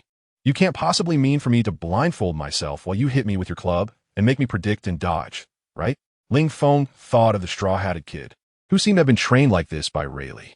So he jokingly said it out loud. However, he found that after he finished speaking, Kaido actually looked at him in surprise, as if he could see through Ling Feng's thoughts. Damn, no way, Kaido. Are you really going to train me like that? Ling Feng asked Kaido with wide eyes. Kaido nodded at Ling Feng and said, that's right, kid. Since you already know my training method, hurry up and blindfold yourself. Cooperate with me. The sooner you learn, the sooner I won't have to bother with you. In Kaido's view, with Ling Feng's current strength, if he learned hockey, even if he wasn't stronger than Kaido, he would be very close. Especially since the abilities Ling Feng showed during his fight with Kizaru, which could amplify his overall strength and had even stronger negative effects. Even someone of Kizaru's caliber would move as slowly as a child learning to walk if hit by Ling Feng's slowing ability, creating a deadly opportunity. It was also at that time that Kaido was wielding his club. If he had a sword and aimed for Kizaru's head, the battle would have been over. In short, as long as someone was hit by Ling Feng's slowing negative effect, they would basically be killed instantly. Only a monster like Kaido could withstand a single blow. For anyone else, whether it be the three admirals, Garp, or Whitebeard, it would essentially be the end of the battle. It's like being kicked in the head by the Empress. You get turned to stone and then smashed. It's just that unreasonable. It's either not getting hit, or, if you do, the battle is over. Or like Doflamingo's subordinate, who can turn people into toys. Or the supernova, Bonnie, whose ability turns people into children or old folks. It means, as long as you get touched, the battle is over. Of course, if you don't get touched, that's another story. In a real fight, if the enemy knows your ability, it's not that easy to hit them. After all, in the pirate world, while fists may not kill, swords can. If a swordsman lands a hit, it's game over. You can exchange blows and spit blood, but still stand up as if nothing happened. Compared to the Empress, who needs to make contact for her effects, Ling Feng's ability is an area attack. As long as he activates it, everyone within 10 meters is affected. So, it means that anyone who fights him will basically be hit. No one is going to attack him from 10 meters away, right? If someone had that ability, Kizaru would be dead. However, when a person dies, the devil fruit will reappear in the world. I wonder how that guy got so lucky to obtain the Goro no Mi. Oh, and the Mera no Mi of the World Destroyer. 100 times amplification. 100 times acceleration. That's also a terrifying power. Even if a child throws a stone and increases its size and speed by 100 times, theoretically, what kind of destructive effect would that cause? What if Garp at his level took that hit? Kizaru said, speed is power. When a piece of paper spins quickly, it can easily cut through skin. If it were a sharp blade, how dangerous would that be? Alright, that's not important. Let's get back to hockey training. At this point, Ling Feng had already blindfolded himself. There was no choice. He had to either blindfold himself or let Kaido do it. Since he had to blindfold himself, he might as well do it himself. After all, letting someone else do it always made him think of unpleasant things. Kid, are you ready? Seeing Ling Feng blindfold himself, Kaido also took out his big club. Ling Feng thought, I'm ready, yeah right. Although he thought this way, it was pointless to say it out loud, because even if Kaido knew he wasn't ready, he would just give him a little more time to prepare. But what was the point? Alright, I'm ready you. Bang! Before Ling Feng could finish his sentence, his entire head was smashed. When Ling Feng revived, he was filled with questions. Damn, Kaido, why didn't you wait for me to finish talking before you hit? Ling Feng cursed at Kaido. Didn't you say you were ready? Kaido replied innocently. Ling Feng had no retort. Alright, let us continue. Ling Feng sighed. Having such a father-in-law who wanted him to improve was just too tragic. Blindfold yourself, Kaido told Ling Feng. Ling Feng spread his hands. When you smash my head, the blindfold was already destroyed, so don't worry, I'm still keeping my eyes closed. Hearing this, Kaido felt it made sense. Okay, then keep your eyes closed. Kaido stood behind Ling Feng and began swinging the club. Can you be gentle? This is just training my Kinbunchika hockey. Do you really need to go all out? It's important to note. The earlier strike not only smashed Ling Feng's head, but also plowed a 100-meter-long trench into the ground behind him. Those who knew understood that Kaido was helping him train his Kinbunchika hockey. Those who didn't might think Kaido was fighting with some other emperor, given his current defense. To be able to have his head smashed like that shows just how much power Kaido used. I'm using my full strength for your own good, to let you feel life-threatening danger and unlock your potential. Ling Feng's ungrateful thoughts infuriated Kaido. Do you think I enjoy using my full strength? But to help you grow, I'm going all out. After all, Kinbunchika hockey is something that most people develop through training. However, a small number of people can awaken it like they do with Conqueror's hockey. I'm using my full strength to help you awaken Kinbunchika hockey in a life-or-death situation, so you can dodge. I'm really worried about you, so don't be ungrateful. Kaido fiercely lectured Ling Feng. Ling Feng was also drunk. I just said one sentence, and you responded with so many? Where's the dignity of the four emperors? I don't know, do high-status people nowadays always act so cold? And how can one show that coldness? By saying less. Forget it. Why think about these things? He shook his head. Ling Feng also hoped to awaken his armament hockey automatically. Otherwise, how could he learn armament hockey? By just getting his head smashed by Kaido. Just when he was starting to feel something, Kaido would smash his head again. And then the inspiration would disappear. Little brat, pay attention, I'm coming. After saying that, Kaido swung his stick again. Ling Feng closed his eyes, feeling the flow of air, sensing Kaido's swinging movements, feeling what the hell? The next moment, Ling Feng's head was smashed again. Just like that, Ling Feng had his head smashed by Kaido 10 times in a row. And on the 11th time, Ling Feng was knocked flying. But his head was not smashed again. Because of the 10 deaths, Ling Feng's body became stronger. With Kaido in his current non-transformed strongest state, or if he added Conqueror's hockey to his club, he could no longer deliver a fatal blow to Ling Feng. Little brat, your body has become stronger, huh? Kaido looked at Ling Feng suspiciously. Clearly using the same power, why could he smash Ling Feng's head before, but not on the 11th time? It's an illusion. It must be your illusion. Ling Feng defended. It should be that you're too tired. You used all your strength before, so your power must be weaker as time goes on. Therefore, your 11 strikes power must be less than the previous 10. Kaido, damn, I can't believe I'm trusting you. Is my endurance that poor? I can't even throw 10 attacks at full strength? Forget it, let's continue. No matter what, it's good that Ling Feng is getting stronger. Just like that, from day to night. Ling Feng didn't know how many times he had been hit by Kaido. This whole day, he had been getting beaten. In the end, when Kaido hit him again, he felt like his body had no more feeling. As for observation hockey, can you learn that in a day? Wouldn't that mean everyone would be a master of observation hockey? Sigh, little brat, you're too disappointing. After a whole day, Ling Feng still hadn't learned armament hockey. Kaido expressed that you are the worst student I've ever taught. Kaido, you disappoint me too. Ling Feng returned Kaido's words. I'm such a genius, and I still haven't learned observation hockey in a day. Shouldn't you reflect on yourself? Kaido, damn, You little brat. Are you trying to push your luck? You think you're a genius? What kind of genius can't learn observation hockey in a day? Have some shame. How am I not a genius? Ling Feng retorted. Have you seen anyone progress as quickly as I have? When you first saw me, I couldn't even beat an ordinary person. Now, not even a month has passed, and you don't have a sense of my strength? Even if the 4 disasters stood in front of me, I could take them on. My progress like this isn't called genius? Kaido was left speechless by Ling Feng's retort. So what? That only means you're progressing rapidly in strength, but in learning, you're a failure. No matter what, I have to retort. Ling Feng cursed, damn Kaido. As a person, you need to learn to reflect on yourself. I still haven't learned observation hockey, so it must be that your teaching is inadequate. Don't deny it. If I say your teaching is inadequate, then it is. You little brat, looking for a beating, huh? Kaido said impatiently. You still have the nerve to say my teaching is inadequate? Didn't you say people should reflect on themselves? Then why don't you reflect on yourself and think that it's your own learning ability that's lacking? Let me just stand here and take your club, and you tell me my learning ability is lacking? I'm just standing here. What do you want me to learn? Ling Feng rolled his eyes. Forget it. I can't make sense with a bull-headed person like you. Don't bother me, even if I don't have observation hockey. So what? As if having observation hockey would let me dodge attacks. If you can use observation hockey, why did you still get 2 scars on your chest from Odin? Don't tell me you weren't using observation hockey then? Kaido, forget it. I can't argue with you. Let's call it a day. We'll continue tomorrow. After saying that, Kaido left.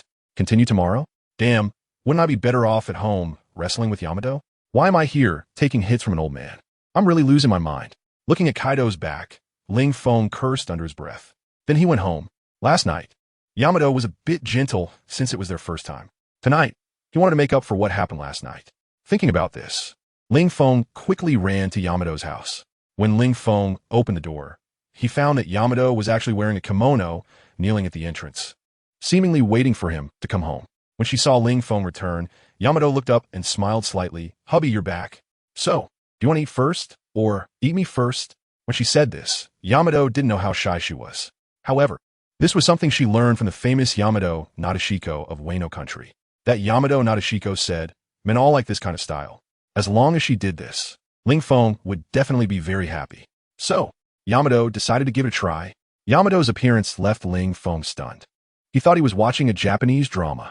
However, isn't Wano country just a version of Japan? So, Yamato's behavior is understandable. As for whether to eat first or eat Yamato first, isn't that obvious? During the day, you beat me with sticks. At night, I want you to compensate me. Yamato, now come to accept my punishment. Ling Feng thought wickedly, then rushed forward, picked up Yamato, and sprinted back to the bedroom. He threw Yamato onto the bed and pounced on her. Yamato, hubby, aren't you in a hurry? Cool me. Let me serve you by undressing. Yamato crawled up from the bed, kneeling by the bedside, helping Ling Feng take off his clothes. This unprecedented treatment really puzzled Ling Feng. Was Yamato stimulated? The daughter of a 4 emperor actually learned to serve others? After helping Ling Feng undress, Yamato looked at him and smiled now. Please help me undress, dear. Saying this, Yamato lay down on the bed and even threw a flirtatious glance at Ling Feng. Aye. Yamato, you really know how to do it. Who did you learn this from? If it were Xiaozi, I wouldn't be surprised at all. After all, even if Xiaozi doesn't take clients, he would still learn what he needs to learn. But this is Yamato, right? Ling Feng is starting to doubt if Yamato has been swapped out for someone else. Today is just too unusual. You have to know, last night was the first time, and she was still very shy. This is only the 2nd day, and she's already so proactive? I didn't even drug her. Forget it. Why think so much? Yamato being proactive isn't a bad thing, right? With this thought, Ling Feng started to help Yamato take off her clothes. An hour later, honey, that's enough. I'm about to burst. After an hour of hard work, Ling Feng finally cultivated his own field to perfection. The next day, Kaido, are you done yet? I haven't even finished my breakfast, and you're already here?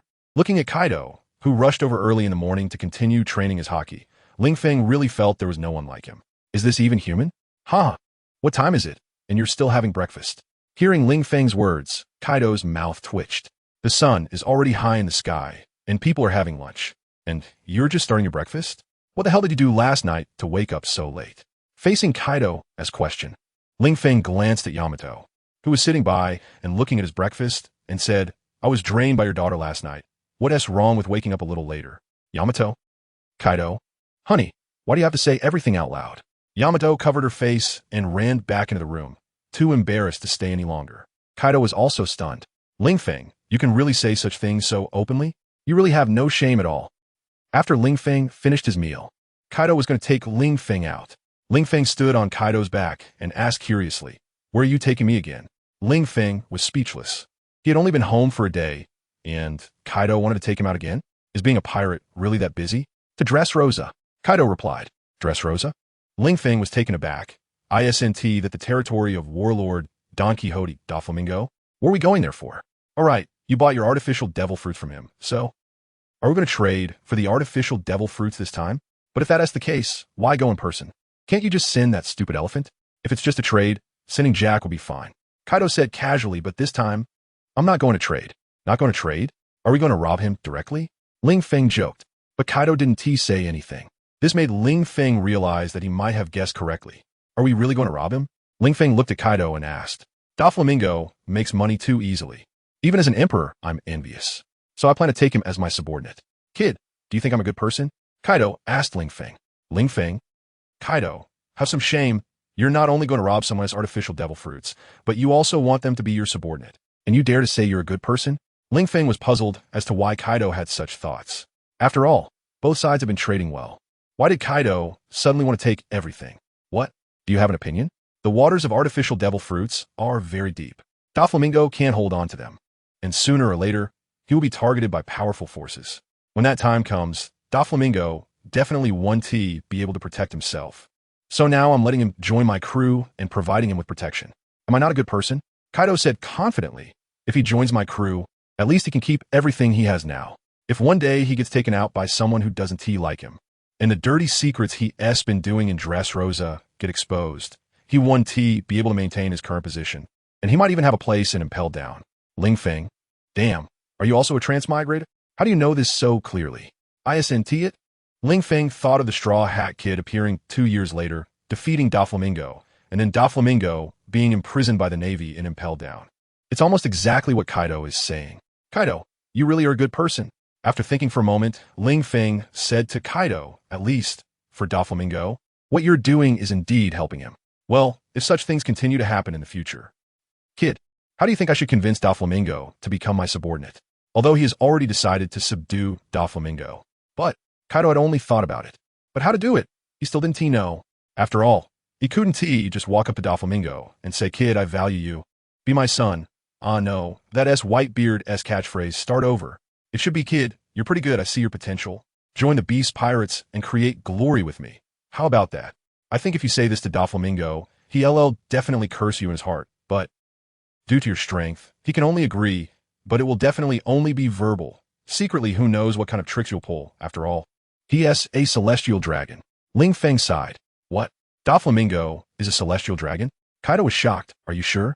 How do you know? If he.S. a celestial dragon, why would he become a pirate? That doesn't make sense. Because he wants to be the top celestial dragon. Ling Feng smiled. He is a very ambitious guy, but unfortunately, his strength doesn't match his ambition, so, Kaido, leave the persuading to me. I wasn't planning to do it this quickly. Since you brought it up now then, I'm preparing to establish a united government to contend with the world government.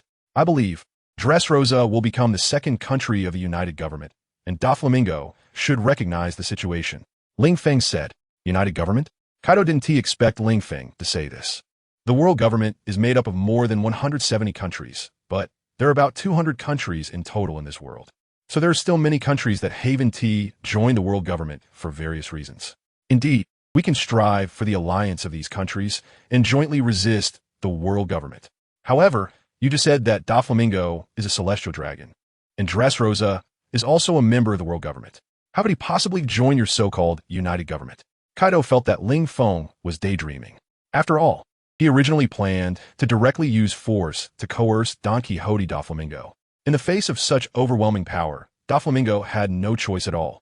How was Ling Feng going to persuade Doflamingo? Although he knew that Ling Feng was eloquent, people like Doflamingo were clearly not the type to be persuaded by words. Just leave that to me. You just sit back and watch how I use my silver tongue to convince Doflamingo to join us. Ling Feng gave Kaido a mysterious smile. Of course, if Doflamingo really refused to recognize the situation, then I would have no choice but to close the door on Kaido, take away the Doflamingo family. and then support a puppet to rise to power. After all, even being a puppet means being in a king's position. I believe countless people would fight for that. Kaido.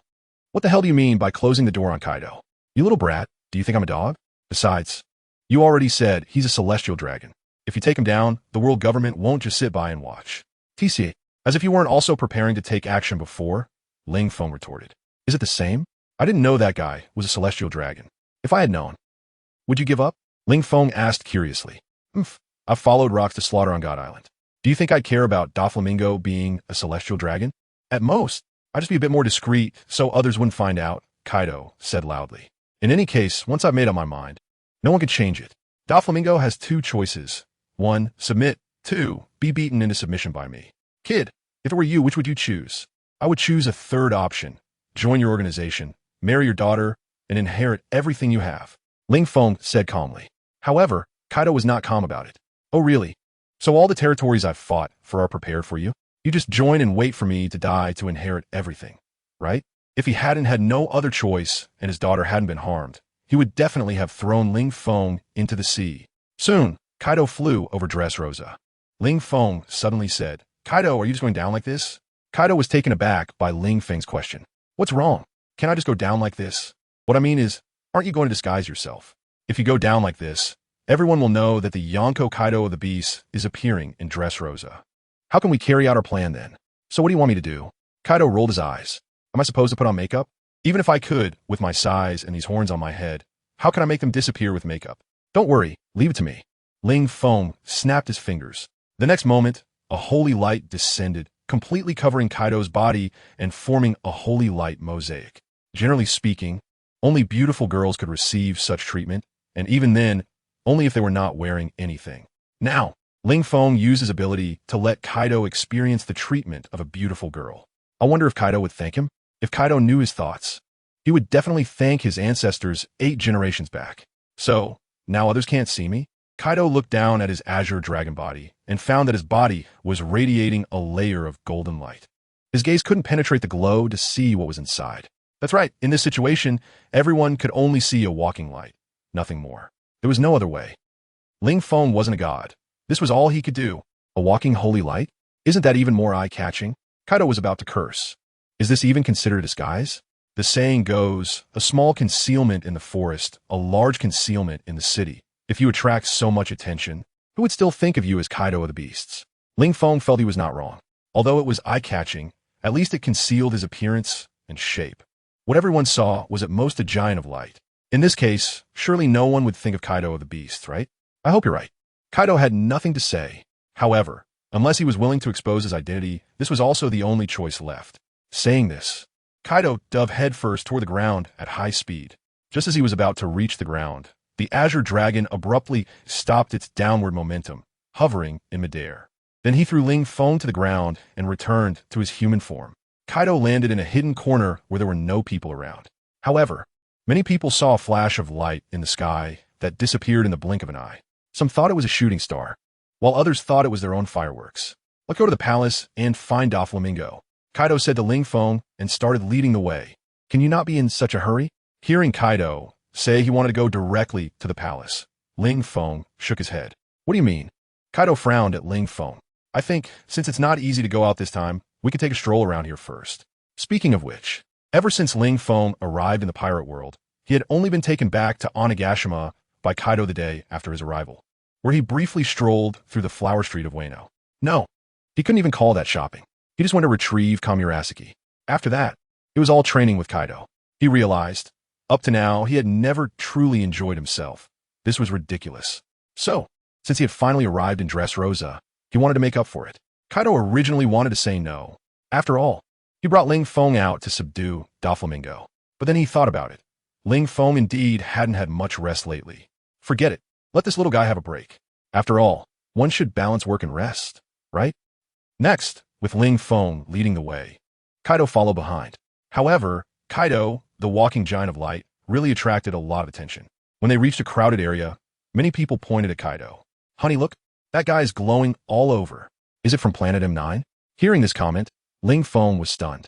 Are you also a traveler? I think this guy must have done something shady. Otherwise, why would he wrap himself in light? Idiot, do you want to die? That guy is so huge. He must be from the giant race. If he hears this, he could crush you with just one finger. Nonsense. How could one finger kill someone? To crush someone, at least 2 fingers are needed. One finger can only poke someone to death. Okay? Are you the legendary nitpicker? I was just making an analogy, and you're arguing with me? I'm just pointing out your mistake. What is wrong with that? Did I do something wrong? And then, the 2 of them started fighting. Their bodies tangled together, rolling on the ground, rolling and rolling. One moment you're on top of me, the next I'm on top of you. Gradually, the people around were drawn to their fight. Some even shouted encouragement. Seeing this scene, Ling Feng was also dumbfounded. Have they never seen a fight? This kind of amateur brawl doesn't even count, yet they can watch it with such interest? Speaking of fights, Ling Feng remembered that Dressrosa seems to have a coliseum. It's decided I'll go check out the coliseum. All along, he had been the one getting beaten. This time, he decided to watch others get beaten and even personally join in to beat someone up. A good way to vent. The coliseum was easy to find. Ling Feng casually asked the girl for directions and got there. Moreover, the girl he asked was very proactive. She even offered to take him there personally. However, Ling Feng firmly refused. Don't think I don't know. You're just after my body. Being good-looking is one thing, but if you're not that great, you still want to flirt with me?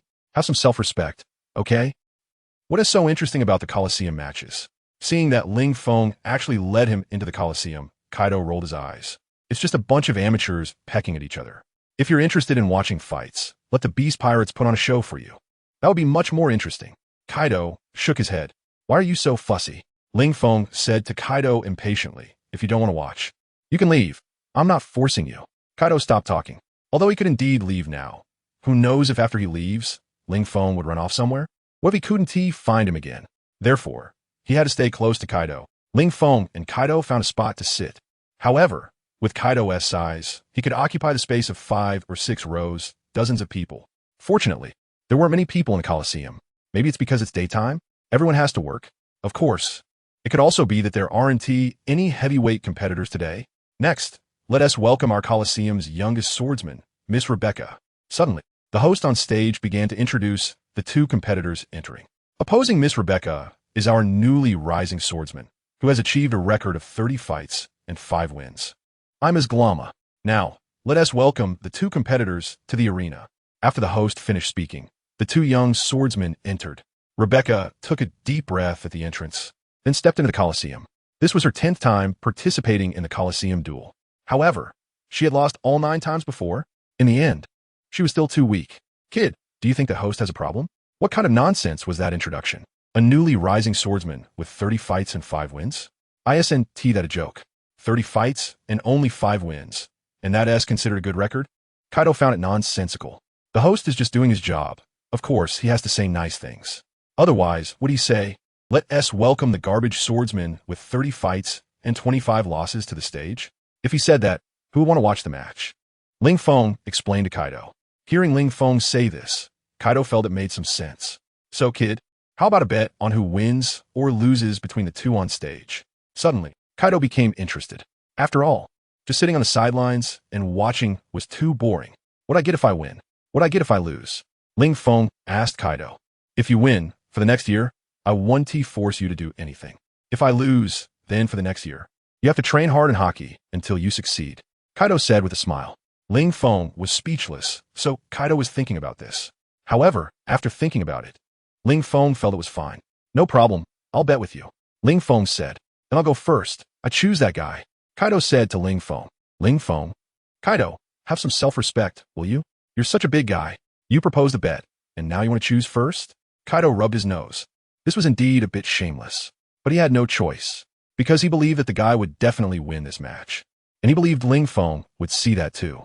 If Ling Feng chose first, then what would be the point of their bet? Deliberately giving Ling Feng a year of freedom? Kid, don't say that. That little girl looks strong too. Maybe she'll win. Kaido said deliberately.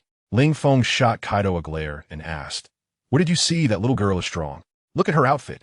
Kaido said seriously to Ling Feng. Look at that girl. How much armor is she wearing?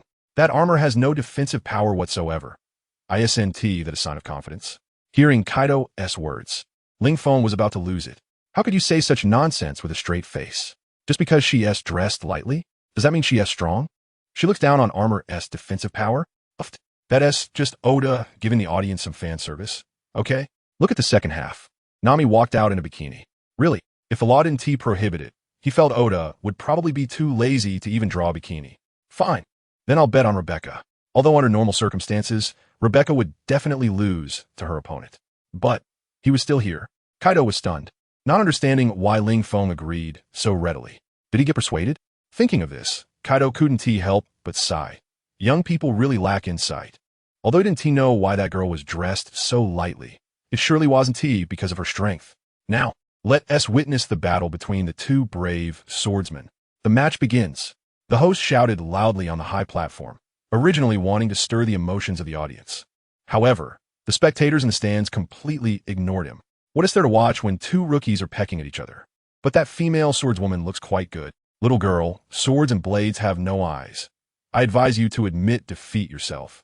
Glama looked at the great sword on his shoulder and said to Rebecca, at such a young age, and still a woman, you come to participate in the arena's sword fight battles. Are you short on cash? I see you look quite good. How about following me from now on? Glama rubbed his chin and looked at Rebecca with a lewd gaze. Don't think just because I'm a woman I'm weak. I'm very strong. Rebecca knew the fate she bore. Therefore, she needed to become stronger, and even stronger, and then kill Doflamingo and expose everything he had done. All of this required immense power, and this arena was currently the only place where she could enhance her strength. The results of her self-training were often unsatisfactory. Only through battle could she become stronger. Hey, you're very strong? Little girl, you're not very old, but your tone is quite big, since that's the case. Let me test your strength. Glama exerted force.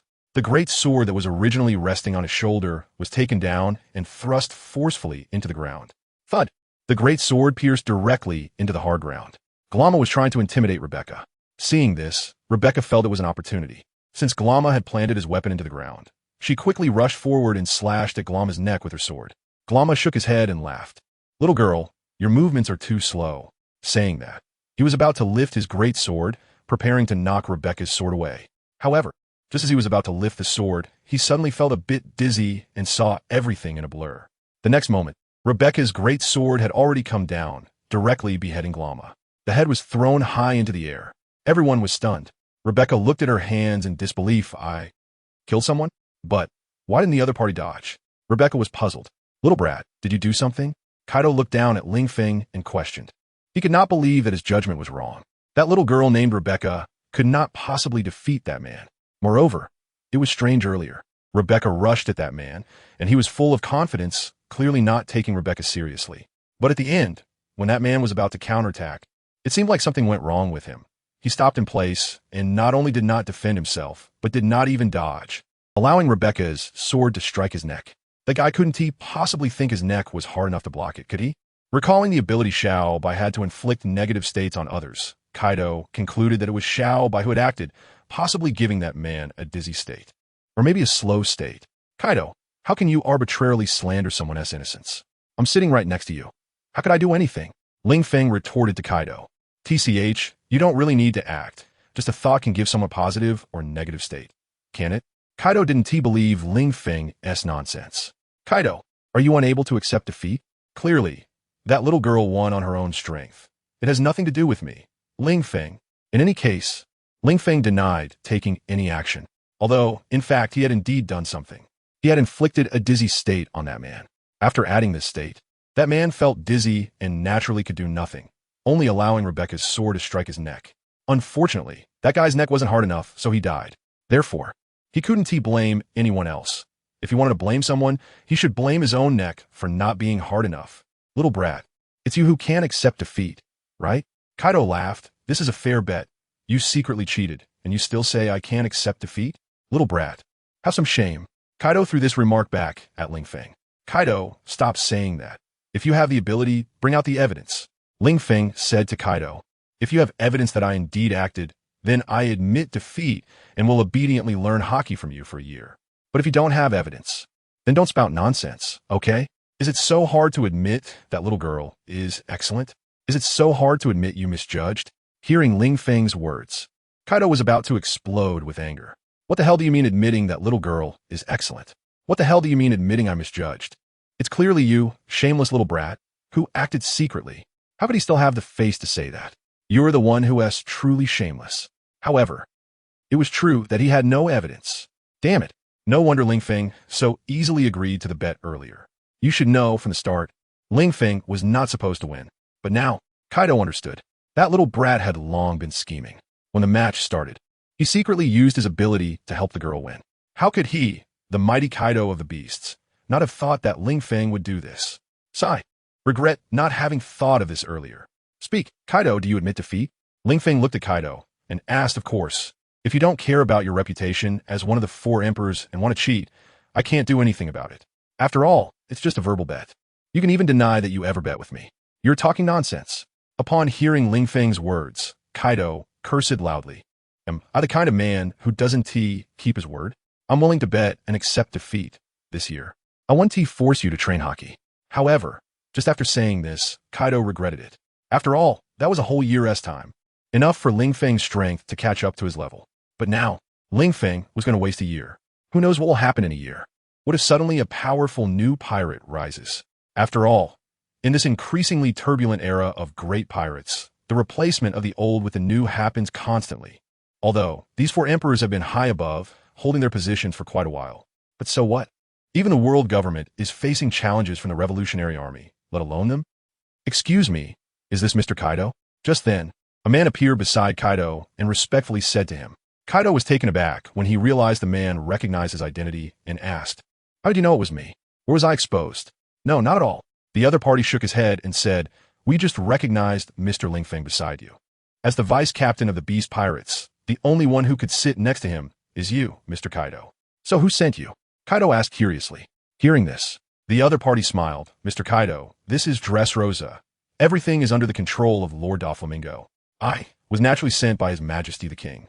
His Majesty the King. You mean Doflamingo, right? I didn't expect. They were discovered so soon after entering. Ling Feng shook his head. No wonder he was the true king of this island. He has everything in this country completely under control. In that case, take me to see Doflamingo. Kaido stood up and said to Ling Feng, who was still sitting, kid, stop looking at the beauties. It's time to get down to business. Looking at beauties is part of the business. Okay? Ling Feng retorted, but still stood up. Rebecca is right here. She won't run away. Mr. Ling Feng, it seems you have a special fondness for Ms. Rebecca. If you like, I can have her appear in your room tonight. What do you think?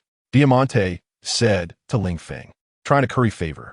Despite being one of the strongest cadres of the Don Quixote family, he still needed to maintain a gentlemanly humility in front of the vice captain of the Beast Pirates. After all, the Don Quixote family was currently trading with Kaido. You have to know, the income from selling artificial devil fruits every year is higher than the entire tax revenue of Dressrosa. There's no way around it. Dressrosa is just a small country with not many people, so it naturally can't collect much tax.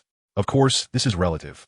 Compared to before, during the era of King Riku, Dressrosa is now considered quite prosperous, although this came at the cost of a significant number of people. Those who resisted the Don Quixote family were all turned into toys, working tirelessly in underground factories. For every hard day they endure, they earn Doflamingo a bit more money. Well, that's not important. Tonight in my room? Ling Feng shook his head, feeling that Diamante was really poor at speaking. Kaido was right next to him. How could he say such things? Fawning without skill. No wonder the Don Quixote family would fail. Of course, this wasn't Diamante's fault, after all. He didn't know Ling Feng was Kaido's son-in-law. He just simply wanted to build a good relationship with a new vice captain. Now he didn't expect that he was flattering the wrong person. No need, if I want her, I'll flirt myself. I don't need your help. Ling Feng snorted coldly, ignoring Diamante. Diamante was a bit dumbfounded, not understanding why Ling Feng was angry. What did he do wrong? Kid, you're really good at pretending to be serious. Kaido mocked upon hearing Ling Feng's words. He knew Ling Feng's character. He was just lecherous. Regarding this, Kaido didn't understand what was so good about women. Look at the 3 of them, the 4 emperors, which one had a woman by their side. What does this indicate? It indicates that women only slow them down when drawing their swords. Although he doesn't use a sword, a kanabo is the same. So, do you want me to accept this gift from the Don Quixote family? Ling Feng looked up and asked Kaido in return. Of course I don't want to. Kaido rolled his eyes. I'm your father-in-law. How could I want you to find a woman outside? But I also can't manage matters of the heart. As long as Yamato has no objections. Yamato certainly had no objections. She listens to me, Ling Feng said confidently. Diamante, who was leading the way, froze. He didn't expect to hear such a secret. The new vice captain of the Beast Pirates with a bounty of 1.5 billion, is actually Kaido's son-in-law? This is incredible. Doesn't this mean Ling Feng is the successor of the Beast Pirates? Speaking of, will I be silenced for hearing this secret? Diamante suddenly felt a bit panicked. In this anxious state, Diamante brought Kaido and Ling Feng to the Royal Heights. This is where the Dressrosa Palace is located. It is also the highest point in all of Dressrosa. Standing on the edge of the cliff, one can easily overlook the entire Dressrosa. Upon arriving at the Royal Heights, Ling Feng also removed the holy light mosaic from Kaido. After all, the people here were all Doflamingos, and they wouldn't leak Kaido's business. Mr. Kaido, Mr. Ling Feng, please sit here for a while. The young master will arrive shortly. Diamante led Kaido and Ling Feng to a lounge and asked them to wait. Then he clapped his hands. Instantly, a group of beautiful women came out holding various fruit platters and foods, placing them in front of the two. Seeing this scene, Ling Feng couldn't help but sigh. That guy Doflamingo really lived a life of luxury. After a while, Doflamingo appeared, striding over with his flamboyant gait. A smile that clearly held ill intentions appeared on his face. Ha ha ha, what a rare guest. Mr. Kaido, why have you come in person this time? Doflamingo walked over and sat in the chair opposite Kaido. What is wrong? Can't I come in person? Kaido coldly replied, looking at Doflamingo. Or do you think my coming in person is a hassle for you? Hearing Kaido's words, Doflamingo began to sweat. He awkwardly said, Mr. Kaido, how could you say that? It's just, why didn't you notify me in advance of your visit this time? I could have prepared a feast to welcome you. I don't need those superficial things. Kaido coldly remarked. Ahem. At this moment, Ling Feng coughed. He said to Kaido, Kaido, did you forget that today's matter is left to me? Upon hearing Ling Feng say this, Kaido also remembered. All right, from now on, you speak, I won't. Kaido shrugged. This scene left Doflamingo dumbfounded. He had already been shocked to hear from Diamante that Ling Feng, this vice-captain, was Kaido's son-in-law. But now, he didn't expect that Ling Feng would speak to Kaido so boldly. It seemed he didn't regard Kaido as a captain or father-in-law at all. No way, no way. Could it be that this little brat in front of him is scarier than the strongest creature? Doflamingo, your outfit is really flamboyant. Ling Feng glanced at the pink feather coat Doflamingo was wearing and mocked him. Doflamingo, if it were someone else, they would have been taken care of for daring to say that. However, facing a man whose true nature he couldn't see through, Doflamingo really didn't know how to respond. He just smiled and said, well, I prefer pink. Ling Feng raised an eyebrow and replied, it seems we have the same taste. I also like pink. Doflamingo, he felt something was off about Ling Feng's words, but he couldn't pinpoint it. Also, Doflamingo, when I saw you walking just now, that alluring stride of yours, aren't you afraid someone will break your legs while walking like that? Ling Feng asked Doflamingo again.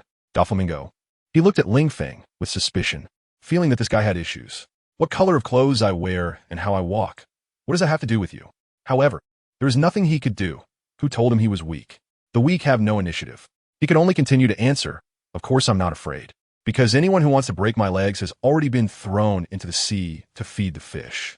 Is that so? I don't believe it. Ling Feng smiled at Doflamingo. Doflamingo, he felt that talking to Ling Feng was exhausting. What does this guy want to do? So, I want to give it a try. Ling Feng's gaze turned fierce. Doflamingo was taken aback, not understanding what Ling Feng meant. But the next moment he understood. A sharp pain shot through where his thigh and calf connected. A crack of a bone breaking sounded. Doflamingo's leg was broken. He knelt on the ground. Sweat began to bead on his forehead. He looked down at his broken calf, unable to believe it. Who am I? Where am I? Why did my leg break? This scene also left Kaido dumbfounded. What does this little brat intend to do? Breaking Doflamingo's leg over a disagreement? Is this your way of inviting others to join your alliance?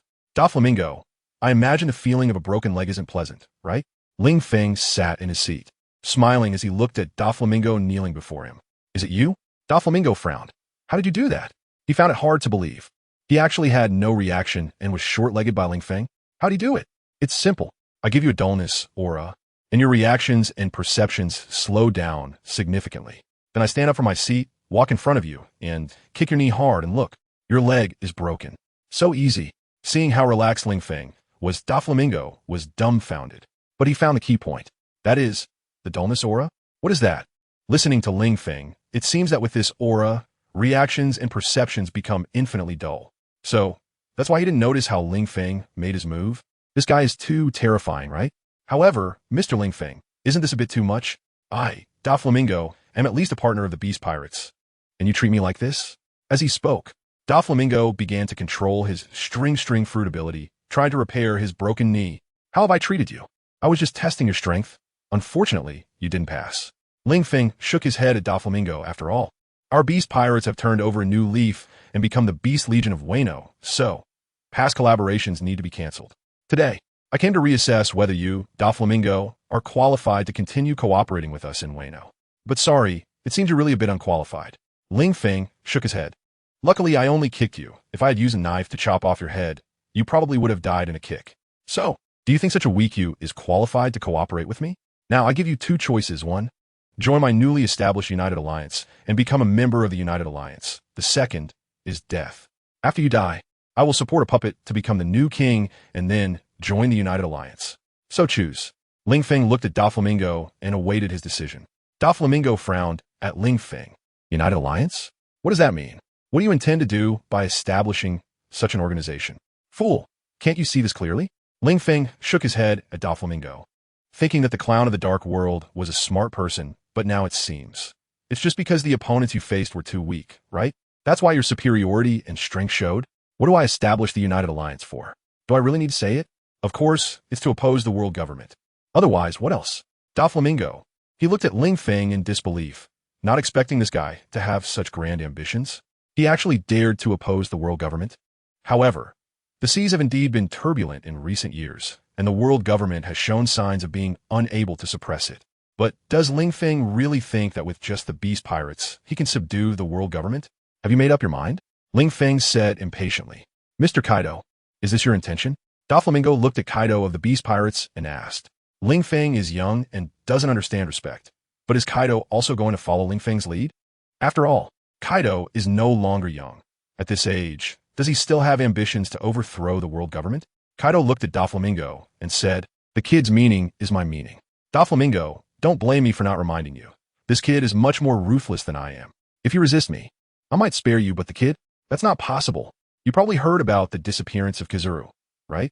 The Navy has various speculations, so now, let me tell you, Kizaru was taken down by this kid. Although Kizaru was taken down by Kaido, in front of outsiders, Kaido decided to give Ling Feng some face. What?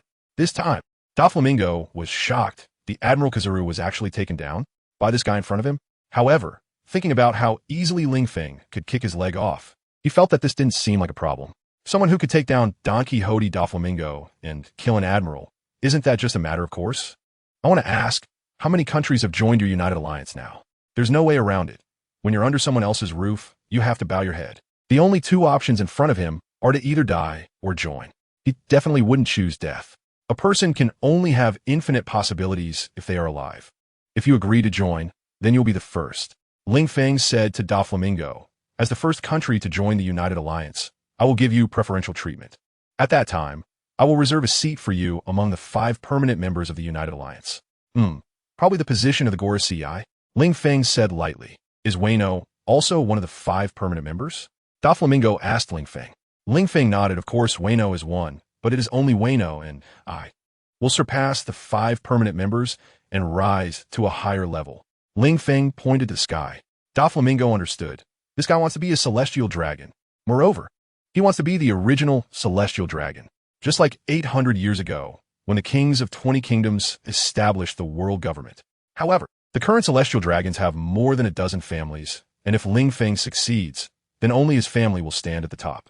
I am willing to join the United Alliance. Doflamingo said helplessly. He didn't want to die. Very good, a wise choice. Ling Feng stood up from his seat, walked to Doflamingo, and patted his body with a palm glowing with golden light. Heal. The holy light of healing descended. Doflamingo could feel his broken leg healing rapidly. Soon, it was completely healed. The so-called hit with a stick and give a sweet date. Breaking Doflamingo's leg earlier was to establish authority. Now, healing Doflamingo's leg is to make him understand that I can break your leg, and I can also heal your leg. Everything is under my control, and you just need to obey me properly. Thank you, Mr. Ling Feng. Feeling that his leg was completely healed, Doflamingo thanked Ling Feng. Don't call me by my name. For now on, call me sir. Ling Feng said lightly.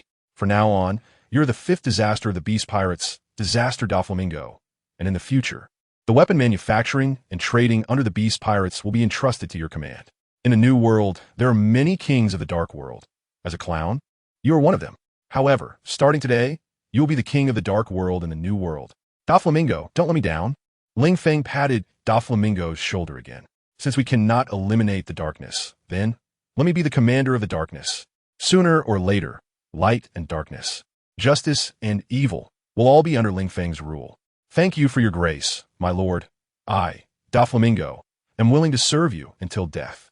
Doflamingo knelt on one knee and pledged allegiance to Ling Feng.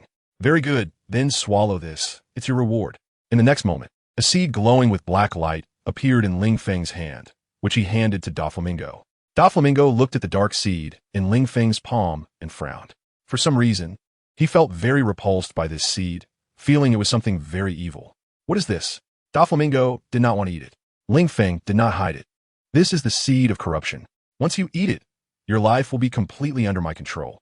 Of course, besides that, it can enhance your power when you choose to darken and corrupt up to a maximum of 10 times.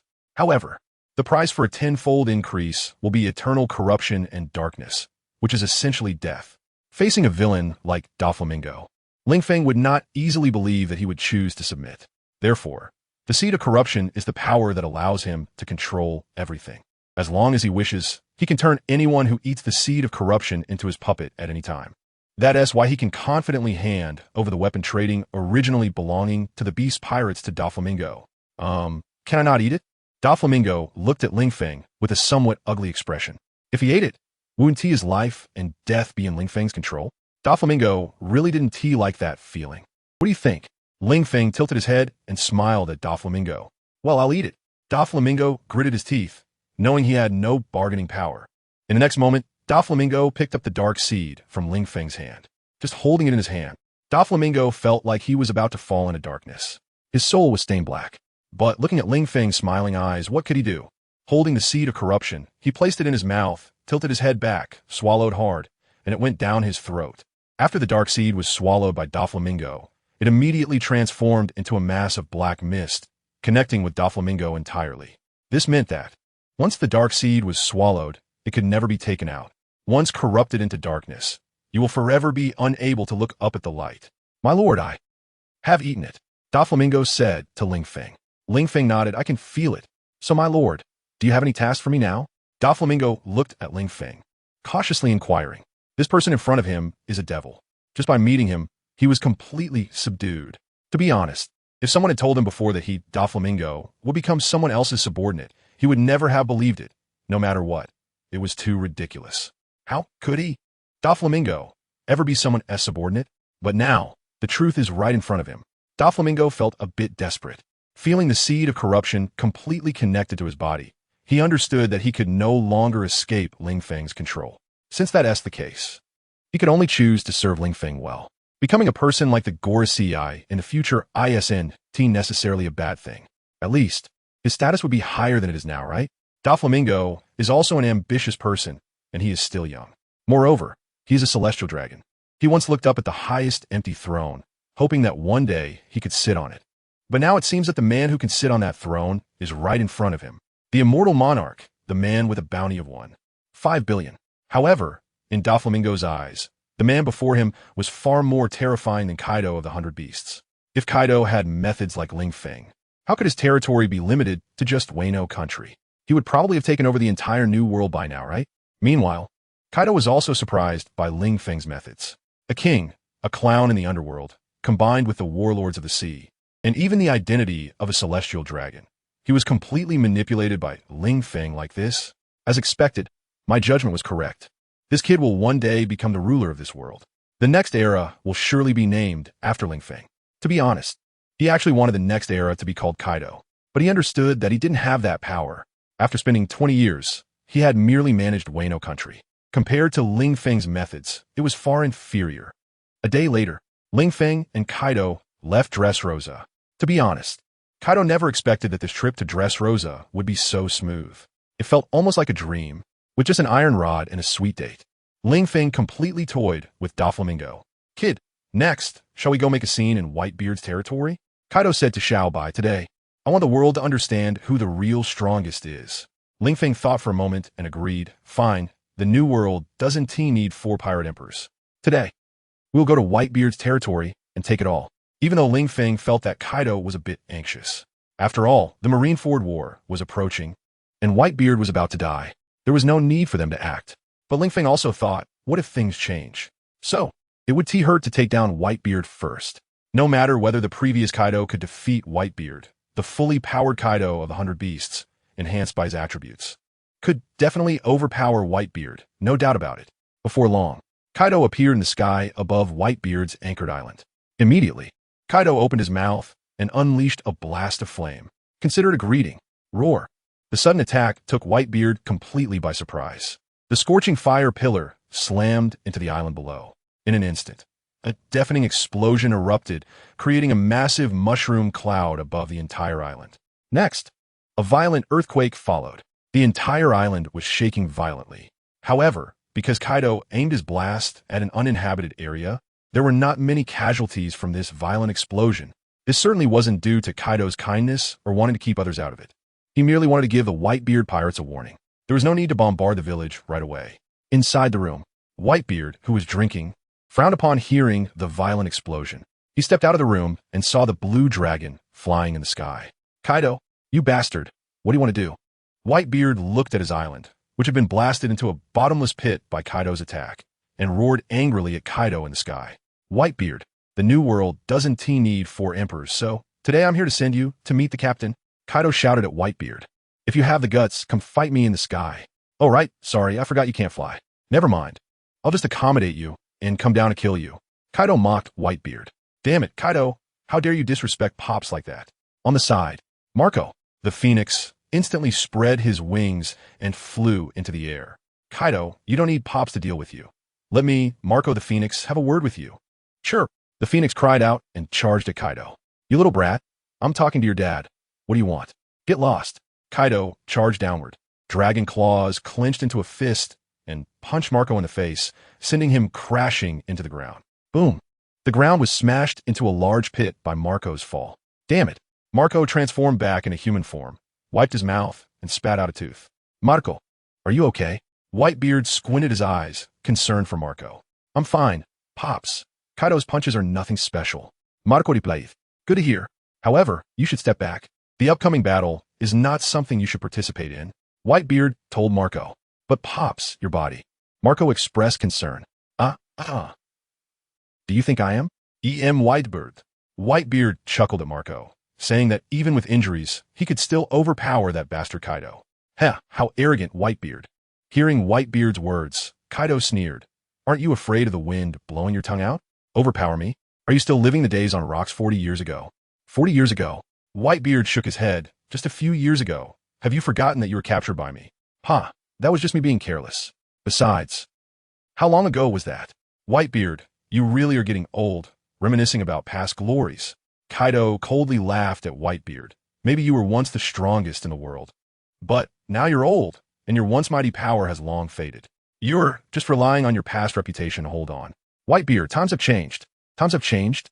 Heh, you mean it's now the era of Kaido of the 100 Beasts? Whitebeard looked at Kaido disdainfully, being called the world's strongest creature. You start afloat. Huh? Since that's the case, let me wake you up today. Let you understand that even though I'm old, I'm definitely not at the point where I can't wield my sword anymore. At the very least, I still have the strength to fight you. Kaido of the 100 Beasts. Kids, bring me the Murakamajiri. Whitebeard shouted to his sons. Okay, Pops. At that moment, several of Whitebeard's sons responded and went to fetch the Murakamajiri. One sword, carried by 3 people. Pops, the sword is here. Whitebeard's sons said as they stood beside him. Whitebeard reached out and took the Murakamajiri, looking at Kaido. Kaido, come over here and fight me. Whitebeard could not just fight Kaido directly here, because this is a residential area. If a fight breaks out, the losses would be too great. It might even hurt his son. So Whitebeard directly ran away, heading toward the other side of the island. That area is wild and uninhabited. In the sky, Kaido noticed and followed him.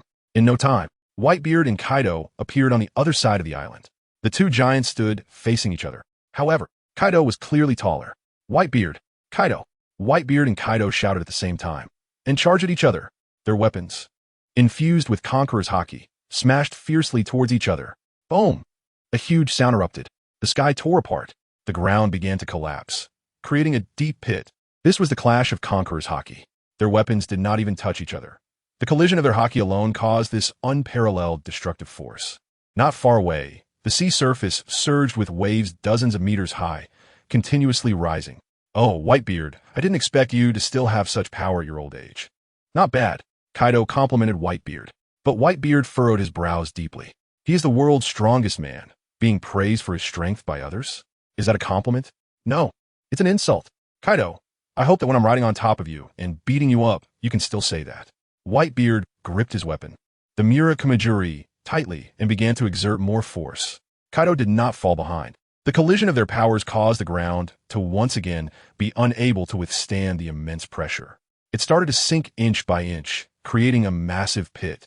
From the center of the pit, spiderweb-like cracks began to spread in all directions. Dad, go for it, take down Kaido. In the distance on the mountain peak, the members of the Whitebeard pirates watched this scene, unable to help but break out in a cold sweat for Whitebeard. Although they all told themselves in their hearts that Whitebeard was the strongest, and Kaido was definitely not his match. However, they also knew that their dad's health was getting worse, due to injuries, or rather, the side effects of the Tremor fruit, vibration and counter-vibration. The forces are mutual. Every time Whitebeard uses the power of the Tremor fruit, his body endures tremendous recoil. This has also led to, among the older generation, only Whitebeard's body is not in good shape. Bang!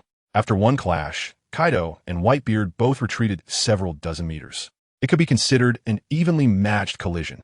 Sigh, Kaido really can't do it, struggling against an old Whitebeard like this. In the distance, Ling Feng watched and felt anxious for Kaido. However, the tides are turning. In the past, it was always Kaido watching him fight. And this time, it was his turn to watch Kaido fight. Progressing, huh? Bastard, who are you? Why are you here? Ling Feng's voice made the members of the Whitebeard pirates notice his presence. They questioned him angrily. Some pirates even began to draw their swords. Don't make a move, this guy is the vice captain of the Beast Pirates, the immortal Lord Ling Feng. At this moment, Marco appeared. He reminded those who were about to act, mainly because, facing Ling Feng, he felt that if his people made a move, it would be like looking for death. Although he was unclear about Ling Feng's strength, but being able to overpower the three disasters and become the vice captain of the Beast Pirates. Ling Feng's strength was also acknowledged. Oh, the immortal bird Marco? Ling Feng smiled at Marco and said, perfect, I'm the immortal lord, you're the immortal bird, so, since our captain is fighting, why don't we have a little competition, how about it? Marco didn't expect Ling Feng to say this, furrowing his brows and asking, how do you want to compete? Since our nicknames are both based on immortality, let us compare our immortal traits. Ling Feng looked at Marco and said, we'll stand in place, let the other attack. We can't dodge or counterattack and see who dies first, how about it? Are you brave enough? Ling Feng used provocation towards Marco. Hearing Ling Feng's words, Marco felt a bit puzzled. He was very clear about his abilities. As long as he doesn't get killed in one hit, he can use the immortal bird trait to be reborn from the flames. However, he didn't understand Ling Feng well. The immortal lord, that nickname sounds so domineering. At least it sounds way cooler than his immortal bird title. So, should he agree to compete with Ling Feng? Marco, are you hesitating? Are you scared? Seeing Marco remain silent, Ling Feng continued to taunt. I didn't expect the strongest captain under the world's strongest man to actually be a coward? It seems that Whitebeard is nothing much, huh? What world's strongest man? I think it's just bragging. Bastard, I want to allow you to insult Dad. Marco was furious. Ling Feng could insult him, but he absolutely wouldn't allow anyone to insult Whitebeard. Let us compete then. Who is afraid of who? Don't regret it when you're dead. Marco gritted his teeth and said, so, who makes the first move? Since it was my suggestion then, let me make the first move. Ling Feng said calmly. Marco, damn, this guy's too shameless. Yeah, I thought this guy would say, since I proposed the competition, you go first, but instead, he said he would go first? So shameless. The members of the Whitebeard pirates pointed at Ling Feng and said, Ling Feng didn't mind having a thick skin, but still said, sigh, what a bunch of guys who can't take a joke. Marco, just go ahead and make your first move. After Marco agreed to his request, Marco was destined to die. After all, Marco could only regenerate, and he is truly immortal. The difference between the two is still very significant. Since that's the case, I want to hold back. Marco had no intention of being polite. After all, since Ling Feng dared to make this request, he must be very confident in his strength. It's just, he didn't know whether Ling Feng's confidence came from a regeneration ability similar to his or from a terrifying defense like Kaido's.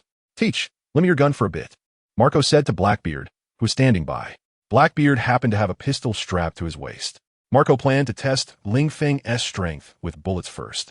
What exactly does Ling Feng rely on? His self-healing ability like his, or the terrifying physical defense like Kaido? Alright, Marco. Blackbeard walked over, pulled out the pistol from his waist, and handed it to Marco. Seeing Blackbeard, Ling Feng shook his head. Is this guy still with the Whitebeard pirates? Time seems to be moving a bit slowly. Ling Feng, do you have anything to say? Marco took the pistol from Blackbeard's hand, then raised his leg, aiming the gun at Ling Feng, and asked, Ling Feng, what does that mean? Are you asking for my last words? No way, Marco. You don't think you can take me down with just a gun, do you? Ling Feng shrugged and said, enough with the nonsense, just shoot. Seeing Ling Feng act so nonchalantly, Marco frowned. From this point, he could tell that Ling Feng wasn't afraid of him firing the gun. However, he still had to test it out, so Marco didn't switch to other means. Instead, he shot at Ling Feng. Bang. Marco pulled the trigger, flames erupted from the gun, and the bullet quickly shot out, hitting Ling Feng's head. Boom!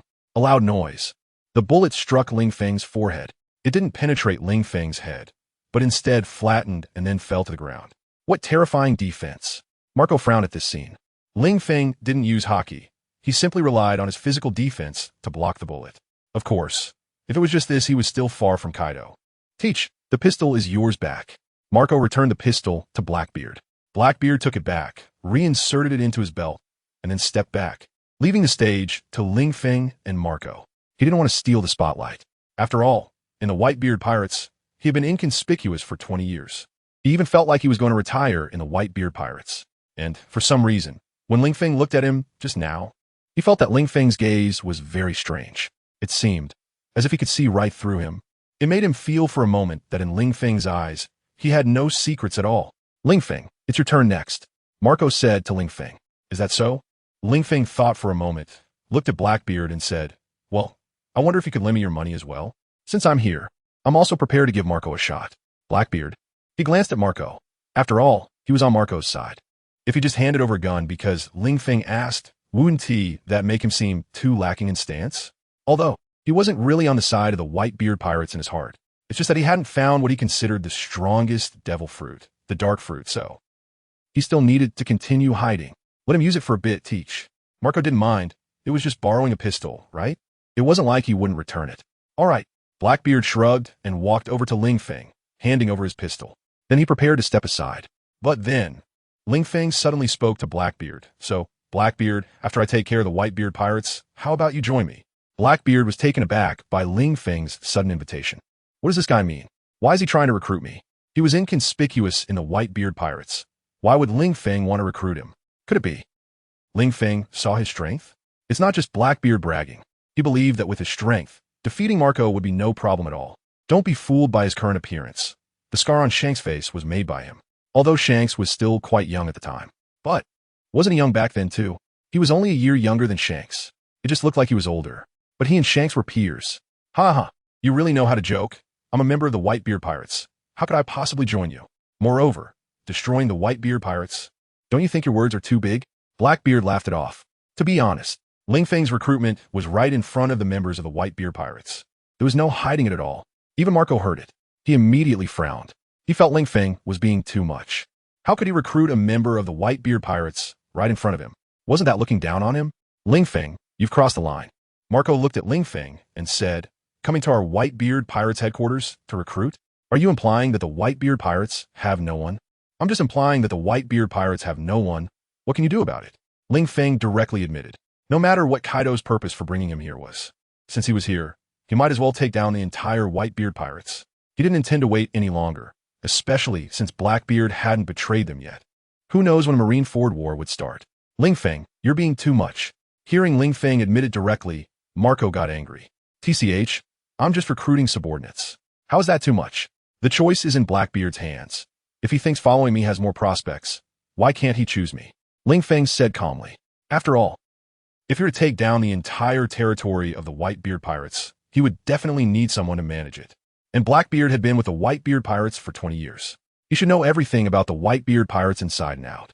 So, if he handed the territory of the Whitebeard Pirates over to Blackbeard to manage, it would definitely be seamless. And there wouldn't be any disturbances. As for Blackbeard having ambitions, that doesn't matter. Once he eats the seed of corruption, No matter what ambition it is, he must swallow it all down. Why choose Blackbeard? Besides his strength, it's also because he has no ties to the Whitebeard pirates. Even when it comes to Whitebeard, his nominal father, he could still take action. This also rules out the possibility that if he chose someone else, that person might secretly rebel against him, even if they ate the seed of corruption. What if that person was just reckless? So, choosing Blackbeard is the safest option. As for whether Blackbeard would join, does he have a choice? Nonsense. Who doesn't know that the Whitebeard pirates are the world's #1 pirate crew? How could anyone choose to give up their identity as a member of the Whitebeard pirates to join the Beast pirates? It's impossible. Marco denied it, and besides, not to mention the comparison of the pirate crew strengths, we, the Whitebeard pirates, are all family, all brothers. How could anyone betray their own family and father? Why not? Ling Feng pointed at Blackbeard and said, "Isn't the one right here?" Blackbeard, "Damn, why are you pointing at me? How could I, Blackbeard, be that kind of person?" Blackbeard looked at Ling Feng, furious. "You bastard, you're trying to sow discord between us brothers. I will never betray the Whitebeard pirates. You can't sway me," Blackbeard said with firm resolve. Ling Feng didn't believe Blackbeard's nonsense. No matter how fiercely this guy guarantees it now. When the time comes for betrayal, the knife will be plunged in just as fiercely. Hey, is that so? Do you believe your own words? You want to betray the Whitebeard pirates? Ling Feng looked at Blackbeard with a cold smile. Do you need me to point out your purpose for joining the Whitebeard pirates? Blackbeard, bastard, what does this guy know? If you're so confident, then say it. What was my purpose for joining the Whitebeard pirates? Blackbeard didn't believe Ling Feng knew everything. You should know, joining the Whitebeard pirates was for the devil fruit. He had never revealed this to anyone, always hiding it deep in his heart. The dark fruit. Ling Feng looked at Blackbeard after mentioning the dark fruit, then continued. So, do I need to continue? At this moment, Blackbeard felt a deep sense of panic. Discovered? He was actually discovered. His deepest secret. But, how could this be? Why? Where did Ling Feng find out? Blackbeard was almost going crazy. Even if I join for the dark fruit, so what? Does the Whitebeard pirates not allow anyone to join with a purpose? I want to obtain the dark fruit, and that S to become stronger. As a member of the Whitebeard pirates, my becoming stronger means the Whitebeard pirates become stronger. What's wrong with that? Blackbeard shouted at Ling Feng. Ling Feng shrugged. Fine, you're not wrong. It's my fault for revealing your secret, okay? By the way, I forgot to mention, my observation hockey allows me to see the future. On a night in a few days, the captain of the Whitebeard Pirates' 4th Division, Sachi, will obtain the dark fruit. You, Blackbeard, will kill Sachi to get the fruit, and then directly betray the Whitebeard Pirates. Of course, Ling Feng didn't have observation hockey, but that didn't stop him from narrating the future plot. You're talking nonsense. How could I harm my own brother? Impossible. Hearing Ling Feng's words, Blackbeard became even more terrified, because, if what Ling Feng said is true, the dark fruit will be obtained by Sachi. And according to the Whitebeard Pirates' creed, whatever is obtained first belongs to whoever gets it first. Therefore, he would definitely kill Sachi for the dark fruit, because he joined the Whitebeard Pirates for the dark fruit. Isn't life all about the dark fruit? Since the dark fruit is in sight, let alone if it's in Sachi's hands. Even if it's in Whitebeard's hands, he would still make a move. However, this was just his inner thought. He certainly couldn't admit it. After all, this is the territory of the Whitebeard Pirates. If he admitted it, wouldn't he be left with no place to die? Although Blackbeard didn't admit it, the members of the Whitebeard Pirates still looked at Blackbeard with suspicion, because they felt Ling Feng had no reason to make baseless accusations, especially since Blackbeard wasn't even a core member of the Whitebeard Pirates. There was no need to create unfounded evidence against him. Teach, I need you to explain. Marco looked at Blackbeard and said, with Whitebeard gone, Marco, the captain of the 1st Division, was now the leader of the Whitebeard Pirates. He had the authority to handle any matters. Explain? No way, Marco. You don't really believe that kid's nonsense, do you? Looking Austriamako, Isevestion. Blah, Lowaludli.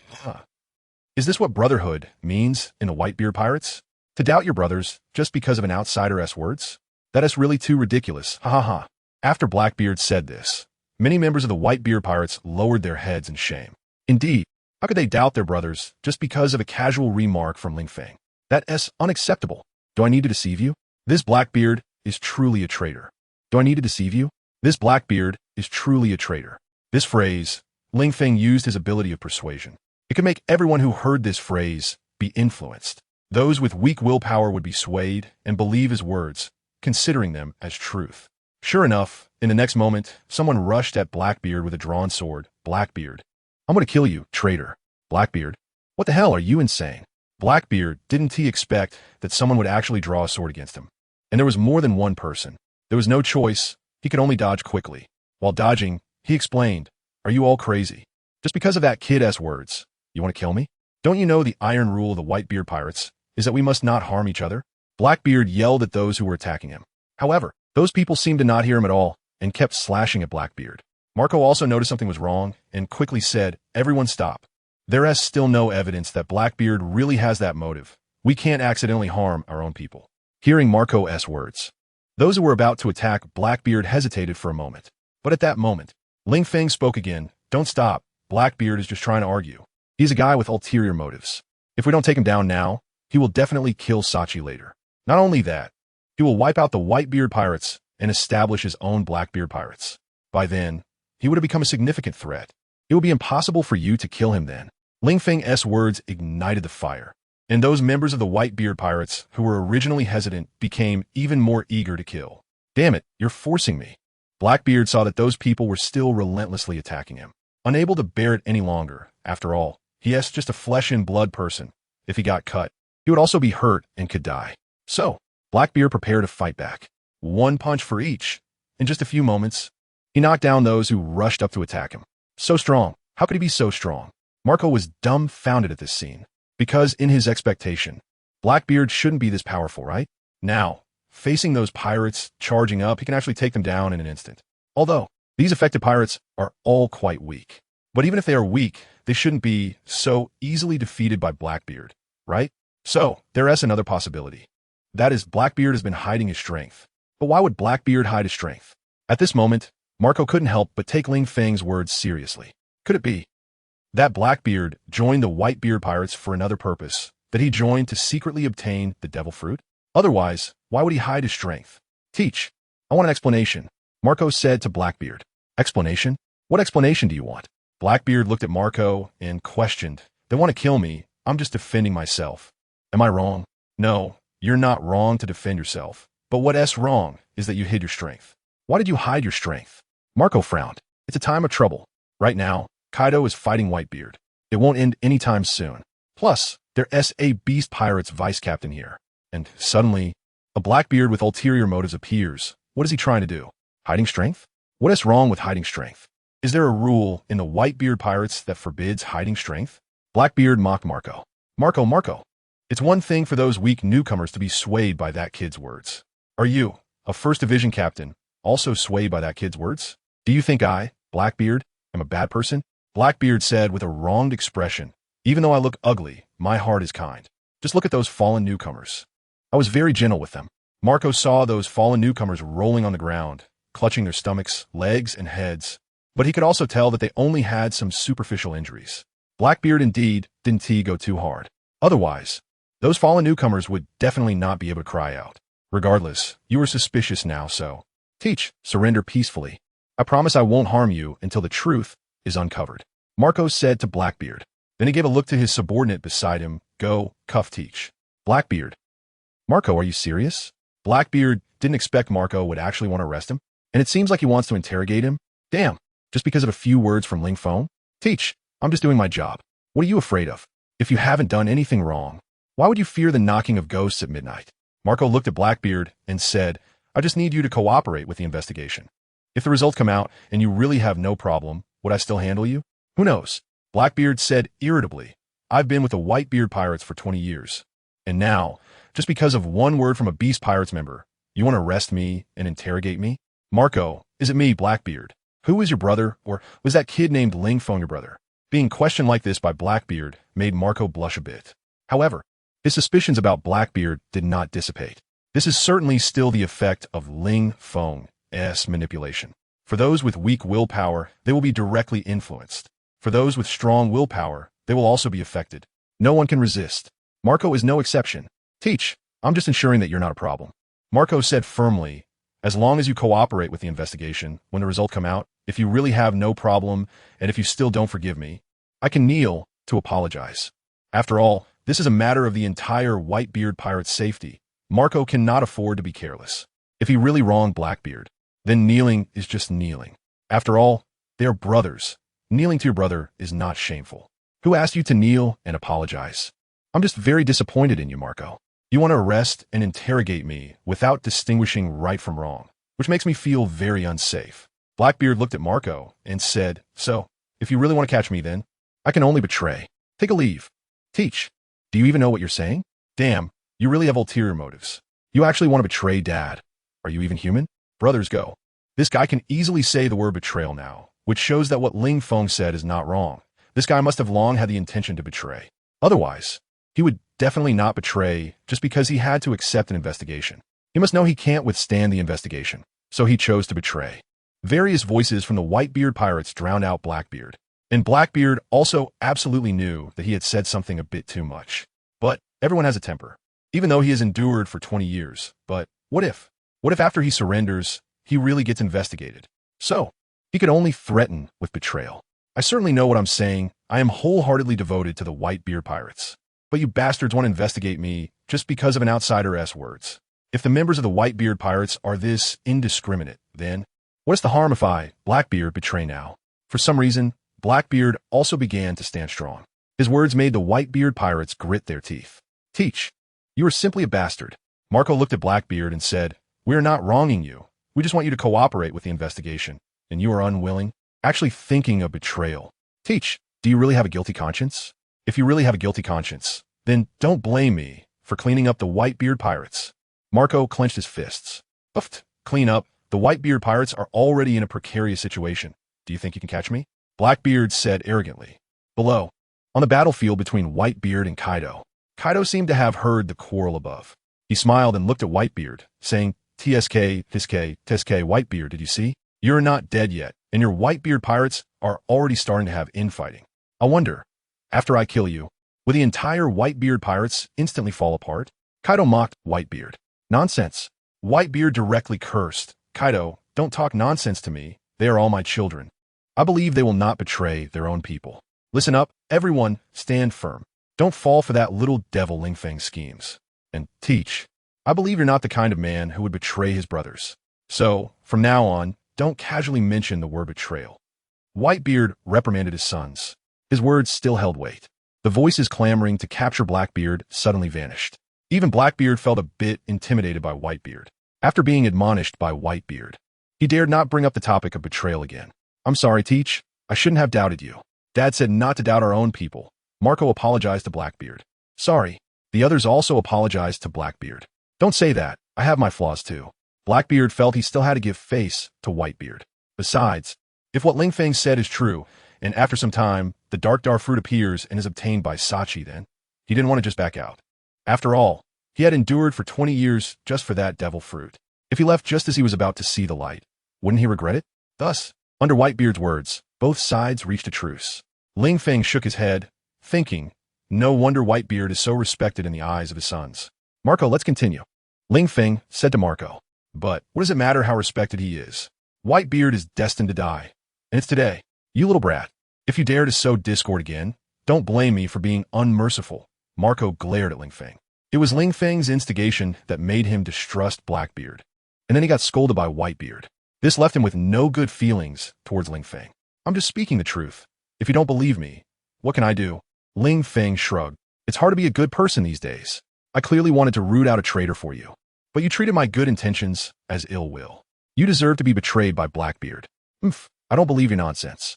Marco snorted, not believing Ling Feng's words. Now it's my turn, Marco. Are you ready?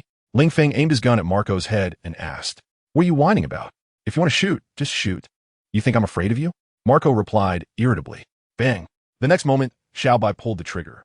A bullet shot out instantly, piercing through Marco's head. However, the moment the bullet hit Marco, a blue flame ignited at the bullet's impact site, healing the wound. The Phoenix Fruit's ability, Flame of Resurrection. So it really had no effect? Ling Feng observed the blue flames igniting at the bullet wound on Marco and realized it should be ineffective. After all, during the Marineford War, this guy was shot by Kizaru's Pika Pika no Mi and wasn't harmed at all. Blackbeard, your gun. I'm returning it to you.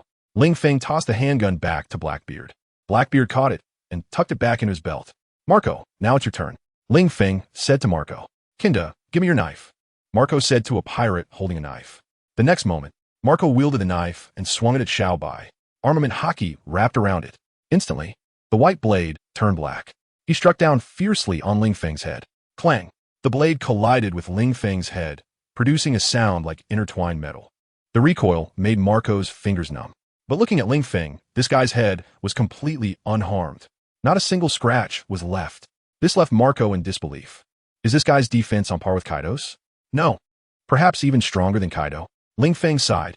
You see, during the previous observation hockey training, even without his transformation, Kaido of the Beasts couldn't be harmed, even when attacked with Conqueror's Haki. Ling Feng's physical strength had reached an astonishing level. Even he didn't know how strong he had become. In any case, someone of Marco's level wouldn't be able to harm him even with all their might. To inflict damage on him now, one would need to be on the level of Kaido. Do you need this knife? Marco asked Ling Feng. Earlier, he shot at Ling Feng and Ling Feng returned the favor so. Marco thought that since he had slashed Ling Feng now, Ling Feng might want to return the favor as well. Oh, little Marco, you understand me pretty well, huh? Ling Feng took the big knife from Marco's hand and swung it down fiercely at Marco's head. Swoosh! Marco's head wasn't as hard as his own. So with this strike, Ling Feng split it in half. The fierce blue flames began to burn again. The severed head of Marco, surprisingly, started to merge back together. This left Ling Feng a bit stunned. This flame of resurrection is quite impressive. Can it really restore a severed head? Whitebeard, you've only fought for a short while, and you're already gasping for breath. Kaido mocked as he looked at Whitebeard, who was already panting on the opposite side. Seems like you really can't go on anymore. Where did that momentum from our 3-day and 3-night battle go? It's only been a few years since we last fought, and your body has deteriorated to this extent? The world's strongest man really doesn't live up to his name. Huh? Kaido, you may be tough with your words, but even if I'm old, defeating you is still not a problem. Whitebeard wielded a knife in his left hand and a fist in his right, launching a powerful punch at Kaido. This punch did not hit Kaido directly. It merely struck the air in front of him. However, the space seemed to explode, and a spiderweb-like crack appeared around Whitebeard's fist, followed by a massive shockwave, tearing apart the ground. The shockwave whipped up a violent wind, sending Kaido flying. However, Kaido, who was blasted away, immediately transformed into his dragon form midair, spewing out a torrent of heat, engulfing Whitebeard completely. Dad! The watching members of the Whitebeard pirates were worried for Whitebeard upon seeing this scene. If only Whitebeard could be 10 years younger, no, even 5 years younger, it wouldn't be like this. Bang! The flames engulfing Whitebeard were blasted apart. Whitebeard stood unscathed amidst the flames. Taking a deep breath, he blew forcefully. The flames surrounding him were instantly extinguished. Kaido! Whitebeard roared as he charged at Kaido. The ground was left with one footprint after another from Whitebeard's steps. He was prepared to fight with all his might. Not for himself, but for the countless children he considered his own. He could not fall. At least, not yet. If he fell, what would happen to those children who depended on him? The sea was not calm. When a giant whale falls, its carcass would be devoured by countless sharks drawn by the smell of blood. Whitebeard was a giant whale of the New World. Or rather, all of the 4 emperors were. But they were not without opponents. To reach the position of a 4 emperor who hadn't gone through countless wars, they had climbed to the throne atop the corpses of their foes. Just like before, when they ascended to the position of 4 emperors by stepping on others' bodies. Now, countless newcomers wanted to step over their corpses to take their places. Whitebeard knew that the entire Whitebeard pirates depended on him for survival. Without him, the Whitebeard pirates would still be an enormous pirate crew in the New World. However, they would no longer have the overwhelming power to crush their enemies. They would inevitably be divided by the pirate crews drawn by the smell of blood. The territory of the world was only so large. If someone occupied it, others could only drift aimlessly on the sea. Nowadays, countless pirates hoped for Whitebeard's downfall so they could divide his territory. But he absolutely could not fall. At least, not until he saw his children grow into pillars of strength. In his life, what he valued most was family. So, Kaido, you must die. The violent conqueror's haki surged from Whitebeard, soaring into the sky. The entire sky was thrown into chaos. Although Kaido did not have the same conviction as Whitebeard, since Whitebeard was risking his life, he naturally could not fall behind. The next moment, Kaido transformed into his hybrid form. Starting in his strongest state, Kaido understood that the strongest moment for a person is when they're willing to make sacrifices for others. In that moment, they unleash all their potential to fight, displaying a strength greater than their physical peak. Because at this moment, Whitebeard was exhausting his life. Whitebeard, in his hybrid form, Kaido charged at him with a fierce expression. The sky was torn in half. The immense pressure made it hard for the spectators to breathe. The clash of conquerors' hockey knocked down several members of the Whitebeard pirates. Bang! The next moment, Kaido and Whitebeard leaped high into the air, engaging in the fiercest collision. The clash of the Kanabo and the Nagamaki was like a nuclear explosion, echoing throughout the entire island. The small island beneath them began to shake violently under their collision, as if it were about to erupt like a volcano. Kaido gritted his teeth, facing Whitebeard's all-out strike, feeling his arm go numb. However, Whitebeard must be feeling the same, right? He thought, for the children, I must win. The unwavering belief suddenly boosted Whitebeard's strength. With both hands gripping the Nagamaki, he pressed down hard. How is this possible? Kaido's eyes widened. He suddenly felt Whitebeard's strength was actually increasing. This was impossible. In this situation, did Whitebeard still have reserve strength? Damn it! Kaido roared. Then his body plummeted like a meteor, crashing into a nearby mountain, his body directly smashed into the mountain's core. This scene made the members of the Whitebeard pirates' blood boil. I told you, Dad is the strongest. How could he lose to Kaido? How dare this mere Kaido provoke Dad? This is simply seeking death. Dad is mighty. Dad is awesome. Dad is 666. The Whitebeard pirates began to boast about their father. However, a few of them wore serious expressions and remained silent, because they could see Whitebeard's condition was not good. He looked somewhat exhausted. After all, every time Whitebeard used his tremor abilities, an equal force would rebound back onto himself. Even if he had knocked Kaido away with one punch, Whitebeard's condition probably wasn't great. Rumble. Suddenly, the small mountain in the distance began to tremble violently. Before long, the ground started to crack and collapse. A green dragon burst through the mountain's peak and flew into the sky. Kaido laughed at Whitebeard. Huh, Whitebeard, is this your strongest power? It's nothing. Not even breaking my skin. Uffed. Just as Kaido was about to boast that his skin hadn't even been broken, he ended up spitting blood the next moment. This slap to the face was truly loud. Ling Feng couldn't bear to watch, thinking, Kaido, if you were going to spit blood, couldn't you have done it while you were in the mountain? At that time, no one would have seen it. But now, you've gone and smashed the entire mountain, then spat blood in front of everyone. What are you trying to do? To give Whitebeard confidence? To make him think that his punch could kill you? Kaido, is this what you call not even breaking your skin? Seeing Kaido spit blood, Whitebeard laughed heartily. Kurora, it seems your mouth is tougher than your skin. Kaido, you know, I was just warming up, Kaido.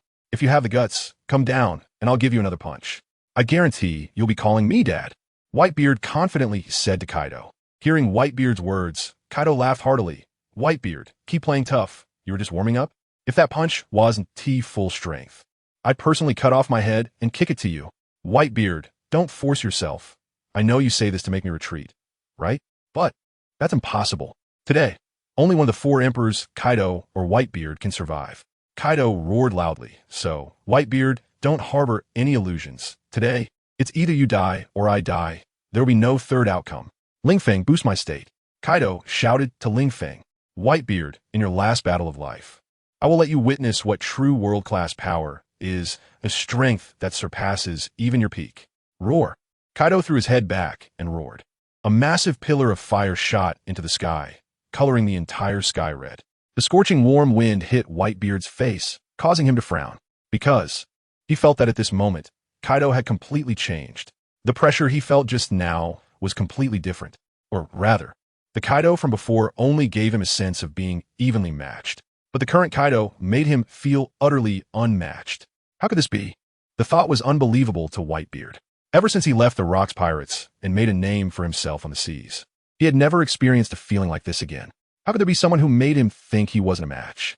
No, it's impossible. It's just Kaido. How could it not be a match? It's an illusion. It must be an illusion. That's right. It must be an illusion. Whitebeard reassured himself in his heart. Kaido couldn't have suddenly become this strong. Kaido.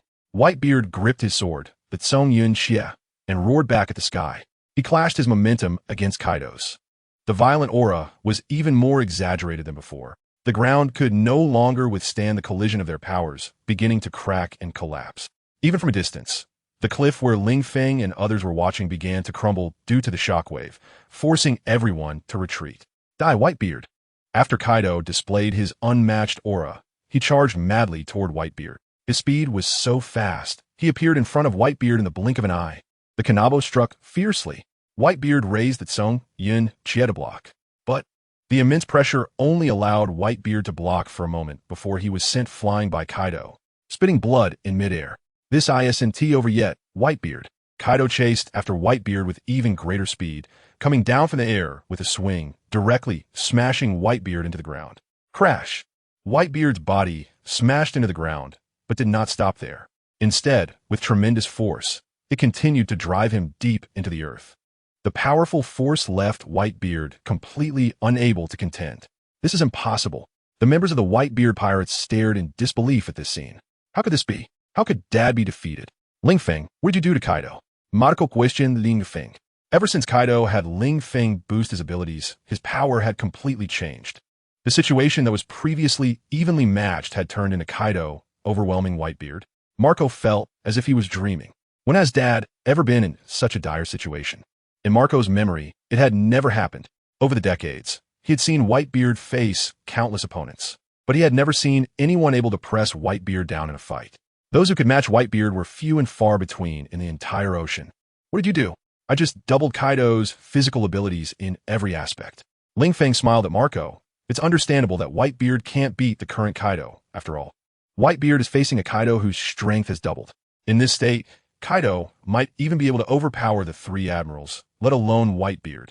This was a battle with a predetermined outcome, as long as the combat power in the pirate world hasn't collapsed. Oda once said that no one could defeat two admirals working together, and he hasn't forgotten that. So at this moment, Kaido is the strongest in the world. Moreover, he is the kind of strongest that crushes. After all, his physical abilities have been universally enhanced. How terrifying would Kaido, the strongest creature, be with all his abilities doubled? Is it really possible to enhance Kaido's physical abilities by a whole level? Marco looked at Ling Feng in disbelief. This is too terrifying, right?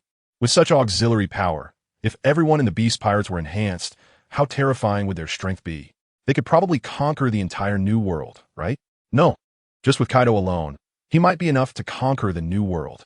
Marco thought in this world, high-end power determines everything. Ling Feng, you're too despicable.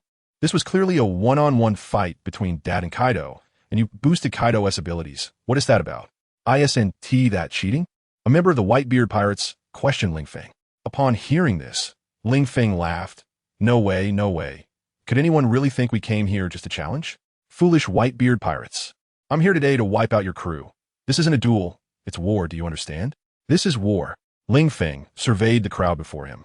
War doesn't keep promises. The victor is king, and the loser is a bandit. You, the members of the Whitebeard pirates, didn't expect Ling Feng to say that. Damn it. Kaido, don't underestimate me. I am Whitebeard. In a massive pit. Whitebeard jumped high. The supreme great knife in his hand swung down fiercely at Kaido. So what if it's Whitebeard? Times have changed. Facing Whitebeard's full force strike, Kaido merely raised his hand and caught the blade of the Tsung Yun Chia. The Tsung Yun Chia drew a small wound in Kaido's palm. You bastard. Seeing this, Whitebeard gritted his teeth. His full force strike only managed to leave such a small wound on Kaido's hand. What kind of joke is this? Cursing aside, but Whitebeard, the fact is you can't beat me. Getting angry won't help. Saying this, Kaido tightened his grip on the blade, directly pulling the Tsung Yun Chia from Whitebeard's hand. Then he casually tossed it behind him. Not far behind Kaido was the sea. With a splash, one of the supreme great knives, the Tsung Yun Chia, was thrown into the ocean. But it didn't matter. Originally, very few people could use a blade of that size. After all, Whitebeard's physique is much larger than ordinary people, but he can't compare to giants. So, Tsung Yun Chia is not suitable for ordinary people. It's too small for giants. It was specifically crafted for Whitebeard, making it a rather useless supreme great knife. Whitebeard, feeling the Tsung Yun Chia being taken away, he began to fall from the air, but Kaido had no intention of letting Whitebeard go just like that. With his body facing down, he began to rain down punches on Whitebeard. One punch after another landed on Whitebeard. Whitebeard wanted to resist, but the strength was on completely different levels. He was in a state of being crushed. Blood kept gushing out from his mouth. Whitebeard even started to reminisce about his younger days. No, I am Whitebeard. How can I just surrender like this? Whitebeard suddenly opened his eyes, casting aside his belief in failure. Thinking of his beloved children, he could not lose. Whitebeard roared, suddenly grabbing Kaido's incoming fist with both hands and executing a shoulder throw, slamming Kaido hard into the ground. Kaido was caught off guard, surprised that Whitebeard still had such fighting spirit even in this state. He was knocked into the ground, and Whitebeard immediately mounted him, relentlessly pounding Kaido's face. Die for me, go die. Whitebeard kept swinging his fists, endlessly punching. It was as if in his entire life, all he could do was punch. The rain of fists battered Kaido's face, yet he laughed. He did not resist, and allowed Whitebeard's fists to keep hitting him. He wanted to see just how far Whitebeard could go. He could already feel. Whitebeard's body was in tatters. He was fighting purely on willpower. With each punch Whitebeard landed on him, Kaido accepted the strength that came with it. Now, he was ready to see who could endure longer, Whitebeard or himself. Uncertain how long had passed, Whitebeard was still on top of Kaido. The crater in the ground stretched hundreds of meters deep. Stop hitting him. Don't hit him anymore, old man. Your body can't take it. Marco finally couldn't hold back and shouted at Whitebeard. Whitebeard had been fighting from day to night. His body had become mechanical, only capable of throwing punches. Ling could see that Whitebeard's body was on the brink of collapse. At this moment, if someone went over and shot Whitebeard, he would likely die instantly. Kaido also looked miserable. His face and chest were covered in fist marks. Several teeth had been knocked out. The blood-soaked appearance was chilling. But who told Kaido to still have him? Ling casually cast a healing halo on Kaido. The wounds on Kaido began to heal rapidly. You bastard! The members of the Whitebeard pirates could no longer tolerate this scene. They charged at Ling. Otherwise, if Ling continued to heal Kaido like this, Whitebeard would eventually end up killing himself. Hee, weaklings, you think just because Whitebeard can't defeat Kaido, you could defeat me? Ling looked at the approaching people, not planning to fight back. He simply glared. Conqueror's Haki was unleashed. Then, a number of them fell over. Conqueror's Haki? Marco felt the impact of Ling Conqueror's Haki and was not overly surprised. It was no surprise that someone so young could sit in the position of vice captain of the Beast Pirates. Ling our battle is not over yet, Marco said to Ling If he wanted to prevent Ling from providing Kaido with assistance, then he just had to take care of Ling right? Well, that sounded easy. But he had tried several times before, and hadn't he inflicted any harm on Ling All right, then let us continue. It's my turn now, right? Ling smiled at Marco. In his hand, a pitch-black spear appeared. What's going on? That spear gave him a very ominous feeling. When the spear of the fallen appeared in Ling hand, Marco felt very uncomfortable, as if he was being targeted by the Grim Reaper. Marco, since you're so eager, you can go die for Whitebeard first. Ling holding the spear, made a throwing motion. Whoosh! The spear sliced through the air, rushing towards Marco. No, I can't be hit. I will die. A sudden premonition made Marco prepare to dodge this spear. Dodge? Do you think you can dodge it? A smile crept on Ling lips. The spear pierced through Marco's heart, pinning him to the ground. How is this possible? This spear can curve. After saying this, Marco's head tilted, losing his life. His phoenix flames had no effect against the spear of the fallen. How could this happen? Marco. The members of the Whitebeard pirates looked at Marco's heart being pierced and pinned to the ground, unable to accept the result. Clearly, Ling couldn't harm Marco before. Why? This time he directly killed Marco. The key was, Marco's phoenix flames didn't activate at all? Many people rushed over, surrounding Marco. But the next moment, Marco's body began to be eroded by darkness, turning into black mist and dissipating between heaven and earth. Completely corroded by the spear of the fallen. Even Kizuru couldn't resist it. How could Marco? How could this be? The members of the Whitebeard pirates watched as Marco's body disappeared, unable to accept it. He was already dead. No matter how much you shout, he won't come back. Ling tapped his ear and said, Bastard, it's you killed Marco? The members of the Whitebeard pirates felt an extreme rage boiling within them. Their whole being was like a volcano ready to erupt. Their hands gripping their swords trembled. It was a tremble of anger. A tremble wanting to personally kill Ling and avenge Marco. Brothers, charge. Kill Ling Avenge Marco. The Whitebeard pirates roared as they charged at Ling They were determined to tear Ling apart and avenge Marco. In the bottomless pit on the ground, Whitebeard's halted fists murmured, Marco dead? How could this be? Impossible. Whitebeard seemed to go insane, howling to the sky. Kaido was puzzled at first as to why Whitebeard suddenly stopped punching. Hearing Whitebeard's murmurs, he understood. So this old guy's son is dead? It must have been Ling Feng's doing, right? Ha ha ha, kid, well done. Kaido laughed heartily, then looked at Whitebeard and said, What is the big deal about losing a son? What's the big deal? You have so many sons anyway. Having one more doesn't make a difference, and losing one doesn't matter either. Instead of being sad over a dead son, why not continue to fight hard? However, after Kaido finished speaking, he realized that Whitebeard was still in the position of howling at the sky, not moving. Seeing this, Kaido became furious. Damn it, Whitebeard. Are you looking down on me? No, wait. This guy is dead? Suddenly, Kaido realized he could no longer feel Whitebeard's life force. This meant Whitebeard was dead. But this way of dying is just too. Kaido didn't even know what to say. Did he die for being too sad after hearing about his son's death? Isn't that too fragile? Of course not. Whitebeard was already on the brink of collapse.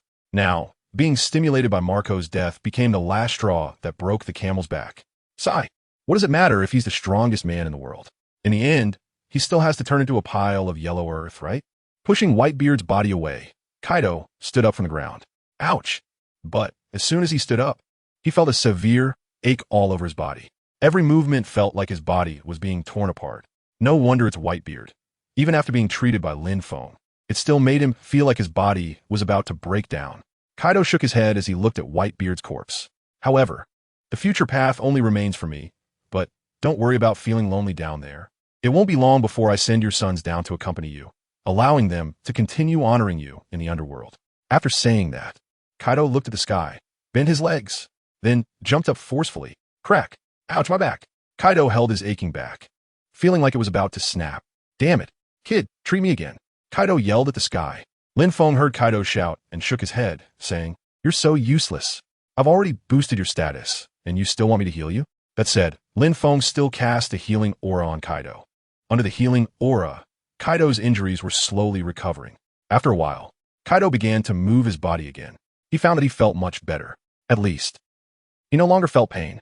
Not bad, not bad. That kid's ability is really useful. Kaido twisted his neck and said with a smile. His neck cracked as he did so. The next moment, Kaido transformed into an azure dragon and flew out of the pit created by Whitebeard. When the azure dragon appeared in the sky, it immediately attracted the attention of the Whitebeard pirates. Kaido, where's Dad? How is he? The members of the Whitebeard pirates asked the appearing azure dragon, because they only saw the azure dragon appear but did not see Whitebeard. This made an ominous thought arise in their hearts. No way, no way. Dad can't be in trouble, right? It's impossible. Absolutely impossible. Dad is the strongest in the world. How could he lose? The sons of Whitebeard were all denying this ominous thought in their hearts. But the truth is cruel. Kaido directly told them, Stop worrying about your dad. Whitebeard is already dead. Whitebeard is dead. Dead. Kaido's voice echoed throughout the island. It resonated in their ears. Impossible det vontade. However, the members of the Whitebeard pirates did not believe this cruel fact. Or rather, they simply did not want to believe this cruel fact. Dad is fine. He will definitely be fine. Someone ran directly towards the huge pit created by Whitebeard, wanting to witness the reality with their own eyes. Kaido did not stop their actions. After all, he wasn't lying.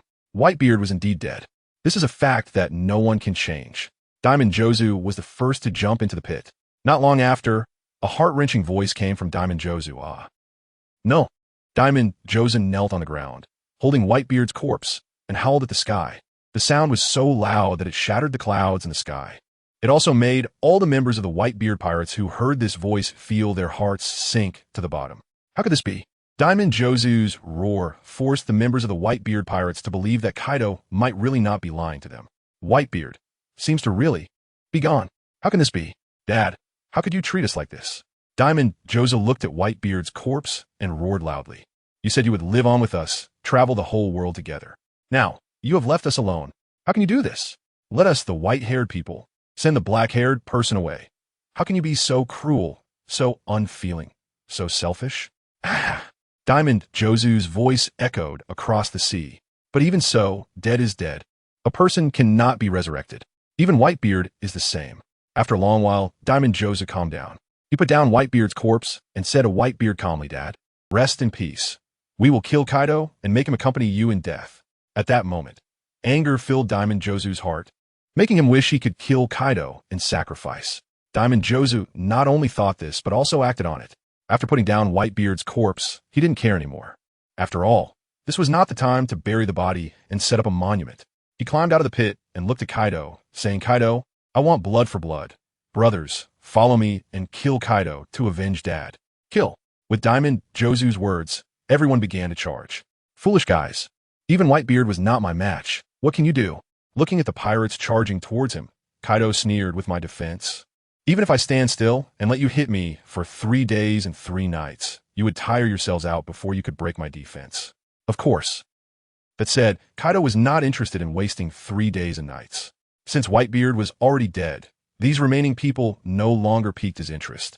Thunderbagua. Kaido roared and directly used Thunderbagua to send the charging Diamond Jozu flying. His diamond body was almost shattered. After sending Diamond Jozu flying, Kaido unleashed a shockwave, directly sending a group of people flying into the air. The ground was thoroughly beaten. In a world where high-end combat power determines everything, facing the formidable Kaido of the 100 Beasts, even the members of the Whitebeard Pirates couldn't change the outcome, even if they all joined forces. Moreover, there were only a few thousand people on site. Most of the pirate crews affiliated with the Whitebeard Pirates were absent. This left Kaido somewhat disappointed, because if they were all present, he could have easily subdued them. Listen up, members of the Whitebeard Pirates. Your old man, Whitebeard, is dead. Now, you have 2 choices. Either surrender to me and accept me as your new captain, or die under my kanabo, Kaido shouted at the Whitebeard Pirates. I believe you are all smart people and will make the wise choice. Don't disappoint me. I really don't want to massacre you and stain this coast with blood. Damn, Kaido. You killed our father, and you still want to subdue us? Do you think that's possible? One pirate shouted, Brothers, let's fight. Don't be afraid. Kaido has been fighting with our father for so long. Even if he barely won, he's definitely at his limit now. As long as we work together, we will win.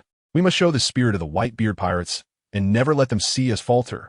If anyone dares to betray, I will be the first to disagree. The second wave of attacks began. Kaido shook his head. Truly stubborn, huh? Isn't it better to be alive? Since you all choose death, then. I will grant you that and send you down to accompany your old man. Kaido tightened his grip on the kanabo. He understood that if he didn't let these people experience a profound lesson, they would never surrender. Boom! Kaido appeared in front of Pirate. In one swing, he smashed the pirate's body completely. Blood and flesh splattered everywhere, staining many pirates. This bloody scene made many rookie pirates want to vomit. After all, the Whitebeard Pirates had established themselves and rarely had battles. Seeing such a bloody scene, how could it not frighten them? Of course, for most pirates, it wasn't a big deal. After all, as pirates, they would always experience battles. Losing limbs, heads, and having intestines spilled on the ground were common occurrences. Therefore, after the shock, the pirates continued to charge. However, the disparity in strength was overwhelming. In just a few minutes, the battlefield was filled with severed limbs. Thousands of pirates died here. Only a handful of pirates remained, trembling as they looked at the blood-soaked, demonic Kaido. They had already lost their spirit and courage, unwilling to continue charging at Kaido. The comparison of strength was completely incomparable. They simply could not win. Diamond Jozu was dead. 4th Division Captain Thatch was also dead.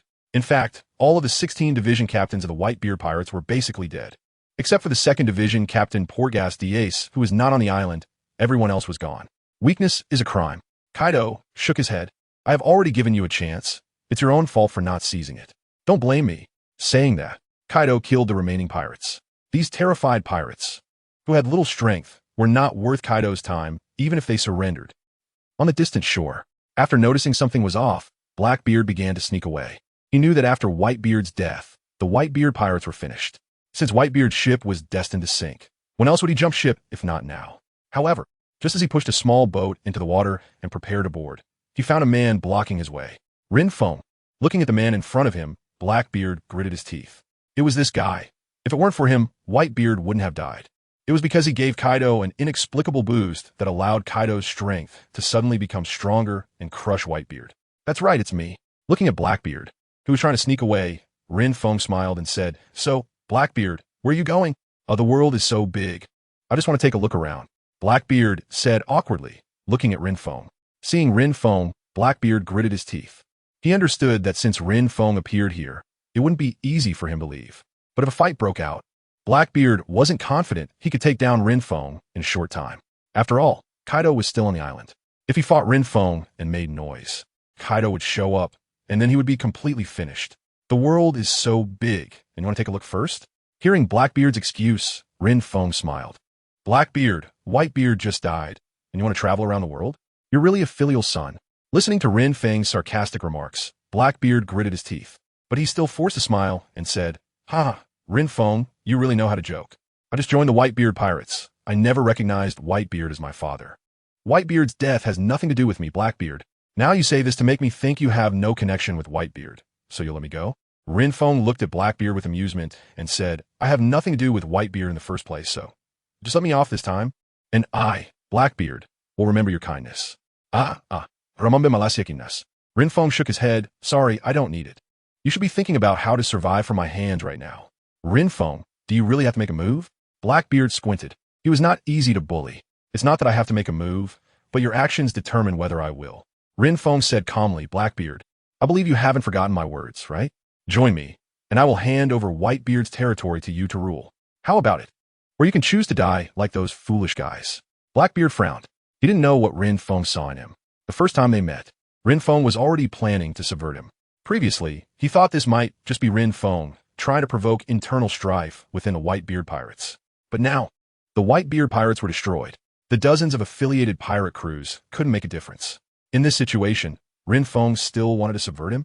Could it be that Rin Feng saw the kingly aura in him? If I choose to join, will you really hand over Whitebeard's territory to me? Blackbeard looked at Ling Feng with some disbelief. After all, Whitebeard's territory is quite large. Can Ling Feng really trust such a vast territory to an outsider like him? Of course, my goal is the entire world. The territory of the Whitebeard pirates is beneath my notice, Ling Feng said confidently. Can you decide this matter? Blackbeard questioned, knowing that Ling Feng was just the vice captain and that he still had Kaido of the beasts above him. He will agree. You don't need to doubt that, Ling Feng replied. Looking at Blackbeard, the decision power is in your hands. I'm not insisting on you. If you are willing, then take it, and you will be my Marshal D. Teach under the 7 deadly sins of greed. A black seed appeared in the palm of Ling Feng's hand. What is this? Blackbeard looked at the ominous seed in Ling Feng's hand. Just looking at it made him feel darkness and foreboding. You want me to eat this? What do you think it is? Ling Feng smiled at Blackbeard. It's not that I don't trust you, but to gain something, you must give something in return. Since you want to obtain Whitebeard's territory and replace his position, you must swear loyalty to me. Eating this seed in my hand represents your loyalty to me. Is this seed poison? Blackbeard frowned and asked. Ling Feng shook his head. It's not exactly poison, but it can indeed control your life and death.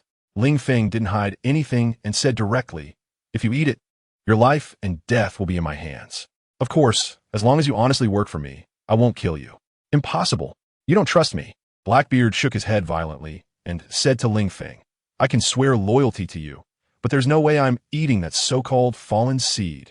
There is nothing impossible in this world. Ling Feng said, as I said before, you have 2 choices, either submit or die. If you refuse to eat it, it means you choose death. Or you could try to see if you can escape from my sight. Ling Feng crossed his arms and looked at Blackbeard confidently. Blackbeard gritted his teeth, unsure of what to choose. Trying to escape? That choice seemed foolish. After all, even if he could escape Ling Feng's obstruction, there was still Kaido. In that situation, he definitely couldn't escape. So, joining was the only option. However, originally, his intention was to pretend to join, just like joining the Whitebeard pirates and continue to survive. But he didn't expect Ling Feng to pull out something that could control his life and death for him to eat. If he ate it, wouldn't that mean his life was in Ling Feng's control? If he were to betray in the future, wouldn't he be killed by Ling Feng at any moment? Even if he didn't want to betray, who knows if Ling Feng is the kind of ruler who would kill his dogs after the rabbits are dead. One day, when Ling Feng becomes powerful and no longer needs him, he might just kill him casually.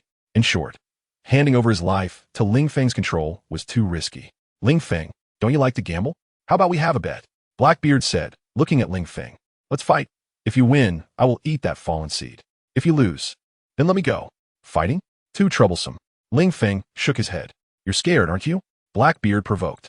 In his view, Ling Feng was so young, he would be easier to provoke. Scared. Ling Feng laughed and shook his head. I'm afraid of killing you. Since we have to gamble, how about we gamble on luck?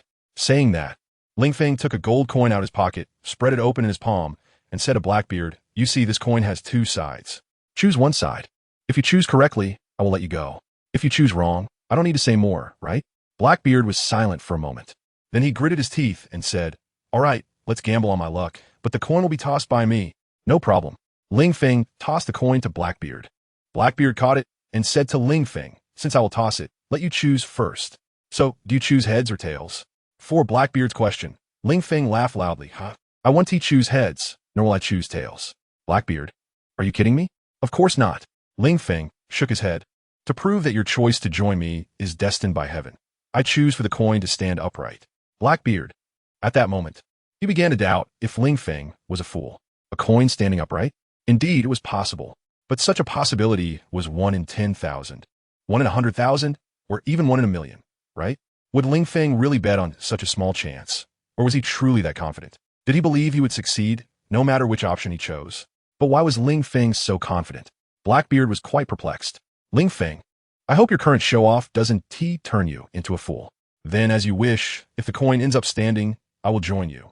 Respect you as my leader. But if the coin does not stand, then you must keep your promise and let me go, Blackbeard said seriously to Ling Feng. Of course Ling Feng, keep my word.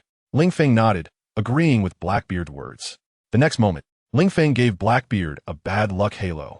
Compared to the limited increase from the head's halo, the fallen halo was terrifying. As long as he fell under his fallen halo, Blackbeard would guarantee that nothing would go well for him for a certain period of time. So, in this bet he was bound to win, and that was only natural. Without absolute certainty, how could Ling Feng speak? Blackbeard looked at the gold coin in his hand. Then he tossed the coin high into the air. The coin flew higher and higher. At the peak, it then froze and began to fall. Blackbeard let the coin fall to the ground. The falling coin stood upright and then started to roll forward. Rolling and rolling, it gradually lost its momentum. It began to fall to one side. Ling Feng, I won. Looking at the coin about to fall, Blackbeard said to Ling Feng, the result is not out yet. Are you too happy too soon? Ling Feng shrugged. In his eyes, Blackbeard had no chance of winning. Still stubborn? The coin has already fallen. Is it really going to stand up suddenly? Blackbeard looked at the coin, which was now lying face up on the ground. However, it hadn't stopped moving yet, still rolling and tumbling. But Blackbeard was certain that it was absolutely impossible for it to suddenly stand upright like that. Bang! Suddenly, an eagle fell from the sky. It landed right next to the gold coin. Because of this sudden action, the coin suddenly stood up from the ground and then stopped moving.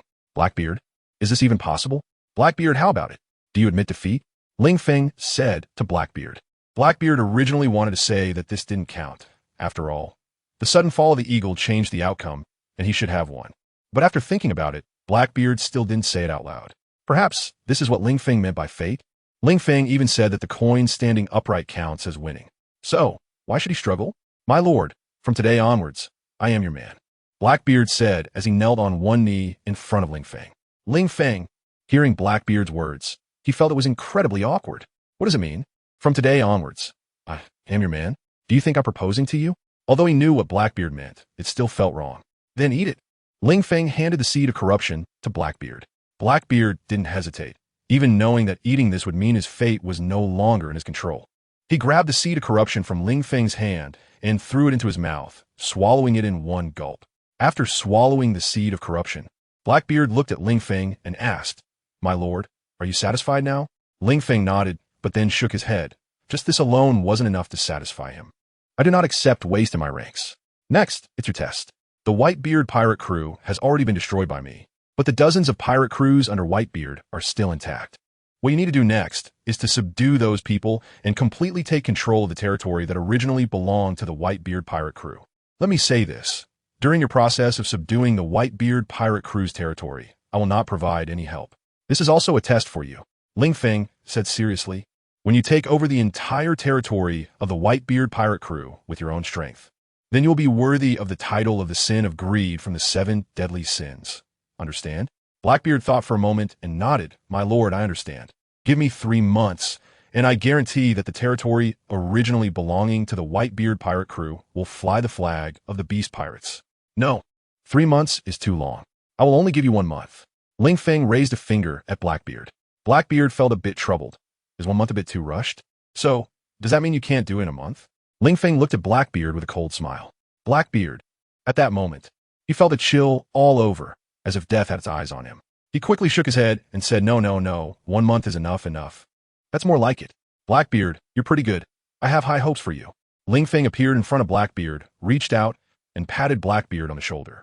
Blackbeard could only smile at Ling Feng, just giving him 1 month, and without any help, relying solely on himself to take down the territory that originally belonged to Whitebeard. Sigh. The Lord really gave him a difficult task. Of course, the difficulty mentioned here doesn't mean he couldn't defeat those captains. With his strength, even if those captains teamed up, they might not be his match. Moreover, those people couldn't possibly unite. Breaking them down one by one would be quite simple. It's just, he has no manpower, even if he defeats those people who will guard the territory he conquers. So, first, he needs to urgently gather some manpower. Fortunately, over the years, he has been keeping an eye on the situation at sea. He knows some people who would be suitable as his subordinates. He plans to recruit those he has set his sights on, who are currently without affiliation. Kid, why do you want that guy to manage Whitebeard's territory?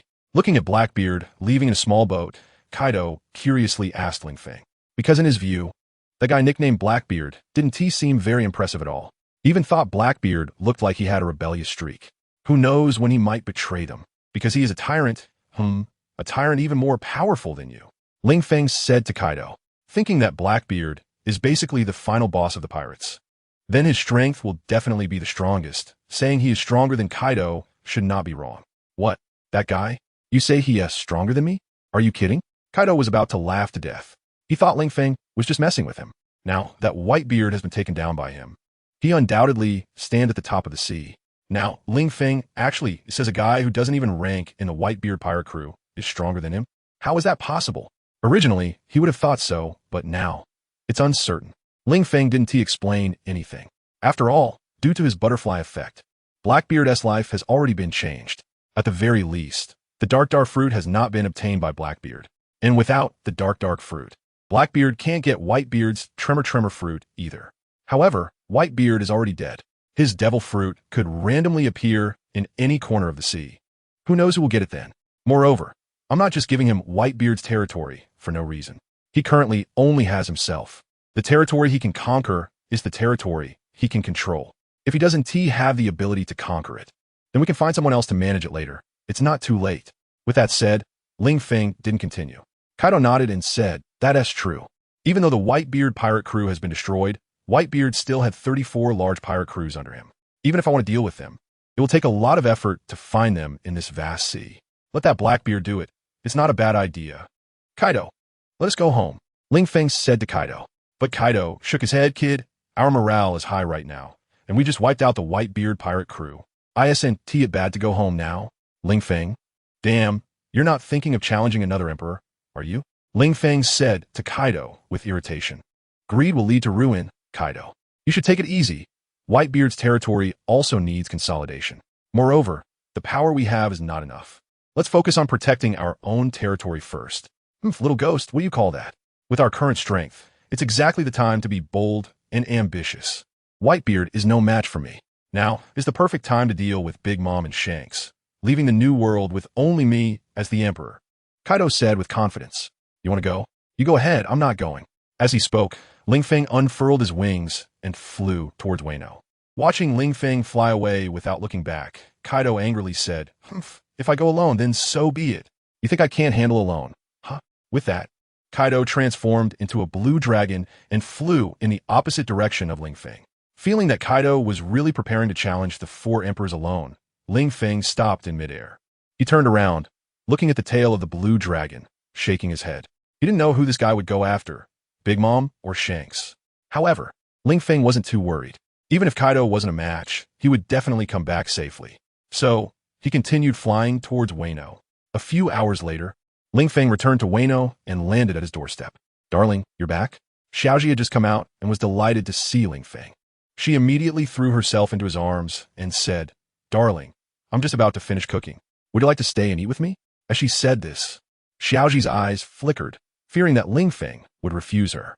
She knew her position in Ling Feng's heart was not as high as Yamato's. Sure, let me taste your cooking. Ling Feng reached out and ruffled Xiaoji's hair. Xiaoji comfortably squinted her eyes. After that, Xiaoji went to the vegetable garden nearby to pick vegetables. Ling Feng pushed the door open and entered the room, finding Peach Rabbit sitting on the sofa, seemingly in a daze. Little Rabbit, are you thinking about your husband? Seeing Peach Rabbit's dazed look, Ling Feng walked over and pecked her on the lips, then smiled and said. Startled by Ling Feng's sudden kiss, Peach Rabbit snapped out her daze.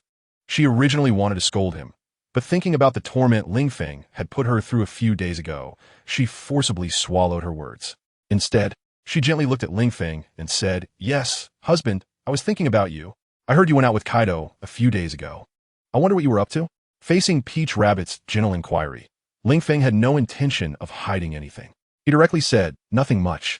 Just took a stroll in Whitebeard's territory. By the way, Whitebeard is dead. This news will probably spread across the world soon. By then, there will only be 3 of the 4 emperors left in the New World, and countless pirates will want to seize Whitebeard's title. A terrible war is likely to break out in the New World. However, the Navy should be quite happy to see such a scene of pirates killing each other." Ling Feng leaned back on the sofa and said to Peach Rabbit, "Little Rabbit, if you have nothing to do, could you give my legs a massage?" Peach Rabbit, "Why do I have to massage your legs if I have nothing to do?" But seeing Ling Feng's undeniable expression, Peach Rabbit knelt down and began to massage his thighs with her small fists. "Darling, you said Whitebeard is dead. Is that true?" Peach Rabbit asked. Ling Feng rolled his eyes. "What do you mean by that? Do you think I would lie to you?" "No, that's not what I meant," Peach Rabbit said, shaking her head timidly. "It's just that Whitebeard was fine. How could he suddenly die? Although there were rumors that his health was declining, it still seems too sudden. Who told you he died of illness?" Ling Feng shook his head. "You should be smart enough to achieve the rank of Rear Admiral, right?" Peach Rabbit, "How did she suddenly become stupid? If Whitebeard didn't die of illness, then how did he die?" Suddenly, Peach Rabbit looked at Ling Feng with a surprised expression. Yes, before, Ling Feng had told her that he and Kaido had gone to Whitebeard's territory, and then Whitebeard just came. So it turns out, he and Kaido killed Whitebeard. Peach Rabbit didn't see anything wrong with that. Even if Ling Feng's strength wasn't as good as the 4 emperors, his strange ability, combined with his immortality, made him even more terrifying than the 4 emperors. If he launched a sneak attack, not to mention Whitebeard, even if all the 4 emperors gathered together, it wouldn't matter. Moreover, Ling Feng went with Kaido. The Whitebeard pirates couldn't resist their combined strength, so it was quite normal for them to be defeated. Seeing your surprised expression, you must have guessed it, right? Ling Feng reached out, pinching Peach Rabbit's chin and smiling. That's right, Whitebeard was killed by Kaido. With Kaido's strength, plus the full attribute aura I gave him, no one on this sea can match Kaido. And Whitebeard is naturally no exception. But why did you kill Whitebeard? Peach Rabbit asked weakly. The 4 emperors were originally the balance of the New World, and Ling Feng's actions undoubtedly broke that balance. Next, the New World would be thrown into chaos as pirates vied for the throne. Was this what Ling Feng wanted? Why? Because Kaido thinks the New World only needs 1 emperor. Ling Feng shrugged. Originally, he planned to wait for the Marineford War, where Whitebeard and the Navy would suffer mutual destruction. Even though Whitebeard died, the high-ranking Navy didn't suffer losses. However, it still consumed some elite forces of the Navy. This would be quite beneficial for his conquest of the world.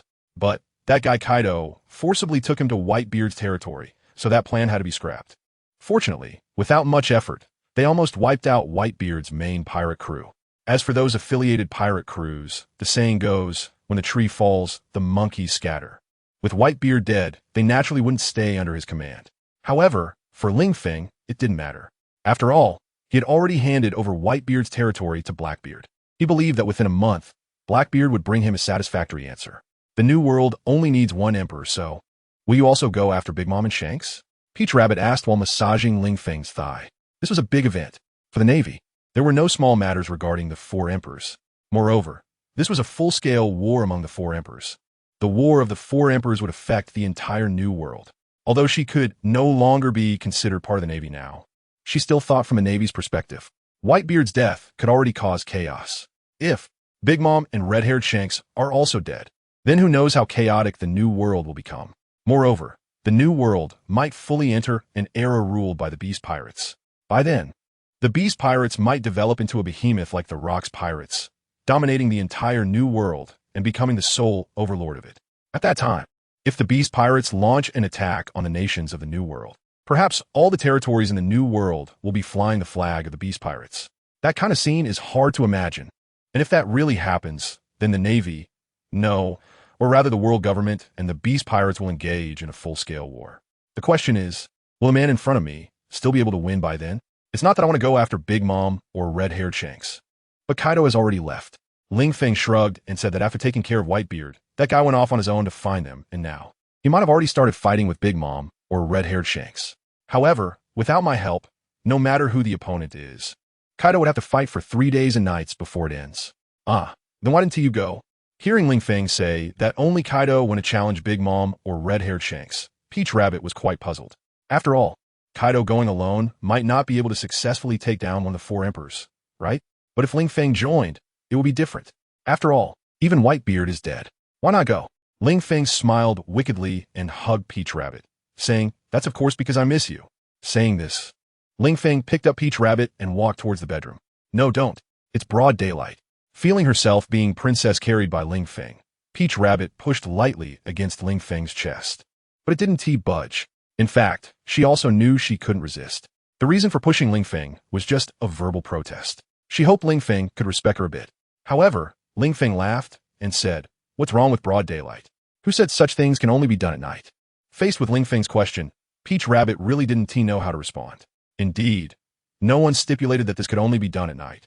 But Little Purple is already preparing dinner outside. Peach Rabbit said to Ling Feng, "Little Purple is making dinner outside. Isn't it a bit inappropriate for us to be in here like this? Do you think it's inappropriate with just the two of us?" Ling Feng asked Peach Rabbit. Peach Rabbit nodded vigorously. Ling Feng seemed to understand and said with a smile, "Then fine. When Little Purple comes back with the vegetables, I'll bring her in too. And then the three of us will be together." Peach Rabbit, "What do you mean by the three of us together?" Peach Rabbit was speechless. How did Ling Feng misunderstand her words? She meant that since it's not right for the two of them to do that, they shouldn't do it at all. Yet Ling Feng actually answered her, "The three of us together? What does that even mean?" Hearing Peach Rabbit's words, Ling Feng was also speechless. "Clearly, you said it was inappropriate for the two of us, and I suggested the three of us, yet you're still not satisfied? Woman, why are you so hard to please?" Ling Feng sighed, feeling that women are really too difficult to deal with. Peach Rabbit was about to cry. "How can you say women are hard to please? Clearly, it's your own issue. Hey dear sister Peach Rabbit, what are you two doing?" At that moment, Little Purple, with a bamboo basket on her arm full of freshly picked vegetables, entered and noticed Ling Feng holding Peach Rabbit and asked curiously, "We're not doing anything. I just want to see if Peach Rabbit has missed me these past few days, so I'm holding her to check if she is heavier than before." Ling Feng said to the confused-looking Little Purple. "And the result?" Little Purple asked with a smile.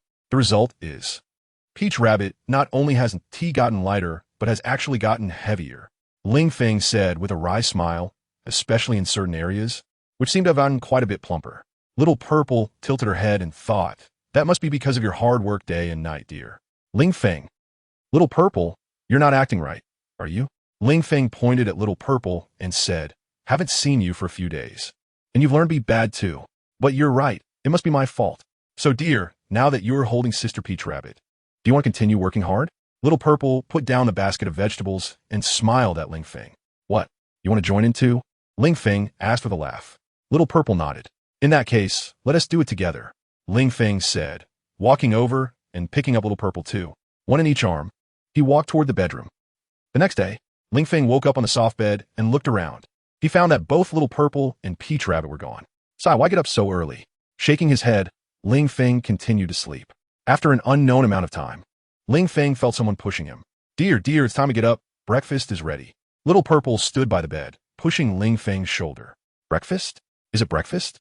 Ling Feng asked, and if it was breakfast, he would skip it and wait to eat together at noon. Little Purple had a black line on her forehead. "What do you mean breakfast? This is lunch." "Really? It's already noon?" Ling Feng opened his eyes, stretched his arms out from under the covers, and gave a big yawn. "Since it's noon, then you help me get dressed," Ling Feng instructed Little Purple. Since it was tea the first time, Little Purple easily helped Ling Feng put on his clothes. Then she pushed him to the bathroom, helping him brush his teeth and wash his face. It was simply perfect service. After helping Ling Feng finish washing up, Little Purple pushed him to the dining room and seated him, continuing, "Dear, you can't expect me to feed you while eating, right? If you're willing, then that would be the best." Ling Feng finally lived the dream of being served hand and foot. He opened his mouth toward Little Purple and waited for her to serve him food. Sitting opposite Ling Feng, Peach Rabbit wanted to complain when she saw this scene, but she didn't dare to. Afraid that if she complained, Ling Feng might retaliate. So she could only pretend not to see it and eat her own. "Dear, you're really something. How can you be so lazy?" Seeing Ling Feng actually wanting Little Purple to feed him, Little Purple pouted and said, but in the end, she still fed Ling Feng. "Actually, this kind of life seems pretty good." And so, the easy days passed one after another. It was now afternoon. Ling Feng was lying on a deck chair at the entrance, looking at the sky, feeling that these days had been too comfortable. Indeed, the days without Kaido were the perfect days. However, Ling Feng suddenly had a bad premonition in his heart. He felt that such comfortable days were about to come to an end. Boss, it's not good, it's not good. At that moment, Shabi ran over from a distance. He stopped in front of Ling Feng, leaning on his knees, panting as he looked at Ling Feng, and said, Boss, something big has happened. What is it? Why are you so flustered? Ling Feng said with annoyance, looking at Shabi's panicked appearance. You shouldn't go out telling others you're my subordinate looking like this. It's embarrassing.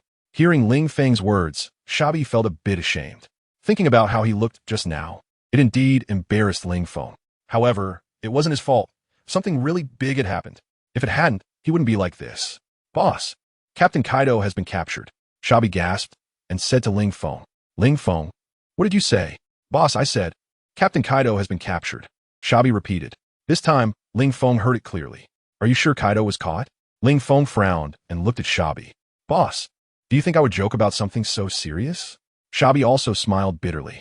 Someone from Red-Haired side sent word, saying if we want to rescue Kaido, we need to pay 10 billion berries. Hearing Shabi's words, Ling Feng was also stunned. 10 billion berries? Red-Haired is really demanding a high price. Kaido's bounty is only over 4 billion, and he's directly asking for 10 billion? Moreover, when did Red-Hair become so money-minded? Shouldn't that be the trait of Buggy the Clown? Or are these two actually equally greedy? Yes, these two were good friends in their youth and got along well. So, having the same hobby isn't that strange. Sir, what are you talking about? Red-Haired wants 10 billion for the damages caused by Captain Kaido's destruction. And who is Buggy the Clown? I've never heard of that character at sea. Shabi said curiously.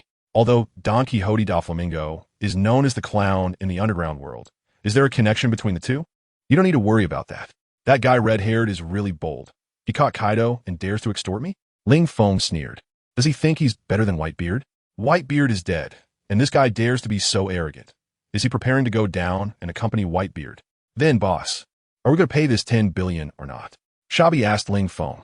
Pay, you big-headed ghost. They're already extorting me. Do they really think I have no temper? Ling Feng said irritably. Then what about Captain Kaido? If we don't pay, will they kill him?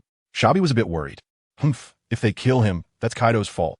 I've said it long ago, go home, but that guy insisted on charging into the red-hair pirates. Now, look what happened. He went there almighty, and now he can't come back. Ling Feng shook his head. But I'm also quite curious, even if Kaido can't win. Can't he run away? Why was he captured?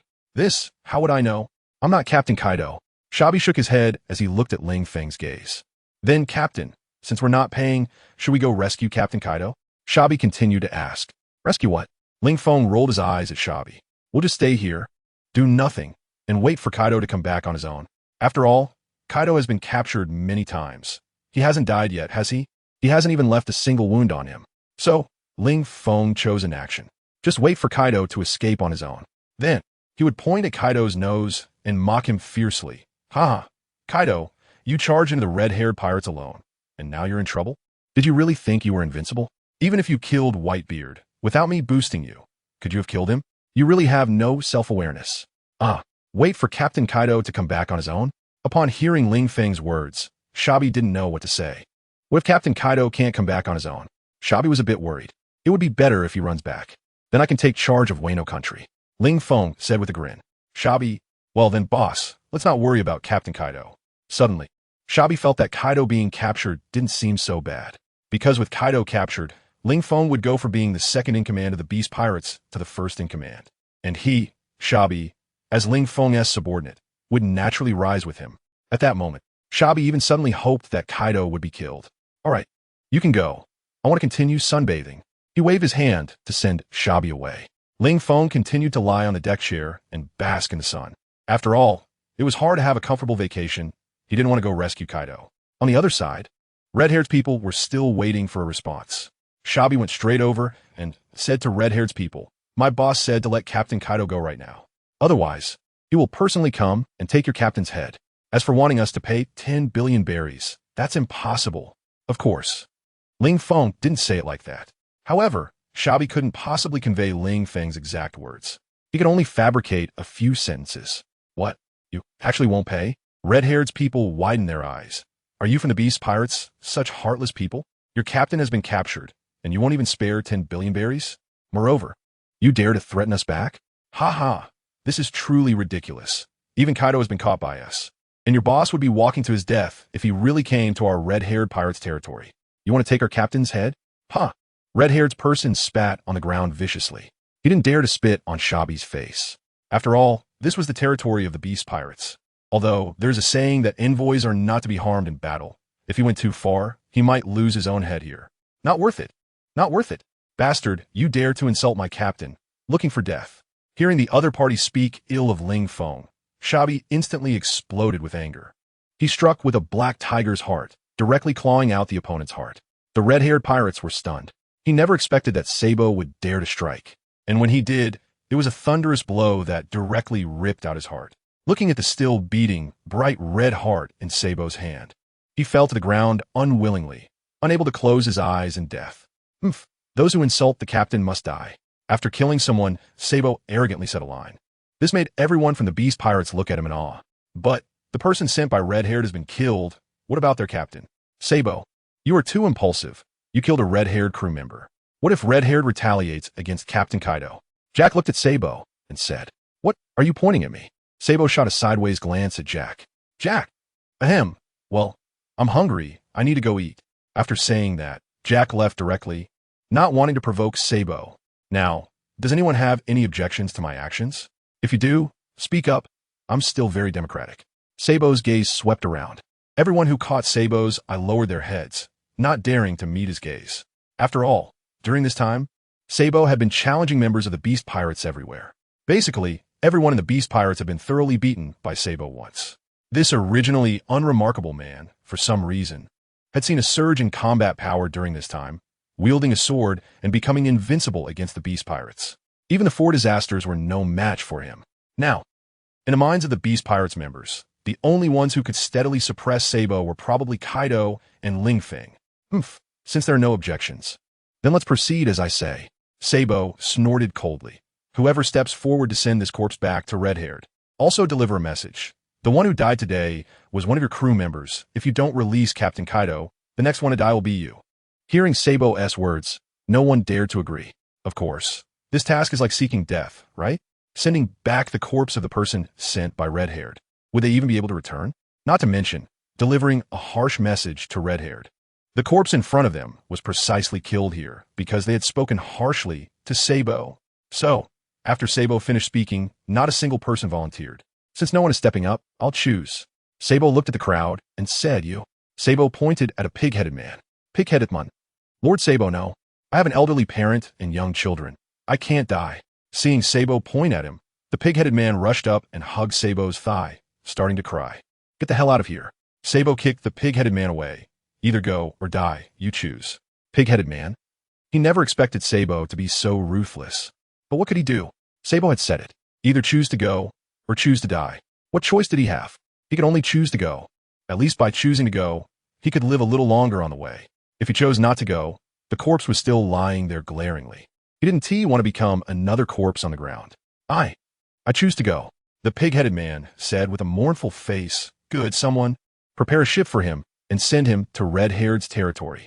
Sabo directly ordered people to start preparing the ship. By the way, do you know what to say when you see red-haired? The pig-headed man shook his head. Then you better remember this. When you see red-haired, say in front of him, Trash red-haired, how dare you threaten us? Do you see the fate of the person you sent? Now I warn you, hurry up and deliver Captain Kaido. Otherwise, when our vice-captain arrives, it's your death. Now, did you remember clearly? Sabo asked the pig-headed man. The pig-headed man nodded, then shook his head. Slap. Sabo slapped the pig-headed man away. Then pointing at the pig-headed man lying on the ground, he scolded. Are you messing with me? What does nodding and shaking your head mean? I remembered when I nodded, but after that, I forgot, so I shook my head. The pig-headed man said, covering his face that had just been slapped. Are you a pig? Hearing the pig-headed man's words, Sabo scolded. You remembered when you nodded, but forgot after? Do you think you're a goldfish with only 7 seconds of memory? Pig-headed man. He didn't know how to respond. Sabo called him a pig, and then a goldfish. It sounded like there was no difference. He turned around and forgot the things Sabo had just scolded him about. However, he didn't dare to refute. If he did, he feared that Sabo would roast him whole tonight. Even though he was a person, but who made him eat the artificial pig devil fruit. Now he was stuck with a big pig head. Lord, I didn't want this. It's just that I have a pig brain and I easily forget things. You can't blame me. How about you send someone else? The pig-headed man looked at Sabo pitifully, his big, watery eyes full of spirit. Slap. I'll let you act cute. I'll let you act cute. Slap, slap. Sabo stepped forward and slapped the pig-headed man's face left and right. Damn it. You grew a pig head and still want to act cute? Do you think you're a lowly? Acting cute. Bang. Finally, Sabo kicked the pig-headed man in the stomach, sending him flying. Originally a pig-headed man, after suffering Sabo's left and right slaps, his face became even more swollen, looking more like a pig head. He got beaten for no reason. The pig-headed man was about to cry. What sin did I commit? Why does the heavens treat me this way? Now, are you going or not? Sabo said, stepping on the pig-headed man's face. Go, go, go. The pig-headed man kept nodding, looking at Sabo's murderous gaze. How could he dare to say he wouldn't go? Then just obediently go. Don't try to be slippery with me. Sabo said unhappily. Then he turned and left. By the way, if you dare to run away, when I catch you back, I'll skin you alive in public and roast you to eat. I think you wouldn't want to experience that feeling, right? Even after leaving, Sabo still had to stop and threaten the pig-headed man. I wouldn't dare. The pig-headed man wouldn't dare. Back to the original place. Ling Feng was still lying on the lounge chair, sunbathing. Sabo walked over with a smile and said to Ling Feng, Sir, I've made arrangements, and I guarantee that when Red Hair gets the news, he will take action to kill Kaido. Ling Feng, what did you arrange? He looked at Shabi strangely, as if he hadn't explained anything to him before. This guy, could it be that he took it upon himself to do something? I killed the messenger sent by the red-haired and had the body sent back, and told the person delivering the body to deliver a harsh message to the red-haired. I believe that if I were in the red-haired's position, being treated this way, I would definitely be furious and directly kill Kaido. Shabi looked at Ling Feng and explained, Ling Feng, you're not acting right. Do you have a grudge against Kaido? You actually want the red hair to kill him? Huh, boss, what do you mean by that? Shabi looked at Ling Feng in confusion. I naturally have no grudge against Kaido, but didn't the boss say that as long as Kaido is dead, he would be the king of Wano? So, I believe the boss must also hope that Kaido dies for this. I'm doing all this for you, boss. Ling Feng. Shabi's words left Ling Feng speechless. What the hell do you mean you're doing this for me? Did I ask you to target Kaido like this? Forget it. Just get lost. Ling Feng was too lazy to pay attention to Shabi. This guy must have a screw loose. He was just joking, right? Can't you tell? How can you be so clueless? Oh, boss, am I wrong? Hearing Ling Feng tell him to get lost, Shabi felt very upset. Did he misunderstand the boss's meaning? Didn't the boss want to take charge? If I took it upon myself to make the red-haired angry, leading to the red-haired killing Kaido, then wouldn't I be making a mistake? You're not wrong. It's my fault for joking with you. Ling Feng shook his head. Then should I go bring the person back now? The one I sent should still be on Onigashima. If I go after them, I should be able to catch up. Shabi said to Ling Feng seriously. Forget it. Just let it be. Ling Feng waved his hand, and also you go away. Don't block the sunlight. Okay, boss. Shabi walked away. A few days later, a message reached Ling Feng's ears. That is, the red hair decided to publicly execute Kaido the next day, to take revenge for the person Shabi killed. Upon hearing this news, Ling Feng laughed. That guy, the red-haired, thinks he's a navy? Public execution? But what the hell is Kaido doing? How come he hasn't escaped yet? Thinking of this, Ling Feng frowned. It was already unbelievable that he couldn't escape when he couldn't defeat them and got captured. Now so many days have passed, and the red-haired has announced his execution. And that guy still hasn't made a run for it? Is the red-haired's method of confinement stronger than the Navy's headquarters? Boss, what should we do now? Shabi looked at Ling Feng and asked, What do you mean, what to do? Still the same place. Ling Feng wasn't sunbathing, but fishing. That's right. He had cultivated a huge lake next to his home. Then he sent his subordinates to catch fish from the sea. And the fish they caught were put into this artificially cultivated lake. He would sit by the lake with a fishing rod and fish. Don't say. This little life is getting more and more enjoyable. What do you mean, what to do? Hearing Ling Feng's response, Shabi was also at a loss. Knowing that the red-haired was going to publicly execute Kaido, should we just ignore everything? Otherwise, Ling Feng rolled his eyes.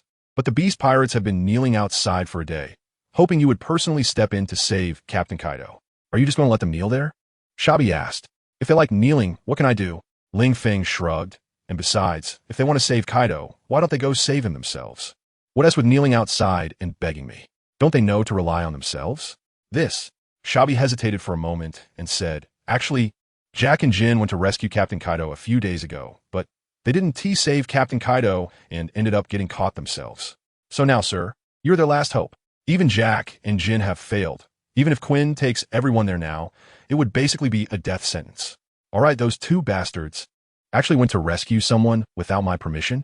It's no wonder they got caught. Hearing this news, Feng said irritably, now that Kaido is gone, I am the only king.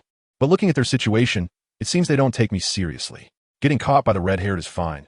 I don't need disobedient subordinates. Hearing Feng's complaints, Shabi didn't know what to say.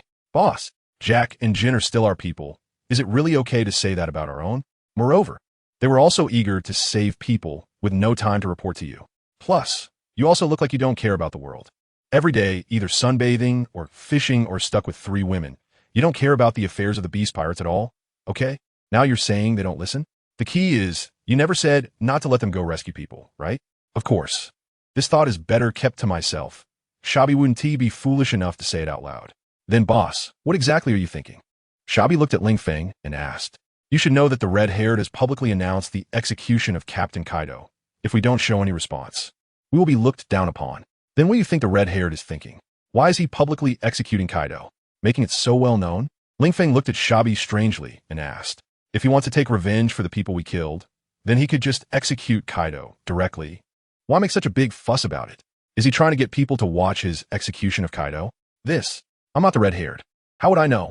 Shabi shook his head, indicating he didn't know. Forget it, since you don't understand anything.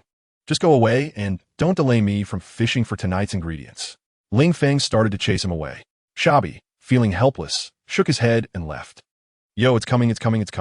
Just after Shabi left, Feng found that his fish was hooked. And it seemed to be quite big. Feng pulled on the fishing rod, not daring to use too much force. Because the quality of the fishing rod was average, using too much force might break it.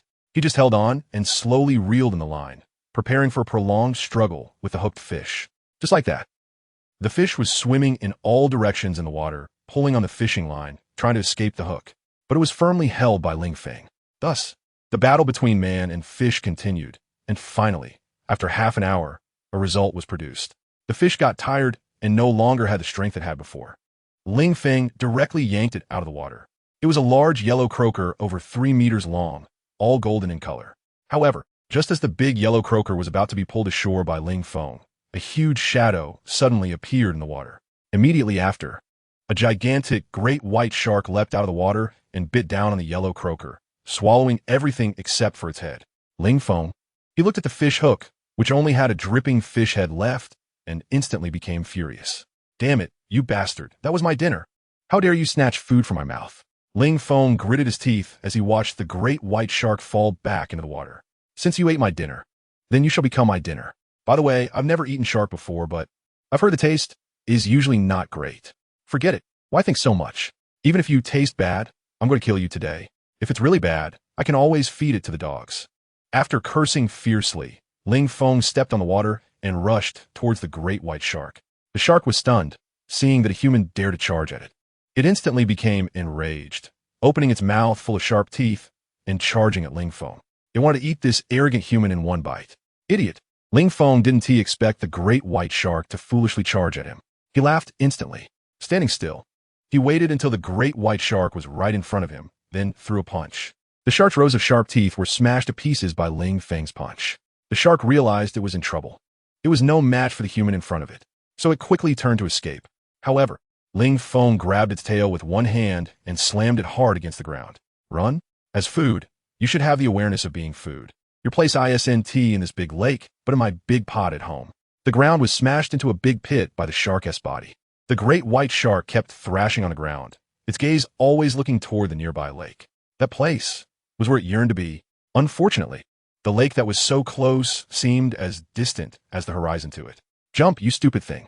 Watching the thrashing great white shark, Feng kicked it on the head, ending its life instantly. What a joke, thinking you could run. If I let you escape, I'll drain all the water from the new world. Honey, what happened? What a big commotion. At that moment, Xiaozi walked out of the house, and upon seeing the great white shark, she was startled. Oh, what is that? Seeing Xiaozi's frightened expression, Feng walked over with a smile, hugged her, and said, Don't be afraid, it's just a fish. We'll eat it tonight. I eat such a big guy. But how do we deal with it? Xiaozi expressed that she couldn't handle it. Little rabbit, you're out too? At that moment, Feng noticed that Tao Rabbit had also come out, probably attracted by the earlier commotion. By the way, little rabbit, since Xiao Zi says she doesn't know how to handle it, could you help? Ling Feng said to Tao Rabbit. Tao Rabbit, I'm a dignified vice admiral of the Navy, and you want me to help with a fish? But looking at Ling Feng's unquestionable gaze, she knew she had no right to refuse. So, she walked over to the great white shark lying on the ground. Then, she stomped her right foot hard on the ground. The next moment, the great white shark leapt directly off the ground, into the air. Tao Rabbit took the opportunity to draw her golden knife and waved it around in the air. Put away the knife. The next moment, neatly processed pieces of fish meat fell from the air, arranged in rows on the intact shark skin. Wow, Sister Tao Rabbit is amazing. Seeing the scene, Xiaozi started clapping. Tao Rabbit, I'm not performing for you. Why are you clapping? Since the shark has been processed, I'll take over from here. Xiaozi rolled up her sleeves, squatted down, and took a big piece of fish meat back into the house to deal with. As for the leftover, it can't be wasted. It was thrown back into the lake by Ling Feng. The moment the fish meat hit the water, the big fish in the lake rushed over as if they had caught the scent of meat, quickly converging from all directions. In just a few seconds, the great white shark's meat was completely devoured by the other big fish. In the kitchen, Xiaozi placed a large piece of fish meat on the cutting board and began to think about how to prepare it. Should it be braised or made into soup? After thinking for a while, Xiaozi decided on barbecue. So, she cut the large piece of fish meat into smaller pieces, skewered them with wooden sticks, and started marinating them. 15 minutes later, the oven was preheated. Xiaozi put the meat skewers into the oven to cook. Of course, dinner couldn't be just barbecued fish. So Xiaozi began preparing other ingredients. Dinner time. Wow, it smells so good. As soon as Ling Feng entered the kitchen, he caught the aroma of grilled fish. He walked up behind Xiaozi, wrapped his arms around her while she was still cooking at the stove, and leaned down to kiss her cheek. Honey, don't do that, I'm still cooking. Feeling Ling Feng's actions, Xiaozi complained. Hearing her complaint, Ling Feng smiled and said, All right, I won't disturb you anymore. I'll take care of you when we go to bed. Oh, honey, you're so annoying. Why are you saying that at a time like this? Xiaozi rolled her eyes at Ling Feng. By the way, honey, the shark you caught this afternoon, I turned it into skewers. It should be ready now. You can open the oven and taste it. Xiaozi said to Ling Feng. Really? Ling Feng walked over to the oven, opened it, and indeed found that the fish was ready. It looked crispy on the outside, but soft and juicy on the inside. He reached in and took a skewer of fish. Ling Feng took a bite of the fish. Just as he thought, the outside was crispy and the inside was juicy, with the seasoning just right. One word, delicious. No wonder it's Xiaozi. Her cooking skills are so good. Ling Feng, with greasy lips, kissed Xiaozi on the cheek and said, This is your reward. Hearing Ling Feng's words, Xiaozi was speechless. This is a reward? She quickly wiped her face with a napkin. It was covered in barbecue sauce. After dinner, the three of them started splashing around in the bathroom. In no time, water was everywhere. The next day, the 100 Beast pirate crew was still kneeling outside, begging him to go rescue Kaido. But Ling Feng ignored them. Moreover, Yamato also learned about this matter, but she noticed that Yamato didn't seem to have any intention of rescuing Kaido either. She didn't know if it was because she was certain Kaido would be fine, or if the relationship with Kaido had really deteriorated to the point where she could watch him die without helping. Ling Feng thought it should be the first option. After all, his appearance has somewhat eased the relationship between Kaido and Yamato. Moreover, Kaido has been captured enough times. As Kaido's woman, she has become accustomed to it, so she doesn't really care. Sai, what should I do today? Ling Feng lay back on the lounge chair at the door. He felt that if he continued like this every day, he would become useless. However, he didn't know what to do, and there was nothing to occupy him. What a boring day. Ling Feng sighed. Kid, are you the current spokesperson of the Beast Pirates, the vice captain, the immortal Lord Ling Feng? Just then, a burly man walked over from a distance. This guy was carrying a huge hammer on his shoulder. With each step he took, he left a giant footprint on the ground. It seemed he was here specifically to cause trouble. Was this a show of force? Ling Feng smiled. It seemed like his mundane life was finally getting interesting. Where did you come from, nobody? What do you want with me? Ling Feng lay on the lounge chair and mocked the other party. Lionhead Lehman? Bastard. Who are you calling a nobody? I'm a notorious pirate with a bounty of 1 billion. Lionhead Lehman. Lionhead Lehman shouted at Ling Feng, looking quite fierce. Lionhead Lehman? Sorry, I haven't heard of you. Ling Feng shook his head. And as for the bounty of 1 billion, is that something to be proud of? My bounty is 1.5 billion. Did I boast about it to you? A mere 1 billion dares to shout in front of me? What? Do you think that with Kaido gone, any random dog can come here and bark? Kid, who the hell are you calling a dog? Lionhead Lehman felt he was about to explode with anger. He had come to Wano country after learning that Kaido would soon be executed by red-haired Shanks, intending to take over this country ruled by Kaido for 20 years, especially since he had recently obtained a powerful devil fruit, which boosted his confidence immensely. Don't say Kaido is gone. Even if Kaido were here, he would dare to come and mess with him. Now he was being looked down upon by a kid. How could he endure that? As for Ling Feng's bounty of 1.5 billion, he thought it was exaggerated. After all, what remarkable deeds has Ling Feng accomplished? There is only one story circulating in the sea about him attacking the Navy headquarters with Kaido and then getting captured, before escaping from Impel Down. What is so great about that? Especially since the Navy shifted the blame for the Impel Down breach onto the Revolutionary Army. And there were too many prisoners escaping that time to make it worth mentioning. It was like the sensational escape of the Golden Lion 20 years ago. The Golden Lion was a personal escape, while Ling Feng's was a mass escape with the Revolutionary Army attacking from the outside. There was no comparison at all. So he didn't take Ling Feng seriously. In his view, Ling Feng's bounty was mostly due to the boost from being Kaido's vice captain. He himself was worth much more than that. Who did I insult? Of course, whoever answers is who I insult. Ling Feng shrugged and said, how can there still be such a foolish person in this world? I was clearly insulting him, yet he still asked me who I was insulting? Kid, it looks like you really want to die. Lionhead Lehman gritted his teeth and said, you probably don't know, right? Those members of the Beast Pirates kneeling at your door have all been taken care of by me. They are really weak. No one can withstand my casual strike. Is this really the Beast Pirates? It seems they are truly just a name. Hearing his words, Ling Feng laughed. What is there to be proud of about taking out a group of weaklings? Ling Feng didn't care at all. Most of those kneeling outside were the lowest-ranking members of the Beast Pirates who hadn't even eaten artificial devil fruits. He could knock out 1,000,000 of these kinds of people with just his Conqueror's Haki. But Lionhead Lehman was actually flaunting that in front of him. It seems he is also trash. Only the weak would show off to the strong by defeating someone weaker. Of course, this premise is that they don't know that the person they're showing off to is strong. Otherwise, they would have long since dug their own graves. Low-level trash? Hearing Ling Feng's evaluation of the people he defeated, Lionhead Lehman's mouth twitched. You bastard!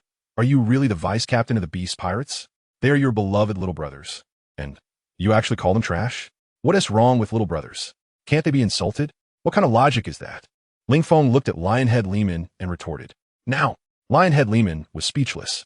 Yes, who said little brothers couldn't be insulted? The existence of little brothers is meant to be beaten and scolded, right? Otherwise, what is the use of having little brothers? But that is not important. Kid, I'm giving you a chance now. Kneel to me and swear loyalty to me. Then I might spare your life. Lionhead Lehman thought he was being magnanimous as he spoke to Ling Feng. Ling Feng, are you an idiot? Do you really think defeating a few useless people can make you show off in front of me? And you want me to kneel? I'll kneel to your mother. Ling Feng stood up from the lounge chair.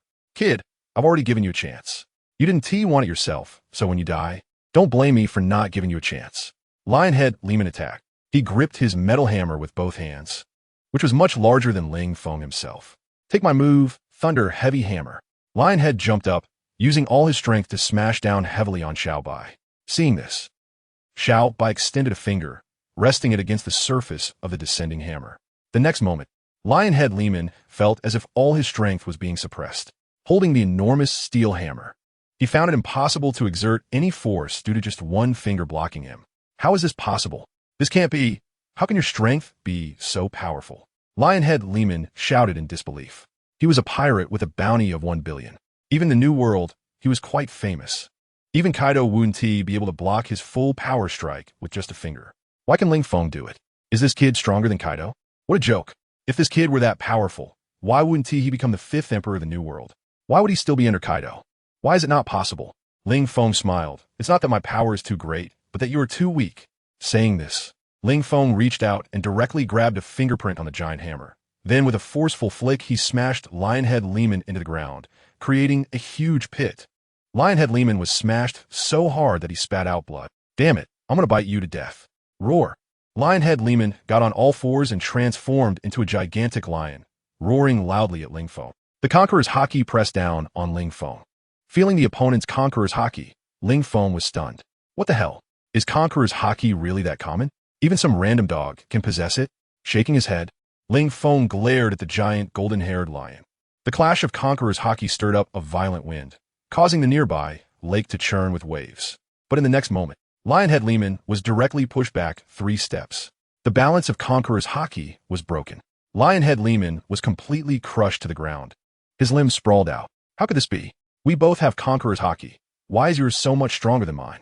Lionhead Lehman pressed to the ground, gritted his teeth, and said to Ling Feng, "Hee, we are all human. But why do some people sit high as kings while others can only be commoners?"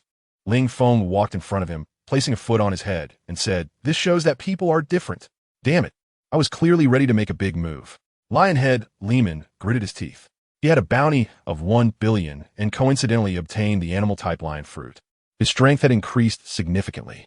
He was originally prepared to make a big move, taking down the beast pirates, who had lost Kaido, as his first step. But as a result, before he could even take his first step, he was knocked to the ground. He was unwilling to accept it. Lord Ling Feng, spare me.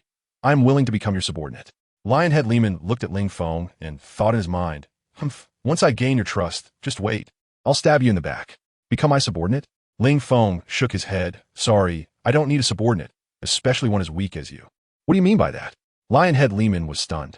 He was still a big pirate with a bounty of 1 billion. And Ling Feng didn't want him to be his subordinate? The meaning was clear. He wasn't worthy to be a subordinate of the boss. At that moment, Shabi appeared. He immediately came to Ling Feng's side, smiling. "Boss, I'm sorry I'm late. I can't believe such a waste disturbed your sunbathing time. I really should be punished." Stop messing with me. Just find a place to bury this trash. Don't dirty my yard." Ling Feng said to Shabi, then returned to his reclining chair. Okay. I'll find a place to bury this trash." Shabi smiled at Ling Feng and walked towards Lionhead Lehman. He looked at Lehman and said, "It's a pity you're not a real lion. Otherwise, we could have had a feast for the brothers tonight." Lionhead Lehman, "Damn, who the hell are you to look down on me like this?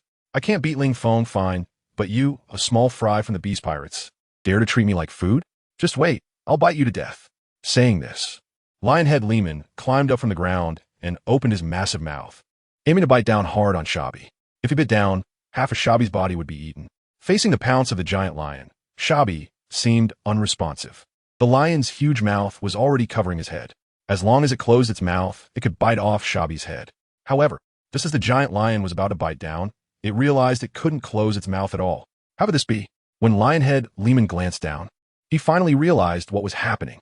The reason his big mouth couldn't close was because a pair of hands was deeply holding his upper and lower jaws apart, preventing him from closing them.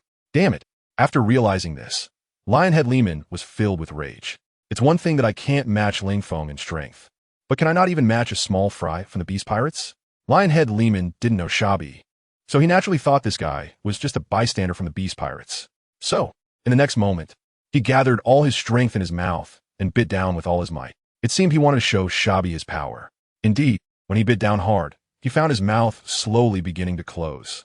Shabi seemed to be struggling to hold on. But just as Lionhead Lehman was overjoyed, thinking he was about to win and could bite off Shabi's head, he suddenly found he couldn't bite down at all. Not only could he not bite down, but his mouth was actually opening wider. What's going on? Lionhead Lehman was stunned. His whole head was in disarray. Idiot with such little strength. You dare to provoke the boss? You really don't know fear.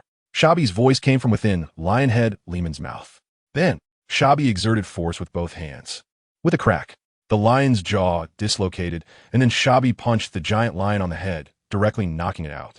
The unconscious lion transformed back into a human. Then Shabi dragged Lionhead Lehman's leg with one hand and walked outside. Time. It arrived on the day of Kaido's execution. Boss, ahead is the territory of the red-haired pirates. Shabi pointed to an island the size of a bowl ahead and said to Ling Feng, as for the bowl size, it was because it was too far away to see clearly. When they got closer, they would find that the island was quite large. After circling around, he ultimately still came here. There was no choice. He wanted to see what kind of tricks the red-haired pirates were playing. Also, why hadn't that bastard Kaido escaped yet? How much longer until Kaido's execution? Ling Feng casually asked Shabi. Shabi looked at the pocket watch in his hand and said, according to the red-haired pirate's announcement, there's just under an hour left now. At our current sailing speed, we should be able to reach the island in about half an hour, and then another half hour to get there, just in time for Captain Kaido's execution. Just in time? TSK, TSK, TSK. Ling Feng smiled. Fate is truly so coincidental. Yes, being early isn't as good as being just right. Shabi also smiled. But boss, why did you change your mind? Didn't you say you wouldn't bother with this matter? Was it because of those people kneeling at the door that moved you? He moved? My heart is harder than iron. How could I be moved just because they're kneeling at my door? Ling Feng wasn't just using a metaphor. He really had a heart harder than iron. Why is that? Shabi asked curiously. It's nothing. I just found that basking in the sun every day is a bit boring. So I plan to get out and do some activities. Ling Feng sat on the edge of the boat, breathing in the fresh sea air. By the way, Shabi, have you noticed that there are quite a few pirate ships around? Suddenly, Ling Feng noticed that there were indeed a lot of pirate ships nearby, and it seemed like they were all heading towards the territory of the red-haired pirates. Isn't this quite a significant matter? Shabi said. These people must be going to watch the execution of Captain Kaido by the red-haired. After all, there are many people who love to join in the excitement these days, especially when one Yonko executes another Yonko. Such a grand event is something everyone wants to see. Not to mention, just not long ago, the world's strongest man, Whitebeard, died. And now, as pirates are preparing to compete for Whitebeard's territory, this new event has emerged. The winds are rising, and the changes are happening too fast. Many people are doubting whether the new world is about to enter the era of the red-haired. There are even elders lamenting whether it is true that the apprentice crew of Pirate King Roger defeated the apprentice crew of the Sea Overlord Rocks. Boss, you really don't know. Recently, the atmosphere on the sea has been increasingly strange. Many pirate crews are preparing to join the red-haired pirates, wanting to become his subordinate fleet. They feel that the tides of the sea have changed, and the rule of the Yonko will eventually lead to a single king's supremacy. And obviously, the red-haired, who could defeat Kaido, is favored by the world. As long as the red-haired eliminates Big Mom, he will accomplish the great feat that even his captain, Pirate King Roger, could not complete. Speaking of which, Roger was called the Pirate King, not because his power was the strongest, nor because his influence was the greatest. Among the three legendary pirates at that time, Whitebeard was undoubtedly the strongest, and Shiki had the largest influence. Compared to them, Roger's fame might not even be as great. However, Roger achieved the goal that no pirate had ever accomplished, reaching the final island, Raftel. Because of this, Roger is regarded as the Pirate King by the world. Well, none of this is important. With Whitebeard's death, the era of the three legendary pirates has completely come to an end. Now, it is the chapter of a new era. I believe that the curtain of this new era will definitely be unveiled in your hands, boss.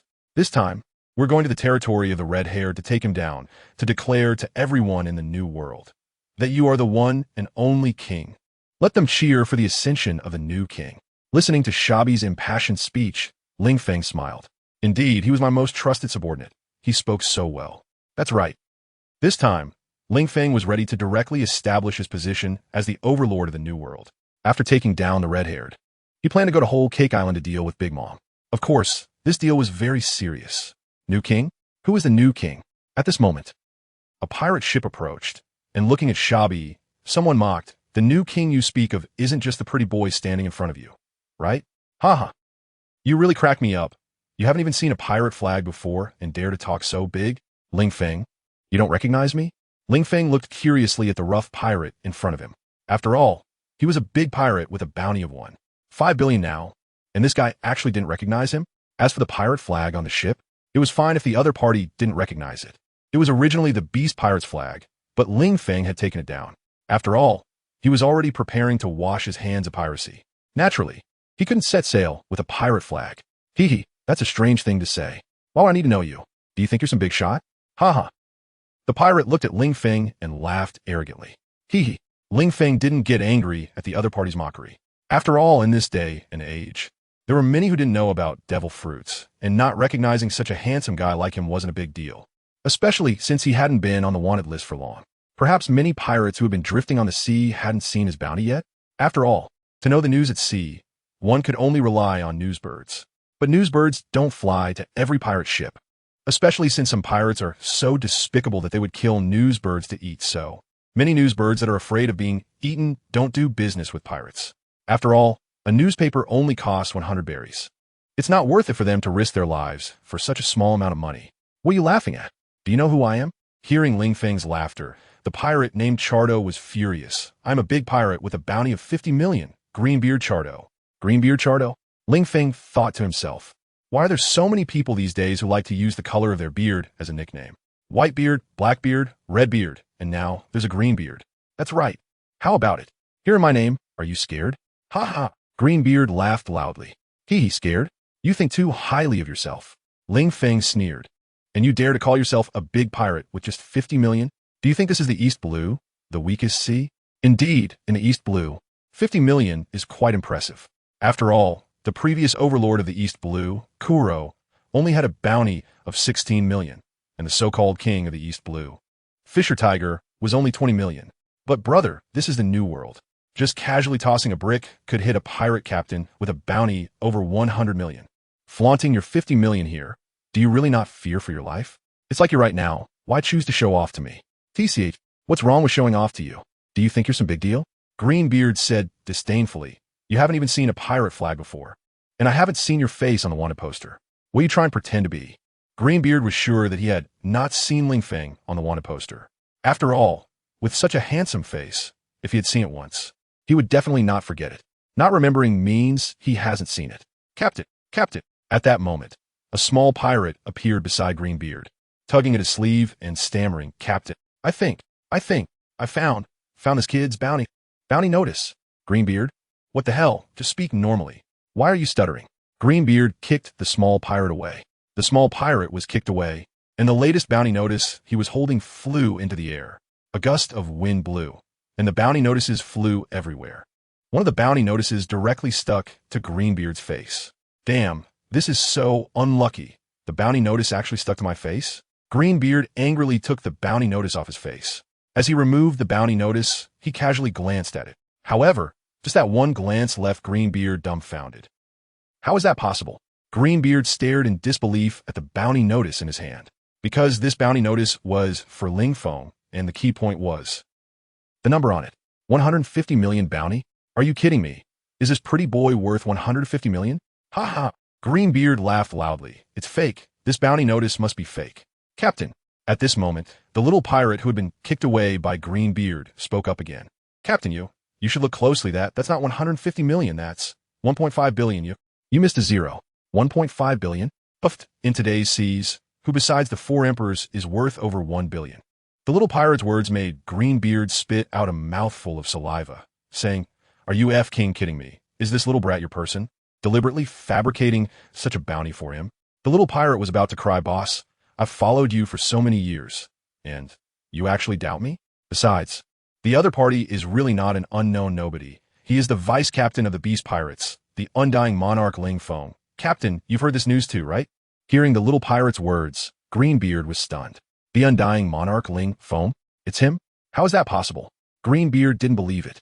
The little pirate shook his head. He knew Greenbeard's heart was already collapsing. He couldn't believe it, nor could he accept it. Because if the person in front of him was really the undying monarch Ling Feng, then what kind of end would he face after mocking him like that just now? Tell me, you're not Ling Feng. Please tell me you're not Ling Feng.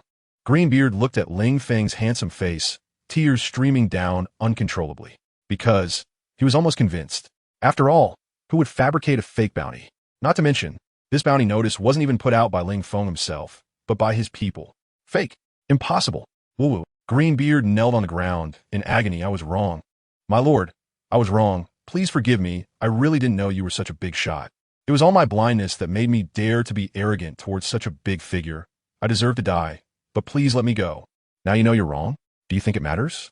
Ling Feng looked at Greenbeard with a cold smile. If you want to be a pirate, then be a pirate. Still so arrogant. If you don't die, who will? Shabi, kill them all. Ling Feng turned to Shabi and said, Yes, boss. Shabi responded and prepared to jump onto the opponent's ship. No way. You can't kill me. I'm going to join the red-haired pirates. My future boss will be red-haired. If you kill me, you're going against red-haired. Shanks won't let you go. Greenbeard seemed to have found a lifeline, shouting loudly at Ling Feng. He wasn't lying. He really was there to join the red-haired pirates. After all, red-haired is going to execute Kaido of the Beasts, and in the future, he is very likely to dominate the seas alone. If he doesn't join now, won't he join? Join the red-haired? Hearing Greenbeard's words, Ling Feng laughed. If you hadn't said that, it would have been fine, but now that you've said it, do you think I would still let you go? Ling Feng shook his head. What a fool. Don't you know I'm from the Beast Pirates? And red-haired just captured Kaido. And now you say you want to join red-haired. That's clearly provoking me. It can't be tolerated any longer. Shabi, no need for further discussion. Just kill him. Ling Feng said. Yes, boss. Shabi drew the long sword from his waist and jumped onto the opponent's ship. No. Greenbeard let out a scream and began to fight back. However, Shabi's speed was too fast. He directly stabbed into Greenbeard's heart. Then, with a twist of his wrist, he spun the blade, instantly shredding Greenbeard's heart, dead beyond recovery. Captain, Greenbeard's crew was dumbfounded. Their captain with a bounty of 50 million just died like this? If he had died at Ling Feng's hands, that would have been one thing. After all, Ling Feng had a bounty of 1.5 billion. The power gap was too great. But the one who attacked was just an unknown subordinate of Ling Feng, and he actually killed Greenbeard in one move, although their captain hadn't reacted much of the time. This was too fast, right? So fast that they, as subordinates, didn't even know what to do. Of course, they didn't need to know what to do, because in the next moment, they were also taken out by Shabi. Finally, one last fire. The entire pirate crew was set ablaze. A battle occurred here, attracting many pirates to stop their ships nearby to watch. Of course, those pirates seemed to know Ling Feng's identity, only stopping their ships at a distance to observe. They didn't dare to approach. After all, the vice-captain of the Beast Pirates is not someone they can offend. At the same time, everyone began to anticipate, because, on the island, Red-Haired was about to execute Kaido of the Beasts. And here, the vice-captain of the Beast Pirates had already arrived. This meant the Beast Pirates and Red-Haired would have their final clash. Who wins and who loses might determine which pirate crew would dominate this sea in the future. Although, most pirates favored Red-Haired. After all, Kaido of the Beasts had been defeated, let alone Ling Feng. No matter how you looked at it, Red-Haired had the upper hand. What are you looking at? Haven't you seen pirates get killed? Keep staring, and I'll gouge your eyes out. Shabi yelled at the group of observing pirates. The pirates were scolded by Shabi and didn't dare to retort. They hurriedly had their navigator start the pirate ship and escape from this cursed place. They certainly didn't want to end up like Greenbeard's pirate crew. On the island, a pirate reported to Red-Haired, "Captain, we received news that the vice-captain of the Beast Pirates, the undying monarch Ling Feng, has appeared in the waters not far from the island. And just now, he wiped out a pirate crew. He's really coming?" Hearing the report from his subordinate, Red-Haired took a big gulp of alcohol and asked, "How long until the execution of Kaido?" "Only half an hour left." The subordinate replied, "But boss, now many pirate crews have already landed on our island. Are we really not going to stop them?" "Why stop them?" Red-Haired laughed loudly and asked, "What are they here for?" "Oh well, some are just here to join the fun, to watch Kaido get executed, and some want to join our pirate crew and become our subordinate pirate crew." The younger brother replied, "Yes, guests are welcomed. Why should we drive them away?" Red-Haired Shanks smiled. "Whether they came simply to join the fun and watch Kaido's execution or to join us, they are all beneficial to us, and there's no need to stop them. The public execution of Kaido is precisely to let more people see it, right? As for those who choose to join us, as long as there are no major issues, we should accept them. After all, I am the man who will become the Pirate King." Yes, Shanks has changed. Originally, he had placed his hopes on the next era, but reality changed too quickly. Whitebeard died, the Whitebeard pirates were finished, and the affiliated pirate crews were undergoing various reorganizations. The 4 emperors were reduced to 3. Kaido of the Beast was now captured and awaiting execution. Killing Kaido would leave just him and Big Mom as the remaining emperors. Initially, Shanks thought that just sitting in the position of an emperor would be his limit. But who knew everything would come so suddenly? In less than half a month, the 2 strongest emperors had one dead and the other a prisoner, about to die. He felt he was already within reach of the position of Pirate King. Since the position of Pirate King was within reach, then why should he continue waiting for the new era? So, Laffy, sore. The position of Pirate King will still be mine. After all, this matter is too complicated, and you are too naive to handle it. It's better to leave it to your uncle. One can only say, men are indeed fickle. That's for sure. Everyone, let's go, take Kaido to the execution platform. Today, in front of many pirates in the New World, I will execute Kaido of the Beasts and announce my supreme status in the New World. Shanks stood up from his seat and smashed the bottle of wine on the ground. He spoke with authority. He felt the storm of the new era had already arrived, and he was at the center of this storm. He would become a man to drive the new era's development. This era would be named after Red-Haired Shanks. The crew of the Red-Haired Pirates was also very excited. They were about to execute Kaido of the Beast. Once Kaido died, who else in the New World could compete with the Red-Haired Pirates? Big Mom? A mere woman leading a family-style pirate crew. What right does she have to stand alongside the Red-Haired Pirates? After executing Kaido of the Beasts, next would be Big Mom. The time to unify the New World had come. They would become another Rocks Pirates in the New World, dominating the New World. In the cell, Kaido of the Beast was tightly bound, even wearing a special helmet that only revealed his eyes. Kaido looked at Shanks, who appeared before him, and smiled. "Red-haired brat, What's up? Are you gonna let your daddy go? Hee hee. Kaido, you really are tough on the outside. Hearing Kaido's words, Shanks sneered. Let you go? Kaido, don't dream. Today, I will execute you, personally beheading you in front of countless pirates. Huh, beheading me? Just because of you?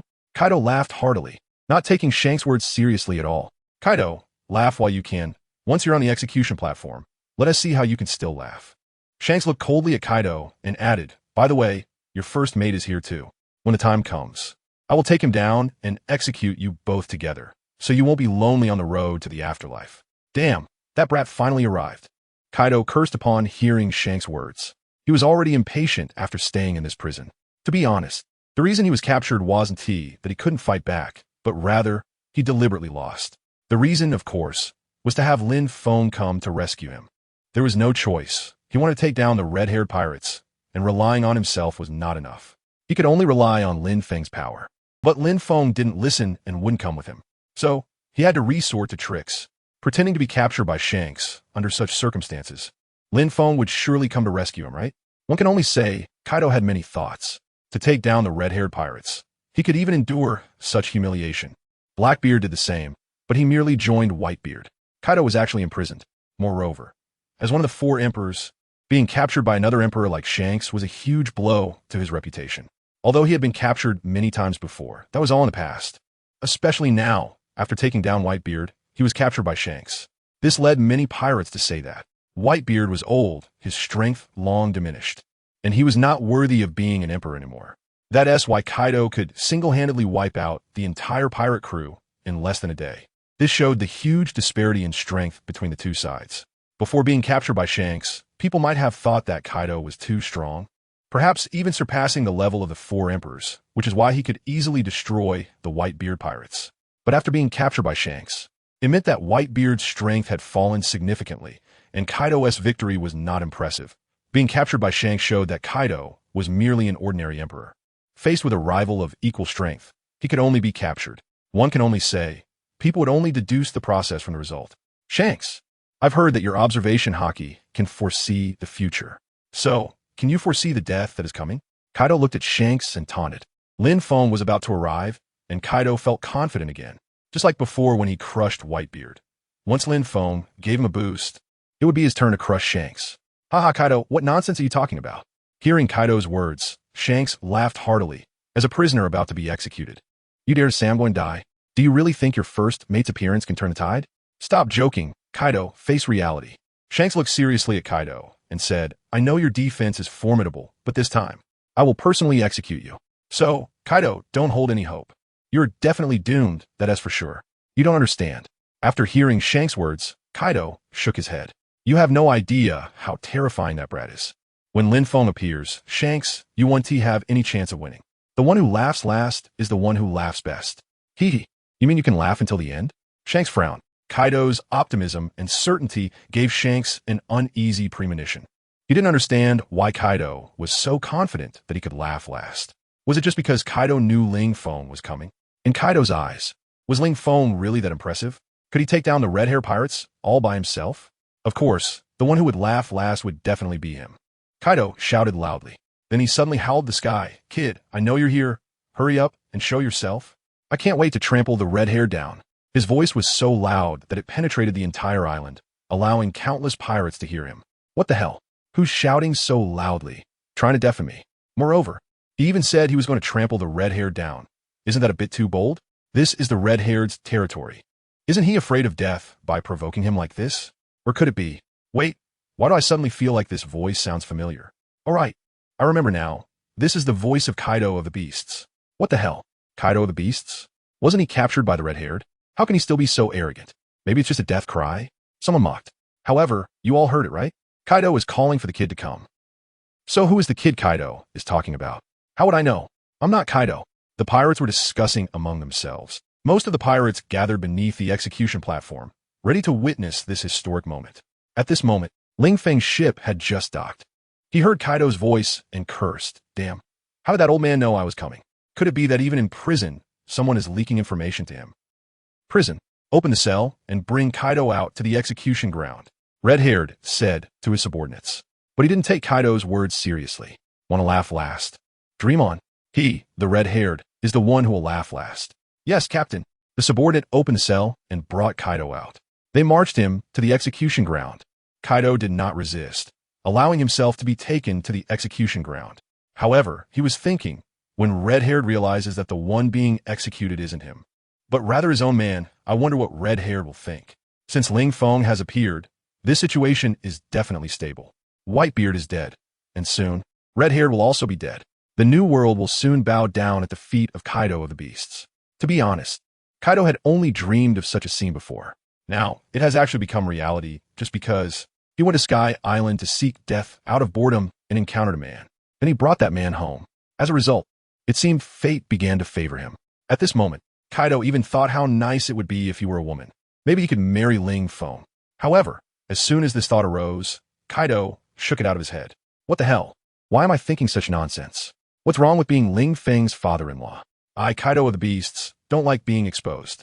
At the execution platform, Kaido was bound and pressed onto it. Below, countless pirates were watching. Wow, he's huge. Is this really Kaido of the Beasts? By the way, this is my first time seeing the 4 Emperor Kaido of the Beasts. He's really imposing and powerful. This is a man.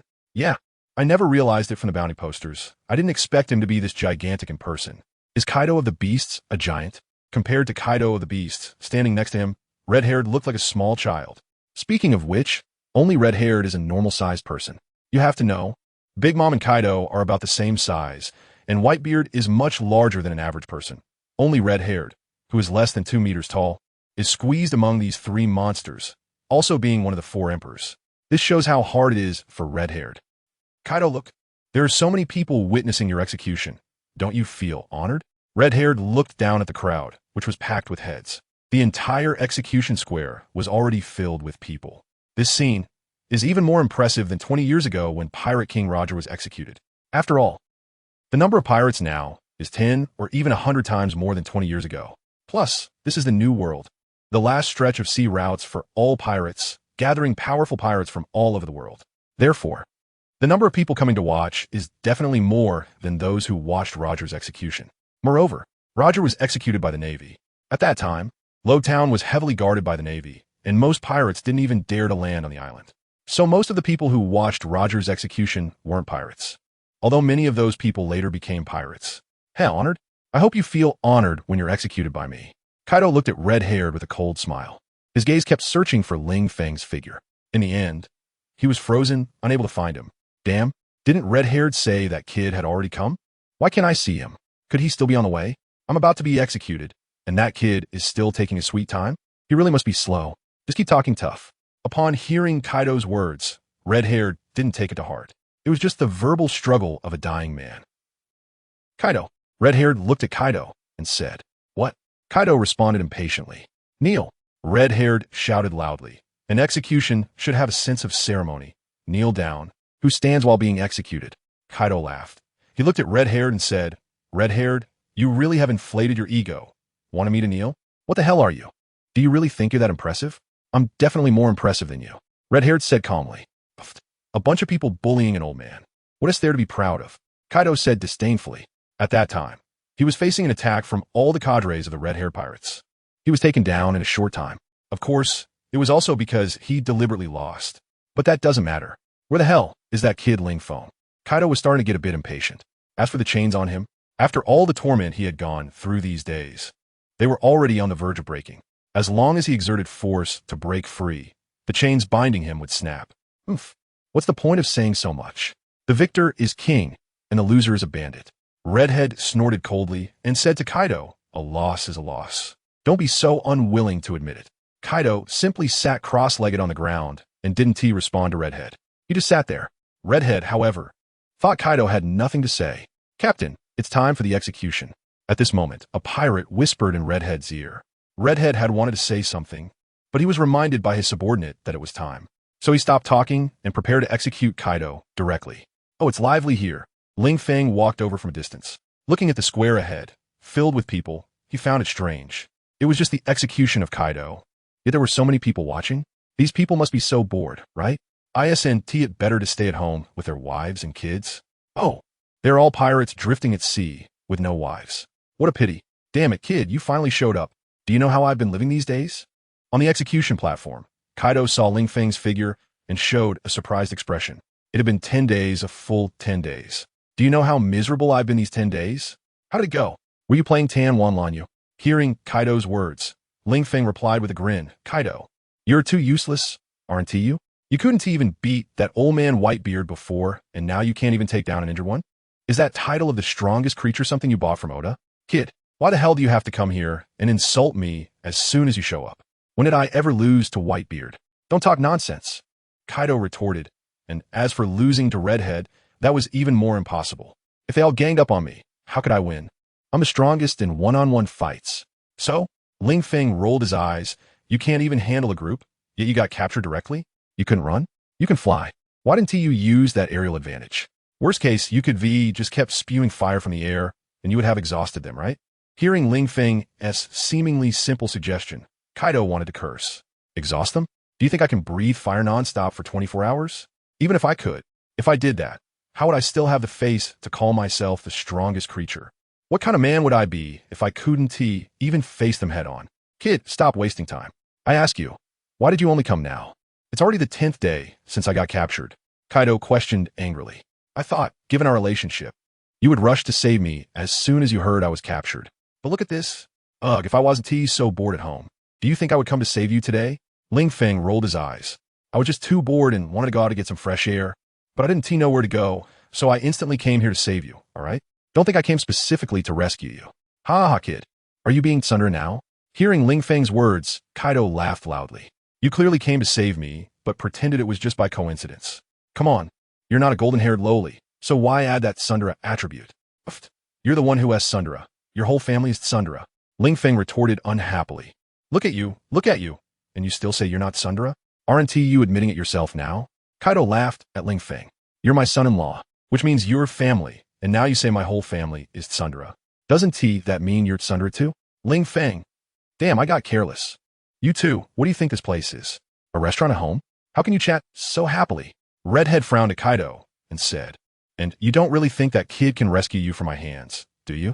Especially you, Ling Feng, right? Do you really look down on me that much? You dare to be so arrogant on my turf, and only brought one subordinate to rescue you? You must be underestimating me too much. Redhead questioned Ling Feng. Yeah, I look down on you, so what? You gonna bite me? Ling Feng said like a rogue to Redhead, making Redhead grit his teeth. We're all influential figures. Is it appropriate to say such things? You think you could just bite me? If a war breaks out between us, it would affect the entire New World as Four Emperors War. But look at what you're saying. It sounds like a street thug fight. Whereas the class. If Ling Feng knew what Redhead was thinking, he would definitely mock him. Talking about class with me? Was classy about getting smashed on the head with a beer bottle by the East Sea Mountain Bandit? Or having your arm bitten off by the East Sea Near Sea King? Well, I guess it was somewhat classy when Sengoku gave you face during the Marineford War. But now, because of his butterfly effect, Whitebeard is already dead. The Marineford War naturally doesn't exist anymore. Perhaps, even if it did exist, it will be a brand new Marineford War when the Beast Pirates attack the Marine headquarters. Ling Feng, don't be arrogant with your words. Do you really think you can save Kaido from my hands? Redhead looked at Ling Feng, confidently stating, Kaido wasn't even his opponent, let alone Ling Feng. It wasn't that Redhead looked down on Ling Feng. It's just that since Ling Feng was willing to be under Kaido, it showed that Ling Feng acknowledged Kaido as strength and admitted he was inferior to Kaido. How could a person possibly be under someone weaker than themselves? Such thoughts are quite normal. However, Ling Feng could not be inferred from common sense. Or rather, when he first joined the Beast Pirates, Ling Feng was indeed very weak and naturally willing to be under Kaido. Or at that time, even if the weak Ling Feng didn't want to be under Kaido, he didn't have the power to resist. Ah, that is really funny. Hearing Redhead's words, Ling Feng laughed loudly. Do I even need to think about it? Isn't it obvious? If I can't save Kaido, what am I doing on your turf? 2D? Redhead. Ling Feng's words left him at a loss for a response. But maybe you're just more loyal? Knowing it's a certain death, yet still holding on to that little hope to try? Redhead looked at Ling Feng and said, Shut up. Lin Feng scolded loudly. Red-haired, you really have become arrogant, haven't you? And do you think you've captured Kaido? Otherwise, open your eyes and take a look at Kaido. What do you mean? Red-haired frowned at Lin Feng's words. He turned to look at Kaido, only to find that Kaido suddenly started to struggle, his muscles bulging and becoming even more imposing. The sea prism stone chains binding Kaido began to distort as he struggled. How could this happen? Red-haired was stunned. The next moment, a crashing sound was heard. The chains restraining Kaido were directly broken apart by him, shattering into segments. One of the chains even flew past Red-haired's face, leaving a bright red mark on his cheek. The feeling of freedom is still great. After breaking free from the chains, Kaido laughed heartily. His conqueror's haki was released, causing the pirates watching below to faint one by one. Seeing such an embarrassing scene of himself, do you still want to live? Every pirate here, one and all, must either join him or be killed by him. Kaido had already sentenced those onlooking pirates in his heart. Damn, you actually broke free. Red-haired saw this, and placed his left hand on the hilt of his sword, seemingly ready to draw it and attack Kaido at any moment. Red-haired. Kaido threw a punch at Red-haired. Red-haired drew his sword to block. The massive fist was blocked by Red-haired with a small western sword. However, did he really block it? Kaido continued to apply force, and the immense power transferred to his fist directly sent Red-haired flying. His body rolled on the ground for several dozen meters before he found an opportunity to stab the western sword into the ground. Yet, the force was so great that the sword skidded across the ground for dozens of meters before finally stopping. Damn it. Red-haired wiped the blood from the corner of his mouth with his arm. He didn't expect Kaido to break free from the Sea Prism Stone chain so easily, but so what? Kaido, since I could capture you once, I can capture you a second time.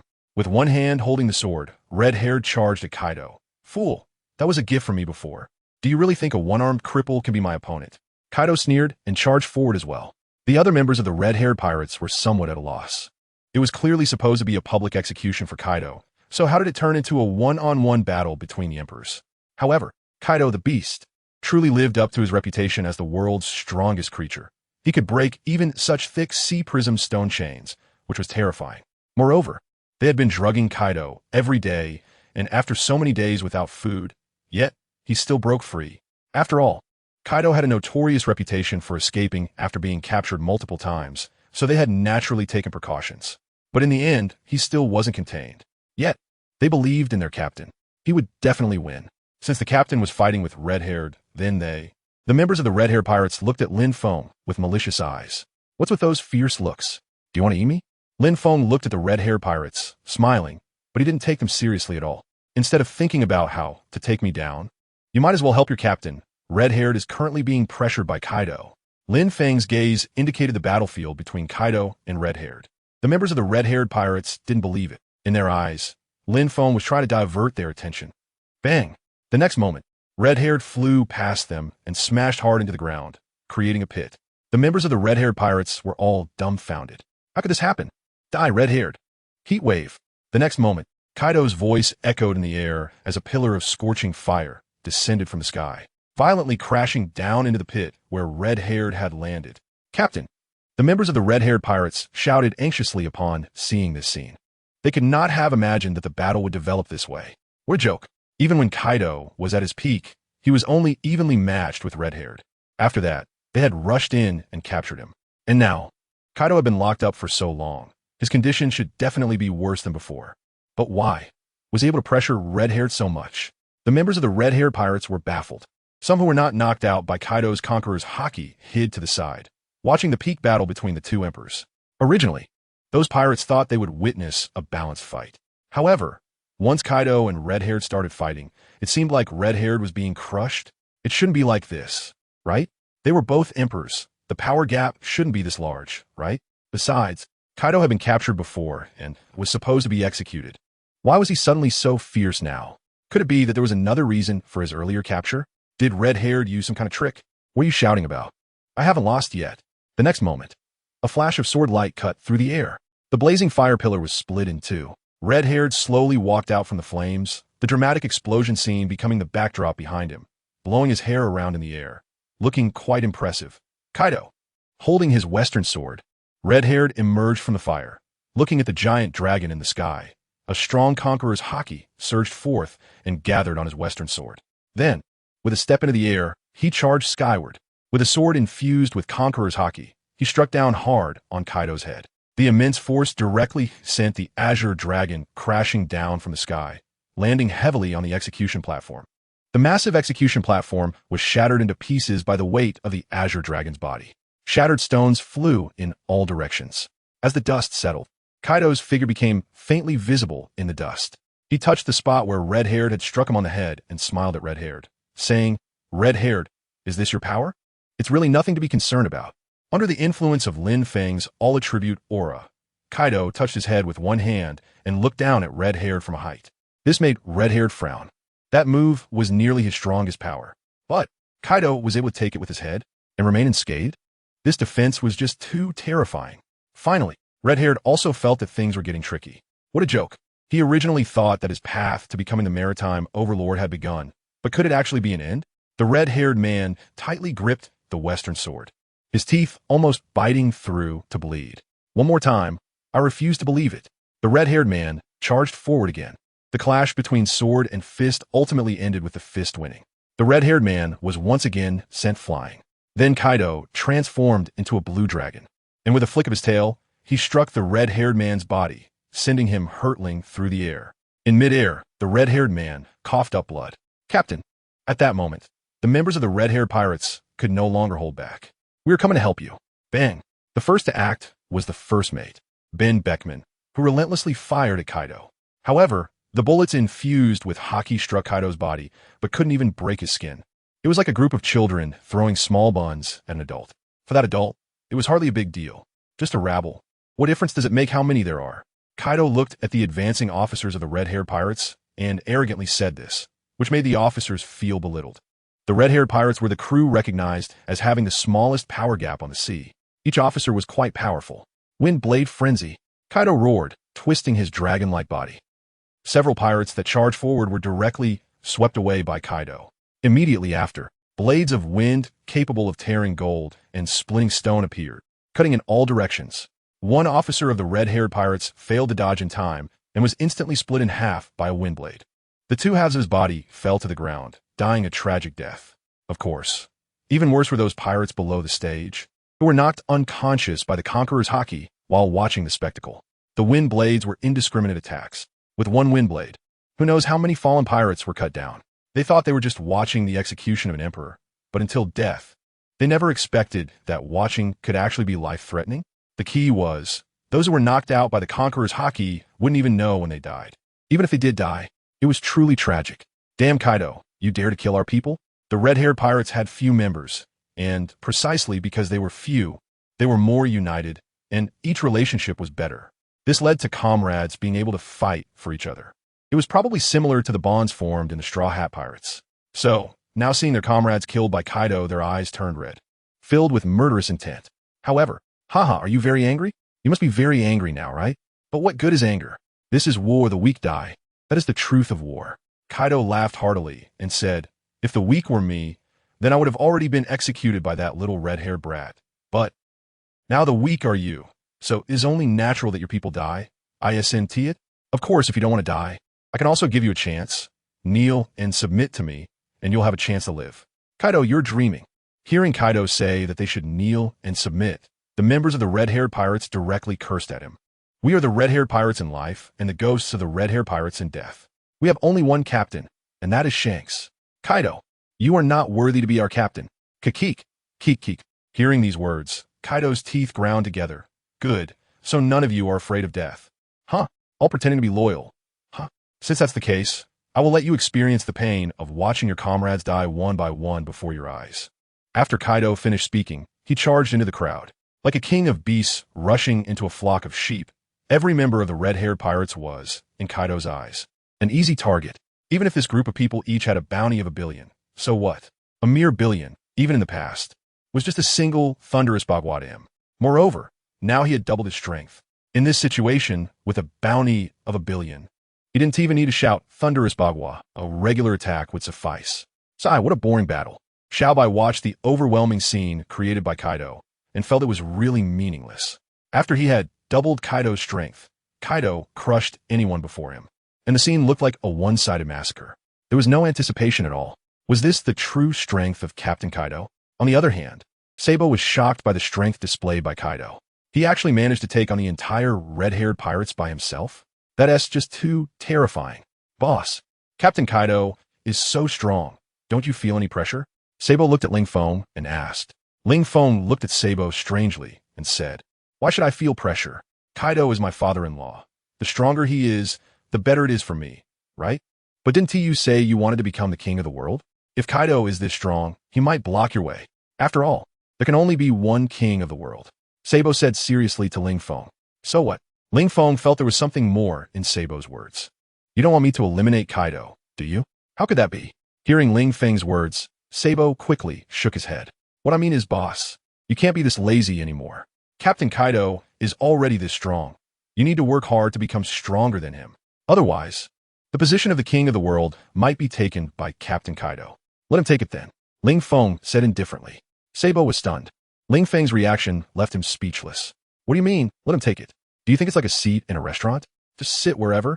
This is the throne of the king of the world. Boss, why are you acting like you don't care at all? Boss, I'm being serious here, Sabo said somewhat exasperatedly. Do you think I'm joking with you? Ling Feng countered. I'm really not that interested in the position of the king of the world. After all, sitting in that position means dealing with all sorts of troublesome matters every day. How could I be that free? This made Sabo almost laugh. Boss, when you say that, you really don't mean it at all. You still aren't free? These days, you've been sunbathing and fishing every day. Is there anyone lazier than you? No. In this situation, you actually say you don't have time to sit on the highest throne and deal with world affairs? Is dealing with world affairs less important than sunbathing? Don't say. Ling Feng really thinks that way. Anyway, as long as his own people sit in the highest position, that's enough. As for him, of course, he will enjoy himself to the fullest. Dealing with the world's major affairs? Who doesn't know that there have been no long-lived kings throughout history? He doesn't want to be overwhelmed by those trivial matters every day. If Kaido is interested, letting Kaido be his spokesperson isn't a bad idea. After all, he's his father-in-law. It's better to benefit his own people than outsiders. I'll give you another chance. Are you really not considering joining me? Kaido grabbed Beckman by the head and lifted him in front of himself. Beckman's head was covered in blood, but he still stubbornly said, Damn it, even if I die, I won't be your dog. TSK, TSK, TSK, your mouth is really tough, but I want to see if your bones are as hard as your mouth. Kaido said coldly while looking at Beckman in his grip. Then, he started to apply more force. Beckman gritted his teeth, trying not to scream in pain. But looking at his grimacing face and the head that was about to be crushed, it was clear that Beckman was now in a desperate struggle. Other pirate crew members wanted to save him, but they had already been knocked down by Kaido one by one, unable to protect themselves. How could they save anyone? Damn, Kaido, let go of my crew. Shank's voice came from afar. His fierce and terrifying expression, along with his blood-soaked body, made him look like he had endured inhumane torture. Oh, Shanks, you can still stand? Kaido smiled at Shanks as he charged towards him. However, if you wanted to let him go, it's not impossible. As long as you kneel in front of me and bark like a dog, I'll let your vice captain go. What do you think? Kaido said with a grin. Damn it. Are you insulting me? Shanks gritted his teeth. This was the second time he felt powerless. The first time was when Roger was executed. He was there at the scene, but could only watch Roger being executed without being able to help.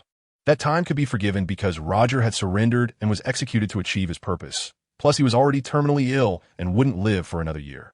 But now, facing his crew, his partners being ravaged by Kaido, he couldn't help. The overwhelming strength displayed by Kaido made him feel despair. He couldn't even believe the gap in strength between him and Kaido could be so large. With Kaido's current strength, let alone him, even if he teamed up with Whitebeard and Big Mom, they might not be able to win, right? After all, this isn't math. 1 + 1 + 1 is greater than 2. This is strength. Kaido's doubled strength could very well mean 2 is greater than 1 + 1 + 1. That's right. I'm insulting you. What can you do about it? Kaido said arrogantly to Shanks. Maybe. Kaido also knew that it was unlikely to subdue Shanks. So he chose this way to humiliate Shanks, suppress him, make him collapse, and become a walking dead. Then he would threaten Shanks with Shanks' crew to make him do his bidding. Shanks, are you sure you won't kneel? Kaido increased the force in his hand. Beckman's face was about to be squished, like a taut rubber band. It was probably at a critical point. If Kaido applied a little more force, Beckman's head would explode like a watermelon. Shanks clenched his fists. His gums were bleeding from biting them. He let go, allowing his sword to fall to the ground with a clatter. No, don't, Captain, don't kneel. Beckman saw this and desperately opened his lips, speaking to Shanks. He didn't want Shanks to lose his dignity by kneeling to Kaido for his sake. Stop talking, Beckman. As long as it means you can live, I'll do whatever it takes. Thud. After saying that, Shanks knelt straight in front of Kaido, but his upper body remained straight, and gritting his teeth, he looked at Kaido and said, Kaido, I've knelt as you said. Can you let Beckman go now? TSK, TSK, TSK, Shanks, the mighty Yonko, actually kneeling for his subordinate. You really live up to your title as the Emperor of the Sea. Kaido continued to mock Shanks. Damn it, there are no subordinates on my ship. They're all my companions. Shanks cursed. Oh, Shanks, are you still talking back to me? Saying this, Kaido started to apply more force. Beckman finally started to scream in pain. No, I was wrong. Please don't kill Beckman. Seeing this, Shanks quickly begged for mercy. At this moment, Shanks, where was the spirited demeanor of the Yonko? He looked like a destitute beggar, so miserable and pitiful. It can only be said that the times have changed too quickly. Perhaps, one moment you are the Emperor of the Sea, and the next you could be as fallen as a prisoner. No one can stay on top forever. Now that you know you're wrong, obediently bark like a dog for me. Kaido said to Shanks. What I said before was that you had to kneel and bark like a dog for me to spare your vice captain, right? So, just kneeling isn't enough. Kaido. Shanks called out hoarsely, don't go too far. Is this too much? Kaido chuckled. Then maybe you haven't seen a more excess of me. You should know, this is just an appetizer. In the end, what's more important, your dignity or your so-called companions? Shanks. Today, I just want to see how much you're willing to give up for your companions. Shanks pressed his hands on the ground, gripping hard. The tiled floor was directly clawed out by Shanks. Then, Shanks closed his eyes and barked at Kaido, woof. Woof woof, woof woof woof. Kaido, are you satisfied now? After barking like a dog, Shanks looked at Kaido coldly. What if I'm not satisfied? Kaido squinted his eyes and said, Kaido, how can you do this? Is it really manly to go back on your word? Hearing Kaido wanting to deny it, Shanks was about to go crazy. He had knelt down and barked like a dog, and Kaido was still not satisfied? How long do you want to humiliate me? Is this amusing? Am I a man or not? What? Do you want to experience it personally? Kaido looked at Shanks with a cold smile. It's a pity, with your physique. Even if I step on your stomach, you couldn't handle it. Ling Feng. Damn, when did Kaido develop such interests? Hearing Kaido's words, Ling Feng felt goosebumps all over his body. Sure enough, after being single for so long, even a one-armed man looks handsome. It seems that I really need to learn how to protect myself well in the future. Otherwise, bastard, you think you can have your way with me? Even if I were you, I wouldn't let you succeed. Red-haired Shanks protected his body with one arm. Earlier, he was still wondering why Kaido didn't kill him, but instead humiliated him. So it turns out he was coveting his body? That's too despicable. Kaido. Damn. Red-hair brat. What the hell are you doing? Seeing red-hair protecting himself, Kaido got angry.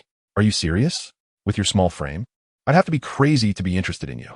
Ugh, I don't like men at all. So stop looking at me with those defensive eyes, alright? Kaido cursed loudly. Don't think I've been single for just 20 years. Even if I've been single for 100 years, I wouldn't be interested in you, a one-armed man.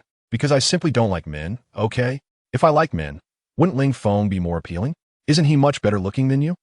Boss, do you think Captain Kaido really has some special preferences? Beside them, Sabo looked at Ling Feng, who was on top of him. Don't think too much.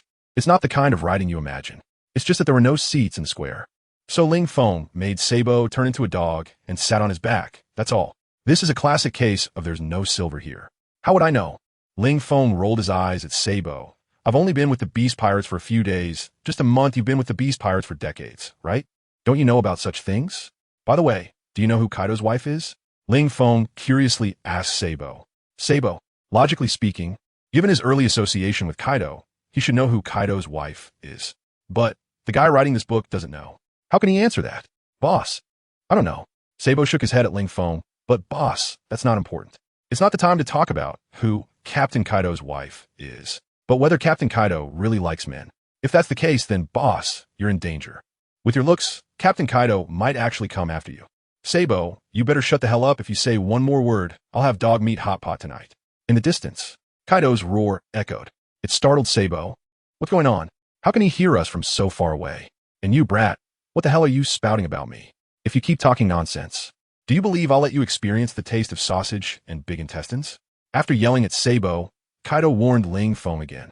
Ling Feng thought, a wise man doesn't suffer a loss at the moment, so he wouldn't argue back with Kaido. Kaido, just say it. What do you want me to do to let my crew go? Red-haired looked at Kaido seriously. What do you think? Kaido retorted. Red-haired. Damn it. You're the one causing me trouble, and you're asking me? From today on, all the territory that belongs to me will belong to you. I'll take my crew and retreat into the mountains, never to appear again, and definitely won't be your enemy. What do you think? As long as I can survive. Red-haired felt that everything else didn't matter. What does it matter if I'm a Yonko or have vast territory?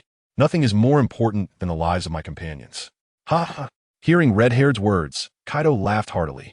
What are you laughing at? Seeing Kaido's big laugh, red-haired frowned. If you have any dissatisfaction, you can say it. We can continue to talk, and besides, I've already given you all my territory. What more do you want? Even the treasures on the island, I guarantee I won't take a single one. Saying this, giving away all the territory and treasures makes it sound like you're so great. Kaido looked at red-haired mockingly. In fact, isn't it because you can't beat me? Even if you didn't voluntarily give these to me, I could take them by force, right? And now it sounds like you're doing me a favor? Bang, red-haired. You think too highly of yourself. Wanting to retreat into the mountains? Let me tell you, that's impossible. Once a pirate, always a pirate. You can forget about washing your hands clean. I'm not the Navy. I can't even catch Roger, let alone anyone else. Now that I've caught you, you only have two choices. First, pledge loyalty to me. Second, watch as your subordinates are crushed one by one. And then I'll crush you too. So, red-haired, make your choice. Kaido looked at red-haired, waiting for him to decide. Red-haired felt like he was really being screwed over. You call this giving me a choice? Do I even have a choice? Kaido, can't we negotiate a bit more? Red-haired frowned. Pledging loyalty to Kaido? He couldn't do it. Sure. Hearing red-haired's words, Kaido smiled and nodded. Seeing Kaido say they could negotiate, red-haired also smiled. It seems like there's still room for negotiation. Then let me give you a third option. Be my dog. Since you find it difficult to accept being loyal as a human, then just be my dog. Kaido smiled at red-haired. Red-haired bit his own lips until they bled. Looking at Kaido with a fierce expression, he said, Kaido, you're going too far. We're both Yonko. Can't you give me some face? Slap. Kaido appeared in front of red-haired and slapped him hard across the face, sending him flying. Give you face? Who do you think you are? Did you eat the face fruit? Why should I give you face? Red-haired, you better recognize the situation. Now I have the absolute advantage. And you still want to bargain with me? Do you really think you're worthy? Kaido looked coldly at red-haired, who was spinning in the air. Face? It's something you earn for yourself, not something given by others. Those without strength don't even have dignity. So what face is there to talk about? Thud. Red-haired fell from the air, landing on the ground.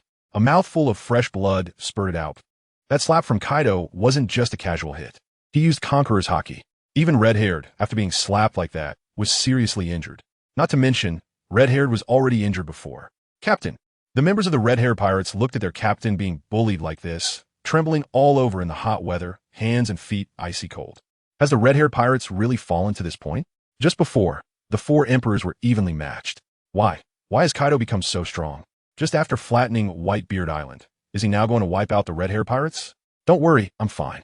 Hearing the concern from his comrades, Shanks wiped the blood from the corner of his mouth and said calmly.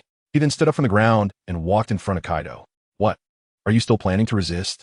Looking at Shanks' stubborn and unyielding eyes, Kaido smiled. Shanks did not reply, but expressed through his actions that he was not going to resist anymore.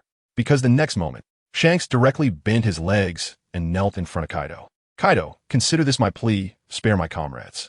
In return, I can join the Beast Pirates and pledge my loyalty to you. After finishing, Shanks knocked his head on the ground. Tears flowed uncontrollably. But for the survival of his comrades, he had no other choice. If he had to blame someone, it would be himself for being too weak. Weak people have no right to choose.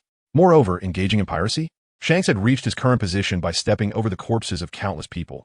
But he never imagined that one day he would become someone else's stepping stone. It's truly ironic. Shanks, what are you doing? Get up. The first mate, Ben Beckman, saw this scene and roared at Shanks, You're my captain. The four emperors ruling the new world. How can you kneel? Get up. Get up. Ben Beckman yelled frantically at Shanks, trying to make him stand up. But Shanks ignored him. Dignity? What is that? As long as it could save his comrades. Losing dignity was nothing. TSK, TSK, TSK. Is this what friendship is? Seeing Shanks kneel for his comrades, Kaido felt like he was about to cry from being moved. Ha ha ha. Shanks, I can feel your sincerity. But it's still not enough. Kaido shook his head, looking at Shanks. I want your entire red-haired pirates to pledge loyalty to me. Just you alone one do. Everyone on the ship should be united. Kaido, why must it be this way? Just spare my crew, and I promise to be loyal to you and serve you wholeheartedly from now on, Shanks assured Kaido. Kid, you seem to have a way to control people, right? Ignoring Shanks, Kaido turned to Ling Feng and asked. However, Kaido's question did not receive a response from Ling Feng. At this moment, Shabandi turned his head and looked at Ling Feng, who was lying on his back, shaking his back and saying, Boss, wake up, Captain Kaido is calling for you. What are you looking at? Can't you let people sleep? Ling Feng, lying on Shabandi's back, changed to a more comfortable position and continued to sleep. Seeing this, Shabandi could only give Kaido a helpless expression. Kaido, damn. Kid, you're so comfortable, huh? I'm here working hard to make the pirate crew grow. And you were just lying around sleeping? You want to even watch the live broadcast? Kaido's huge roar echoed in Ling Feng's ears, waking him up abruptly. Kaido, what do you want? Ling Feng rubbed his sleepy eyes with his fists and asked irritably. Hearing Ling Feng's complaint, Kaido was initially prepared to say something, but after thinking, he decided to let it go. The most important thing now was to subdue the red-haired pirates. As for Ling Feng, he could deal with him later. I'm asking you, don't you have a way to control people? Can you control Shanks for me? Kaido thought of Dressrosa, recalling the scene where Ling Feng used a strange seed to control Doflamingo, and then said to Ling Feng, yeah, so what? Ling Feng replied casually, then bring it out and control everyone in the red-haired pirates. Kaido rolled his eyes, thinking that this kid was too oblivious. Doesn't he know that I love talented people? There's an opportunity to subdue the entire red-haired pirates. How could he let it pass? Are you sure they would be willing to be controlled by me? Ling Feng asked Kaido. Compared to death, I think they would be willing. Kaido said seriously, unless they think freedom is more important than death, and they'd rather die than not be free, then I have no choice but to let them go. At this moment, Shanks was struggling internally. Although he didn't know what the thing Kaido and Ling Feng mentioned that could control them was, seeing their confidence made him feel that it must be very effective. As long as it was used on them, they would definitely be controlled. However, Kaido hadn't used it directly, which also indicated that that thing probably required their willingness. Captain, you can't yield. The members of the red-haired pirates saw their captain hesitating and immediately shouted loudly. If our lives from now on are controlled by others, we would rather die. Moreover, we don't know what Kaido would make us do after he controls us. What if he makes us do something immoral? Should we really do it? In that case, even if we refuse, it might not be possible, right? After all, being controlled means we might lose our thoughts and act like walking corpses, just obeying orders. In that situation, even if we're still alive, can that be considered living? Their words brought Shanks back from his fantasies. That's right. If, as his comrade said, being controlled meant becoming a walking corpse, then that kind of existence wouldn't count as living at all. Living without one's own thoughts might even be worse than death. He absolutely would not allow such a thing to happen. But the current situation was something he couldn't control. Could it be that he really had to choose the path of death? Damn it, Beckman, what are you pretending for? Are you saying we would make you do immoral things? We're all pirates. Can you stop putting on a FA? Ling Feng said to Beckman, we're not good people. As if you guys are good people. At least we're a bit better than you. Beckman snorted coldly. Oh, so you're comparing downwards? If you compare like that, there will always be worse ones. So, if a bad person compares to the worst, does that make them a good person? Hearing Beckman's words, Ling Feng laughed. If that's the case, then even those without food are considered wealthy people. They just don't have food, but some have already starved to death. Compared to those who have starved to death, those who simply have no food to eat are nothing more than wealthy people. At least they haven't starved to death yet. You're changing the concept, Beckman said. Slap. Shabi stepped forward and slapped Beckman. How are you speaking to my boss? Be more polite. Do you know that your lives are in my boss's hands right now? He can let you live with one word, and he can also make you die with one word. Death can be lighter than a feather or heavier than a mountain. Even if I die, I won't beg you like a pitiful lapdog to spare me a way out. If you want to kill, then kill. If you want to take me, then take me. Beckman, if I frown, then I am not a man. Beckman said manfully. Oh. You said you wouldn't beg us like a pitiful lapdog for a way out. Who are you implying? Look, your captain is still kneeling in front of Kaido. So are you mocking your captain? Ling Feng looked at Beckman and smiled. Nonsense, you were simply talking nonsense. How could I say that Shanks is like a lapdog? Beckman glared at Ling Feng. What I just said was merely a metaphor. Shanks is willing to kneel for us. That is a noble spirit of sacrifice. In the face of humiliation and the lives of his partners, Shanks endures humiliation to save us. This is a great spirit of self-sacrifice, worthy of immense admiration. Hearing Beckman's words, Ling Feng also laughed. This is really double standards. However, this is not important, because he is also a person of double standards. So, red-haired, do you really choose to die with your crew? Ling Feng looked at the red-haired and questioned. For Ling Feng, whether to subdue or kill is an inconsequential result. However, since Kaido wants to subdue, he will give Kaido a face. The red-haired clenched his fists tightly. He can die, but he really doesn't want these crew members who have followed him for over a decade to die here with him. They're still young and have a broader future. Ling Feng, can we really not discuss this further? Even if it means becoming a dog, I will accept it as long as you let my crew go. A trickle of blood flowed from the corner of the red-haired's mouth, dripping onto the ground. It was caused by him biting his lip. Don't be fooled by his usual carefree demeanor. But saying this sentence was also a serious test for him. Red-haired, recognize reality. You only have one choice. Either bring your crew to join or die together. Ling Feng's eyes turned cold. This is not a market. There is no room for bargaining. His firm words forced the red-haired to recognize reality. Brothers, what do you think? How should I choose? The red-haired looked at his partners. He left the final choice to his partners. Ha ha ha. Shanks, of course we continue to fight. Even if we bleed to the last drop, we will never surrender. Moreover, Kaido has killed our partners. We must take revenge. That's right, revenge. The response from the red-haired pirates was surprisingly unanimous. Surrendering is impossible. Fighting is their answer. In that case, brothers, let's continue to fight. The red-haired stood up from the ground. The violent momentum soared into the sky. His red hair stood up like a scion due to his soaring momentum. One by one, the members of the pirate crew stood behind the red-haired. Their faces and eyes revealed a belief in their inevitable death. Kill! With the red-haired's furious roar, the battle ignited once again. Sigh, a foolish choice. Kaido shook his head as he watched this scene. However, this choice might also be natural, right? After all, as one of the four emperors, how could he easily submit to others? If he were the one kneeling on the ground today, after being defeated, he wouldn't submit either. He has his pride and backbone. Better to bend than to break. Better to die than to yield. If it weren't for his partners, the red-haired wouldn't have humbly knelt down to plead previously. Now that his partners have made their decision, then, the red-haired naturally knows what to do. Rather than being someone's dog, it might be better to fight a grand battle until death. Red-haired, since this is your choice, then I will fulfill it for you. You won't be lonely on the road to the underworld. After all, if you walk faster, you might still catch up to Whitebeard, who is one step below you. After Kaido finished speaking, he charged forward. The red-haired pirates surrounded him. However, facing the siege of the red-haired pirates, Kaido still displayed his overwhelming strength, unless they could dodge. Otherwise, as long as they were hit by Kaido, it would be almost impossible to stand up again. Time flowed quickly. The sun set, and the evening glow could be seen on the horizon. The bell, signaling the end of the battle, had already rung. Thud! The red-haired knelt on the ground, continuously spitting blood. Soon, he stained the ground beneath him red. He looked at the bodies lying around him. Those were all his once best partners. Or rather, these people were his everything. But now, they are gone, all gone. Ha! They are dead. All dead. Ha ha. The red-haired roared to the sky, until he lost his breath. The youngest of the four emperors, just like that, died in a humiliating manner on his own territory. What does this signify? It signifies that no matter how powerful you are, as long as you are not the most powerful one, someone can take your life. Another one is dead. Kaido sat on the ground, reaching for his waist, but he grasped nothing. He forgot that his wine gourd was taken away when he was captured. Alas, what a pity. Red-haired, you have left, and I can't even offer you a drink. Shaking his head, Kaido looked at the sky. Only he and Big Mom remain among the four emperors. In an instant, the entire era seems to have changed. The era of the four emperors is about to come to a close. However, the era of Kaido of the Beasts is about to arrive.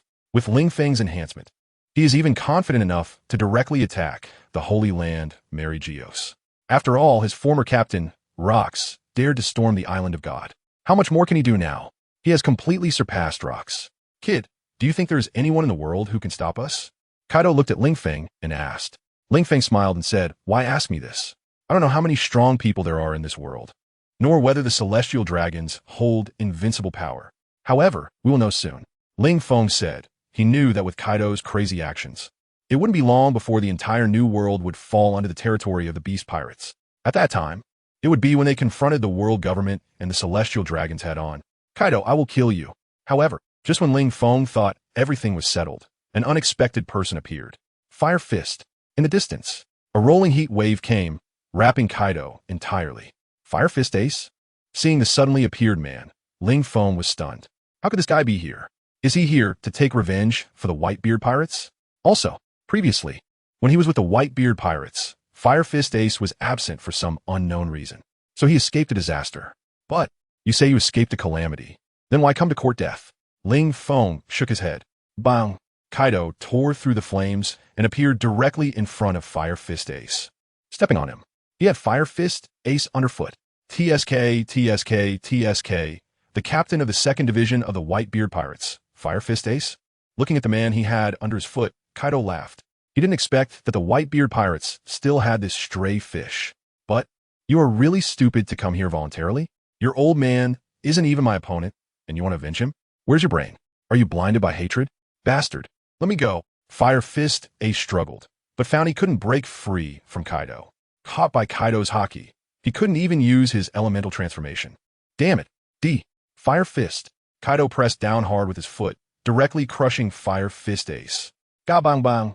The immense force shattered the ground beneath Fire Fist Ace, forcing him deeper into the ground, continuously coughing up blood. Am I going to die like this? Before coming, he had come to see Kaido being executed by Red-Haired. But when he appeared, he found the result was completely different from what he imagined. It wasn't Kaido being executed, but the red-haired pirates had been completely wiped out. In anger, Fire Fist Ace charged forward. The result was undoubtedly a crushing defeat. The gap in strength was instant kill. Crack! Fire Fist Ace felt his bones were about to shatter, and he was sinking into darkness. His vision was fading. He knew he couldn't hold on much longer. In front of him, he didn't know when Whitebeard and the others appeared.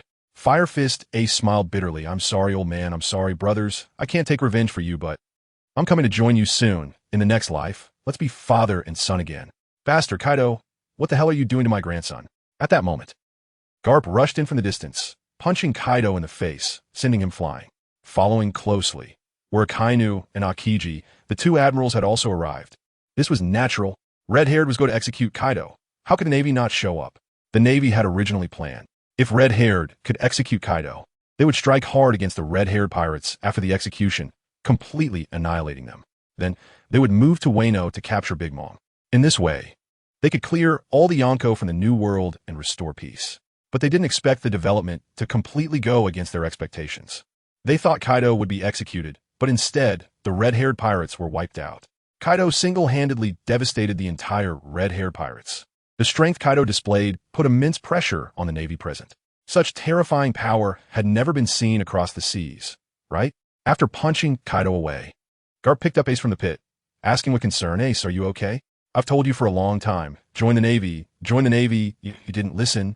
And now look what happened. Grandpa. Ace, who had already closed his eyes, waiting to reunite with the Whitebeard pirates, heard Garp's voice and struggled to open his eyes. Looking at the caring face in front of him, Ace smiled and said, I'm sorry, Grandpa. Disappointed you. As he spoke, Ace reached out his hand, wanting to touch Garp's face. But, just as his hand reached halfway, it fell straight down. He's dead. Fire Fist Ace is dead. Seeing this scene, Garp roared to the sky. The voice filled with anger and sorrow echoed through the heavens. Kaido, I want you dead. Putting down Ace's body, Garp walked step by step towards Kaido. As Garp approached Kaido, his muscles bulged, looking like a raging muscle man. Watching his grandson die before his eyes, Garp was genuinely furious. Garp, what are you doing? At this moment, Ling Feng looked at Garp and said, Don't stop me. I want to kill that bastard Kaido. Garp ignored Ling Feng and charged straight at Kaido. Ling Feng frowned, although he had already persuaded Garp. He also understood that now that Fire Fist Ace was dead in front of Garp, he had almost lost his sanity. Now, there was no Sengoku to hold Garp back. Of course, even if Sengoku were there, he wouldn't hold him back. After all, originally it was Akainu who killed Fire Fist Ace. Akainu was a Navy man, one of their own, so Sengoku would stop Garp. But now, the one who killed Fire Fist Ace was Kaido, a pirate. If Sengoku were here, he wouldn't just hold Garp back, he would definitely charge up to fight alongside Garp. Boom! Garp and Kaido exchanged punches. The battle had begun. Ling Feng understood that this battle was inevitable. Even Garp might no longer be aligned with him. After all, compared to joining him, Fire Fist Ace's death was a more significant blow to Garp. Not to mention, the previous persuasion of Garp was merely a verbal agreement. Garp could disregard it at any time, unlike Blackbeard and the others, who had consumed his fruit of corruption and were completely under his control. The clash between Garp and Kaido ended with Kaido's victory. Garp was sent flying by Kaido, dragging a long mark across the ground. The difference in strength was simply not on the same level. Kapu, do you think I'm still the same person who charged into Marine headquarters back then? The current me is invincible, not just you. Even if that old guy Sengoku came, it wouldn't matter. After knocking Garp away, Kaido said proudly. Garp stood up from the ground, clenched his fist, and furrowed his brows. Kaido's power was indeed unexpected. He was much stronger than when they fought at Marine headquarters. No wonder he could single-handedly wipe out the red-haired pirates. Frozen moment. In the next moment, The entire ground was frozen, spreading to Kaido's body. Akiji made his move. In just an instant, the entire island was covered with a layer of ice, causing the originally cool, even somewhat warm island to drop to below zero. Kaido's body was completely covered in ice as well. However, the freezing only held Kaido for a moment before he broke free from the ice. Crack! Kaido struggled hard inside the ice sculpture, and the ice covering his body shattered. Akiji, I am the strongest creature in the world. Do you think you can freeze me with this little ability? Impossible. After saying that, Kaido unleashed a wind blade from his mouth, slicing Akiji in half. The bisected Akiji turned into chunks of ice and then reassembled. This is indeed troublesome. The restored Akiji scratched his head and said, Trouble or not, we have to go all out. A monster like this cannot be allowed to continue existing on the sea. Akainu clenched his fist and said calmly, his fist turning into magma, with drops of scorching magma dripping onto the ground, melting it. Ah, that's true, Akiji said with a serious face. We absolutely cannot let Kaido go on. He is a more dangerous figure than the former sea overlord, Rocks. Yes, the current Kaido has already surpassed Rocks. In the distance, Carp walked over and said, Back then, to eliminate the Rocks pirates, the Navy paid a heavy price. And we absolutely cannot let history repeat itself. We must stop the threat that Kaido poses right here. The three men in justice cloaks, representing the Navy's highest authority, stood together, facing the world's strongest creature, Kaido. Ha ha ha, are the three of you coming at me together? Fine. Let me see just how powerful the Navy's top combat strength is when working together. Kaido laughed as he looked at the three. It's a pity that guy Kizuru was killed by me earlier. Otherwise, taking on the three admirals would definitely be very interesting. Kaido said, slightly disappointed that he couldn't face all three admirals. What? You killed Kizaru? The three were shocked to hear Kaido's words. Of course, they weren't too surprised. After all, Kizaru had been missing for a while, and the higher-ups in the Navy had basically concluded that Kizaru was most likely dead. They could only hope that he was still alive, even though there was no sign of him. Now that Kaido openly declared he killed Kizaru, the last shred of hope in their hearts vanished. What, are you surprised? Upon hearing the voices of the three, Kaido smiled, knowing that Kizaru came to help stabilize Impel down, so it's only natural that I killed him during my escape, right? Do you really think Kizaru was out of contact with the Navy for so long because he wanted to take a secret vacation? The three certainly did not think so. They all felt that Kizaru was in grave danger. However, hearing Kaido say this was hard for them to accept. After all, he was their colleague for 20 or 30 years. Like them, he was one of the Navy's top combat powers. And now he was dead? It was somewhat tragic. Kaido, since you say that, I have even more reason to eliminate you here. Carp said angrily as he looked at Kaido. If it were because of Port Gasti, Ace, it would be hard to justify this within the Navy. After all, Port Gasti, Ace was a pirate and a bounty of 500 million. But if it's for revenge for Kizaru, then the reason is very appropriate. Ha ha ha ha. Old man Carp, do you really think you can eliminate me? Kaido laughed heartily as he looked at Carp. After our earlier exchange, you should understand the gap between us, right? To this, I can only say, Carp, the times have changed. No matter how strong you were before, being called a hero of the Navy means nothing now. Just like Whitebeard was buried in my hands. You're just an old man waiting to die. Thinking you can execute me? You're dreaming. Kaido completely disregarded Carp. Now it's Kaido's era. Kaido, you're too confident. Even if I add Akainu and Akiji, how strong can you be? There is no one in the world who can defeat the three admirals. Even though I'm not an admiral, Carp said to Kaido, but that doesn't matter. Defeating Whitebeard or even the red-haired pirates, what's so impressive about that? With the three of us now, we could easily wipe out the Whitebeard pirates and the red-haired pirates. Ha ha. After hearing Carp's words, Kaido laughed heartily and said, Carp, maybe you weren't wrong before, but now that I'm here, no one can defeat the era of two admirals working together. That time is long past. Stop talking nonsense, Akiji. Akainu, let's go. Carp said to Akiji and Akainu, not intending to continue sparring words with Kaido. No need, by the way. Have you forgotten about my presence? At that moment, Ling Feng looked at Carp and the others and said. Carp turned to look at Ling Feng, his eyes showing a strange glint. If Kaido hadn't killed poor Gasti, Ace, he should have been on the same side as Ling Feng now. But now, they who were originally on the same side were about to turn against each other. Fortunately, the Navy was unaware of the deal he had made with Ling Feng. Kid, if you want to participate in our war, you still have a long way to go. Carp said to Ling Feng, but did not make a move against him. After all, Ling Feng was immortal. It would be meaningless to attack him. Old man Carp, you're really getting old. Don't you know that a soldier who has been away for 3 days should be viewed with new eyes? Ling Feng smiled at Carp and said, look at Kaido.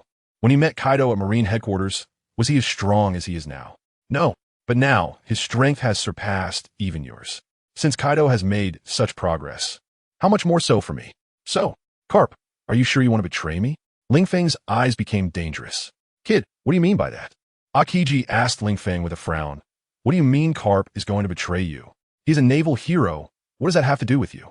When questioned by Akiji, Ling Feng ignored him and continued to ask Carp. Carp, are you sure this is your choice? Carp looked at Ling Feng, unsure how to respond. His subconscious told him that betraying Ling Feng was a wrong decision. However, looking at the corpse of Fire Fist Ace still lying on the ground, he had no choice but to stand against Ling Feng. After all, Ling Feng was Kaido's son-in-law. It was impossible for him to turn against Kaido. Yet, he had to avenge Ace. This also meant that he could no longer join Ling Feng's faction. Kid, what are you talking about? I can't understand you. Since he had already chosen to confront Ling Feng, Carp naturally couldn't admit that he had been persuaded by Ling Feng to join his forces. Well, it seems this is your choice.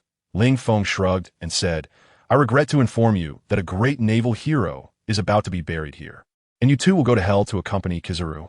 Thus, with all 3 admirals dead and a naval hero gone, the strength of the Navy headquarters would be weakened to its lowest point.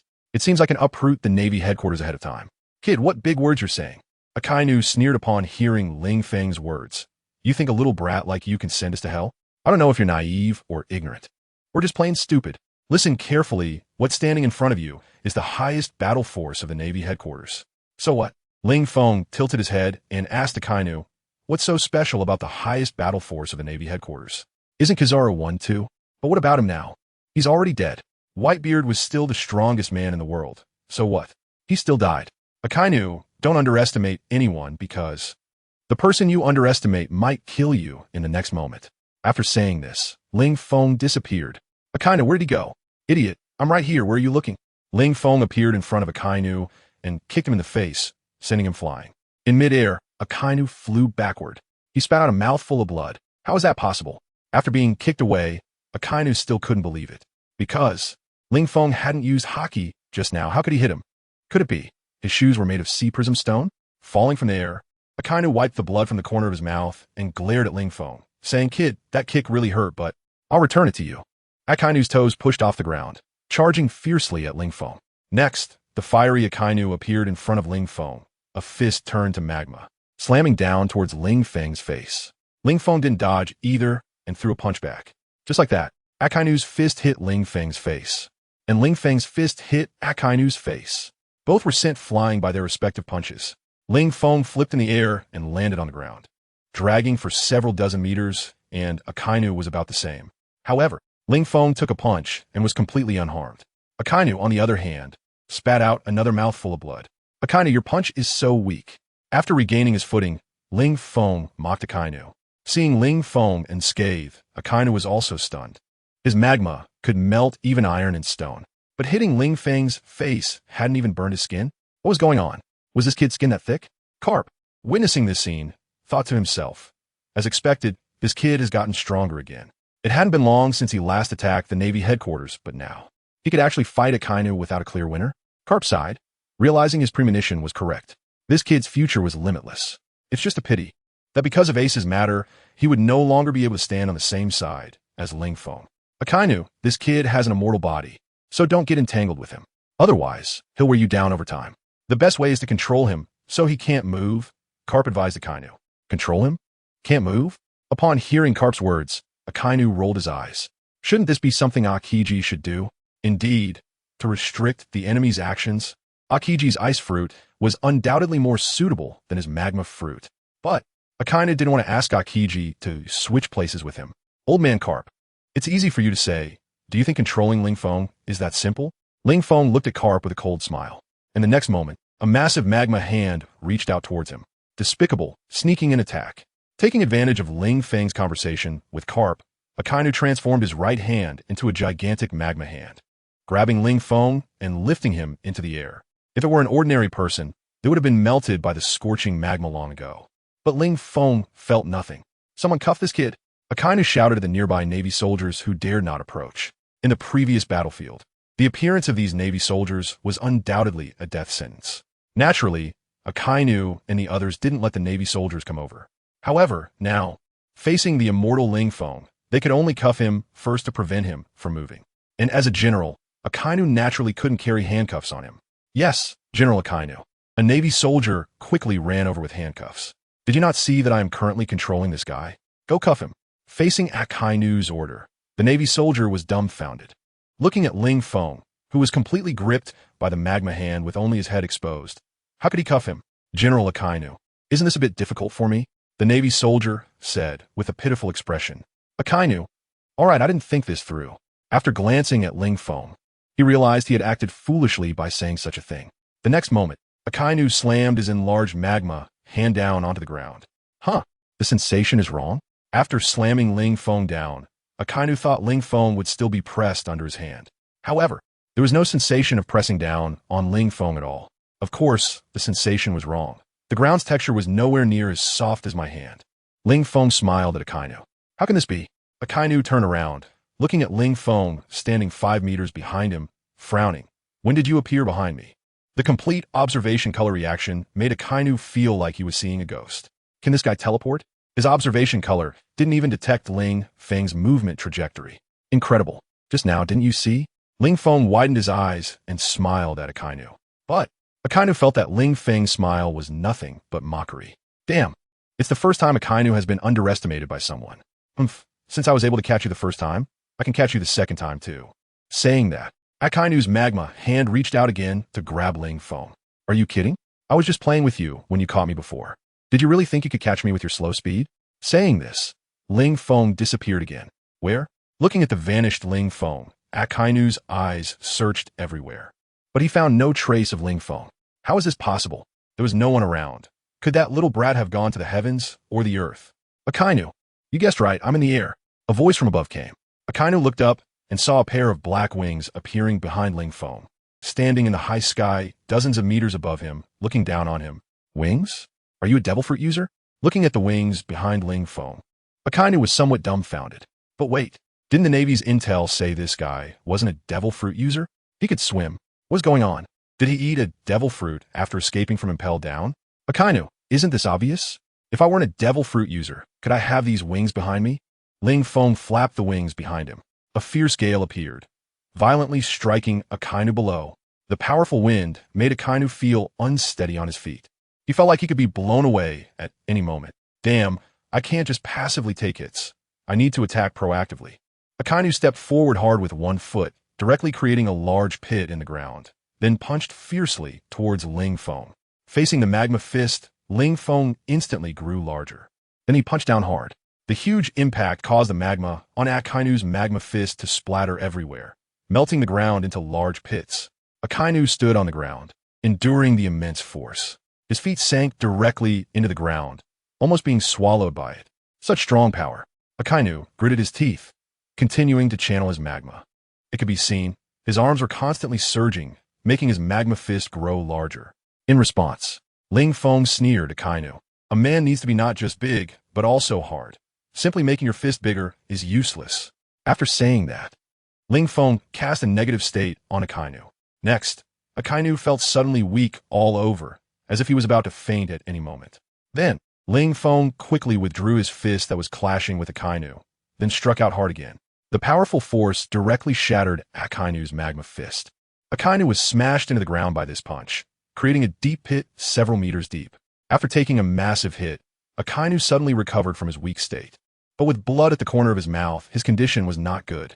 Kid, what did you do to me? Akainu lay in the pit, clutching his right arm. Ling Feng's punch had directly blown his right arm to pieces. Moreover, Ling Feng didn't use haki, but his blown-apart arm couldn't regenerate. This was what surprised Akainu the most. After all, he was a Logia user, theoretically as long as the attack wasn't caused by Sea Stone.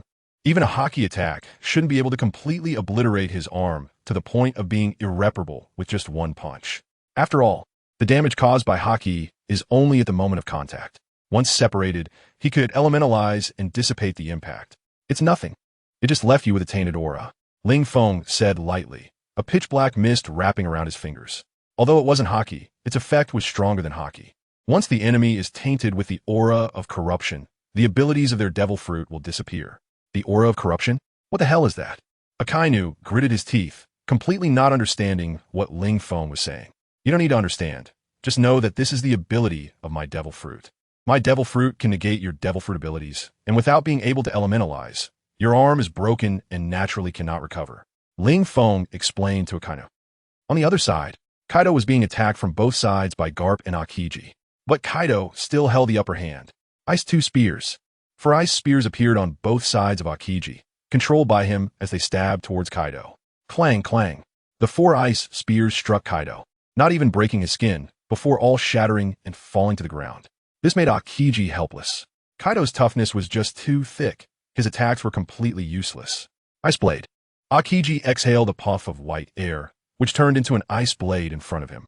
He then gripped it in his hand, charging at Kaido. One slash landed on Kaido's neck, but Kaido only showed a white cut mark. Even with all his strength, Aokiji still couldn't break Kaido's skin. Facing Aokiji's sneak attack, Kaido reached out and directly grabbed Aokiji with his large hand, then smashed him hard into the ground. Aokiji, who was slammed hard onto the ground, instantly turned into shattered ice. At this moment, Garp appeared behind Kaido, punching Kaido on the back of the head. The punch made Kaido take a few steps forward. Then, he stomped down to stop his forward momentum, turned around, and punched Kaido again. The two fists collided, and neither side retreated. Garp gritted his teeth and began to rain punches on Kaido. I hit. Garp had completely gone all out. He knew that if he didn't fight for his life here today, he would surely lose his life. And even if he fought for his life, it didn't guarantee he would survive. In this situation, he could only push himself to the limit. Under the immense power, the clothes he wore were torn apart. Kaido, naturally, responded with a respectful counterattack to Garp's reckless abandon. Thus, the two stood on the ground, their fists continuously striking each other. In their hearts, there were no other thoughts, only to take down the opponent. Aokiji returned to his original form, watching the battle between Kaido and Garp. The overwhelming aura has completely taken over. If an ordinary person were to rush into the battlefield of the two, they would likely be torn apart instantly. Seeing this, Aokiji decided not to get involved. He glanced over at the battlefield where Kizaru and Akainu were, and was shocked to find Akainu being suppressed by Kizaru, with one of his arms severed. This was simply unbelievable. Akainu, what are you doing? Aokiji shouted at the sight of Akainu's severed arm. Akainu, speechless, thought, don't you have eyes? Can't you see for yourself? Of course I can see, but I'm asking you why you ended up like this. The battle has barely started, and you've already lost an arm? Those who know will realize that you're fighting against a newly risen rookie pirate, while those who don't might think you're trying to take on the entire Whitebeard pirates and got your arm cut off because you let your guard down. Aokiji said with annoyance. Is that little brat's strength enough to make you look this pathetic? Of course, if that brat's strength wasn't impressive. How could I have lost an arm? Akainu was about to curse. He felt Aokiji was deliberately provoking him. After all, though both were admirals, they stood on different sides. Their handling of many matters differed, and both had aspirations for the position of fleet admiral, so their relationship wasn't exactly amicable. Now, having his arm severed by Kizaru, Aokiji must be mocking him in private, he thought. Looks like we need to join forces. Aokiji exhaled. This was the most brutal battle they had faced since joining the Navy. The key point was, they were both admirals. How could they not gain the upper hand? Aokiji lamented, what is happening in the world? Is a change coming? Is the Navy's dominance coming to an end? If so, does that mean their fate is also coming to an end? Yes, we need to join forces. Ice Age. Aokiji took a step forward. The ground beneath his feet was instantly covered with a layer of ice. The ice spread rapidly, not giving anyone a chance to react. It completely froze Kizaru. Brat, take this punch. Akainu followed closely, rushing in front of Kizaru and punching down at his head. In Akainu's view, this punch would smash Kizaru's frozen head to pieces. A frozen body becomes very brittle. However, what Akainu anticipated did not happen. Just as his punch was about to hit Kizaru, Kizaru's frozen arm surprisingly lifted up and grabbed his wrist. How could this happen? Akainu was stunned. He was clearly frozen. Crack! In the next moment, the ice covering Kizaru began to shatter, revealing his handsome face. Akainu, you can't sneak attack me. After saying that, Kizaru grabbed Akainu's wrist, spun around, and threw Akainu over his shoulder, slamming him hard onto the ground. Then Kizaru delivered a knee strike to Akainu's abdomen. I'll punch you in the lungs, Kizaru shouted during the attack. Akainu hit hard, opened his mouth, and spat out a mouthful of blood. However, he still countered with a kick to Kizaru's stomach, sending Kizaru flying into the air. Before Kizaru could recover, he saw a massive ice hammer descending from above. Boom! Akiji, wielding the giant ice hammer, struck down hard at Kizaru. Kizaru was smashed down from the sky, creating a huge crater upon impact. Magma hell. The relentless attacks continued. Seizing the opportunity, Akainu melted the ground where Kizaru fell into magma. Kizaru plunged into the magma, bathed in magma. He looked like a demon. I really hope the magma can melt that brat. Akainu gritted his teeth as he watched Kizaru engulfed by the magma. However, he understood that this was impossible. Kizaru's physical defenses were simply too abnormal. Sure enough, not long after, a humanoid figure rose from the magma pool. His entire body was covered in magma. Drops of fiery red magma dripped from Kizaru's body, making him look like a demon emerging from the depths of hell. Especially with horns on his head and wings on his back, he looked even more like a monster. Ice Age. Akiji struck again, freezing the entire magma pool. Then he shouted at Akainu. Akainu, what are you waiting for? Hurry up and cuff that brat, then we can go deal with Kaido. Vice Admiral Garp. Can't hold on much longer. Hearing Akiji's words, Akainu quickly picked up handcuffs and chains from the ground and ran towards Kizaru, unable to kill him or freeze him. The only option left was to chain him up. Clank clank. Akainu placed the handcuffs on Kizaru's hands, then wrapped the chains around him layer upon layer. Like a steel ball. Watching Akainu's actions, Akiji anxiously looked towards the battlefield of Garp and Kaido. At this moment, Garp's arms were almost completely stained with blood. He looked as if he had crawled out of a hell of blood. His arms hung down limply. It was certain that Garp's arms had been broken. They were broken during the brutal exchange of blows with Kaido. Kaido, however, appeared to be in much better shape than Garp. Although his clothes were almost torn to shreds, and he had numerous wounds on his fists, at least, compared to Garp with his severed arm, Kaido's arms could still move freely. Garp, this time I win. Kaido said to Garp. Haha, Kaido, I'm not dead yet. Isn't it a bit too early to say you've won? Cough, cough. Just as he finished speaking, Garp coughed. He spat a mouthful of blood onto the ground. Seeing Garp, who was clearly on the verge of collapse but still holding on, Kaido chuckled. Garp, still putting on a brave face? You must know what your body is like now, right? You can probably only maintain a standing position at this point. If you think I'm wrong, then take a step forward and show me. I can guarantee you won't even be able to take a step. Kaido said seriously. After battling to this extent, the enemy might be the one who knows you best. Kaido understood that Garp was now relying on sheer willpower to hold on. True strength often lies in a stronger will, but the body can't keep up with the mind's actions. Kaido believes that Garp must really want to continue fighting him now. After all, he killed Pork-ass D, Ace, even though he doesn't understand why Garp and Ace have a grandfather-grandson relationship. However, before Ace died, he called Garp Grandpa, and he didn't mishear that. In this situation, the two had just been attacking each other nonstop, almost treating it as a decisive battle. But in the end, Garp took the initiative to stop attacking. What does that represent? It can't mean he doesn't want to fight anymore, right? Of course not. It means that Garp can no longer throw punches. Upon closer inspection, Garp's arms are not only broken, but also visibly twisted. If one were to cut open Garp's skin, they would see that both of his arms have been shattered with multiple fractures. That's why Kaido said the fight is over. With completely shattered arms, the rest of his body is not in much better shape. In short, Garp is severely injured and no longer has the strength to fight. Kaido, do you think too highly of yourself? Do you really think that if you step forward, I will step forward too? Do you take me for one of your beast pirates? Garp kept coughing. Almost every few words he spoke came with a cough, and he was coughing up blood. This indicates that Garp's internal organs have also suffered fatal damage. However, the dignity of a Navy hero forced him to hold on. If he were to lose, who else at sea could stop Kaido? Hey, Garp, you're truly a stubborn old duck. Kaido raised his right leg and stepped forward, his right hand clenched into a fist, aiming a punch at Garp. Since it has come to this, Garp, how about a bet? If you can block my punch, I will retreat and spare you and your soldiers. As Kaido's punch came towards him, Garp's eyes widened. At that moment, he desperately wanted to raise his arms to block. But his arms are broken. He still has his legs. However, as Kaido said, he is already at his limit. His body can no longer perform any blocking actions. Just as Kaido previously said, he is merely a stubborn old duck. Only his mouth can still move. Am I really going to end here? Garp closed his eyes. Memories of Ace's mischievous childhood flooded his mind. I'm sorry, Ace. I didn't teach you well, and I don't even have the strength to avenge you. I'm useless, but I will soon be with you. This time, I must teach you to be the strongest Marine. Thinking of this, Garp smiled. He chose to accept death calmly. After all, he has lived for over 70 years, and he has lived enough. The only thing he is worried about now is his grandson, Luffy, that little brat who has also gone out to sea as a pirate. Previously, He didn't think much of it, because he believed that as long as he was around, nothing would happen to Luffy. But now, he's about to be gone. He doesn't know if Luffy can stand out in the fierce competition of the sea. Even if he can, when Luffy reaches the New World, can he really face Kaido head-on and win? It's impossible against a monster like that. To be honest, Garp has no confidence in Luffy at all. After all, he knows his own grandson well. The last time they met, Luffy's strength was negligible in Garp's eyes. Perhaps, in the East Blue, he could be considered decent. But once he reaches the Grand Line, what can that little strength do?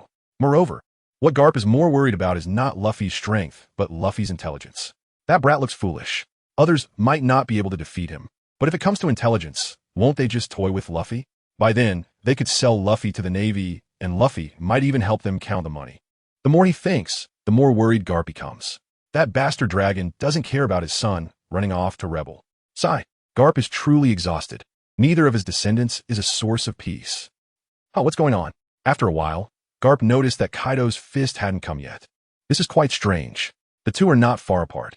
Logically, after all that time thinking, Kaido's fist should have already hit him. Thinking this, Garp secretly opened his eyes. He found a wall made of ice was blocking him. No wonder he felt the air suddenly get a bit cold earlier. It turns out Aokiji had created a large block of ice in front of him. Mr. Garp, isn't it a bit early to give up now? Aokiji's voice rang in his ears. Garp looked at Aokiji and shook his head with a bitter smile. His fate seems to be coming to an end. Aokiji, don't worry about me. If things can't be helped and you can't win, just run away with the Kainu. As long as the Green Mountains are left, we won't fear a lack of firewood. Right now, Kaido is far too terrifying. It's not shameful to run away, although escaping would tarnish the Navy's justice and glory. A strategic retreat to preserve oneself and continue to uphold justice is much better than forcing oneself and then being taken down by Kaido, right? Garp advised Aokiji. Aokiji didn't know what to say. Is this really the Marine hero, the Iron Fist Garp he remembers? He actually mentioned a strategic retreat. It's worth noting that Garp once crushed the Rocks pirates and chased after the Pirate King. Is Garp getting old? No. Garp's fists are still as hard as ever. The one who has changed is Kaido. This guy is unbelievably strong. Even Garp can only bow down. Huh. Do you think a mere ice wall can stop my punch? Aokiji, do you underestimate me too much? On the other side of the ice wall, Kaido's fist pressed against it, being blocked. However, as Kaido continued to apply pressure, cracks began to appear in the ice wall. And then it was shattered by Kaido's punch. The massive fist broke through the ice wall and continued towards Garp. Seeing this, Aokiji immediately picked up Garp in both arms and prepared to escape. He chose not to confront Kaido head-on. Perhaps he understood that he had no chance of victory in a direct confrontation with Kaido. Run, can you escape? A dragon tail came rushing in, directly coiling around Aokiji, then lifting him up in front of Kaido. Kaido opened his mouth, flames forming within. Seeing that Kaido was about to breathe fire at him, Aokiji immediately used his powers to freeze Kaido in place. Then he broke free from Kaido and ran away with Garp on his back. He knew that freezing Kaido wouldn't work at all.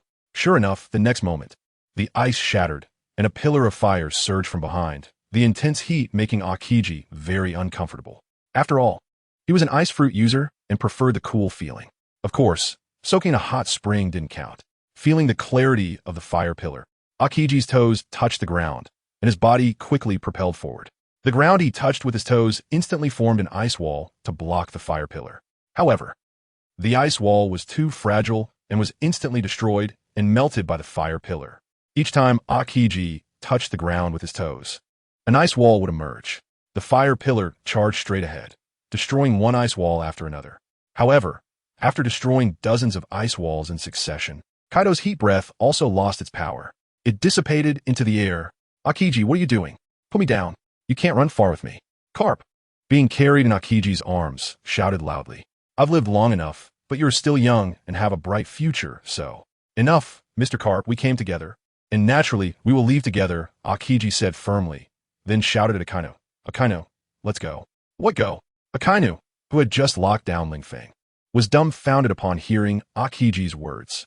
Not going to fight Kaido, just leaving? Facing Akainu's question, Aokiji smiled bitterly. Isn't it because we can't win? If we could win, would I be retreating? Aokiji didn't want to retreat either, but the current situation forced him to retreat. Garp had already been incapacitated, while Kaido didn't seem to be injured at all. They didn't even feel like they were on the same level. You can withdraw, but Akainu will not run away. Akainu looked at Aokiji and said resolutely, The justice of the Navy cannot tolerate such humiliation. Akiji, you make me look down on you. At such a critical moment, you choose to be a coward?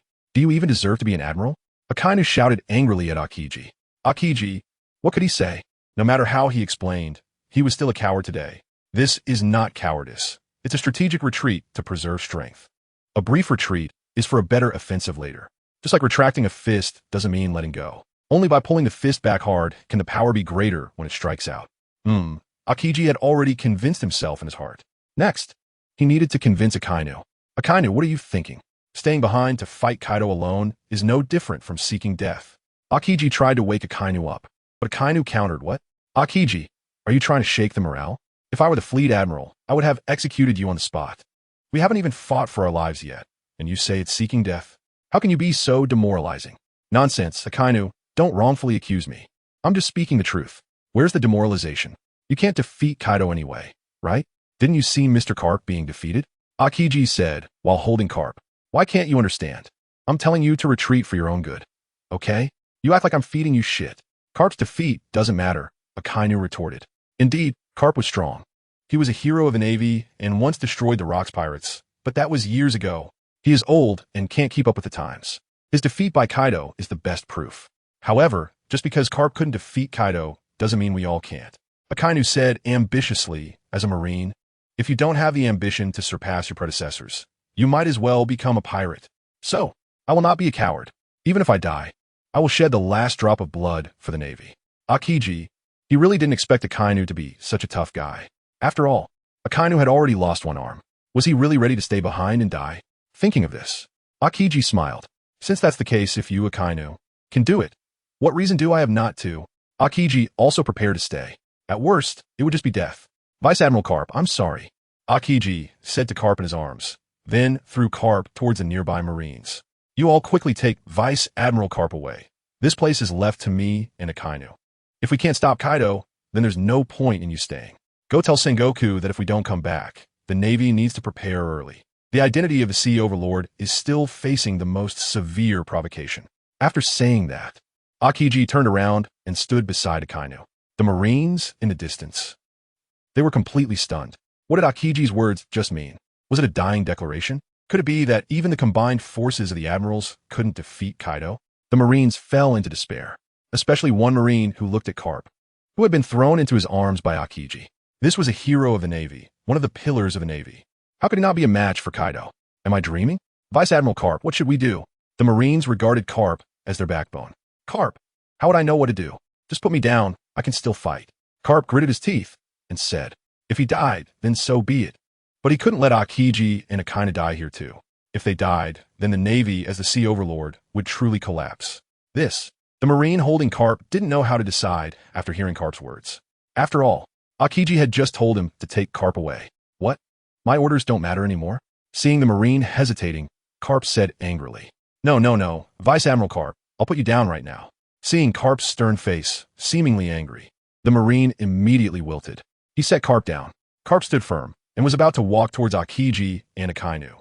However, just as Carp raised his leg and took a step forward, he found his leg weak and fell to the ground. Vice Admiral Carp, are you okay?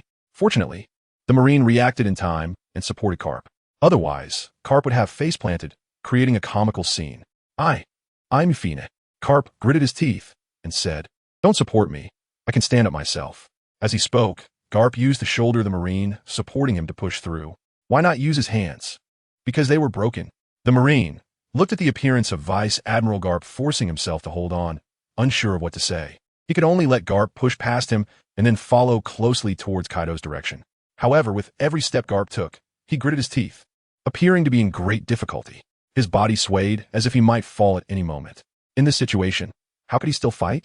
The Marine gritted his teeth and charged forward, lifting Vice Admiral Garp onto his shoulder and running. Vice Admiral Garp, I'm sorry, but I can't let you go to your death.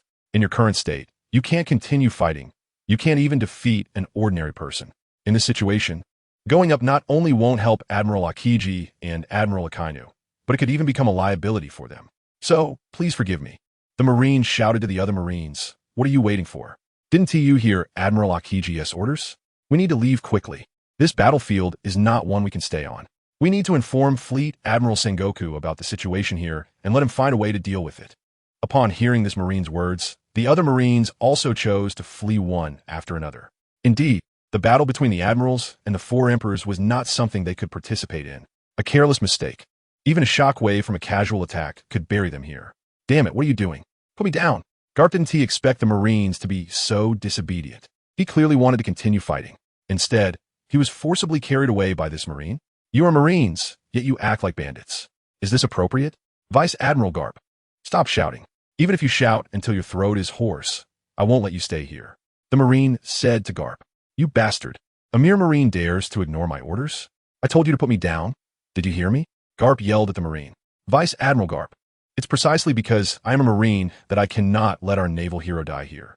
You are the spiritual support for countless Marines, so you cannot die. If you're taken down by Kaido, how many Marine spirits will collapse? Therefore, I must take you away, the Marine said seriously. Nonsense, utter nonsense. How could I possibly die at the hands of someone like Kaido? I was just overly sad due to the death of my grandson and couldn't unleash my true power. Garp shouted at the Marine. Now put me down, and I will show you what true naval hero combat power looks like. But the Marine didn't believe him. To accommodate Garp's feelings, he still said, Yes, Vice Admiral Garp, you're the strongest. It was just that you were too sad to unleash your power before. But even so, I can't put you down. Your arms are broken, and you're severely injured. How much power can you exert now? Even if you fight, being able to exert 1/10 of your strength would be good, right? But is 1/10 of your strength useful? Since it's not useful, we might as well return to the naval headquarters and wait for your strength to fully recover and your arms to heal before seeking revenge on Kaido. In short, the Marine would not put down Garp. After all, Garp truly had no fighting power left. Damn it, are you looking down on me? Even if my arms are broken, I still have my legs. How can I not have the power to fight? Garp erupted in anger at the Marine, seeing Garp being so rude. The Marine could only helplessly say, in that case, Vice Admiral Garp, try to see if you can break free from my hold. If you can break free, then consider it as you still have the power to fight, and I won't forcibly carry you away. Garp instinctively began to struggle. However, it had no effect at all. He truly had no strength left in his body and could only shout a few words loudly. But even shouting a few words took a lot out of him, and he would even cough up blood. After all, his internal organs were severely injured. Vice Admiral Garp, it seems you cannot struggle free from my embrace. In that case, please stop talking and return with us to the naval headquarters. The Marine continued to quicken his pace. Soon, they would be back at the shore where the warships were docked. If possible, he hoped Vice Admiral Garp could continue fighting. But Garp had completely lost his strength. Staying behind would mean death. The Navy could not afford to lose such a powerful combat force again. He could only internally hope that Admirals Akainu and Akiji could work together to take down Kaido. Even if they couldn't defeat Kaido, at least nothing bad should happen. Otherwise, if all three admirals died, the Navy would likely collapse. Sigh. Garp sighed, realizing that his insistence was meaningless. He lamented that he was still too weak. If only he could be stronger, this situation wouldn't have happened. Damn it, why has that guy Kaido become so strong? Is there no one on the sea who can stop him? Garp shook his head, preparing to talk to Sengoku about this matter. Kaido was too terrifying. He absolutely could not be allowed to continue his rampage. If the Navy couldn't control Kaido, they would have to ask the world government for assistance. With red-haired and Whitebeard dead, it wouldn't be long before Kaido unified the New World. This was not good news for the Navy or the world government. After all, if Kaido unified the New World, what would his next target be? It would surely be to expand his influence beyond the New World. This was something the world government could not tolerate. If it was just that the New World was not under the control of the world government, that could be discussed. After all, the New World is just a tiny place. If it ISNT controlled, then so be it. But if Kaido wants to expand beyond the New World, then that would completely infringe upon the world government's rights. The world government and the celestial dragons would not want to see a force that could challenge them appear, especially since there's already a revolutionary army in the world. If another pirate king who unifies all the pirates of the New World appears, then the world government's days will be even harder. Everyone, hurry up and board the ship, set sail, and return to the naval headquarters. Once the Marines boarded the warship, they began to weigh anchor, turn around, and prepare to head back to the naval headquarters. Over here, the warship set sail. In the office, Garp asked the Marines to help him make a call back to the naval headquarters. There was no choice. His hand was broken, and he couldn't dial the number. Naval headquarters, Marshal's office. Brew brew. The phone bug rings. Marshal Sengoku answers the call and says, "Who is it?" "It's me, Garp." Garp's voice comes through. Hearing Garp's voice, Sengoku smiles and says, "Garp, have you managed to capture the red-haired pirates?" After Garp called, Sengoku felt that this matter was secured. After all, Garp and his team, 3 of the Navy's top combat powers, were on the case. If they couldn't handle just one red-haired pirate crew, then the Navy wouldn't need to exist anymore, would it? Hearing Sengoku's words, Garp gives a wry smile. Sengoku's optimism leaves Garp at a loss for how to explain the situation. "Garp, what's wrong? Did something happen?" Seeing that Garp had not responded, Sengoku frowned. But he thought, it shouldn't be the case, right? With Garp, Aokiji, and Akainu together, could anything really go wrong? Could it be that the red-haired and Kaido teamed up? But didn't the red-haired want to execute Kaido? Even if the execution failed, they wouldn't team up, would they? Even if we assume for a moment that they did team up with Garp, Aokiji, and Akainu, they shouldn't be at a disadvantage, right? Indeed, something had happened. After a moment of silence, Garp replied, "My arm is broken." "What? Your arm is broken? Who did it? The red-haired? He's that strong. He could actually cut off your arm?" Sengoku asked in disbelief. "It wasn't the red-haired." Garp shook his head. The entire red-haired pirate crew had been wiped out. The red-haired pirate crew was wiped out? Hearing Garp's words, Sengoku was stunned and asked Garp, "Did you kill them?" "Of course not." Garp shook his head. How could he have killed the red-haired when his own arm was broken? "If it wasn't you, then it must have been Akainu, right? That guy is really merciless," Sengoku said, leaning back in his chair with the phone in hand. "But this is good news. Whitebeard is dead, and now the red-haired has been killed by Akainu. The Navy's conquest of a new world is just around the corner." "So, Garp, why do you seem so troubled? Is it because the red-haired is related to your grandson? And now that he's dead, you're not happy?" Garp rolled his eyes. "Sengoku, what are you saying? Am I the kind of person who can't distinguish right from wrong? Besides, even though the red-haired is dead, it wasn't Akainu who killed him, nor was it us from the Navy, it was Kaido. You heard me right? It was that guy Kaido who single-handedly took down the entire red-haired crew, leaving no one alive. The scene, you didn't see it, it was truly overwhelming. Kaido is so strong. He doesn't even seem like a human." Garp exclaimed. "Doesn't seem like a human? That's a normal evaluation."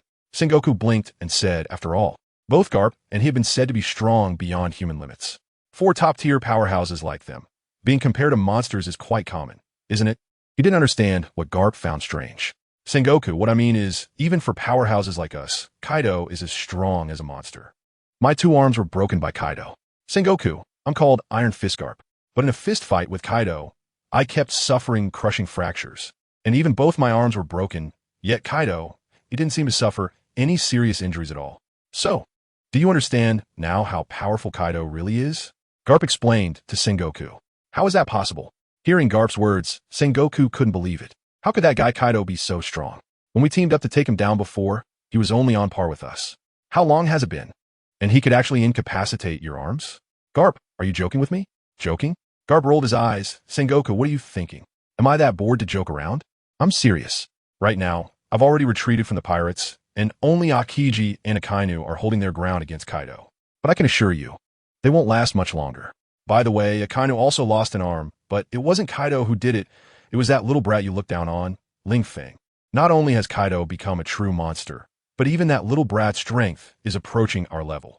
The beast pirates have now completely overwhelmed the 4 emperors of the New World. Not to mention, with Whitebeard and the red-haired now dead, the remaining Big Mom won't be able to withstand Kaido. If Aokiji and Akainu can't take down Kaido today, then it won't be long before the entire New World is crawling under the beast pirates. So, Sengoku, do you now understand the seriousness of the consequences? Also, the news about Kizuru has been confirmed. He is dead, killed by Kaido, he told me himself. So, you don't need to hold any illusions about Kizuru. Garp said a whole lot, leaving Sengoku in shock. Bad news kept coming in. Besides Kaido becoming a true monster, even Ling Feng turned out to be so terrifying? It seems Garp's earlier statement was correct. Ling Feng indeed has the potential to be a marshal. What a pity. Ling Feng has no relation to our navy. As for Kizuru's death, Sengoku could understand and wasn't too surprised. After all, he had been missing for so long without any news. Sengoku had already internally marked him as a loss. It was just that the final confirmation never arrived, which is why he hadn't announced it to the Navy. Now it seems, also Akainu actually lost an arm. In this situation, could Akainu, along with Aokiji, defeat Kaido and Ling Feng? Sengoku expressed his doubts. To be honest, hearing this news, Sengoku wished he could rush over right now and fight alongside Aokiji and the others. But distant water can't quench a nearby fire. Not to mention whether he could go. Even if he did, what could he do? The time on the way would probably be enough for the battle to end, right? Sengoku felt like his head was about to explode. Why?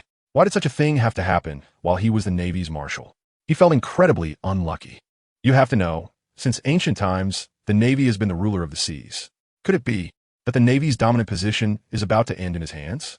If Aokiji and Akainu die out there, the death of the three admirals would definitely cause the Navy's status to plummet, and that is a consequence the Navy cannot bear. Sengoku, what are you planning to do? Garp asked Sengoku. Sengoku was also at a loss. You asked me, what can I do? Right now, I have no admirals under me. Even if I wanted to send someone to help you, there's no one to send, not to mention that time is not on our side. It seems I can only contact the Commander-in-Chief Kong first and let him decide. Hearing this, Zhanghua helplessly said, yes. Now we can only seek help from a higher level. Kaido hasn't completely unified the New World yet, so he has left us some time. Once Kaido truly unifies the New World, if we want to take action, it will likely lead to a full-scale conflict. At that time, it could be millions of Navy against millions of pirates in the New World. If that situation occurs, I don't know how many Marines will sacrifice their lives. I don't want to see that happen, so we must eliminate Kaido of the 100 Beasts. This is the last opportunity and the best chance. As long as we can take down Kaido, the threat of pirates in the New World will be gone, and with 3 of the 4 emperors removed, the remaining pirates will be easy prey. Carp said emphatically.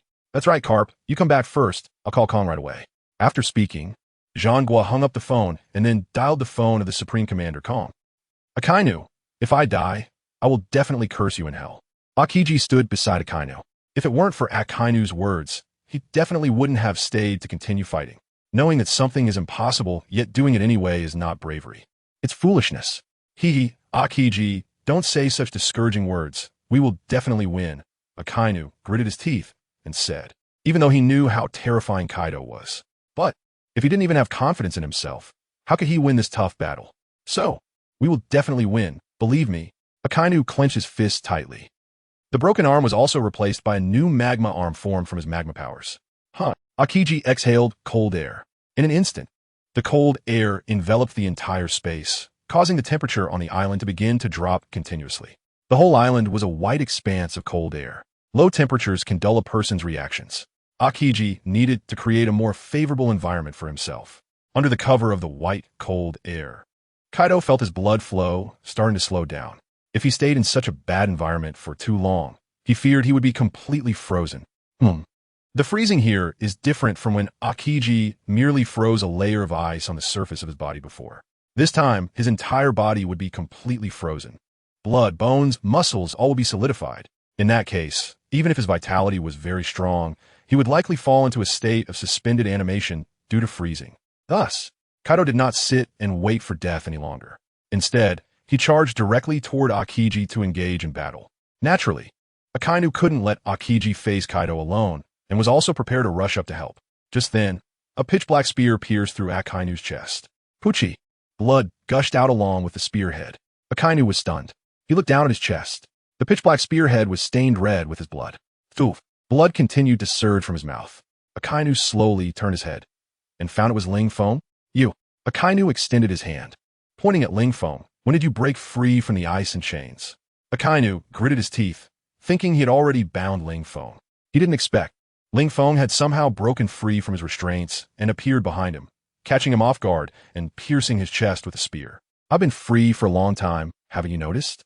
Ling Feng stood straight behind Akainu, looking down at him, and said, you just kept your attention focused on Kaido and didn't notice. You can't blame me for backstabbing you when you left yourself unguarded, can you? You bastard. Another mouthful of blood spurted out. Akainu gritted his teeth and punched Ling Feng hard in the face. TSK. What a weak punch. Ling Feng reached out and grabbed the weak Akainu's fist, then squeezed hard. Crack! Akainu's fist shattered into pieces. In his weakened state, Akainu was completely unable to resist Ling Feng's violence, held tightly in Ling Feng's grip. Whoosh! The next moment, a figure flew past Akainu's eyes. It then smashed heavily into the ground, shattering into pieces of ice. Aokiji, you two? Akainu recognized the figure that flew past him was Aokiji. In just a moment, Aokiji was sent flying by Kaido, blood oozing from the corner of his mouth. Akainu, what the hell are you doing? Aokiji stood up from the ground, looking at Akainu, who had been pierced through the body by a spear, and was dumbfounded. You call this fighting side by side? You couldn't even take down Ling Feng and got ambushed? After being severely reprimanded by Aokiji, Akainu didn't know how to retort. Because Aokiji was right. He indeed hadn't taken down Ling Feng and was instead injured by him. Moreover, he realized that ever since being pierced by the black spear, he had fallen into endless weakness. Also, he found that he couldn't use the power of the magma fruit anymore. He didn't know what was happening, but it was definitely related to Ling Feng. Falling into such a weak state was absolutely caused by Ling Feng, and it was very likely due to the spear that penetrated him. Thinking of this, Akainu grasped the spearhead that had pierced through his chest with his left hand, wanting to pull it out. Poochie! As Akainu gripped the spear and pulled it out, with every inch he pulled out, a large amount of blood spurted from his chest. Moreover, he could clearly feel his life force disappearing. The area where the spear had pierced through his chest seemed to have been corroded by darkness. Akainu, do you still want to resist? Do you think you can resist? Ling Feng's voice came from behind. Akainu suddenly felt he couldn't move the spear in his body anymore. It turned out, Ling Feng had grabbed the other end of the spear behind him. You want to pull out the spear? Let me help you. After speaking, Ling Feng exerted force and directly yanked the spear that had pierced through Akainu out with great force. When the spear was still in his body, not much blood had gushed out. Now that the spear had been pulled out, Akainu felt blood gushing out from his chest and back, as if it were free-flowing. Thud! The immense feeling of weakness made Akainu kneel directly on the ground. However, compared to the feeling of his life force disappearing while the spear was inside him, now that the spear was pulled out, Akainu felt as if his body was recovering somewhat. Moreover, he could now use his powers. Unfortunately, Ling Feng was not planning to give Akainu any chances. Another spear pierced directly through Akainu's head. If one can survive a piercing through the chest, then there is no hope of surviving a piercing through the head. No, Akainu. Aokiji saw this scene and reached out, wanting to stop it, but realized it was too late. He could only watch helplessly as Akainu died before his eyes. The expression of despair was evident. Before, even when fighting side by side with Akainu, their chances of defeating Kaido were slim. Moreover, now that Akainu was dead, he had to face both Kaido and Ling Feng. In this situation, could he still win? Impossible. Boom! In the next moment, Kaido descended from the sky, smashing a spiked club heavily onto Aokiji. Aokiji was smashed into the ground. After that, Kaido looked at Ling Feng and said, "Kid, good job. With Kizaru and Akainu dead, once I take care of Aokiji, the Navy will live in my fear. Haha. It won't be long before this world kneels at my feet." Kaido laughed heartily. Then, he was frozen in place. Aokiji crawled out of the pit, bloodied and battered, and then ran off into the distance. He knew that now. His only chance of survival was to escape. Run? Can you escape? Ling Feng's figure appeared before Aokiji. Aokiji, I'm giving you a chance now. Submit to me, and you might just have a chance to live. Submit to you? Hearing Ling Feng's words, Aokiji sneered. I am an admiral of the Navy. How could I possibly submit to a pirate? In any case, you are not worthy. Hee, an admiral of the Navy? Aokiji's words made Ling Feng shake his head. Aokiji, what time is it now? And you're still clinging to your identity as an admiral. You should know that being alive is what makes you an admiral. If you die, you're just a fallen admiral. What can the Navy give you then? Perhaps just a high-profile funeral. And if you survive, I can guarantee you will still be an admiral, just serving a different master. Better to live than to die. Aokiji, you wouldn't foolishly choose death, would you? Ling Feng said with a smile. Better to live than to die. That's indeed true, but to submit to you, a pirate? I'd rather die. Aokiji looked at Ling Feng with a cold smile. Since you can work for the Celestial Dragons, why can't you work for me? Ling Feng shrugged, still trying to persuade him. Of course, if Aokiji really refused to submit, then he could only send him down to accompany Akainu. After all, Ling Feng didn't need Aokiji that badly. The Celestial Dragons are the rulers of the world government. What is unreasonable about me working for them? As a Marine, if I don't work for the world government, should I work for pirates? Aokiji retorted, you really can think of anything. No one is born a king. Ling Feng said lightly. The Celestial Dragons were not born as Celestial Dragons. They conquered the world with their own strength to become Celestial Dragons. And now, after 800 years, the weakness of the world government has become apparent. Do you think the Celestial Dragons can still sit steadily on their throne? Faced with Ling Feng's question, Aokiji shook his head. Who knows? Indeed, no one is born a king, but at least they are more legitimate than you, a pirate. 800 years ago, the first batch of Celestial Dragons were kings of 20 countries. They established the world government. even if it was not legitimate after 800 years. Their rule has already taken root in people's hearts. Not to mention 800 years. Even 80 years is enough for the common people to change several times. Newborn commoners see the existing society and think it is reasonable.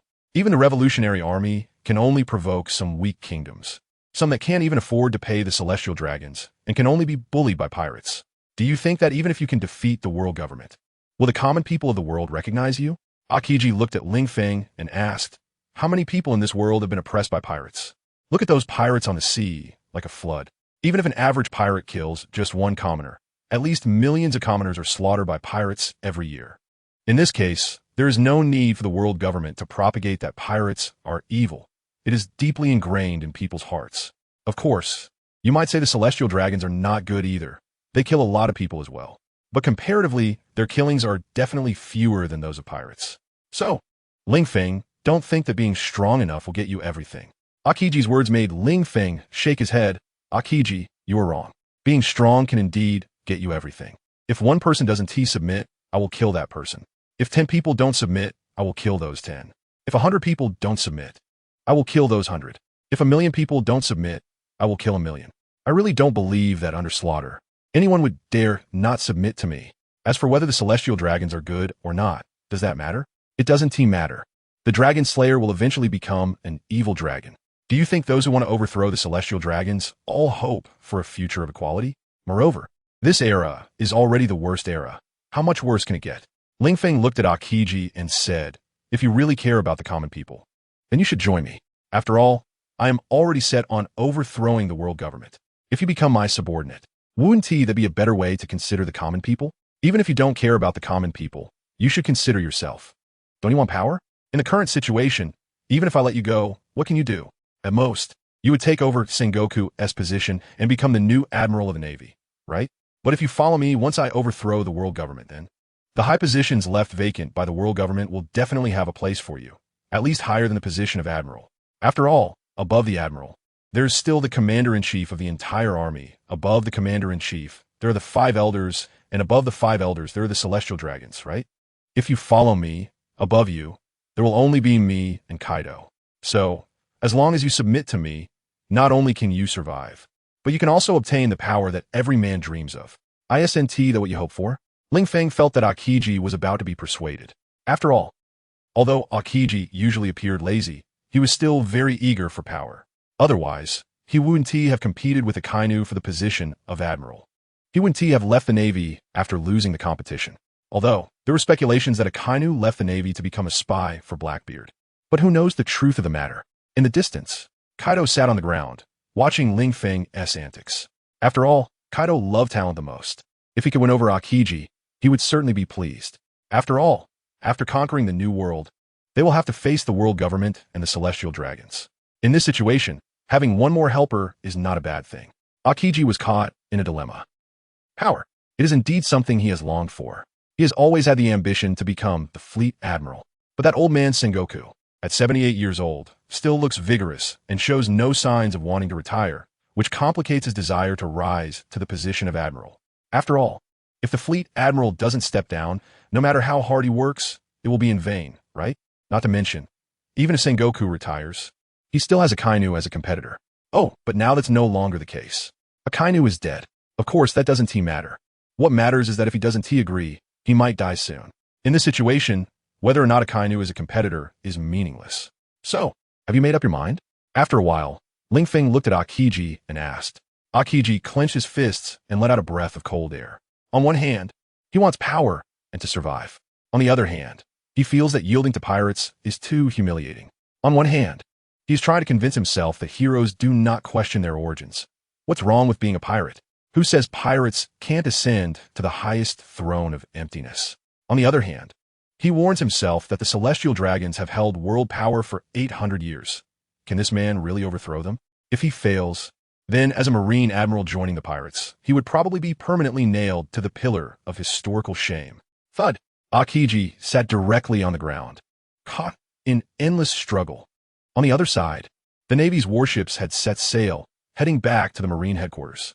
However, they did not notice that behind them, a gigantic dog was stepping through the air towards them. Roar! Want to run? Did you ask me about that? The speaker was Chopper. Who is it? Chopper's voice made the Marines react. But they found that the one speaking was actually a dog. Everyone was dumbfounded. Are dogs talking now? Who is it? Ha ha ha. Listen well. I, Lord Ling Feng, have sent Chopper here to wipe you all out. Chopper declared loudly. Ling Feng? The vice captain of the beasts? Damn it. Everyone prepare, aim, fire. The Navy officer commanded his subordinates. Not long after, bang, bang, bang. The sounds of bullets and cannonballs came. One bullet after another struck Chopper's massive dog body, but did not break his skin at all. Cannonballs hit. Smoke billowed. But when the smoke cleared, Chopper still stood firmly in the sky. The cannonballs, is that all the power they have? Chopper tilted his gigantic dog head, mockingly looking at the Marines on the warship. You better open your eyes wide and see what a real cannonball looks like. Roar. Chopper opened his big mouth. A powerful shockwave was released. A beam of light formed in the air. The next moment, a massive explosion occurred on the distant warship, turning the steel vessel into ruins in an instant. 90% of the Marines on the ship died. Only a few survived. A couple of Navy generals were stepping through the air, using moonwalk to hover above, looking at the ruins below with red eyes. Damn it, I will kill you. The surviving Navy generals rushed toward Chopper. Foolish guys, overestimating their strength. Chopper raised his dog paw and fiercely clawed at the approaching Marines. 5 blades of wind were unleashed, directly tearing the rushing Marines into pieces. They then fell into the sea, gradually staining that small area of water red. This is the tragedy of the week. Looking at the sinking body parts on the sea, Chopper shook his head. With all 4 paws stepping through the air, he began searching for the remaining surviving Marines. Ling Feng said, "The wildfires do not burn out, and the spring breeze brings them back to life, so we must eradicate the roots." After a few minutes, Chopper killed all the surviving Marines. However, his gaze turned to the distant sea. There, a Marine was carrying Garp, desperately swimming towards the distant ocean, seemingly trying to escape. Unfortunately, they were still discovered. "Kobe, put me down, run away by yourself, otherwise we won't escape together," Garp said to the young boy on his back. This boy was very small, not even half Garp's height, but now he was struggling to swim forward while carrying the heavily injured Garp. However, Garp had already noticed Chopper looking over this way. Now he was utterly powerless. He couldn't help at all, and because his hands were useless, he couldn't even swim by himself, only riding on Kobe's back to escape. The great Marine hero Garp actually had such a wasteful moment. I really never expected this. Lieutenant Commander Garp, what are you saying? You are my mentor. How can I abandon you and run away alone? Kobe shook his head. Hell, what mentor? I didn't teach you anything. Even if you stay, you will just die with me. Why bother? It's better to save yourself and wait until you become strong in the future to kill Ling Feng and avenge me. Garp urged Kobe, but Kobe still shook his head. If they were to live, they would live together. If they were to die, they would die together. Lieutenant Commander Garp, I will not abandon you. TSK, TSK. Such a touching master-student bond. Since that is the case, then you can both go to the underworld. Chopper's voice appeared behind the two. In an instant, Kobe's scalp went numb. He wanted to speed up his escape, but he found that he was already swimming as fast as he could. There was no way to continue accelerating unless he abandoned Garp on his back. Boom! A huge sound came. Chopper slapped Garp's body with one paw, directly sending Garp and Kobe into the sea. A splash erupted, and it quickly calmed down. Afterward, until the water surface no longer had any splash, Chopper turned and left. And at the bottom of the sea, 2 corpses lay there. Garp, the legendary marine hero, was thus buried in the sea. It wouldn't be long before they would be swallowed by fish. Truly pitiful. But this world is so cruel. Only the strong survive. Wasn't he Garp once like this? With one punch, he would send pirates straight to the bottom of the sea. However, this time it was he who was thrown into the depths of the sea. One cannot blame anyone else. Ling Feng had already given him a choice, and initially, he had chosen the right answer. But when it came down to it, he changed his answer. One can only say that it was Fire Fist Ace who caused his death. If he hadn't valued Fire Fist Ace so much, he wouldn't have turned against Ling Feng because of Ace's death. If he hadn't turned against Ling Feng, he wouldn't have met such a tragic end now. It can only be said that sometimes choices are more important. A wrong choice can cost you your life. Akiji, it's time for you to answer me. Submission or death? Ling Feng said to Akiji. Let me think about it a bit more. Akiji still wanted to contemplate the pros and cons. However, Ling Feng did not give him the chance. Akiji, you have already thought long enough. I don't have the patience to wait for you to continue pondering. If you are too entangled, let me choose for you. Kaido, kill him. Ling Feng said to Kaido. Kaido rolled his eyes, indicating that Ling Feng, I think waiting a bit longer wouldn't hurt. Given Kaido's appreciation for talent, he naturally wanted to give Akiji a little more time to think. After all, he wasn't in a hurry to do anything. Waiting for Akiji for a while was no big deal. Kaido, if you don't listen to me, I won't give you any boosts in the future. Have you made up your mind? Ling Feng threatened Kaido. Kaido. All right. Kaido relented. If Ling Feng didn't give him boosts, how would he crush his enemies in the future? Ever since he gained the power to overpower his opponents, Kaido had been incredibly pleased with that state. If he could never enter that state again, he really wouldn't be willing to die. Akiji, stop thinking. Join me and let us do great things together. Kaido appeared in front of Akiji, extending his hand. Akiji looked up at the huge shadow blocking the sun. Kaido was looking at him eagerly, with a face full of eagerness for talent. Seeing this scene, Akiji finally made his decision. He extended his hand and grasped Kaido's hand, saying, Kaido, I choose to join you. Kaido pulled Akiji up from the ground with force. Smiling, he said, correct choice. Then, Akiji walked in front of Ling Feng and extended his hand. Ling Feng, what are you doing? Seeing Akiji reaching out to him, Ling Feng asked curiously, don't you have something that can control the lives and deaths of others? Since I'm joining you, you should control me as well, so... Akiji's meaning was very clear. He was voluntarily letting Ling Feng take control. TSK. I've never seen someone so proactively seeking control. Hearing Akiji's words, Ling Feng smiled, then opened his hand, revealing a black seed in his palm, and said to Akiji, eat it. Once you swallow it, your life will be in my hands. Akiji did not hesitate. He directly reached out to take the seed from Ling Feng's hand, then tilted his head and swallowed it in one gulp. The seed of corruption entered his abdomen. Akiji could feel that the seed disappeared instantly, turning into a mass of black mist that filled his entire body. However, he did not feel that his life and death were completely under control. Of course, this might require Ling Feng to take the initiative for him to feel it passively. So, what do you need me to do now? Akiji looked at Ling Feng and asked, return to the Navy headquarters and take control of the entire Navy for me. Is there a problem? Ling Feng looked at Akiji and said, now that Akainu and Kizaru are dead, you need to find a way to take control of the troops that originally belonged to them. Fleet Admiral Sengoku will not allow that. Akiji shook his head, and besides, with Kizaru and Akainu dead, it won't be long before Fleet Admiral Sengoku promotes 2 new admirals within the Navy to replace Kizaru and Akainu. Hehe, Akiji, are you defying my orders? Hearing Akiji's words, Ling Feng sneered, just do as I say, and do your best, not give me excuses about why you can't do it. If you can't do this or that, then what use do I have for you?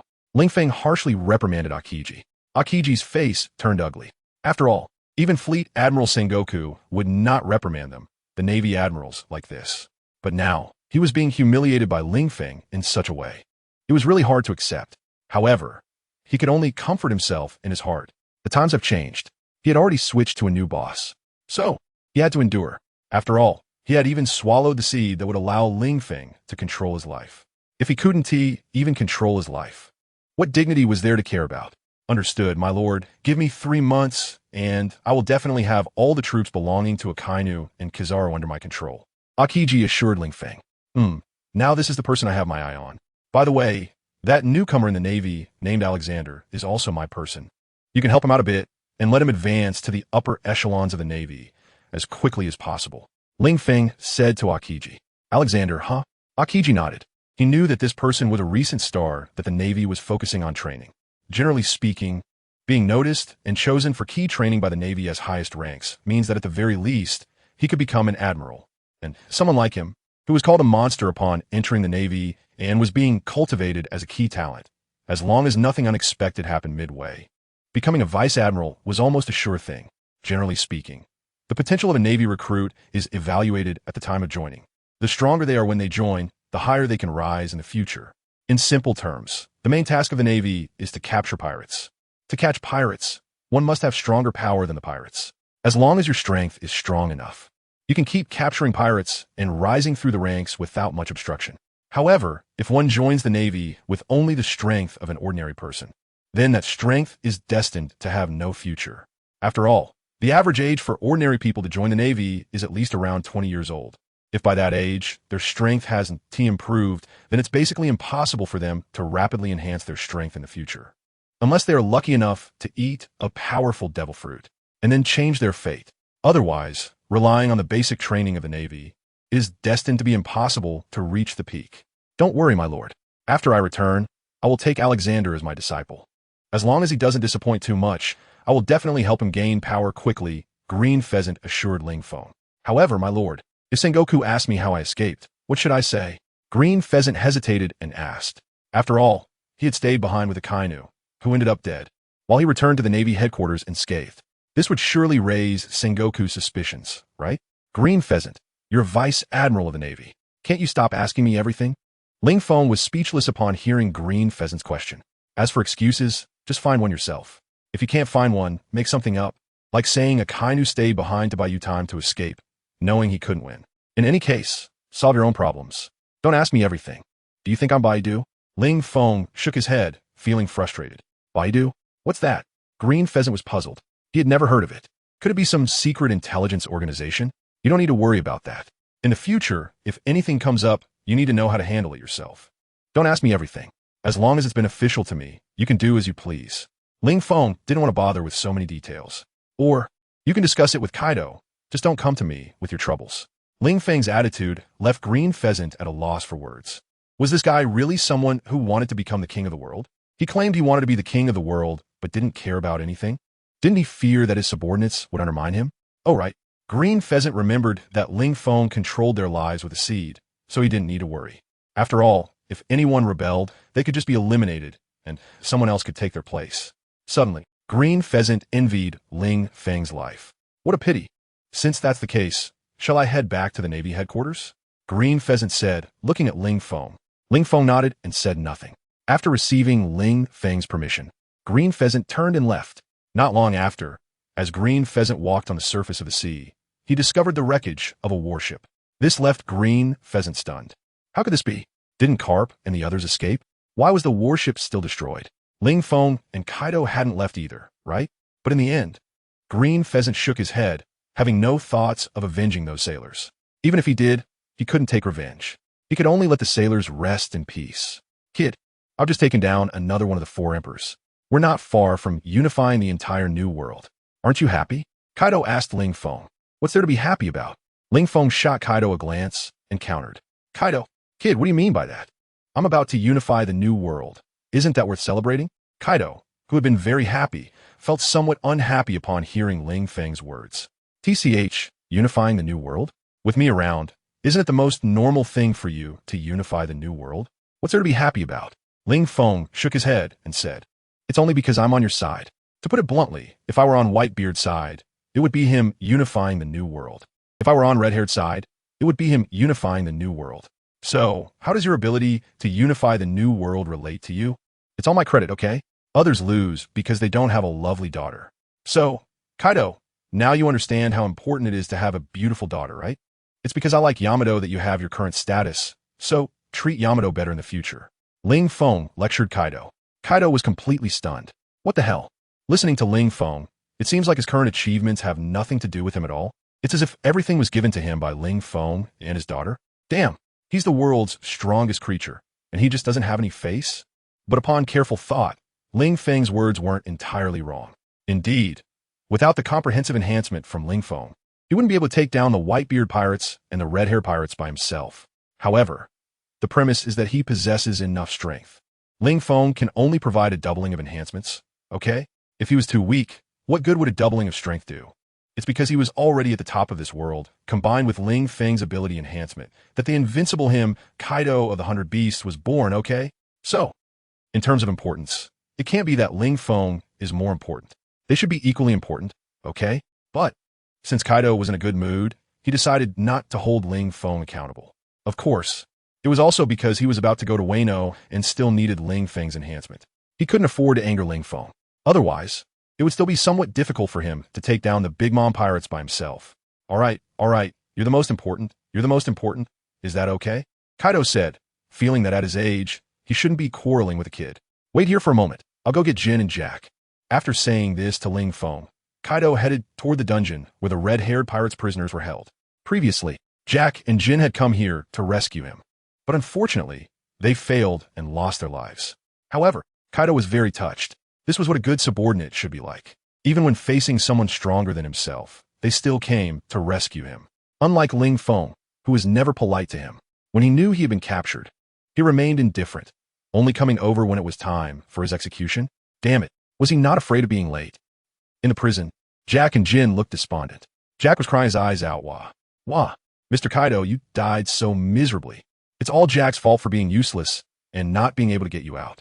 But don't worry, I'll just run into a wall and follow you down to the underworld. Kaido, faced with Jack's words, he didn't know whether to be happy or sad. Jin, are you really that heartless? Mr. Kaido has been executed, and you don't feel sad at all? Jack exclaimed, glaring at Jin, who was bound in chains and leaning against the wall. Jin didn't say anything, giving Jack a disdainful look. What good is crying? Can crying save Mr. Kaido? I'm not crying because I know Mr. Kaido will be fine. Didn't you hear the vibrations earlier? That means a battle is happening on the island.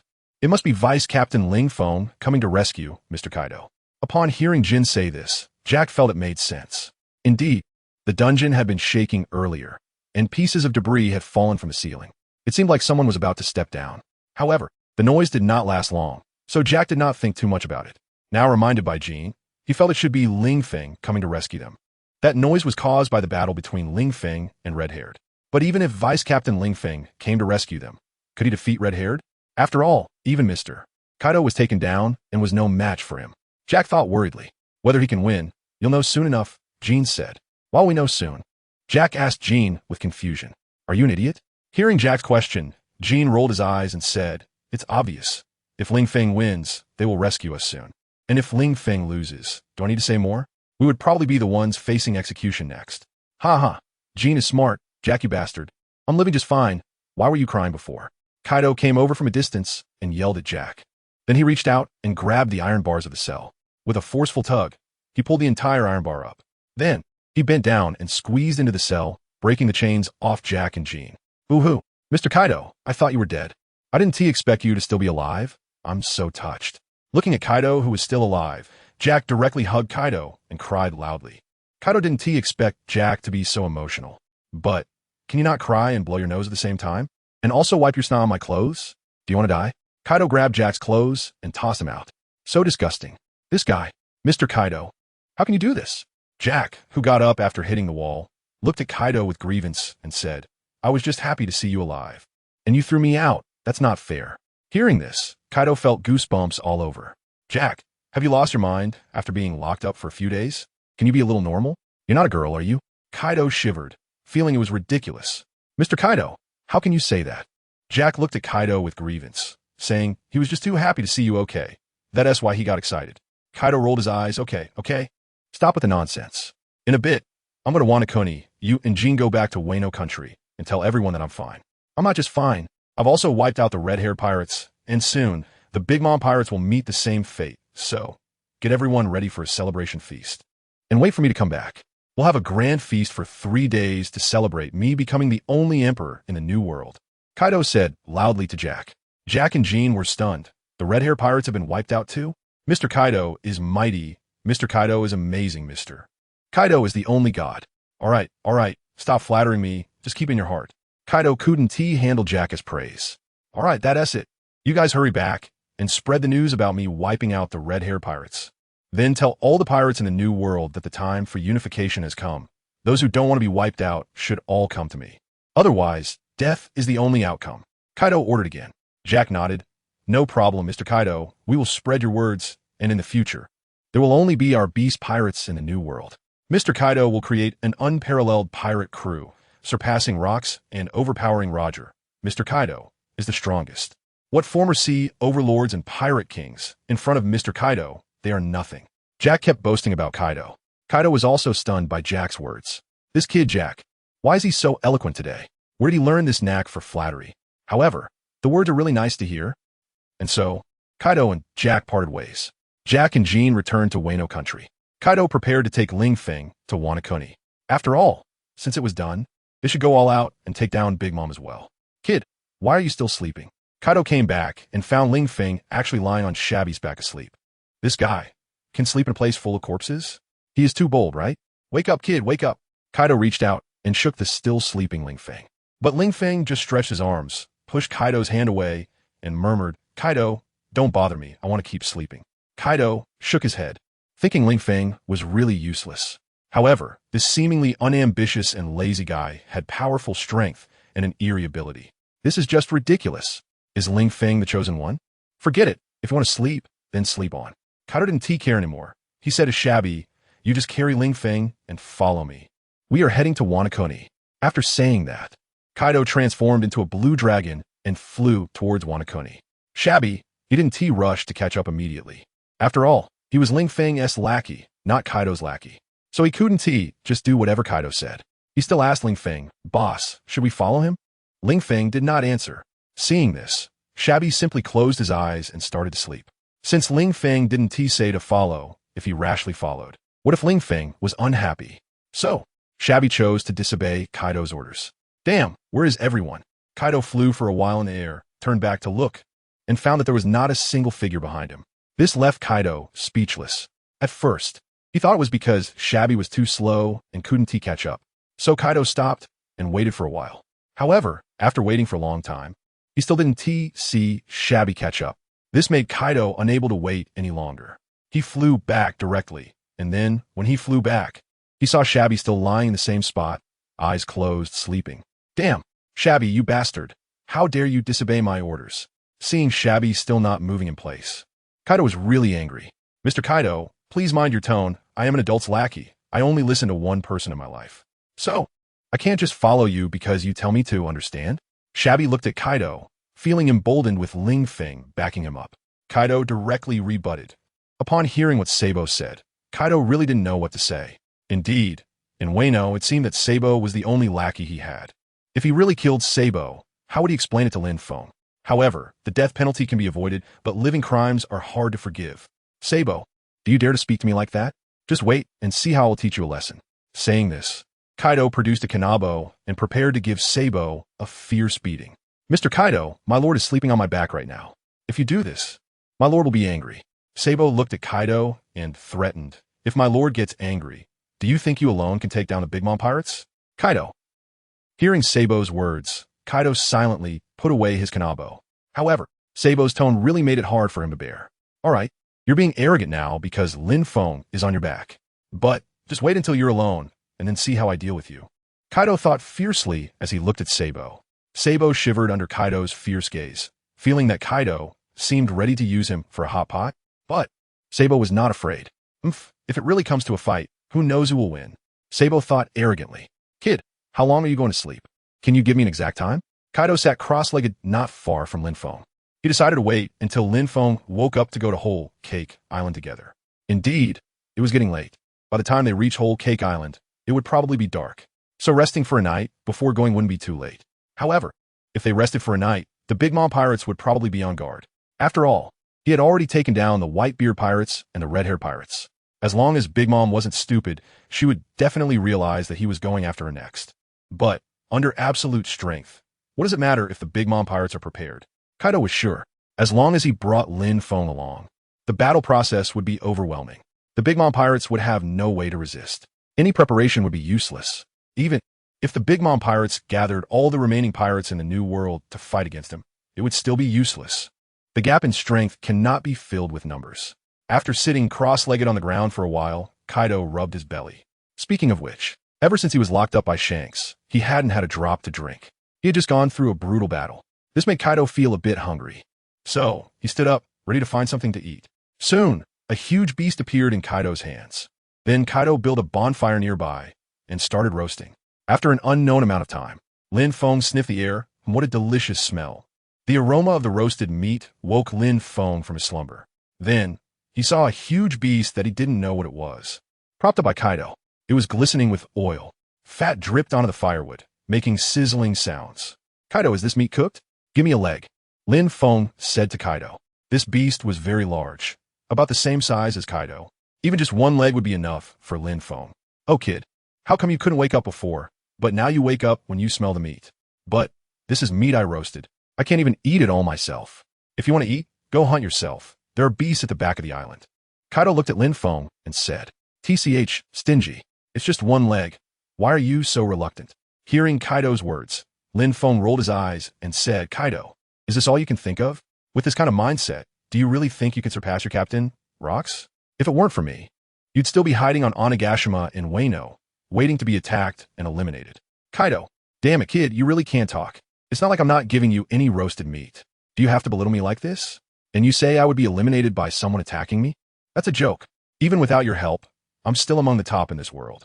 How could I be eliminated by anyone? Kaido didn't believe it, and Feng was too lazy to argue. Believe it or not, I can see your future. If it weren't for me, in 2 years, you would be taken down by a little pirate wearing a straw hat. Oh, by then, that person won't even be a little pirate. They should be one of the emperors. Feng said to Kaido calmly. You can see my future?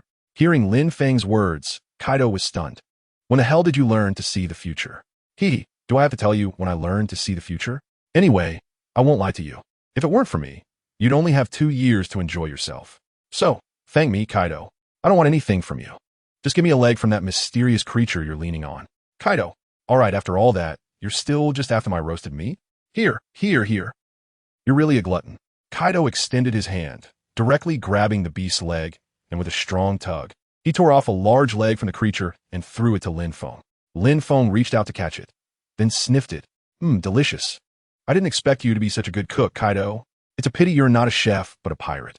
After saying this, Feng took a bite of the roasted leg. Not bad. It's crispy on the outside, tender on the inside, and juicy too. That's rare. Usually, animal legs are quite tough. But this unknown animal is different. The meat is crispy on the outside and tender on the inside, tasting just like roasted chicken wings. Before long, Feng finished the roasted beast leg in his hand. After eating, he even licked his fingers, looking like he wanted more. Thinking of this, Feng looked at Kaido, ready to ask for another leg. However, that huge beast, about the same size as Kaido, had no bones left. Feng was stunned. Kaido, did you eat it all? Feng asked Kaido with a speechless expression. Of course, what else? Leave it for you? Kaido said nonchalantly. After finishing the beast, Kaido directly picked up a bucket of wine beside him, opened the lid, then raised it and poured it down from the air, tilting his head back and opening his mouth, letting the entire bucket of wine pour into his mouth. Burp. After finishing the bucket of wine in one go, Kaido let out a hearty burp. Then he lay down on the ground and said to Feng, I'm going to sleep, don't disturb me. Hearing this, Feng's mouth twitched. What the hell? You want to sleep? Then sleep? Who's going to disturb you? Do you think you're some big beauty? However, Feng, still feeling unsatisfied, kicked Shabi beneath him and said, Shabi, go catch me a beast to roast and eat. Okay, boss, but could you please get off me first? Shabi looked at Feng, who was riding on him, and said, of course, if you want to come with me, that's fine too. Forget it, you can go by yourself. Saying this, Feng got off Shabi and then kicked him. A few minutes later, roars of beasts came from the other side of the island. A few more minutes passed. Feng saw Shabi slowly walking over from a distance, carrying a giant wolf. Boom! Shabi placed the giant wolf on the ground and asked Feng, Boss, what do you think of this wolf? If you're not satisfied, I can go catch another one. Don't say it. There are quite a few beasts on this island. I wonder if they were raised by the red-haired pirates as food. No need. Just this wolf will do. Go kill it, clean it up, and then put it on the grill to roast, Feng said to Shabi. Okay, boss. Shabi continued to carry the giant wolf and walked to a small lake nearby to start cleaning it.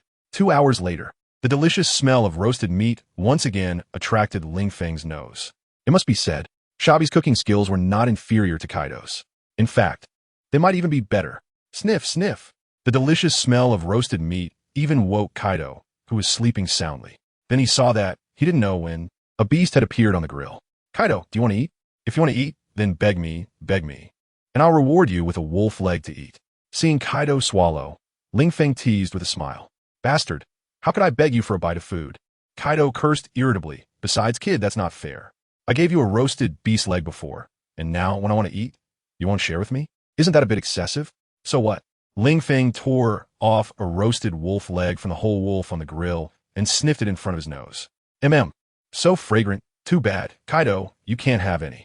Saying this, Feng took a big bite of the wolf leg. He directly tore off a large chunk of meat, chewed it a bit in his mouth, and swallowed it down. Damn it! Watching Feng eat without sharing, Kaido was very angry, but he was also helpless. After all, he was a man who was about to become the king of the new world. He couldn't just lower himself to beg Feng for roasted meat, right? Moreover, why couldn't he just take it himself? Suddenly, Kaido had a brand new idea. Yes, why did he have to seek Feng's permission? The roasted whole wolf was right in front of him, If he wanted to eat, he could just take it himself. Thinking of this, Kaido directly reached out and grabbed a wolf leg. With a gentle twist, he pulled the wolf leg off the wolf's body. Then he said to Ling Feng, "Kid, this wolf looks so ugly, it might be poisonous. Let me help you test it." Saying this, he took a bite of the wolf leg, directly biting through the bone, crunching it in his mouth. After finishing, Kaido took a big gulp of wine. Then he said to Ling Feng, "Kid, I've tried it. This wolf is not poisonous. You can eat it." Ling Feng, "Fuck your daughter." After cursing, Ling Feng ignored Kaido and continued to eat the roasted meat. The next day, early in the morning, the sunlight shone on Ling Feng's face. Ling Feng felt it was too glaring, so he turned over, facing away from the sun, and continued to sleep. "Kid, since you're awake, don't keep sleeping," Kaido said to Ling Feng. "Haven't you heard that early to bed and early to rise is good for your health? If you wake up too late, you'll be useless. Plus, the early bird gets the worm, so get up quickly." The early bird gets the worm, but the early worm gets eaten by the bird, so it's best to sleep until you wake up naturally. After all, no one can be sure whether they're the worm or the bird. Ling Feng closed his eyes and murmured a few words to Kaido. "Kid, you're wrong there. Who says I can't be sure? I'm definitely a bird, that's for sure. And Big Mom is the worm, waiting to be eaten by me." Kaido rebutted Ling Feng. Ling Feng rolled his eyes at Kaido and said, "Kaido, you're really too heavy-handed. Want to eat Big Mom?" "Bah, what are you talking about, kid? I'm just making a metaphor, all right?" "A metaphor," Kaido said, then turned around and picked up a bucket of beer to drink. Ling Feng, watching Kaido drink early in the morning, he was also speechless. The sun was high in the sky. Ling Feng finally got up, mainly because the sun was too hot. He couldn't sleep anymore. And there was no girl in his arms, so sleeping wasn't as sweet anymore. Sigh, he missed a Xiaoji and Taodu. "Kid, you finally got up." Looking at Ling Feng, who finally woke up, Kaido didn't know what to say. "I've already started having lunch, and you just woke up, Sai. I've never seen someone so lazy." "Well, now you have," Ling Feng said with a smile. "By the way, are you making hot pot?" Ling Feng saw a large pot in front of Kaido, with a fire burning fiercely underneath, and the pot was red, as if it contained hot pot base. Next to it, there was also a large basket with all sorts of vegetables inside. This old man Kaido was quite enjoying himself, wasn't he? "What's wrong? Do you want to eat too?" "Then hurry up and wash your face," Kaido said to Ling Feng. Ling Feng walked to a nearby small river and washed his face. Then he sat down to eat with Kaido. This lunch, the two of them ate for 2 hours. By the time it was afternoon, "Kid, you can't waste time any longer. Let's go to the land of Wano now." After finishing lunch, Kaido said to Ling Feng. If Ling Feng told him that he wanted to take a nap, Kaido would really go crazy. After all, it was already afternoon. If they set off now, by the time they reached Wano, it would still be daytime. If they waited any longer, it would be nighttime again. All right, don't glare at me like that. You look so fierce, and yet you're glaring. Who do you want to scare to death? I didn't say I wouldn't go to Wano." Ling Feng lay back down on Chopper's back and said to Kaido, "Fine, you lead the way, and I'll let Chopper catch up to you. This should be okay, right? That is more like it." Seeing Ling Feng agree to his request, Kaido finally felt satisfied. In the next moment, he transformed into a blue dragon and soared into the sky. Chopper followed suit. After more than an hour, Ling Feng and Kaido appeared over Wano, above Cake Island. It was worth noting that today seemed to be a big day. Cake Island was very lively. I wonder if they were holding some kind of gathering? What's going on? Who is that? Everyone look. There's a blue dragon in the sky. Wow, is this a good omen? Does it mean Big Mom will unify the new world? Wait, not only is there a dragon, look, there is also a big dog. This is real. What on earth is happening? The appearance of the blue dragon and the big dog in the sky sparked various speculations among the gathering crowd. That blue dragon could be Kaido. At that moment, someone finally revealed the truth. "Kaido, hearing you say that makes sense. Kaido is the fish fruit blue dragon form." In the air, Kaido looked down and laughed loudly. "Haha, Lin, how could you not invite me to the annual tea party? Isn't that a bit too rude? Kaido, I don't remember inviting you to my tea party. Did you come uninvited to declare war on me?" Bang! Big Mom slammed the table in front of her and stood up, glaring at Beast Kaido. It really is Beast Kaido. Hearing Big Mom's words, the attendees of the tea party confirmed the identity of the blue dragon in the sky. They began to feel uneasy because, not long ago, they had just learned that the Whitebeard pirates had been wiped out by Beast Kaido. Moreover, yesterday it seemed that red-haired Shanks had executed Kaido. If it weren't for their attendance at Big Mom's tea party, they would definitely have gone to see in person. However, now Beast Kaido was right in front of them. Then, red-haired Shanks' execution of Kaido must have failed. Perhaps the red-haired pirates are also gone now. But That was news that only happened yesterday, and none of the people present were alive to spread the news. So the message of the red-haired pirate's demise hadn't been communicated yet. However, it won't be long before news of the red-haired pirate's complete downfall spreads throughout the seas. Declare war? Ha ha! Hearing Big Mom's words, Beast Kaido laughed heartily. Lin, if that's your decision, then I'll accompany you to the end. However, let me advise you, it's best not to choose to challenge me, because the consequences are something you cannot bear. You should know that both the white-beard pirates and the red-haired pirates have been destroyed by me. Lin, you wouldn't want the Big Mom pirates to be next, would you? Kaido's words were extremely threatening. Hearing Kaido's words, the attendees of the tea party were stunned. They felt the sky of the new world was really about to change. Half of the 4 emperors had already fallen, and all were completely wiped out. Especially since it was all at the hands of Beast Kaido alone. Everyone doubted. Could Big Mom really withstand this? Kaido, are you threatening me? Big Mom coldly said upon hearing Kaido's words, if you want to use this to threaten me, then I only have one answer. Let us go to war. Who's afraid of who? Ha ha! Lin, you really don't give up until you reach the Yellow River, do you? Do you really want to go to war with me? Do you think you are better than Whitebeard and Red-haired Shanks? Even if you really are better than them, don't forget, I single-handedly flattened their entire pirate crew, not just killed Red-haired and Whitebeard. No matter what, Big Mom did have a debt of gratitude to Kaido. So, unless absolutely necessary, Kaido wouldn't choose to kill Big Mom. Who knows? Big Mom coldly snorted. The complete destruction of the Whitebeard pirates. Although the news spread was that it was wiped out by Beast Kaido, no one knew how exactly it was destroyed. After all, the only one who knows is Blackbeard. He wouldn't go around talking about it. The situation on Red-haired's side was even more so. What happened yesterday hasn't spread yet today. The complete destruction of the red-haired pirates was just something Kaido was saying for now. How it actually was, who knows? Kaido, no need to say more. Let us have a fight. If you win, you can say whatever you want. If you lose, then the new world will be under my control. Zeus! Big Mom shouted. A white cloud appeared in front of Big Mom. Big Mom lightly jumped, stepping onto the white cloud, and then charged towards Kaido. You came to disturb my tea party, making it impossible for me to enjoy my cake. Kaido, your crime is unforgivable. Big Mom gripped her hat, and the hat instantly transformed into a large sword. Keen country. Big Mom swung the large sword in her hand, directly slashing at Kaido with a terrifying strike. Lin, it seems this is your choice. Watching Big Mom launch an attack on him, Kaido shook his head. Since you want to fight, I'll fight you, to make you understand that women should be kept under men. You, Charlotte Lin, can only submit to me, Beast Kaido. Ling Feng. He looked at Kaido and said, Kaido, you're not acting right. You're the one who is not acting right, young man. The world is colorful. Don't just learn to see yellow. After teaching Ling Feng a lesson, Kaido transformed from dragon form to human form. A spike club appeared in his hand, and he fell toward the ground, using a thunderous strike against Big Mom's slash, sending her attack flying back. In the next moment, the ground was torn apart by the strike, and many guests attending the tea party encountered misfortune, being cut in half by the slash. Damn, this is truly a battle of the 4 emperors. The mortals suffer. The guests who escaped rushed to flee the battlefield.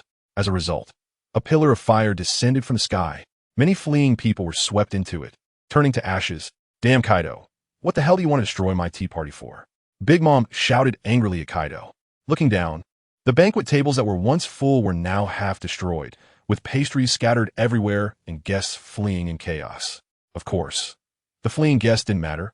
What mattered was that all those delicious pastries had fallen to the ground. Big Mom was furious. Her fierce gaze turned pale, and her conqueror's haki soared into the sky, revealing her murderous intent without concealment. Hearing Big Mom's furious roar, Kaido laughed. Lin, what the hell are you talking about? You were the one who attacked me first, okay? And now you're blaming me? It's all your fault. Big Mom appeared before Kaido, wielding her sword, and swung down hard at Kaido's head.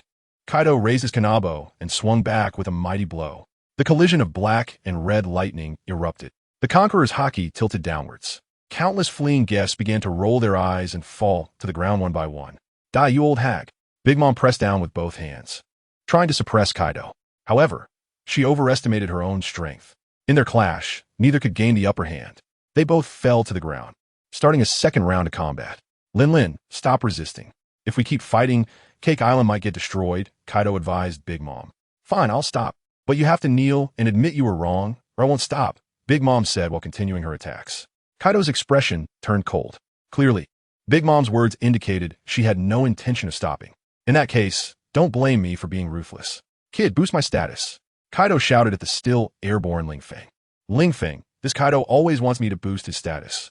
He really isn't planning to rely on himself at all. Shaking his head, Ling Feng didn't refuse. He also wanted to end the fight quickly and go home. So, he threw a halo right at Kaido's face. Under the amplification halo, Kaido suddenly felt his body filled with power. No, it should be that his body was already full of power. After Ling Feng amplified him, Kaido felt as if all his strength was about to overflow. He wanted to vent. Stupid woman, since you don't know how to give face, I'll slap you. Kaido charged at Big Mom. His right hand clenched into a fist, and he swung down hard at Big Mom's face. Seeing this, Big Mom did not dodge or defend. In her view, the best defense was offense. Moreover, she had great confidence in her steel balloon skin defense. Could a mere fist hurt her? Ridiculous. So, she did not evade but instead charged forward, with both hands wielding her sword. She swung down hard at Kaido's neck. Let's see if Kaido will retract his hand from hitting my face. In Big Mom's view, Kaido was using his fists while she was using her sword. In a mutual attack, she naturally had the upper hand. Even if she had to dodge, it would be Kaido dodging her. However, Kaido did not hold back and did not care about her sword striking him. The next moment, Kaido's fist hit Big Mom's face. Big Mom's sword also struck Kaido's shoulder. The sword scraped against the shoulder, even creating sparks. It had only left a white mark on Kaido's shoulder, nothing more. This left Big Mom in disbelief. Her full-powered sword strike couldn't even hurt Kaido. Had this monster's physique become so strong? As Big Mom was shocked, Kaido's fist came crashing in. It directly hit Big Mom's face. In an instant, it knocked her face sideways. She was then sent flying. She landed on the ground and then bounced off into the distance.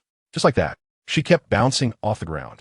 Big Mom flew hundreds of meters away before finally stopping. Along the way, she destroyed countless buildings, and her final landing point was her own cake castle. She smashed a huge pit into her own cake castle. Big Mom's children watched this scene with wide eyes. They never expected that in the battle between Big Mom and Kaido, Big Mom would actually be at a disadvantage. Moreover, the battle had just begun. Crash! Big Mom pushed away the stones that were pinning her down and stood up from the rubble, shouting, "Mom, Mom." Outsiders could see. Big Mom was truly furious. Flames were burning all over her body. Heavenly fire. Big Mom supported herself with one hand to the sky. The next moment, a pillar of fire descended from above. It directly engulfed Kaido in flames. But Kaido opened his mouth wide and swallowed the flames into his belly. Then he sprayed back at Big Mom, heat breath. This scene made Big Mom feel like she was shooting herself in the foot. How could she forget that Kaido could breathe fire? How could he be afraid of flames? Watching the heat breath rushing toward her, Big Mom wielded her sword, slicing through the fire pillar. Then she charged at Kaido. Thunder sword. Big Mom wrapped her Emperor sword with lightning and slashed at Kaido. I told you it wouldn't work. Lin. Kaido stomped down with his toes, creating a large pit in the ground. Then he charged at Big Mom at high speed. He gave Big Mom a headbutt in midair. Big Mom was violently impacted and was once again sent flying. This time, the cake castle behind Big Mom also collapsed completely. In the ruins, Big Mom looked at the teeth in her hand. She couldn't believe they were broken under Kaido's headbutt. This was simply unacceptable to her. Infused with soul, Big Mom used her devil fruit ability to turn herself into a cake castle infused with her soul. Then, a gigantic castle giant appeared before Big Mom. It looked as if it could touch the sky and had a height of at least 100 meters. Step on that bastard Kaido to death. Big Mom commanded the castle giant. The castle giant obeyed. It looked down at the tiny Kaido like an ant and lifted its massive leg. Stomping down on Kaido. Boom! The castle giant's foot struck the ground, causing the entire cake island to tremble. The powerful winds flattened everything within hundreds of meters around. The destructive power was evident. Ha, Kaido, you're doomed to be stomped to death by my castle giant. Seeing Kaido not even dodge, letting the castle giant stomp down, Big Mom showed a mocking smile. Hee, is it a bit too early to be happy now? Kaido's voice came from beneath the castle giant's foot.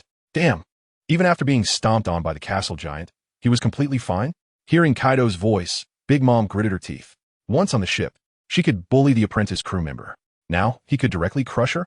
Big Mom found it hard to accept this fact. Castle giant, step on him, keep stomping.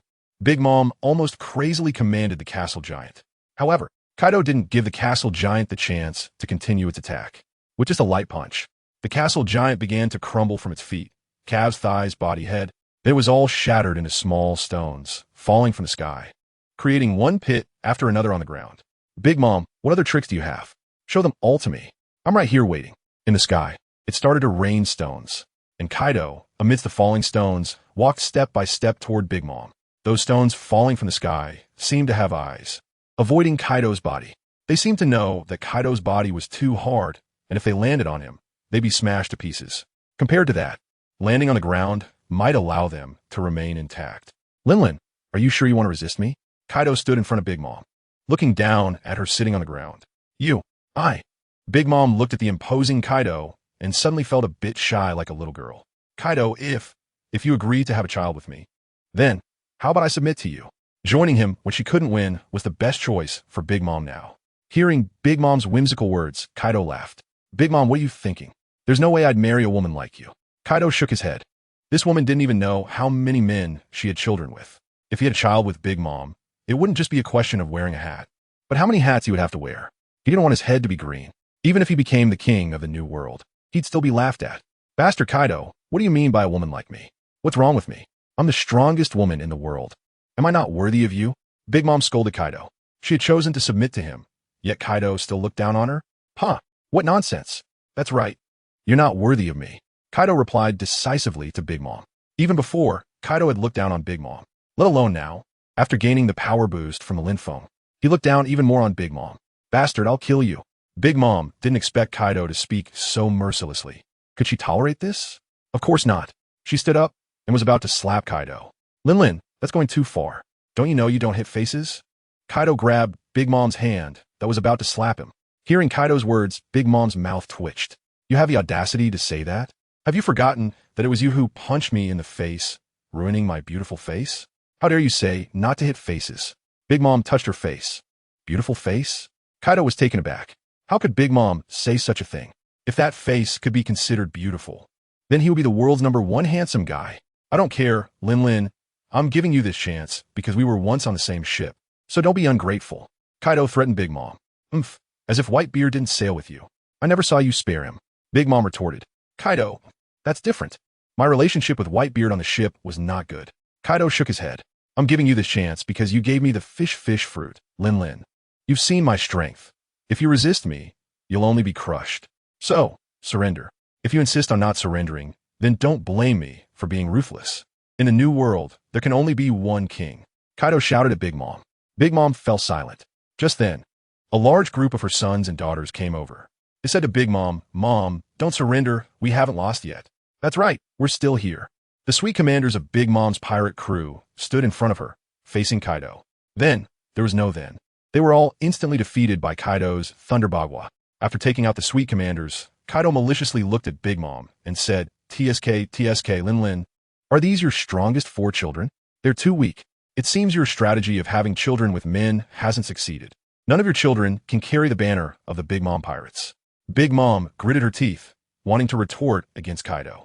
But the facts are right in front of us. The 4 emperors are still lying on the ground in various positions. Really, not even a single move of Thunderbagua could hold up. What a disgrace. Big Mom's dream is to unite with the strongest man and give birth to the strongest child. For this reason, over the years, she has married dozens of husbands and given birth to hundreds of children.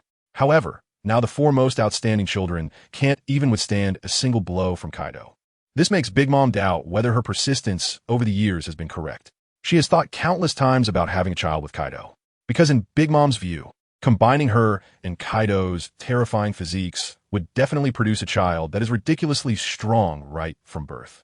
When she was 5 years old, she could destroy the giant country. Yet none of her children inherited her naturally powerful genes. It's really frustrating. Kaido, what are you going to do with me if I don't surrender? Big Mom asked Kaido. Big Mom, I advise you not to have any illusions. If you don't surrender, I can only kill you. I won't allow anyone who can threaten me to exist. Kaido said to Big Mom seriously. After all, his current strength relies on Ling Feng's enhancement.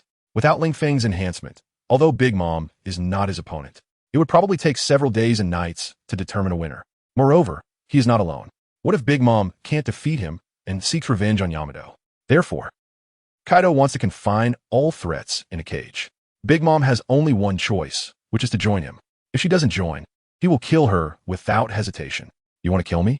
Kaido, You really have no humanity. Big Mom gritted her teeth and looked at Kaido, saying, Kaido, don't forget that your achievements today are all because I gave you the fish fruit. And now, you are treating your benefactor like this? Big Mom, you are wrong to say that. Kaido shook his head and denied it. Indeed, the fish fruit you gave me did increase my strength to some extent. But my achievements today are all due to my own efforts, okay? What does your devil fruit have to do with it? Even without the fish fruit, I wouldn't be weaker than I am now, right? Hearing Kaido's attempt to distance himself, Big Mom was about to explode with anger. This bastard. How dare he say that his current strength has nothing to do with the fish fruit she gave him? When did Kaido's skin become so thick? Clearly, it was her fish fruit that made him strong. Damn it. Big Mom clenched her fists, scratching the ground and leaving marks, her palms covered in stone dust. Kaido, can't we negotiate? Big Mom said to Kaido. At worst, starting today, I'll seal off the entire Whole Cake Island, and from now on, I won't step out of Whole Cake Island. I absolutely won't interfere with outside matters. You could be the king of your new world, and I'll continue to be the queen of Whole Cake Island. Okay? What do you think? Kaido rolled his eyes at Big Mom. Don't think it will be that easy. I want to control the entire new world in my hands. How could I leave such a large territory to you? Besides, who knows what your intentions are? What if you want to gather strength to resist me? So, dividing the territory is impossible. Damn, Kaido, do you have to force me? Big Mom angrily punched the ground hard. She smashed a big pit in the ground. Kaido, you bastard, you won't make me submit to you. Big Mom sprang up from the ground and launched another attack on Kaido. But in no time, she was subdued by Kaido, pinned down. Her hands were stepped on by Kaido's feet. Big Mom, I've already given you a chance. This is your own choice, so don't blame me. After saying that, Kaido began to beat Big Mom mercilessly. Bang, bang, bang. Punch after punch hit Big Mom's face. Big Mom's already plump face became even more swollen under Kaido's fists. After an unknown amount of time, Big Mom finally begged for mercy. Kaido, stop hitting me. Stop hitting me. I surrender. Is that okay? Please don't hit me anymore. Big Mom was about to cry. When did she ever say such things? Being beaten while someone is sitting on her? You have to know. She has been a monster since she was a child. Now, today, what she has endured is the most humiliating moment of her life. Hee, so now you know to surrender? Hearing Big Mom's words, Kaido sneered. If I had known it would come to this, why did you wait until now? If you had surrendered earlier, you wouldn't have had to endure this beating, right? Shut up, Kaido. I'm already surrendering, so get off me. Sitting on me, is it comfortable? Big Mom scolded Kaido. If you really like it, then let's get a room, and you can do whatever you want. Big Mom's words made Kaido's scalp tingle, and he jumped off Big Mom. Ling, enough already. Who the hell wants to do whatever they want with you? Just looking at your face makes me lose my appetite, Kaido said irritably. Then he looked up at the sky and said to Ling Feng, Kid, I've already subdued Ling. Now, throw down one of those seeds that can control people. Is it finally over? In the air, Ling Feng, lying on Shabi's back, sat up. Then he stretched lazily. The next moment, a seed of corruption appeared in Ling Feng's hand, and he threw it at Kaido. Kaido reached out to catch it, and then opened his hand in front of Big Mom. What is this? Looking at the dark little particle in Kaido's palm, Big Mom felt very disgusted. It was like facing something very evil, something that could make you not betray me. Kaido said to Big Mom, actually, this statement is not entirely accurate. Eating the seed of corruption will only make one obey Ling Feng's commands, not his. However, Kaido has long regarded Ling Feng as his own son. Although Ling Feng has always been, he is not polite to him at all. However, Kaido did not believe that he would one day turn against Lin Feng. After all, with Lin Feng's lazy personality, there was unlikely to be any conflict between them. Is there something that can prevent me from betraying you? Big Mom frowned and asked Kaido, is this poison? Kaido, are you going too far? I've already surrendered, and you still want to use poison to control me? Do you think I'm the kind of woman who would betray so easily? Big Mom scolded Kaido fiercely. This is not poison. Kaido shook his head and denied. Not poison? Big Mom frowned. Then what is it? Well, I can't explain it clearly. This is my son-in-law's ability. If you eat this seed, your life and death will be under his control, Kaido explained. This way, it will naturally prevent you from betraying me, unless you are not afraid of death. So my life and death are all in that man's control? Big Mom glanced at Lin Feng. Your first mate is actually your son-in-law? But that little brat looks like an ordinary person. Can he match up with Yamato? That's none of your business, Kaido said. Lin, just eat it. Don't make me force-feed you. Do we really have to do this? Looking at the fallen seed in Kaido's palm, Big Mom was very resistant. She felt that something bad would happen after eating it. Yes, you must eat it, Kaido nodded firmly. With no other choice, Big Mom reached out and took the fallen seed from Kaido's hand. Then, right in front of Kaido, she stuffed it into her mouth. However, Big Mom only intended to pretend to eat it and had no plans to actually swallow it. Of course, how could she casually eat something that could control her life? But an unexpected event occurred. Originally, Big Mom just planned to wrap the fallen seed with her haki and hold it in her mouth. However, the moment it entered her mouth, the fallen seed transformed into wisps of black threads, reaching every part of her body. Damn it, this was something Big Mom never expected. One day, I will kill that little brat, Big Mom thought fiercely in her heart. In her view, since this evil seed was under Lin Feng's control, if she killed Lin Feng, wouldn't no one be able to control her? She could be free. However, the moment she had such thoughts, Big Mom suddenly began to convulse without struggle. Screaming in pain, it hurts so much. Big Mom rolled on the ground continuously. Cold sweat kept pouring from her body. Her fists and feet kept attacking the ground, as if she wanted to relieve her pain in this way. What's going on? Kaido was stunned by this scene. He questioned Big Mom. Lin, stop pretending. I haven't done anything to you. Why do you need to act like you're in so much pain? It hurts. It hurts so much. Kaido, kill me. Just kill me quickly. Big Mom grabbed Kaido's thigh with one hand, raised her head, and shouted loudly at Kaido. Looking at Big Mom's face, Kaido noticed that her face was completely distorted, with blood tears streaming from her eyes. This situation did not seem like an act. But why was this happening? Right, Big Mom had just eaten the fallen seed he gave her. But would there really be such a reaction after eating the fallen seed? It shouldn't be, right? Didn't Doflamingo have no issues when he ate it before? Little brat, do you know what's happening? Kaido asked Lin Feng. That old hag must be cursing me in her heart. Lin Feng lay on Shabi's back, hand behind his head, and said lightly, after eating the fallen seed, she will basically be under my control. Even thinking about harming me in her mind is not allowed. Clearly, the reason Big Mom was in so much pain should be because the punishment mechanism of the fallen seed had been triggered. She must have been thinking about wanting to kill me, and this is the price. Is it really like that? Kaido looked at Big Mom and asked. It hurts so much. I know. I was wrong. Please, spare me. Big Mom pleaded with a painful expression towards Lin Feng. I promise. I will never. I won't. It hurts. I won't want to. It hurts more than when I gave birth. Please, spare me. It's all my fault. Thud, thud, thud. Big Mom knelt on the ground, repeatedly bowing to Lin Feng. The ground was dented by Big Mom's bows. However, Lin Feng remained cold-hearted and did not respond. However, Kaido could hardly bear to watch, because Big Mom looked too miserable now. It was as if she had suffered inhumane humiliation. Therefore, Kaido began to plead for Big Mom. Little brat, I see that Big Mom really admits her mistake. So, that's enough. Let her go. Just do it for my sake. TCH, why should I give you face? Lin Feng said to Kaido without any courtesy. Kaido's forehead wrinkled into a cross. Little brat, you're going too far. I'm your father-in-law, and you talk to me like this? Kaido scolded angrily. What else? How do you want me to talk to you? Should I bow to you? Lin Feng rolled his eyes, and don't worry, this old hag won't die so easily, but since she wanted to kill me in her heart, it's necessary to give her some lessons. Is this a lesson? Kaido's mouth twitched. Big Mom's appearance was truly too miserable. He couldn't bear to look. The whole person was almost unrecognizable as a human. And so, Big Mom endured an hour of inhumane pain. Finally, it stopped. However, after an hour of torment, Big Mom now lay in a pool of blood, looking as if she had only one breath left. How tragic. On Cake Island, many people witnessed this scene. They all lamented that the mighty Yonko, Big Mom, was actually tortured to such a miserable state.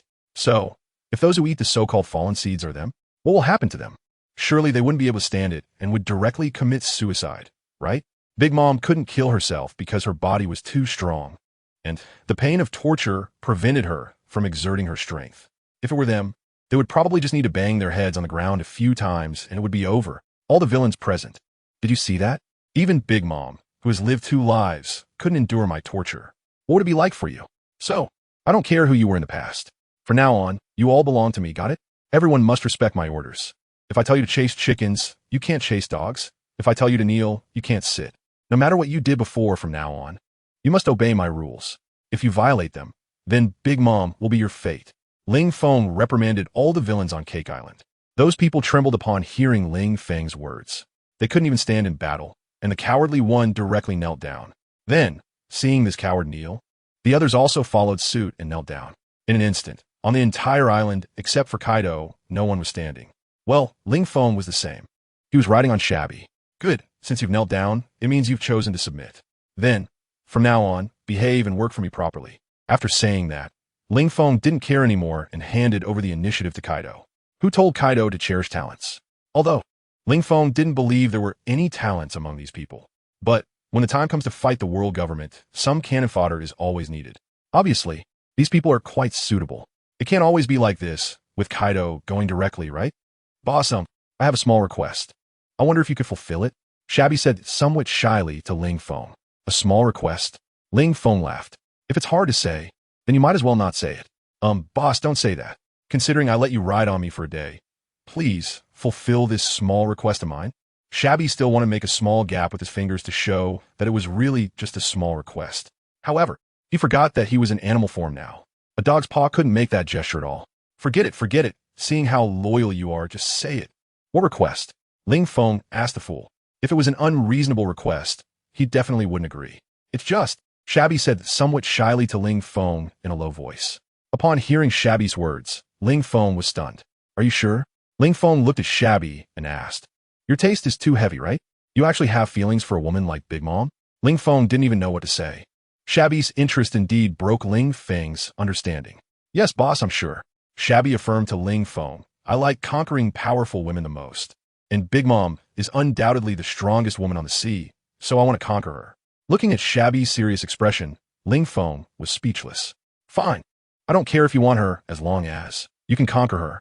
If you can't conquer her, don't worry, boss, I can do it. Shabby assured Ling Feng. Then he came down from the air. Ling Feng jumped off Shabby's back. Shabby transformed into his hybrid form and directly walked in front of Big Mom. He threw Big Mom over his shoulder and then left. A few hours later, Shabby reappeared. To Ling Feng's surprise, Big Mom was following closely behind Shabby, almost like a shadow. Moreover, she had a rosy face.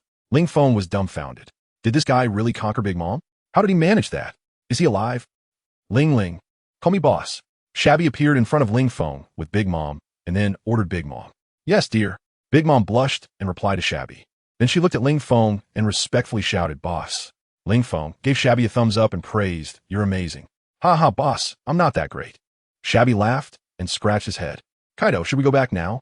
Ling Feng said to Kaido, who had everything in order. He couldn't wait to go home, especially after seeing Shabby conquer Big Mom. He was eager to return home, galloping on horseback. Let Yamato shout. I'm about to overflow. Hearing Ling Feng's words, Kaido nodded. Yes, it's about time to go back. I've tamed everyone on this island, and there's even a newspaper guy among them. I've already had him print all my words in his newspapers for all the countries in the New World. In a month's time, let them submit their surrender documents. Otherwise, they can wait for their countries to be destroyed. Hee, as long as you're happy. Ling Feng didn't mind.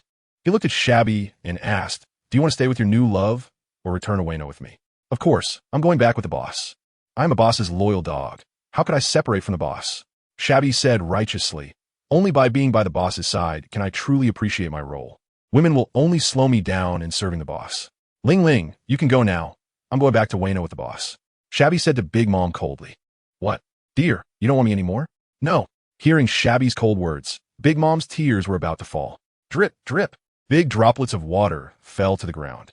Ling Feng was speechless. He was wondering if he should ask Shabby how he managed to tame Big Mom so easily. If he had that skill too, does Peach Rabbit still need to be treated like before? Shut up, why are you crying? All you do is cry. I'm not abandoning you. I just want to return to the boss's side. What's there to cry about? If you cry again, do you believe I'll really abandon you? Shabby shouted at Big Mom. No, please don't. Dear, I was wrong. Please don't leave me. Big Mom knelt on the ground, holding on to Sabo's thigh and pleading. Get me up. What kind of behavior is this, kneeling on the ground? Sabo commanded Big Mom. Aren't you ashamed? Do you want the boss to laugh at you? No, I didn't mean that. Big Mom shook her head. Then stop talking nonsense and hurry back. Sabo pointed into the distance at Big Mom. Yes, dear. Big Mom replied and then left. After Big Mom left, Sabo turned to Ling Feng and said, sorry boss for making you laugh. Women can be troublesome. Crying and whining is really unacceptable. Ling Feng, he felt that Sabo was showing off to him. To be able to tame a woman like Big Mom so obediently, Ling Feng thought this guy must not be like him and is also a bit of a loser, right? Kaido, let's go back, Ling Feng said, ignoring Sabo and directly addressing Kaido. The next moment, Sabo turned into a big dog, and Ling Feng climbed on top of him. Compared to Kaido, he preferred riding Sabo, mainly because Kaido turned into a dragon, covered in dragon scales. The rough and hard feeling made his butt sore. Riding Sabo was much more comfortable. Fluffy. It's a pity that Sabo is a male dog. By the way, Yamato's devil fruit seems to be a white wolf, also fluffy. It must feel nice. Not long after, Ling Feng returned home. As a result, he found Yamato, Little Purple, and Momonosuke actually sitting together eating, and they were laughing and chatting. This left Ling Feng stunned. He thought to himself, did the relationship between these three improve so much while he was away? If it were just Little Purple and Momonosuke, it would be understandable. After all, they had been sleeping with her during this time. So even if their feelings didn't reach the level of sisterhood, they must have become good friends. However, Yamato had always lived in her own house. He didn't expect that now she was getting along well with Momonosuke and Little Purple. Hi, my lovely little babies. Big babies, have you missed your husband? Ling Feng opened his arms and walked towards the three. Originally, Ling Feng thought, when he did this, Yamato and the others would surely rush towards him warmly. Then he would hug them all in his arms. But Yamato and the others just turned their heads, glanced at Ling Feng, and continued eating. Ling Feng was dumbfounded. What's wrong, babies? Don't you recognize your husband anymore? Ling Feng looked at the three, asking curiously, your attitude is really off. Dear, you must not have eaten yet, right? Come, let's eat together. In the end, it was Little Purple who took the initiative, grabbed Ling Feng's hand, and sat down in a spot. Then she served food to Ling Feng. Dear, try this. It's braised fish made by Yamato's sister herself. Little Purple placed a piece of fish on Ling Feng's plate. Ling Feng, flattery without reason is either treachery or theft. Speak up. Is there something you want from me? Ling Feng looked at Little Purple with suspicion. Little Purple? Hearing Ling Feng's words, Little Purple felt extremely wronged. Dear, how can you think of me like this? Before, you clearly thought we weren't enthusiastic enough, and now that I'm being warm, you think I'm being insincere? What do you want from me? Being confronted like this by Little Purple, Ling Feng didn't know what to say. Okay, I was being petty, all right? Ling Feng shrugged, then picked up his chopsticks and tried the braised fish that Little Purple had served him. He didn't know what kind of fish it was, but it should be non-toxic. Ling Feng picked up a small piece of fish and put it in his mouth. It tastes pretty good. Yamato, your cooking skills have improved. Ling Feng gave Yamato a thumbs up. Yamato, hearing Ling Feng's words, she didn't know whether to be happy or not. Was he praising her for doing well now? Or was he saying she did poorly before? Of course, Yamato's sister has been working hard in the kitchen these days. Little Purple said seriously, Ling Feng, why is it always you speaking up? Dear, Yamato's sister wants to ask you, when are you going to marry her? Little Purple looked at Ling Feng and asked. Upon hearing Little Purple's words, Ling Feng didn't know what to say. It seemed, when he went to the Navy headquarters before, he had agreed with Yamato to get married when he returned. So, Yamato, are you ready? Ling Feng looked at Yamato and asked, if you're ready, I can marry you anytime. Also, how about you, Little Purple? Do you want to join in? Ling Feng reached out and pinched Little Purple's chubby cheeks. Join in for what? Little Purple asked innocently. Stop pretending, of course, to get married together. Ling Feng smiled and said, since we're going to hold a wedding, it doesn't matter if I marry one or two at once. It's more convenient to do it together than to do it again later, right? Dear, are you really going to marry me? Little Purple looked at Ling Feng in shock. She thought she could only quietly follow Ling Feng without any status. But unexpectedly, Ling Feng took the initiative to bring up marriage. This was something Little Purple never expected. What's wrong? Don't you want to? Seeing Little Purple's surprised expression, Ling Feng smiled. No. How could I not want to? Little Purple shook her head vigorously. I'm just too excited.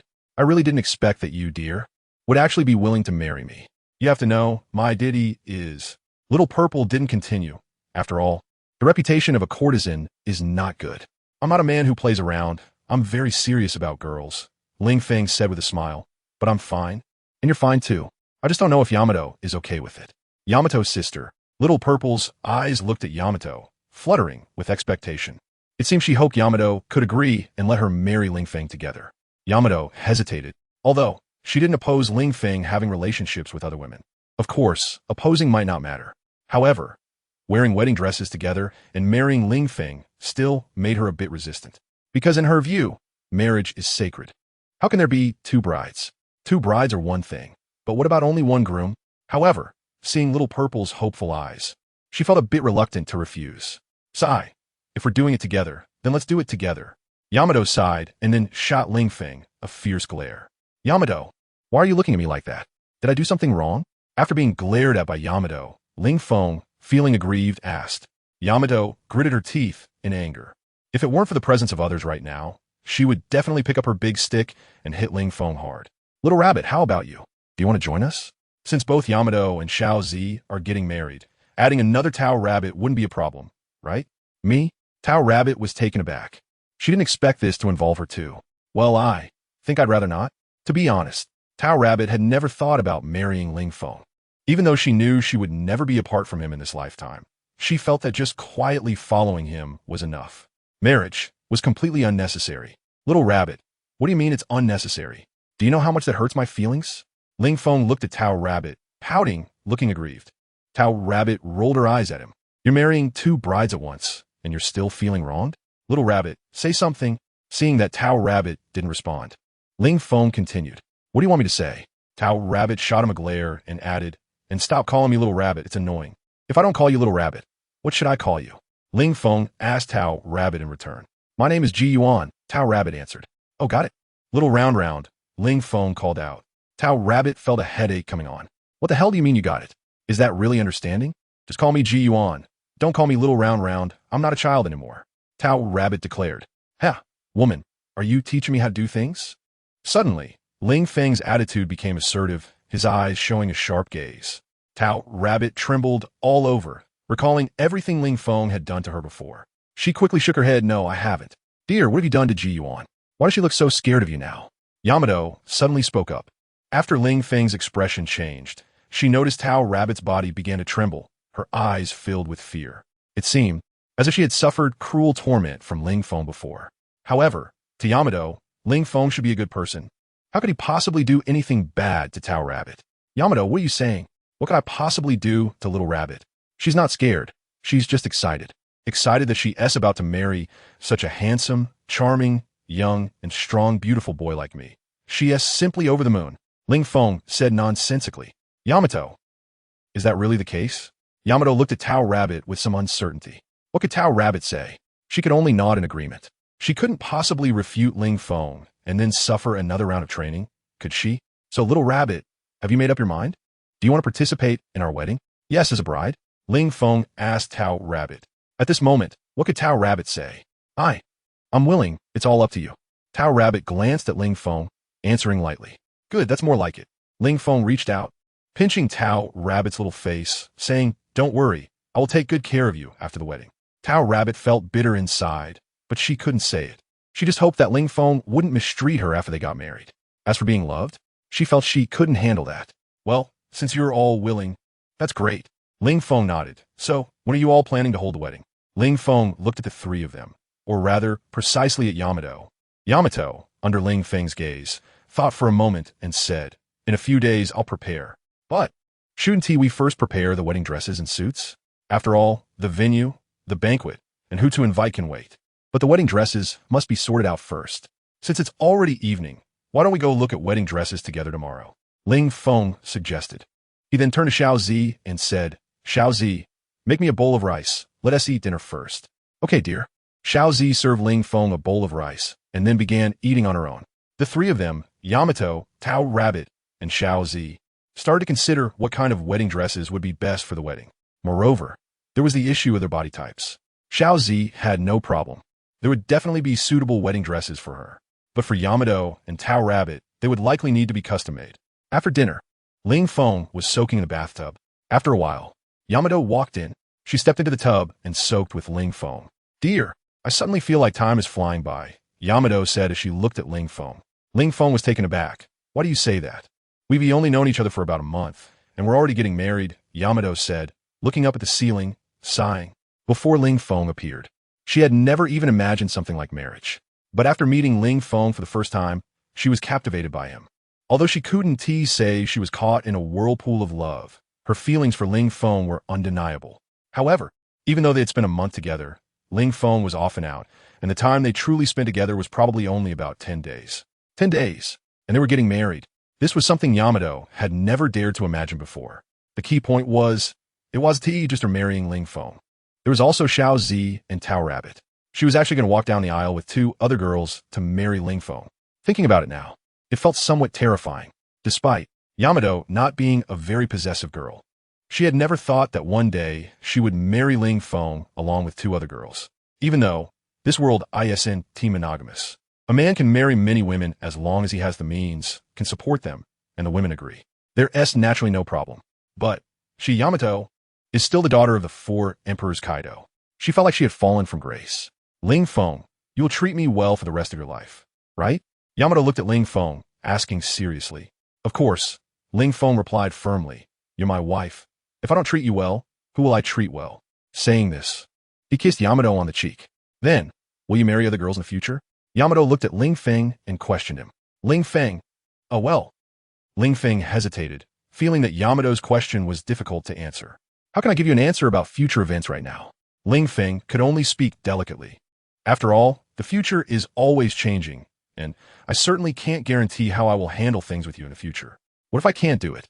However, I can guarantee you that no matter whether I have other women in the future, you will always be my main wife. Ling Feng reached out his hands and gently rubbed Yamato's face while saying softly, Ha mpiha, Bakman. Xiaozi already told me that you definitely won't have only the three of us women. I didn't take it seriously before, but it seems Xiaozi was right. Hearing Ling Feng's words, Yamato puffed up her cheeks and complained. Ling Feng, this is outrageous. How can Xiaozi say that? Ling Feng angrily scolded. On what basis does she make such a statement? I can't even be sure about future events, and she defines it like this? Goodness, this is simply a slanderous accusation. Just wait until I finish bathing. I will teach her a lesson. I guarantee she will cry out for mercy. Ling Feng said fiercely. Yamato rolled her eyes. And you want Xiaozi to cry out for mercy? Is that a lesson or a reward? You should know, these past 2 days, Xiaozi missed you so much. If you have her crying out for mercy, it probably won't serve as a lesson at all. Not only will it not serve as a lesson, but Xiaozi might even purposely say bad things about you just to get that kind of lesson. Yamato looked at Ling Feng seriously and said, Ling Feng, Yamato, something's off with you. The lesson I just mentioned is a real lesson. Crying out for mercy means Xiaozi will beg for forgiveness. It's not the kind you mentioned. Although what Yamato described would also make her cry for mercy. But that's different. Yamato, let's not talk about this. Let's discuss the wedding instead. Ling Feng changed the topic. What do you think? How grand should our wedding be? Should we set up tens of thousands of tables and invite everyone from the land of Wano to participate in our wedding? Tens of thousands of tables? Yamato's mouth twitched. Do we have that much money? Can we really set up tens of thousands of tables? I don't have money. Ling Feng looked at Yamato and said, then why did you say to set up so many? You don't think I have money, do you? Yamato looked at Ling Feng and retorted, You might not have money, but Kaido should have money. Ling Feng said seriously, it won't be long before the entire new world is under Kaido's control. By then, all the money in the new world will be his, so setting up tens of thousands of tables should not be a problem. Moreover, if there really isn't enough money, it doesn't matter. We can just catch a giant sea king. And that would be enough for a banquet for hundreds of thousands of people. If that's not enough, we can catch a few more. There are so many resources in the sea, we can't waste them. Yamato rolled her eyes. Are we going to eat sea kings on the day of the banquet? Forget it. Let us girls worry about the wedding. Yamato felt that Ling Feng's suggestion was completely meaningless. By then, it would be better for her, Xiaozi, and T are to discuss it together. Moreover, she was a bit unwilling to have too many people paying attention. If Ling Feng were to marry just her, she would hope to have a grand wedding. But now, Ling Feng wants to involve her, Xiaozi, and T are together. If the wedding is too grand, Yamato felt it would be better to keep it low-key. After all, there might be people gossiping and saying bad things. Although, under Kaido's pressure, no one should dare to speak nonsense openly. But she still didn't want any behind-the-scenes talk. After an unknown amount of time, Ling Feng stood up from the pool and picked Yamato up in a princess carry, preparing to leave the bathroom. Oh, what are you doing? Seeing Ling Feng carrying her out, Yamato was shocked. I haven't put on my clothes yet. Hearing Yamato's words, Ling Feng just smiled. So what if you haven't put on clothes? I'm not wearing any clothes either. Yamato, is this about whether you're wearing clothes or not? Hurry and put me down so I can get dressed first. Yamato was hitting Ling Feng's arm, trying to get him to let her down. But Ling Feng didn't move. Just responded, Yamato, don't move around. Even if you put on clothes now, you'll still have to take them off later. So what is the point of putting them on now? It's just a waste of time. Yamato, bad person. Yamato scolded Ling Feng. Although what Ling Feng said wasn't wrong, but there's still people outside. If Xiaozi and T are see this, won't they laugh at her? That's right. I'm a bad person, he. Ling Feng openly admitted that he is a bad person. It's no big deal. He doesn't need to build a reputation for himself. Dear Yamato, what are you two doing? Suddenly, Xiaozi, who was tidying up the room, saw this scene and exclaimed, although this is at home, but why are you not wearing clothes? You little girl, don't pretend to be innocent with me. Ling Feng walked over to Xiaozi and pinched her nose. Also, you naughty girl, didn't you tell Yamato that I would have other women? How dare you slander me like this? After I deal with Yamato, I'll make sure to deal with you properly. Ling Feng showed his teeth to Xiaozi, but Xiaozi was not afraid at all. Instead, she looked at Ling Feng with a smile and said, so, dear, how do you want to deal with me? Is it the kind of pa? Hey, you actually dare to joke with me? Ling Feng was really angry. How dare she talk to him like that? What is my position in this house? If I don't teach Xiaozi a lesson, it really won't make him feel like the pillar of this family, the male host. Smack! The next moment, Ling Feng reached out and gave Xiaozi's bottom a hard slap. Of course, he couldn't use all his strength. If he did, Xiaozi's bottom would probably be bruised. However, even if it wasn't full strength, it couldn't be too light. If it were too light, it wouldn't be felt at all.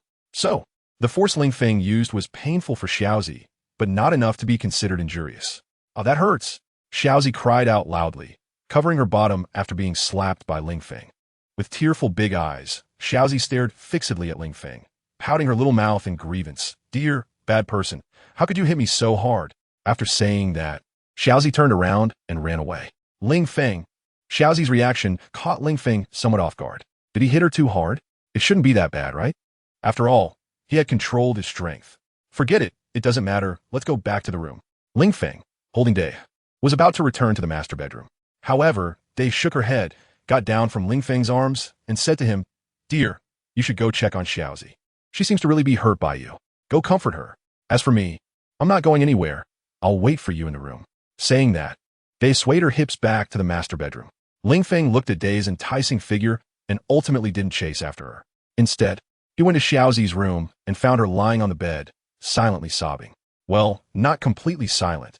It could only be described as quiet. Ling Feng walked over and sat down beside Xiaozi, patting her shoulder and saying, All right, Xiaozi, stop crying. Can I just apologize to you? He couldn't help it. After all, he hated girls' tears the most.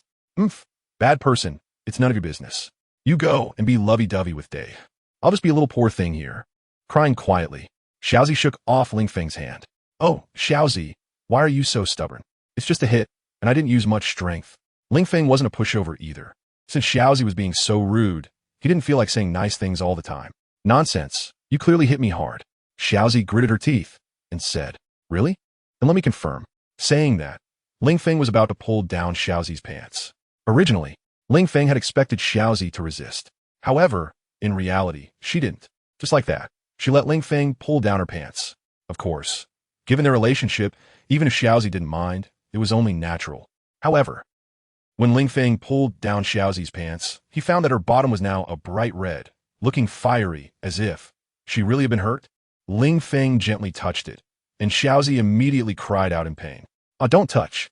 Xiaozi turned her head and gritted her teeth at Ling Feng. All right. Ling Feng spread his hands. He realized he had misjudged the strength he used. Originally, Ling Feng had anticipated that Xiaozi would only be in pain for a while and that it wouldn't turn out like this. Because this now fell within the range of being injured. If not treated, she would need to lie down for several days to heal. Moreover, it might even swell up. Okay, stop crying. I was wrong. I promise I won't hit you again, all right? Ling Feng extended his finger and wiped away the tears at the corner of Xiaozi's eyes. Then he said to her, Don't worry. I'm here. It'll be better soon. Saying this, Ling Feng's hand went to the injured area and started to gently massage it. And on Ling Feng's hand, golden healing light radiated. His ability's effect wasn't that great. But fortunately, Xiaozi's injury wasn't too serious.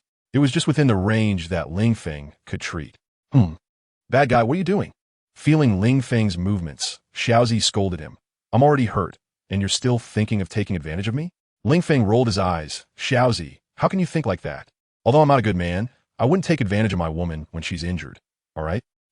Still trying to deny it. Xiaozi shot Ling Feng a fierce glare. But she didn't stop his movements. Because she didn't know if it was an illusion, but under Ling Feng's massage, the burning pain that should have been there transformed into a comfortable feeling. Don't glare at me. I'm really treating you, not taking advantage. You should be able to feel it too, right? If I were taking advantage, you should be feeling a burning pain right now, but you don't, do you?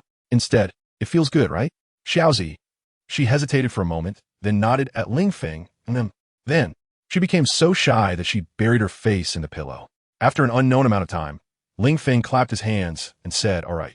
Indeed, looking again with the naked eye, Xiaozi's originally fiery red area had once again turned white and tender. It was definitely healed. Completely healed. Then I'll leave now. Ling Feng said to Xiaozi and was about to return his room. After all, Day was still waiting for him. She might be getting anxious already. Dear, why are you in such a hurry to leave? Seeing Ling Feng about to leave, Xiaozi got up from the bed and hugged his arm, saying, am I a tiger? Are you that unwilling to be with me? Ling Feng, you think too much. I'm not unwilling to be with you. It's just that I've already promised Day that I would sleep with her tonight. As a man, I can't go back on my word, right? Xiaozi nodded in agreement. Indeed, men should keep their promises, but you didn't tell Day when you would return, right? So, staying for another half an hour should be fine, right? Xiaozi winked at Ling Feng. Ling Feng was speechless. Half an hour? Woman, who do you think you're looking down on? At least it should be 2 hours, right? Ling Feng looked at Xiaozi and said firmly, is that so? I can manage that. Xiaozi smiled and said, just afraid, dear, that you can't. Damn it. Being told he couldn't do it by a woman? Any man would find that hard to bear. So, Ling Feng glared at Xiaozi and said, you little brat. I haven't dealt with you for a few days, and you dare to underestimate me? Just watch how I properly deal with you now. Saying this, Ling Feng pounced on Xiaozi. Inside the bedroom, Day lay on the big bed, waiting for Ling Feng's return. However, she waited and waited but didn't see Ling Feng come back. Instead, she heard a series of sultry sounds. That bastard. Hearing the sounds, Day gritted her teeth and cursed. I specifically told you to comfort Xiaozi, and look what you did. You ended up on the bed with her? Day clenched her fists, so angry that she almost got up from the bed to find Ling Feng to settle the score. However, thinking of Ling Feng currently dealing with Xiaozi, maybe it's better to let it go. If I go, I might just be dragged over by Ling Feng to clean up together. And so, half an hour passed. An hour passed. He wanted to sleep, but the noise in her ears kept her from falling asleep. Damn it, when will it end? He picked up the pillow next to her and covered her ears with it. But it was of no use. He burrowed into the blanket, but the sound still penetrated through. She even thought about returning to her little room. And so, another half hour passed. The noise finally stopped. He breathed a sigh of relief. Finally, she could sleep soundly. He turned out of the blanket, ready to sleep.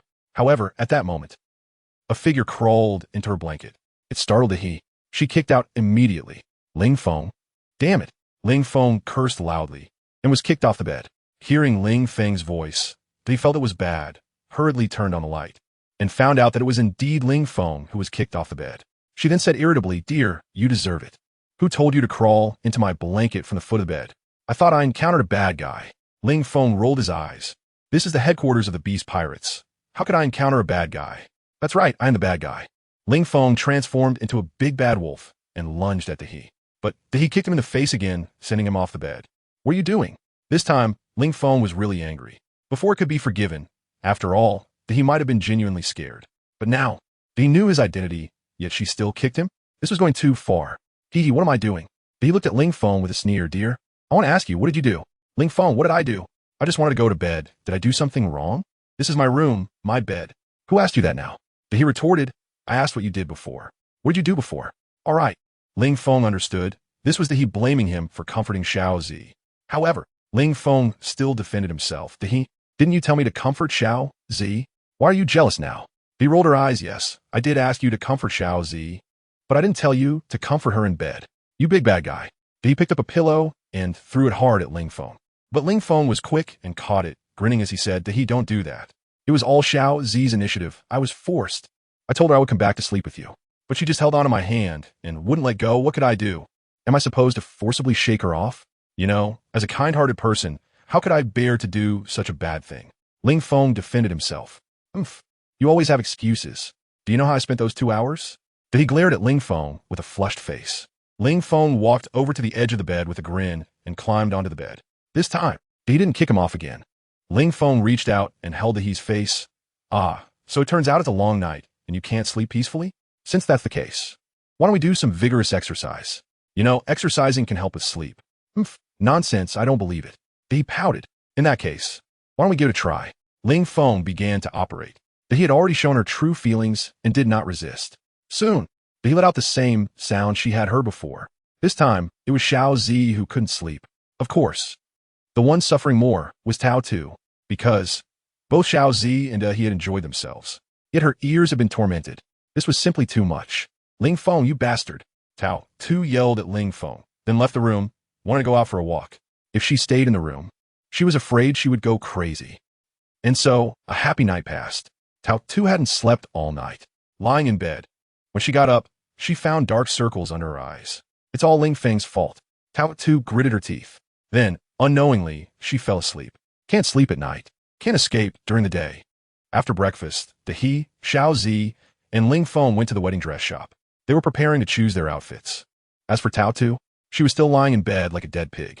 Ling Feng had slapped Tao Tu's little, but several times with his hand. But she didn't react at all. This made Ling Feng give up. At the dress shop, several beautiful female staff members were measuring He, Xiao Zi, and Ling Feng's bodies, then selecting suitable outfits. He's wedding dress needed to be custom-made. Fortunately, Ling Feng and Xiao Zi also decided to custom-make a set together. The measurements were quickly finished. The boss didn't even ask for money, and assured Ling Feng that they would work overtime to ensure that employee 007 would have the 3 outfits ready within 3 days. With the clothing issue settled, next was the banquet. The 3 of them visited several restaurants, directly booking all the chefs of these restaurants. They were preparing for the wedding a week later, letting them be in charge of the kitchen. After all, there might be many people attending the wedding, so they would need quite a few chefs. Sister Tao Tu, what were you doing last night? Why did you just wake up now? At noon, He, Xiao Zi, and Ling Feng returned home. They found that Tao Tu seemed to have just woken up for breakfast. Xiao Zi walked over, sat down next to Tao Tu, and asked, did you know? He and I have already gone to the wedding dress shop with our dear to pick out outfits. We were supposed to order them together. But dear called for you this morning, but you just wouldn't wake up. Why did I just wake up? Hearing Xiao Zi's question, Tao Tu rolled her eyes. Isn't it because you guys were too loud last night, keeping me awake? This. Hearing Tao Tu's words, Xiao Zi started to feel embarrassed. At the same time, she thought, was my voice really that loud last night? But I had covered my mouth with my hand. It should have been. He's voice that was loud, right? That's why she didn't fall asleep until the late night. And so, the wedding preparations were proceeding in an orderly manner. In these days, the whole Wano country was filled with a happy atmosphere. The big red lanterns were hung all over Wano country by Ling Feng. In short, Ling Feng's wedding has become a grand feast for the entire Wano country. It has immersed everyone in Wano country. Kid, I didn't expect that in no time you would become my father-in-law. My son-in-law. Kaido looked at Ling Feng, more and more satisfied. However, why did I hear that you seem to plan to marry 3 women at once this time? At this point, Kaido glared fiercely at Ling Feng, as if to say, Kid, if you don't give me an explanation, I won't let this go. Ling Feng was speechless. Kaido, do you have to manage this kind of thing too? Yamato doesn't mind. Can't you just happily enjoy the wedding banquet? Kaido, what kind of talk is that? I'm Yamato's father. How can I not care about her wedding? Kaido scolded angrily. I don't care what you do outside, but you actually want to marry those women openly? That's too much, right? And you still want to take them all at once. So, what exactly is Yamato's status in your heart? Yamato, of course, is my wife. Is there any need to say that? Ling Feng defended. Since Yamato is your wife. Then what about Momonosuke and Shinobu? Kaido retorted. Them? Of course, they're also my wives. Ling Feng replied with a grin. Kaido, why the hell don't you just go die? If I die, your daughter will become a widow. Won't Yamato come after you then? Ling Feng leaned back on the sofa. The giant wedding day is the day after tomorrow. And just 2 days ago, more than a dozen countries in the New World submitted diplomatic letters expressing their willingness to submit to Kaido. However, there are also some that are quite tough in the New World. They chose to hold out. And then, there was no more. On that day, Kaido descended. He directly wiped out the king and royal family members of the country that refused to submit and was cursing Kaido. Seeing Kaido act so decisively, the remaining hesitant countries also chose to submit. Of course, how many of these people are just buying time? Perhaps all of them. The kings of these countries are not fools. They understand that Kaido's actions are completely provoking the world government. They're now waiting for orders, waiting for the world government's army to arrive. At that time, the winner takes all, and the loser is a bandit. In fact, the world government has indeed started to take action. The Gorosei directly ordered the Supreme Commander, Steelbone Kong, to personally lead the army to attack the Beast Pirates, ensuring the complete annihilation of the Beast Pirates. to uphold the authority of the world government. And at this moment, at the Navy headquarters, in the conference hall, an unbelievable scene occurred. The Navy had already received orders from the world government to mobilize the army to follow the supreme commander and attack the beast pirates together. Therefore, Admiral Sengoku naturally summoned all the vice admirals scattered across the Grand Line to return urgently, and he instructed them to bring their elite troops back, preparing for a major showdown with the beast pirates. Thinking of Kizaru's death, thinking of Garp's death, thinking that Momonosuke was actually kidnapped, thinking of the last time the warship set out to Wano country, the entire army was annihilated. Sengoku's teeth were gritted in frustration. He had long wanted to take revenge for Garp and the others. However, Sengoku also understood. Even Garp, along with Akiji and Akainu, couldn't defeat Kaido, and almost the entire army was wiped out, leaving only Akiji to escape. In this situation, even if Akiji led troops, what would the result be? Probably. He would also die at Kaido's hands, right? So, Sengoku could only hope for the world government's reinforcements. Sure enough, as Kaido conquered the entire New World step by step, the world government could no longer tolerate it. They decided to mobilize the army and give Kaido a thunderous blow. With the world government's reinforcements, Sengoku felt a bit more confident. Now, he was mobilizing the entire Navy's enthusiasm. Now, in the conference hall, all the top brass of the Navy were present. The 3 admirals and 16 vice admirals of the Navy. Originally, only Akiji remained among the 3 admirals. Therefore, the substitute admiral, Fujitora, was cautiously promoted to the new admiral. The other admiral was chosen from a senior vice admiral. Although, the other party's strength wasn't very good. But there was no other choice. The Navy cannot be without 3 admirals for even a day, especially since they were about to have a major showdown with Kaido. They could only grit their teeth and promote someone. Just as Sengoku was fiercely swearing to the Navy's high-ranking officials sitting below that this major showdown would definitely be victorious, an accident occurred. An ice blade pierced through Sengoku's stomach. Blood stained the ice blade red. Sengoku turned around in disbelief, looking at Akiji, who had stabbed him in the back, and asked, "Why?" Akiji, with a serious face, shook his head at Sengoku, saying, "Sorry, Admiral Sengoku, I am actually Ling Feng's person." Saying this, Akiji forcefully pulled out the weapon. Blood gushed directly onto the ceiling. Sengoku covered his wounded stomach and gritted his teeth, saying, "Bastard Akiji, I valued you so much over the years, wanting you to take over my position as Admiral. Is this how you repay me?" "Sorry, Admiral Sengoku." Hearing Sengoku's accusation, Akiji lowered his head. Indeed, his betrayal of Sengoku not only lacked martial ethics, but also lacked morality and humanity. In any case, he had no virtue at all. But what could he do? Faced with Ling Feng's orders, he could only do this. Otherwise, it would mean death. Moreover, Ling Feng had already promised him, as long as he did this, the position of Admiral would be his. "So, tell me, why did you do this?" Sengoku glared at Akiji, questioning. "Admiral Sengoku, I have already said I am Ling Feng's person." Akiji replied calmly. "Nonsense." Sengoku didn't believe it. "How long has that brat Ling Feng been on the seas? And he managed to subvert you?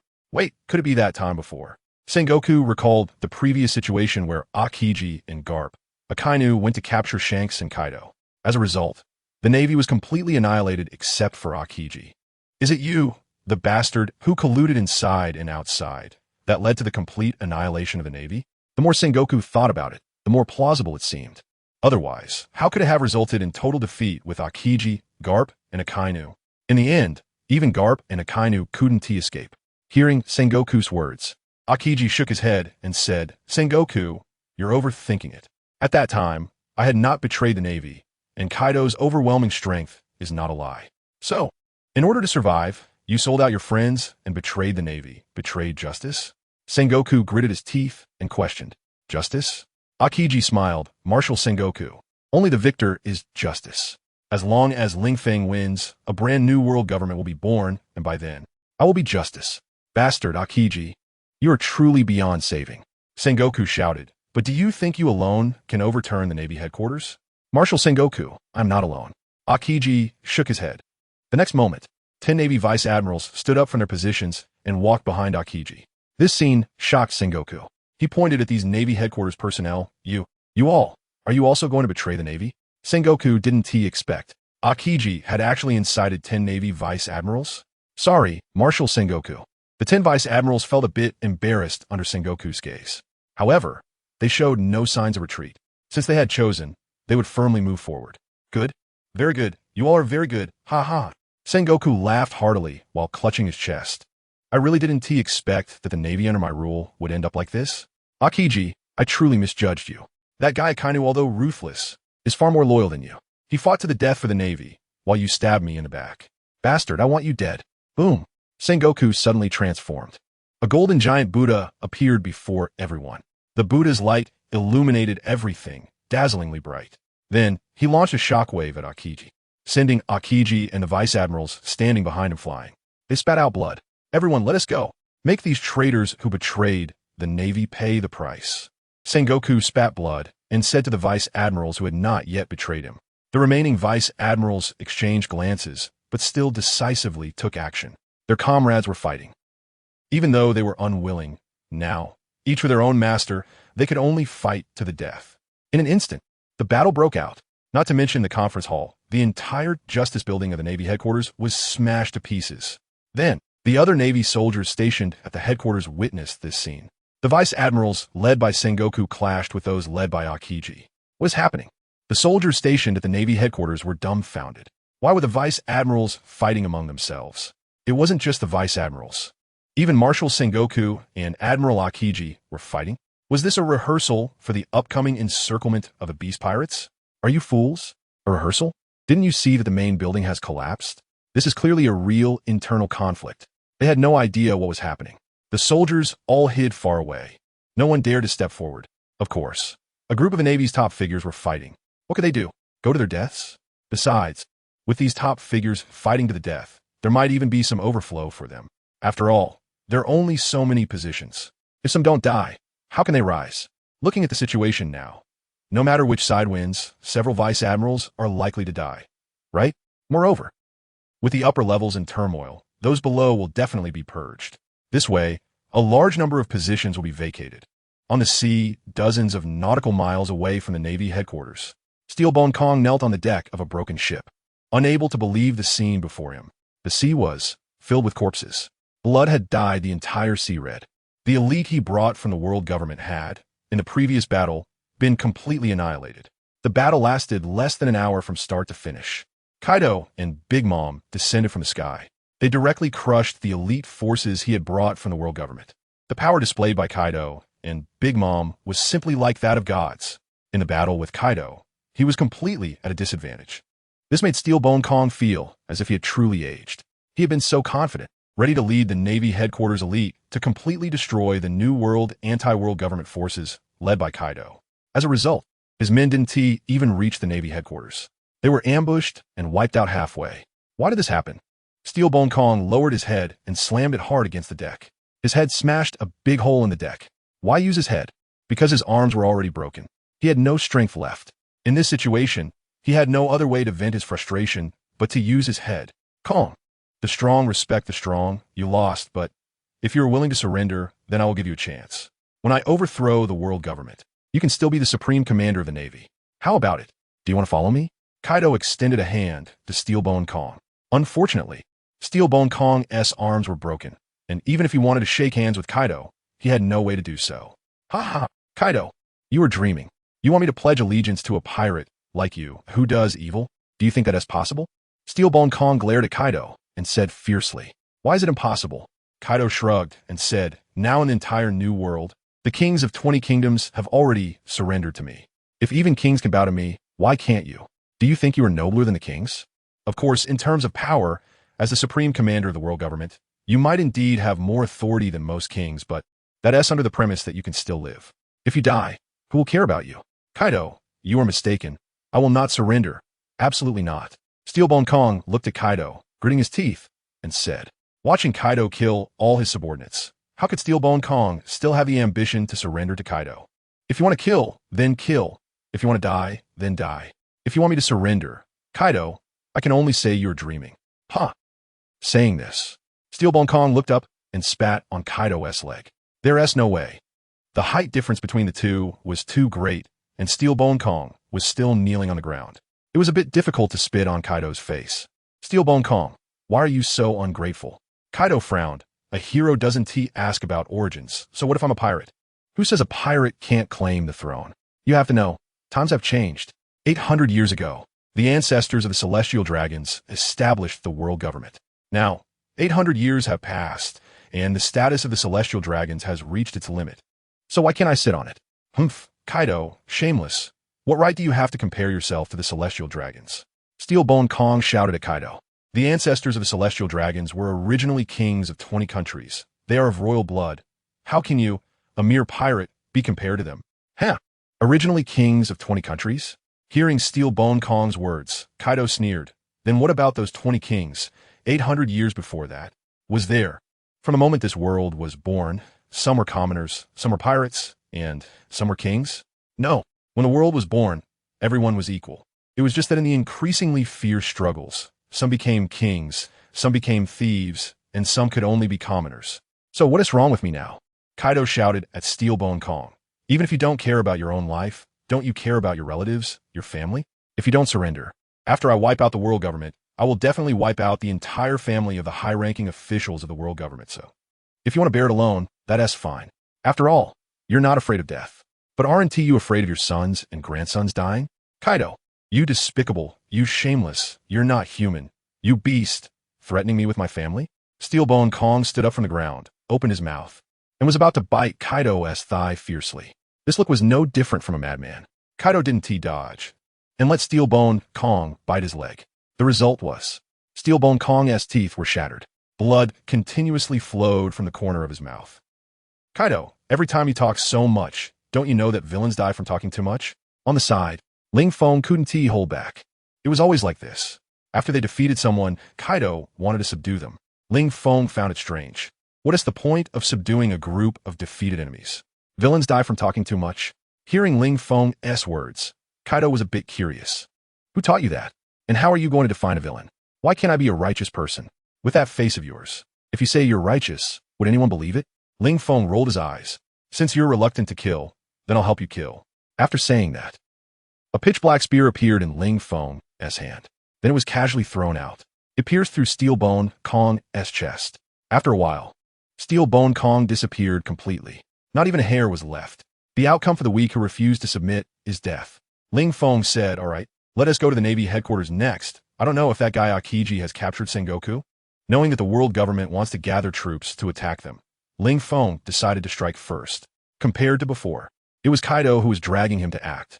But this time, it was Ling Feng who took the initiative to propose it, mainly because he didn't want to wait until his wedding with Yamato and the others, and then be interrupted by a group of world government people, turning the joyous occasion into a funeral. Although, he was confident that Yamato and the others would be fine. But, better safe than sorry. Yamato and Momonosuke were fine. They had the power to protect themselves. If combined with the enhancements Ling Feng gave them, their strength was also top tier. But Xiao Zi was just an ordinary girl. If a large army descended, it might cause chaos and lead to accidents. Therefore, the evil must be nipped in the bud. Since the world government wants to exterminate them, then they might as well take the initiative to attack, catching the world government off guard. Of course, with absolute power, there is no need for that. Aokiji, it's not too late to regret now. Do you really want to break with the Navy? Sengoku punched Aokiji, sending him flying. Aokiji stabilized himself in midair, summoning dozens of ice spears, rushing towards Sengoku. Fleet Admiral, what use is it to say these things now? Things have already reached this point. Do you think I can still back down? Then, can you tell me why you allied with Ling Feng? If it was before, and your life was threatened by Ling Feng, and you wanted to survive by allying with him, I could understand that. But this is the Navy headquarters. Can Ling Feng really kill you from 1,000 miles away? Sengoku unleashed a shockwave, shattering all the ice spears rushing towards him. Aokiji fell silent, then said, "You're right. Even from 1,000 miles away, my life is still in that man's hands, so I have no choice." Aokiji transformed into an ice giant, charging towards Sengoku. Sengoku had wounds on his body, and every big movement caused him to bleed heavily. However, facing Aokiji, if he didn't do his utmost, he would definitely not be a match. Now, he only hoped that his men could eliminate those who allied with Aokiji, and then come to help him. After all, he had 2 admirals on his side, one of whom was of average strength. But Kaido had the strength of an admiral. With Kaido around, even if they were at a numerical disadvantage, they should still have confidence in their power. No choice. 1,000 miles away, Your life is still in Ling Feng's hands? Akiji, do you know what you're saying? Sengoku frowned. Did he poison you? Or did he plant a bomb on you, ready to detonate with a remote control in Wano? Akiji shook his head. Fleet Admiral Sengoku, you might not understand. I don't even know how to explain it. But I'm not lying to you. As long as Ling Feng has a thought, I will die so. Fleet Admiral Sengoku, surrender. I really don't want to kill you. Akiji looked at Sengoku and said, this old man had been very supportive of him. He really didn't have the intention to kill Sengoku. Otherwise, that previous stab would have been right in Sengoku's heart, but he only stabbed him in the belly. Heh, Akiji, you really are shameless. Even if I'm injured, are you sure you can defeat me? Sengoku sneered. And don't forget, the commander-in-chief has already brought people on the way to the Navy headquarters, so you should be the one to surrender. As for what you said about Ling Feng controlling your life and death, there's always a way to resolve that. Take advantage of the moment, before serious consequences occur. Akiji, let go. Akiji shook his head. Looking at Sengoku, he said faintly, Sengoku, what time is it now? You wanted to let go? Do you think that's possible? If I surrender, even if you let me go, will those above you let me go? So, Sengoku, I have no choice. From the moment I attacked you, I've already stood on the opposite side of the Navy. But Sengoku, you are different. How about joining us to resist the tyranny of a world government? You know the Dragon People's character. With such people holding supreme power, how can this world be good? Akiji tried to persuade Sengoku, but Sengoku shook his head. As the fleet admiral, I can't even manage the pirates. How can I have the heart to deal with the Dragon People's issues? Since you are not prepared to surrender, then let's see the true strength in battle. After saying that, Sengoku was about to charge at Akiji, but the next moment, another knife was stabbed from behind him. Turning around, Sengoku did not expect that the one attacking him was still one of his own. Vice Admiral Ghost Spider. Ghost Spider, do you even know what you're doing? Sengoku couldn't believe it, because Ghost Spider had previously stood on his side. As a result, was this guy undercover? Just to stab him in the back at a critical moment? Sorry, Fleet Admiral Sengoku. The fate of the world government has run out. Since you are unwilling to abandon the darkness for the light, then I can only act for heaven. Saying this, Ghost Spider drew out 2 knives. Sengoku spat blood and knelt on the ground. His body was pierced with 3 holes. Even Sengoku was severely injured. Bastard! Sengoku turned around and slapped Ghost Spider, sending him flying. Blood continued to flow from his body. The next moment, a massive ice fist fell from the sky, smashing down violently. Sengoku raised his hand, trying to withstand it. Boom! The tremendous force directly shattered the ground beneath Sengoku's feet. Sengoku's legs sank into the ground. Boom! The giant ice giant raised its hand and smashed down again. Sengoku was hit and spat blood. Fleet Admiral Sengoku, I give you one last chance. Are you really not going to surrender? Akiji gritted his teeth and said, Akiji, don't dream. Even if I die, I will never surrender. Sengoku shouted and punched up at the incoming ice fist. If that's the case, then go to hell. Boom. As the smoke cleared, Sengoku collapsed in a pool of blood. Blood was constantly pouring from his mouth, but his gaze still firmly looked at Akiji. His mouth opened, seemingly wanting to say something, but he couldn't get the words out. Fleet Admiral Sengoku, what do you want to say? I am listening. Akiji walked to Sengoku's side, crouched down, and leaned close to Sengoku's mouth. Thinking that it might be Sengoku's last words, Akiji considered that if Sengoku had anything he wanted him to do, he would be willing to fulfill Sengoku's final wishes, just as a return for the care Sengoku had given him over the years. Unfortunately, Sengoku ultimately died without saying anything. Looking at Sengoku's dead eyes still open, Akiji shook his head regretfully. A generation of Fleet Admiral, what a pity. He reached out and closed Sengoku's eyes. Akiji then looked at the other vice admirals who were still fighting.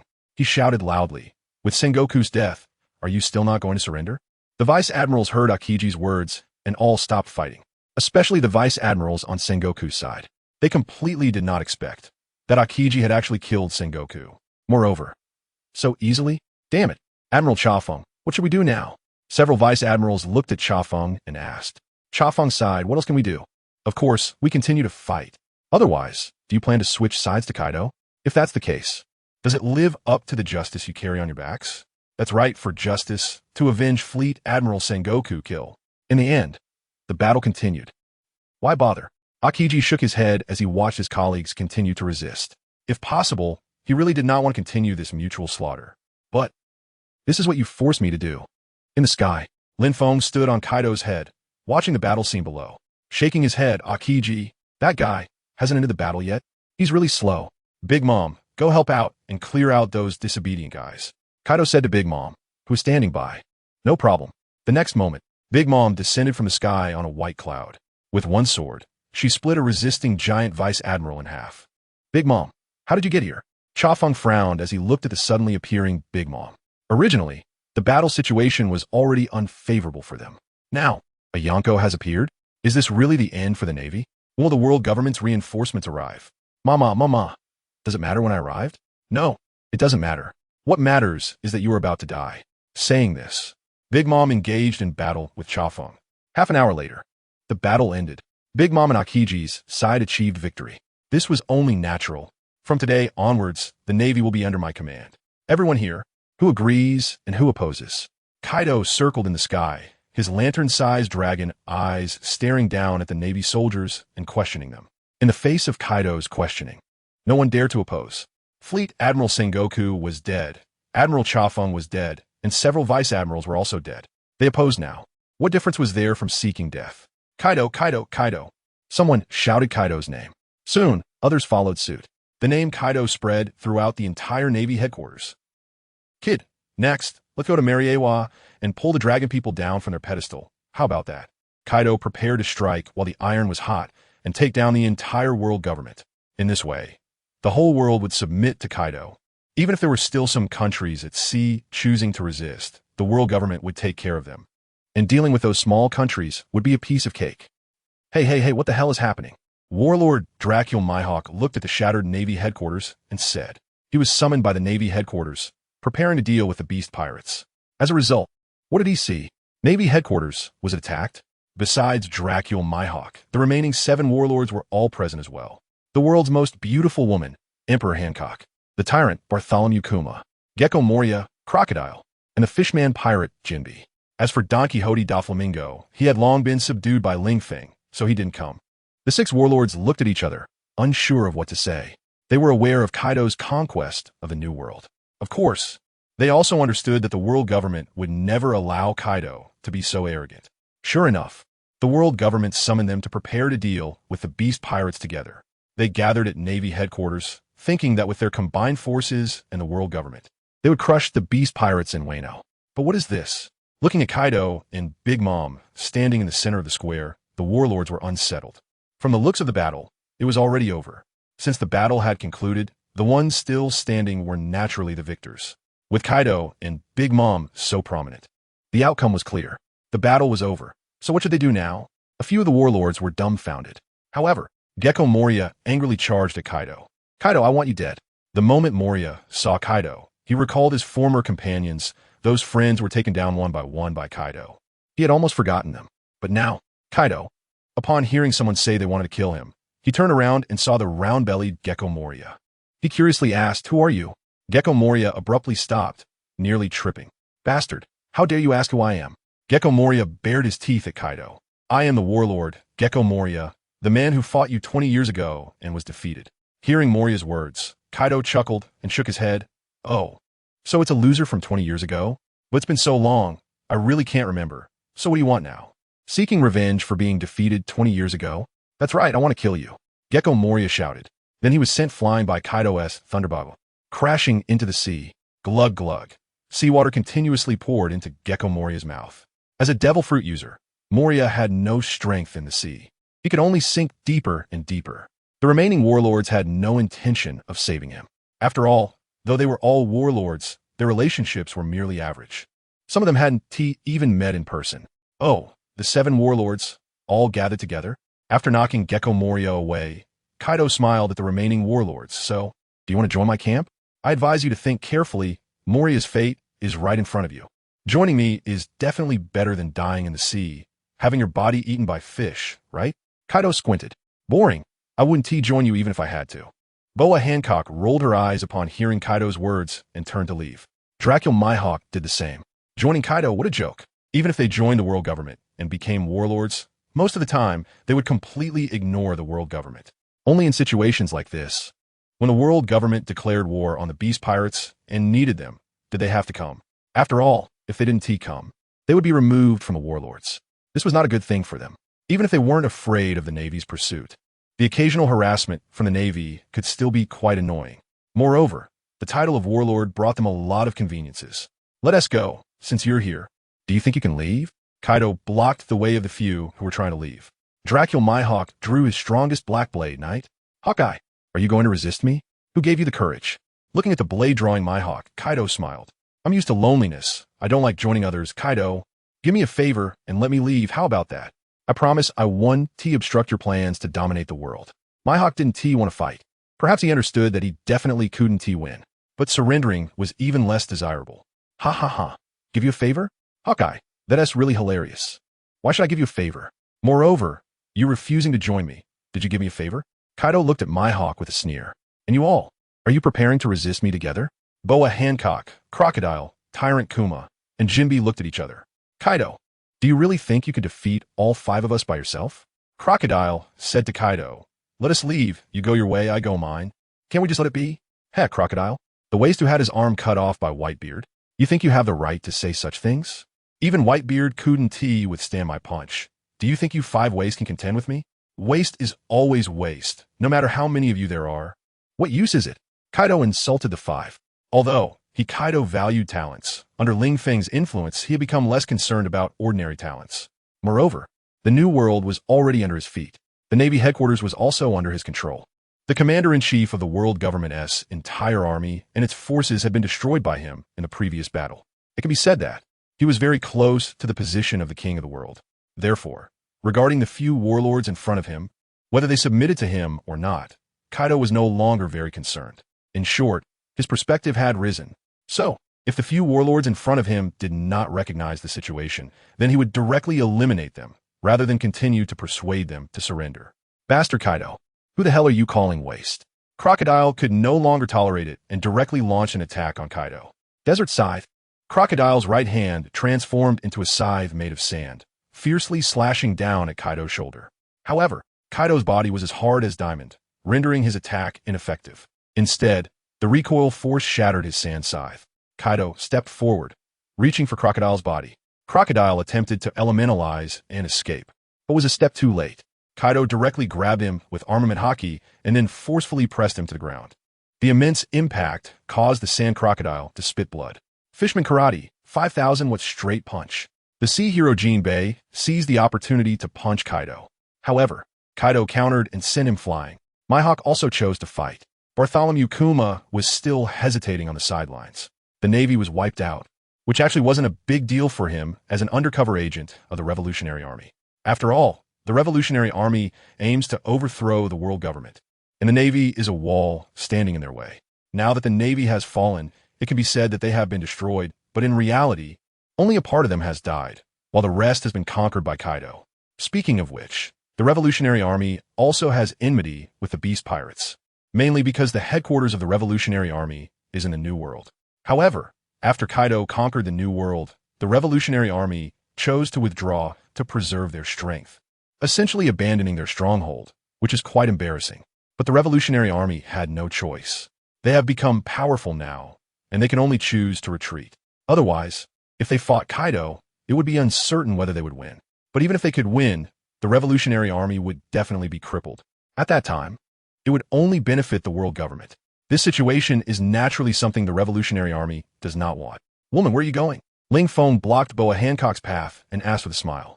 While the other warlords chose to fight, this woman actually chose to sneak away. But isn't that somewhat unworthy of her proud character? Does this lady need your permission to go anywhere? Boa Hancock looked down at Ling Feng with disdain. However, due to her excessive movement, although she was looking down, it gave the feeling of looking up. Ling Feng smiled. A mere little girl? Still trying to be tough with me? Smack! Ling Feng walked behind Boa Hancock and gave her a slap on the butt. A bounce. The feeling was excellent. Boa Hancock. She was stunned.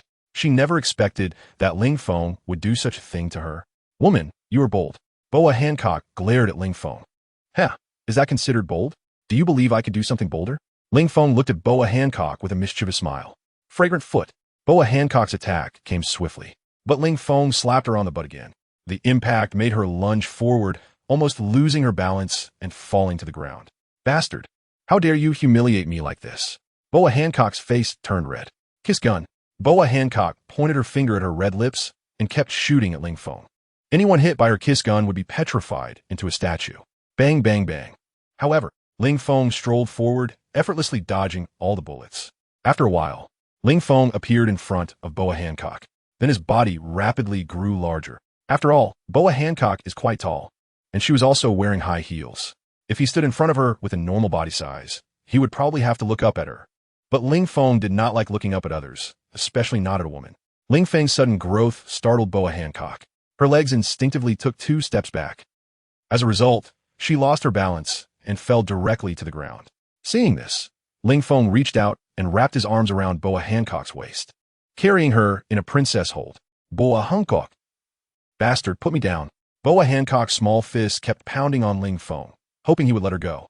But her fragile fist had no effect on Ling Feng at all. Smack! Don't move around, or else you'll regret it.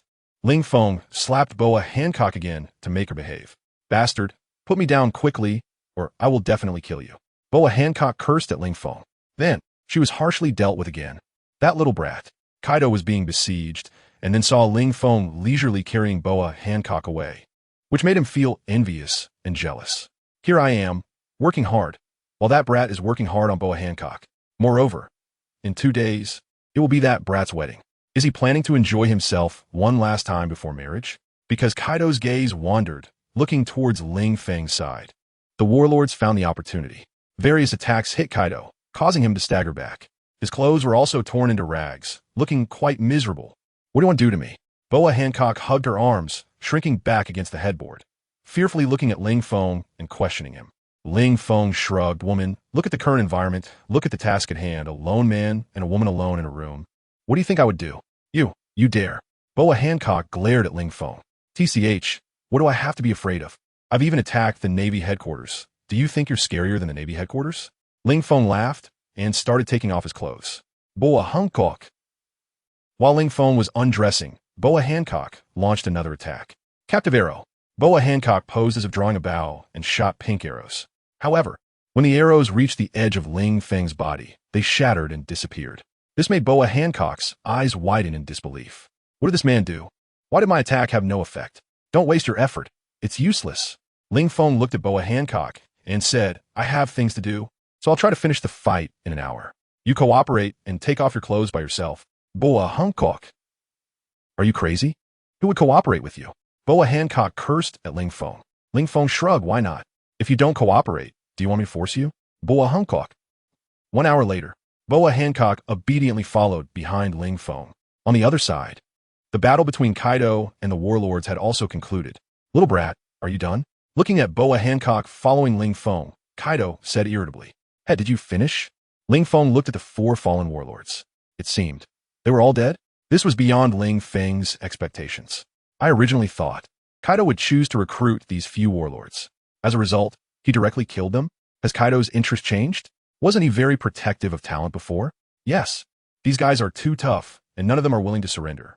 Kaido shook his head. I just don't understand, since they would rather die than surrender. What does that mean? Is it that hard to ally with me? Ling Feng shrugged and said to Kaido, Now that we've handled things here, let's go back. I'm tired. As for the world government, we'll deal with it later. After all, we don't know what cards the world government still has up their sleeves. After Ling Feng said this, Kaido nodded. Indeed. Although they took down the Navy and killed the commander-in-chief, the world government has been established for over 800 years. Who knows what cards they still hold? Especially the celestial dragons. Although most celestial dragons seem like trash in his eyes, the one at the top can't be trash, right? Moreover, Ling Feng and Yamato's wedding is about to begin. All the preparations are ready. What if we go to fight the world government and it delays things? Even though they're about to rule the world. But Kaido still hopes that Yamato can be happy. Since that's the case, let's go back to Wano first, and then see how the world government reacts. Kaido said this, and then instructed Akiji, the Navy is in your hands now. I'll make sure Big MOM stays here too. If the world government dares to send people, even if you can't defeat them, you can definitely protect yourselves. After giving the instructions, Kaido took Ling Feng back to Wano. 2 days later, in Wano, a grand wedding is underway. Mr. Ling Feng, do you take these 3 ladies as your wives? Will you stand by them in poverty and sickness until the end of time? The priest asked Ling Feng. I do, Ling Feng replied. Then, Ms. Yamato, Ms. Hiyori, and Ms. Shiwan, do you take Mr. Ling Feng as your husband? Will you stand by him in poverty and sickness until the end of time? The priest asked Yamato and the others. We do. The three nodded. Now, please exchange rings and perform the promise kiss. The priest instructed the four to exchange rings. Ling Feng put wedding rings on each of the three ladies. Then he let Yamato put a ring on him. Finally, they performed the kiss, declaring the wedding of the four completed. A month after the wedding, Ling Feng and the three ladies are happily living in their world. Everything outside has nothing to do with them. In the past few days, Ling Feng felt that his body was becoming weaker. His complexion was somewhat pale. Even sometimes when he got up during the day, his legs couldn't hold him steady. This made Ling Feng feel that he couldn't continue like this. Otherwise, he was afraid he would really be drained. Just then, Kaido found him. He told him that they could go to Mariehua for the final battle. The world government is also preparing to mobilize its entire army for a great showdown with Kaido. There is no choice. The longer they delay, the worse it is for the world government. Especially since, during this time, the navy led by Aokiji has been continuously developing in the Grand Line. Many countries in the first half of the Grand Line have also joined Kaido's camp. If the world government waits any longer, the entire Grand Line might fall under Kaido's control. Therefore, the world government can't wait any longer. After a month of gathering troops, the world government is ready for the final battle with Kaido. Kaido received this news, which is why he came to find Ling Feng. Speaking of which, kid, your complexion looks a bit off? Kaido sat in front of Ling Feng, drinking from his gourd, looking at Ling Feng's pale face, and said, although Ling Feng's complexion was already somewhat pale before, but it was different. Before, it was just an ordinary pale skin color, but now, it looks somewhat sickly pale. He appeared very weak. This made Kaido wonder if Ling Feng would have the strength to fight when they battle the world government. Would he? Probably not, right? Ling Feng denied it. Do you think denying it will change anything? Kaido shook his head. Forget it. That's not important. The world government's army has already gathered. So I think we can't give the world government a chance to lead 1,000,000 troops to Wano. Otherwise, Wano will definitely turn into a scorched earth. Therefore, I decided that we should directly attack Mariehua. As long as we can wipe out the celestial dragons and the upper echelons of the world government, then the 1,000,000 troops they have gathered will just be a headless bunch of trash, and we will be able to control them easily afterward. I think what you said makes sense. Ling Feng nodded. Then let's go now. If we go now, we can still make it back for dinner tonight. Kaido. We can still make it back for dinner tonight? Kaido didn't know what to say. This is a war against the world government. Do you think this is child's play? It can be finished in a few hours? To be honest, Kaido's heart was actually very anxious. After all, he didn't know the world government, nor did he know the hidden cards of the celestial dragons. And his own cards seemed to have completely been exposed to the world government. Whether they could win was still uncertain.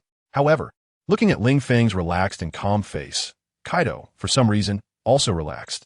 At worst, 18 years later, he would be a good man again. And so, Kaido gathered Aokiji, Big Mom, Blackbeard, and a group of his pirates, along with himself and Ling Feng. The total number of people was only a few hundred. They set off towards Mariehua. A battle that would determine the fate of this world was about to begin. Synopsis. Kaido, my interest is suicide. Protagonist, my interest is being killed. Thus, the two hit it off and embarked on a path of seeking death together.